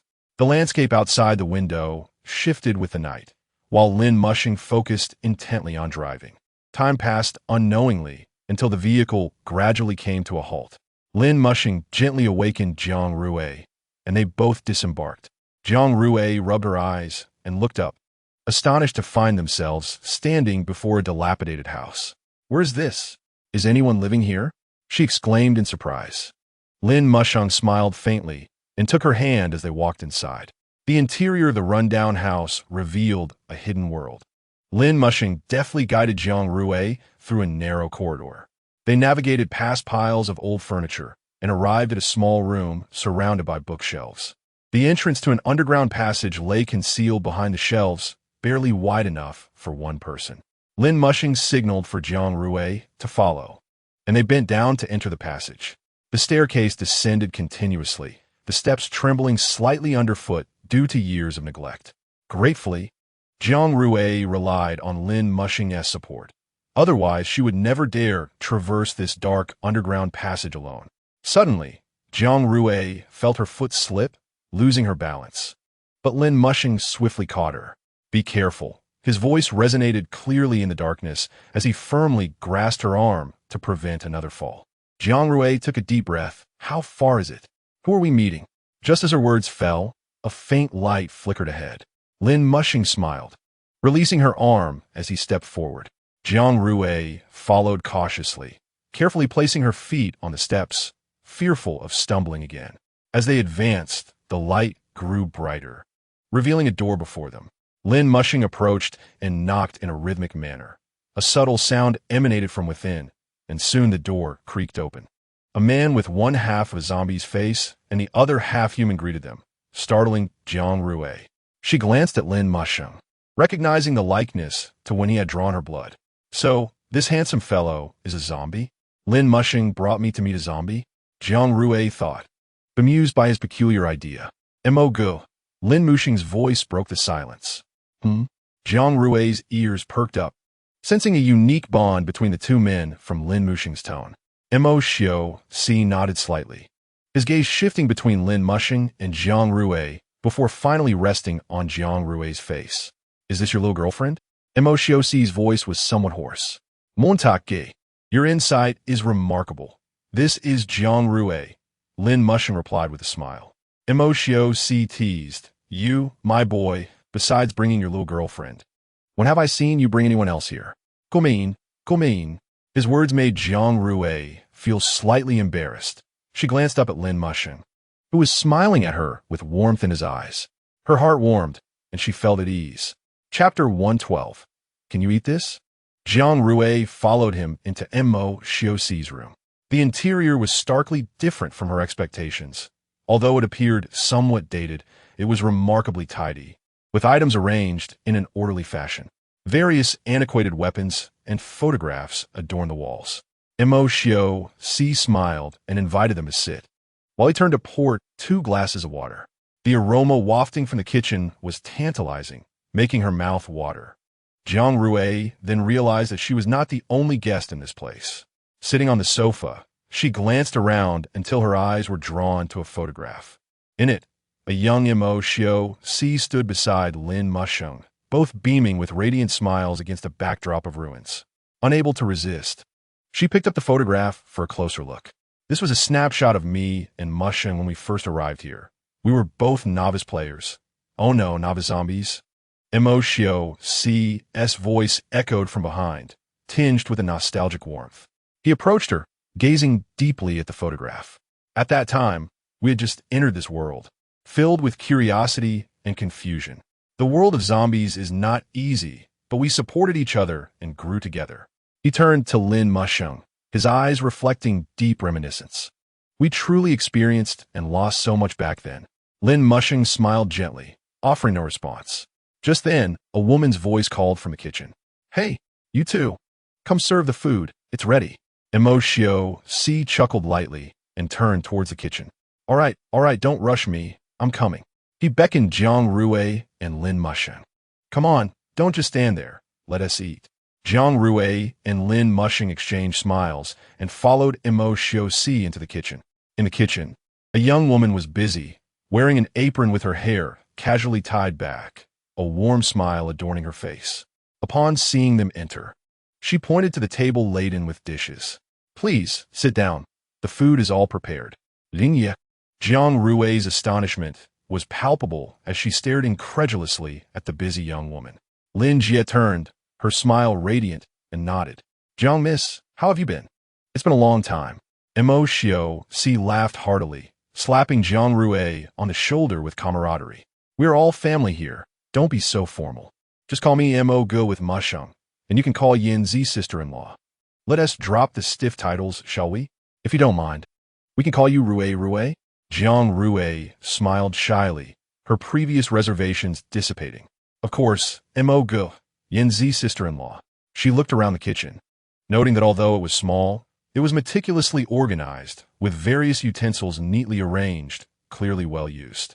Mo Xiuxi served 3 bowls of rice, placing them in front of Jiang Rui and Lin Musheng. Lin Jie brought over a steaming platter of vegetables, setting it in the center of the table. The enticing aroma immediately captivated Jiang Rui, causing her to swallow involuntarily. Looking down, she saw the plate filled with vibrant, flavorful dishes. These are all organic vegetables from the Zombie Valley. Rui, you should try them and see if they suit your taste. Lin Jie cheerfully encouraged Jiang Rui. Zombie Valley? Jiang Rui's eyes widened. The last time they stepped onto the land of Zombie Valley, they were chased by a horde of super zombies. Unaware that fresh vegetables could be sourced from there. How did they manage to obtain vegetables from that place? She glanced at Lin Musheng, who nodded in reassurance, allowing her to relax. Jiang Rui picked up her chopsticks, gently lifting a glossy green vegetable to her mouth. Instantly, a burst of exquisite flavor exploded in her mouth, the natural sweetness prompting her to close her eyes in delight. She savored the flavors, as if she could sense the vitality contained within the vegetables. Upon opening her eyes, she turned to Lin Jie, her expression brimming with delight. Lin Jie, this is truly delicious. Lin Jie observed her satisfied demeanor, a flicker of pride crossing her eyes. Haha, I knew you would love it. These vegetables were personally harvested by Mu Sheng and the others from the Zhongshu. They are entirely natural and unpolluted. Despite the presence of zombies there, they cannot harm the environment. Hearing this, Jiang Rui felt an increased respect for them. It seemed that this Mo Gu was not an ordinary person, not a mere zombie. When Lin Musheng picked up a piece of vegetable and placed it in his mouth, Jiang Rui was momentarily stunned. Zombies only consume blood and human flesh, not human food, which left her quite astonished. Mo Xiao, on the other hand, did not touch his chopsticks. You can eat this? Jiang Rui puzzled. Lin Musheng set down his chopsticks and smiled gently. Yes, I can eat this.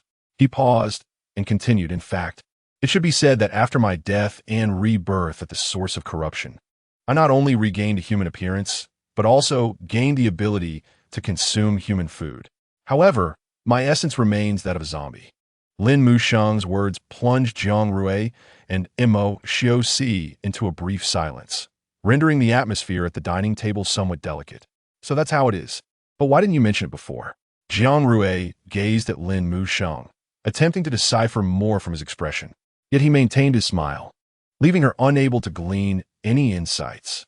Mo Xiao broke the silence, clapping his hands on the table, proclaiming loudly, Come, come, let us not dwell on this.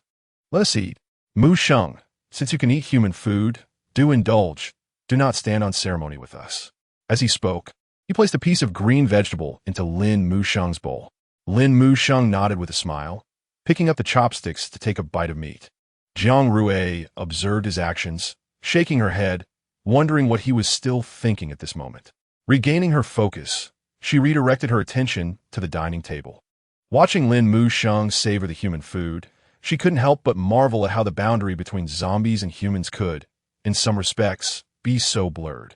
Although his essence was that of a zombie, he now bore no distinction from humans in appearance or lifestyle.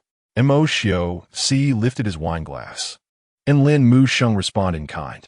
Jiang Rui and Lin Jie also smiled and raised their glasses.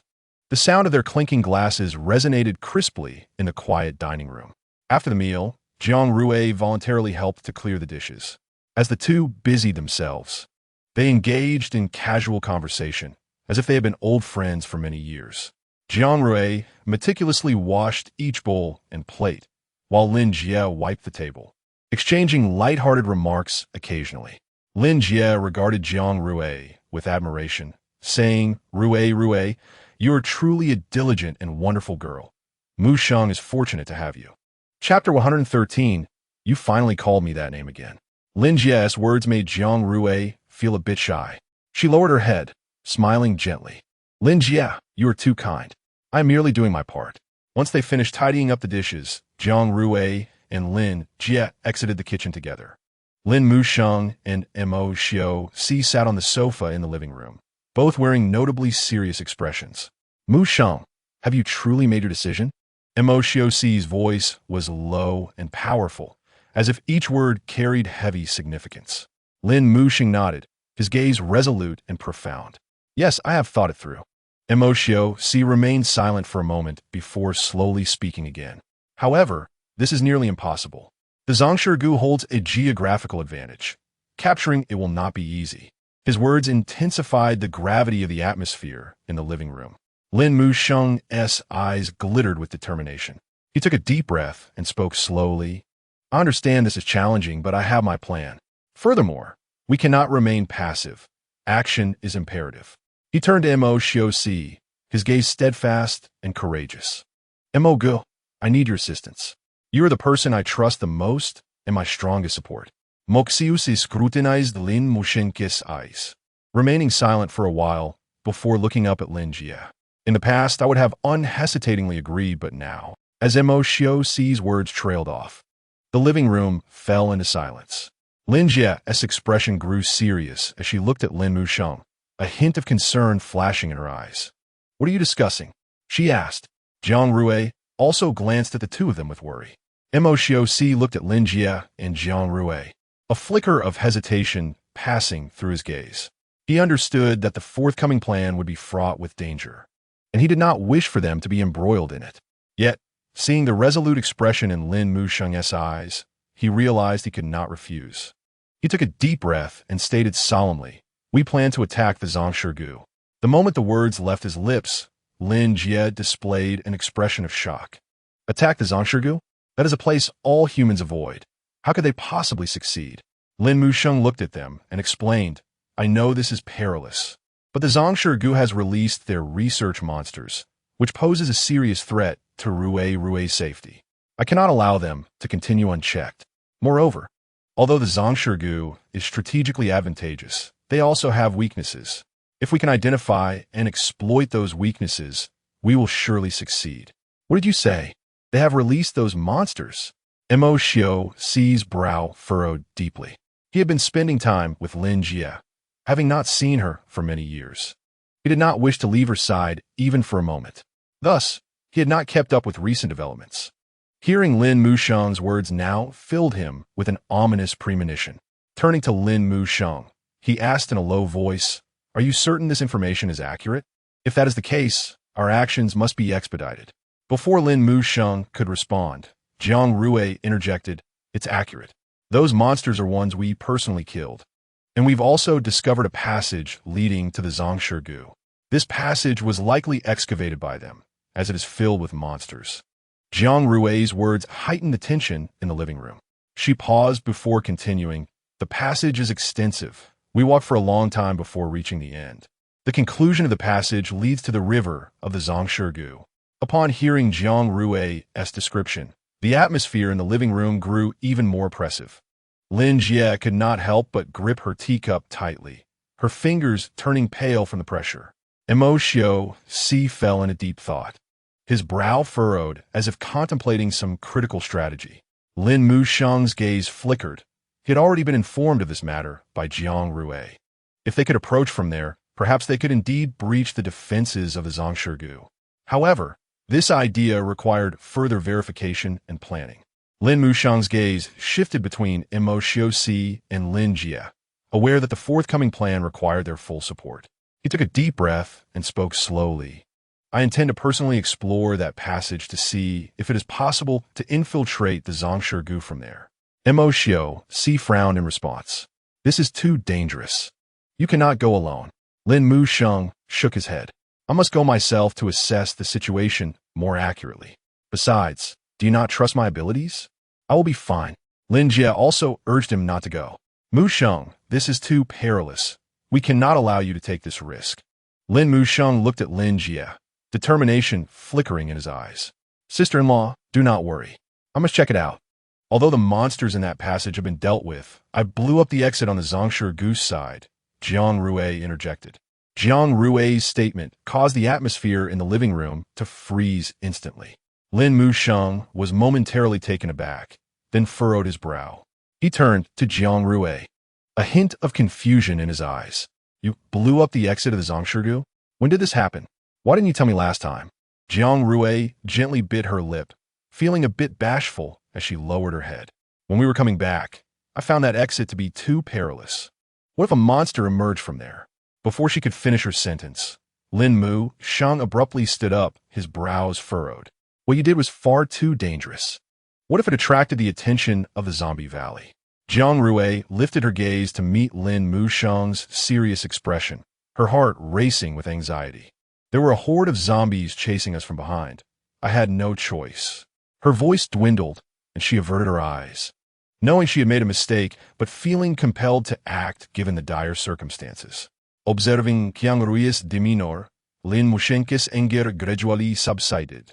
He understood that her actions were motivated by the safety of everyone. However, such recklessness was undeniably perilous and not easily forgivable. Taking a deep breath, he endeavored to soften his tone. Rui, this behavior is exceedingly dangerous. If you put yourself in jeopardy, what am I to do? Do you comprehend this?" Upon hearing Lin Musheng's words, Jiang Rui's eyes welled with tears. She raised her head to meet his solemn, yet caring gaze and gently bit her lip. "Mumu, I realize my mistake. The situation was desperate, and I didn't think it through. But please trust me. I will be more cautious in the future and avoid putting myself in danger." As she spoke, she reached out and grasped Lin Musheng's hand tightly. Lin Musheng felt a slight tremor at her touch. He caressed her cheek, his voice quivering. "You finally call me that again." His eyes were filled with tenderness and nostalgia, as if he was transported back to the moment they first met. He gently stroked Jiang Rui's cheek, feeling the delicate texture of her skin, which stirred a profound emotion within him. He gazed deeply into her eyes, his voice trembling slightly. Rui, say it once more."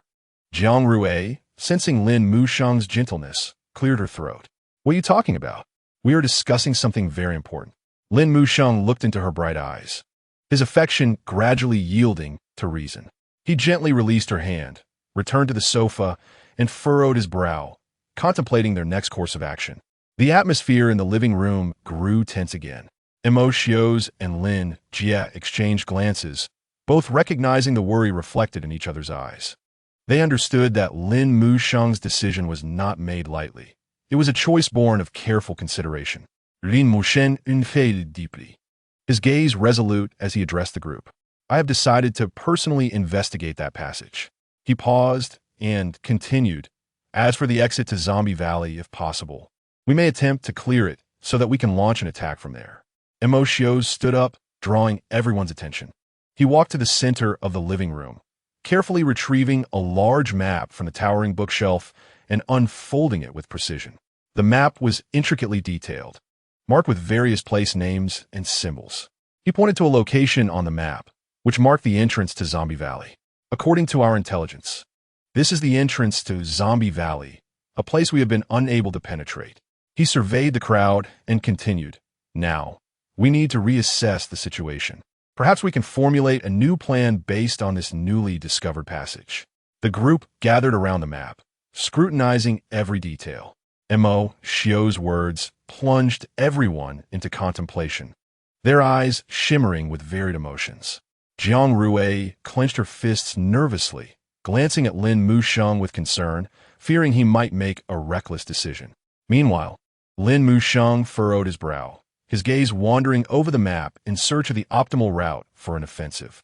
Suddenly, Jiang Rui's eyes brightened as her finger landed on a seemingly inconspicuous path in a remote corner of the map. Here, she exclaimed, tracing a route on the map. We can infiltrate from here, avoiding the main defenses of Zombie Valley and directly attacking their core. All eyes focused on her finger, following its movement. Xios narrowed his eyes, examining the route with growing interest, and a glimmer of surprise crossed his face. He turned to Lin Mushang, his voice tinged with excitement. This route could indeed be viable. We can attempt to infiltrate from here and then swiftly strike at the heart of Zombie Valley. However, we must first survey the situation there. After speaking, he furrowed his brow again. Why have I never noticed this route before? Lin Musheng responded. What you said is true. This is the first time I've seen this path. I remember the surroundings of Zombie Valley clearly, and there is no way I could have overlooked it.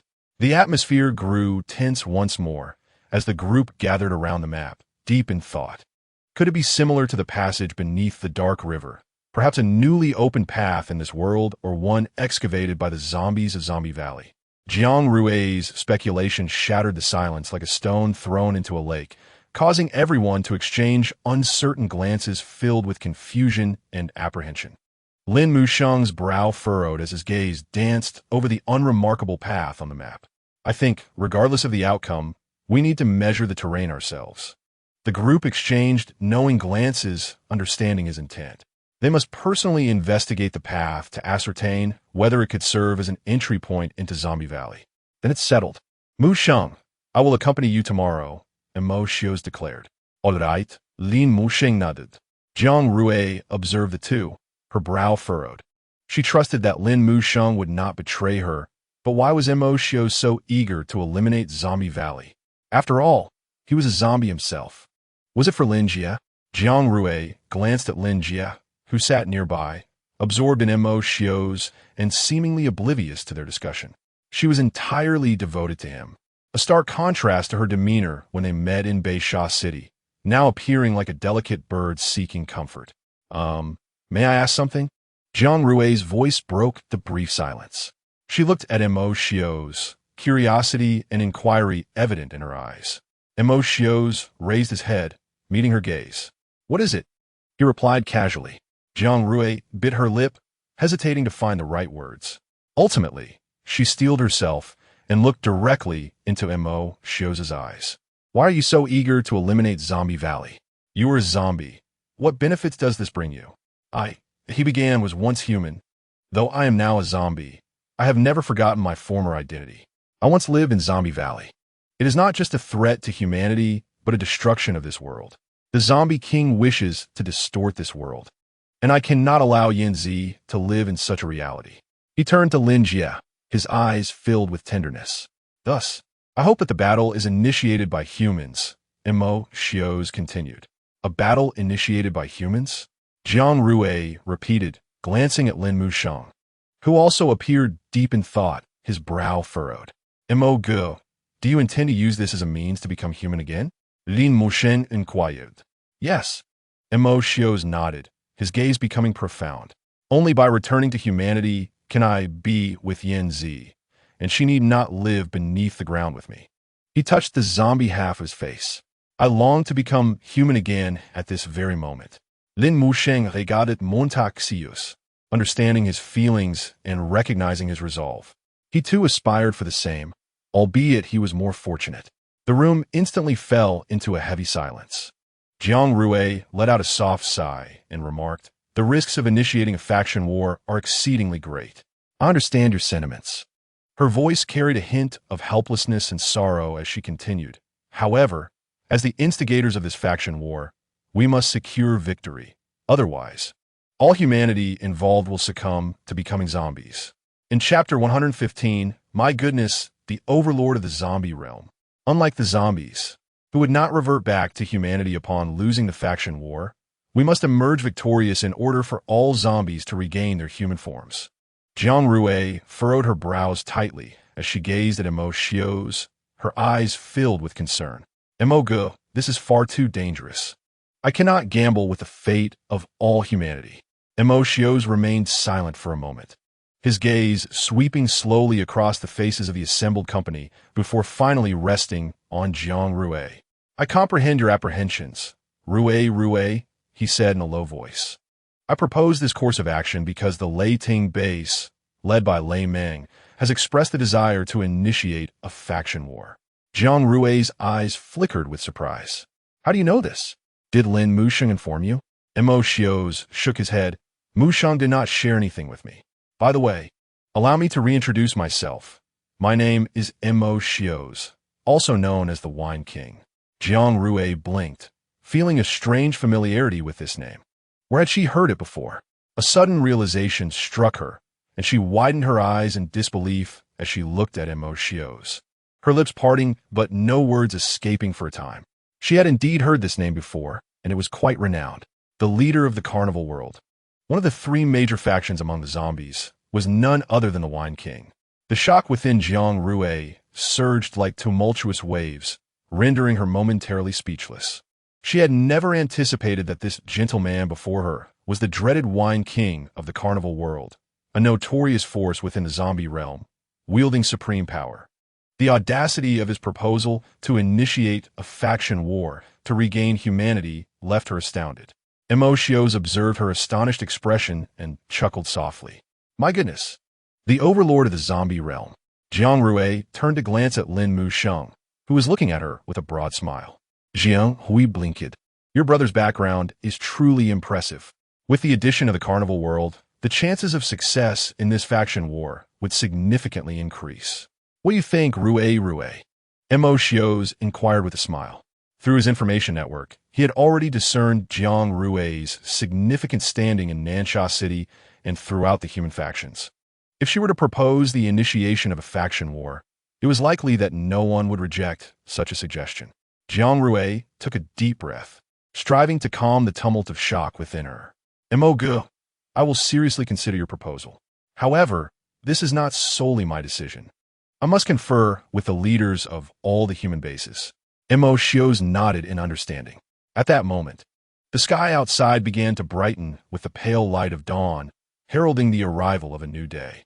Before this daybreak, a crucial discussion regarding the fate of humanity and the zombies was unfolding in a tense yet orderly manner. As the sun rose, following breakfast, Jiang Rui and Lin Musheng emerged from the underground world. The gentle sunlight bathed them, bringing a touch of warmth. In this desolate expanse, a few zombies could occasionally be seen wandering, but Lin Musheng effortlessly subdued them with remarkable skill. Jiang Rui skillfully retrieved her portable vehicle, and the two set forth on their journey back to Nansha City.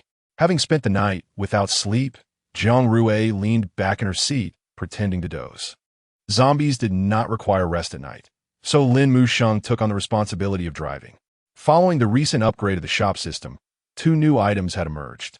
She had not yet disclosed this to anyone, not even to Lin Musheng.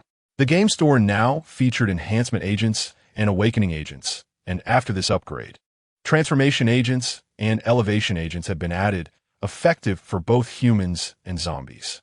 The primary purpose of the transformation agents was to restructure the genes of humans and zombies, endowing them with enhanced adaptability and abilities. For humans, these agents could improve physical fitness, boost intelligence, and enhance resistance. For zombies, transformation agents could restore some degree of rationality, decrease aggression, and even potentially enable them to revert to humanity. On the other hand, elevation agents were mysterious potions capable of directly augmenting individual strength, whether human or zombie. Consuming an elevation agent would result in a significant surge of power in a short time. This power manifested not only in physical strength, but also in mental prowess, reaction speed, and even certain special abilities. However, elevation agents were not without their drawbacks. The side effects were notably severe. After consumption, individuals would experience extreme weakness for a short duration, and there was a possibility of losing consciousness. Therefore, the use of elevation agents necessitated utmost caution, ideally during critical moments or with sufficient protective measures in place. Jiang Rui opened her eyes. Regardless of whether a faction war was initiated, she intended to utilize these 2 agents. She turned to Lin Musheng and elaborated on their effects. Upon hearing Jiang Rui's account, a glimmer of astonishment flickered in Lin Musheng's eyes. He tightened his grip on the steering wheel, causing a slight fluctuation in speed, but quickly stabilized. He turned his head to face Jiang Rui, his eyes filled with contemplation. Rui, if these agents are indeed as you describe, they will undoubtedly serve as crucial leverage in altering the tide of battle. Jiang Rui raised an eyebrow and countered, "Do you think I should present them?" "This is a significant decision," Lin Musheng replied, his brow furrowing with seriousness. "The transformation agents can enhance our strength and may even restore rationality to zombies, which is undoubtedly advantageous for us. However, the risks associated with elevation agents are too great. Improper use could lead to unpredictable consequences." Sunlight streamed through the car window, illuminating Jiang Rui's resolute gaze. "I'm aware of the risks, yet I also see hope. We cannot continuously rely on our existing strength to combat the zombies. We require greater power. The number of ability users is too scant, making it futile to confront the hordes of zombies in the valley. Moreover, these 2 agents are quite affordable. Compared to the cost of scarce weaponry, this is entirely worthwhile. The elevation agents, however, require further consideration." Lin Musheng remained silent for a moment, his gaze fixed on the winding road ahead. Sunlight cast shadows across his profile, rendering his expression more complex. He took a deep breath and turned to Jiang Rui, his eyes glimmering with determination and resolve. Rui, you speak the truth. We cannot remain passive. These 2 agents may very well be the key to turning the tide." He turned to look at Jiang Rui, his eyes shining with a resolute light. "However, we must exercise caution in their usage. We can commence trials with the transformation agents to assess their efficacy. As for the elevation agents, we must identify the most opportune moment and method for their application. We should establish a special task force dedicated to the research and experimentation of these 2 agents." Lin Musheng proposed, to be composed of trusted individuals to ensure the safety and efficacy of the agents. In Chapter 116, he also saw the potential. A special task force? Jiang Rui furrowed her brow, contemplating the feasibility of this proposal. She thought of several reliable ability users, who were not only powerful, but also loyal and trustworthy. "All right, this proposal is commendable." Jiang Rui nodded, agreeing to form this special task force to research and test the 2 agents. The deserted lone wolf base was currently under construction and would serve as an ideal research site. Upon returning to Nansha City, Jiang Rui upgraded her portable vehicle. Lin Musheng needed transportation to the Valley of Zombies. "Be careful," Jiang Rui said with concern at the city gates of Nansha City. The sunlight cascades at an angle, illuminating the imposing and dignified city gate of Nansha City. Beside the gate, Jiang Rui stands in the shadows, her gaze fixed intently upon Lin Musheng, her eyes brimming with reluctance and concern. Lin Musheng stands by the vehicle, looking towards Jiang Rui with a reassuring smile playing at the corners of his lips. He steps forward and gently takes her hand. "Rui, do not worry," he speaks softly, his voice deep and tender, reminiscent of a gentle spring breeze stirring the surface of a lake, creating ripples of comfort. He envelopes Jiang Rui in his embrace, his warm and solid chest serving as her steadfast support. Lin Musheng lowers his head, his gaze meeting Jiang Rui's, his profound eyes filled with tenderness and resolve. Rui, trust me, I will be cautious." Jiang Rui nods slightly. A wave of warmth surges within Lin Musheng as he tightly clasps her hand. He leans down and plants a gentle kiss on her forehead, the kiss akin to a spring breeze, warm and affectionate. "Wait for me to return, Rui," he murmurs softly before turning to walk towards the convenience vehicle. He glances back, casting a lingering look at Jiang Rui, his eyes filled with both reluctance and determination. He settles into the vehicle and starts the engine. The convenience vehicle slowly departs from Nansha City, heading towards the Valley of Zombies. Jiang Rui remains rooted in place, watching the vehicle vanish from sight, her heart laden with worry. She clenches her fist, aware that she too has tasks to accomplish. Jiang Rui turns and enters the city, promptly informing Lei Meng of the situation. Chun Dongying, now able to rise from his bed, listens attentively to her account. Lei Meng nods, a flicker of sharpness flashing in his eyes. He takes a deep breath, turning to Jiang Rui and Chun Dongying. "The emergence of these two types of potions undoubtedly brings us new hope," Lei Meng states gravely. "But, as Lin Musheng said, we must not let our guard down. We must conduct in-depth research into the side effects and potential risks of these potions." He pauses, his gaze shifting between the two. He notices the determination in Jiang Rui's eyes and the contemplation etched on Chun Dongying's face. He understands they are both pondering the same question: how to utilize these potions safely and effectively. "We need a plan," Chun Dongying speaks slowly, his voice firm and resolute. "A plan that ensures the efficacy of the potions while minimizing risks." "Indeed, we require a comprehensive strategy," Lei Meng agrees solemnly, his eyes scanning the room as if seeking inspiration. Suddenly, his gaze lands on the construction site visible through the window, where busy workers are reconstructing the future of Nansha City. "Perhaps we can commence from there," he suggests, pointing outside. "The reconstruction of the Lone Wolf base is underway, which will serve as our research center. We can transport these two potions there and establish a secret laboratory for in-depth study and experimentation." "Mr. Lei and I are of one mind," Jiang Rui affirms. "Then it is settled." Lei Meng smiles and nods. He allows his gaze to linger on Jiang Rui's face for a moment before turning to Chun Dongying. "Let us handle the research aspect at the Thunder Base, while the Blood Base will oversee security." Chun Dongying inclines his head slightly. "I have never doubted the research capabilities of Thunder Base." He pauses, looking out at Nansha City. "The Blood Base will fully cooperate to ensure the safety of the research process." Jiang Rui listens quietly, her heart a tempest of emotions. This collaboration is crucial for both bases. She gazes at Lei Meng and Chun Dongying and declares, "I will also give my utmost effort to provide the potions." After a brief pause, she continues, "I have one more thing to share with you." Her expression grows serious. Lei Meng and Chun Dongying exchange glances, each reading curiosity and intrigue in the other's eyes. They wait silently for Jiang Rui to elaborate, their hearts filled with anticipation. Jiang Rui takes a deep breath and states, "Last night, I left Nansha City to meet someone, a zombie." The expressions of Lei Meng and Chun Dongying freeze in an instant, and they share a look, their eyes flashing with disbelief. "A zombie?" Lei Meng exclaims in astonishment. Chun Dongying furrows his brow. "It was so dangerous at night. How could you leave the city?" "I understand it was perilous," Jiang Rui replies softly, "but you need not worry. Lin Musheng drove away all the zombies along the way, just as he did when he first arrived in Nansha City." Lei Meng and Chun Dongying exchange glances, an inexplicable emotion swelling within them. Who is that zombie?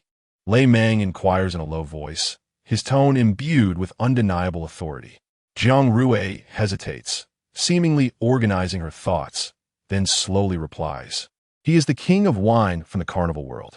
Lei Meng and Chun Dongying exchange looks filled with astonishment. The king of wine. Lei Meng exclaims in shock, his voice echoing in the quiet room, laden with an indescribable impact. Chun Dongying's face also reflects his astonishment. He is one of the 3 zombie kings. Lei Meng furrows his brow. You met a zombie king alone? That is exceedingly dangerous. Jiang Rui smiles slightly. With Lin mushing by my side, there was no danger. The king of wine was different from what I had imagined. He retained human emotions and was eager to return to humanity. Did he truly say that? Chun Dongying's voice carries a hint of incredulity. Jiang Rui nods. Yes, he told me he does not wish to remain a zombie. His beloved is human, which is why he longs to revert to his former self. Lei Meng furrows his brow. But he is still a zombie. We must remain vigilant. I understand. Jiang Rui takes a deep breath. So, he intends to incite a faction war? Chun Dongying states solemnly. After all, the only known method to revert to humanity is through the faction war. Precisely. Jiang Rui ishali softly. Lei Meng's brow furrows deeply. Collaboration with a zombie is unprecedented. Yet he also perceives the potential it holds. Chapter 117. Meeting in Beisha City, Chun Dongying's gaze deepens, and he takes a deep breath, slowly articulating. We must proceed with caution, but this indeed presents an opportunity. He turns to Jiang Rui. Miss Jiang, this information is of paramount importance to us. We need to further understand the king of wine's intentions while ensuring his motives are pure. Therefore, we must arrange a meeting with him. Jiang Rui nods. I shall make the contact. Anticipating the necessity of a meeting, she had previously purchased a set of communication devices that function in this world. She retrieves a compact black device from her backpack, its surface flickering with a faint glow. This was the only set she could find in the marketplace that would operate normally in this world. She gently presses the power button, and the screen lights up, displaying a sequence of numbers. Taking a deep breath, she inputs the communication frequency for the king of wine. After pressing the send button, the numbers on the screen begin to pulse, emitting a faint buzzing sound. Suddenly, the numbers cease to pulse, replaced by a familiar name, King of Wine. A glimmer of surprise flashes in Jiang Rui's eyes as the connection is established. She takes a deep breath, striving to maintain a calm demeanor. It is Jiang Rui.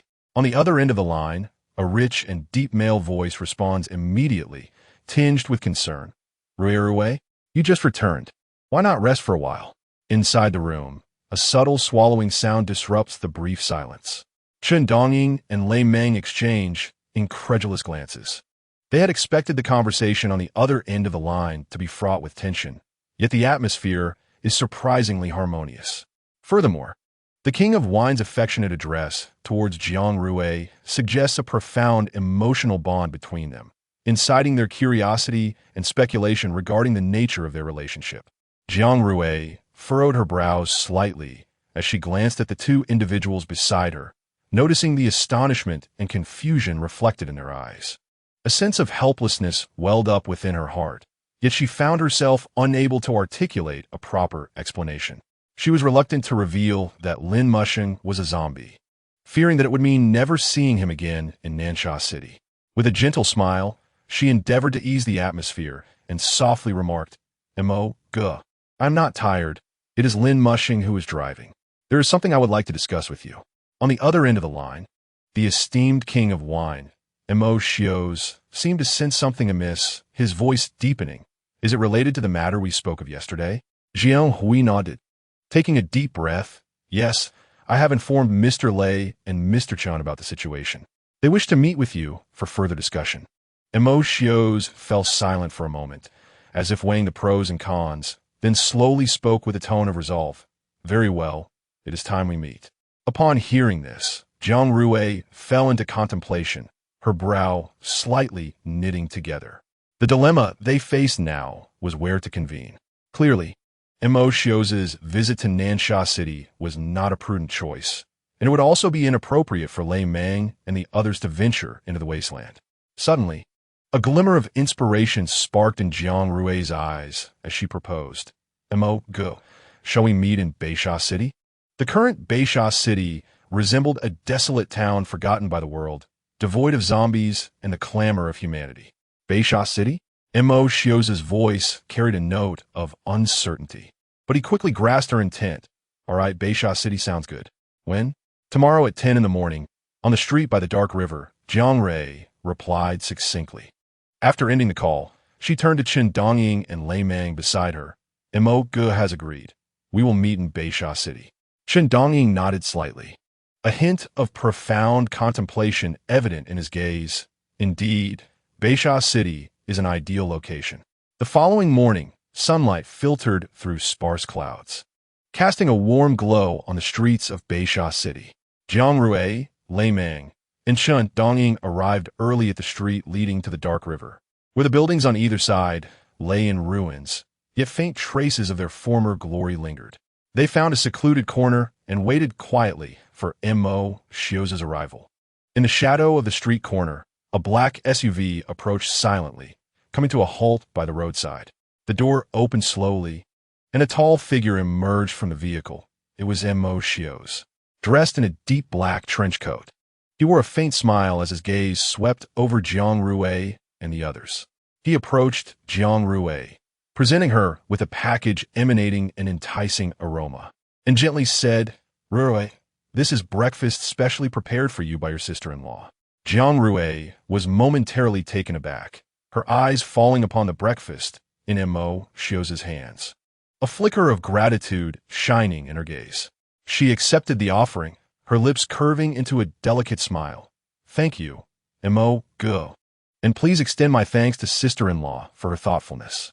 Mo Xiao's shook his head lightly and turned to Chen Dongying and Lei Mang. And who might these gentlemen be? Jiang Rui nodded and introduced them. This is Mr. Lei Mang, and this is Mr. Chen Dongying. Both Chen Dongying and Lei Mang stepped forward, and Mo Xiao's made no attempt to conceal his distinctive appearance. One of his eyes was a striking gray, while the other was a normal brown, a feature that revealed his extraordinary nature at a glance, not to mention his half-zombie, half-human visage. Jiang Rui's introduction echoed in the air, shattering the morning's tranquility. As her words faded, Chen Dongying and Lei Mang's gazes remained fixed upon Mo Xiao's, standing nearly 2 meters tall, with a robust build and a stern countenance. His black hair billowed in the wind. Chen Dongying and Lei Mang exchanged glances, recognizing the surprise and caution reflected in each other's eyes. However, being seasoned individuals, they quickly regained their composure. Stepping forward, Chen Dongying smiled and said, King of Wine, it is an honor to meet you. Mo Xiao's inclined his head slightly, returning the smile, his voice deep and resonant. Mr. Chen, Mr. Lei, a pleasure. He extended his hand, shaking hands with both Chen Dongying and Lei Mang. Although Lei Mang offered his hand, he hesitated to grasp Mo Xiao's, acknowledging the disparity between their natures, one human, the other zombie. Noticing the pause, Jiang Rui interjected, taking hold of Mo Xiao's hand. Mo Ge, the sun is quite harsh. Let us find a relatively clean place to discuss further. Montauk Xiao's nodded gently, in agreement with Jiang Rui's suggestion. He surveyed the surrounding ruins, eventually settling his gaze on a relatively intact building, a cafe. Despite the shattered windows, the roof remained intact enough to shield them from the scorching sun. That place looks good, Mo Xiao's indicated toward the cafe. Upon reaching the cafe, Mo Xiao's pushed the door open first, a cloud of dust swirling into the air. He coughed lightly, waving a hand to disperse the dust in the atmosphere. Jiang Rui and the others followed him inside, where they encountered a scene of disarray. Most tables and chairs lay overturned, and the coffee machine was cloaked in a thick layer of dust. Jiang Rui delicately frowned, retrieving a pack of wet wipes from her bag, attentively cleaning off a table and chair that appeared relatively clean.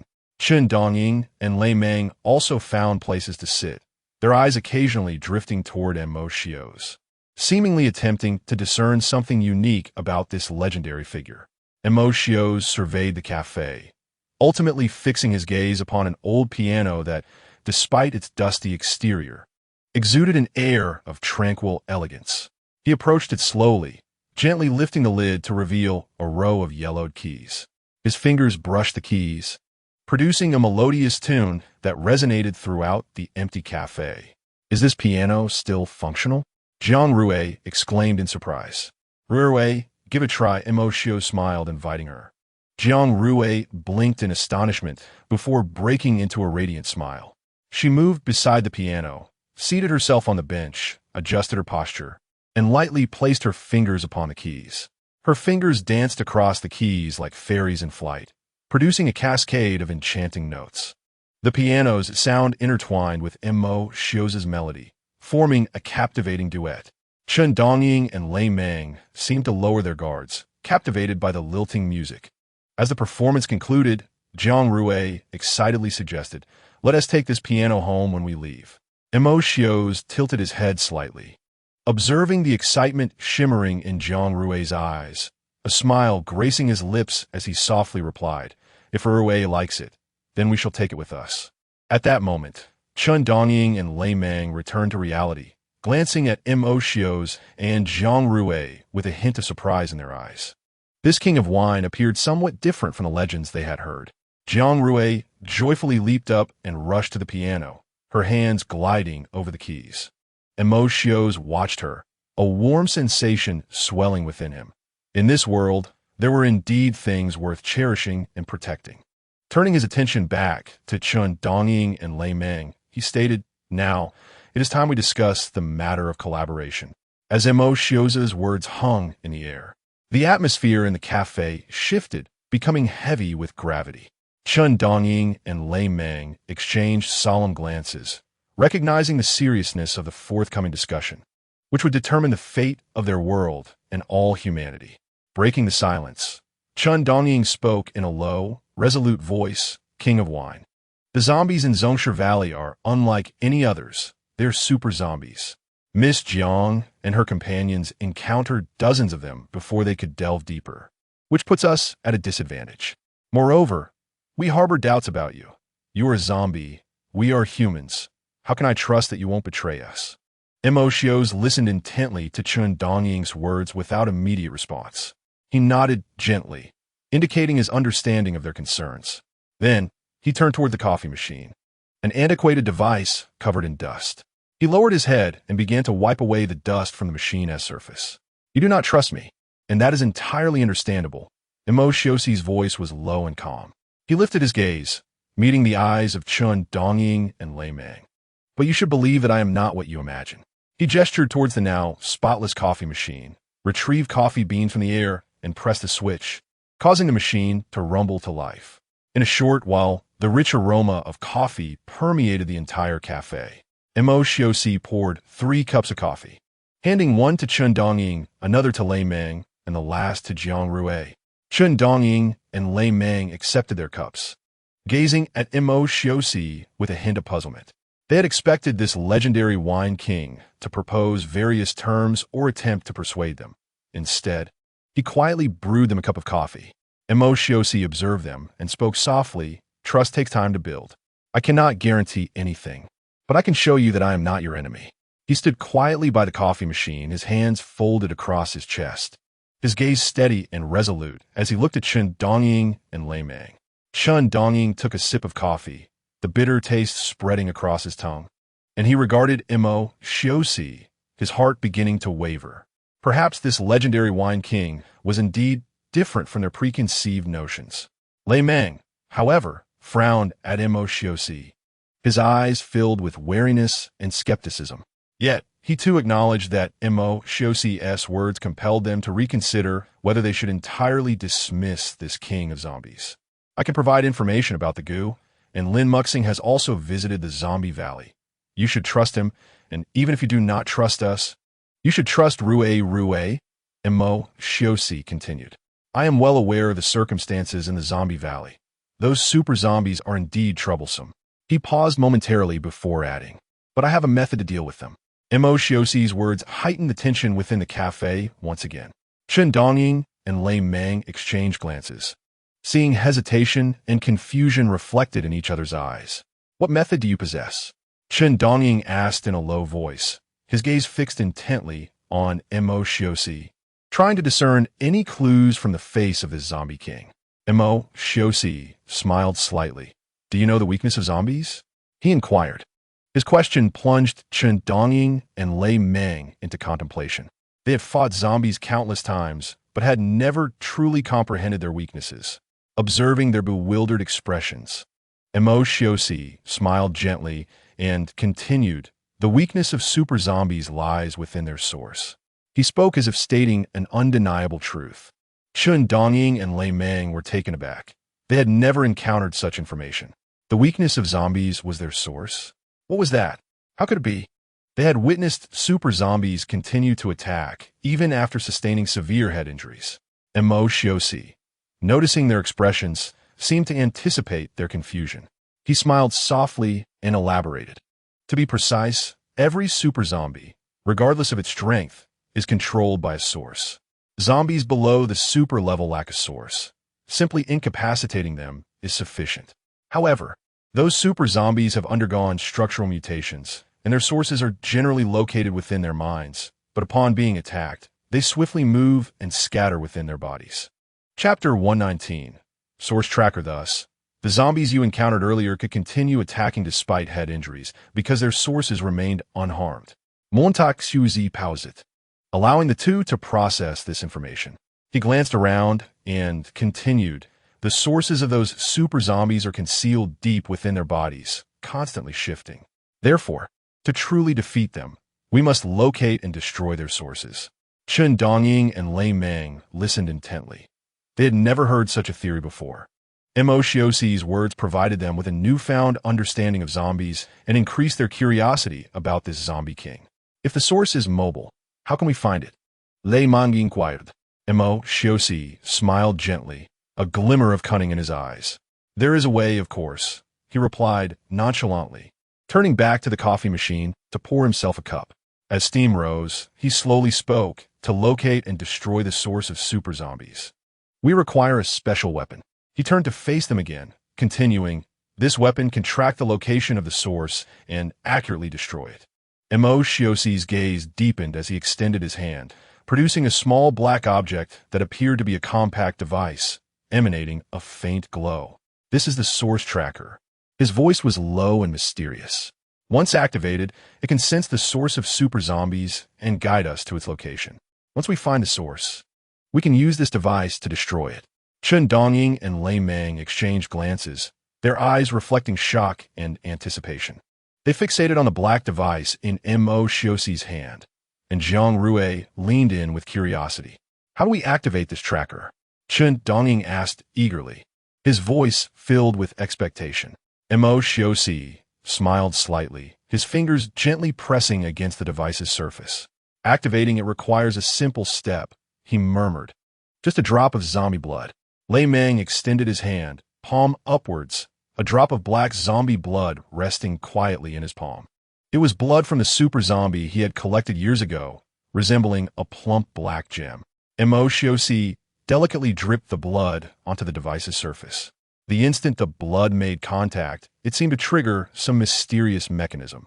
The surface of the black device began to glow faintly, the light resembling stars in the night sky, gradually brightening and spreading outward. Chen Dongying, Lei Meng, and Jiang Rui watched in rapt attention, their heartbeats seemingly synchronizing with the pulsating glow. The black light danced across the surface of the device, as if searching for something. Suddenly, the light flashed sharply, pointing towards a wall behind Mo Xiuxi. He smiled slightly, as if he had anticipated this outcome. "It seems our source tracker has identified a target," he said, turning to indicate the wall. "Now, let us see where this super zombie source is concealed." "You mean this super zombie is in Beisha City?" Lei Meng exclaimed. "That's impossible. We cleared out all the zombies in Beisha City. There couldn't possibly be any remaining, and besides, the blood from the super zombie was obtained years ago. What a coincidence it appears here." Lei Meng continued. "I understand your doubts, Lei Meng." Mo Xiuxi's voice was calm and profound, like an endless abyss drawing everyone's attention. He approached the wall, reaching out to touch its seemingly ordinary surface. As if searching for something, this world is always filled with the unknown and coincidences, and today, we may be standing before a vast unknown. He turned to face Lei Meng. This drop of super zombie blood is indeed yours from years ago. But have you considered why it is being sensed by the source tracker at this time and place? His fingers glided along the wall, appearing to seek a specific location. Suddenly, his fingers came to rest, lightly pressing against an ordinary-looking brick. The wall instantly transformed, the brick slowly recessing to reveal a dark opening. Chen Dongying and Lei Meng immediately assumed a defensive stance, their weapons firmly gripped in their hands. Jiang Rui followed closely beside Mo Xiao's, her eyes brimming with a mix of tension and curiosity. Is this not an entrance to my carnival world? Mo Xiao's remarked with a smile. Carnival world. Chen Dongying's brow furrowed, recognizing it as one of the three major factions of zombies. Indeed, this is a passage I opened several years ago, Mo Xiao's elucidated, and I once stored certain unique items and creatures there. He paused, his gaze penetrating as he looked toward the dark opening, which also housed some super zombies. As his words faded, a chilling wind abruptly emanated from the entrance, carrying a hint of coldness and a foul stench. Chen Dongjing, Lei Meng, and Jiang Rui involuntarily stepped back, anxiously regarding Mo Xiao's. With a slight smile, Mo Xiao's turned to the group and stated, "Follow closely behind me. Strain not from the path, lest you find yourselves directly in the carnival world, a realm teeming with zombies. Even the mightiest among you would be overwhelmed by their sheer numbers. Now we must enter this carnival world, locate the source of that super zombie, and obliterate it." He spoke with ease, yet both Chen Dongying and Lei Meng could sense the inherent danger and urgency. They inhaled deeply and then followed closely in Mo Xiao's footsteps, stepping into the dark entrance. Inside, it was pitch black, and they relied solely on their handheld lights to illuminate the path ahead. They traversed a narrow corridor, the walls adorned with peculiar symbols and patterns. Unable to resist, Chen Dongying reached out to touch the symbols, only to feel a cold and sticky texture. Looking down, he discovered his hand smeared with a black liquid. Just as he was about to speak, Mo Xiao's interrupted him.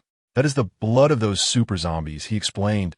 "It has flowed here for years, forming these symbols and patterns." Hearing this, the group instinctively quickened their pace. They continued deeper into the corridor, closely trailing Mo Xiao's. For there were many forks in the path. Suddenly, a massive stone door loomed ahead, its surface etched with grotesque zombie faces, exuding an air of terror. Chapter 120. Losing the source equals death. Mo Xiao's approached the stone door, his gaze fixed intently upon the ghastly visages, as if searching for something. He gently knocked on the door a few times, and suddenly it began to tremble, emitting a deep, rumbling sound. Chen Dongying and Lei Meng tightened their grips on their weapons, warily watching the door. Jiang Rui remained closely by Mo Xiao's side, her eyes filled with curiosity. With a thunderous crash, the stone door swung open, revealing a dark expanse. A more potent stench assaulted them, compelling one to recoil. The shadowy space beyond the door seemed like a vast maw, devouring all light. They could barely discern their surroundings through the feeble beam of their flashlights. The air was thick with a nauseating odor, assaulting their olfactory senses. Suddenly, a low growl emanated from the darkness, causing the entire space to tremble. And both Chen Dongying and Lei Meng instinctively raised their weapons. Yet, Mo Xiao's remained unnaturally composed, lifting his flashlight and directing it into the shadows. Under the beam, they finally beheld the horrific visage of the super zombie. Towering at 3 meters, its muscles were grotesquely contorted, its skin exhibiting an unhealthy array of colors, dotted with pustules and ulcers. Its blood-red eyes glimmered, and green pus dripped from the corners of its mouth, revealing jagged fangs, making it an abomination to behold. However, despite its muscular frame, its body appeared alarmingly emaciated, as though it had not tasted living flesh in a long time. This extreme contrast rendered the super zombie even more terrifying. Emotios lit candles within the space, the flickering flames casting an eerie yet mysterious ambience. Shadows danced upon the zombie's skin, accentuating the repulsiveness of its sores and ulcers. The black chains glimmered coldly in the dim candlelight, tightly binding the super zombie, a testament to the immense force exerted upon its robust skeleton and twisted muscles. It seemed the zombie had been imprisoned by the chains for an extended period, its body having adapted to this confinement, with portions of its muscle and skin merging with the chains. Yes, it is he, the super zombie I once encountered, Lei Mang asserted with certainty. A glimmer of depth crossed Emotios' eyes. This zombie is unique. It was for this very reason that I captured it. Unique? Chun Dongying questioned, furrowing his brow as his gaze traced the zombie's multicolored skin, each pustule and ulcer seemingly narrating the creature's tragic tale. Emotios nodded, his expression serious. We all understand that arriving in this world, whether as a zombie or a human, is not a choice we can make. Being bitten by a zombie does not necessarily mean one will transform into a zombie. The reason I captured this zombie is that it was once human. I witnessed the moment it was bitten, and shortly thereafter, it became a zombie. Emotios paused, continuing, this is the only zombie that was bitten and subsequently transformed. I captured it to uncover the reason, yet after all these years, I remain baffled. As Emotios' words lingered, the space was enveloped in a brief silence. Jiang Rui and the others exchanged glances, having never heard of such a phenomenon. The zombie before them shattered their understanding of logic. Look closely. Emotios gestured towards the zombie. Observe its eyes, its pupils. The group followed his zhishang, the flashlight's beam reflecting a faint glow within the zombie's blood-red irises. Unlike ordinary zombies, its pupils were not chaotic. Instead, they resembled those of a human, possessing a deep black core that seemed to gaze into their very souls. Chen Dongying shivered involuntarily. Such eyes he had only seen in humans, radiating a profound complexity and a hint of despair that sent chills down his spine. Montaxios inhaled deeply.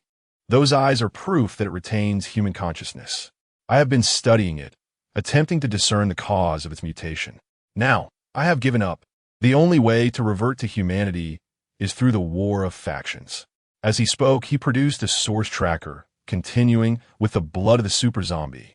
The source tracker will automatically trace the origin of the source within the zombie's body. Watch closely.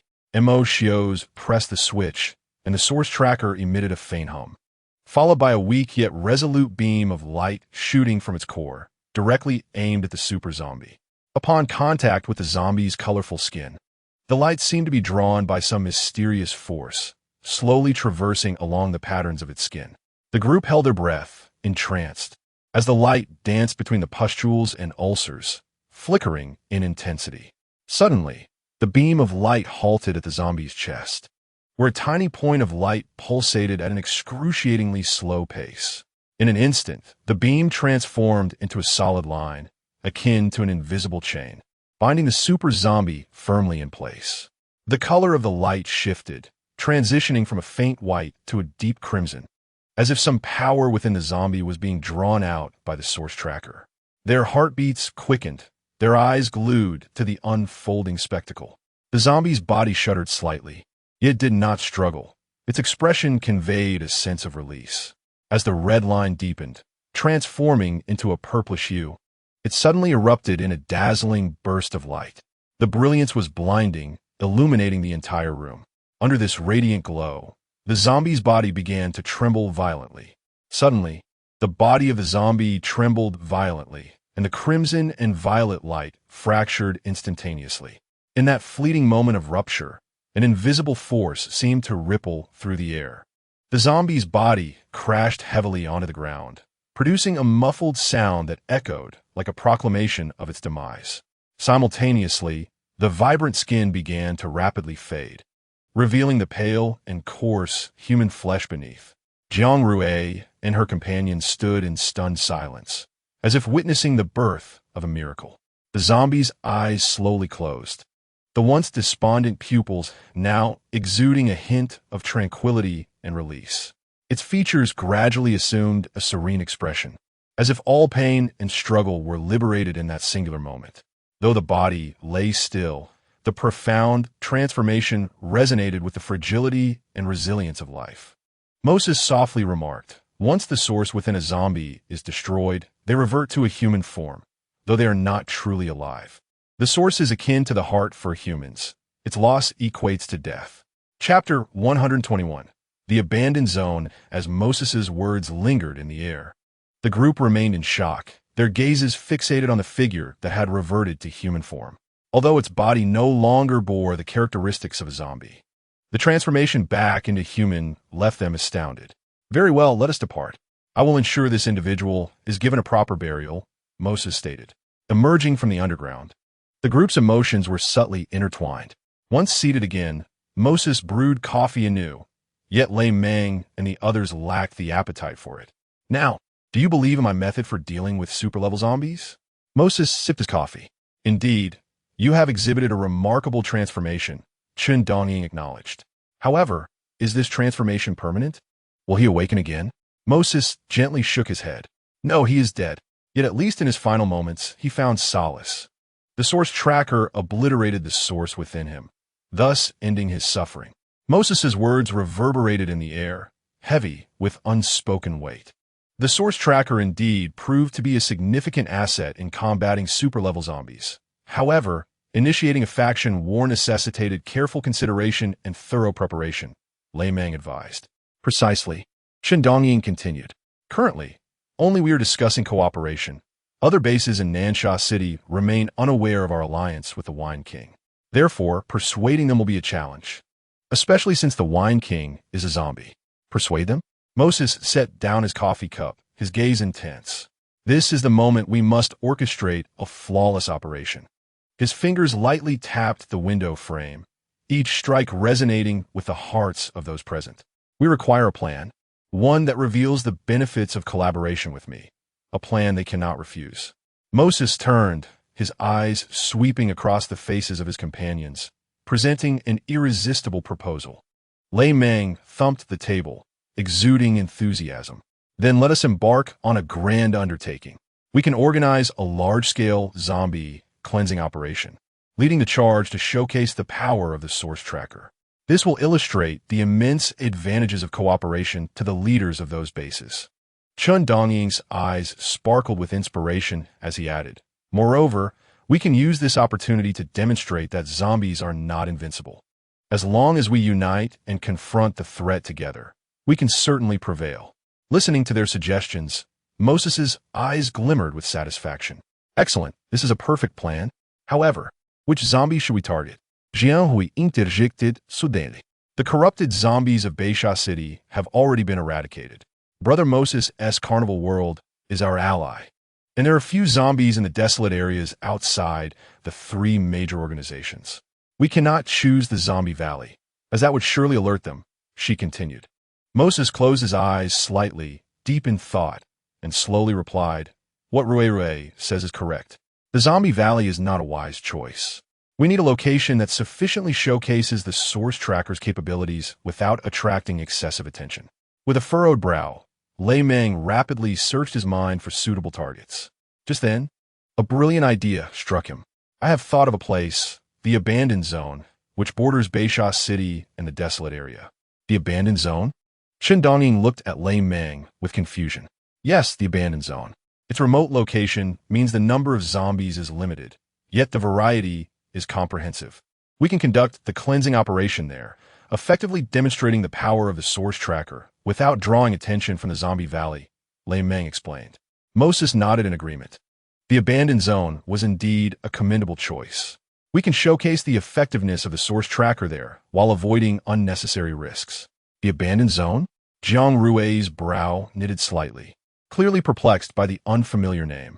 Moses smiled gently, elucidating, "The Abandoned Zone is a place that humanity had not entirely forsaken in Beisha City, for various reasons.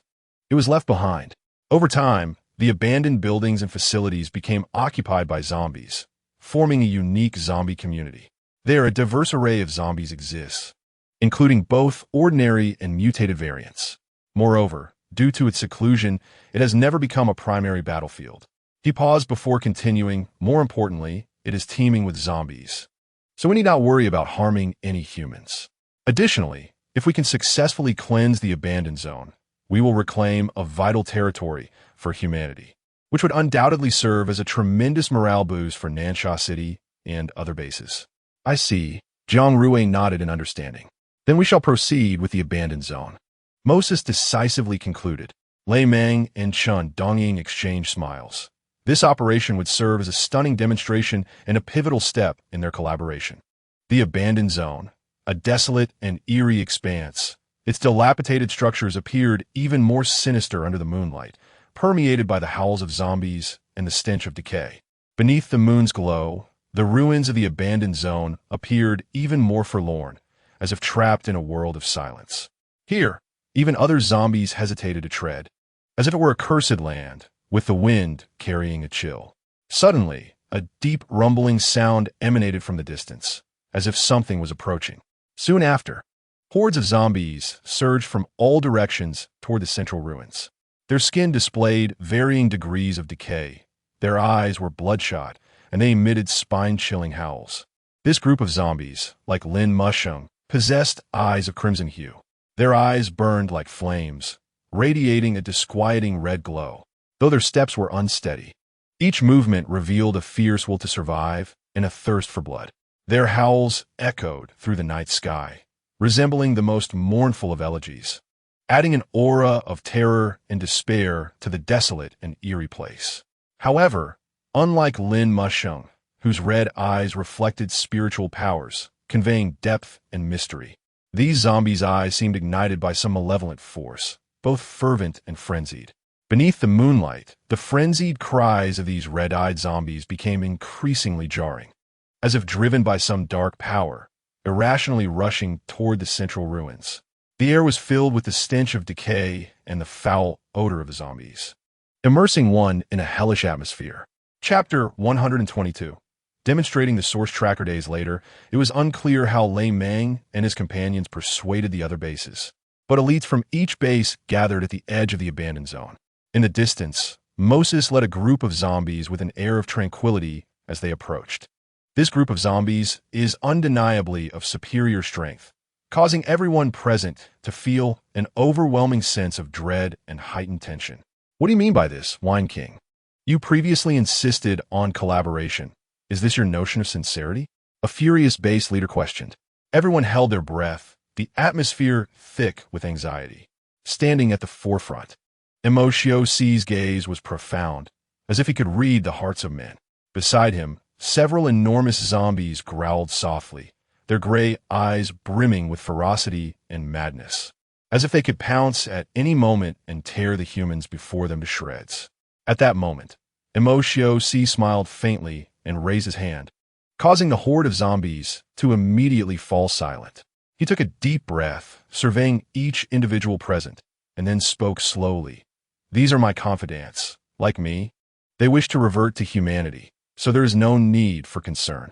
As his words settled, the tension in the room eased slightly. However, the presence of those superior zombies still left the crowd feeling uneasy.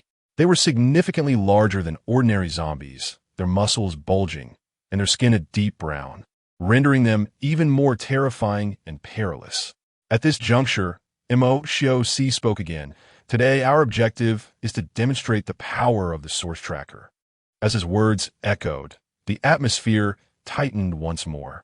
Everyone speculated about what the source tracker entailed and the extent of its power. At that moment, Emotio C produced a small black box from his pocket, no larger than a palm. He gestured for zombies behind him to capture a superior zombie. Before long, they returned with a solitary one, and Emotio C nodded, signaling the other zombies to step back, leaving only one to engage the superior zombie in combat. Observe closely.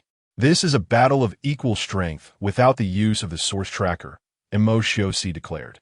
His voice reverberated through the air as the gaze of the crowd fixated on the solitary zombie and the superior one. The two entities were of comparable size, their muscles coiling like two moving hills. They faced off, their presence commanding, as if the surrounding air had grown tense in response. Their claws cut through the air, creating a chilling wind. Each clash sent shivers down spines, as if one could feel the intense desire for survival and thirst for blood. As time passed, Emotion's subordinate gradually gained the upper hand, yet they could not vanquish the zombie. At this moment, he tossed the source tracker to his subordinate, who seized it with the opportunity to extract a drop of the superior zombie's blood. The crowd held their breath, their eyes fixated on the small black box. Emotion's subordinate swiftly activated the source tracker, and a drop of the superior zombie's blood began to spread slowly across the box. The source tracker emitted a faint yet resolute tone, followed by a beam of light that shot directly toward the fearsome superior zombie, the light gliding over its coarse skin. The audience watched with bated breath as the light flickered beneath the zombie's skin, seemingly probing for some hidden secret. Just as hearts raced and breaths were held, the light suddenly paused at the knee of the zombie's right leg. There, a tiny glowing point pulsated slowly, akin to a flickering beacon in the darkness. This point seemed to possess life. Though its rhythm was languid, it radiated an irresistible force. In a moment of astonishment, the beam of light solidified instantaneously, resembling a resilient thread, firmly locking onto the glowing point. Under the astonished gaze of the crowd, the beam of light seemed to be rejuvenated, becoming as solid as steel, a tenacious thread binding the flickering light. Subsequently, the beam instantaneously materialized into an invisible chain, firmly ensnaring the superior zombie in place, rendering it immobile. The hue of the light continuously transformed, transitioning from a faint and gentle white to a deep and fervent tone, as if the power hidden within the zombie was being gradually drawn out by the source tracker, like a flicker in the darkness. Although the superior zombie struggled with all its might, its efforts became increasingly futile. The invisible chain appeared to have penetrated its very marrow, perpetually siphoning its strength. The zombie's skin began to emit a faint blue glow, a sign that its internal power was being activated by the source tracker. Its eyes turned crimson, seemingly ablaze. It could not break free from the invisible constraints. The crowd gazed at this spectacle, marveling at the extraordinary nature of the source tracker. They had never witnessed such a potent weapon, capable of binding a superior zombie with such ease. The red hue deepened, ultimately transforming into a profound crimson purple, and suddenly, a dazzling light erupted forth. At that moment, the zombie's body jolted violently, and the crimson purple light shattered. In that instant of rupture, an invisible force seemed to surge through the air. As the light dissipated, the zombie's body crashed heavily to the ground, signaling its demise. It was as if the very air around them trembled, dust swirling in the air as sunlight streamed through the gaps, illuminating the remnants of the zombie's broken form, casting a scene of desolation. Emotion's subordinate retrieved the source tracker, and all eyes turned towards the lifeless zombie. This once dreaded superior zombie now lay on the ground like a discarded, worn-out toy.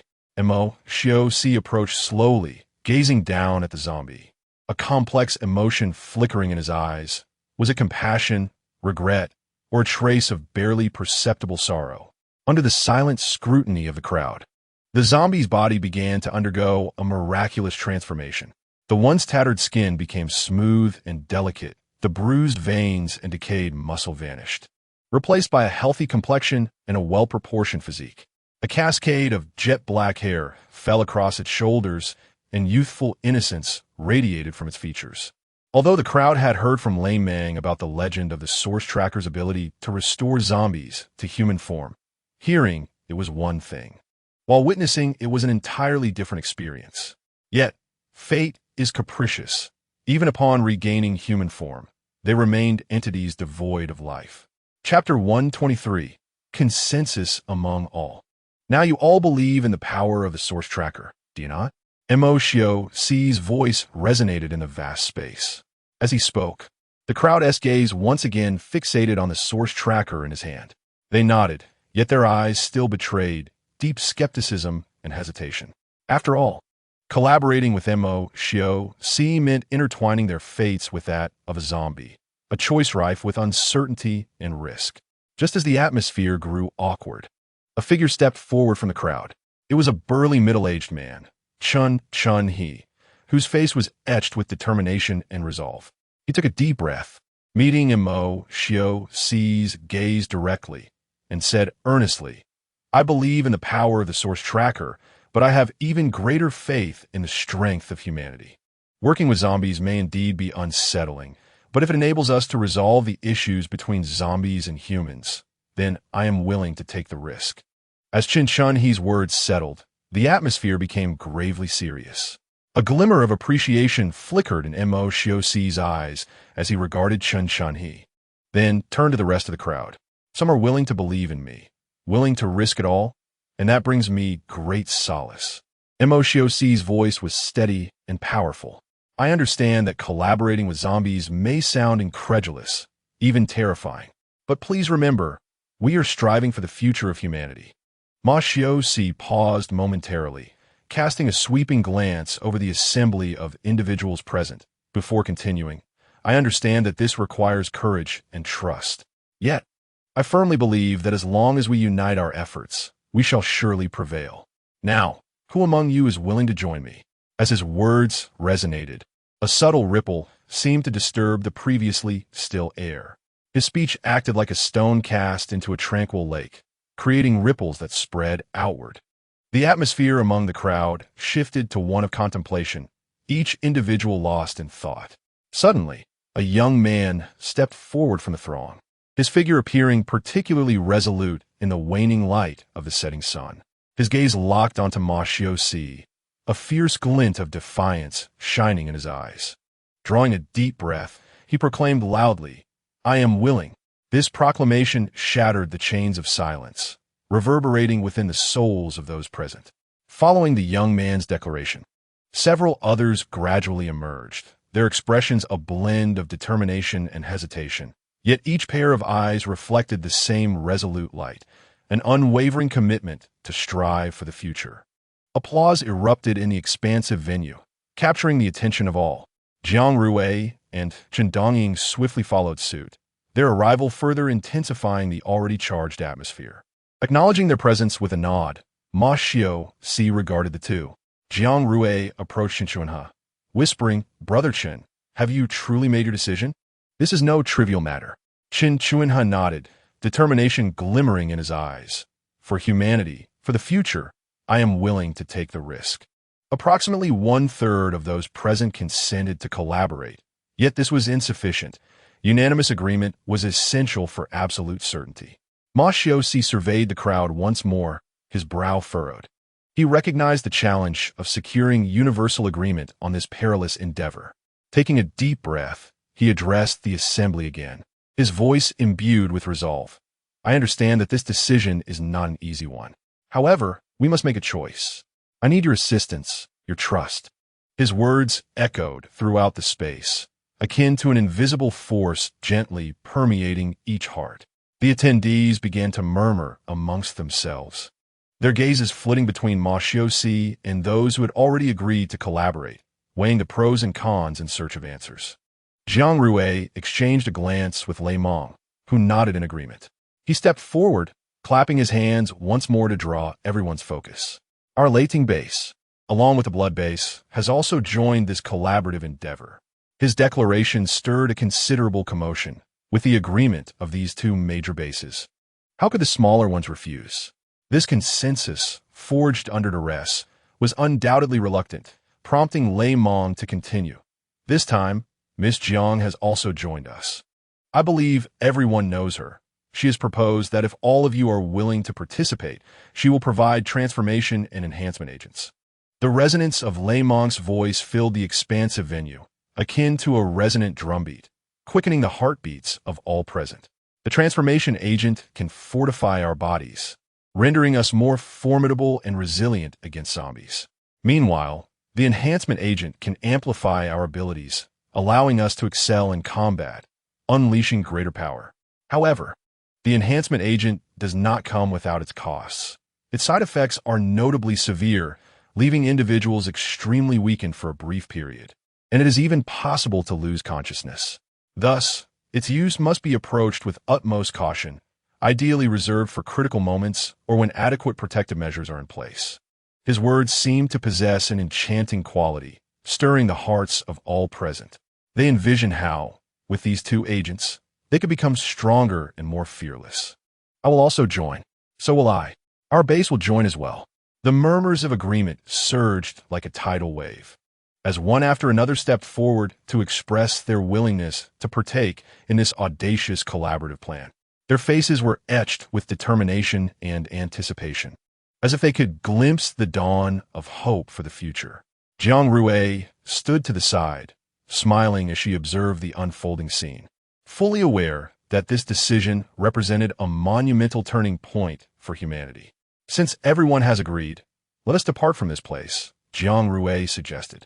This is the abandoned zone, teeming with zombies. It is perilous to deliberate here. No sooner had Jiang Rui spoken than Ma Xiaoxi nodded in agreement. He understood that the abandoned zone was no longer safe, as zombies could re-emerge at any moment. Turning, he gestured for everyone to prepare for departure.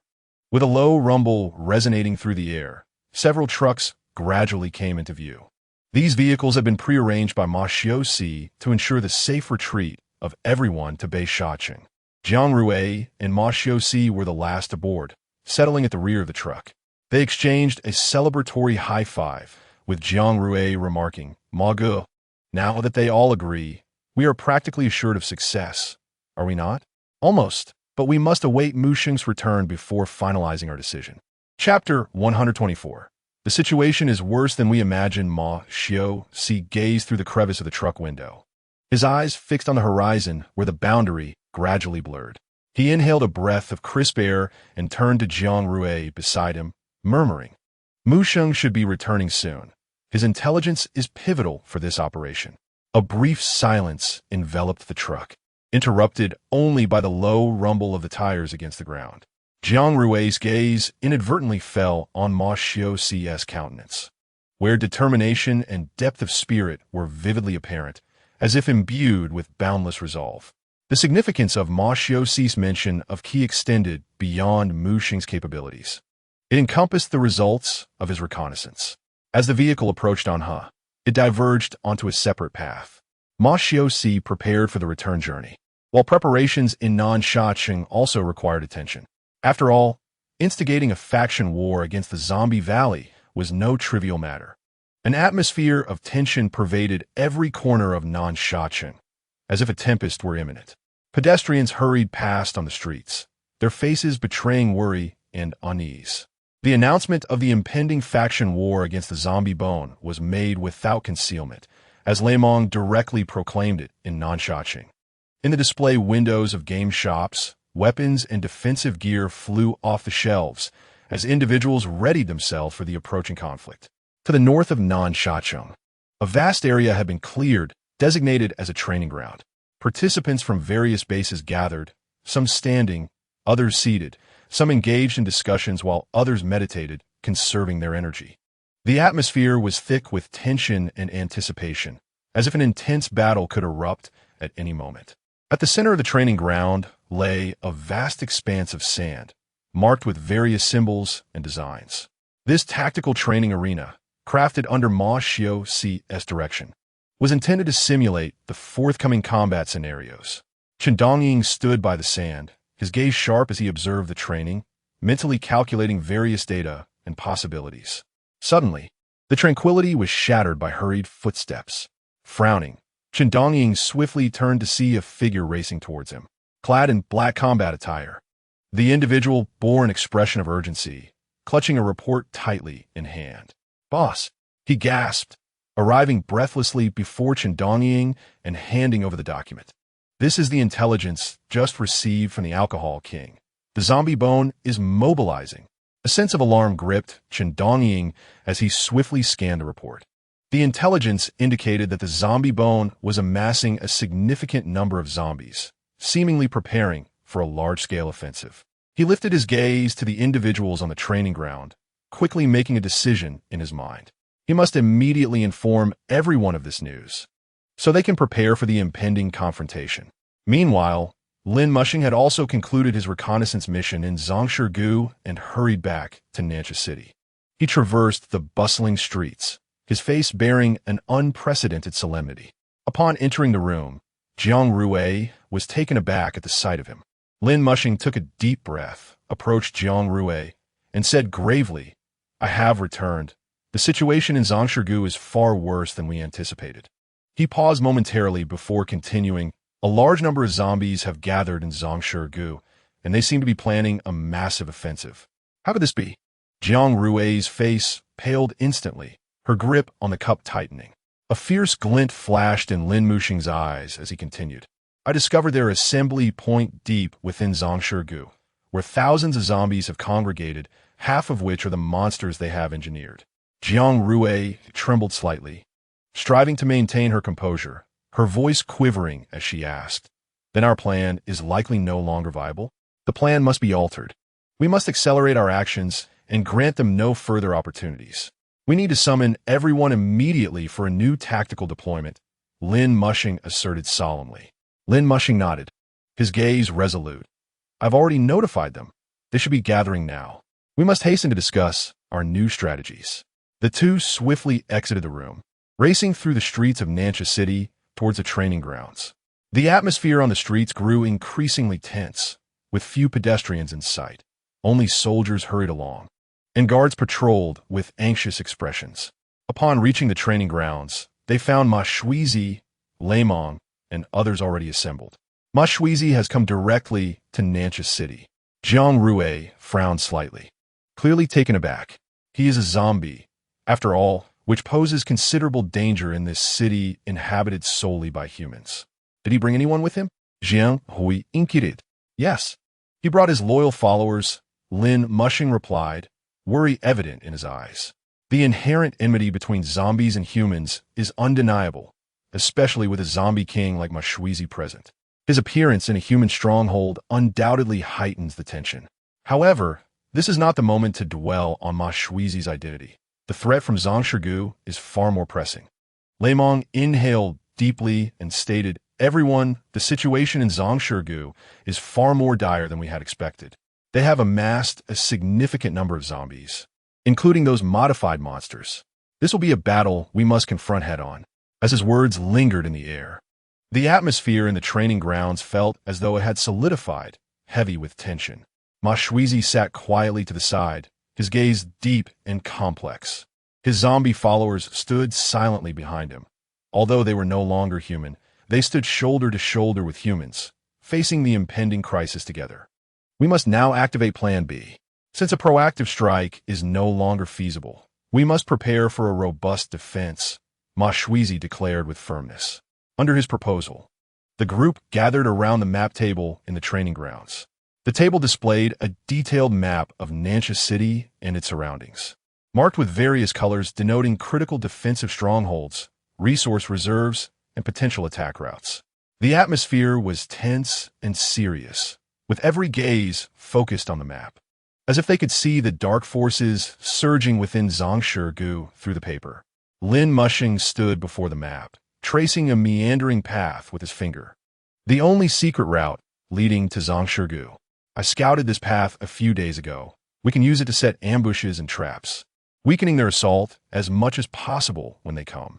Both Plan A and Plan B are viable." His words plunged everyone present into deep contemplation. Ma Shuizi nodded gently, agreeing. "This path is indeed an excellent location for an ambush. The zombies would never anticipate us choosing this as our strike point." Leimong also nodded in concurrence, striding towards the map, his robust finger outlining a tactical route, proclaiming, "We can construct 2 defensive lines here and there. The first line will weaken the enemy, while the second line will deliver a decisive blow." Jiang Rui, who had initially furrowed her brow tightly, finally relaxed, a glimmer of wisdom illuminating her eyes as she pondered for a moment and slowly spoke. "We can create some decoys at the first defensive line to confuse the enemy, plunging them into chaos. The second defensive line must be immensely fortified to ensure a lethal strike, leaving them no chance of escape." Ma Shuizi's expression deepened as he spoke. "I have a group of special zombies whose speed rivals lightning. They can launch surprise attacks at critical moments, throwing the enemy's formation into disarray." Lin Mushing nodded slightly, adding, "We can integrate these zombies with our soldiers to form an impeccable tactical alliance. Their speed and strength will be pivotal in our victory over the enemy. Next, we must consider how to fully exploit the advantages of the terrain, Ma Shuizi remarked thoughtfully. Lin Mushing immediately seized the opportunity, his gaze sweeping across the map until it landed on a steep cliff, pointing towards the terrain. Here lies the entrance to Zhongshigu.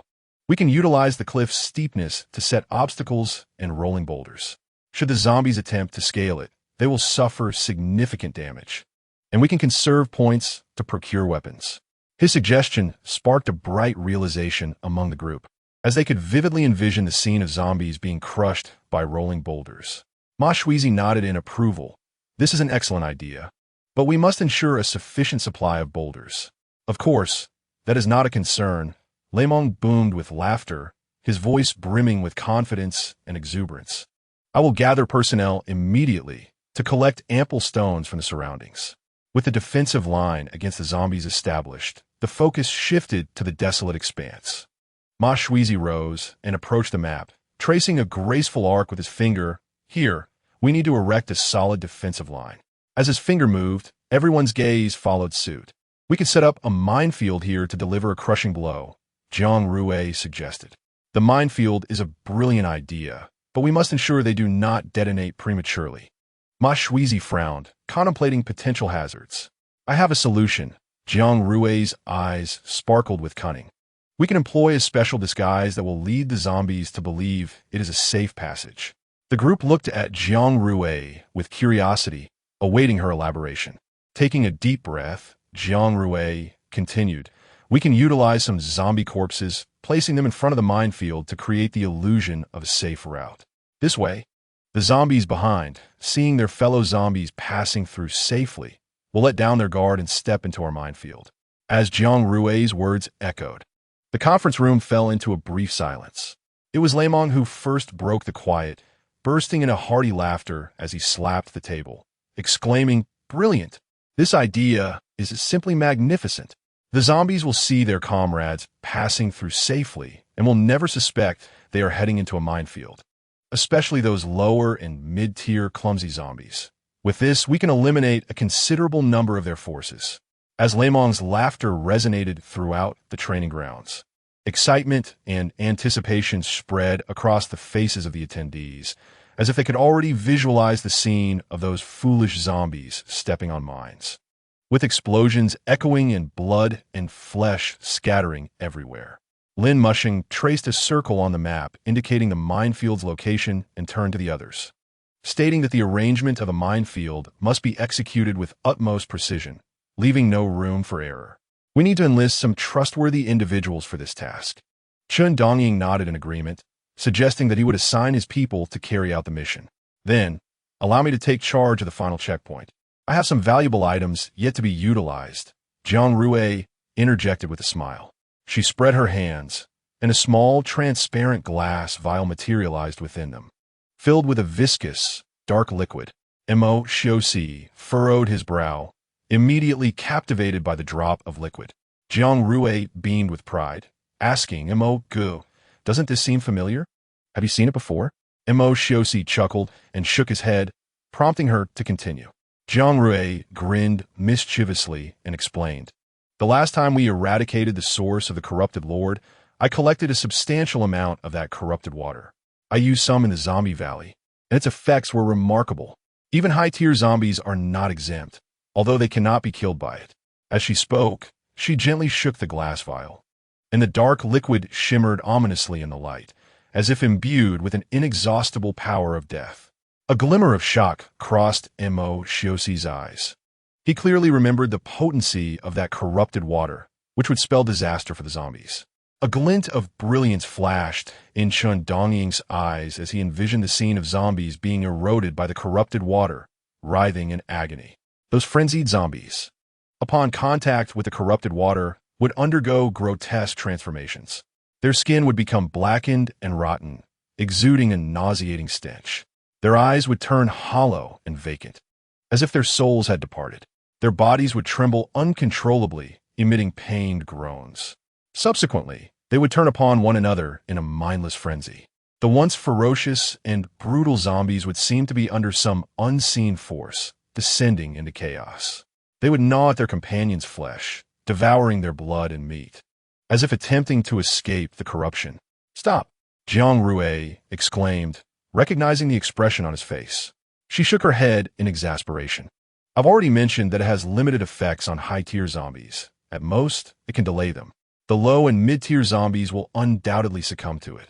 So, should we use it on the lower tier or the high-tier zombies?" Her words interrupted Chun Dongying's vivid imagination. He smiled slightly, shaking his head gently. "Since its effects on high-tier zombies are limited, let us employ it against the lower and mid-tier zombies." Chapter 126. Nothing occurred upon hearing this. The others nodded in agreement. Lin Mushing inquired, "Rui, how do you plan to deploy this corrupted water along the defense line?" Jiang Rui smiled softly. The corrupted water in her glass vial glinting dangerously in the sunlight. She replied, "I will set traps in concealed spots along the checkpoints and place the corrupted water within them. When those lower and mid-tier zombies step on the traps, they will be corroded." "All right, I will assist you in setting this up. Does anyone have anything to add?" Lin Mushing asked. The group shook their heads, signaling their agreement. After delegating the task of setting the corrupted water, Lin Mushing turned to the map, beginning to outline the layout of the checkpoints. His fingers traced lines in the air, sketching the locations of various traps. The others gathered around, attentively listening to his explanation.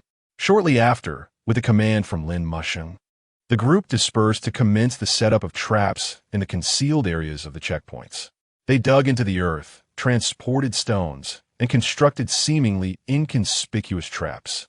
However, these traps concealed deadly secrets. Once triggered, they would unleash lethal corrupted water.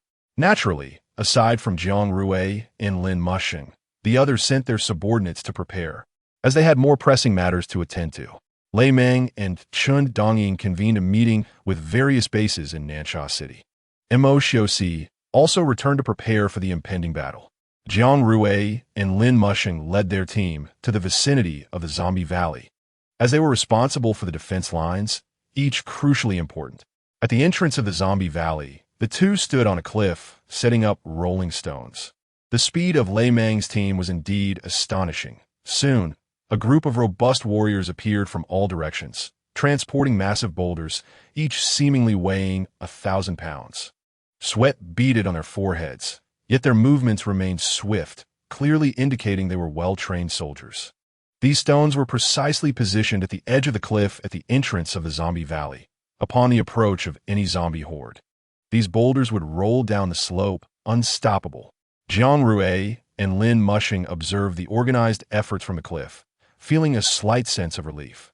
Suddenly, a deep, guttural roar echoed from deep within the Zombie Valley, signaling the approach of something ominous. They exchanged anxious glances, apprehensive that zombies might emerge from the valley. The roar reverberated like distant thunder, unsettling their spirits. Abruptly, a fierce wind swept through, stirring clouds of dust that obscured their vision. Amidst the swirling dust, a group of dark figures could be seen slowly advancing toward the valley entrance. They were zombies. Although their movements were sluggish, they exhibited an unwavering determination, as if propelled by an invisible force. Jiang Rui's heart raced. The scene was even more spectacular than the previous encounter in Nansha City. These zombies seemed to be summoned by some mysterious power, heedlessly surging toward the valley entrance. The dust enveloped them, as if cloaking them in a shroud of death. Are they preparing to act? Jiang Rui inquired. Lin Mushing pressed his lips together, remaining silent, though his expression mirrored the gravity of the situation. They had not yet completed the setup of the first defense line, and the rear was still engaged in organizing personnel. Nothing was ready. Lin Mushing's brow furrowed deeply. Their arrival was far earlier than anticipated. He quickly scanned the busy warriors. Their actions, while rapid, indicated they had not yet finalized all preparations. At that moment, Jiang Rui regained her composure, ready to send word, when Lin Mushing suddenly commanded, "Wait." Jiang Rui was taken aback, turning to see him fixated on the direction of the valley entrance, his gaze sharp with intensity. They had come to a halt. Following Lin Mushing's line of sight, Jiang Rui saw the group of zombies pause not far from the valley entrance. They congregated there as if awaiting something. As the dust began to settle, their decayed faces and tattered clothing were revealed. Some zombies were missing limbs, yet their eyes sparkled with a fierce light, as if intent on devouring all living beings. Lin Musheng inhaled deeply, a wave of unease washing over him.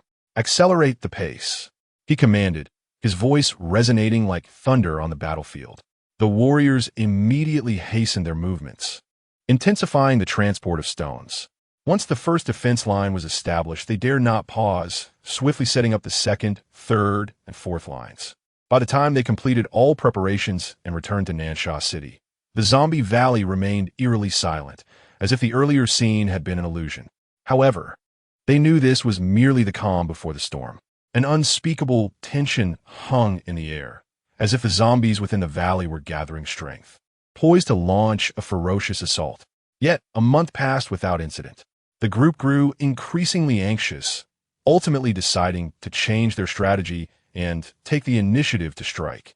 Before taking action, there remained one crucial task for Nansha City: the election of the city lord. In Nansha City, various bases from both the northern and southern regions have gathered, and amidst the climate of unease, there is an urgent need for a leader to guide the populace forward. This lord must possess not only exceptional wisdom and courage, but also the ability to unite the hearts of the people, steering Nansha City towards grandeur. At this pivotal moment, the major factions within Nansha City are actively scheming to position their own candidates for the lordship. However, the true lord cannot be easily appointed through mere power and strategy. What is truly required is the genuine support and trust of the citizens of Nansha City. The square is bustling with voices, filled to the brim with people. Sunlight glistens on the cobblestones, reflecting dazzling rays. In the center of the square stands a hastily erected platform. The murmurs of the crowd rise and fall, each individual speculating on who will ascend to the position of the new lord. Some favor the youthful leader of a base, considering him the best candidate to lead them toward prosperity. Others support the seasoned elder, believing their prudence and caution can safeguard the peace of Nansha City. Yet, as discussions abound, it becomes increasingly apparent that none seem quite suitable. Suddenly, the sound of drums echoes, and the crowd falls into an immediate hush. A regiment of soldiers marches onto the platform, taking their positions on either side. Following closely, Lei Meng steps onto the stage as the host of the election. Clad in resplendent battle armor, his gaze pierces through the assembly, surveying each individual present. "Citizens of Nansha City, we gather here today to elect a new lord," Lei Meng declares, his voice resonating with authority, filling the square. His words seem to carry an enchantment, instilling a sense of solemnity and sanctity in everyone present. As he finishes speaking, the atmosphere in the square becomes palpably tense. After a week of voting, Lei Meng pauses briefly, his eyes sweeping across the crowd as though seeking to penetrate the innermost thoughts of each person, declaring that the new lord has been determined. The square is suddenly enveloped in silence, every gaze fixated on Lei Meng, awaiting the revelation of the name. Sunlight pierces through the clouds and bathes the square, adding a touch of sanctity to this momentous occasion. Taking a deep breath, Lei Meng announces in a booming voice, "The new lord is Jiang Rui." The moment the words leave his lips, the square erupts into thunderous applause and cheers. The name Jiang Rui flows through the crowd like a rising tide. Sitting at the base of the platform, she feels a fleeting sense of disbelief, as if this unfolding story were someone else's, detached from her reality. It is only when the fervent applause and cheers crash over her like a wave that she awakens from her reverie, realizing that the name being celebrated is, astonishingly, her own. How can it be me? I am just an ordinary person, without even a base. Why choose me? Jiang Rui's glance. Lei Meng smiles gently, shaking his head, his eyes brimming with assurance. "Miss Jiang, I did not err." He approaches her, placing his hands on her shoulders. Nansha City requires not only a formidable lord, but also a leader who can unite the hearts of the people and guide them toward the future. Your courage, wisdom, and kindness are precisely what Nansha City needs. As he speaks, Lei Meng produces a finely crafted golden medal from within his garments and delicately drapes it around Jiang Rui's neck. The metal glimmers in the sunlight, as if foreshadowing the future splendor of Nansha City. At this moment, the crowd seems to sense an intangible force, rising to their feet and bowing deeply to Jiang Rui. Lei Meng's words echo throughout the square, yet Jiang Rui stands rooted in disbelief. The collective gaze of the assembly weighs heavily upon her, as though she were being seared by the fires of scrutiny. Suddenly, an elderly man emerges from the throng, his face etched with the lines of time. He approaches Jiang Rui, gazes deeply into her eyes, and speaks.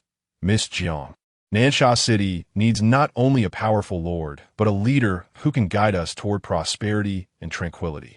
We believe you are the most fitting candidate. As his words resonate, the crowd begins to stir, erupting in cheers and applause as if crowning Jiang Rui. In that moment, she feels an overwhelming sense of inevitability. Standing on the platform, she feels the fervent eyes of the crowd upon her. A twinge of anxiety arises within her, despite the uncertainty and doubt swirling in her heart. She resolves to step forward. Taking a deep breath to steady her emotions, she begins, "Everyone, I, Jiang Rui, never imagined I would become the lord of Nansha City. Yet now that you have placed me here, I will do my utmost to lead us toward a brighter future." Her gaze sweeps across the assembly, recognizing familiar faces and those filled with hopeful anticipation. "I know the path ahead will not be without its challenges." Jiang Rui's voice rings out, steady and resolute. "There will be difficulties, there will be trials, but I believe that as long as we stand united, nothing can obstruct our progress." She raises her hand, pointing toward the distant sky. "Look, that is the direction of our future, the dawn of Nansha City. I trust that through our collective efforts, Nansha City will shine even more brilliantly." The crowd is moved by her words, erupting into deafening cheers. As the clamor begins to subside, Jiang Rui locks eyes with each individual, absorbing their expectations and trust. Her heartbeat steadies, a profound sense of responsibility washing over her. Even after the event concludes, Jiang Rui feels as if she is caught in a dream. Standing alone in the square of Nansha City, the golden metal gleaming in the sunlight. The cheers of the crowd gradually fade, reminiscent of a wondrous dream. She gently touches the metal, feeling its weight and the honor it represents, and an indescribable emotion wells up within her. Suddenly, a gentle breeze sweeps through, dispersing the dust of the square and her own confusion. "Rui, it is time to go home." Lin Mushing approaches and takes her hand. Jiang Rui snaps back to reality, looking at Lin Mushing, whose eyes radiate warmth and concern. She smiles faintly, nodding gently. Lin Mushing extends his hand, gently grasping Jiang Rui's, the warmth transmitting through their fingertips, granting her immense reassurance. Together, they walk along the streets of Nansha City, sunlight casting long shadows behind them. The surrounding clamor seems to fade away, leaving only the rhythms of their heartbeats and breaths. At this moment, Jiang Rui experiences an unparalleled peace and happiness. Half a month later, the gates of Nansha City stand firmly shut. The sheer number of guards positioned on either side is astonishing. Clad in immaculate uniforms, they stand resolutely, their gazes unwavering, resembling two serpentine dragons extending from the gates of Nansha City beyond sight, an endless line. This solemn and dignified scene unfolds like a magnificent tapestry at the gates of Nansha City. On this desolate land, the harsh weather rages especially fiercely. The temperature plummets below 10 degrees. The biting cold wind arrives earlier than in any previous year, mercilessly assaulting every inch of earth. As the sky gradually transitions from dimness to brightness, a vibrant sunrise blossoms on the horizon, akin to the Earth's morning ritual. The gates of Nansha City slowly swing open amidst this radiant light, the guards turning almost in unison to behold the sight. Their faces pale against the cold, but their eyes sparkling with anticipation. With a thunderous roar, the heavy gates burst open, seemingly devouring all surrounding light. Darkness surges forth like a tide, bearing an oppressive weight that sweeps away the long-held anticipation and weariness from the hearts of the people. 5,000 soldiers stood resolutely in the square of Nansha City, resembling iron-cast sculptures, unwavering in their stance. Their gazes, sharp as icy blades, pierced the horizon, sparkling with an unwavering desire for battle and determination. Their expressions were stoic, yet exuded a fierce aura that seemed capable of penetrating the darkness and reaching deep into the hearts of onlookers. It was only their steadfast eyes and taut nerves that seemed to narrate the impending clash and their unyielding resolve. In this heavy atmosphere of oppression and reverence, the crowds inside and outside the gates gradually fell into silence. Their inner excitement was shackled by an invisible fear, rendering them unable to utter a single sound. Only the glimmer in their eyes betrayed their true thoughts and emotions. These were the warriors forged through a month of rigorous training. Merely by standing there, they suffocated the air around the multitude. Was their presence truly so formidable? Perhaps they had already attained the capability to confront the challenge posed by the Valley of Zombies. Amidst the profound silence, a voice, neither high nor loud, yet imbued with authority, shattered the tranquility with a command to mobilize. Subsequently, a distinct black tide, composed of 200 exceptional warriors, stepped forward with measured strides, clearly differentiated from the 5,000 soldiers before them. They were organized into 3 units, their movements synchronized, each step resonating with a weight that seemed to shake the very earth. Finally, they positioned themselves in front of the 5,000, forming an unyielding barrier. The appearance of these 200 immediately elicited a fervent reaction from the onlookers. Gasps and cheers erupted in waves, like the surging tide of the sea. Some eyes sparkled with astonishment as they murmured, "Is this the dual battle teams?" Their voices were filled with awe and anticipation. Each 100-man unit was distinct, a fact evident from their attire alone. In addition to the standard black combat uniforms facilitating movement, these 200 bore an additional emblem on their chests, each representing a different style.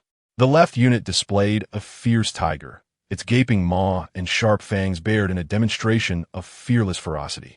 The right unit showcased a majestic eagle, soaring high with a piercing gaze, symbolizing their swiftness and precision. These beastly emblems stood out against the black uniforms, as if 2 formidable forces were quietly surging within. With the emergence of these 200 warriors, the entire square of Nansha City seemed to tremble. Their presence was as overwhelming as a tiger descending the mountain or an eagle soaring through the skies, instilling a sense of reverence among the crowd. They appeared as 2 invincible battle teams, poised to embrace the forthcoming challenges. At this moment, everyone held their breath, their eyes fixed on the 2 teams, eager for them to work miracles in the battles to come. "What is happening?" a spectator inquired in a hushed tone to a companion. "I am equally perplexed," the companion replied, mirroring confusion. "That is the Tiger Team, a genuine annihilation unit." A voice suddenly boomed from the crowd. "Annihilation unit?" This declaration landed like a stone cast into a tranquil lake, rippling shock throughout the audience. Indeed, that is them. The horde of zombies in the abandonment zone was entirely eradicated by those 100 warriors. The speaker continued, a glint of deep fear crossing their eyes. Dozens of super-tier zombies were swept away without a trace. This is the true Tiger Team. Do not underestimate them. The crowd collectively paled, cold sweat trickling down their brows. When they turned to regard the Tiger Team once more, it was with profound trepidation and apprehension. "What about the other unit?" someone queried, perplexed. Instantly, all eyes shifted towards the right unit, their eagle emblem glinting sharply in the sunlight. "That is the Eagle Team. I am not entirely sure, but I have heard their speed is remarkable, comprising a collection of various peculiar ability users." "What do you mean by peculiar abilities?" another voice pressed. "Perhaps it is more accurate to say that their abilities are unique and rare," a nearby individual interjected, their tone laced with an indescribable reverence. "Some can manipulate the river of time, ensnaring their enemies in sluggishness.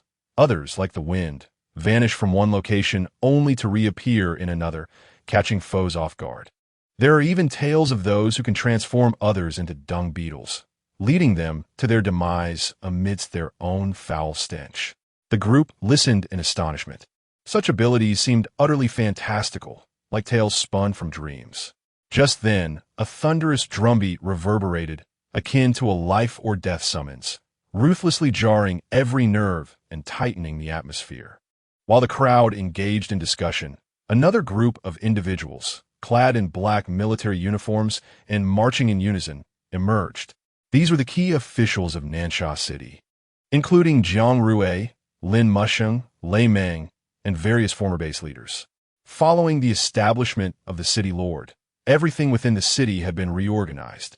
Their arrival brought an immediate hush over the scene. Jiang Rui, impeccably dressed in military garb, led the procession.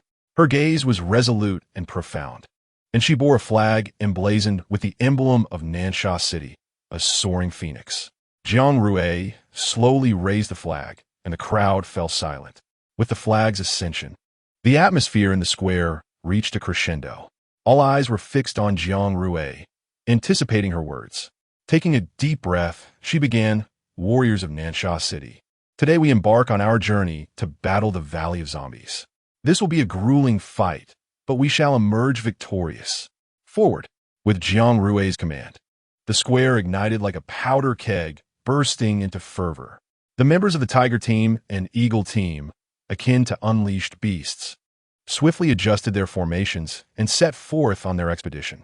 The 5,000 soldiers followed closely behind, their eyes radiating unwavering conviction. Each step they took was resolute and powerful, as if no calamity could sway them. The gentle sunlight bathed these warriors, cloaking them in a golden sheen. Their weapons gleamed under the sun, reflecting a fierce light that seemed to narrate the imminent battle and glory. The flag fluttered in the wind, the phoenix emblem serving as the guardian spirit of Nansha City, guiding these warriors fearlessly towards their victorious goal. Along the way, the populace flocked to the streets, bidding farewell to the departing soldiers. Their faces were etched with worry, yet their eyes sparkled with unwavering resolve. They understood that these warriors bore the hopes of humanity, embodying the heroes of their hearts. They yearned for the soldiers to conquer the zombies and triumph in this factional war. On the city walls, a line of figures stood solemnly in the sunlight. Before each person lay a large drum, its surface gently swaying in the breeze. As Jiang Rui's voice resonated, the drums thundered into life. Boom! Boom! Boom! The sound echoed like rolling thunder, resonating through every corner of Nansha City. It awakened the slumbering history and ignited the blood of the warriors. Each beat of the drum felt like a heartbeat, pulsing within the chests of the soldiers, igniting their courage and strength. The warriors on the walls wielded their weapons in unison with the drum beats, their movements synchronized and imbued with power. Their gazes were resolute and fervent, as if wishing to convey their strength to every warrior embarking on the expedition. The vigilant squad, already lined up like a dragon on either side of the road, stood as erect as javelins when this dark torrent surged forth from the base's gates. The tolling of the bell resonated like the clarion call of war, stirring the heart of each soldier. With a swift motion, all members of the vigilant squad, akin to well-trained automatons, raised their hands in unison, rendering a salute of respect. Their eyes diligently followed the procession of over 5,000 troops, the elongated black line advancing steadily. Their bodies instinctively inclined, as if to pay the highest tribute to the valiant warriors setting forth. This scene was undoubtedly one of the most poignant spectacles in the world, its impact surpassing even the previous two faction wars. The number of participants was vast, yet the 15 trucks available in Nansha City were woefully insufficient to accommodate the needs of over 5,000 individuals. Consequently, they resolved to march on foot towards Zhongshigu. All resources were unhesitatingly devoted to the acquisition of weapons and ammunition. For the impending battle, they had to be impeccably prepared. Amidst an atmosphere of solemnity, the morale of the group surged as they embarked on their journey with an indomitable spirit. Members of the vigilant squad formed a living dragon, watching their comrades fade into the distance until they vanished from sight. In that moment, the emotions swelling within them resembled the tumultuous currents of a river, uncontrollable and fierce. This assembly of individuals seemed like wild stallions breaking free from their constraints, galloping down the broad avenue at a breathtaking pace, astonishing all who beheld them. Within half a day, they had already completed the distance originally allotted for an entire day's trek. It was almost unbelievable that in such a brief span, they had achieved what had been planned for a full day. Their stamina and endurance appeared to be bolstered by some mysterious force, enabling them to transcend their limits. As noon approached, this colossal group halted in a spacious clearing to rest. Thousands dispersed in an orderly fashion according to their respective formations, some sitting, others lying down, relishing this rare moment of tranquility. Their faces bore signs of fatigue, yet their eyes sparkled with unwavering determination. Soldiers retrieved their rations, specially processed compressed biscuits that were both lightweight and rich in energy. They gathered in circles, some engaging in quiet conversation, while others closed their eyes to rejuvenate. Despite their physical exhaustion, their spirits remained exceptionally high. In the distance, the direction of Zhongshigu was shrouded in heavy shadows, as if foretelling the challenges to come. The soldiers shared their provisions and water, the sounds of their exchanges gradually rising. A young recruit, still wearing a youthful smile, carefully broke his compressed biscuit into small pieces, delicately feeding an older player beside him. Gratitude gleamed in the older player's eyes as he gently patted the young recruit's shoulder, a smile gracing his lips. The group cherished this fleeting moment of warmth and joy before the battle. One young man, his eyes shining with the light of youth, cradled the guitar. He strummed the strings softly, and a melodious tune resonated across the vast plain. Everyone paused their meals, quietly listening to the enchanting music. Their souls found a brief moment of peace, further igniting their fighting spirit. Lin Muxing gently brushed the dust from Jiang Rui's face, his movements meticulous, his gaze filled with profound affection. Jiang Rui sat quietly, allowing him to care for her. The surrounding soldiers were deeply moved by this scene, genuine smiles appearing on their faces. Nansha City is quite fine, isn't it? The battlefield is perilous. I truly wish for you to remain unscathed, Lin Muxing said softly. Jiang Rui shook her head firmly. No, I am now the lord of Nansha City. I cannot remain indifferent to the fate of humanity. Her voice was resolute and decisive, her eyes shimmering with determination. Lin Muxing gazed at her, an indescribable emotion surging within him. He knew her decision was unchangeable. She fought for Nansha City, for humanity. He gently clasped her hand, concern evident in his eyes. You must be careful. I may not have the time to look after you then. His voice was low and trembling. Jiang Rui offered a slight smile, her eyes glistening with resolve. Do not worry, I will. She clasped his hand in return, her gaze filled with deep emotion. You must promise me that no matter what happens, you will protect yourself. Lin Muxing looked into her bright eyes, his worry lessening somewhat. He took a deep breath and nodded. I will. They shared a smile, as if all their unspoken words were encapsulated within that moment. They would act separately from Mashiosi. In the desolate region where the zombies resided, Mashiosi's group moved more swiftly than Jiang Rui's. Deep within the barren lands, Mashiosi led his team deftly through the rugged terrain. Their pace was astonishing, akin to a pack of leopards hunting in the wilderness. The agreed meeting point lay within a sparse grove outside Zhongshigu. Mashiosi and his team arrived there early, concealing themselves within the depths of the forest, vigilantly observing their surroundings. Walking to Zhongshigu would take approximately 10 days for Jiang Rui's hastily assembled team. This journey was both a test of endurance and a trial of spirit. Each day, they battled against the harshness of nature, yet their conviction never wavered.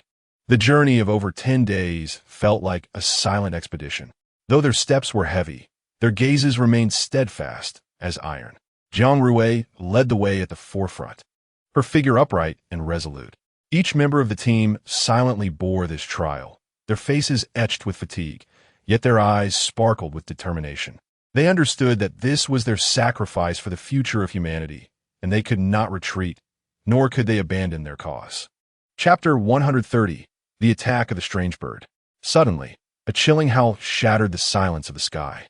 It carried a thick scent of blood, with viscous droplets mixed with an unknown liquid falling from above.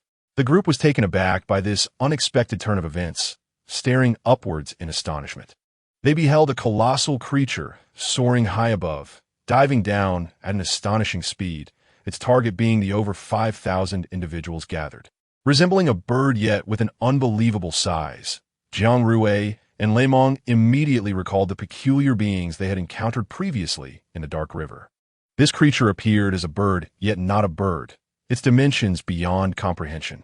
Jiang Rui and Lei Mong exchanged glances, instantly recognizing the eerie beings they had previously encountered in the Dark River. They were uncertain whether this was part of Zhang Shigu's scheme or a bizarre mechanism of the game. Regardless of the nature of this threat, these creatures were not to be trifled with. Scatter! Jiang Rui discerned the unusual nature of this bizarre bird and called out loudly. In this world, zombies and humans held absolute dominance, with all zombies retaining human forms, and beastly creatures nearly extinct. The members of the squad were momentarily stunned by this sudden warning, but they quickly dispersed.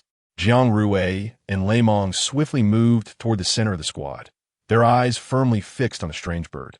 The creature moved with remarkable speed, soaring through the air, the wind generated by its wings causing the surrounding air to tremble.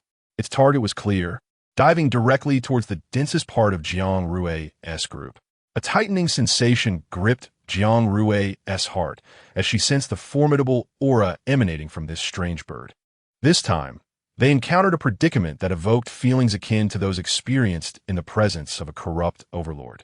The monstrous bird accelerated, its wings stirring a tempest that raised a cloud of dust. Under the watchful gaze of the crowd, the creature suddenly swooped down, its sharp talons slicing through the air with a fierce intent aimed directly at Jiang Rui. With a steely gaze, Jiang Rui instantly retreated, her weapon flashing with icy light as it met the bird's claws. The collision in the air resulted in a dazzling explosion of sparks. She felt a tingling in her arm, the creature's strength exceeding her expectations. A heaviness settled in her heart. This beast was targeting her. Jiang Rui's instincts told her that the creature seemed to possess a peculiar fixation on her. Each attack was precisely directed at her, as if her mere existence held a fatal magnetism for the monstrous bird.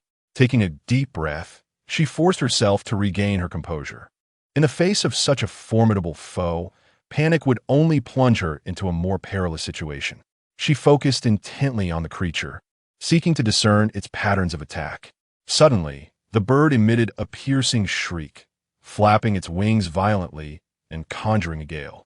Jiang Rui stagnated, nearly losing her balance in the wind. Quickly, she adjusted her stance, firmly anchoring herself to the ground. At that moment, the creature dove again, its talons glinting with cold light, aiming directly for Jiang Rui's throat. Hui hui! Lin Musheng's voice sliced through the tense atmosphere as he darted from the crowd like a bolt of lightning, targeting the monstrous bird. Clutching a massive battle axe, his muscles were taut with determination. He accurately anticipated the bird's trajectory, and just as its claws were about to reach Jiang Rui, Lin Musheng leaped forcefully, his axe slicing through the air towards the creature. The impact was tremendous, forcing the bird to alter its course, and Lin Musheng seized the opportunity to land in front of Jiang Rui. He turned back, scanning her with a tense gaze. "Are you all right? Did it hurt?" Jiang Rui shook her head softly, replying, "I'm fine." Lin Musheng's taut nerves relaxed slightly as he fixed his sharp gaze on the bird, which was readjusting its stance. Although the creature had merely changed direction slightly from the blow of his axe, it was enough to showcase Lin Musheng's remarkable prowess. "Everyone be cautious. This bird seems off," he warned the group loudly. Upon hearing this, the members of the team immediately grew tense, scanning their surroundings for the creature's weaknesses. Yet they found nothing. The bird circled in the sky, each flap of its wings stirring a violent storm, as if it commanded the very heavens. Suddenly, it let out a deafening scream, flapping its wings ferociously, unleashing a powerful whirlwind. The group was caught off guard, buffeted by the force of the wind, struggling to maintain balance while clutching onto nearby rocks. Amidst this tempest, Jiang Rui and Lin Musheng clung tightly to each other, exerting all their strength to steady themselves while vigilantly observing the creature's every move. This confrontation was decidedly unfavorable for them. It was their first encounter with a flying adversary. As the bird surged downward, Lin Mushang's pupils constricted, his black axe swirling in his grasp, its sharp edge gleaming like a blade in the night. As the creature approached, he leapt, using his extraordinary agility to land upon its back. Lin Mushang, are you mad? Get down, Jiang Rui exclaimed, her heartbeat quickening with worry. Unfazed, Lin Mushang gripped his axe tightly, driving it into the creature's body. The bird emitted a shrill cry, flapping its wings wildly in an attempt to dislodge its unwelcome rider. Lin Mushang clung to its back, shouting down to Jiang Rui, Rui, you all go ahead. I'll deal with this creature and catch up with you. His voice was resolute, though Jiang Rui was filled with concern. She understood this was the best course of action. Nodding, she gazed skyward, saying, You must return. Chapter 131, Meeting with Emotions. As Jiang Rui's words faded, Lin Mushang's figure melded with the mysterious bird, disappearing into the distant skyline. She stood rooted in place, her eyes fixed on the vanishing heavens, anxiety surging within her like turbulent waves. At this moment, the only thing she could do was cast her trust into the skies, awaiting his return. Gradually, she turned, her gaze landing on the faces of her companions, each one reflecting profound concern. Taking a deep breath, she addressed them, Everyone, we need not dwell on worry at this moment. Our mission is to proceed to Zhongshugu, to rendezvous with the Wine King. Her words rekindled a flicker of courage within the group, and they exchanged glances, silently gripping their weapons tighter. Under Jiang Rui's leadership, they resumed their journey towards Zhongshugu. The desolate landscape slowly receded, giving way to vibrant vitality, indicating their proximity to Zhongshugu. After enduring numerous hardships, the group finally arrived at the sparse woodland outside the secret meeting point with Emotions. Standing at the edge of the woods, Jiang Rui peered through the scattered trees towards the distant Zhongshugu. She inhaled deeply before turning to face her companions, each of whom was on high alert, ready to tackle any unforeseen challenges. Suddenly, an unusual sound disrupted the tranquility of the forest. The group's nerves tightened, as if facing a formidable enemy, their eyes darting around in search of the source. It turned out to be Emotions' subordinates coming to greet them. Jiang Rui let out a slight sigh of relief, yet remained vigilant. Emotions emerged from the depths of the woods, his gaze landing on Jiang Rui. Noticing Lin Mushang's absence, he furrowed his brow but refrained from commenting further. He simply nodded, signaling his subordinates to lower their weapons, then turned to Jiang Rui and spoke in a low, grave tone. You have arrived. Zhongshugu lies ahead, but the situation is somewhat dire. Jiang Rui's heart sank. She sensed an intangible pressure emanating from the direction of Zhongshugu, as if countless eyes were stealthily observing them. She looked up at Emotions, whose face bore a solemn expression. What is it? She inquired, striving to maintain her composure. Emotions did not respond immediately. Instead, he turned his gaze towards Zhongshugu, his deep eyes seemingly penetrating the darkness. Taking a deep breath, he continued, I initially believed there was only one zombie king in Zhongshugu, but it appears the matter is far more complex. What does the Wine King mean? Lei Meng remarked, concern evident in his gaze fixed on Emotions. Emotions' voice was low and powerful. During the time we've been preparing, a new zombie king has emerged within Zhongshugu. His words fell like a heavy bomb, detonating a wave of unrest among the crowd. Jiang Rui furrowed her brow, her inner anxieties vibrating like the strings of a plucked instrument. The emergence of two zombie kings in the Valley of the Zombies signified that the impending crisis far exceeded their prior expectations. The valley before them had transformed into a forbidden territory, steeped in the aura of death, inciting a deep-seated fear. The low, ominous growls emanating from the depths of the valley felt like whispers of death, sending shivers down their spines. Taking a deep breath, Jiang Rui knew that this was not a moment for panic. She must lead her companions to bravely confront the challenges ahead. Turning to Moses, her gaze resolute, she declared with unwavering conviction, having embarked on this path, there is no turning back. Moses frowned slightly, suddenly posing a question. What about Mu Sheng? Where is he? Jiang Rui's eyes momentarily clouded with confusion as she gazed up at the vast night sky, seemingly lost in thought. We encountered a peculiar bird along the way. He went off to handle it alone. Moses, upon hearing this, chose not to press further, simply nodding in silence. Tonight, let's rest well. Tomorrow we shall prepare for the camp battle, he said in a somber tone. As night descended, the woods outside the Valley of the Zombies fell into a tranquil yet mysterious stillness. Standing at the edge of the forest, Jiang Rui gazed into the distance. Her heart unsettled. The night was hazy, and the flickering flames indicated that Lei Meng and the others were diligently constructing a temporary camp. The firelight danced in the darkness, lending a touch of warmth to the otherwise silent night. Moses quietly approached Jiang Rui, softly inquiring, "Are you worried about Mu Sheng?" Jiang Rui nodded slightly, her eyes reflecting a hint of confusion in the dim light. That strange bird was as formidable as the corrupted lord. I truly fear for him, especially since he has yet to arrive. Moses fell into a brief silence, his gaze drifting to the distant shadows. It's merely the corrupted lord, Rui. You need not fret. Mu Sheng's strength far surpasses your imagination. He shook his head gently, a hint of amusement flickering in his heart.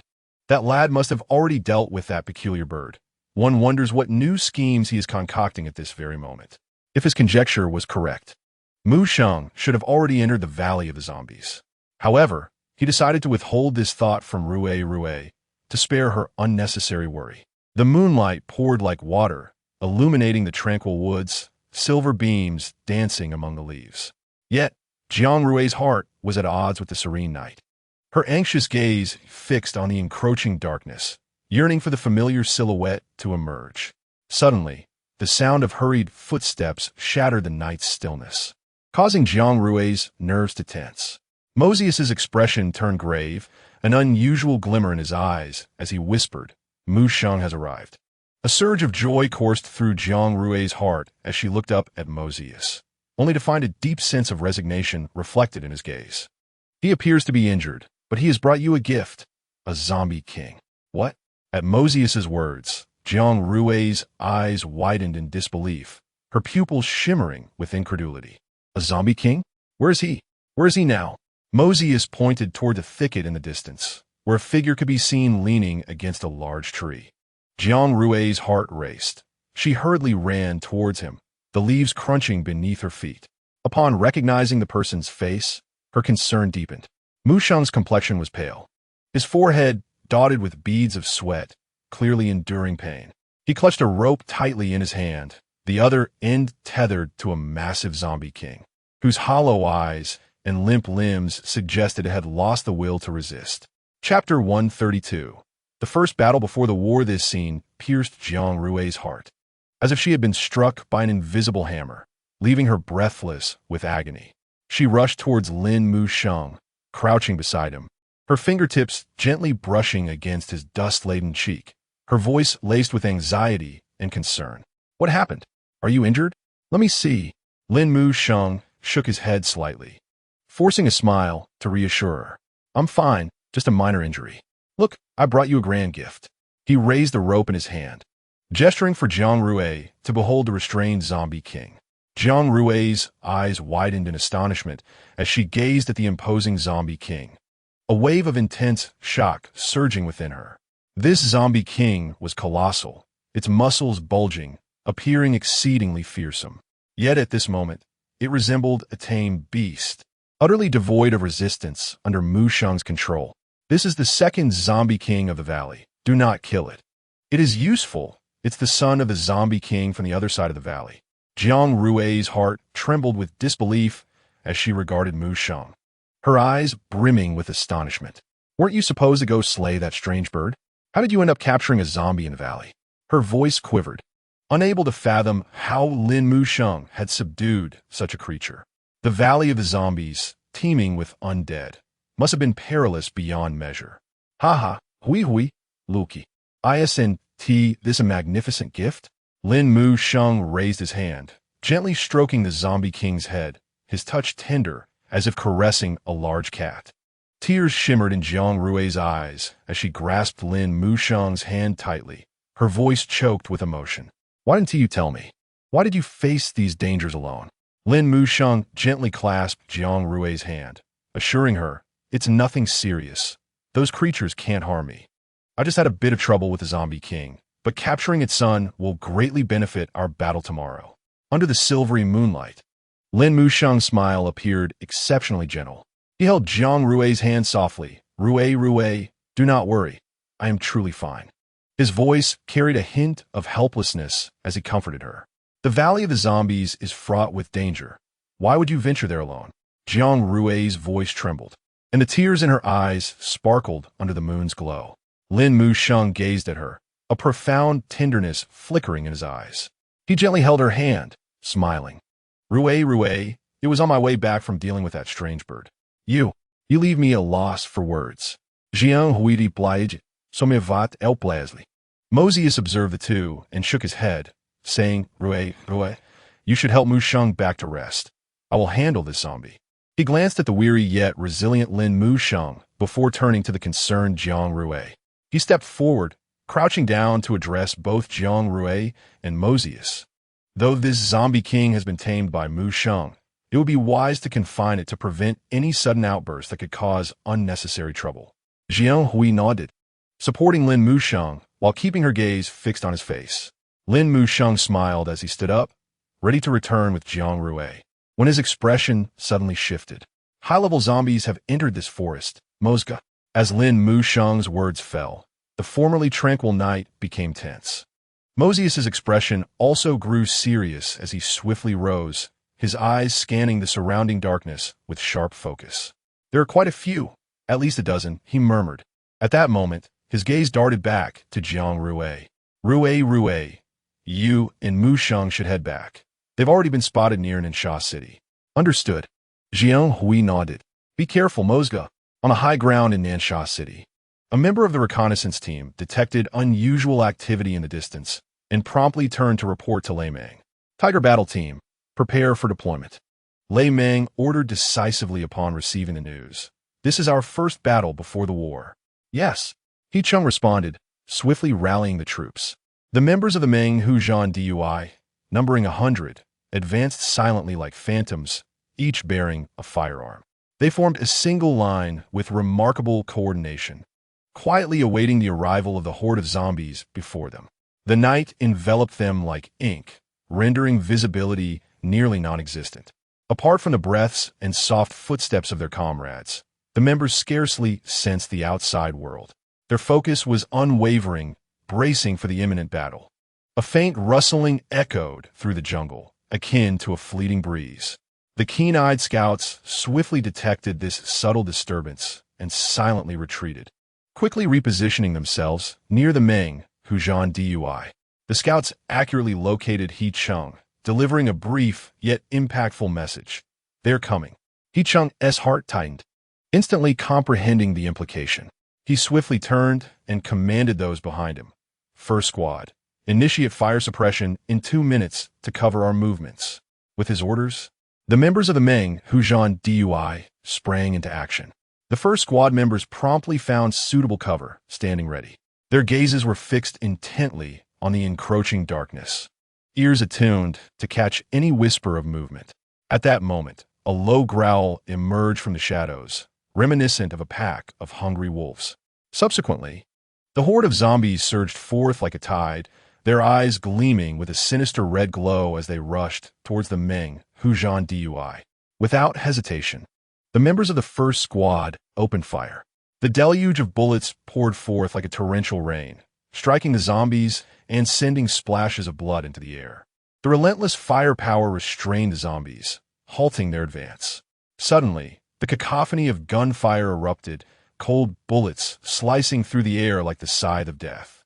This unexpected onslaught plunged the 20 or so once mighty high-level zombies into chaos, their steps faltering. One high-level zombie could no longer contain its fear. Voicing a panic question, what is happening? Who is firing? Have we been discovered? Another high-level zombie attempted to maintain composure, responding, the gunfire has ceased. It cannot be them. Just then, the sound of gunfire dwindled to near silence, as if they had realized there was no one within range and gradually ceased shooting, leading to several minutes of eerie stillness. Are they conducting impromptu training? One high-level zombie speculated. Have they lost their minds? The battle is set for tomorrow. Who would seek refuge now? Chapter 133. All resolved. The sudden eruption of dense and urgent gunfire reverberated, seemingly drawing closer. The opposing crowd, armed and frantic, charged forward. The high-level zombies, struck by terror, had originally come for reconnaissance, and despite their formidable strength, felt overwhelmed by the sheer number of enemies.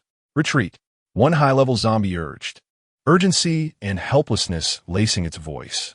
Their original intent had been to gather intelligence on human capabilities, yet the unfolding scene far exceeded their expectations. The relentless gunfire, coupled with the human frenzy, compelled the high-level zombies to back away step by step. They began to withdraw, their figures vanishing swiftly into the night, leaving only the echo of gunfire in the air, as if proclaiming their defeat and heralding an impending greater storm. The 20 high-level zombies that hastily returned conveyed the situation to their companions within the zombie valley. Instantly, chaos erupted within the valley, a cacophony of voices intertwining into a tumultuous sea. Some zombies deemed their comrades excessively fearful, retreating at the sound of a few gunshots, and felt their pride as zombies had been tarnished. Conversely, those with differing opinions rationally analyzed the current predicament. They believed that such a fierce human assault indicated thorough preparation, rather than a mere reconnaissance mission. These zombies began to murmur, strategizing to devise a method that would both avoid conflict and accomplish their objectives.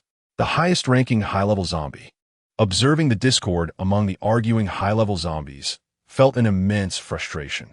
Let us send more forth. We can ascertain the situation. The high-ranking zombie's proposal garnered unanimous agreement from the other high-level zombies, seemingly bringing a breath of fresh air to the chaotic zombie valley. The high-level zombies began to regain their composure, their earlier fervor gradually abating. In the night, their red eyes glimmered with cunning and ruthlessness, as if concocting a new scheme. A dozen intrepid high-level zombies were selected to stealthily approach the entrance of the zombie valley for reconnaissance. The night deepened. Past midnight, the clock struck 2 in the stillness. Darkness still shrouded the surroundings, as if a colossal black hand obscured the sky, rendering visibility non-existent. The cold wind sliced through the silence, rustling the dry grass with a whisper reminiscent of death's murmur. They are near. A member of the reconnaissance team suddenly appeared beside He-chung, voice low and tense. He-chung nodded slightly, his eyes sharp as a hawk, piercing through the inky darkness to fixate on the entrance to the zombie valley. He could sense that the cunning zombies lurked in the shadows, like hungry wolves eyeing their prey, observing them, waiting for the opportune moment to launch a lethal strike. He-chung inhaled deeply, gripping his rifle tightly. He was acutely aware that the forthcoming actions demanded utmost caution, with no room for negligence. He gestured to the reconnaissance team, who immediately fell into a state of heightened alertness, each member fully concentrated, awaiting He-chung's next command. Suddenly, a gust of cold wind howled past, accompanied by an inexplicable, eerie aura. He-chung's heart raced. He swiftly made a decision, commanding in a low yet resolute voice, "Move. Approach quietly. Remember, only engage the target. Do not disturb the grass or scare the snake." Following He-chung's orders, the reconnaissance team advanced like arrows released from a bow, silently approaching the entrance of the zombie valley. In the darkness, their figures were swift and agile, seemingly merging with the shadows, hearts pounding like drums. Even their breaths became cautious, fearful that the slightest sound might alert the concealed zombies to their presence. He-chung's gaze remained fixed ahead, his eyes seemingly penetrating the darkness to discern the hidden zombies. He felt a mix of tension and excitement. A soft gunshot echoed. The tranquility of the night shattered in an instant. The thud of a high-level zombie collapsing resonated, accompanied by a muffled impact reverberating through the silent night. The gunfire, muffled by a silencer, emerged as a faint, subtle whisper, akin to a specter's murmur in the darkness. This squad had invested significant resources into equipping their firearms with silencers. The The zombies within the zombie valley were startled by the sudden noise, their red eyes igniting with fury, and they began to growl, their voices filled with rage and ferocity. A glint of ruthlessness flashed in He Cheng's eyes as he raised his rifle once more, aiming at another high-level zombie concealed in the shadows. He took a deep breath and then pulled the trigger.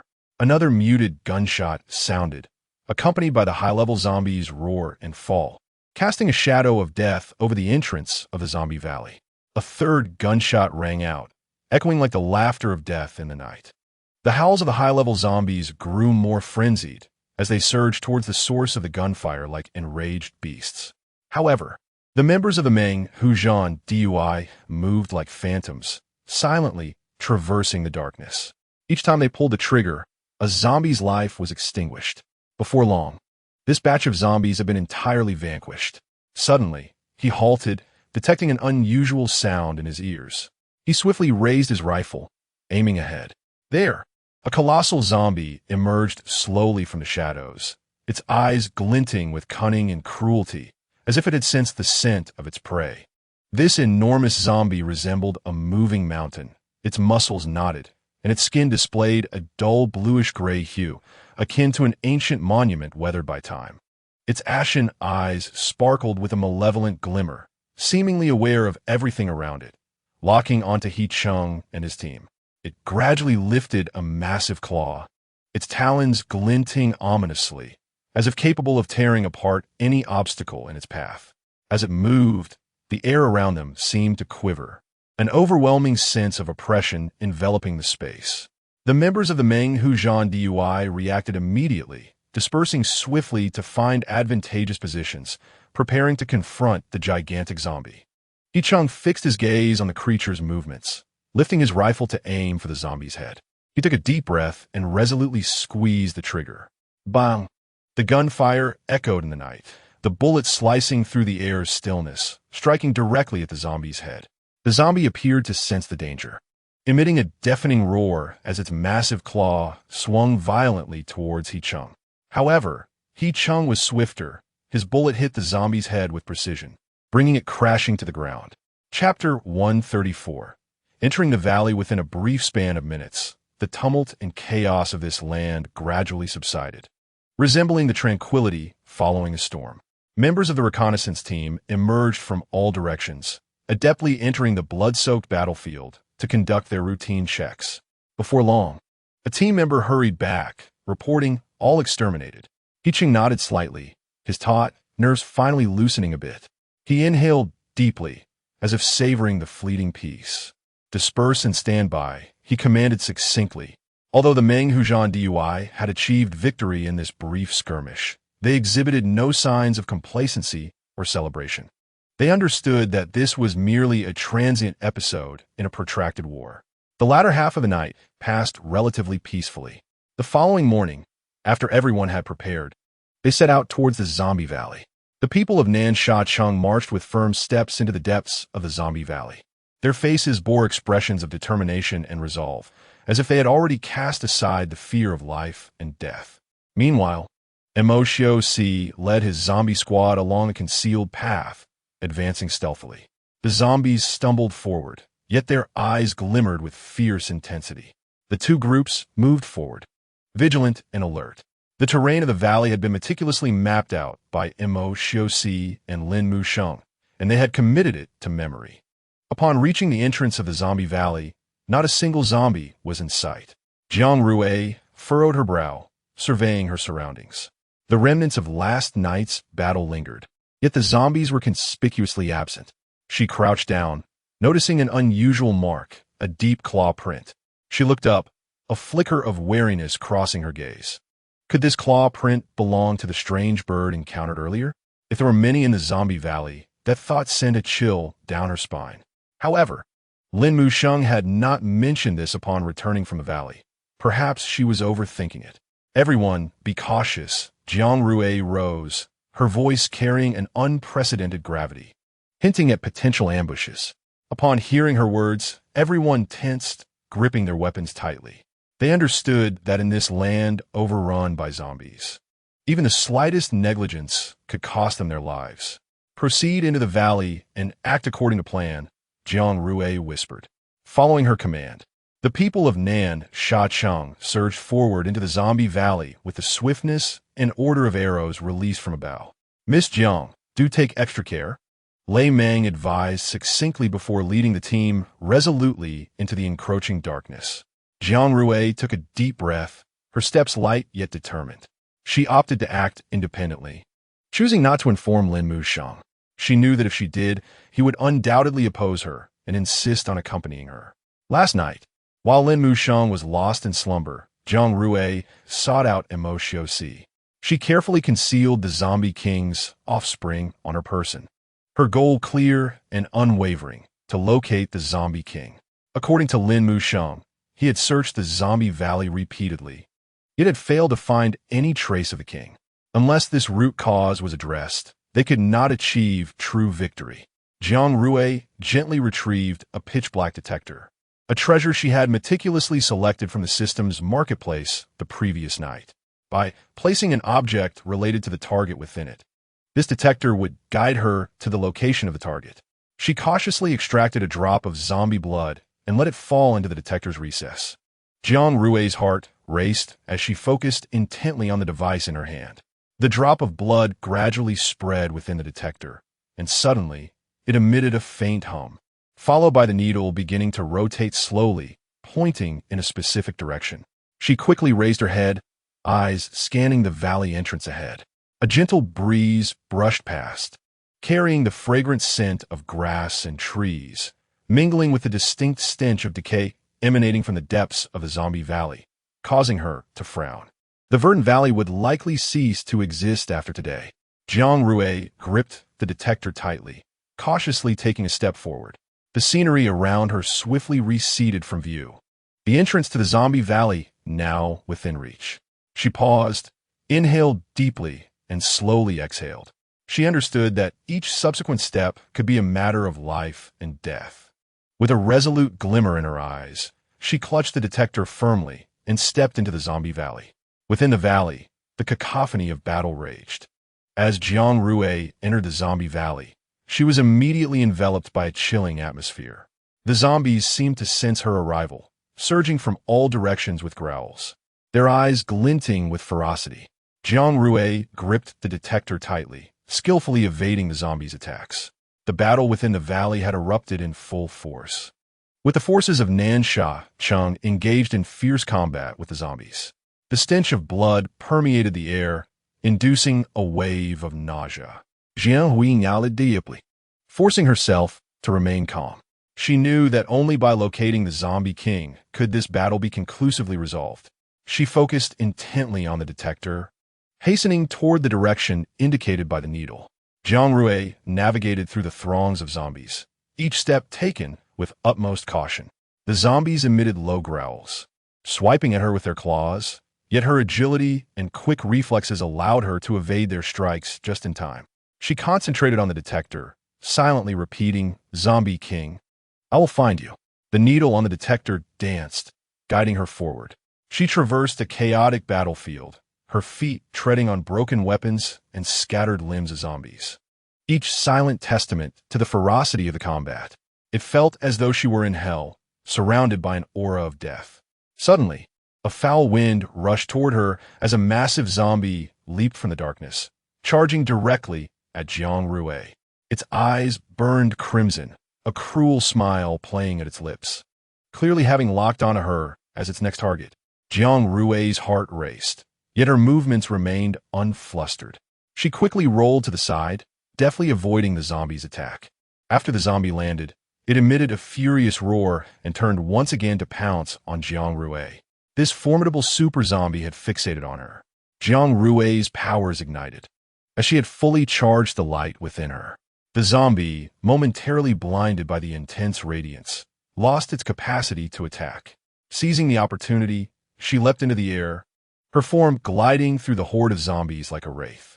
She concentrated the light into a sharp blade, slicing through all obstacles in her path.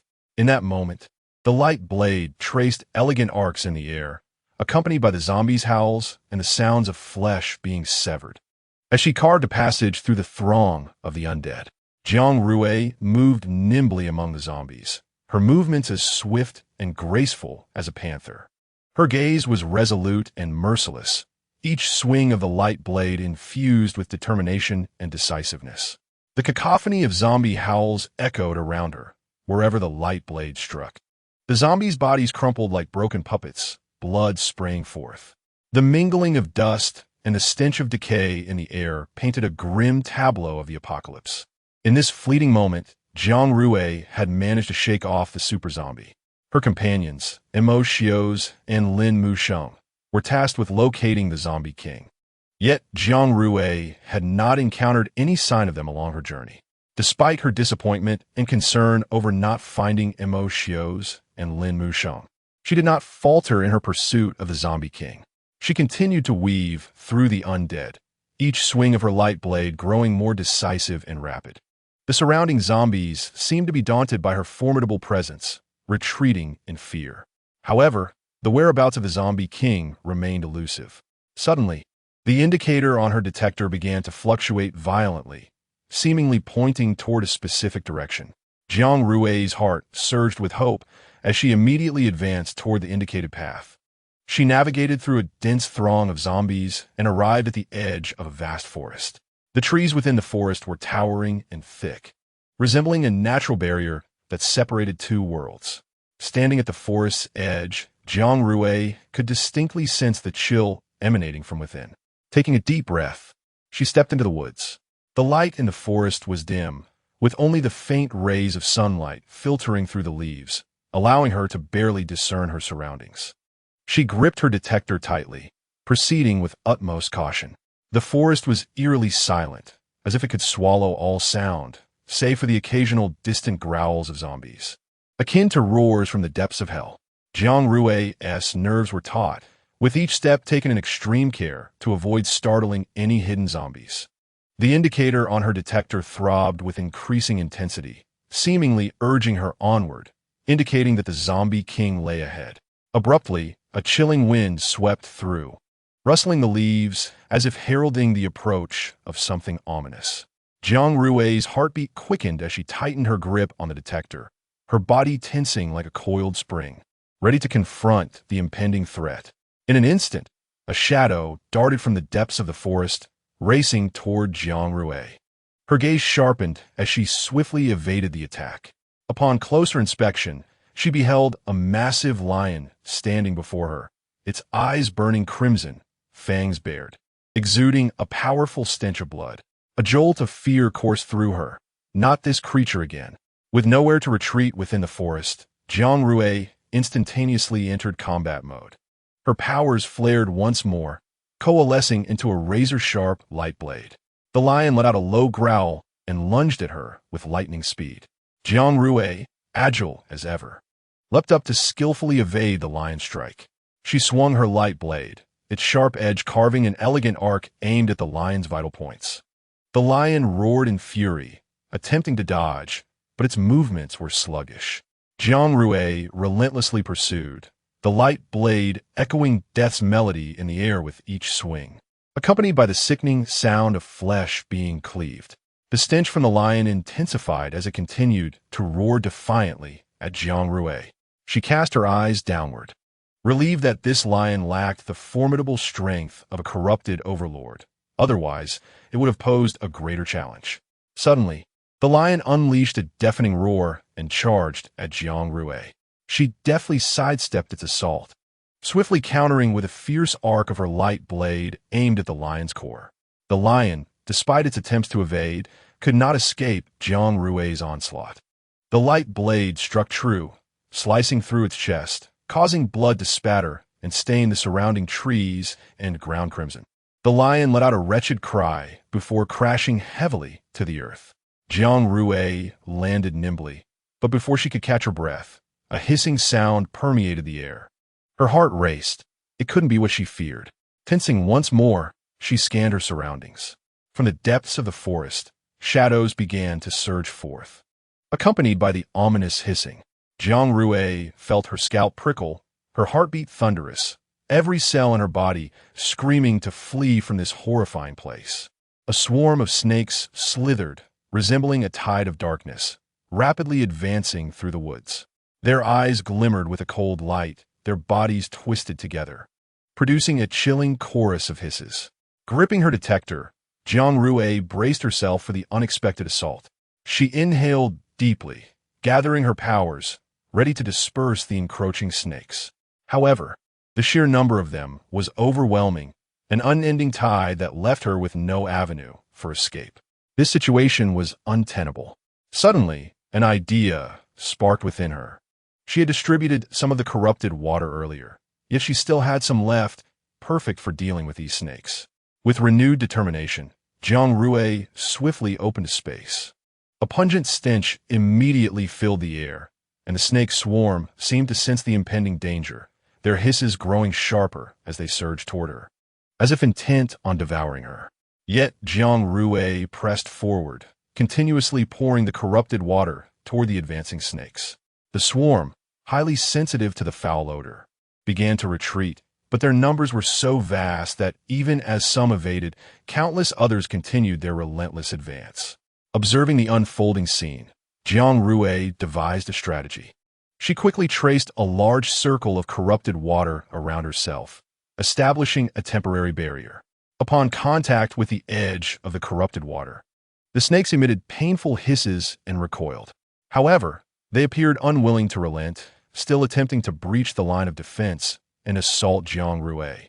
With her grip firm on the detector and her gaze resolute, she understood that she could not allow herself to be trapped and must find a way to break free. Suddenly, she leapt, charging toward the least dense area of the snake swarm. As she ran, she scattered the corrupted water behind her, leaving a nauseating trail on the ground. The snakes were repelled by the stench, yet a few stubborn ones pursued her, unwilling to concede. Jiang Rui's heart raced. If ensnared by the snakes, the consequences would be dire. She quickened her pace, darting through the forest like a bolt of lightning. The trail of corrupted water grew longer as the snakes were pushed further away. Suddenly, she spotted an opening ahead, her heart lifting with hope. Gritting her teeth, she sprinted toward the clearing, hoping to seize the opportunity to escape the relentless pursuit of the snakes. With all her might, she leapt forward, heading towards the ancient oak tree.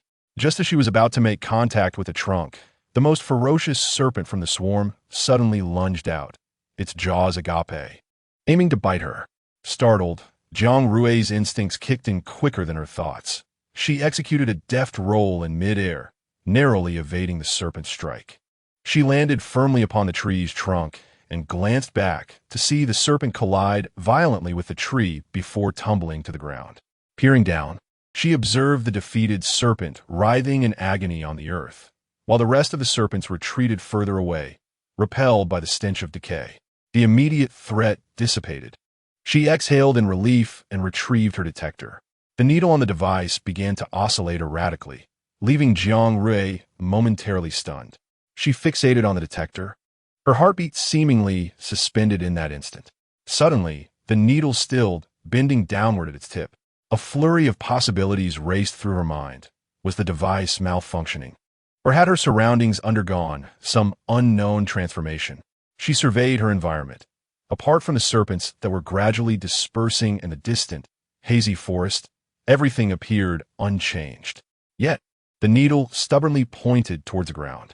Could the zombie king be buried beneath? Jiang Rui felt a tightening in her chest as she looked again at the detector, which resolutely indicated downward. Scanning her surroundings, she found no anomalies aside from the trees and distant hills. Nevertheless, the needle's insistence left her uneasy.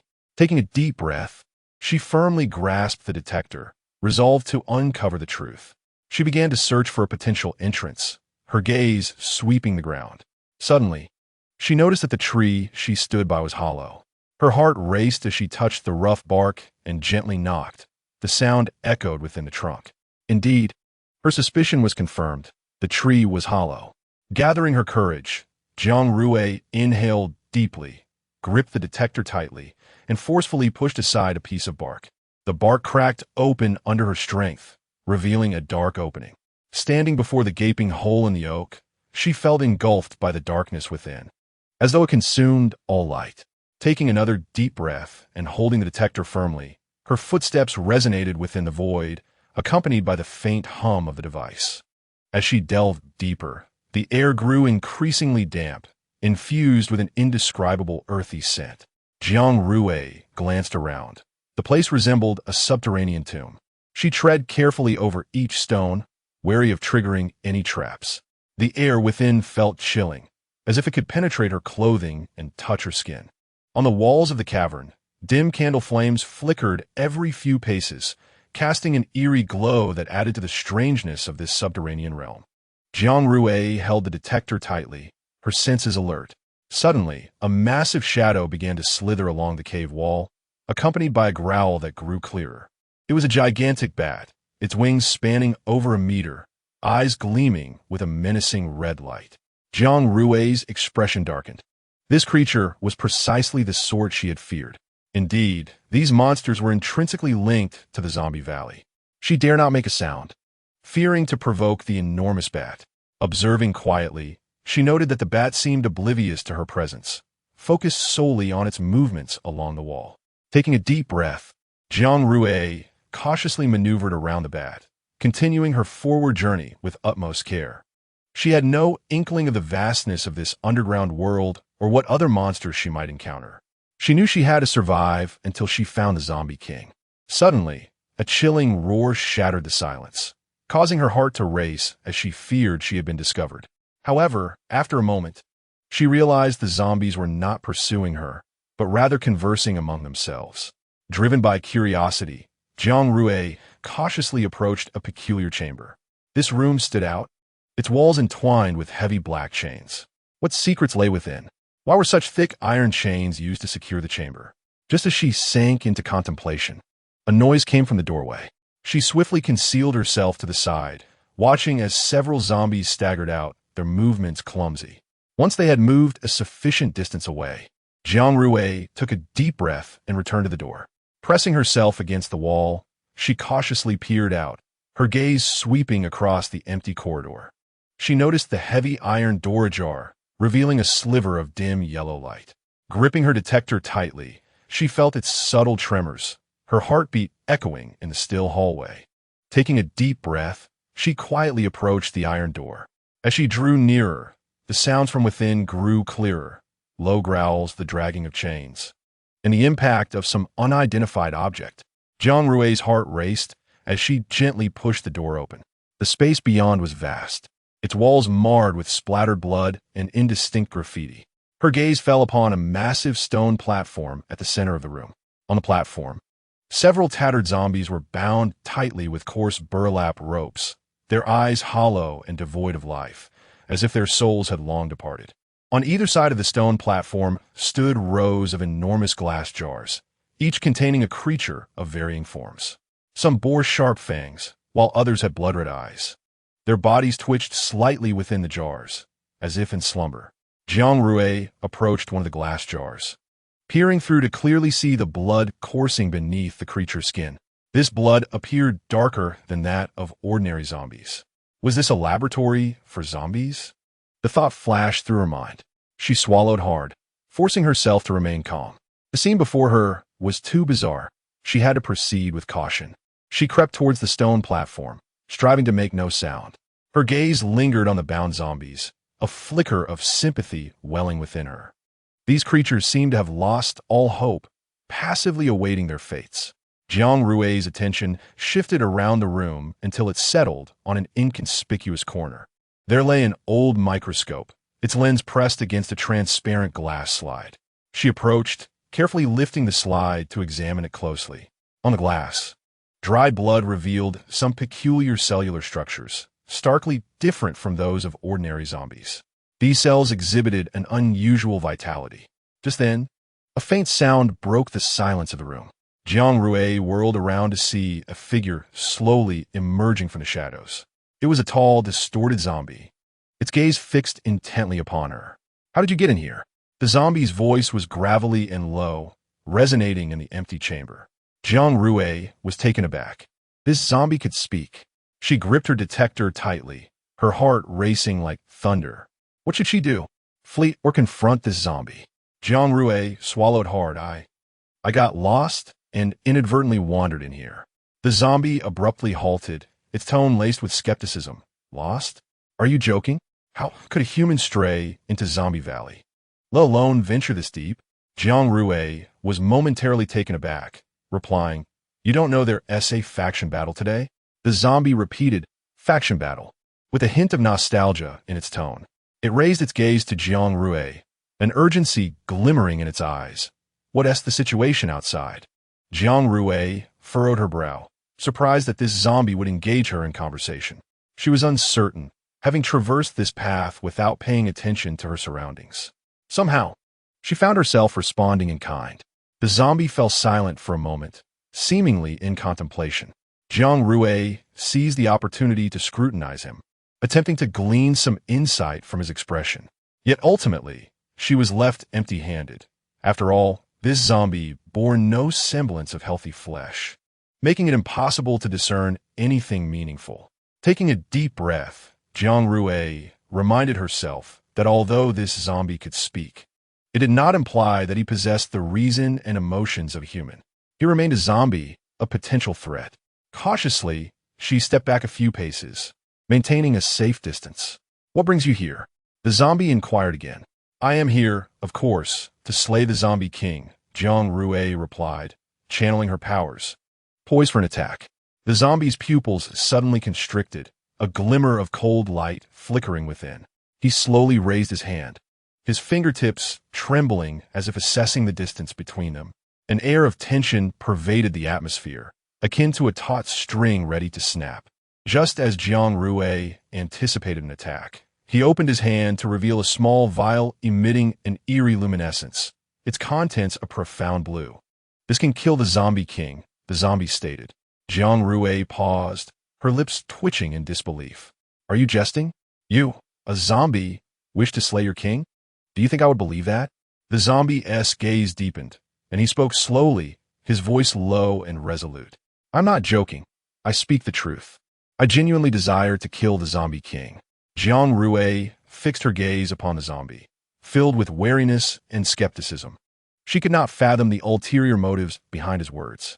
You, tell me why, she demanded coldly. The zombie lowered his head, as if recalling some deeply buried memories. His fingers absent-mindedly caressed the vial, which emitted a faint humming sound, resonating with his emotions. I was once human, he confessed, his voice low and trembling, tinged with a subtle sorrow. He raised his hand to touch his distorted face, seemingly reminiscing about his former self. However, the poison of the zombie king transformed me, rendering me into what I am now. He paused, seemingly gathering his emotions before continuing. The zombie king is the architect of this chaos. He created the virus that turned us into zombies. I wish to kill him, not just for myself, but for all the innocent lives ravaged by the virus. Jiang Rui's brow furrowed even deeper. Are you jesting? There's no such thing as a zombie virus in this world. No premise that one becomes a zombie upon being bitten. Have you not awakened from your dream? Her words rendered the zombie's movements suddenly rigid. He slowly raised his head, his eyes revealing an indescribable sadness and disappointment. He stared at Jiang Rui, as if seeking a glimmer of belief in her expression. Yet, her countenance remained resolute and indifferent. She clearly did not trust his words. After a moment of silence, the zombie shook his head slowly. He sighed gently, seemingly resigned to Jiang Rui's disbelief. He lowered his head once more, fingers unconsciously tracing the vial. I know you do not believe me. The only one in this world who does is Lin Mu Sheng.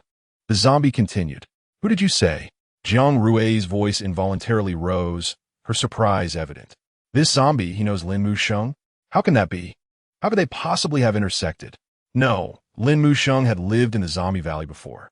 The zombie lifted his head, a complex emotion flickering in his eyes. He fixed his gaze on Jiang Rui, as if assessing her reaction. Lin Mu Sheng, my brother. Jiang Rui pressed her lips together, looking at the zombie. How can I trust you? Well, the zombie hesitated before continuing. Mu Sheng once mentioned that he had a beloved girlfriend named Jiang Rui. He then looked up at her and added, You must be Jiang Rui. Jiang Rui remained silent for a moment before finally raising her head. What is your name? She asked. The question caught the zombie off guard. He glanced at his distorted body, a bitter smile crossing his lips. "I'm called Lu Li, my former name." He raised his head, his eyes reflecting a hint of nostalgia and sorrow. "Lu Li," Jiang Rui softly hipyeted, recalling that Lin Musheng had indeed mentioned a friend by that name. Therefore, he should be trustworthy. "Setting aside your earlier claims about transforming humans into zombies, tell me how the object in your hand can kill the Zombie King," Jiang Rui inquired. Lu Li gently lifted the vial, its surface glimmering faintly in the sunlight. A spark of determination flickered in his eyes, as if he grasped the last remnants of hope. "This is the Zombie King's weakness, the only thing that can slay him." He spoke softly, his voice filled with resolve. Jiang Rui's gaze remained fixed on the vial in his hand, her brow furrowed. Lu Li inhaled deeply and began to explain. "The vial contains the Zombie King's venom, the very substance he uses to control us. Yet, this venom is also his Achilles heel. This vial holds the Zombie King's weakness," Lu Li declared, raising the vial, its surface shimmering with a mysterious light under the sun. "I extracted this virus sample from him. Injecting it into the Zombie King's body will destroy his life core, effectively killing him." He looked up at Jiang Rui, continuing, "However, approaching the Zombie King is no simple task. He possesses immense power and countless zombie minions. We must devise a foolproof plan." Jiang Rui remained silent for a moment before slowly lifting her head, her eyes glinting with determination. "I have a way to approach the Zombie King. You need only tell me the specifics." Lu Li's eyes widened in surprise, his gaze locked onto Jiang Rui. After a moment of silence, he began to speak slowly. "First, we need to find an opportune moment. The Zombie King enters a deep slumber at a certain time each day, when he is most vulnerable." He paused before continuing. "At that moment, we can approach him and inject the venom into his body. However, getting close to the Zombie King is no easy feat. He is surrounded by countless zombies for protection. How do you plan to approach him?" Lu Li's gaza dapanat. Acknowledging that the Zombie King's strength far surpassed that of other zombies, beyond what mere corrupted lords could compare, Jiang Rui's millet. Retrieving the zombie she had captured the previous night from her space. "I heard the Zombie King is particularly fond of him. I plan to use this zombie as bait," she stated.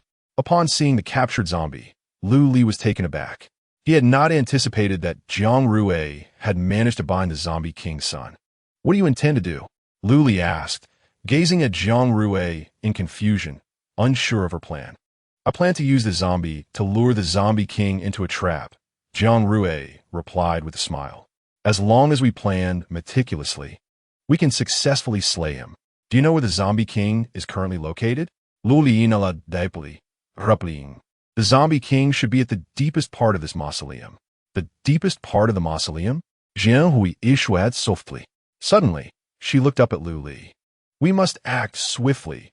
We cannot afford to give the Zombie King any opportunity to react." With that, she stepped closer to Lu Li and extended her hand. "Give me the vial."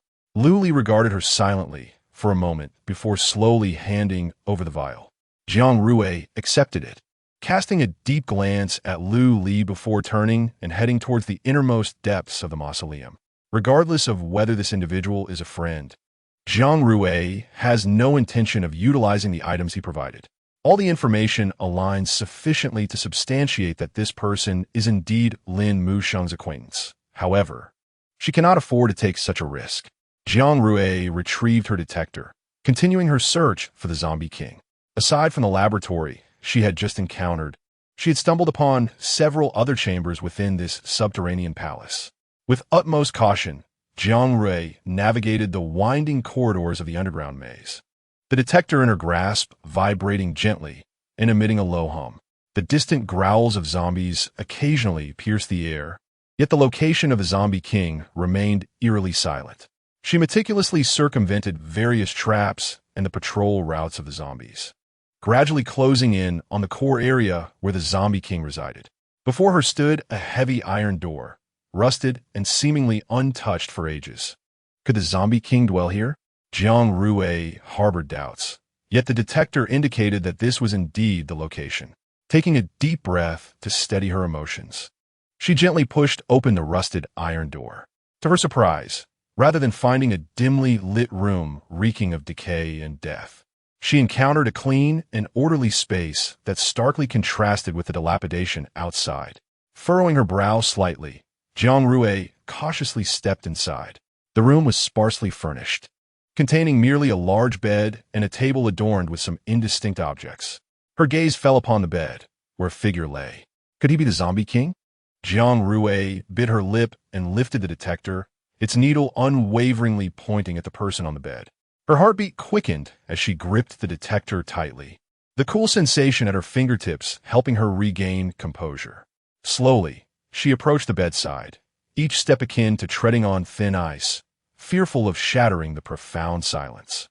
The figure on the bed seemed oblivious to her presence, lost in deep slumber. Jiang Rui leaned closer, striving to regulate her breath and prevent it from becoming erratic. She discerned the features of the person on the bed, a pale and cold visage, with skin devoid of vitality, resembling a lifeless shade of gray. His eyes were tightly shut, yet even in slumber, an undeniable aura of authority and strength emanated from him. Apart from his pallor, he bore no distinction from a human.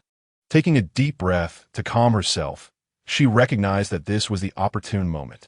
She extended her hand, her light-based powers swiftly coalescing into a sharp dagger. Her heart raced like a drum, yet she compelled herself to remain composed. A misstep could mean the loss of her singular chance to eliminate the zombie king. The brilliance of the light in her hand intensified as she gritted her teeth and thrust the dagger toward the figure on the bed. Suddenly, the figure stirred. The zombie king's eyes snapped open, revealing deep red pupils that flickered like two burning flames. He fixated coldly on Jiang Rui, a sardonic smile curling at the corners of his mouth. Jiang Rui's heart sank. She realized she had been discovered. The zombie king slowly sat up, his movements deliberate yet exuding an unmistakable danger. He extended a pale hand, gently grasping Jiang Rui's throat.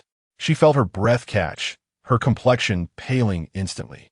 The light-based powers surged forth again, piercing the stillness like a meteor, aimed directly at the zombie king. However, he appeared unfazed by the luminous assault. A slight smile graced his lips as he tightened his grip on her throat, pulling her closer. An icy breath enveloped her, the zombie king's frigid face drawing nearer. Just as she believed she would be consumed by him, an unexpected turn ensued. The zombie king abruptly released her, his body leaning back as the light-based power struck him. His form trembled within the radiance before dissipating entirely. Jiang Rui gazed at the spectacle, astonished. The zombie king had vanished so effortlessly? She felt no elation at this outcome, only a weighty concern. She had not received any points for defeating the zombie king, indicating that he had not truly perished. But why had he disappeared? That strike had not utilized a significant amount of her powers. Even lower-tier zombies would not simply vanish. Chapter 139. Lin Musheng arrives. Jiang Rui's heart brimmed with confusion and vigilance. She fixed her gaze on the spot where the zombie king had vanished, her heart racing as if attempting to break free from its confines. An indefinable sense of oppression hung in the air, making her breaths labored. Suddenly, she felt the floor beneath her tremble slightly, as if something was awakening from below. She quickly raised her head and beheld a massive black hole where the bed had once been, appearing as an entrance to another realm. From within, the abyss emanated deep, resonant roars that shook the entire room. Jiang Rui could distinctly sense a formidable force drawing ever closer, and the needle of her detector began to quiver anew. Her heart sank as she fixated on the black hole, feeling an overwhelming pull as if it sought to engulf her entirely. Grasping the railing at the side of the bed, she struggled to steady herself, yet the force intensified, causing her fingers to slip. Suddenly, a shadow erupted from the black hole, lunging directly at Jiang Rui. She barely had time to scream before a tremendous force slammed into her, sending her sprawling to the floor. Struggling to rise, she found herself immobilized by an overwhelming presence. Helplessly, she watched as the shadow drew closer. It was a colossal zombie, towering above the ordinary undead, with skin of a deep gray, reminiscent of charred flesh. This was not the zombie king. The detector still pointed toward the hole. The immense zombie appeared to have clawed its way from the depths of hell, each step causing the floor to shudder. the air thick with the stench of decay that made her gag. Its hollow, profound eyes resembled bottomless abysses, consuming all surrounding light. Its long, sharp hands glistened with a menacing sheen. Jiang Rui gazed at the monstrous zombie in terror, gritting her teeth and bracing herself for the impending death. However, just as she was about to surrender to her fate, a warm power surged at her waist. She turned in astonishment to find Lin Mu Sheng tightly embracing her. His eyes filled with concern and reproach. "Rui, how could you come to such a perilous place alone?" he murmured, his tone laced with deep exasperation. Jiang Rui swallowed hard. Inexplicably, despite Lin Mu Sheng appearing no different from usual, she sensed his anger, intense and palpable. His sudden appearance alleviated some of Jiang Rui's fear. Gripping Lin Mu Sheng's arm tightly, she drew strength and courage from him. She sought to explain, but the massive zombie had already pounced before them. A glint of ferocity flashed in Lin Mu Sheng's eyes as he swiftly shielded Jiang Rui behind him, his fists clenched tightly, a powerful energy gathering in his palms. He lunged forward, striking the zombie's chest with a forceful punch. The zombie staggered back from impact, but quickly regained its footing. It opened its mouth, releasing a deafening roar as it lunged toward Lin Mu Sheng. Lin Mu Sheng's eyes gleamed with determination as he advanced into the fray, his movements agile and swift, closing the distance between him and the zombie. In the fleeting moment, just before the zombie lunged at him, he deftly sidestepped the creature's attack. At the same time, he delivered a swift kick to the zombie's knee, causing it to lose its balance and tumble forward. The force of his kick sent the zombie crashing against the wall with a resounding thud, sending dust billowing into the air as if the entire room trembled. Enraged, the zombie roared and charged towards Lin Mu Sheng, its arms flailing wildly. In Lin Mu Sheng's eyes, a flickering black-purple light emanated, rendering the once fearsome zombie as motionless as a marionette under its spell. Once he had subdued the creature, Lin Mu Sheng turned his gaze toward Jiang Rui. "Hui, might you now divulge the reason for your departure from the main group and your solitary venture here?" he inquired. Jiang Rui felt a pang of anxiety at his question. She swallowed hard, striving to keep her voice steady. "Mu, we are in the lair of the zombie king. Is it truly the right moment for such discussions? It's perilous here. Perhaps we should wait until we are safely away." Lin Mu Sheng frowned slightly, quickly assessing the room for potential threats. "Very well, let us vacate this place," he declared. He turned to face the subdued zombie, his eyes glimmering with the enigmatic energy. With a gentle wave of his hand, the zombie began to move, as if guided by an invisible force, slowly making its way towards a hidden passage. Lin Mu Sheng took Jiang Rui's hand and followed closely behind. As he drew her toward the tunnel, confusion clouded her thoughts. "Wait, why are we entering here? The zombie king could be within," she protested. "Nay, the zombie king cannot be here," Lin Mu Sheng replied as he pulled her inside and restored the bed to its original state. Jiang Rui felt as if she were traversing one tunnel after another.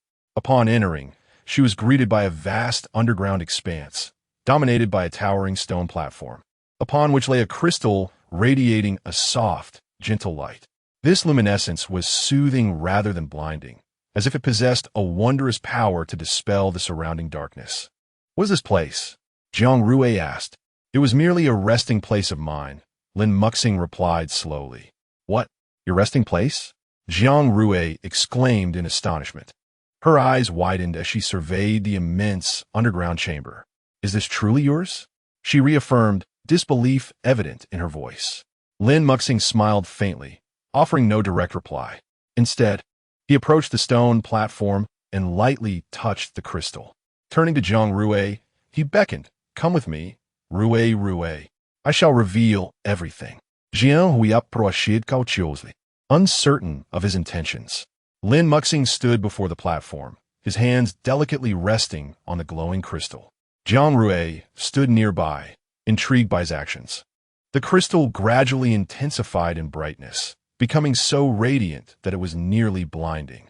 When the brilliance finally subsided, she opened her eyes, stunned by the sight before her.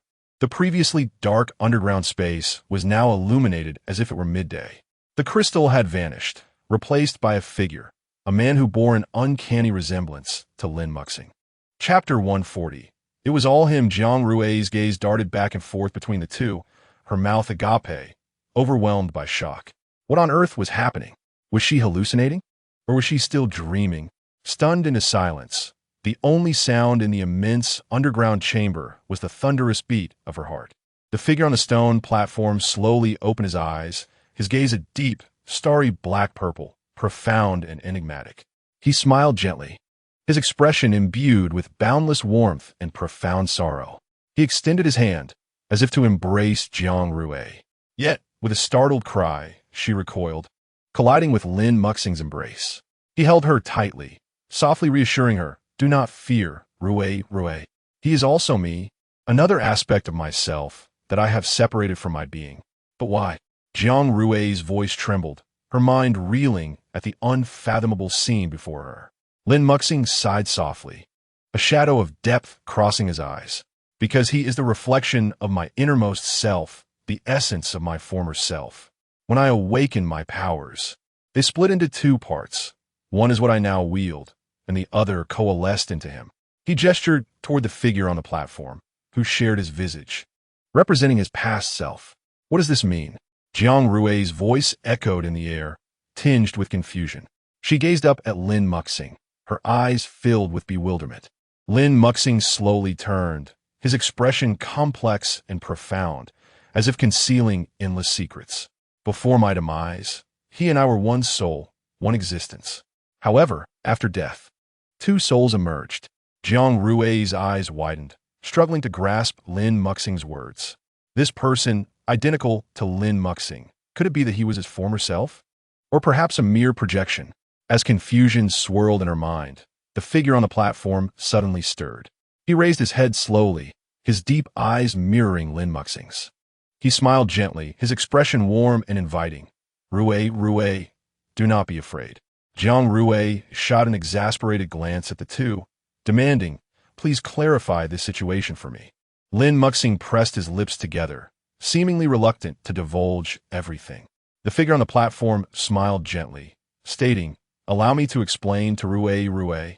Lin Muxing shot him a disapproving look, clearly indicating his desire for silence. The figure on the platform shook his head, turning to Jiang Rui, articulating each word carefully. Rui, do you know? When I learned of your demise, my heart felt as though it were cleaved in two.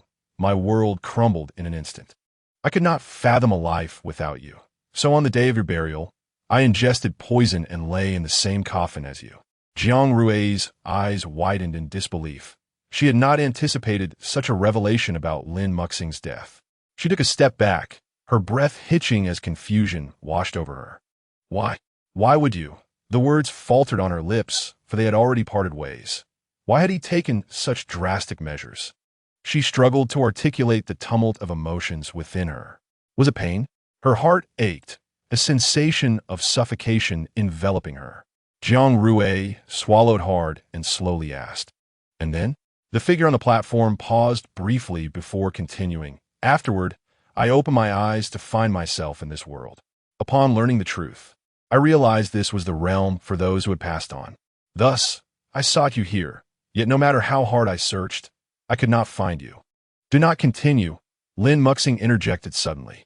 Jiang Rui shot him a look, urging the figure on the platform to proceed. "I believed Rui was no longer in this world, and just as I was prepared to take my own life once more, a system appeared before me. It revealed that errors had occurred within this realm, causing certain souls to be unaccounted for after death and requiring assistance to rectify this. It chose me for the task. When I inquired if you were one of those souls, it confirmed you were. Thus, I agreed to aid the system, stipulating that once everything was resolved, it would assist you in this world, for I could not ascertain when you would arrive, whether as a human or a zombie. Regardless, both scenarios were fraught with peril, and I could not gamble on that uncertainty. Are you implying that my current system is..." Jiang Rui tightened her grip on her clothing, the weight of realization dawning upon her. No wonder Lin Muxing never inquired about the origins of her food and the medicinal weapons. It turns out they all came from him. Why did he not confide this to me, choosing instead to conceal it? Jiang Rui murmured, Rui, I am sorry. Lin Muxing's voice was low and laden with remorse. He stepped forward, extending his hand in an attempt to caress Jiang Rui's cheek, but halted midway. Jiang Rui looked up at him, her eyes shimmering with unshed tears. She could hardly fathom that in her moments of solitude and despair, Lin Muxing was quietly watching over her from some corner of the world. At that moment, the pain and confusion in her heart seemed to find resolution. "So, can you still unite now?" Jiang Rui asked. Lin Muxing shook his head, replying, "Of course not. If we were to unite, my abilities would vanish. And how could I then defeat the Zombie King?" Mentioning the Zombie King reminded Jiang Rui of something. "Earlier, you said this was not the Zombie King's chamber.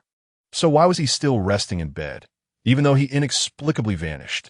Lin Muxing smiled faintly and explained, "Actually, that was not the Zombie King, but merely a zombie I controlled, transformed to prevent other zombies from entering this room." "Then why aren't you concerned about the Zombie King breaking in?" Jiang Rui pressed on. "Because the Zombie King never comes to this underground palace," Lin Muxing answered. "But why did my detector indicate the Zombie King was here?" Jiang Rui continued her inquiries. "Because I left the scent of the Zombie King on that zombie. Sensing his own scent here, he would not suspect the presence of others." Jiang Rui felt somewhat perplexed. "I have one final question.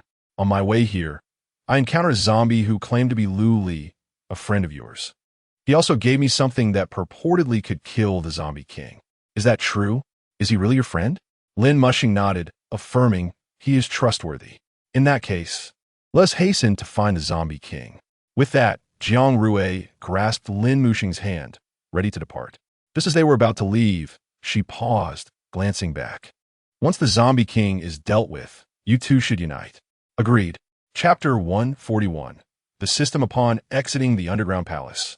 Lin Muxing instructed Jiang Rui to bring forth the zombie they had previously captured. He untied the ropes binding the zombie, which immediately regained its vitality. Gently patting the zombie's head, he murmured, "Go, find your father, the Zombie King." The zombie seemed infused with new life, its eyes glinting with a green light. Its body trembling slightly as if in search of something. It slowly turned, casting a lingering gaze toward the underground palace before turning away and trudging into the distant darkness. "So, your intention in capturing him last night was to locate the Zombie King through him," Jiang Rui remarked. Lin Muxing nodded, his gaze deep as he watched the zombie recede. "Yes, I had initially planned to act today, but I did not expect Rui to arrive here early." Jiang Rui looked up at him. "We will surely defeat the Zombie King." Lin Muxing and Jiang Rui followed closely behind the zombie. They emerged from the underground palace, traversed the forest, crossed the stream, and finally arrived before a desolate ruin. Amidst the ruins stood a towering castle. This was the lair of the Zombie King. The zombie slowly approached the castle, while Lin Muxing and Jiang Rui concealed themselves in the shadows, observing everything around them. Suddenly, footsteps echoed from within the castle. The Zombie King had appeared. Just as Jiang Rui had witnessed before, apart from his pallid complexion, he appeared entirely human. The moment the Zombie King stepped out of the castle, both Lin Muxing and Jiang Rui felt an overwhelming sense of dread. The aura emanating from the Zombie King was akin to a chilling wind, freezing everything in its vicinity. His eyes were deeply sunken, yet sparkled with cunning and cruelty. The Zombie King slowly raised his head, locking his gaze directly on the zombie. "Where have you been?" he inquired, his mouth opening slowly. The zombie halted before the Zombie King. "Hiss, ha, hiss, ha. I went out for a bit." Lin Muxing controlled the zombie's voice, his brow furrowing as he remained uncertain whether the Zombie King would discern his mental manipulation. "Playing? The faction war has commenced, and you still have the leisure to play? Go eliminate those humans," the Zombie King stated flatly. His voice resonated across the empty ruins, carrying an undeniable authority. Lin Muxing and Jiang Rui remained hidden, anxiously observing. The zombie lowered its head, seemingly contemplating the Zombie King's command, yet every movement was under Lin Muxing's mental control. Suddenly, the zombie raised its head and emitted a low growl toward the Zombie King. Its body stiffened instantly before it lunged at the Zombie King. The scene unfolded too swiftly, catching the Zombie King off guard. He swiftly dodged, but the zombie appeared to anticipate his movement, seizing his arm. The zombie's eyes turned blood red, its mouth agape, revealing sharp teeth as it bit down on the zombie king's neck. The zombie king stared in shock at the zombie before him, unable to comprehend that this son who had always been loyal to him would betray him. He roared in fury and confusion. "How can you possibly betray me?" The zombie offered no response, merely biting down harder on the zombie king's neck, blood gushing from the wound, staining its lips and the zombie king's attire. The atmosphere around them seemed to freeze. Jiang Rui's palms grew clammy with tension as she held her breath, her gaze fixated on the struggle between the zombie and the zombie king. At that moment, the zombie was injecting the item Lu Li had given her into the zombie king's body. Should it succeed, it would obliterate the zombie king's life core. The zombie's blood-red eyes appeared particularly ferocious, while the zombie king's face was a mask of shock and rage, struggling desperately to free himself from the zombie's grip. Suddenly, a hint of azure light flickered from the zombie king's mouth. The special potion Lu Li had given her was beginning to take effect. The zombie king's body began to tremble violently, his complexion turning as pale as snow. "No, this cannot be." The zombie king let out a chilling roar. He attempted to break free from the zombie's hold, but it was too late. The azure light had already spread throughout his body, and his vitality was swiftly waning. The azure luminescence pierced the zombie king's form with the swiftness and ruthlessness of a meteor streaking across the night sky. His strength ebbed away, and his body shook more violently. Simultaneously, the zombie experienced the same fate. The two terrifying entities, the zombie king and the zombie, collapsed to the ground, convulsing uncontrollably. Suddenly, the zombie king's body quivered violently, a flicker of terror and unwillingness flashing in his eyes, before his body ceased to tremble altogether, lying motionless. The zombie, controlled by Lin Musheng, also slumped to the ground, as if bereft of life as support. A profound silence enveloped the ruins. Only the breaths of the zombie king and the zombie echoed in the stillness. Lin Musheng and Jiang Rui observed nervously, waiting until they confirmed that both the zombie king and the zombie had completely lost their capacity to resist before they cautiously stepped forward. "As long as there is breath, they should not be dead, right?" Jiang Rui inquired. Lin Musheng gently nodded, a flicker of contemplation crossing his eyes. "Indeed, they're not dead yet." He crouched down to examine the bodies of the zombie king and the zombie closely. Although their breaths were faint, they were still breathing. Lin Musheng extended his hand, gently touching the zombie king's body, feeling the azure light gradually fading, replaced by an icy sensation. He frowned. It seemed the potion Lu Li provided was far more potent than anticipated. Suddenly, the zombie king's eyes sprang open, filled with fury. He struggled to rise, yet his body remained utterly unresponsive. Lin Musheng let out a cold laugh, aware that the zombie king had lost the capacity to resist at that moment. He stood tall, gazing down at the zombie king, and spoke with a nonchalant tone. "You have already lost. Now, you may reveal to me all there is to know about that secret." "Secret? What secret?" Jiang Rui looked at Lin Musheng in astonishment, perplexed by his words. Anger and bitterness flickered in the eyes of the zombie king, yet his body was too weak to retaliate. He clenched his teeth, a low growl emanating from his throat, as if protesting against an unjust fate. Lin Musheng remained unfazed. He slowly crouched down, locking eyes with the zombie king. His voice was cold and resolute. "Tell me, what precisely is that secret?" A glimmer of struggle and hesitation crossed the zombie king's gaze. He struggled to open his mouth, finally disclosing the shocking truth. "In this world, true order and rules rest solely in the hands of those who possess the highest authority." Chapter 142. The System with the Highest Authority? Lin Musheng furrowed his brow, stirring waves of thought within him. "I'm already aware of this. Tell me, how can I acquire that highest authority?" The zombie king softly uttered 2 words, "system." With that, he closed his eyes forever. At the moment the zombie king shut his eyes, the entire ruin seemed to sink into an even deeper silence. Lin Musheng and Jiang Rui exchanged glances, their hearts filled with shock. "System." Lin Musheng murmured the word, his gaze growing profound. Did the Zombie King truly perish so easily? Jiang Rui found it hard to believe. It was too effortless. The anticipated battle never occurred, and the Zombie King was vanquished without a struggle. Yet, Jiang Rui's brow remained furrowed as she glanced at Lin Mushing. What did he mean by questioning the Zombie King? Highest authority? System? It felt as though she had stumbled upon something monumental. Did she not already possess a system? Just as Jiang Rui prepared to access the system, she discovered that the points for killing the Zombie King had been credited to her. How could that be? The venom had been given to her by Lu Li. She had merely passed it to Lin Mushing, who had injected it into the Zombie King. The points should belong to Lu Li or Lin Mushing. No, she almost forgot. They were both zombies, and killing their kind would not yield points. Only slaying humans would. After realizing this, Jiang Rui turned to Lin Mushing and asked, Lin Mushing, what did the Zombie King mean just now?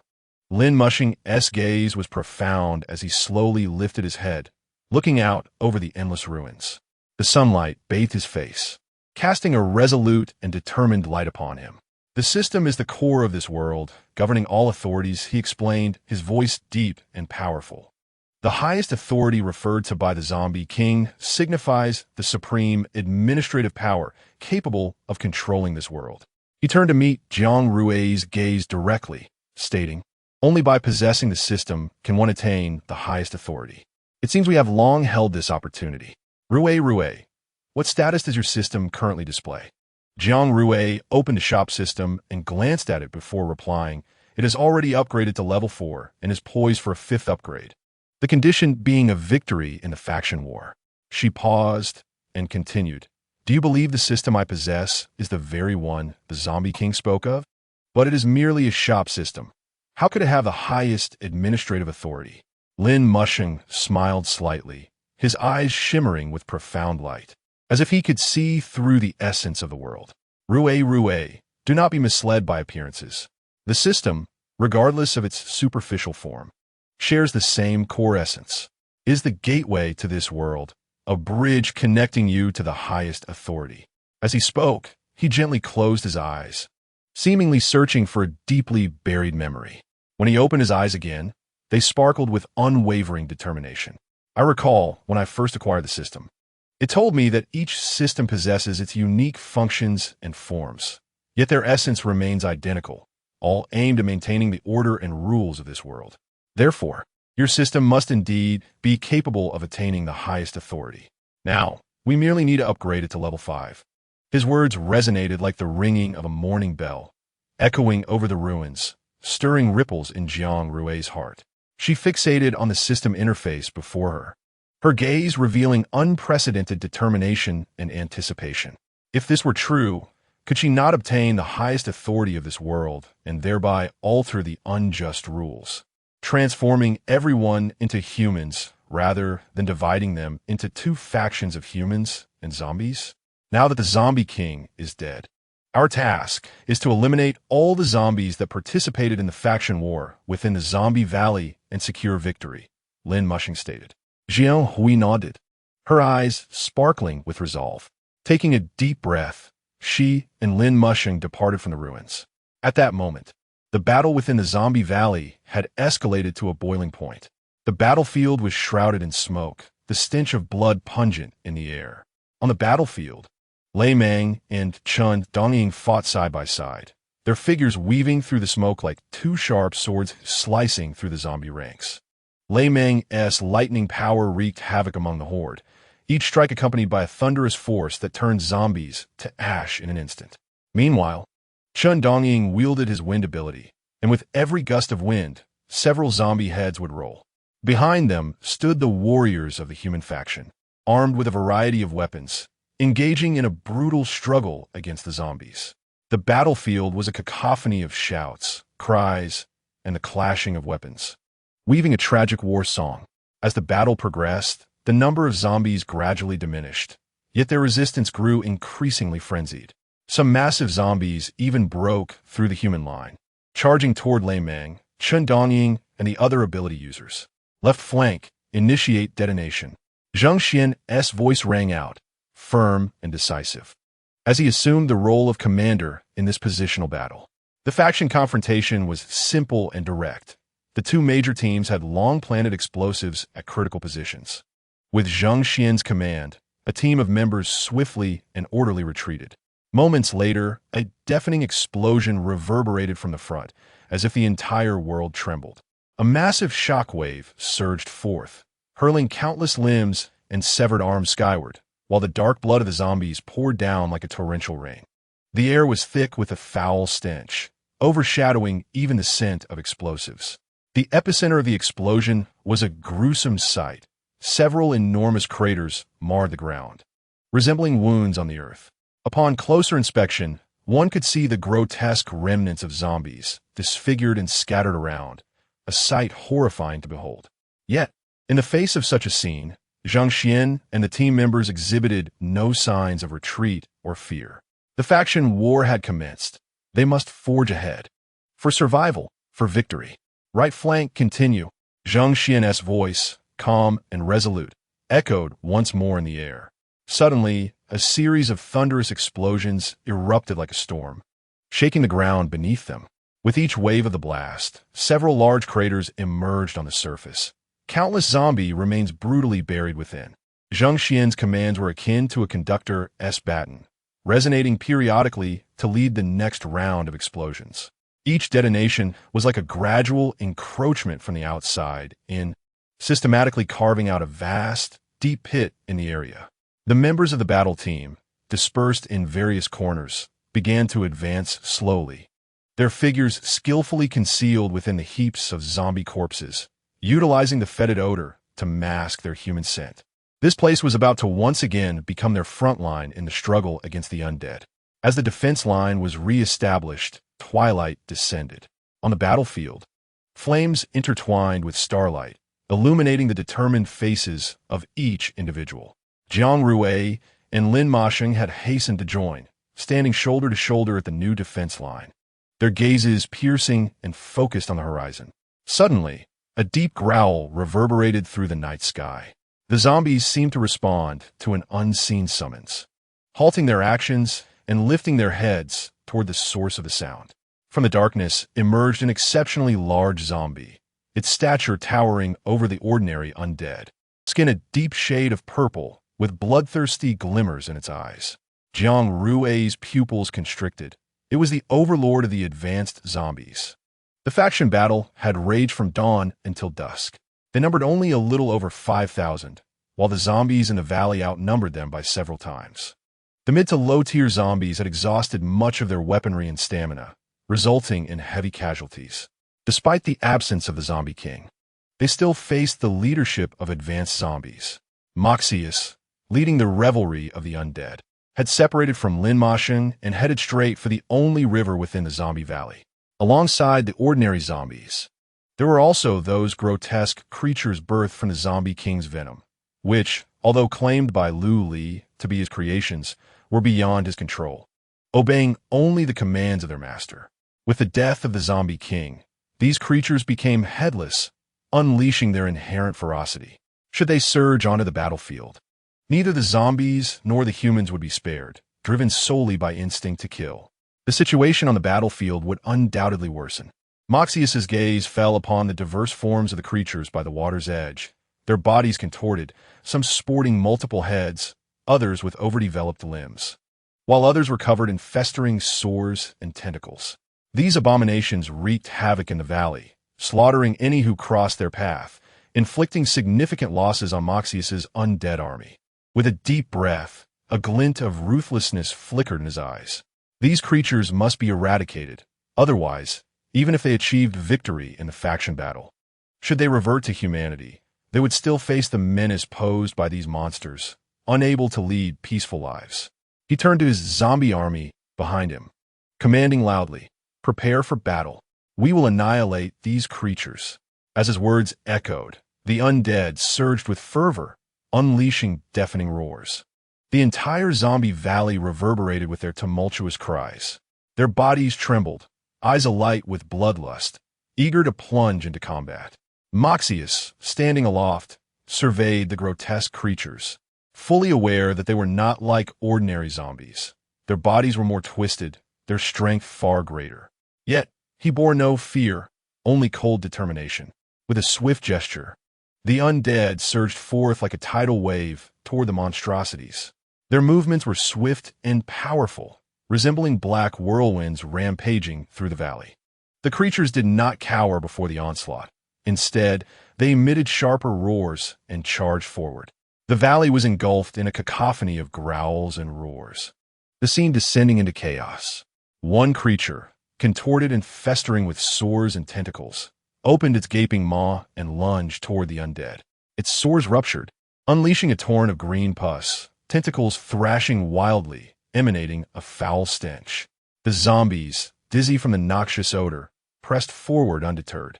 The battle was fierce, the undead continuously surging toward the creature, which retaliated with its own roars, flailing its tentacles and sores to fend off the attacks. The scene was gruesomely blood-soaked, bodies of zombies and monsters intertwining, the air filled with screams and roars. As night deepened, the conflict within the valley grew ever more brutal. Moxius stood high above, his gaze sharp as a blade, closely monitoring every movement on the battlefield. His heartbeat synchronized with the roars of the undead, each pulse filled with resolve and coldness.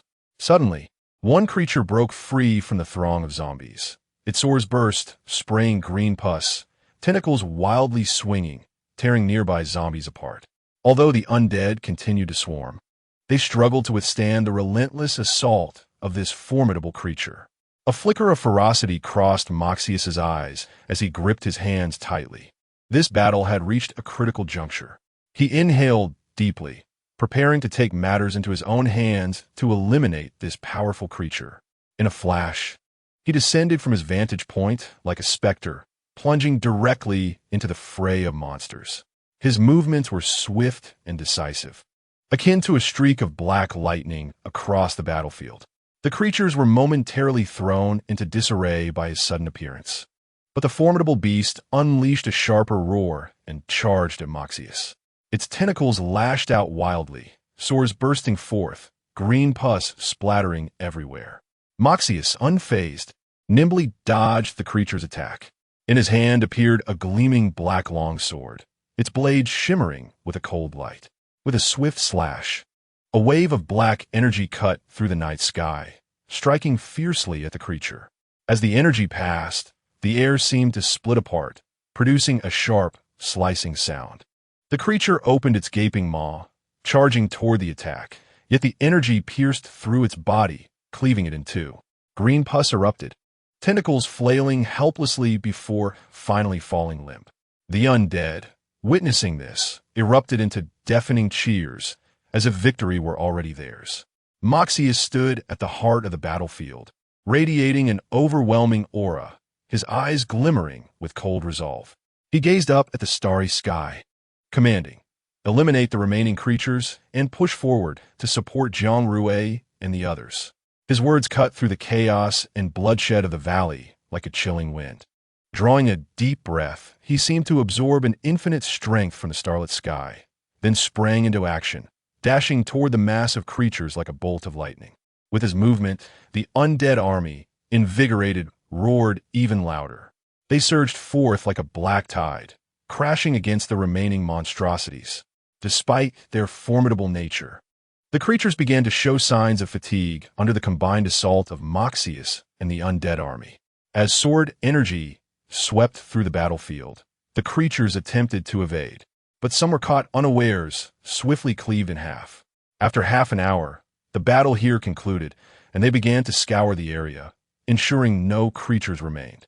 After a brief respite, Moxius led the undead army toward the entrance of the valley, planning to encircle and eliminate the remaining threats, reuniting with Jiang Rui and the others. As they faced the remaining mid to low-tier zombies, the urgency of the situation left little time for concern. The advanced zombie leader, accompanied by high-tier zombies, had entered the fray. With only over 2,000 of them remaining, a significant portion comprised psychic users. Typically, a single advanced zombie would require several high-tier psychic users to barely engage in combat. Now, confronted by a throng of advanced zombies, tension gripped everyone's faces. Jiang Rui found it peculiar that these advanced zombies did not immediately charge, leaving her puzzled about their intentions. The stench emanating from them grew even more pungent, permeating the air. Their eyes were fixed intently on Moxius and the horde of zombies, as if assessing the strengths of both sides. However, this brief interlude provided Jiang Rui and her companions with a much-needed respite. After a day of relentless battle, fatigue had set in, and facing the formidable advanced zombies was akin to striking a stone with an egg. Jiang Rui accessed the shop system. She had previously prepared for the zombie confrontation, yet her points had dwindled. After a day of fierce combat, she had now accumulated a considerable amount of points, particularly due to the demise of the zombie king and his offspring. The points were credited entirely to her account, with a single zombie king yielding a staggering 100,000 points. With her current points, she could procure 2 ability-enhancing bombs, totaling 3 when combined with her previous purchase. Even if she could not eradicate all the zombies, she could at least eliminate half.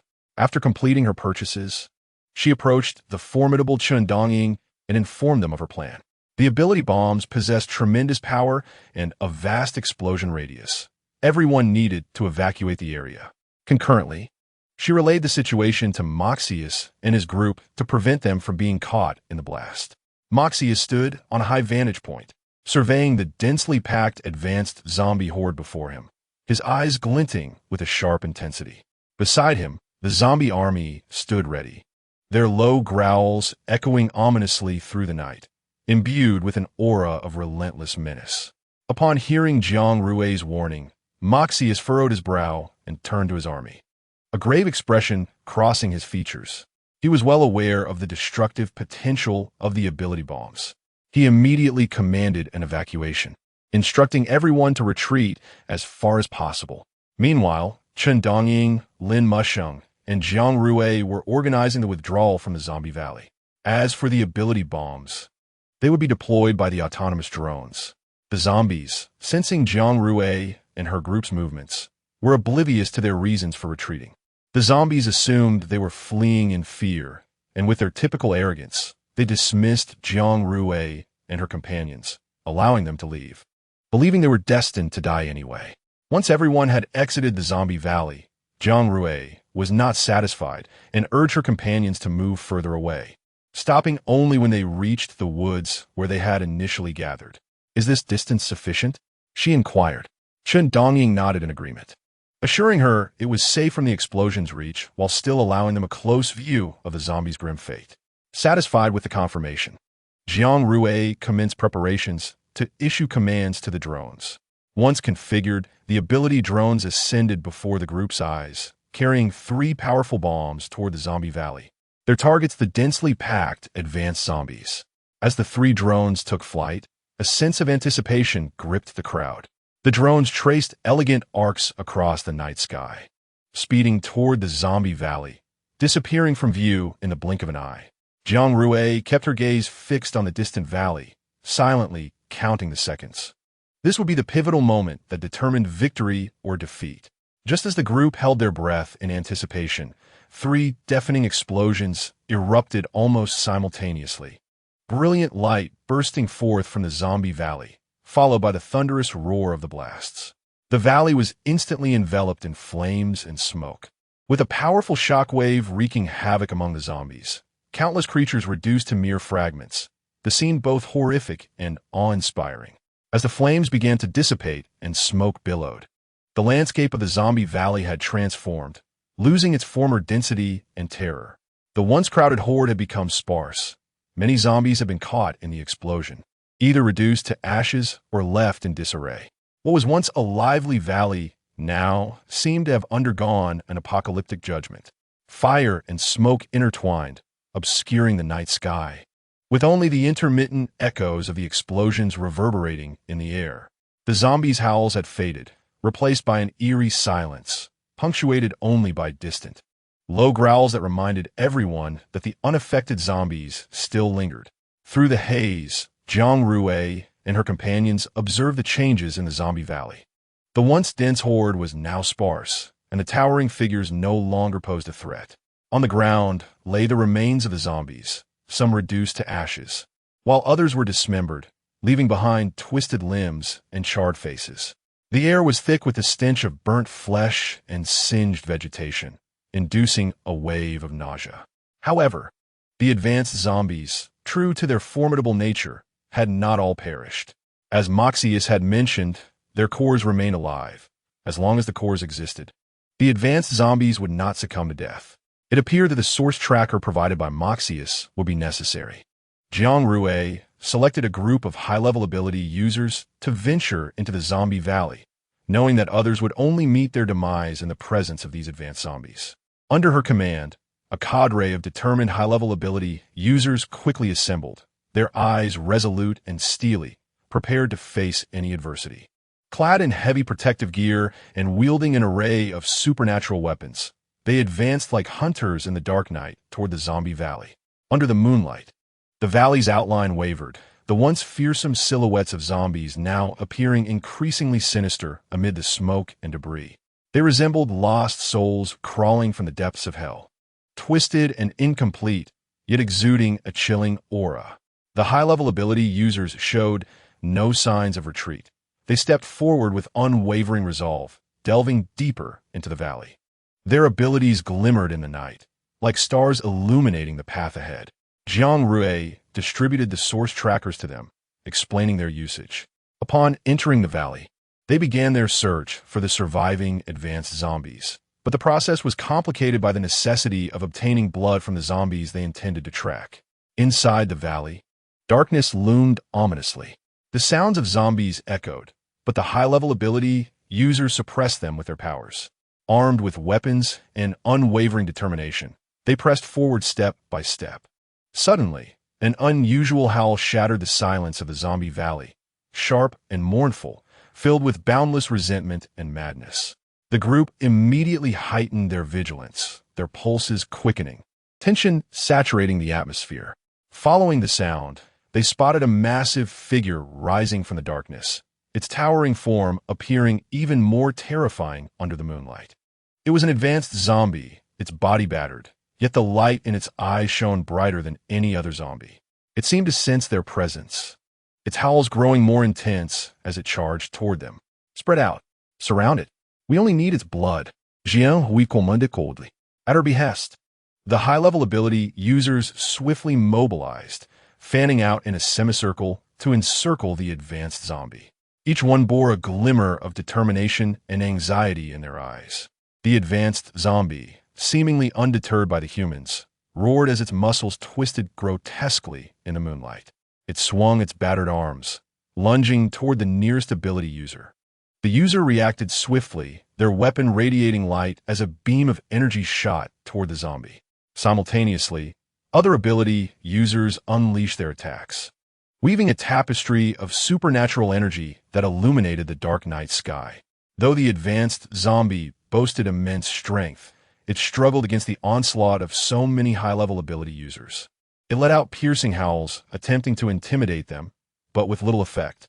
Seizing the opportunity, Jiang Rui collected a sample of its blood, allowing it to fall onto the source tracker. The tracker activated with a soft chime, projecting a faint yet resolute beam of light directly toward the advanced zombie. A faint beam of light gently traversed the rough skin of the zombie, ultimately resting upon its wrist. In an instant, this flicker of illumination transformed into a formless chain, binding the super zombie firmly in place. As the hue of the light shifted continuously, beginning with a soft white and gradually evolving into a deep and fervent violet red, the brilliance reached its zenith, erupting into a blinding radiance. The body of the zombie trembled under this luminous glow, and at the very moment the violet-red light reached its peak, the super zombie perished. Chapter 145. Entering the core space of the system, the remaining task was to clean the battlefield, and the tension among the group finally dissipated. Beneath the moonlight, the zombie valley regained its tranquility, the once dreaded zombies now reduced to cold corpses. The group commenced tidying up the site, some ability users employing energy beams to clear the debris and bloodstains from the ground, while others checked for any zombies that might have been overlooked. A gentle breeze rustled through the ruins, and the group gathered together, weary yet satisfied. At that moment, They also received the news of their successful campaign. Soon, the arrival of Xios and his companions drew the astonished gazes of the crowd, as their once hard and cold skin began to soften. And the fierce expressions on their faces gradually faded, revealing the gentle warmth characteristic of humanity. Xios was the first to revert to human form. He gazed down at his hands, nostalgia evident in his eyes. He gently clenched his fist, feeling the warmth of blood coursing through his veins. Finally, he had returned. Jiang Rui felt joy for them upon witnessing this transformation. But what of Lin Muxing? Had he regained his human form? Jiang Rui surveyed the surroundings, a wave of inexplicable anxiety washing over her. As the battle settled, the group busied themselves with the cleanup, yet Lin Muxing's figure was nowhere to be seen. A flicker of unease crossed Jiang Rui's mind as she anxiously wove through the crowd, calling out his name. "Miss Jiang, I saw Mr. Lin heading that way." Lei Mang's voice interrupted her search. Jiang Rui turned abruptly, following the direction of Lei Mang's finger, which pointed towards the location of the underground palace. Could he be seeking his other half, preparing for fusion? Without hesitation, Jiang Rui rushed towards that direction, her footsteps kicking up clouds of dust in the moonlit ruins. When she finally arrived at the entrance of the underground palace, the sight before her rendered her momentarily speechless. Lin Muxing stood quietly at the threshold, moonlight filtering through the crevices above, illuminating his tall figure. His deep gaze locked onto Jiang Rui, and a gentle smile graced his lips, filled with tenderness and affection.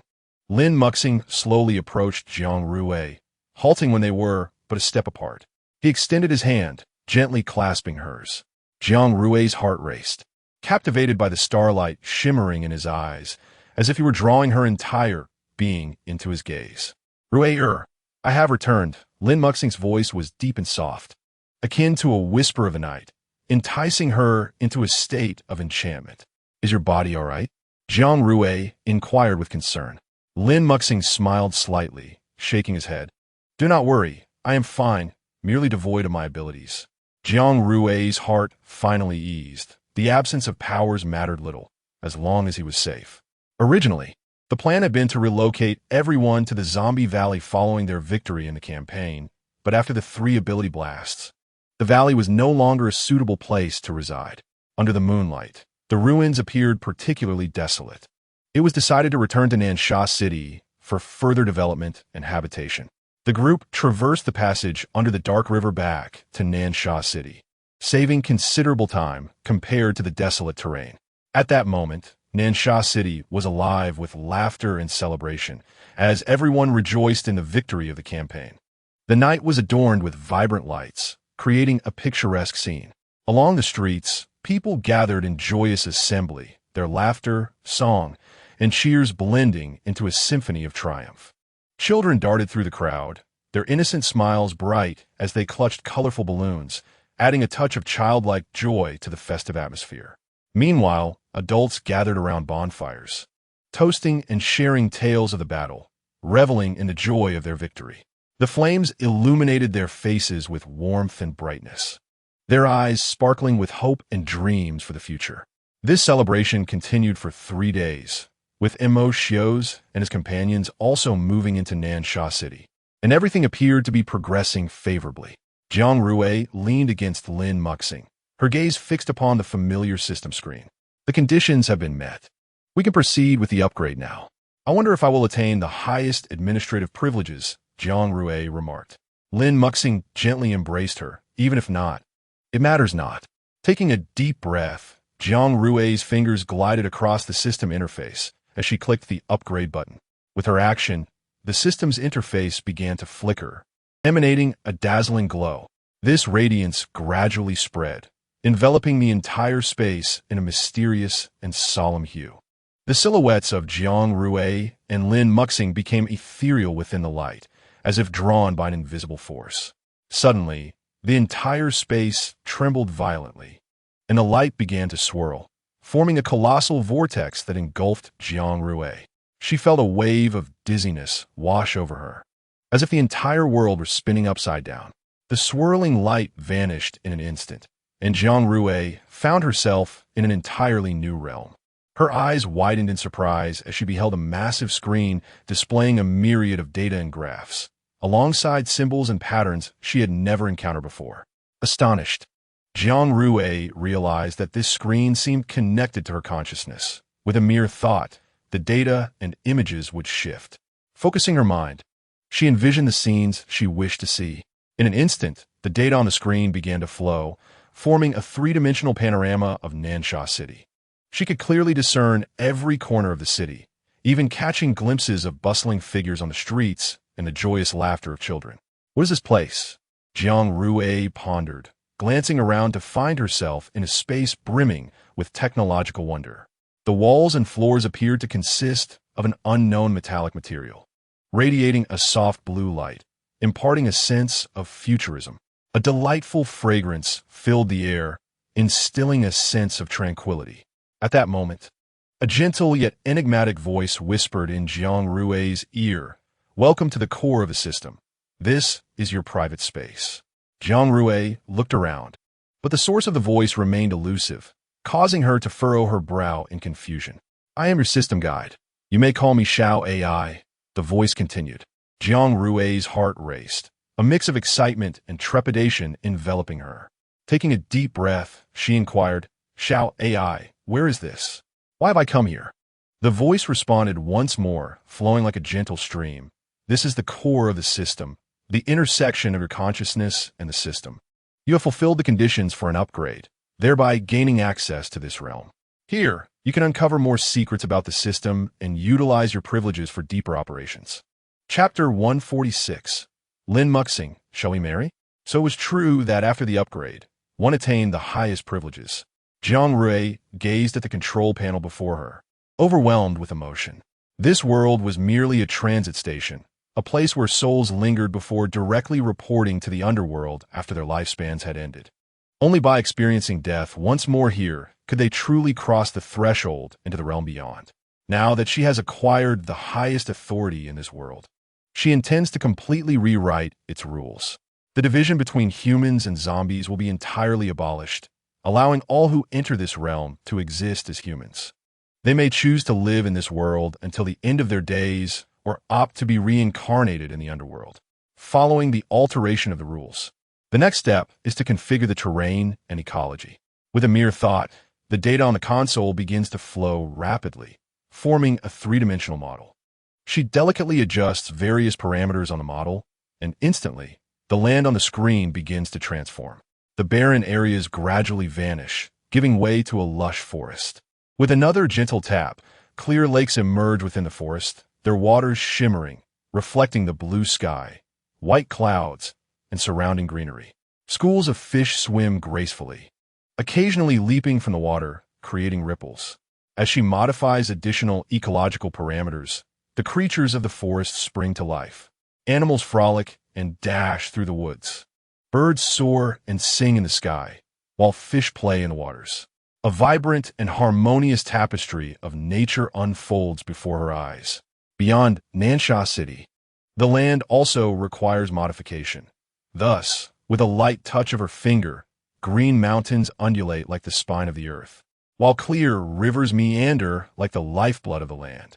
A gentle smile graces Jiang Rui's face as she touches the river, and the water instantly transforms into a torrent, cascading into magnificent waterfalls and rushing currents. Next, she sweeps her hand across the mountains, and they become cloaked in dense forests, where various exotic flowers bloom, creating a beautiful natural tableau. As for the zombie valley, Jiang Rui makes only minimal adjustments, merely restoring the data, allowing the valley to regain its vitality. Regarding her residence, she believes that a home crafted by her own hands is far more comforting. Finally, there is her father. Altering his status will awaken him. Once everything is set, Jiang Rui exits the core space of the system. As she emerges, her eyes immediately find Lin Muxing, who is quietly waiting for her in the room. A smile involuntarily spreads across Jiang Rui's lips as she leaps into his embrace. "You are finally out." Lin Muxing's voice is gentle, tinged with affection. As he opens his arms to steady her, Jiang Rui's heart begins to calm in Lin Muxing's embrace, and she gazes up at him, her eyes sparkling with brilliance. I have just entered the core space of a system and rewritten the rules of this world, she whispers.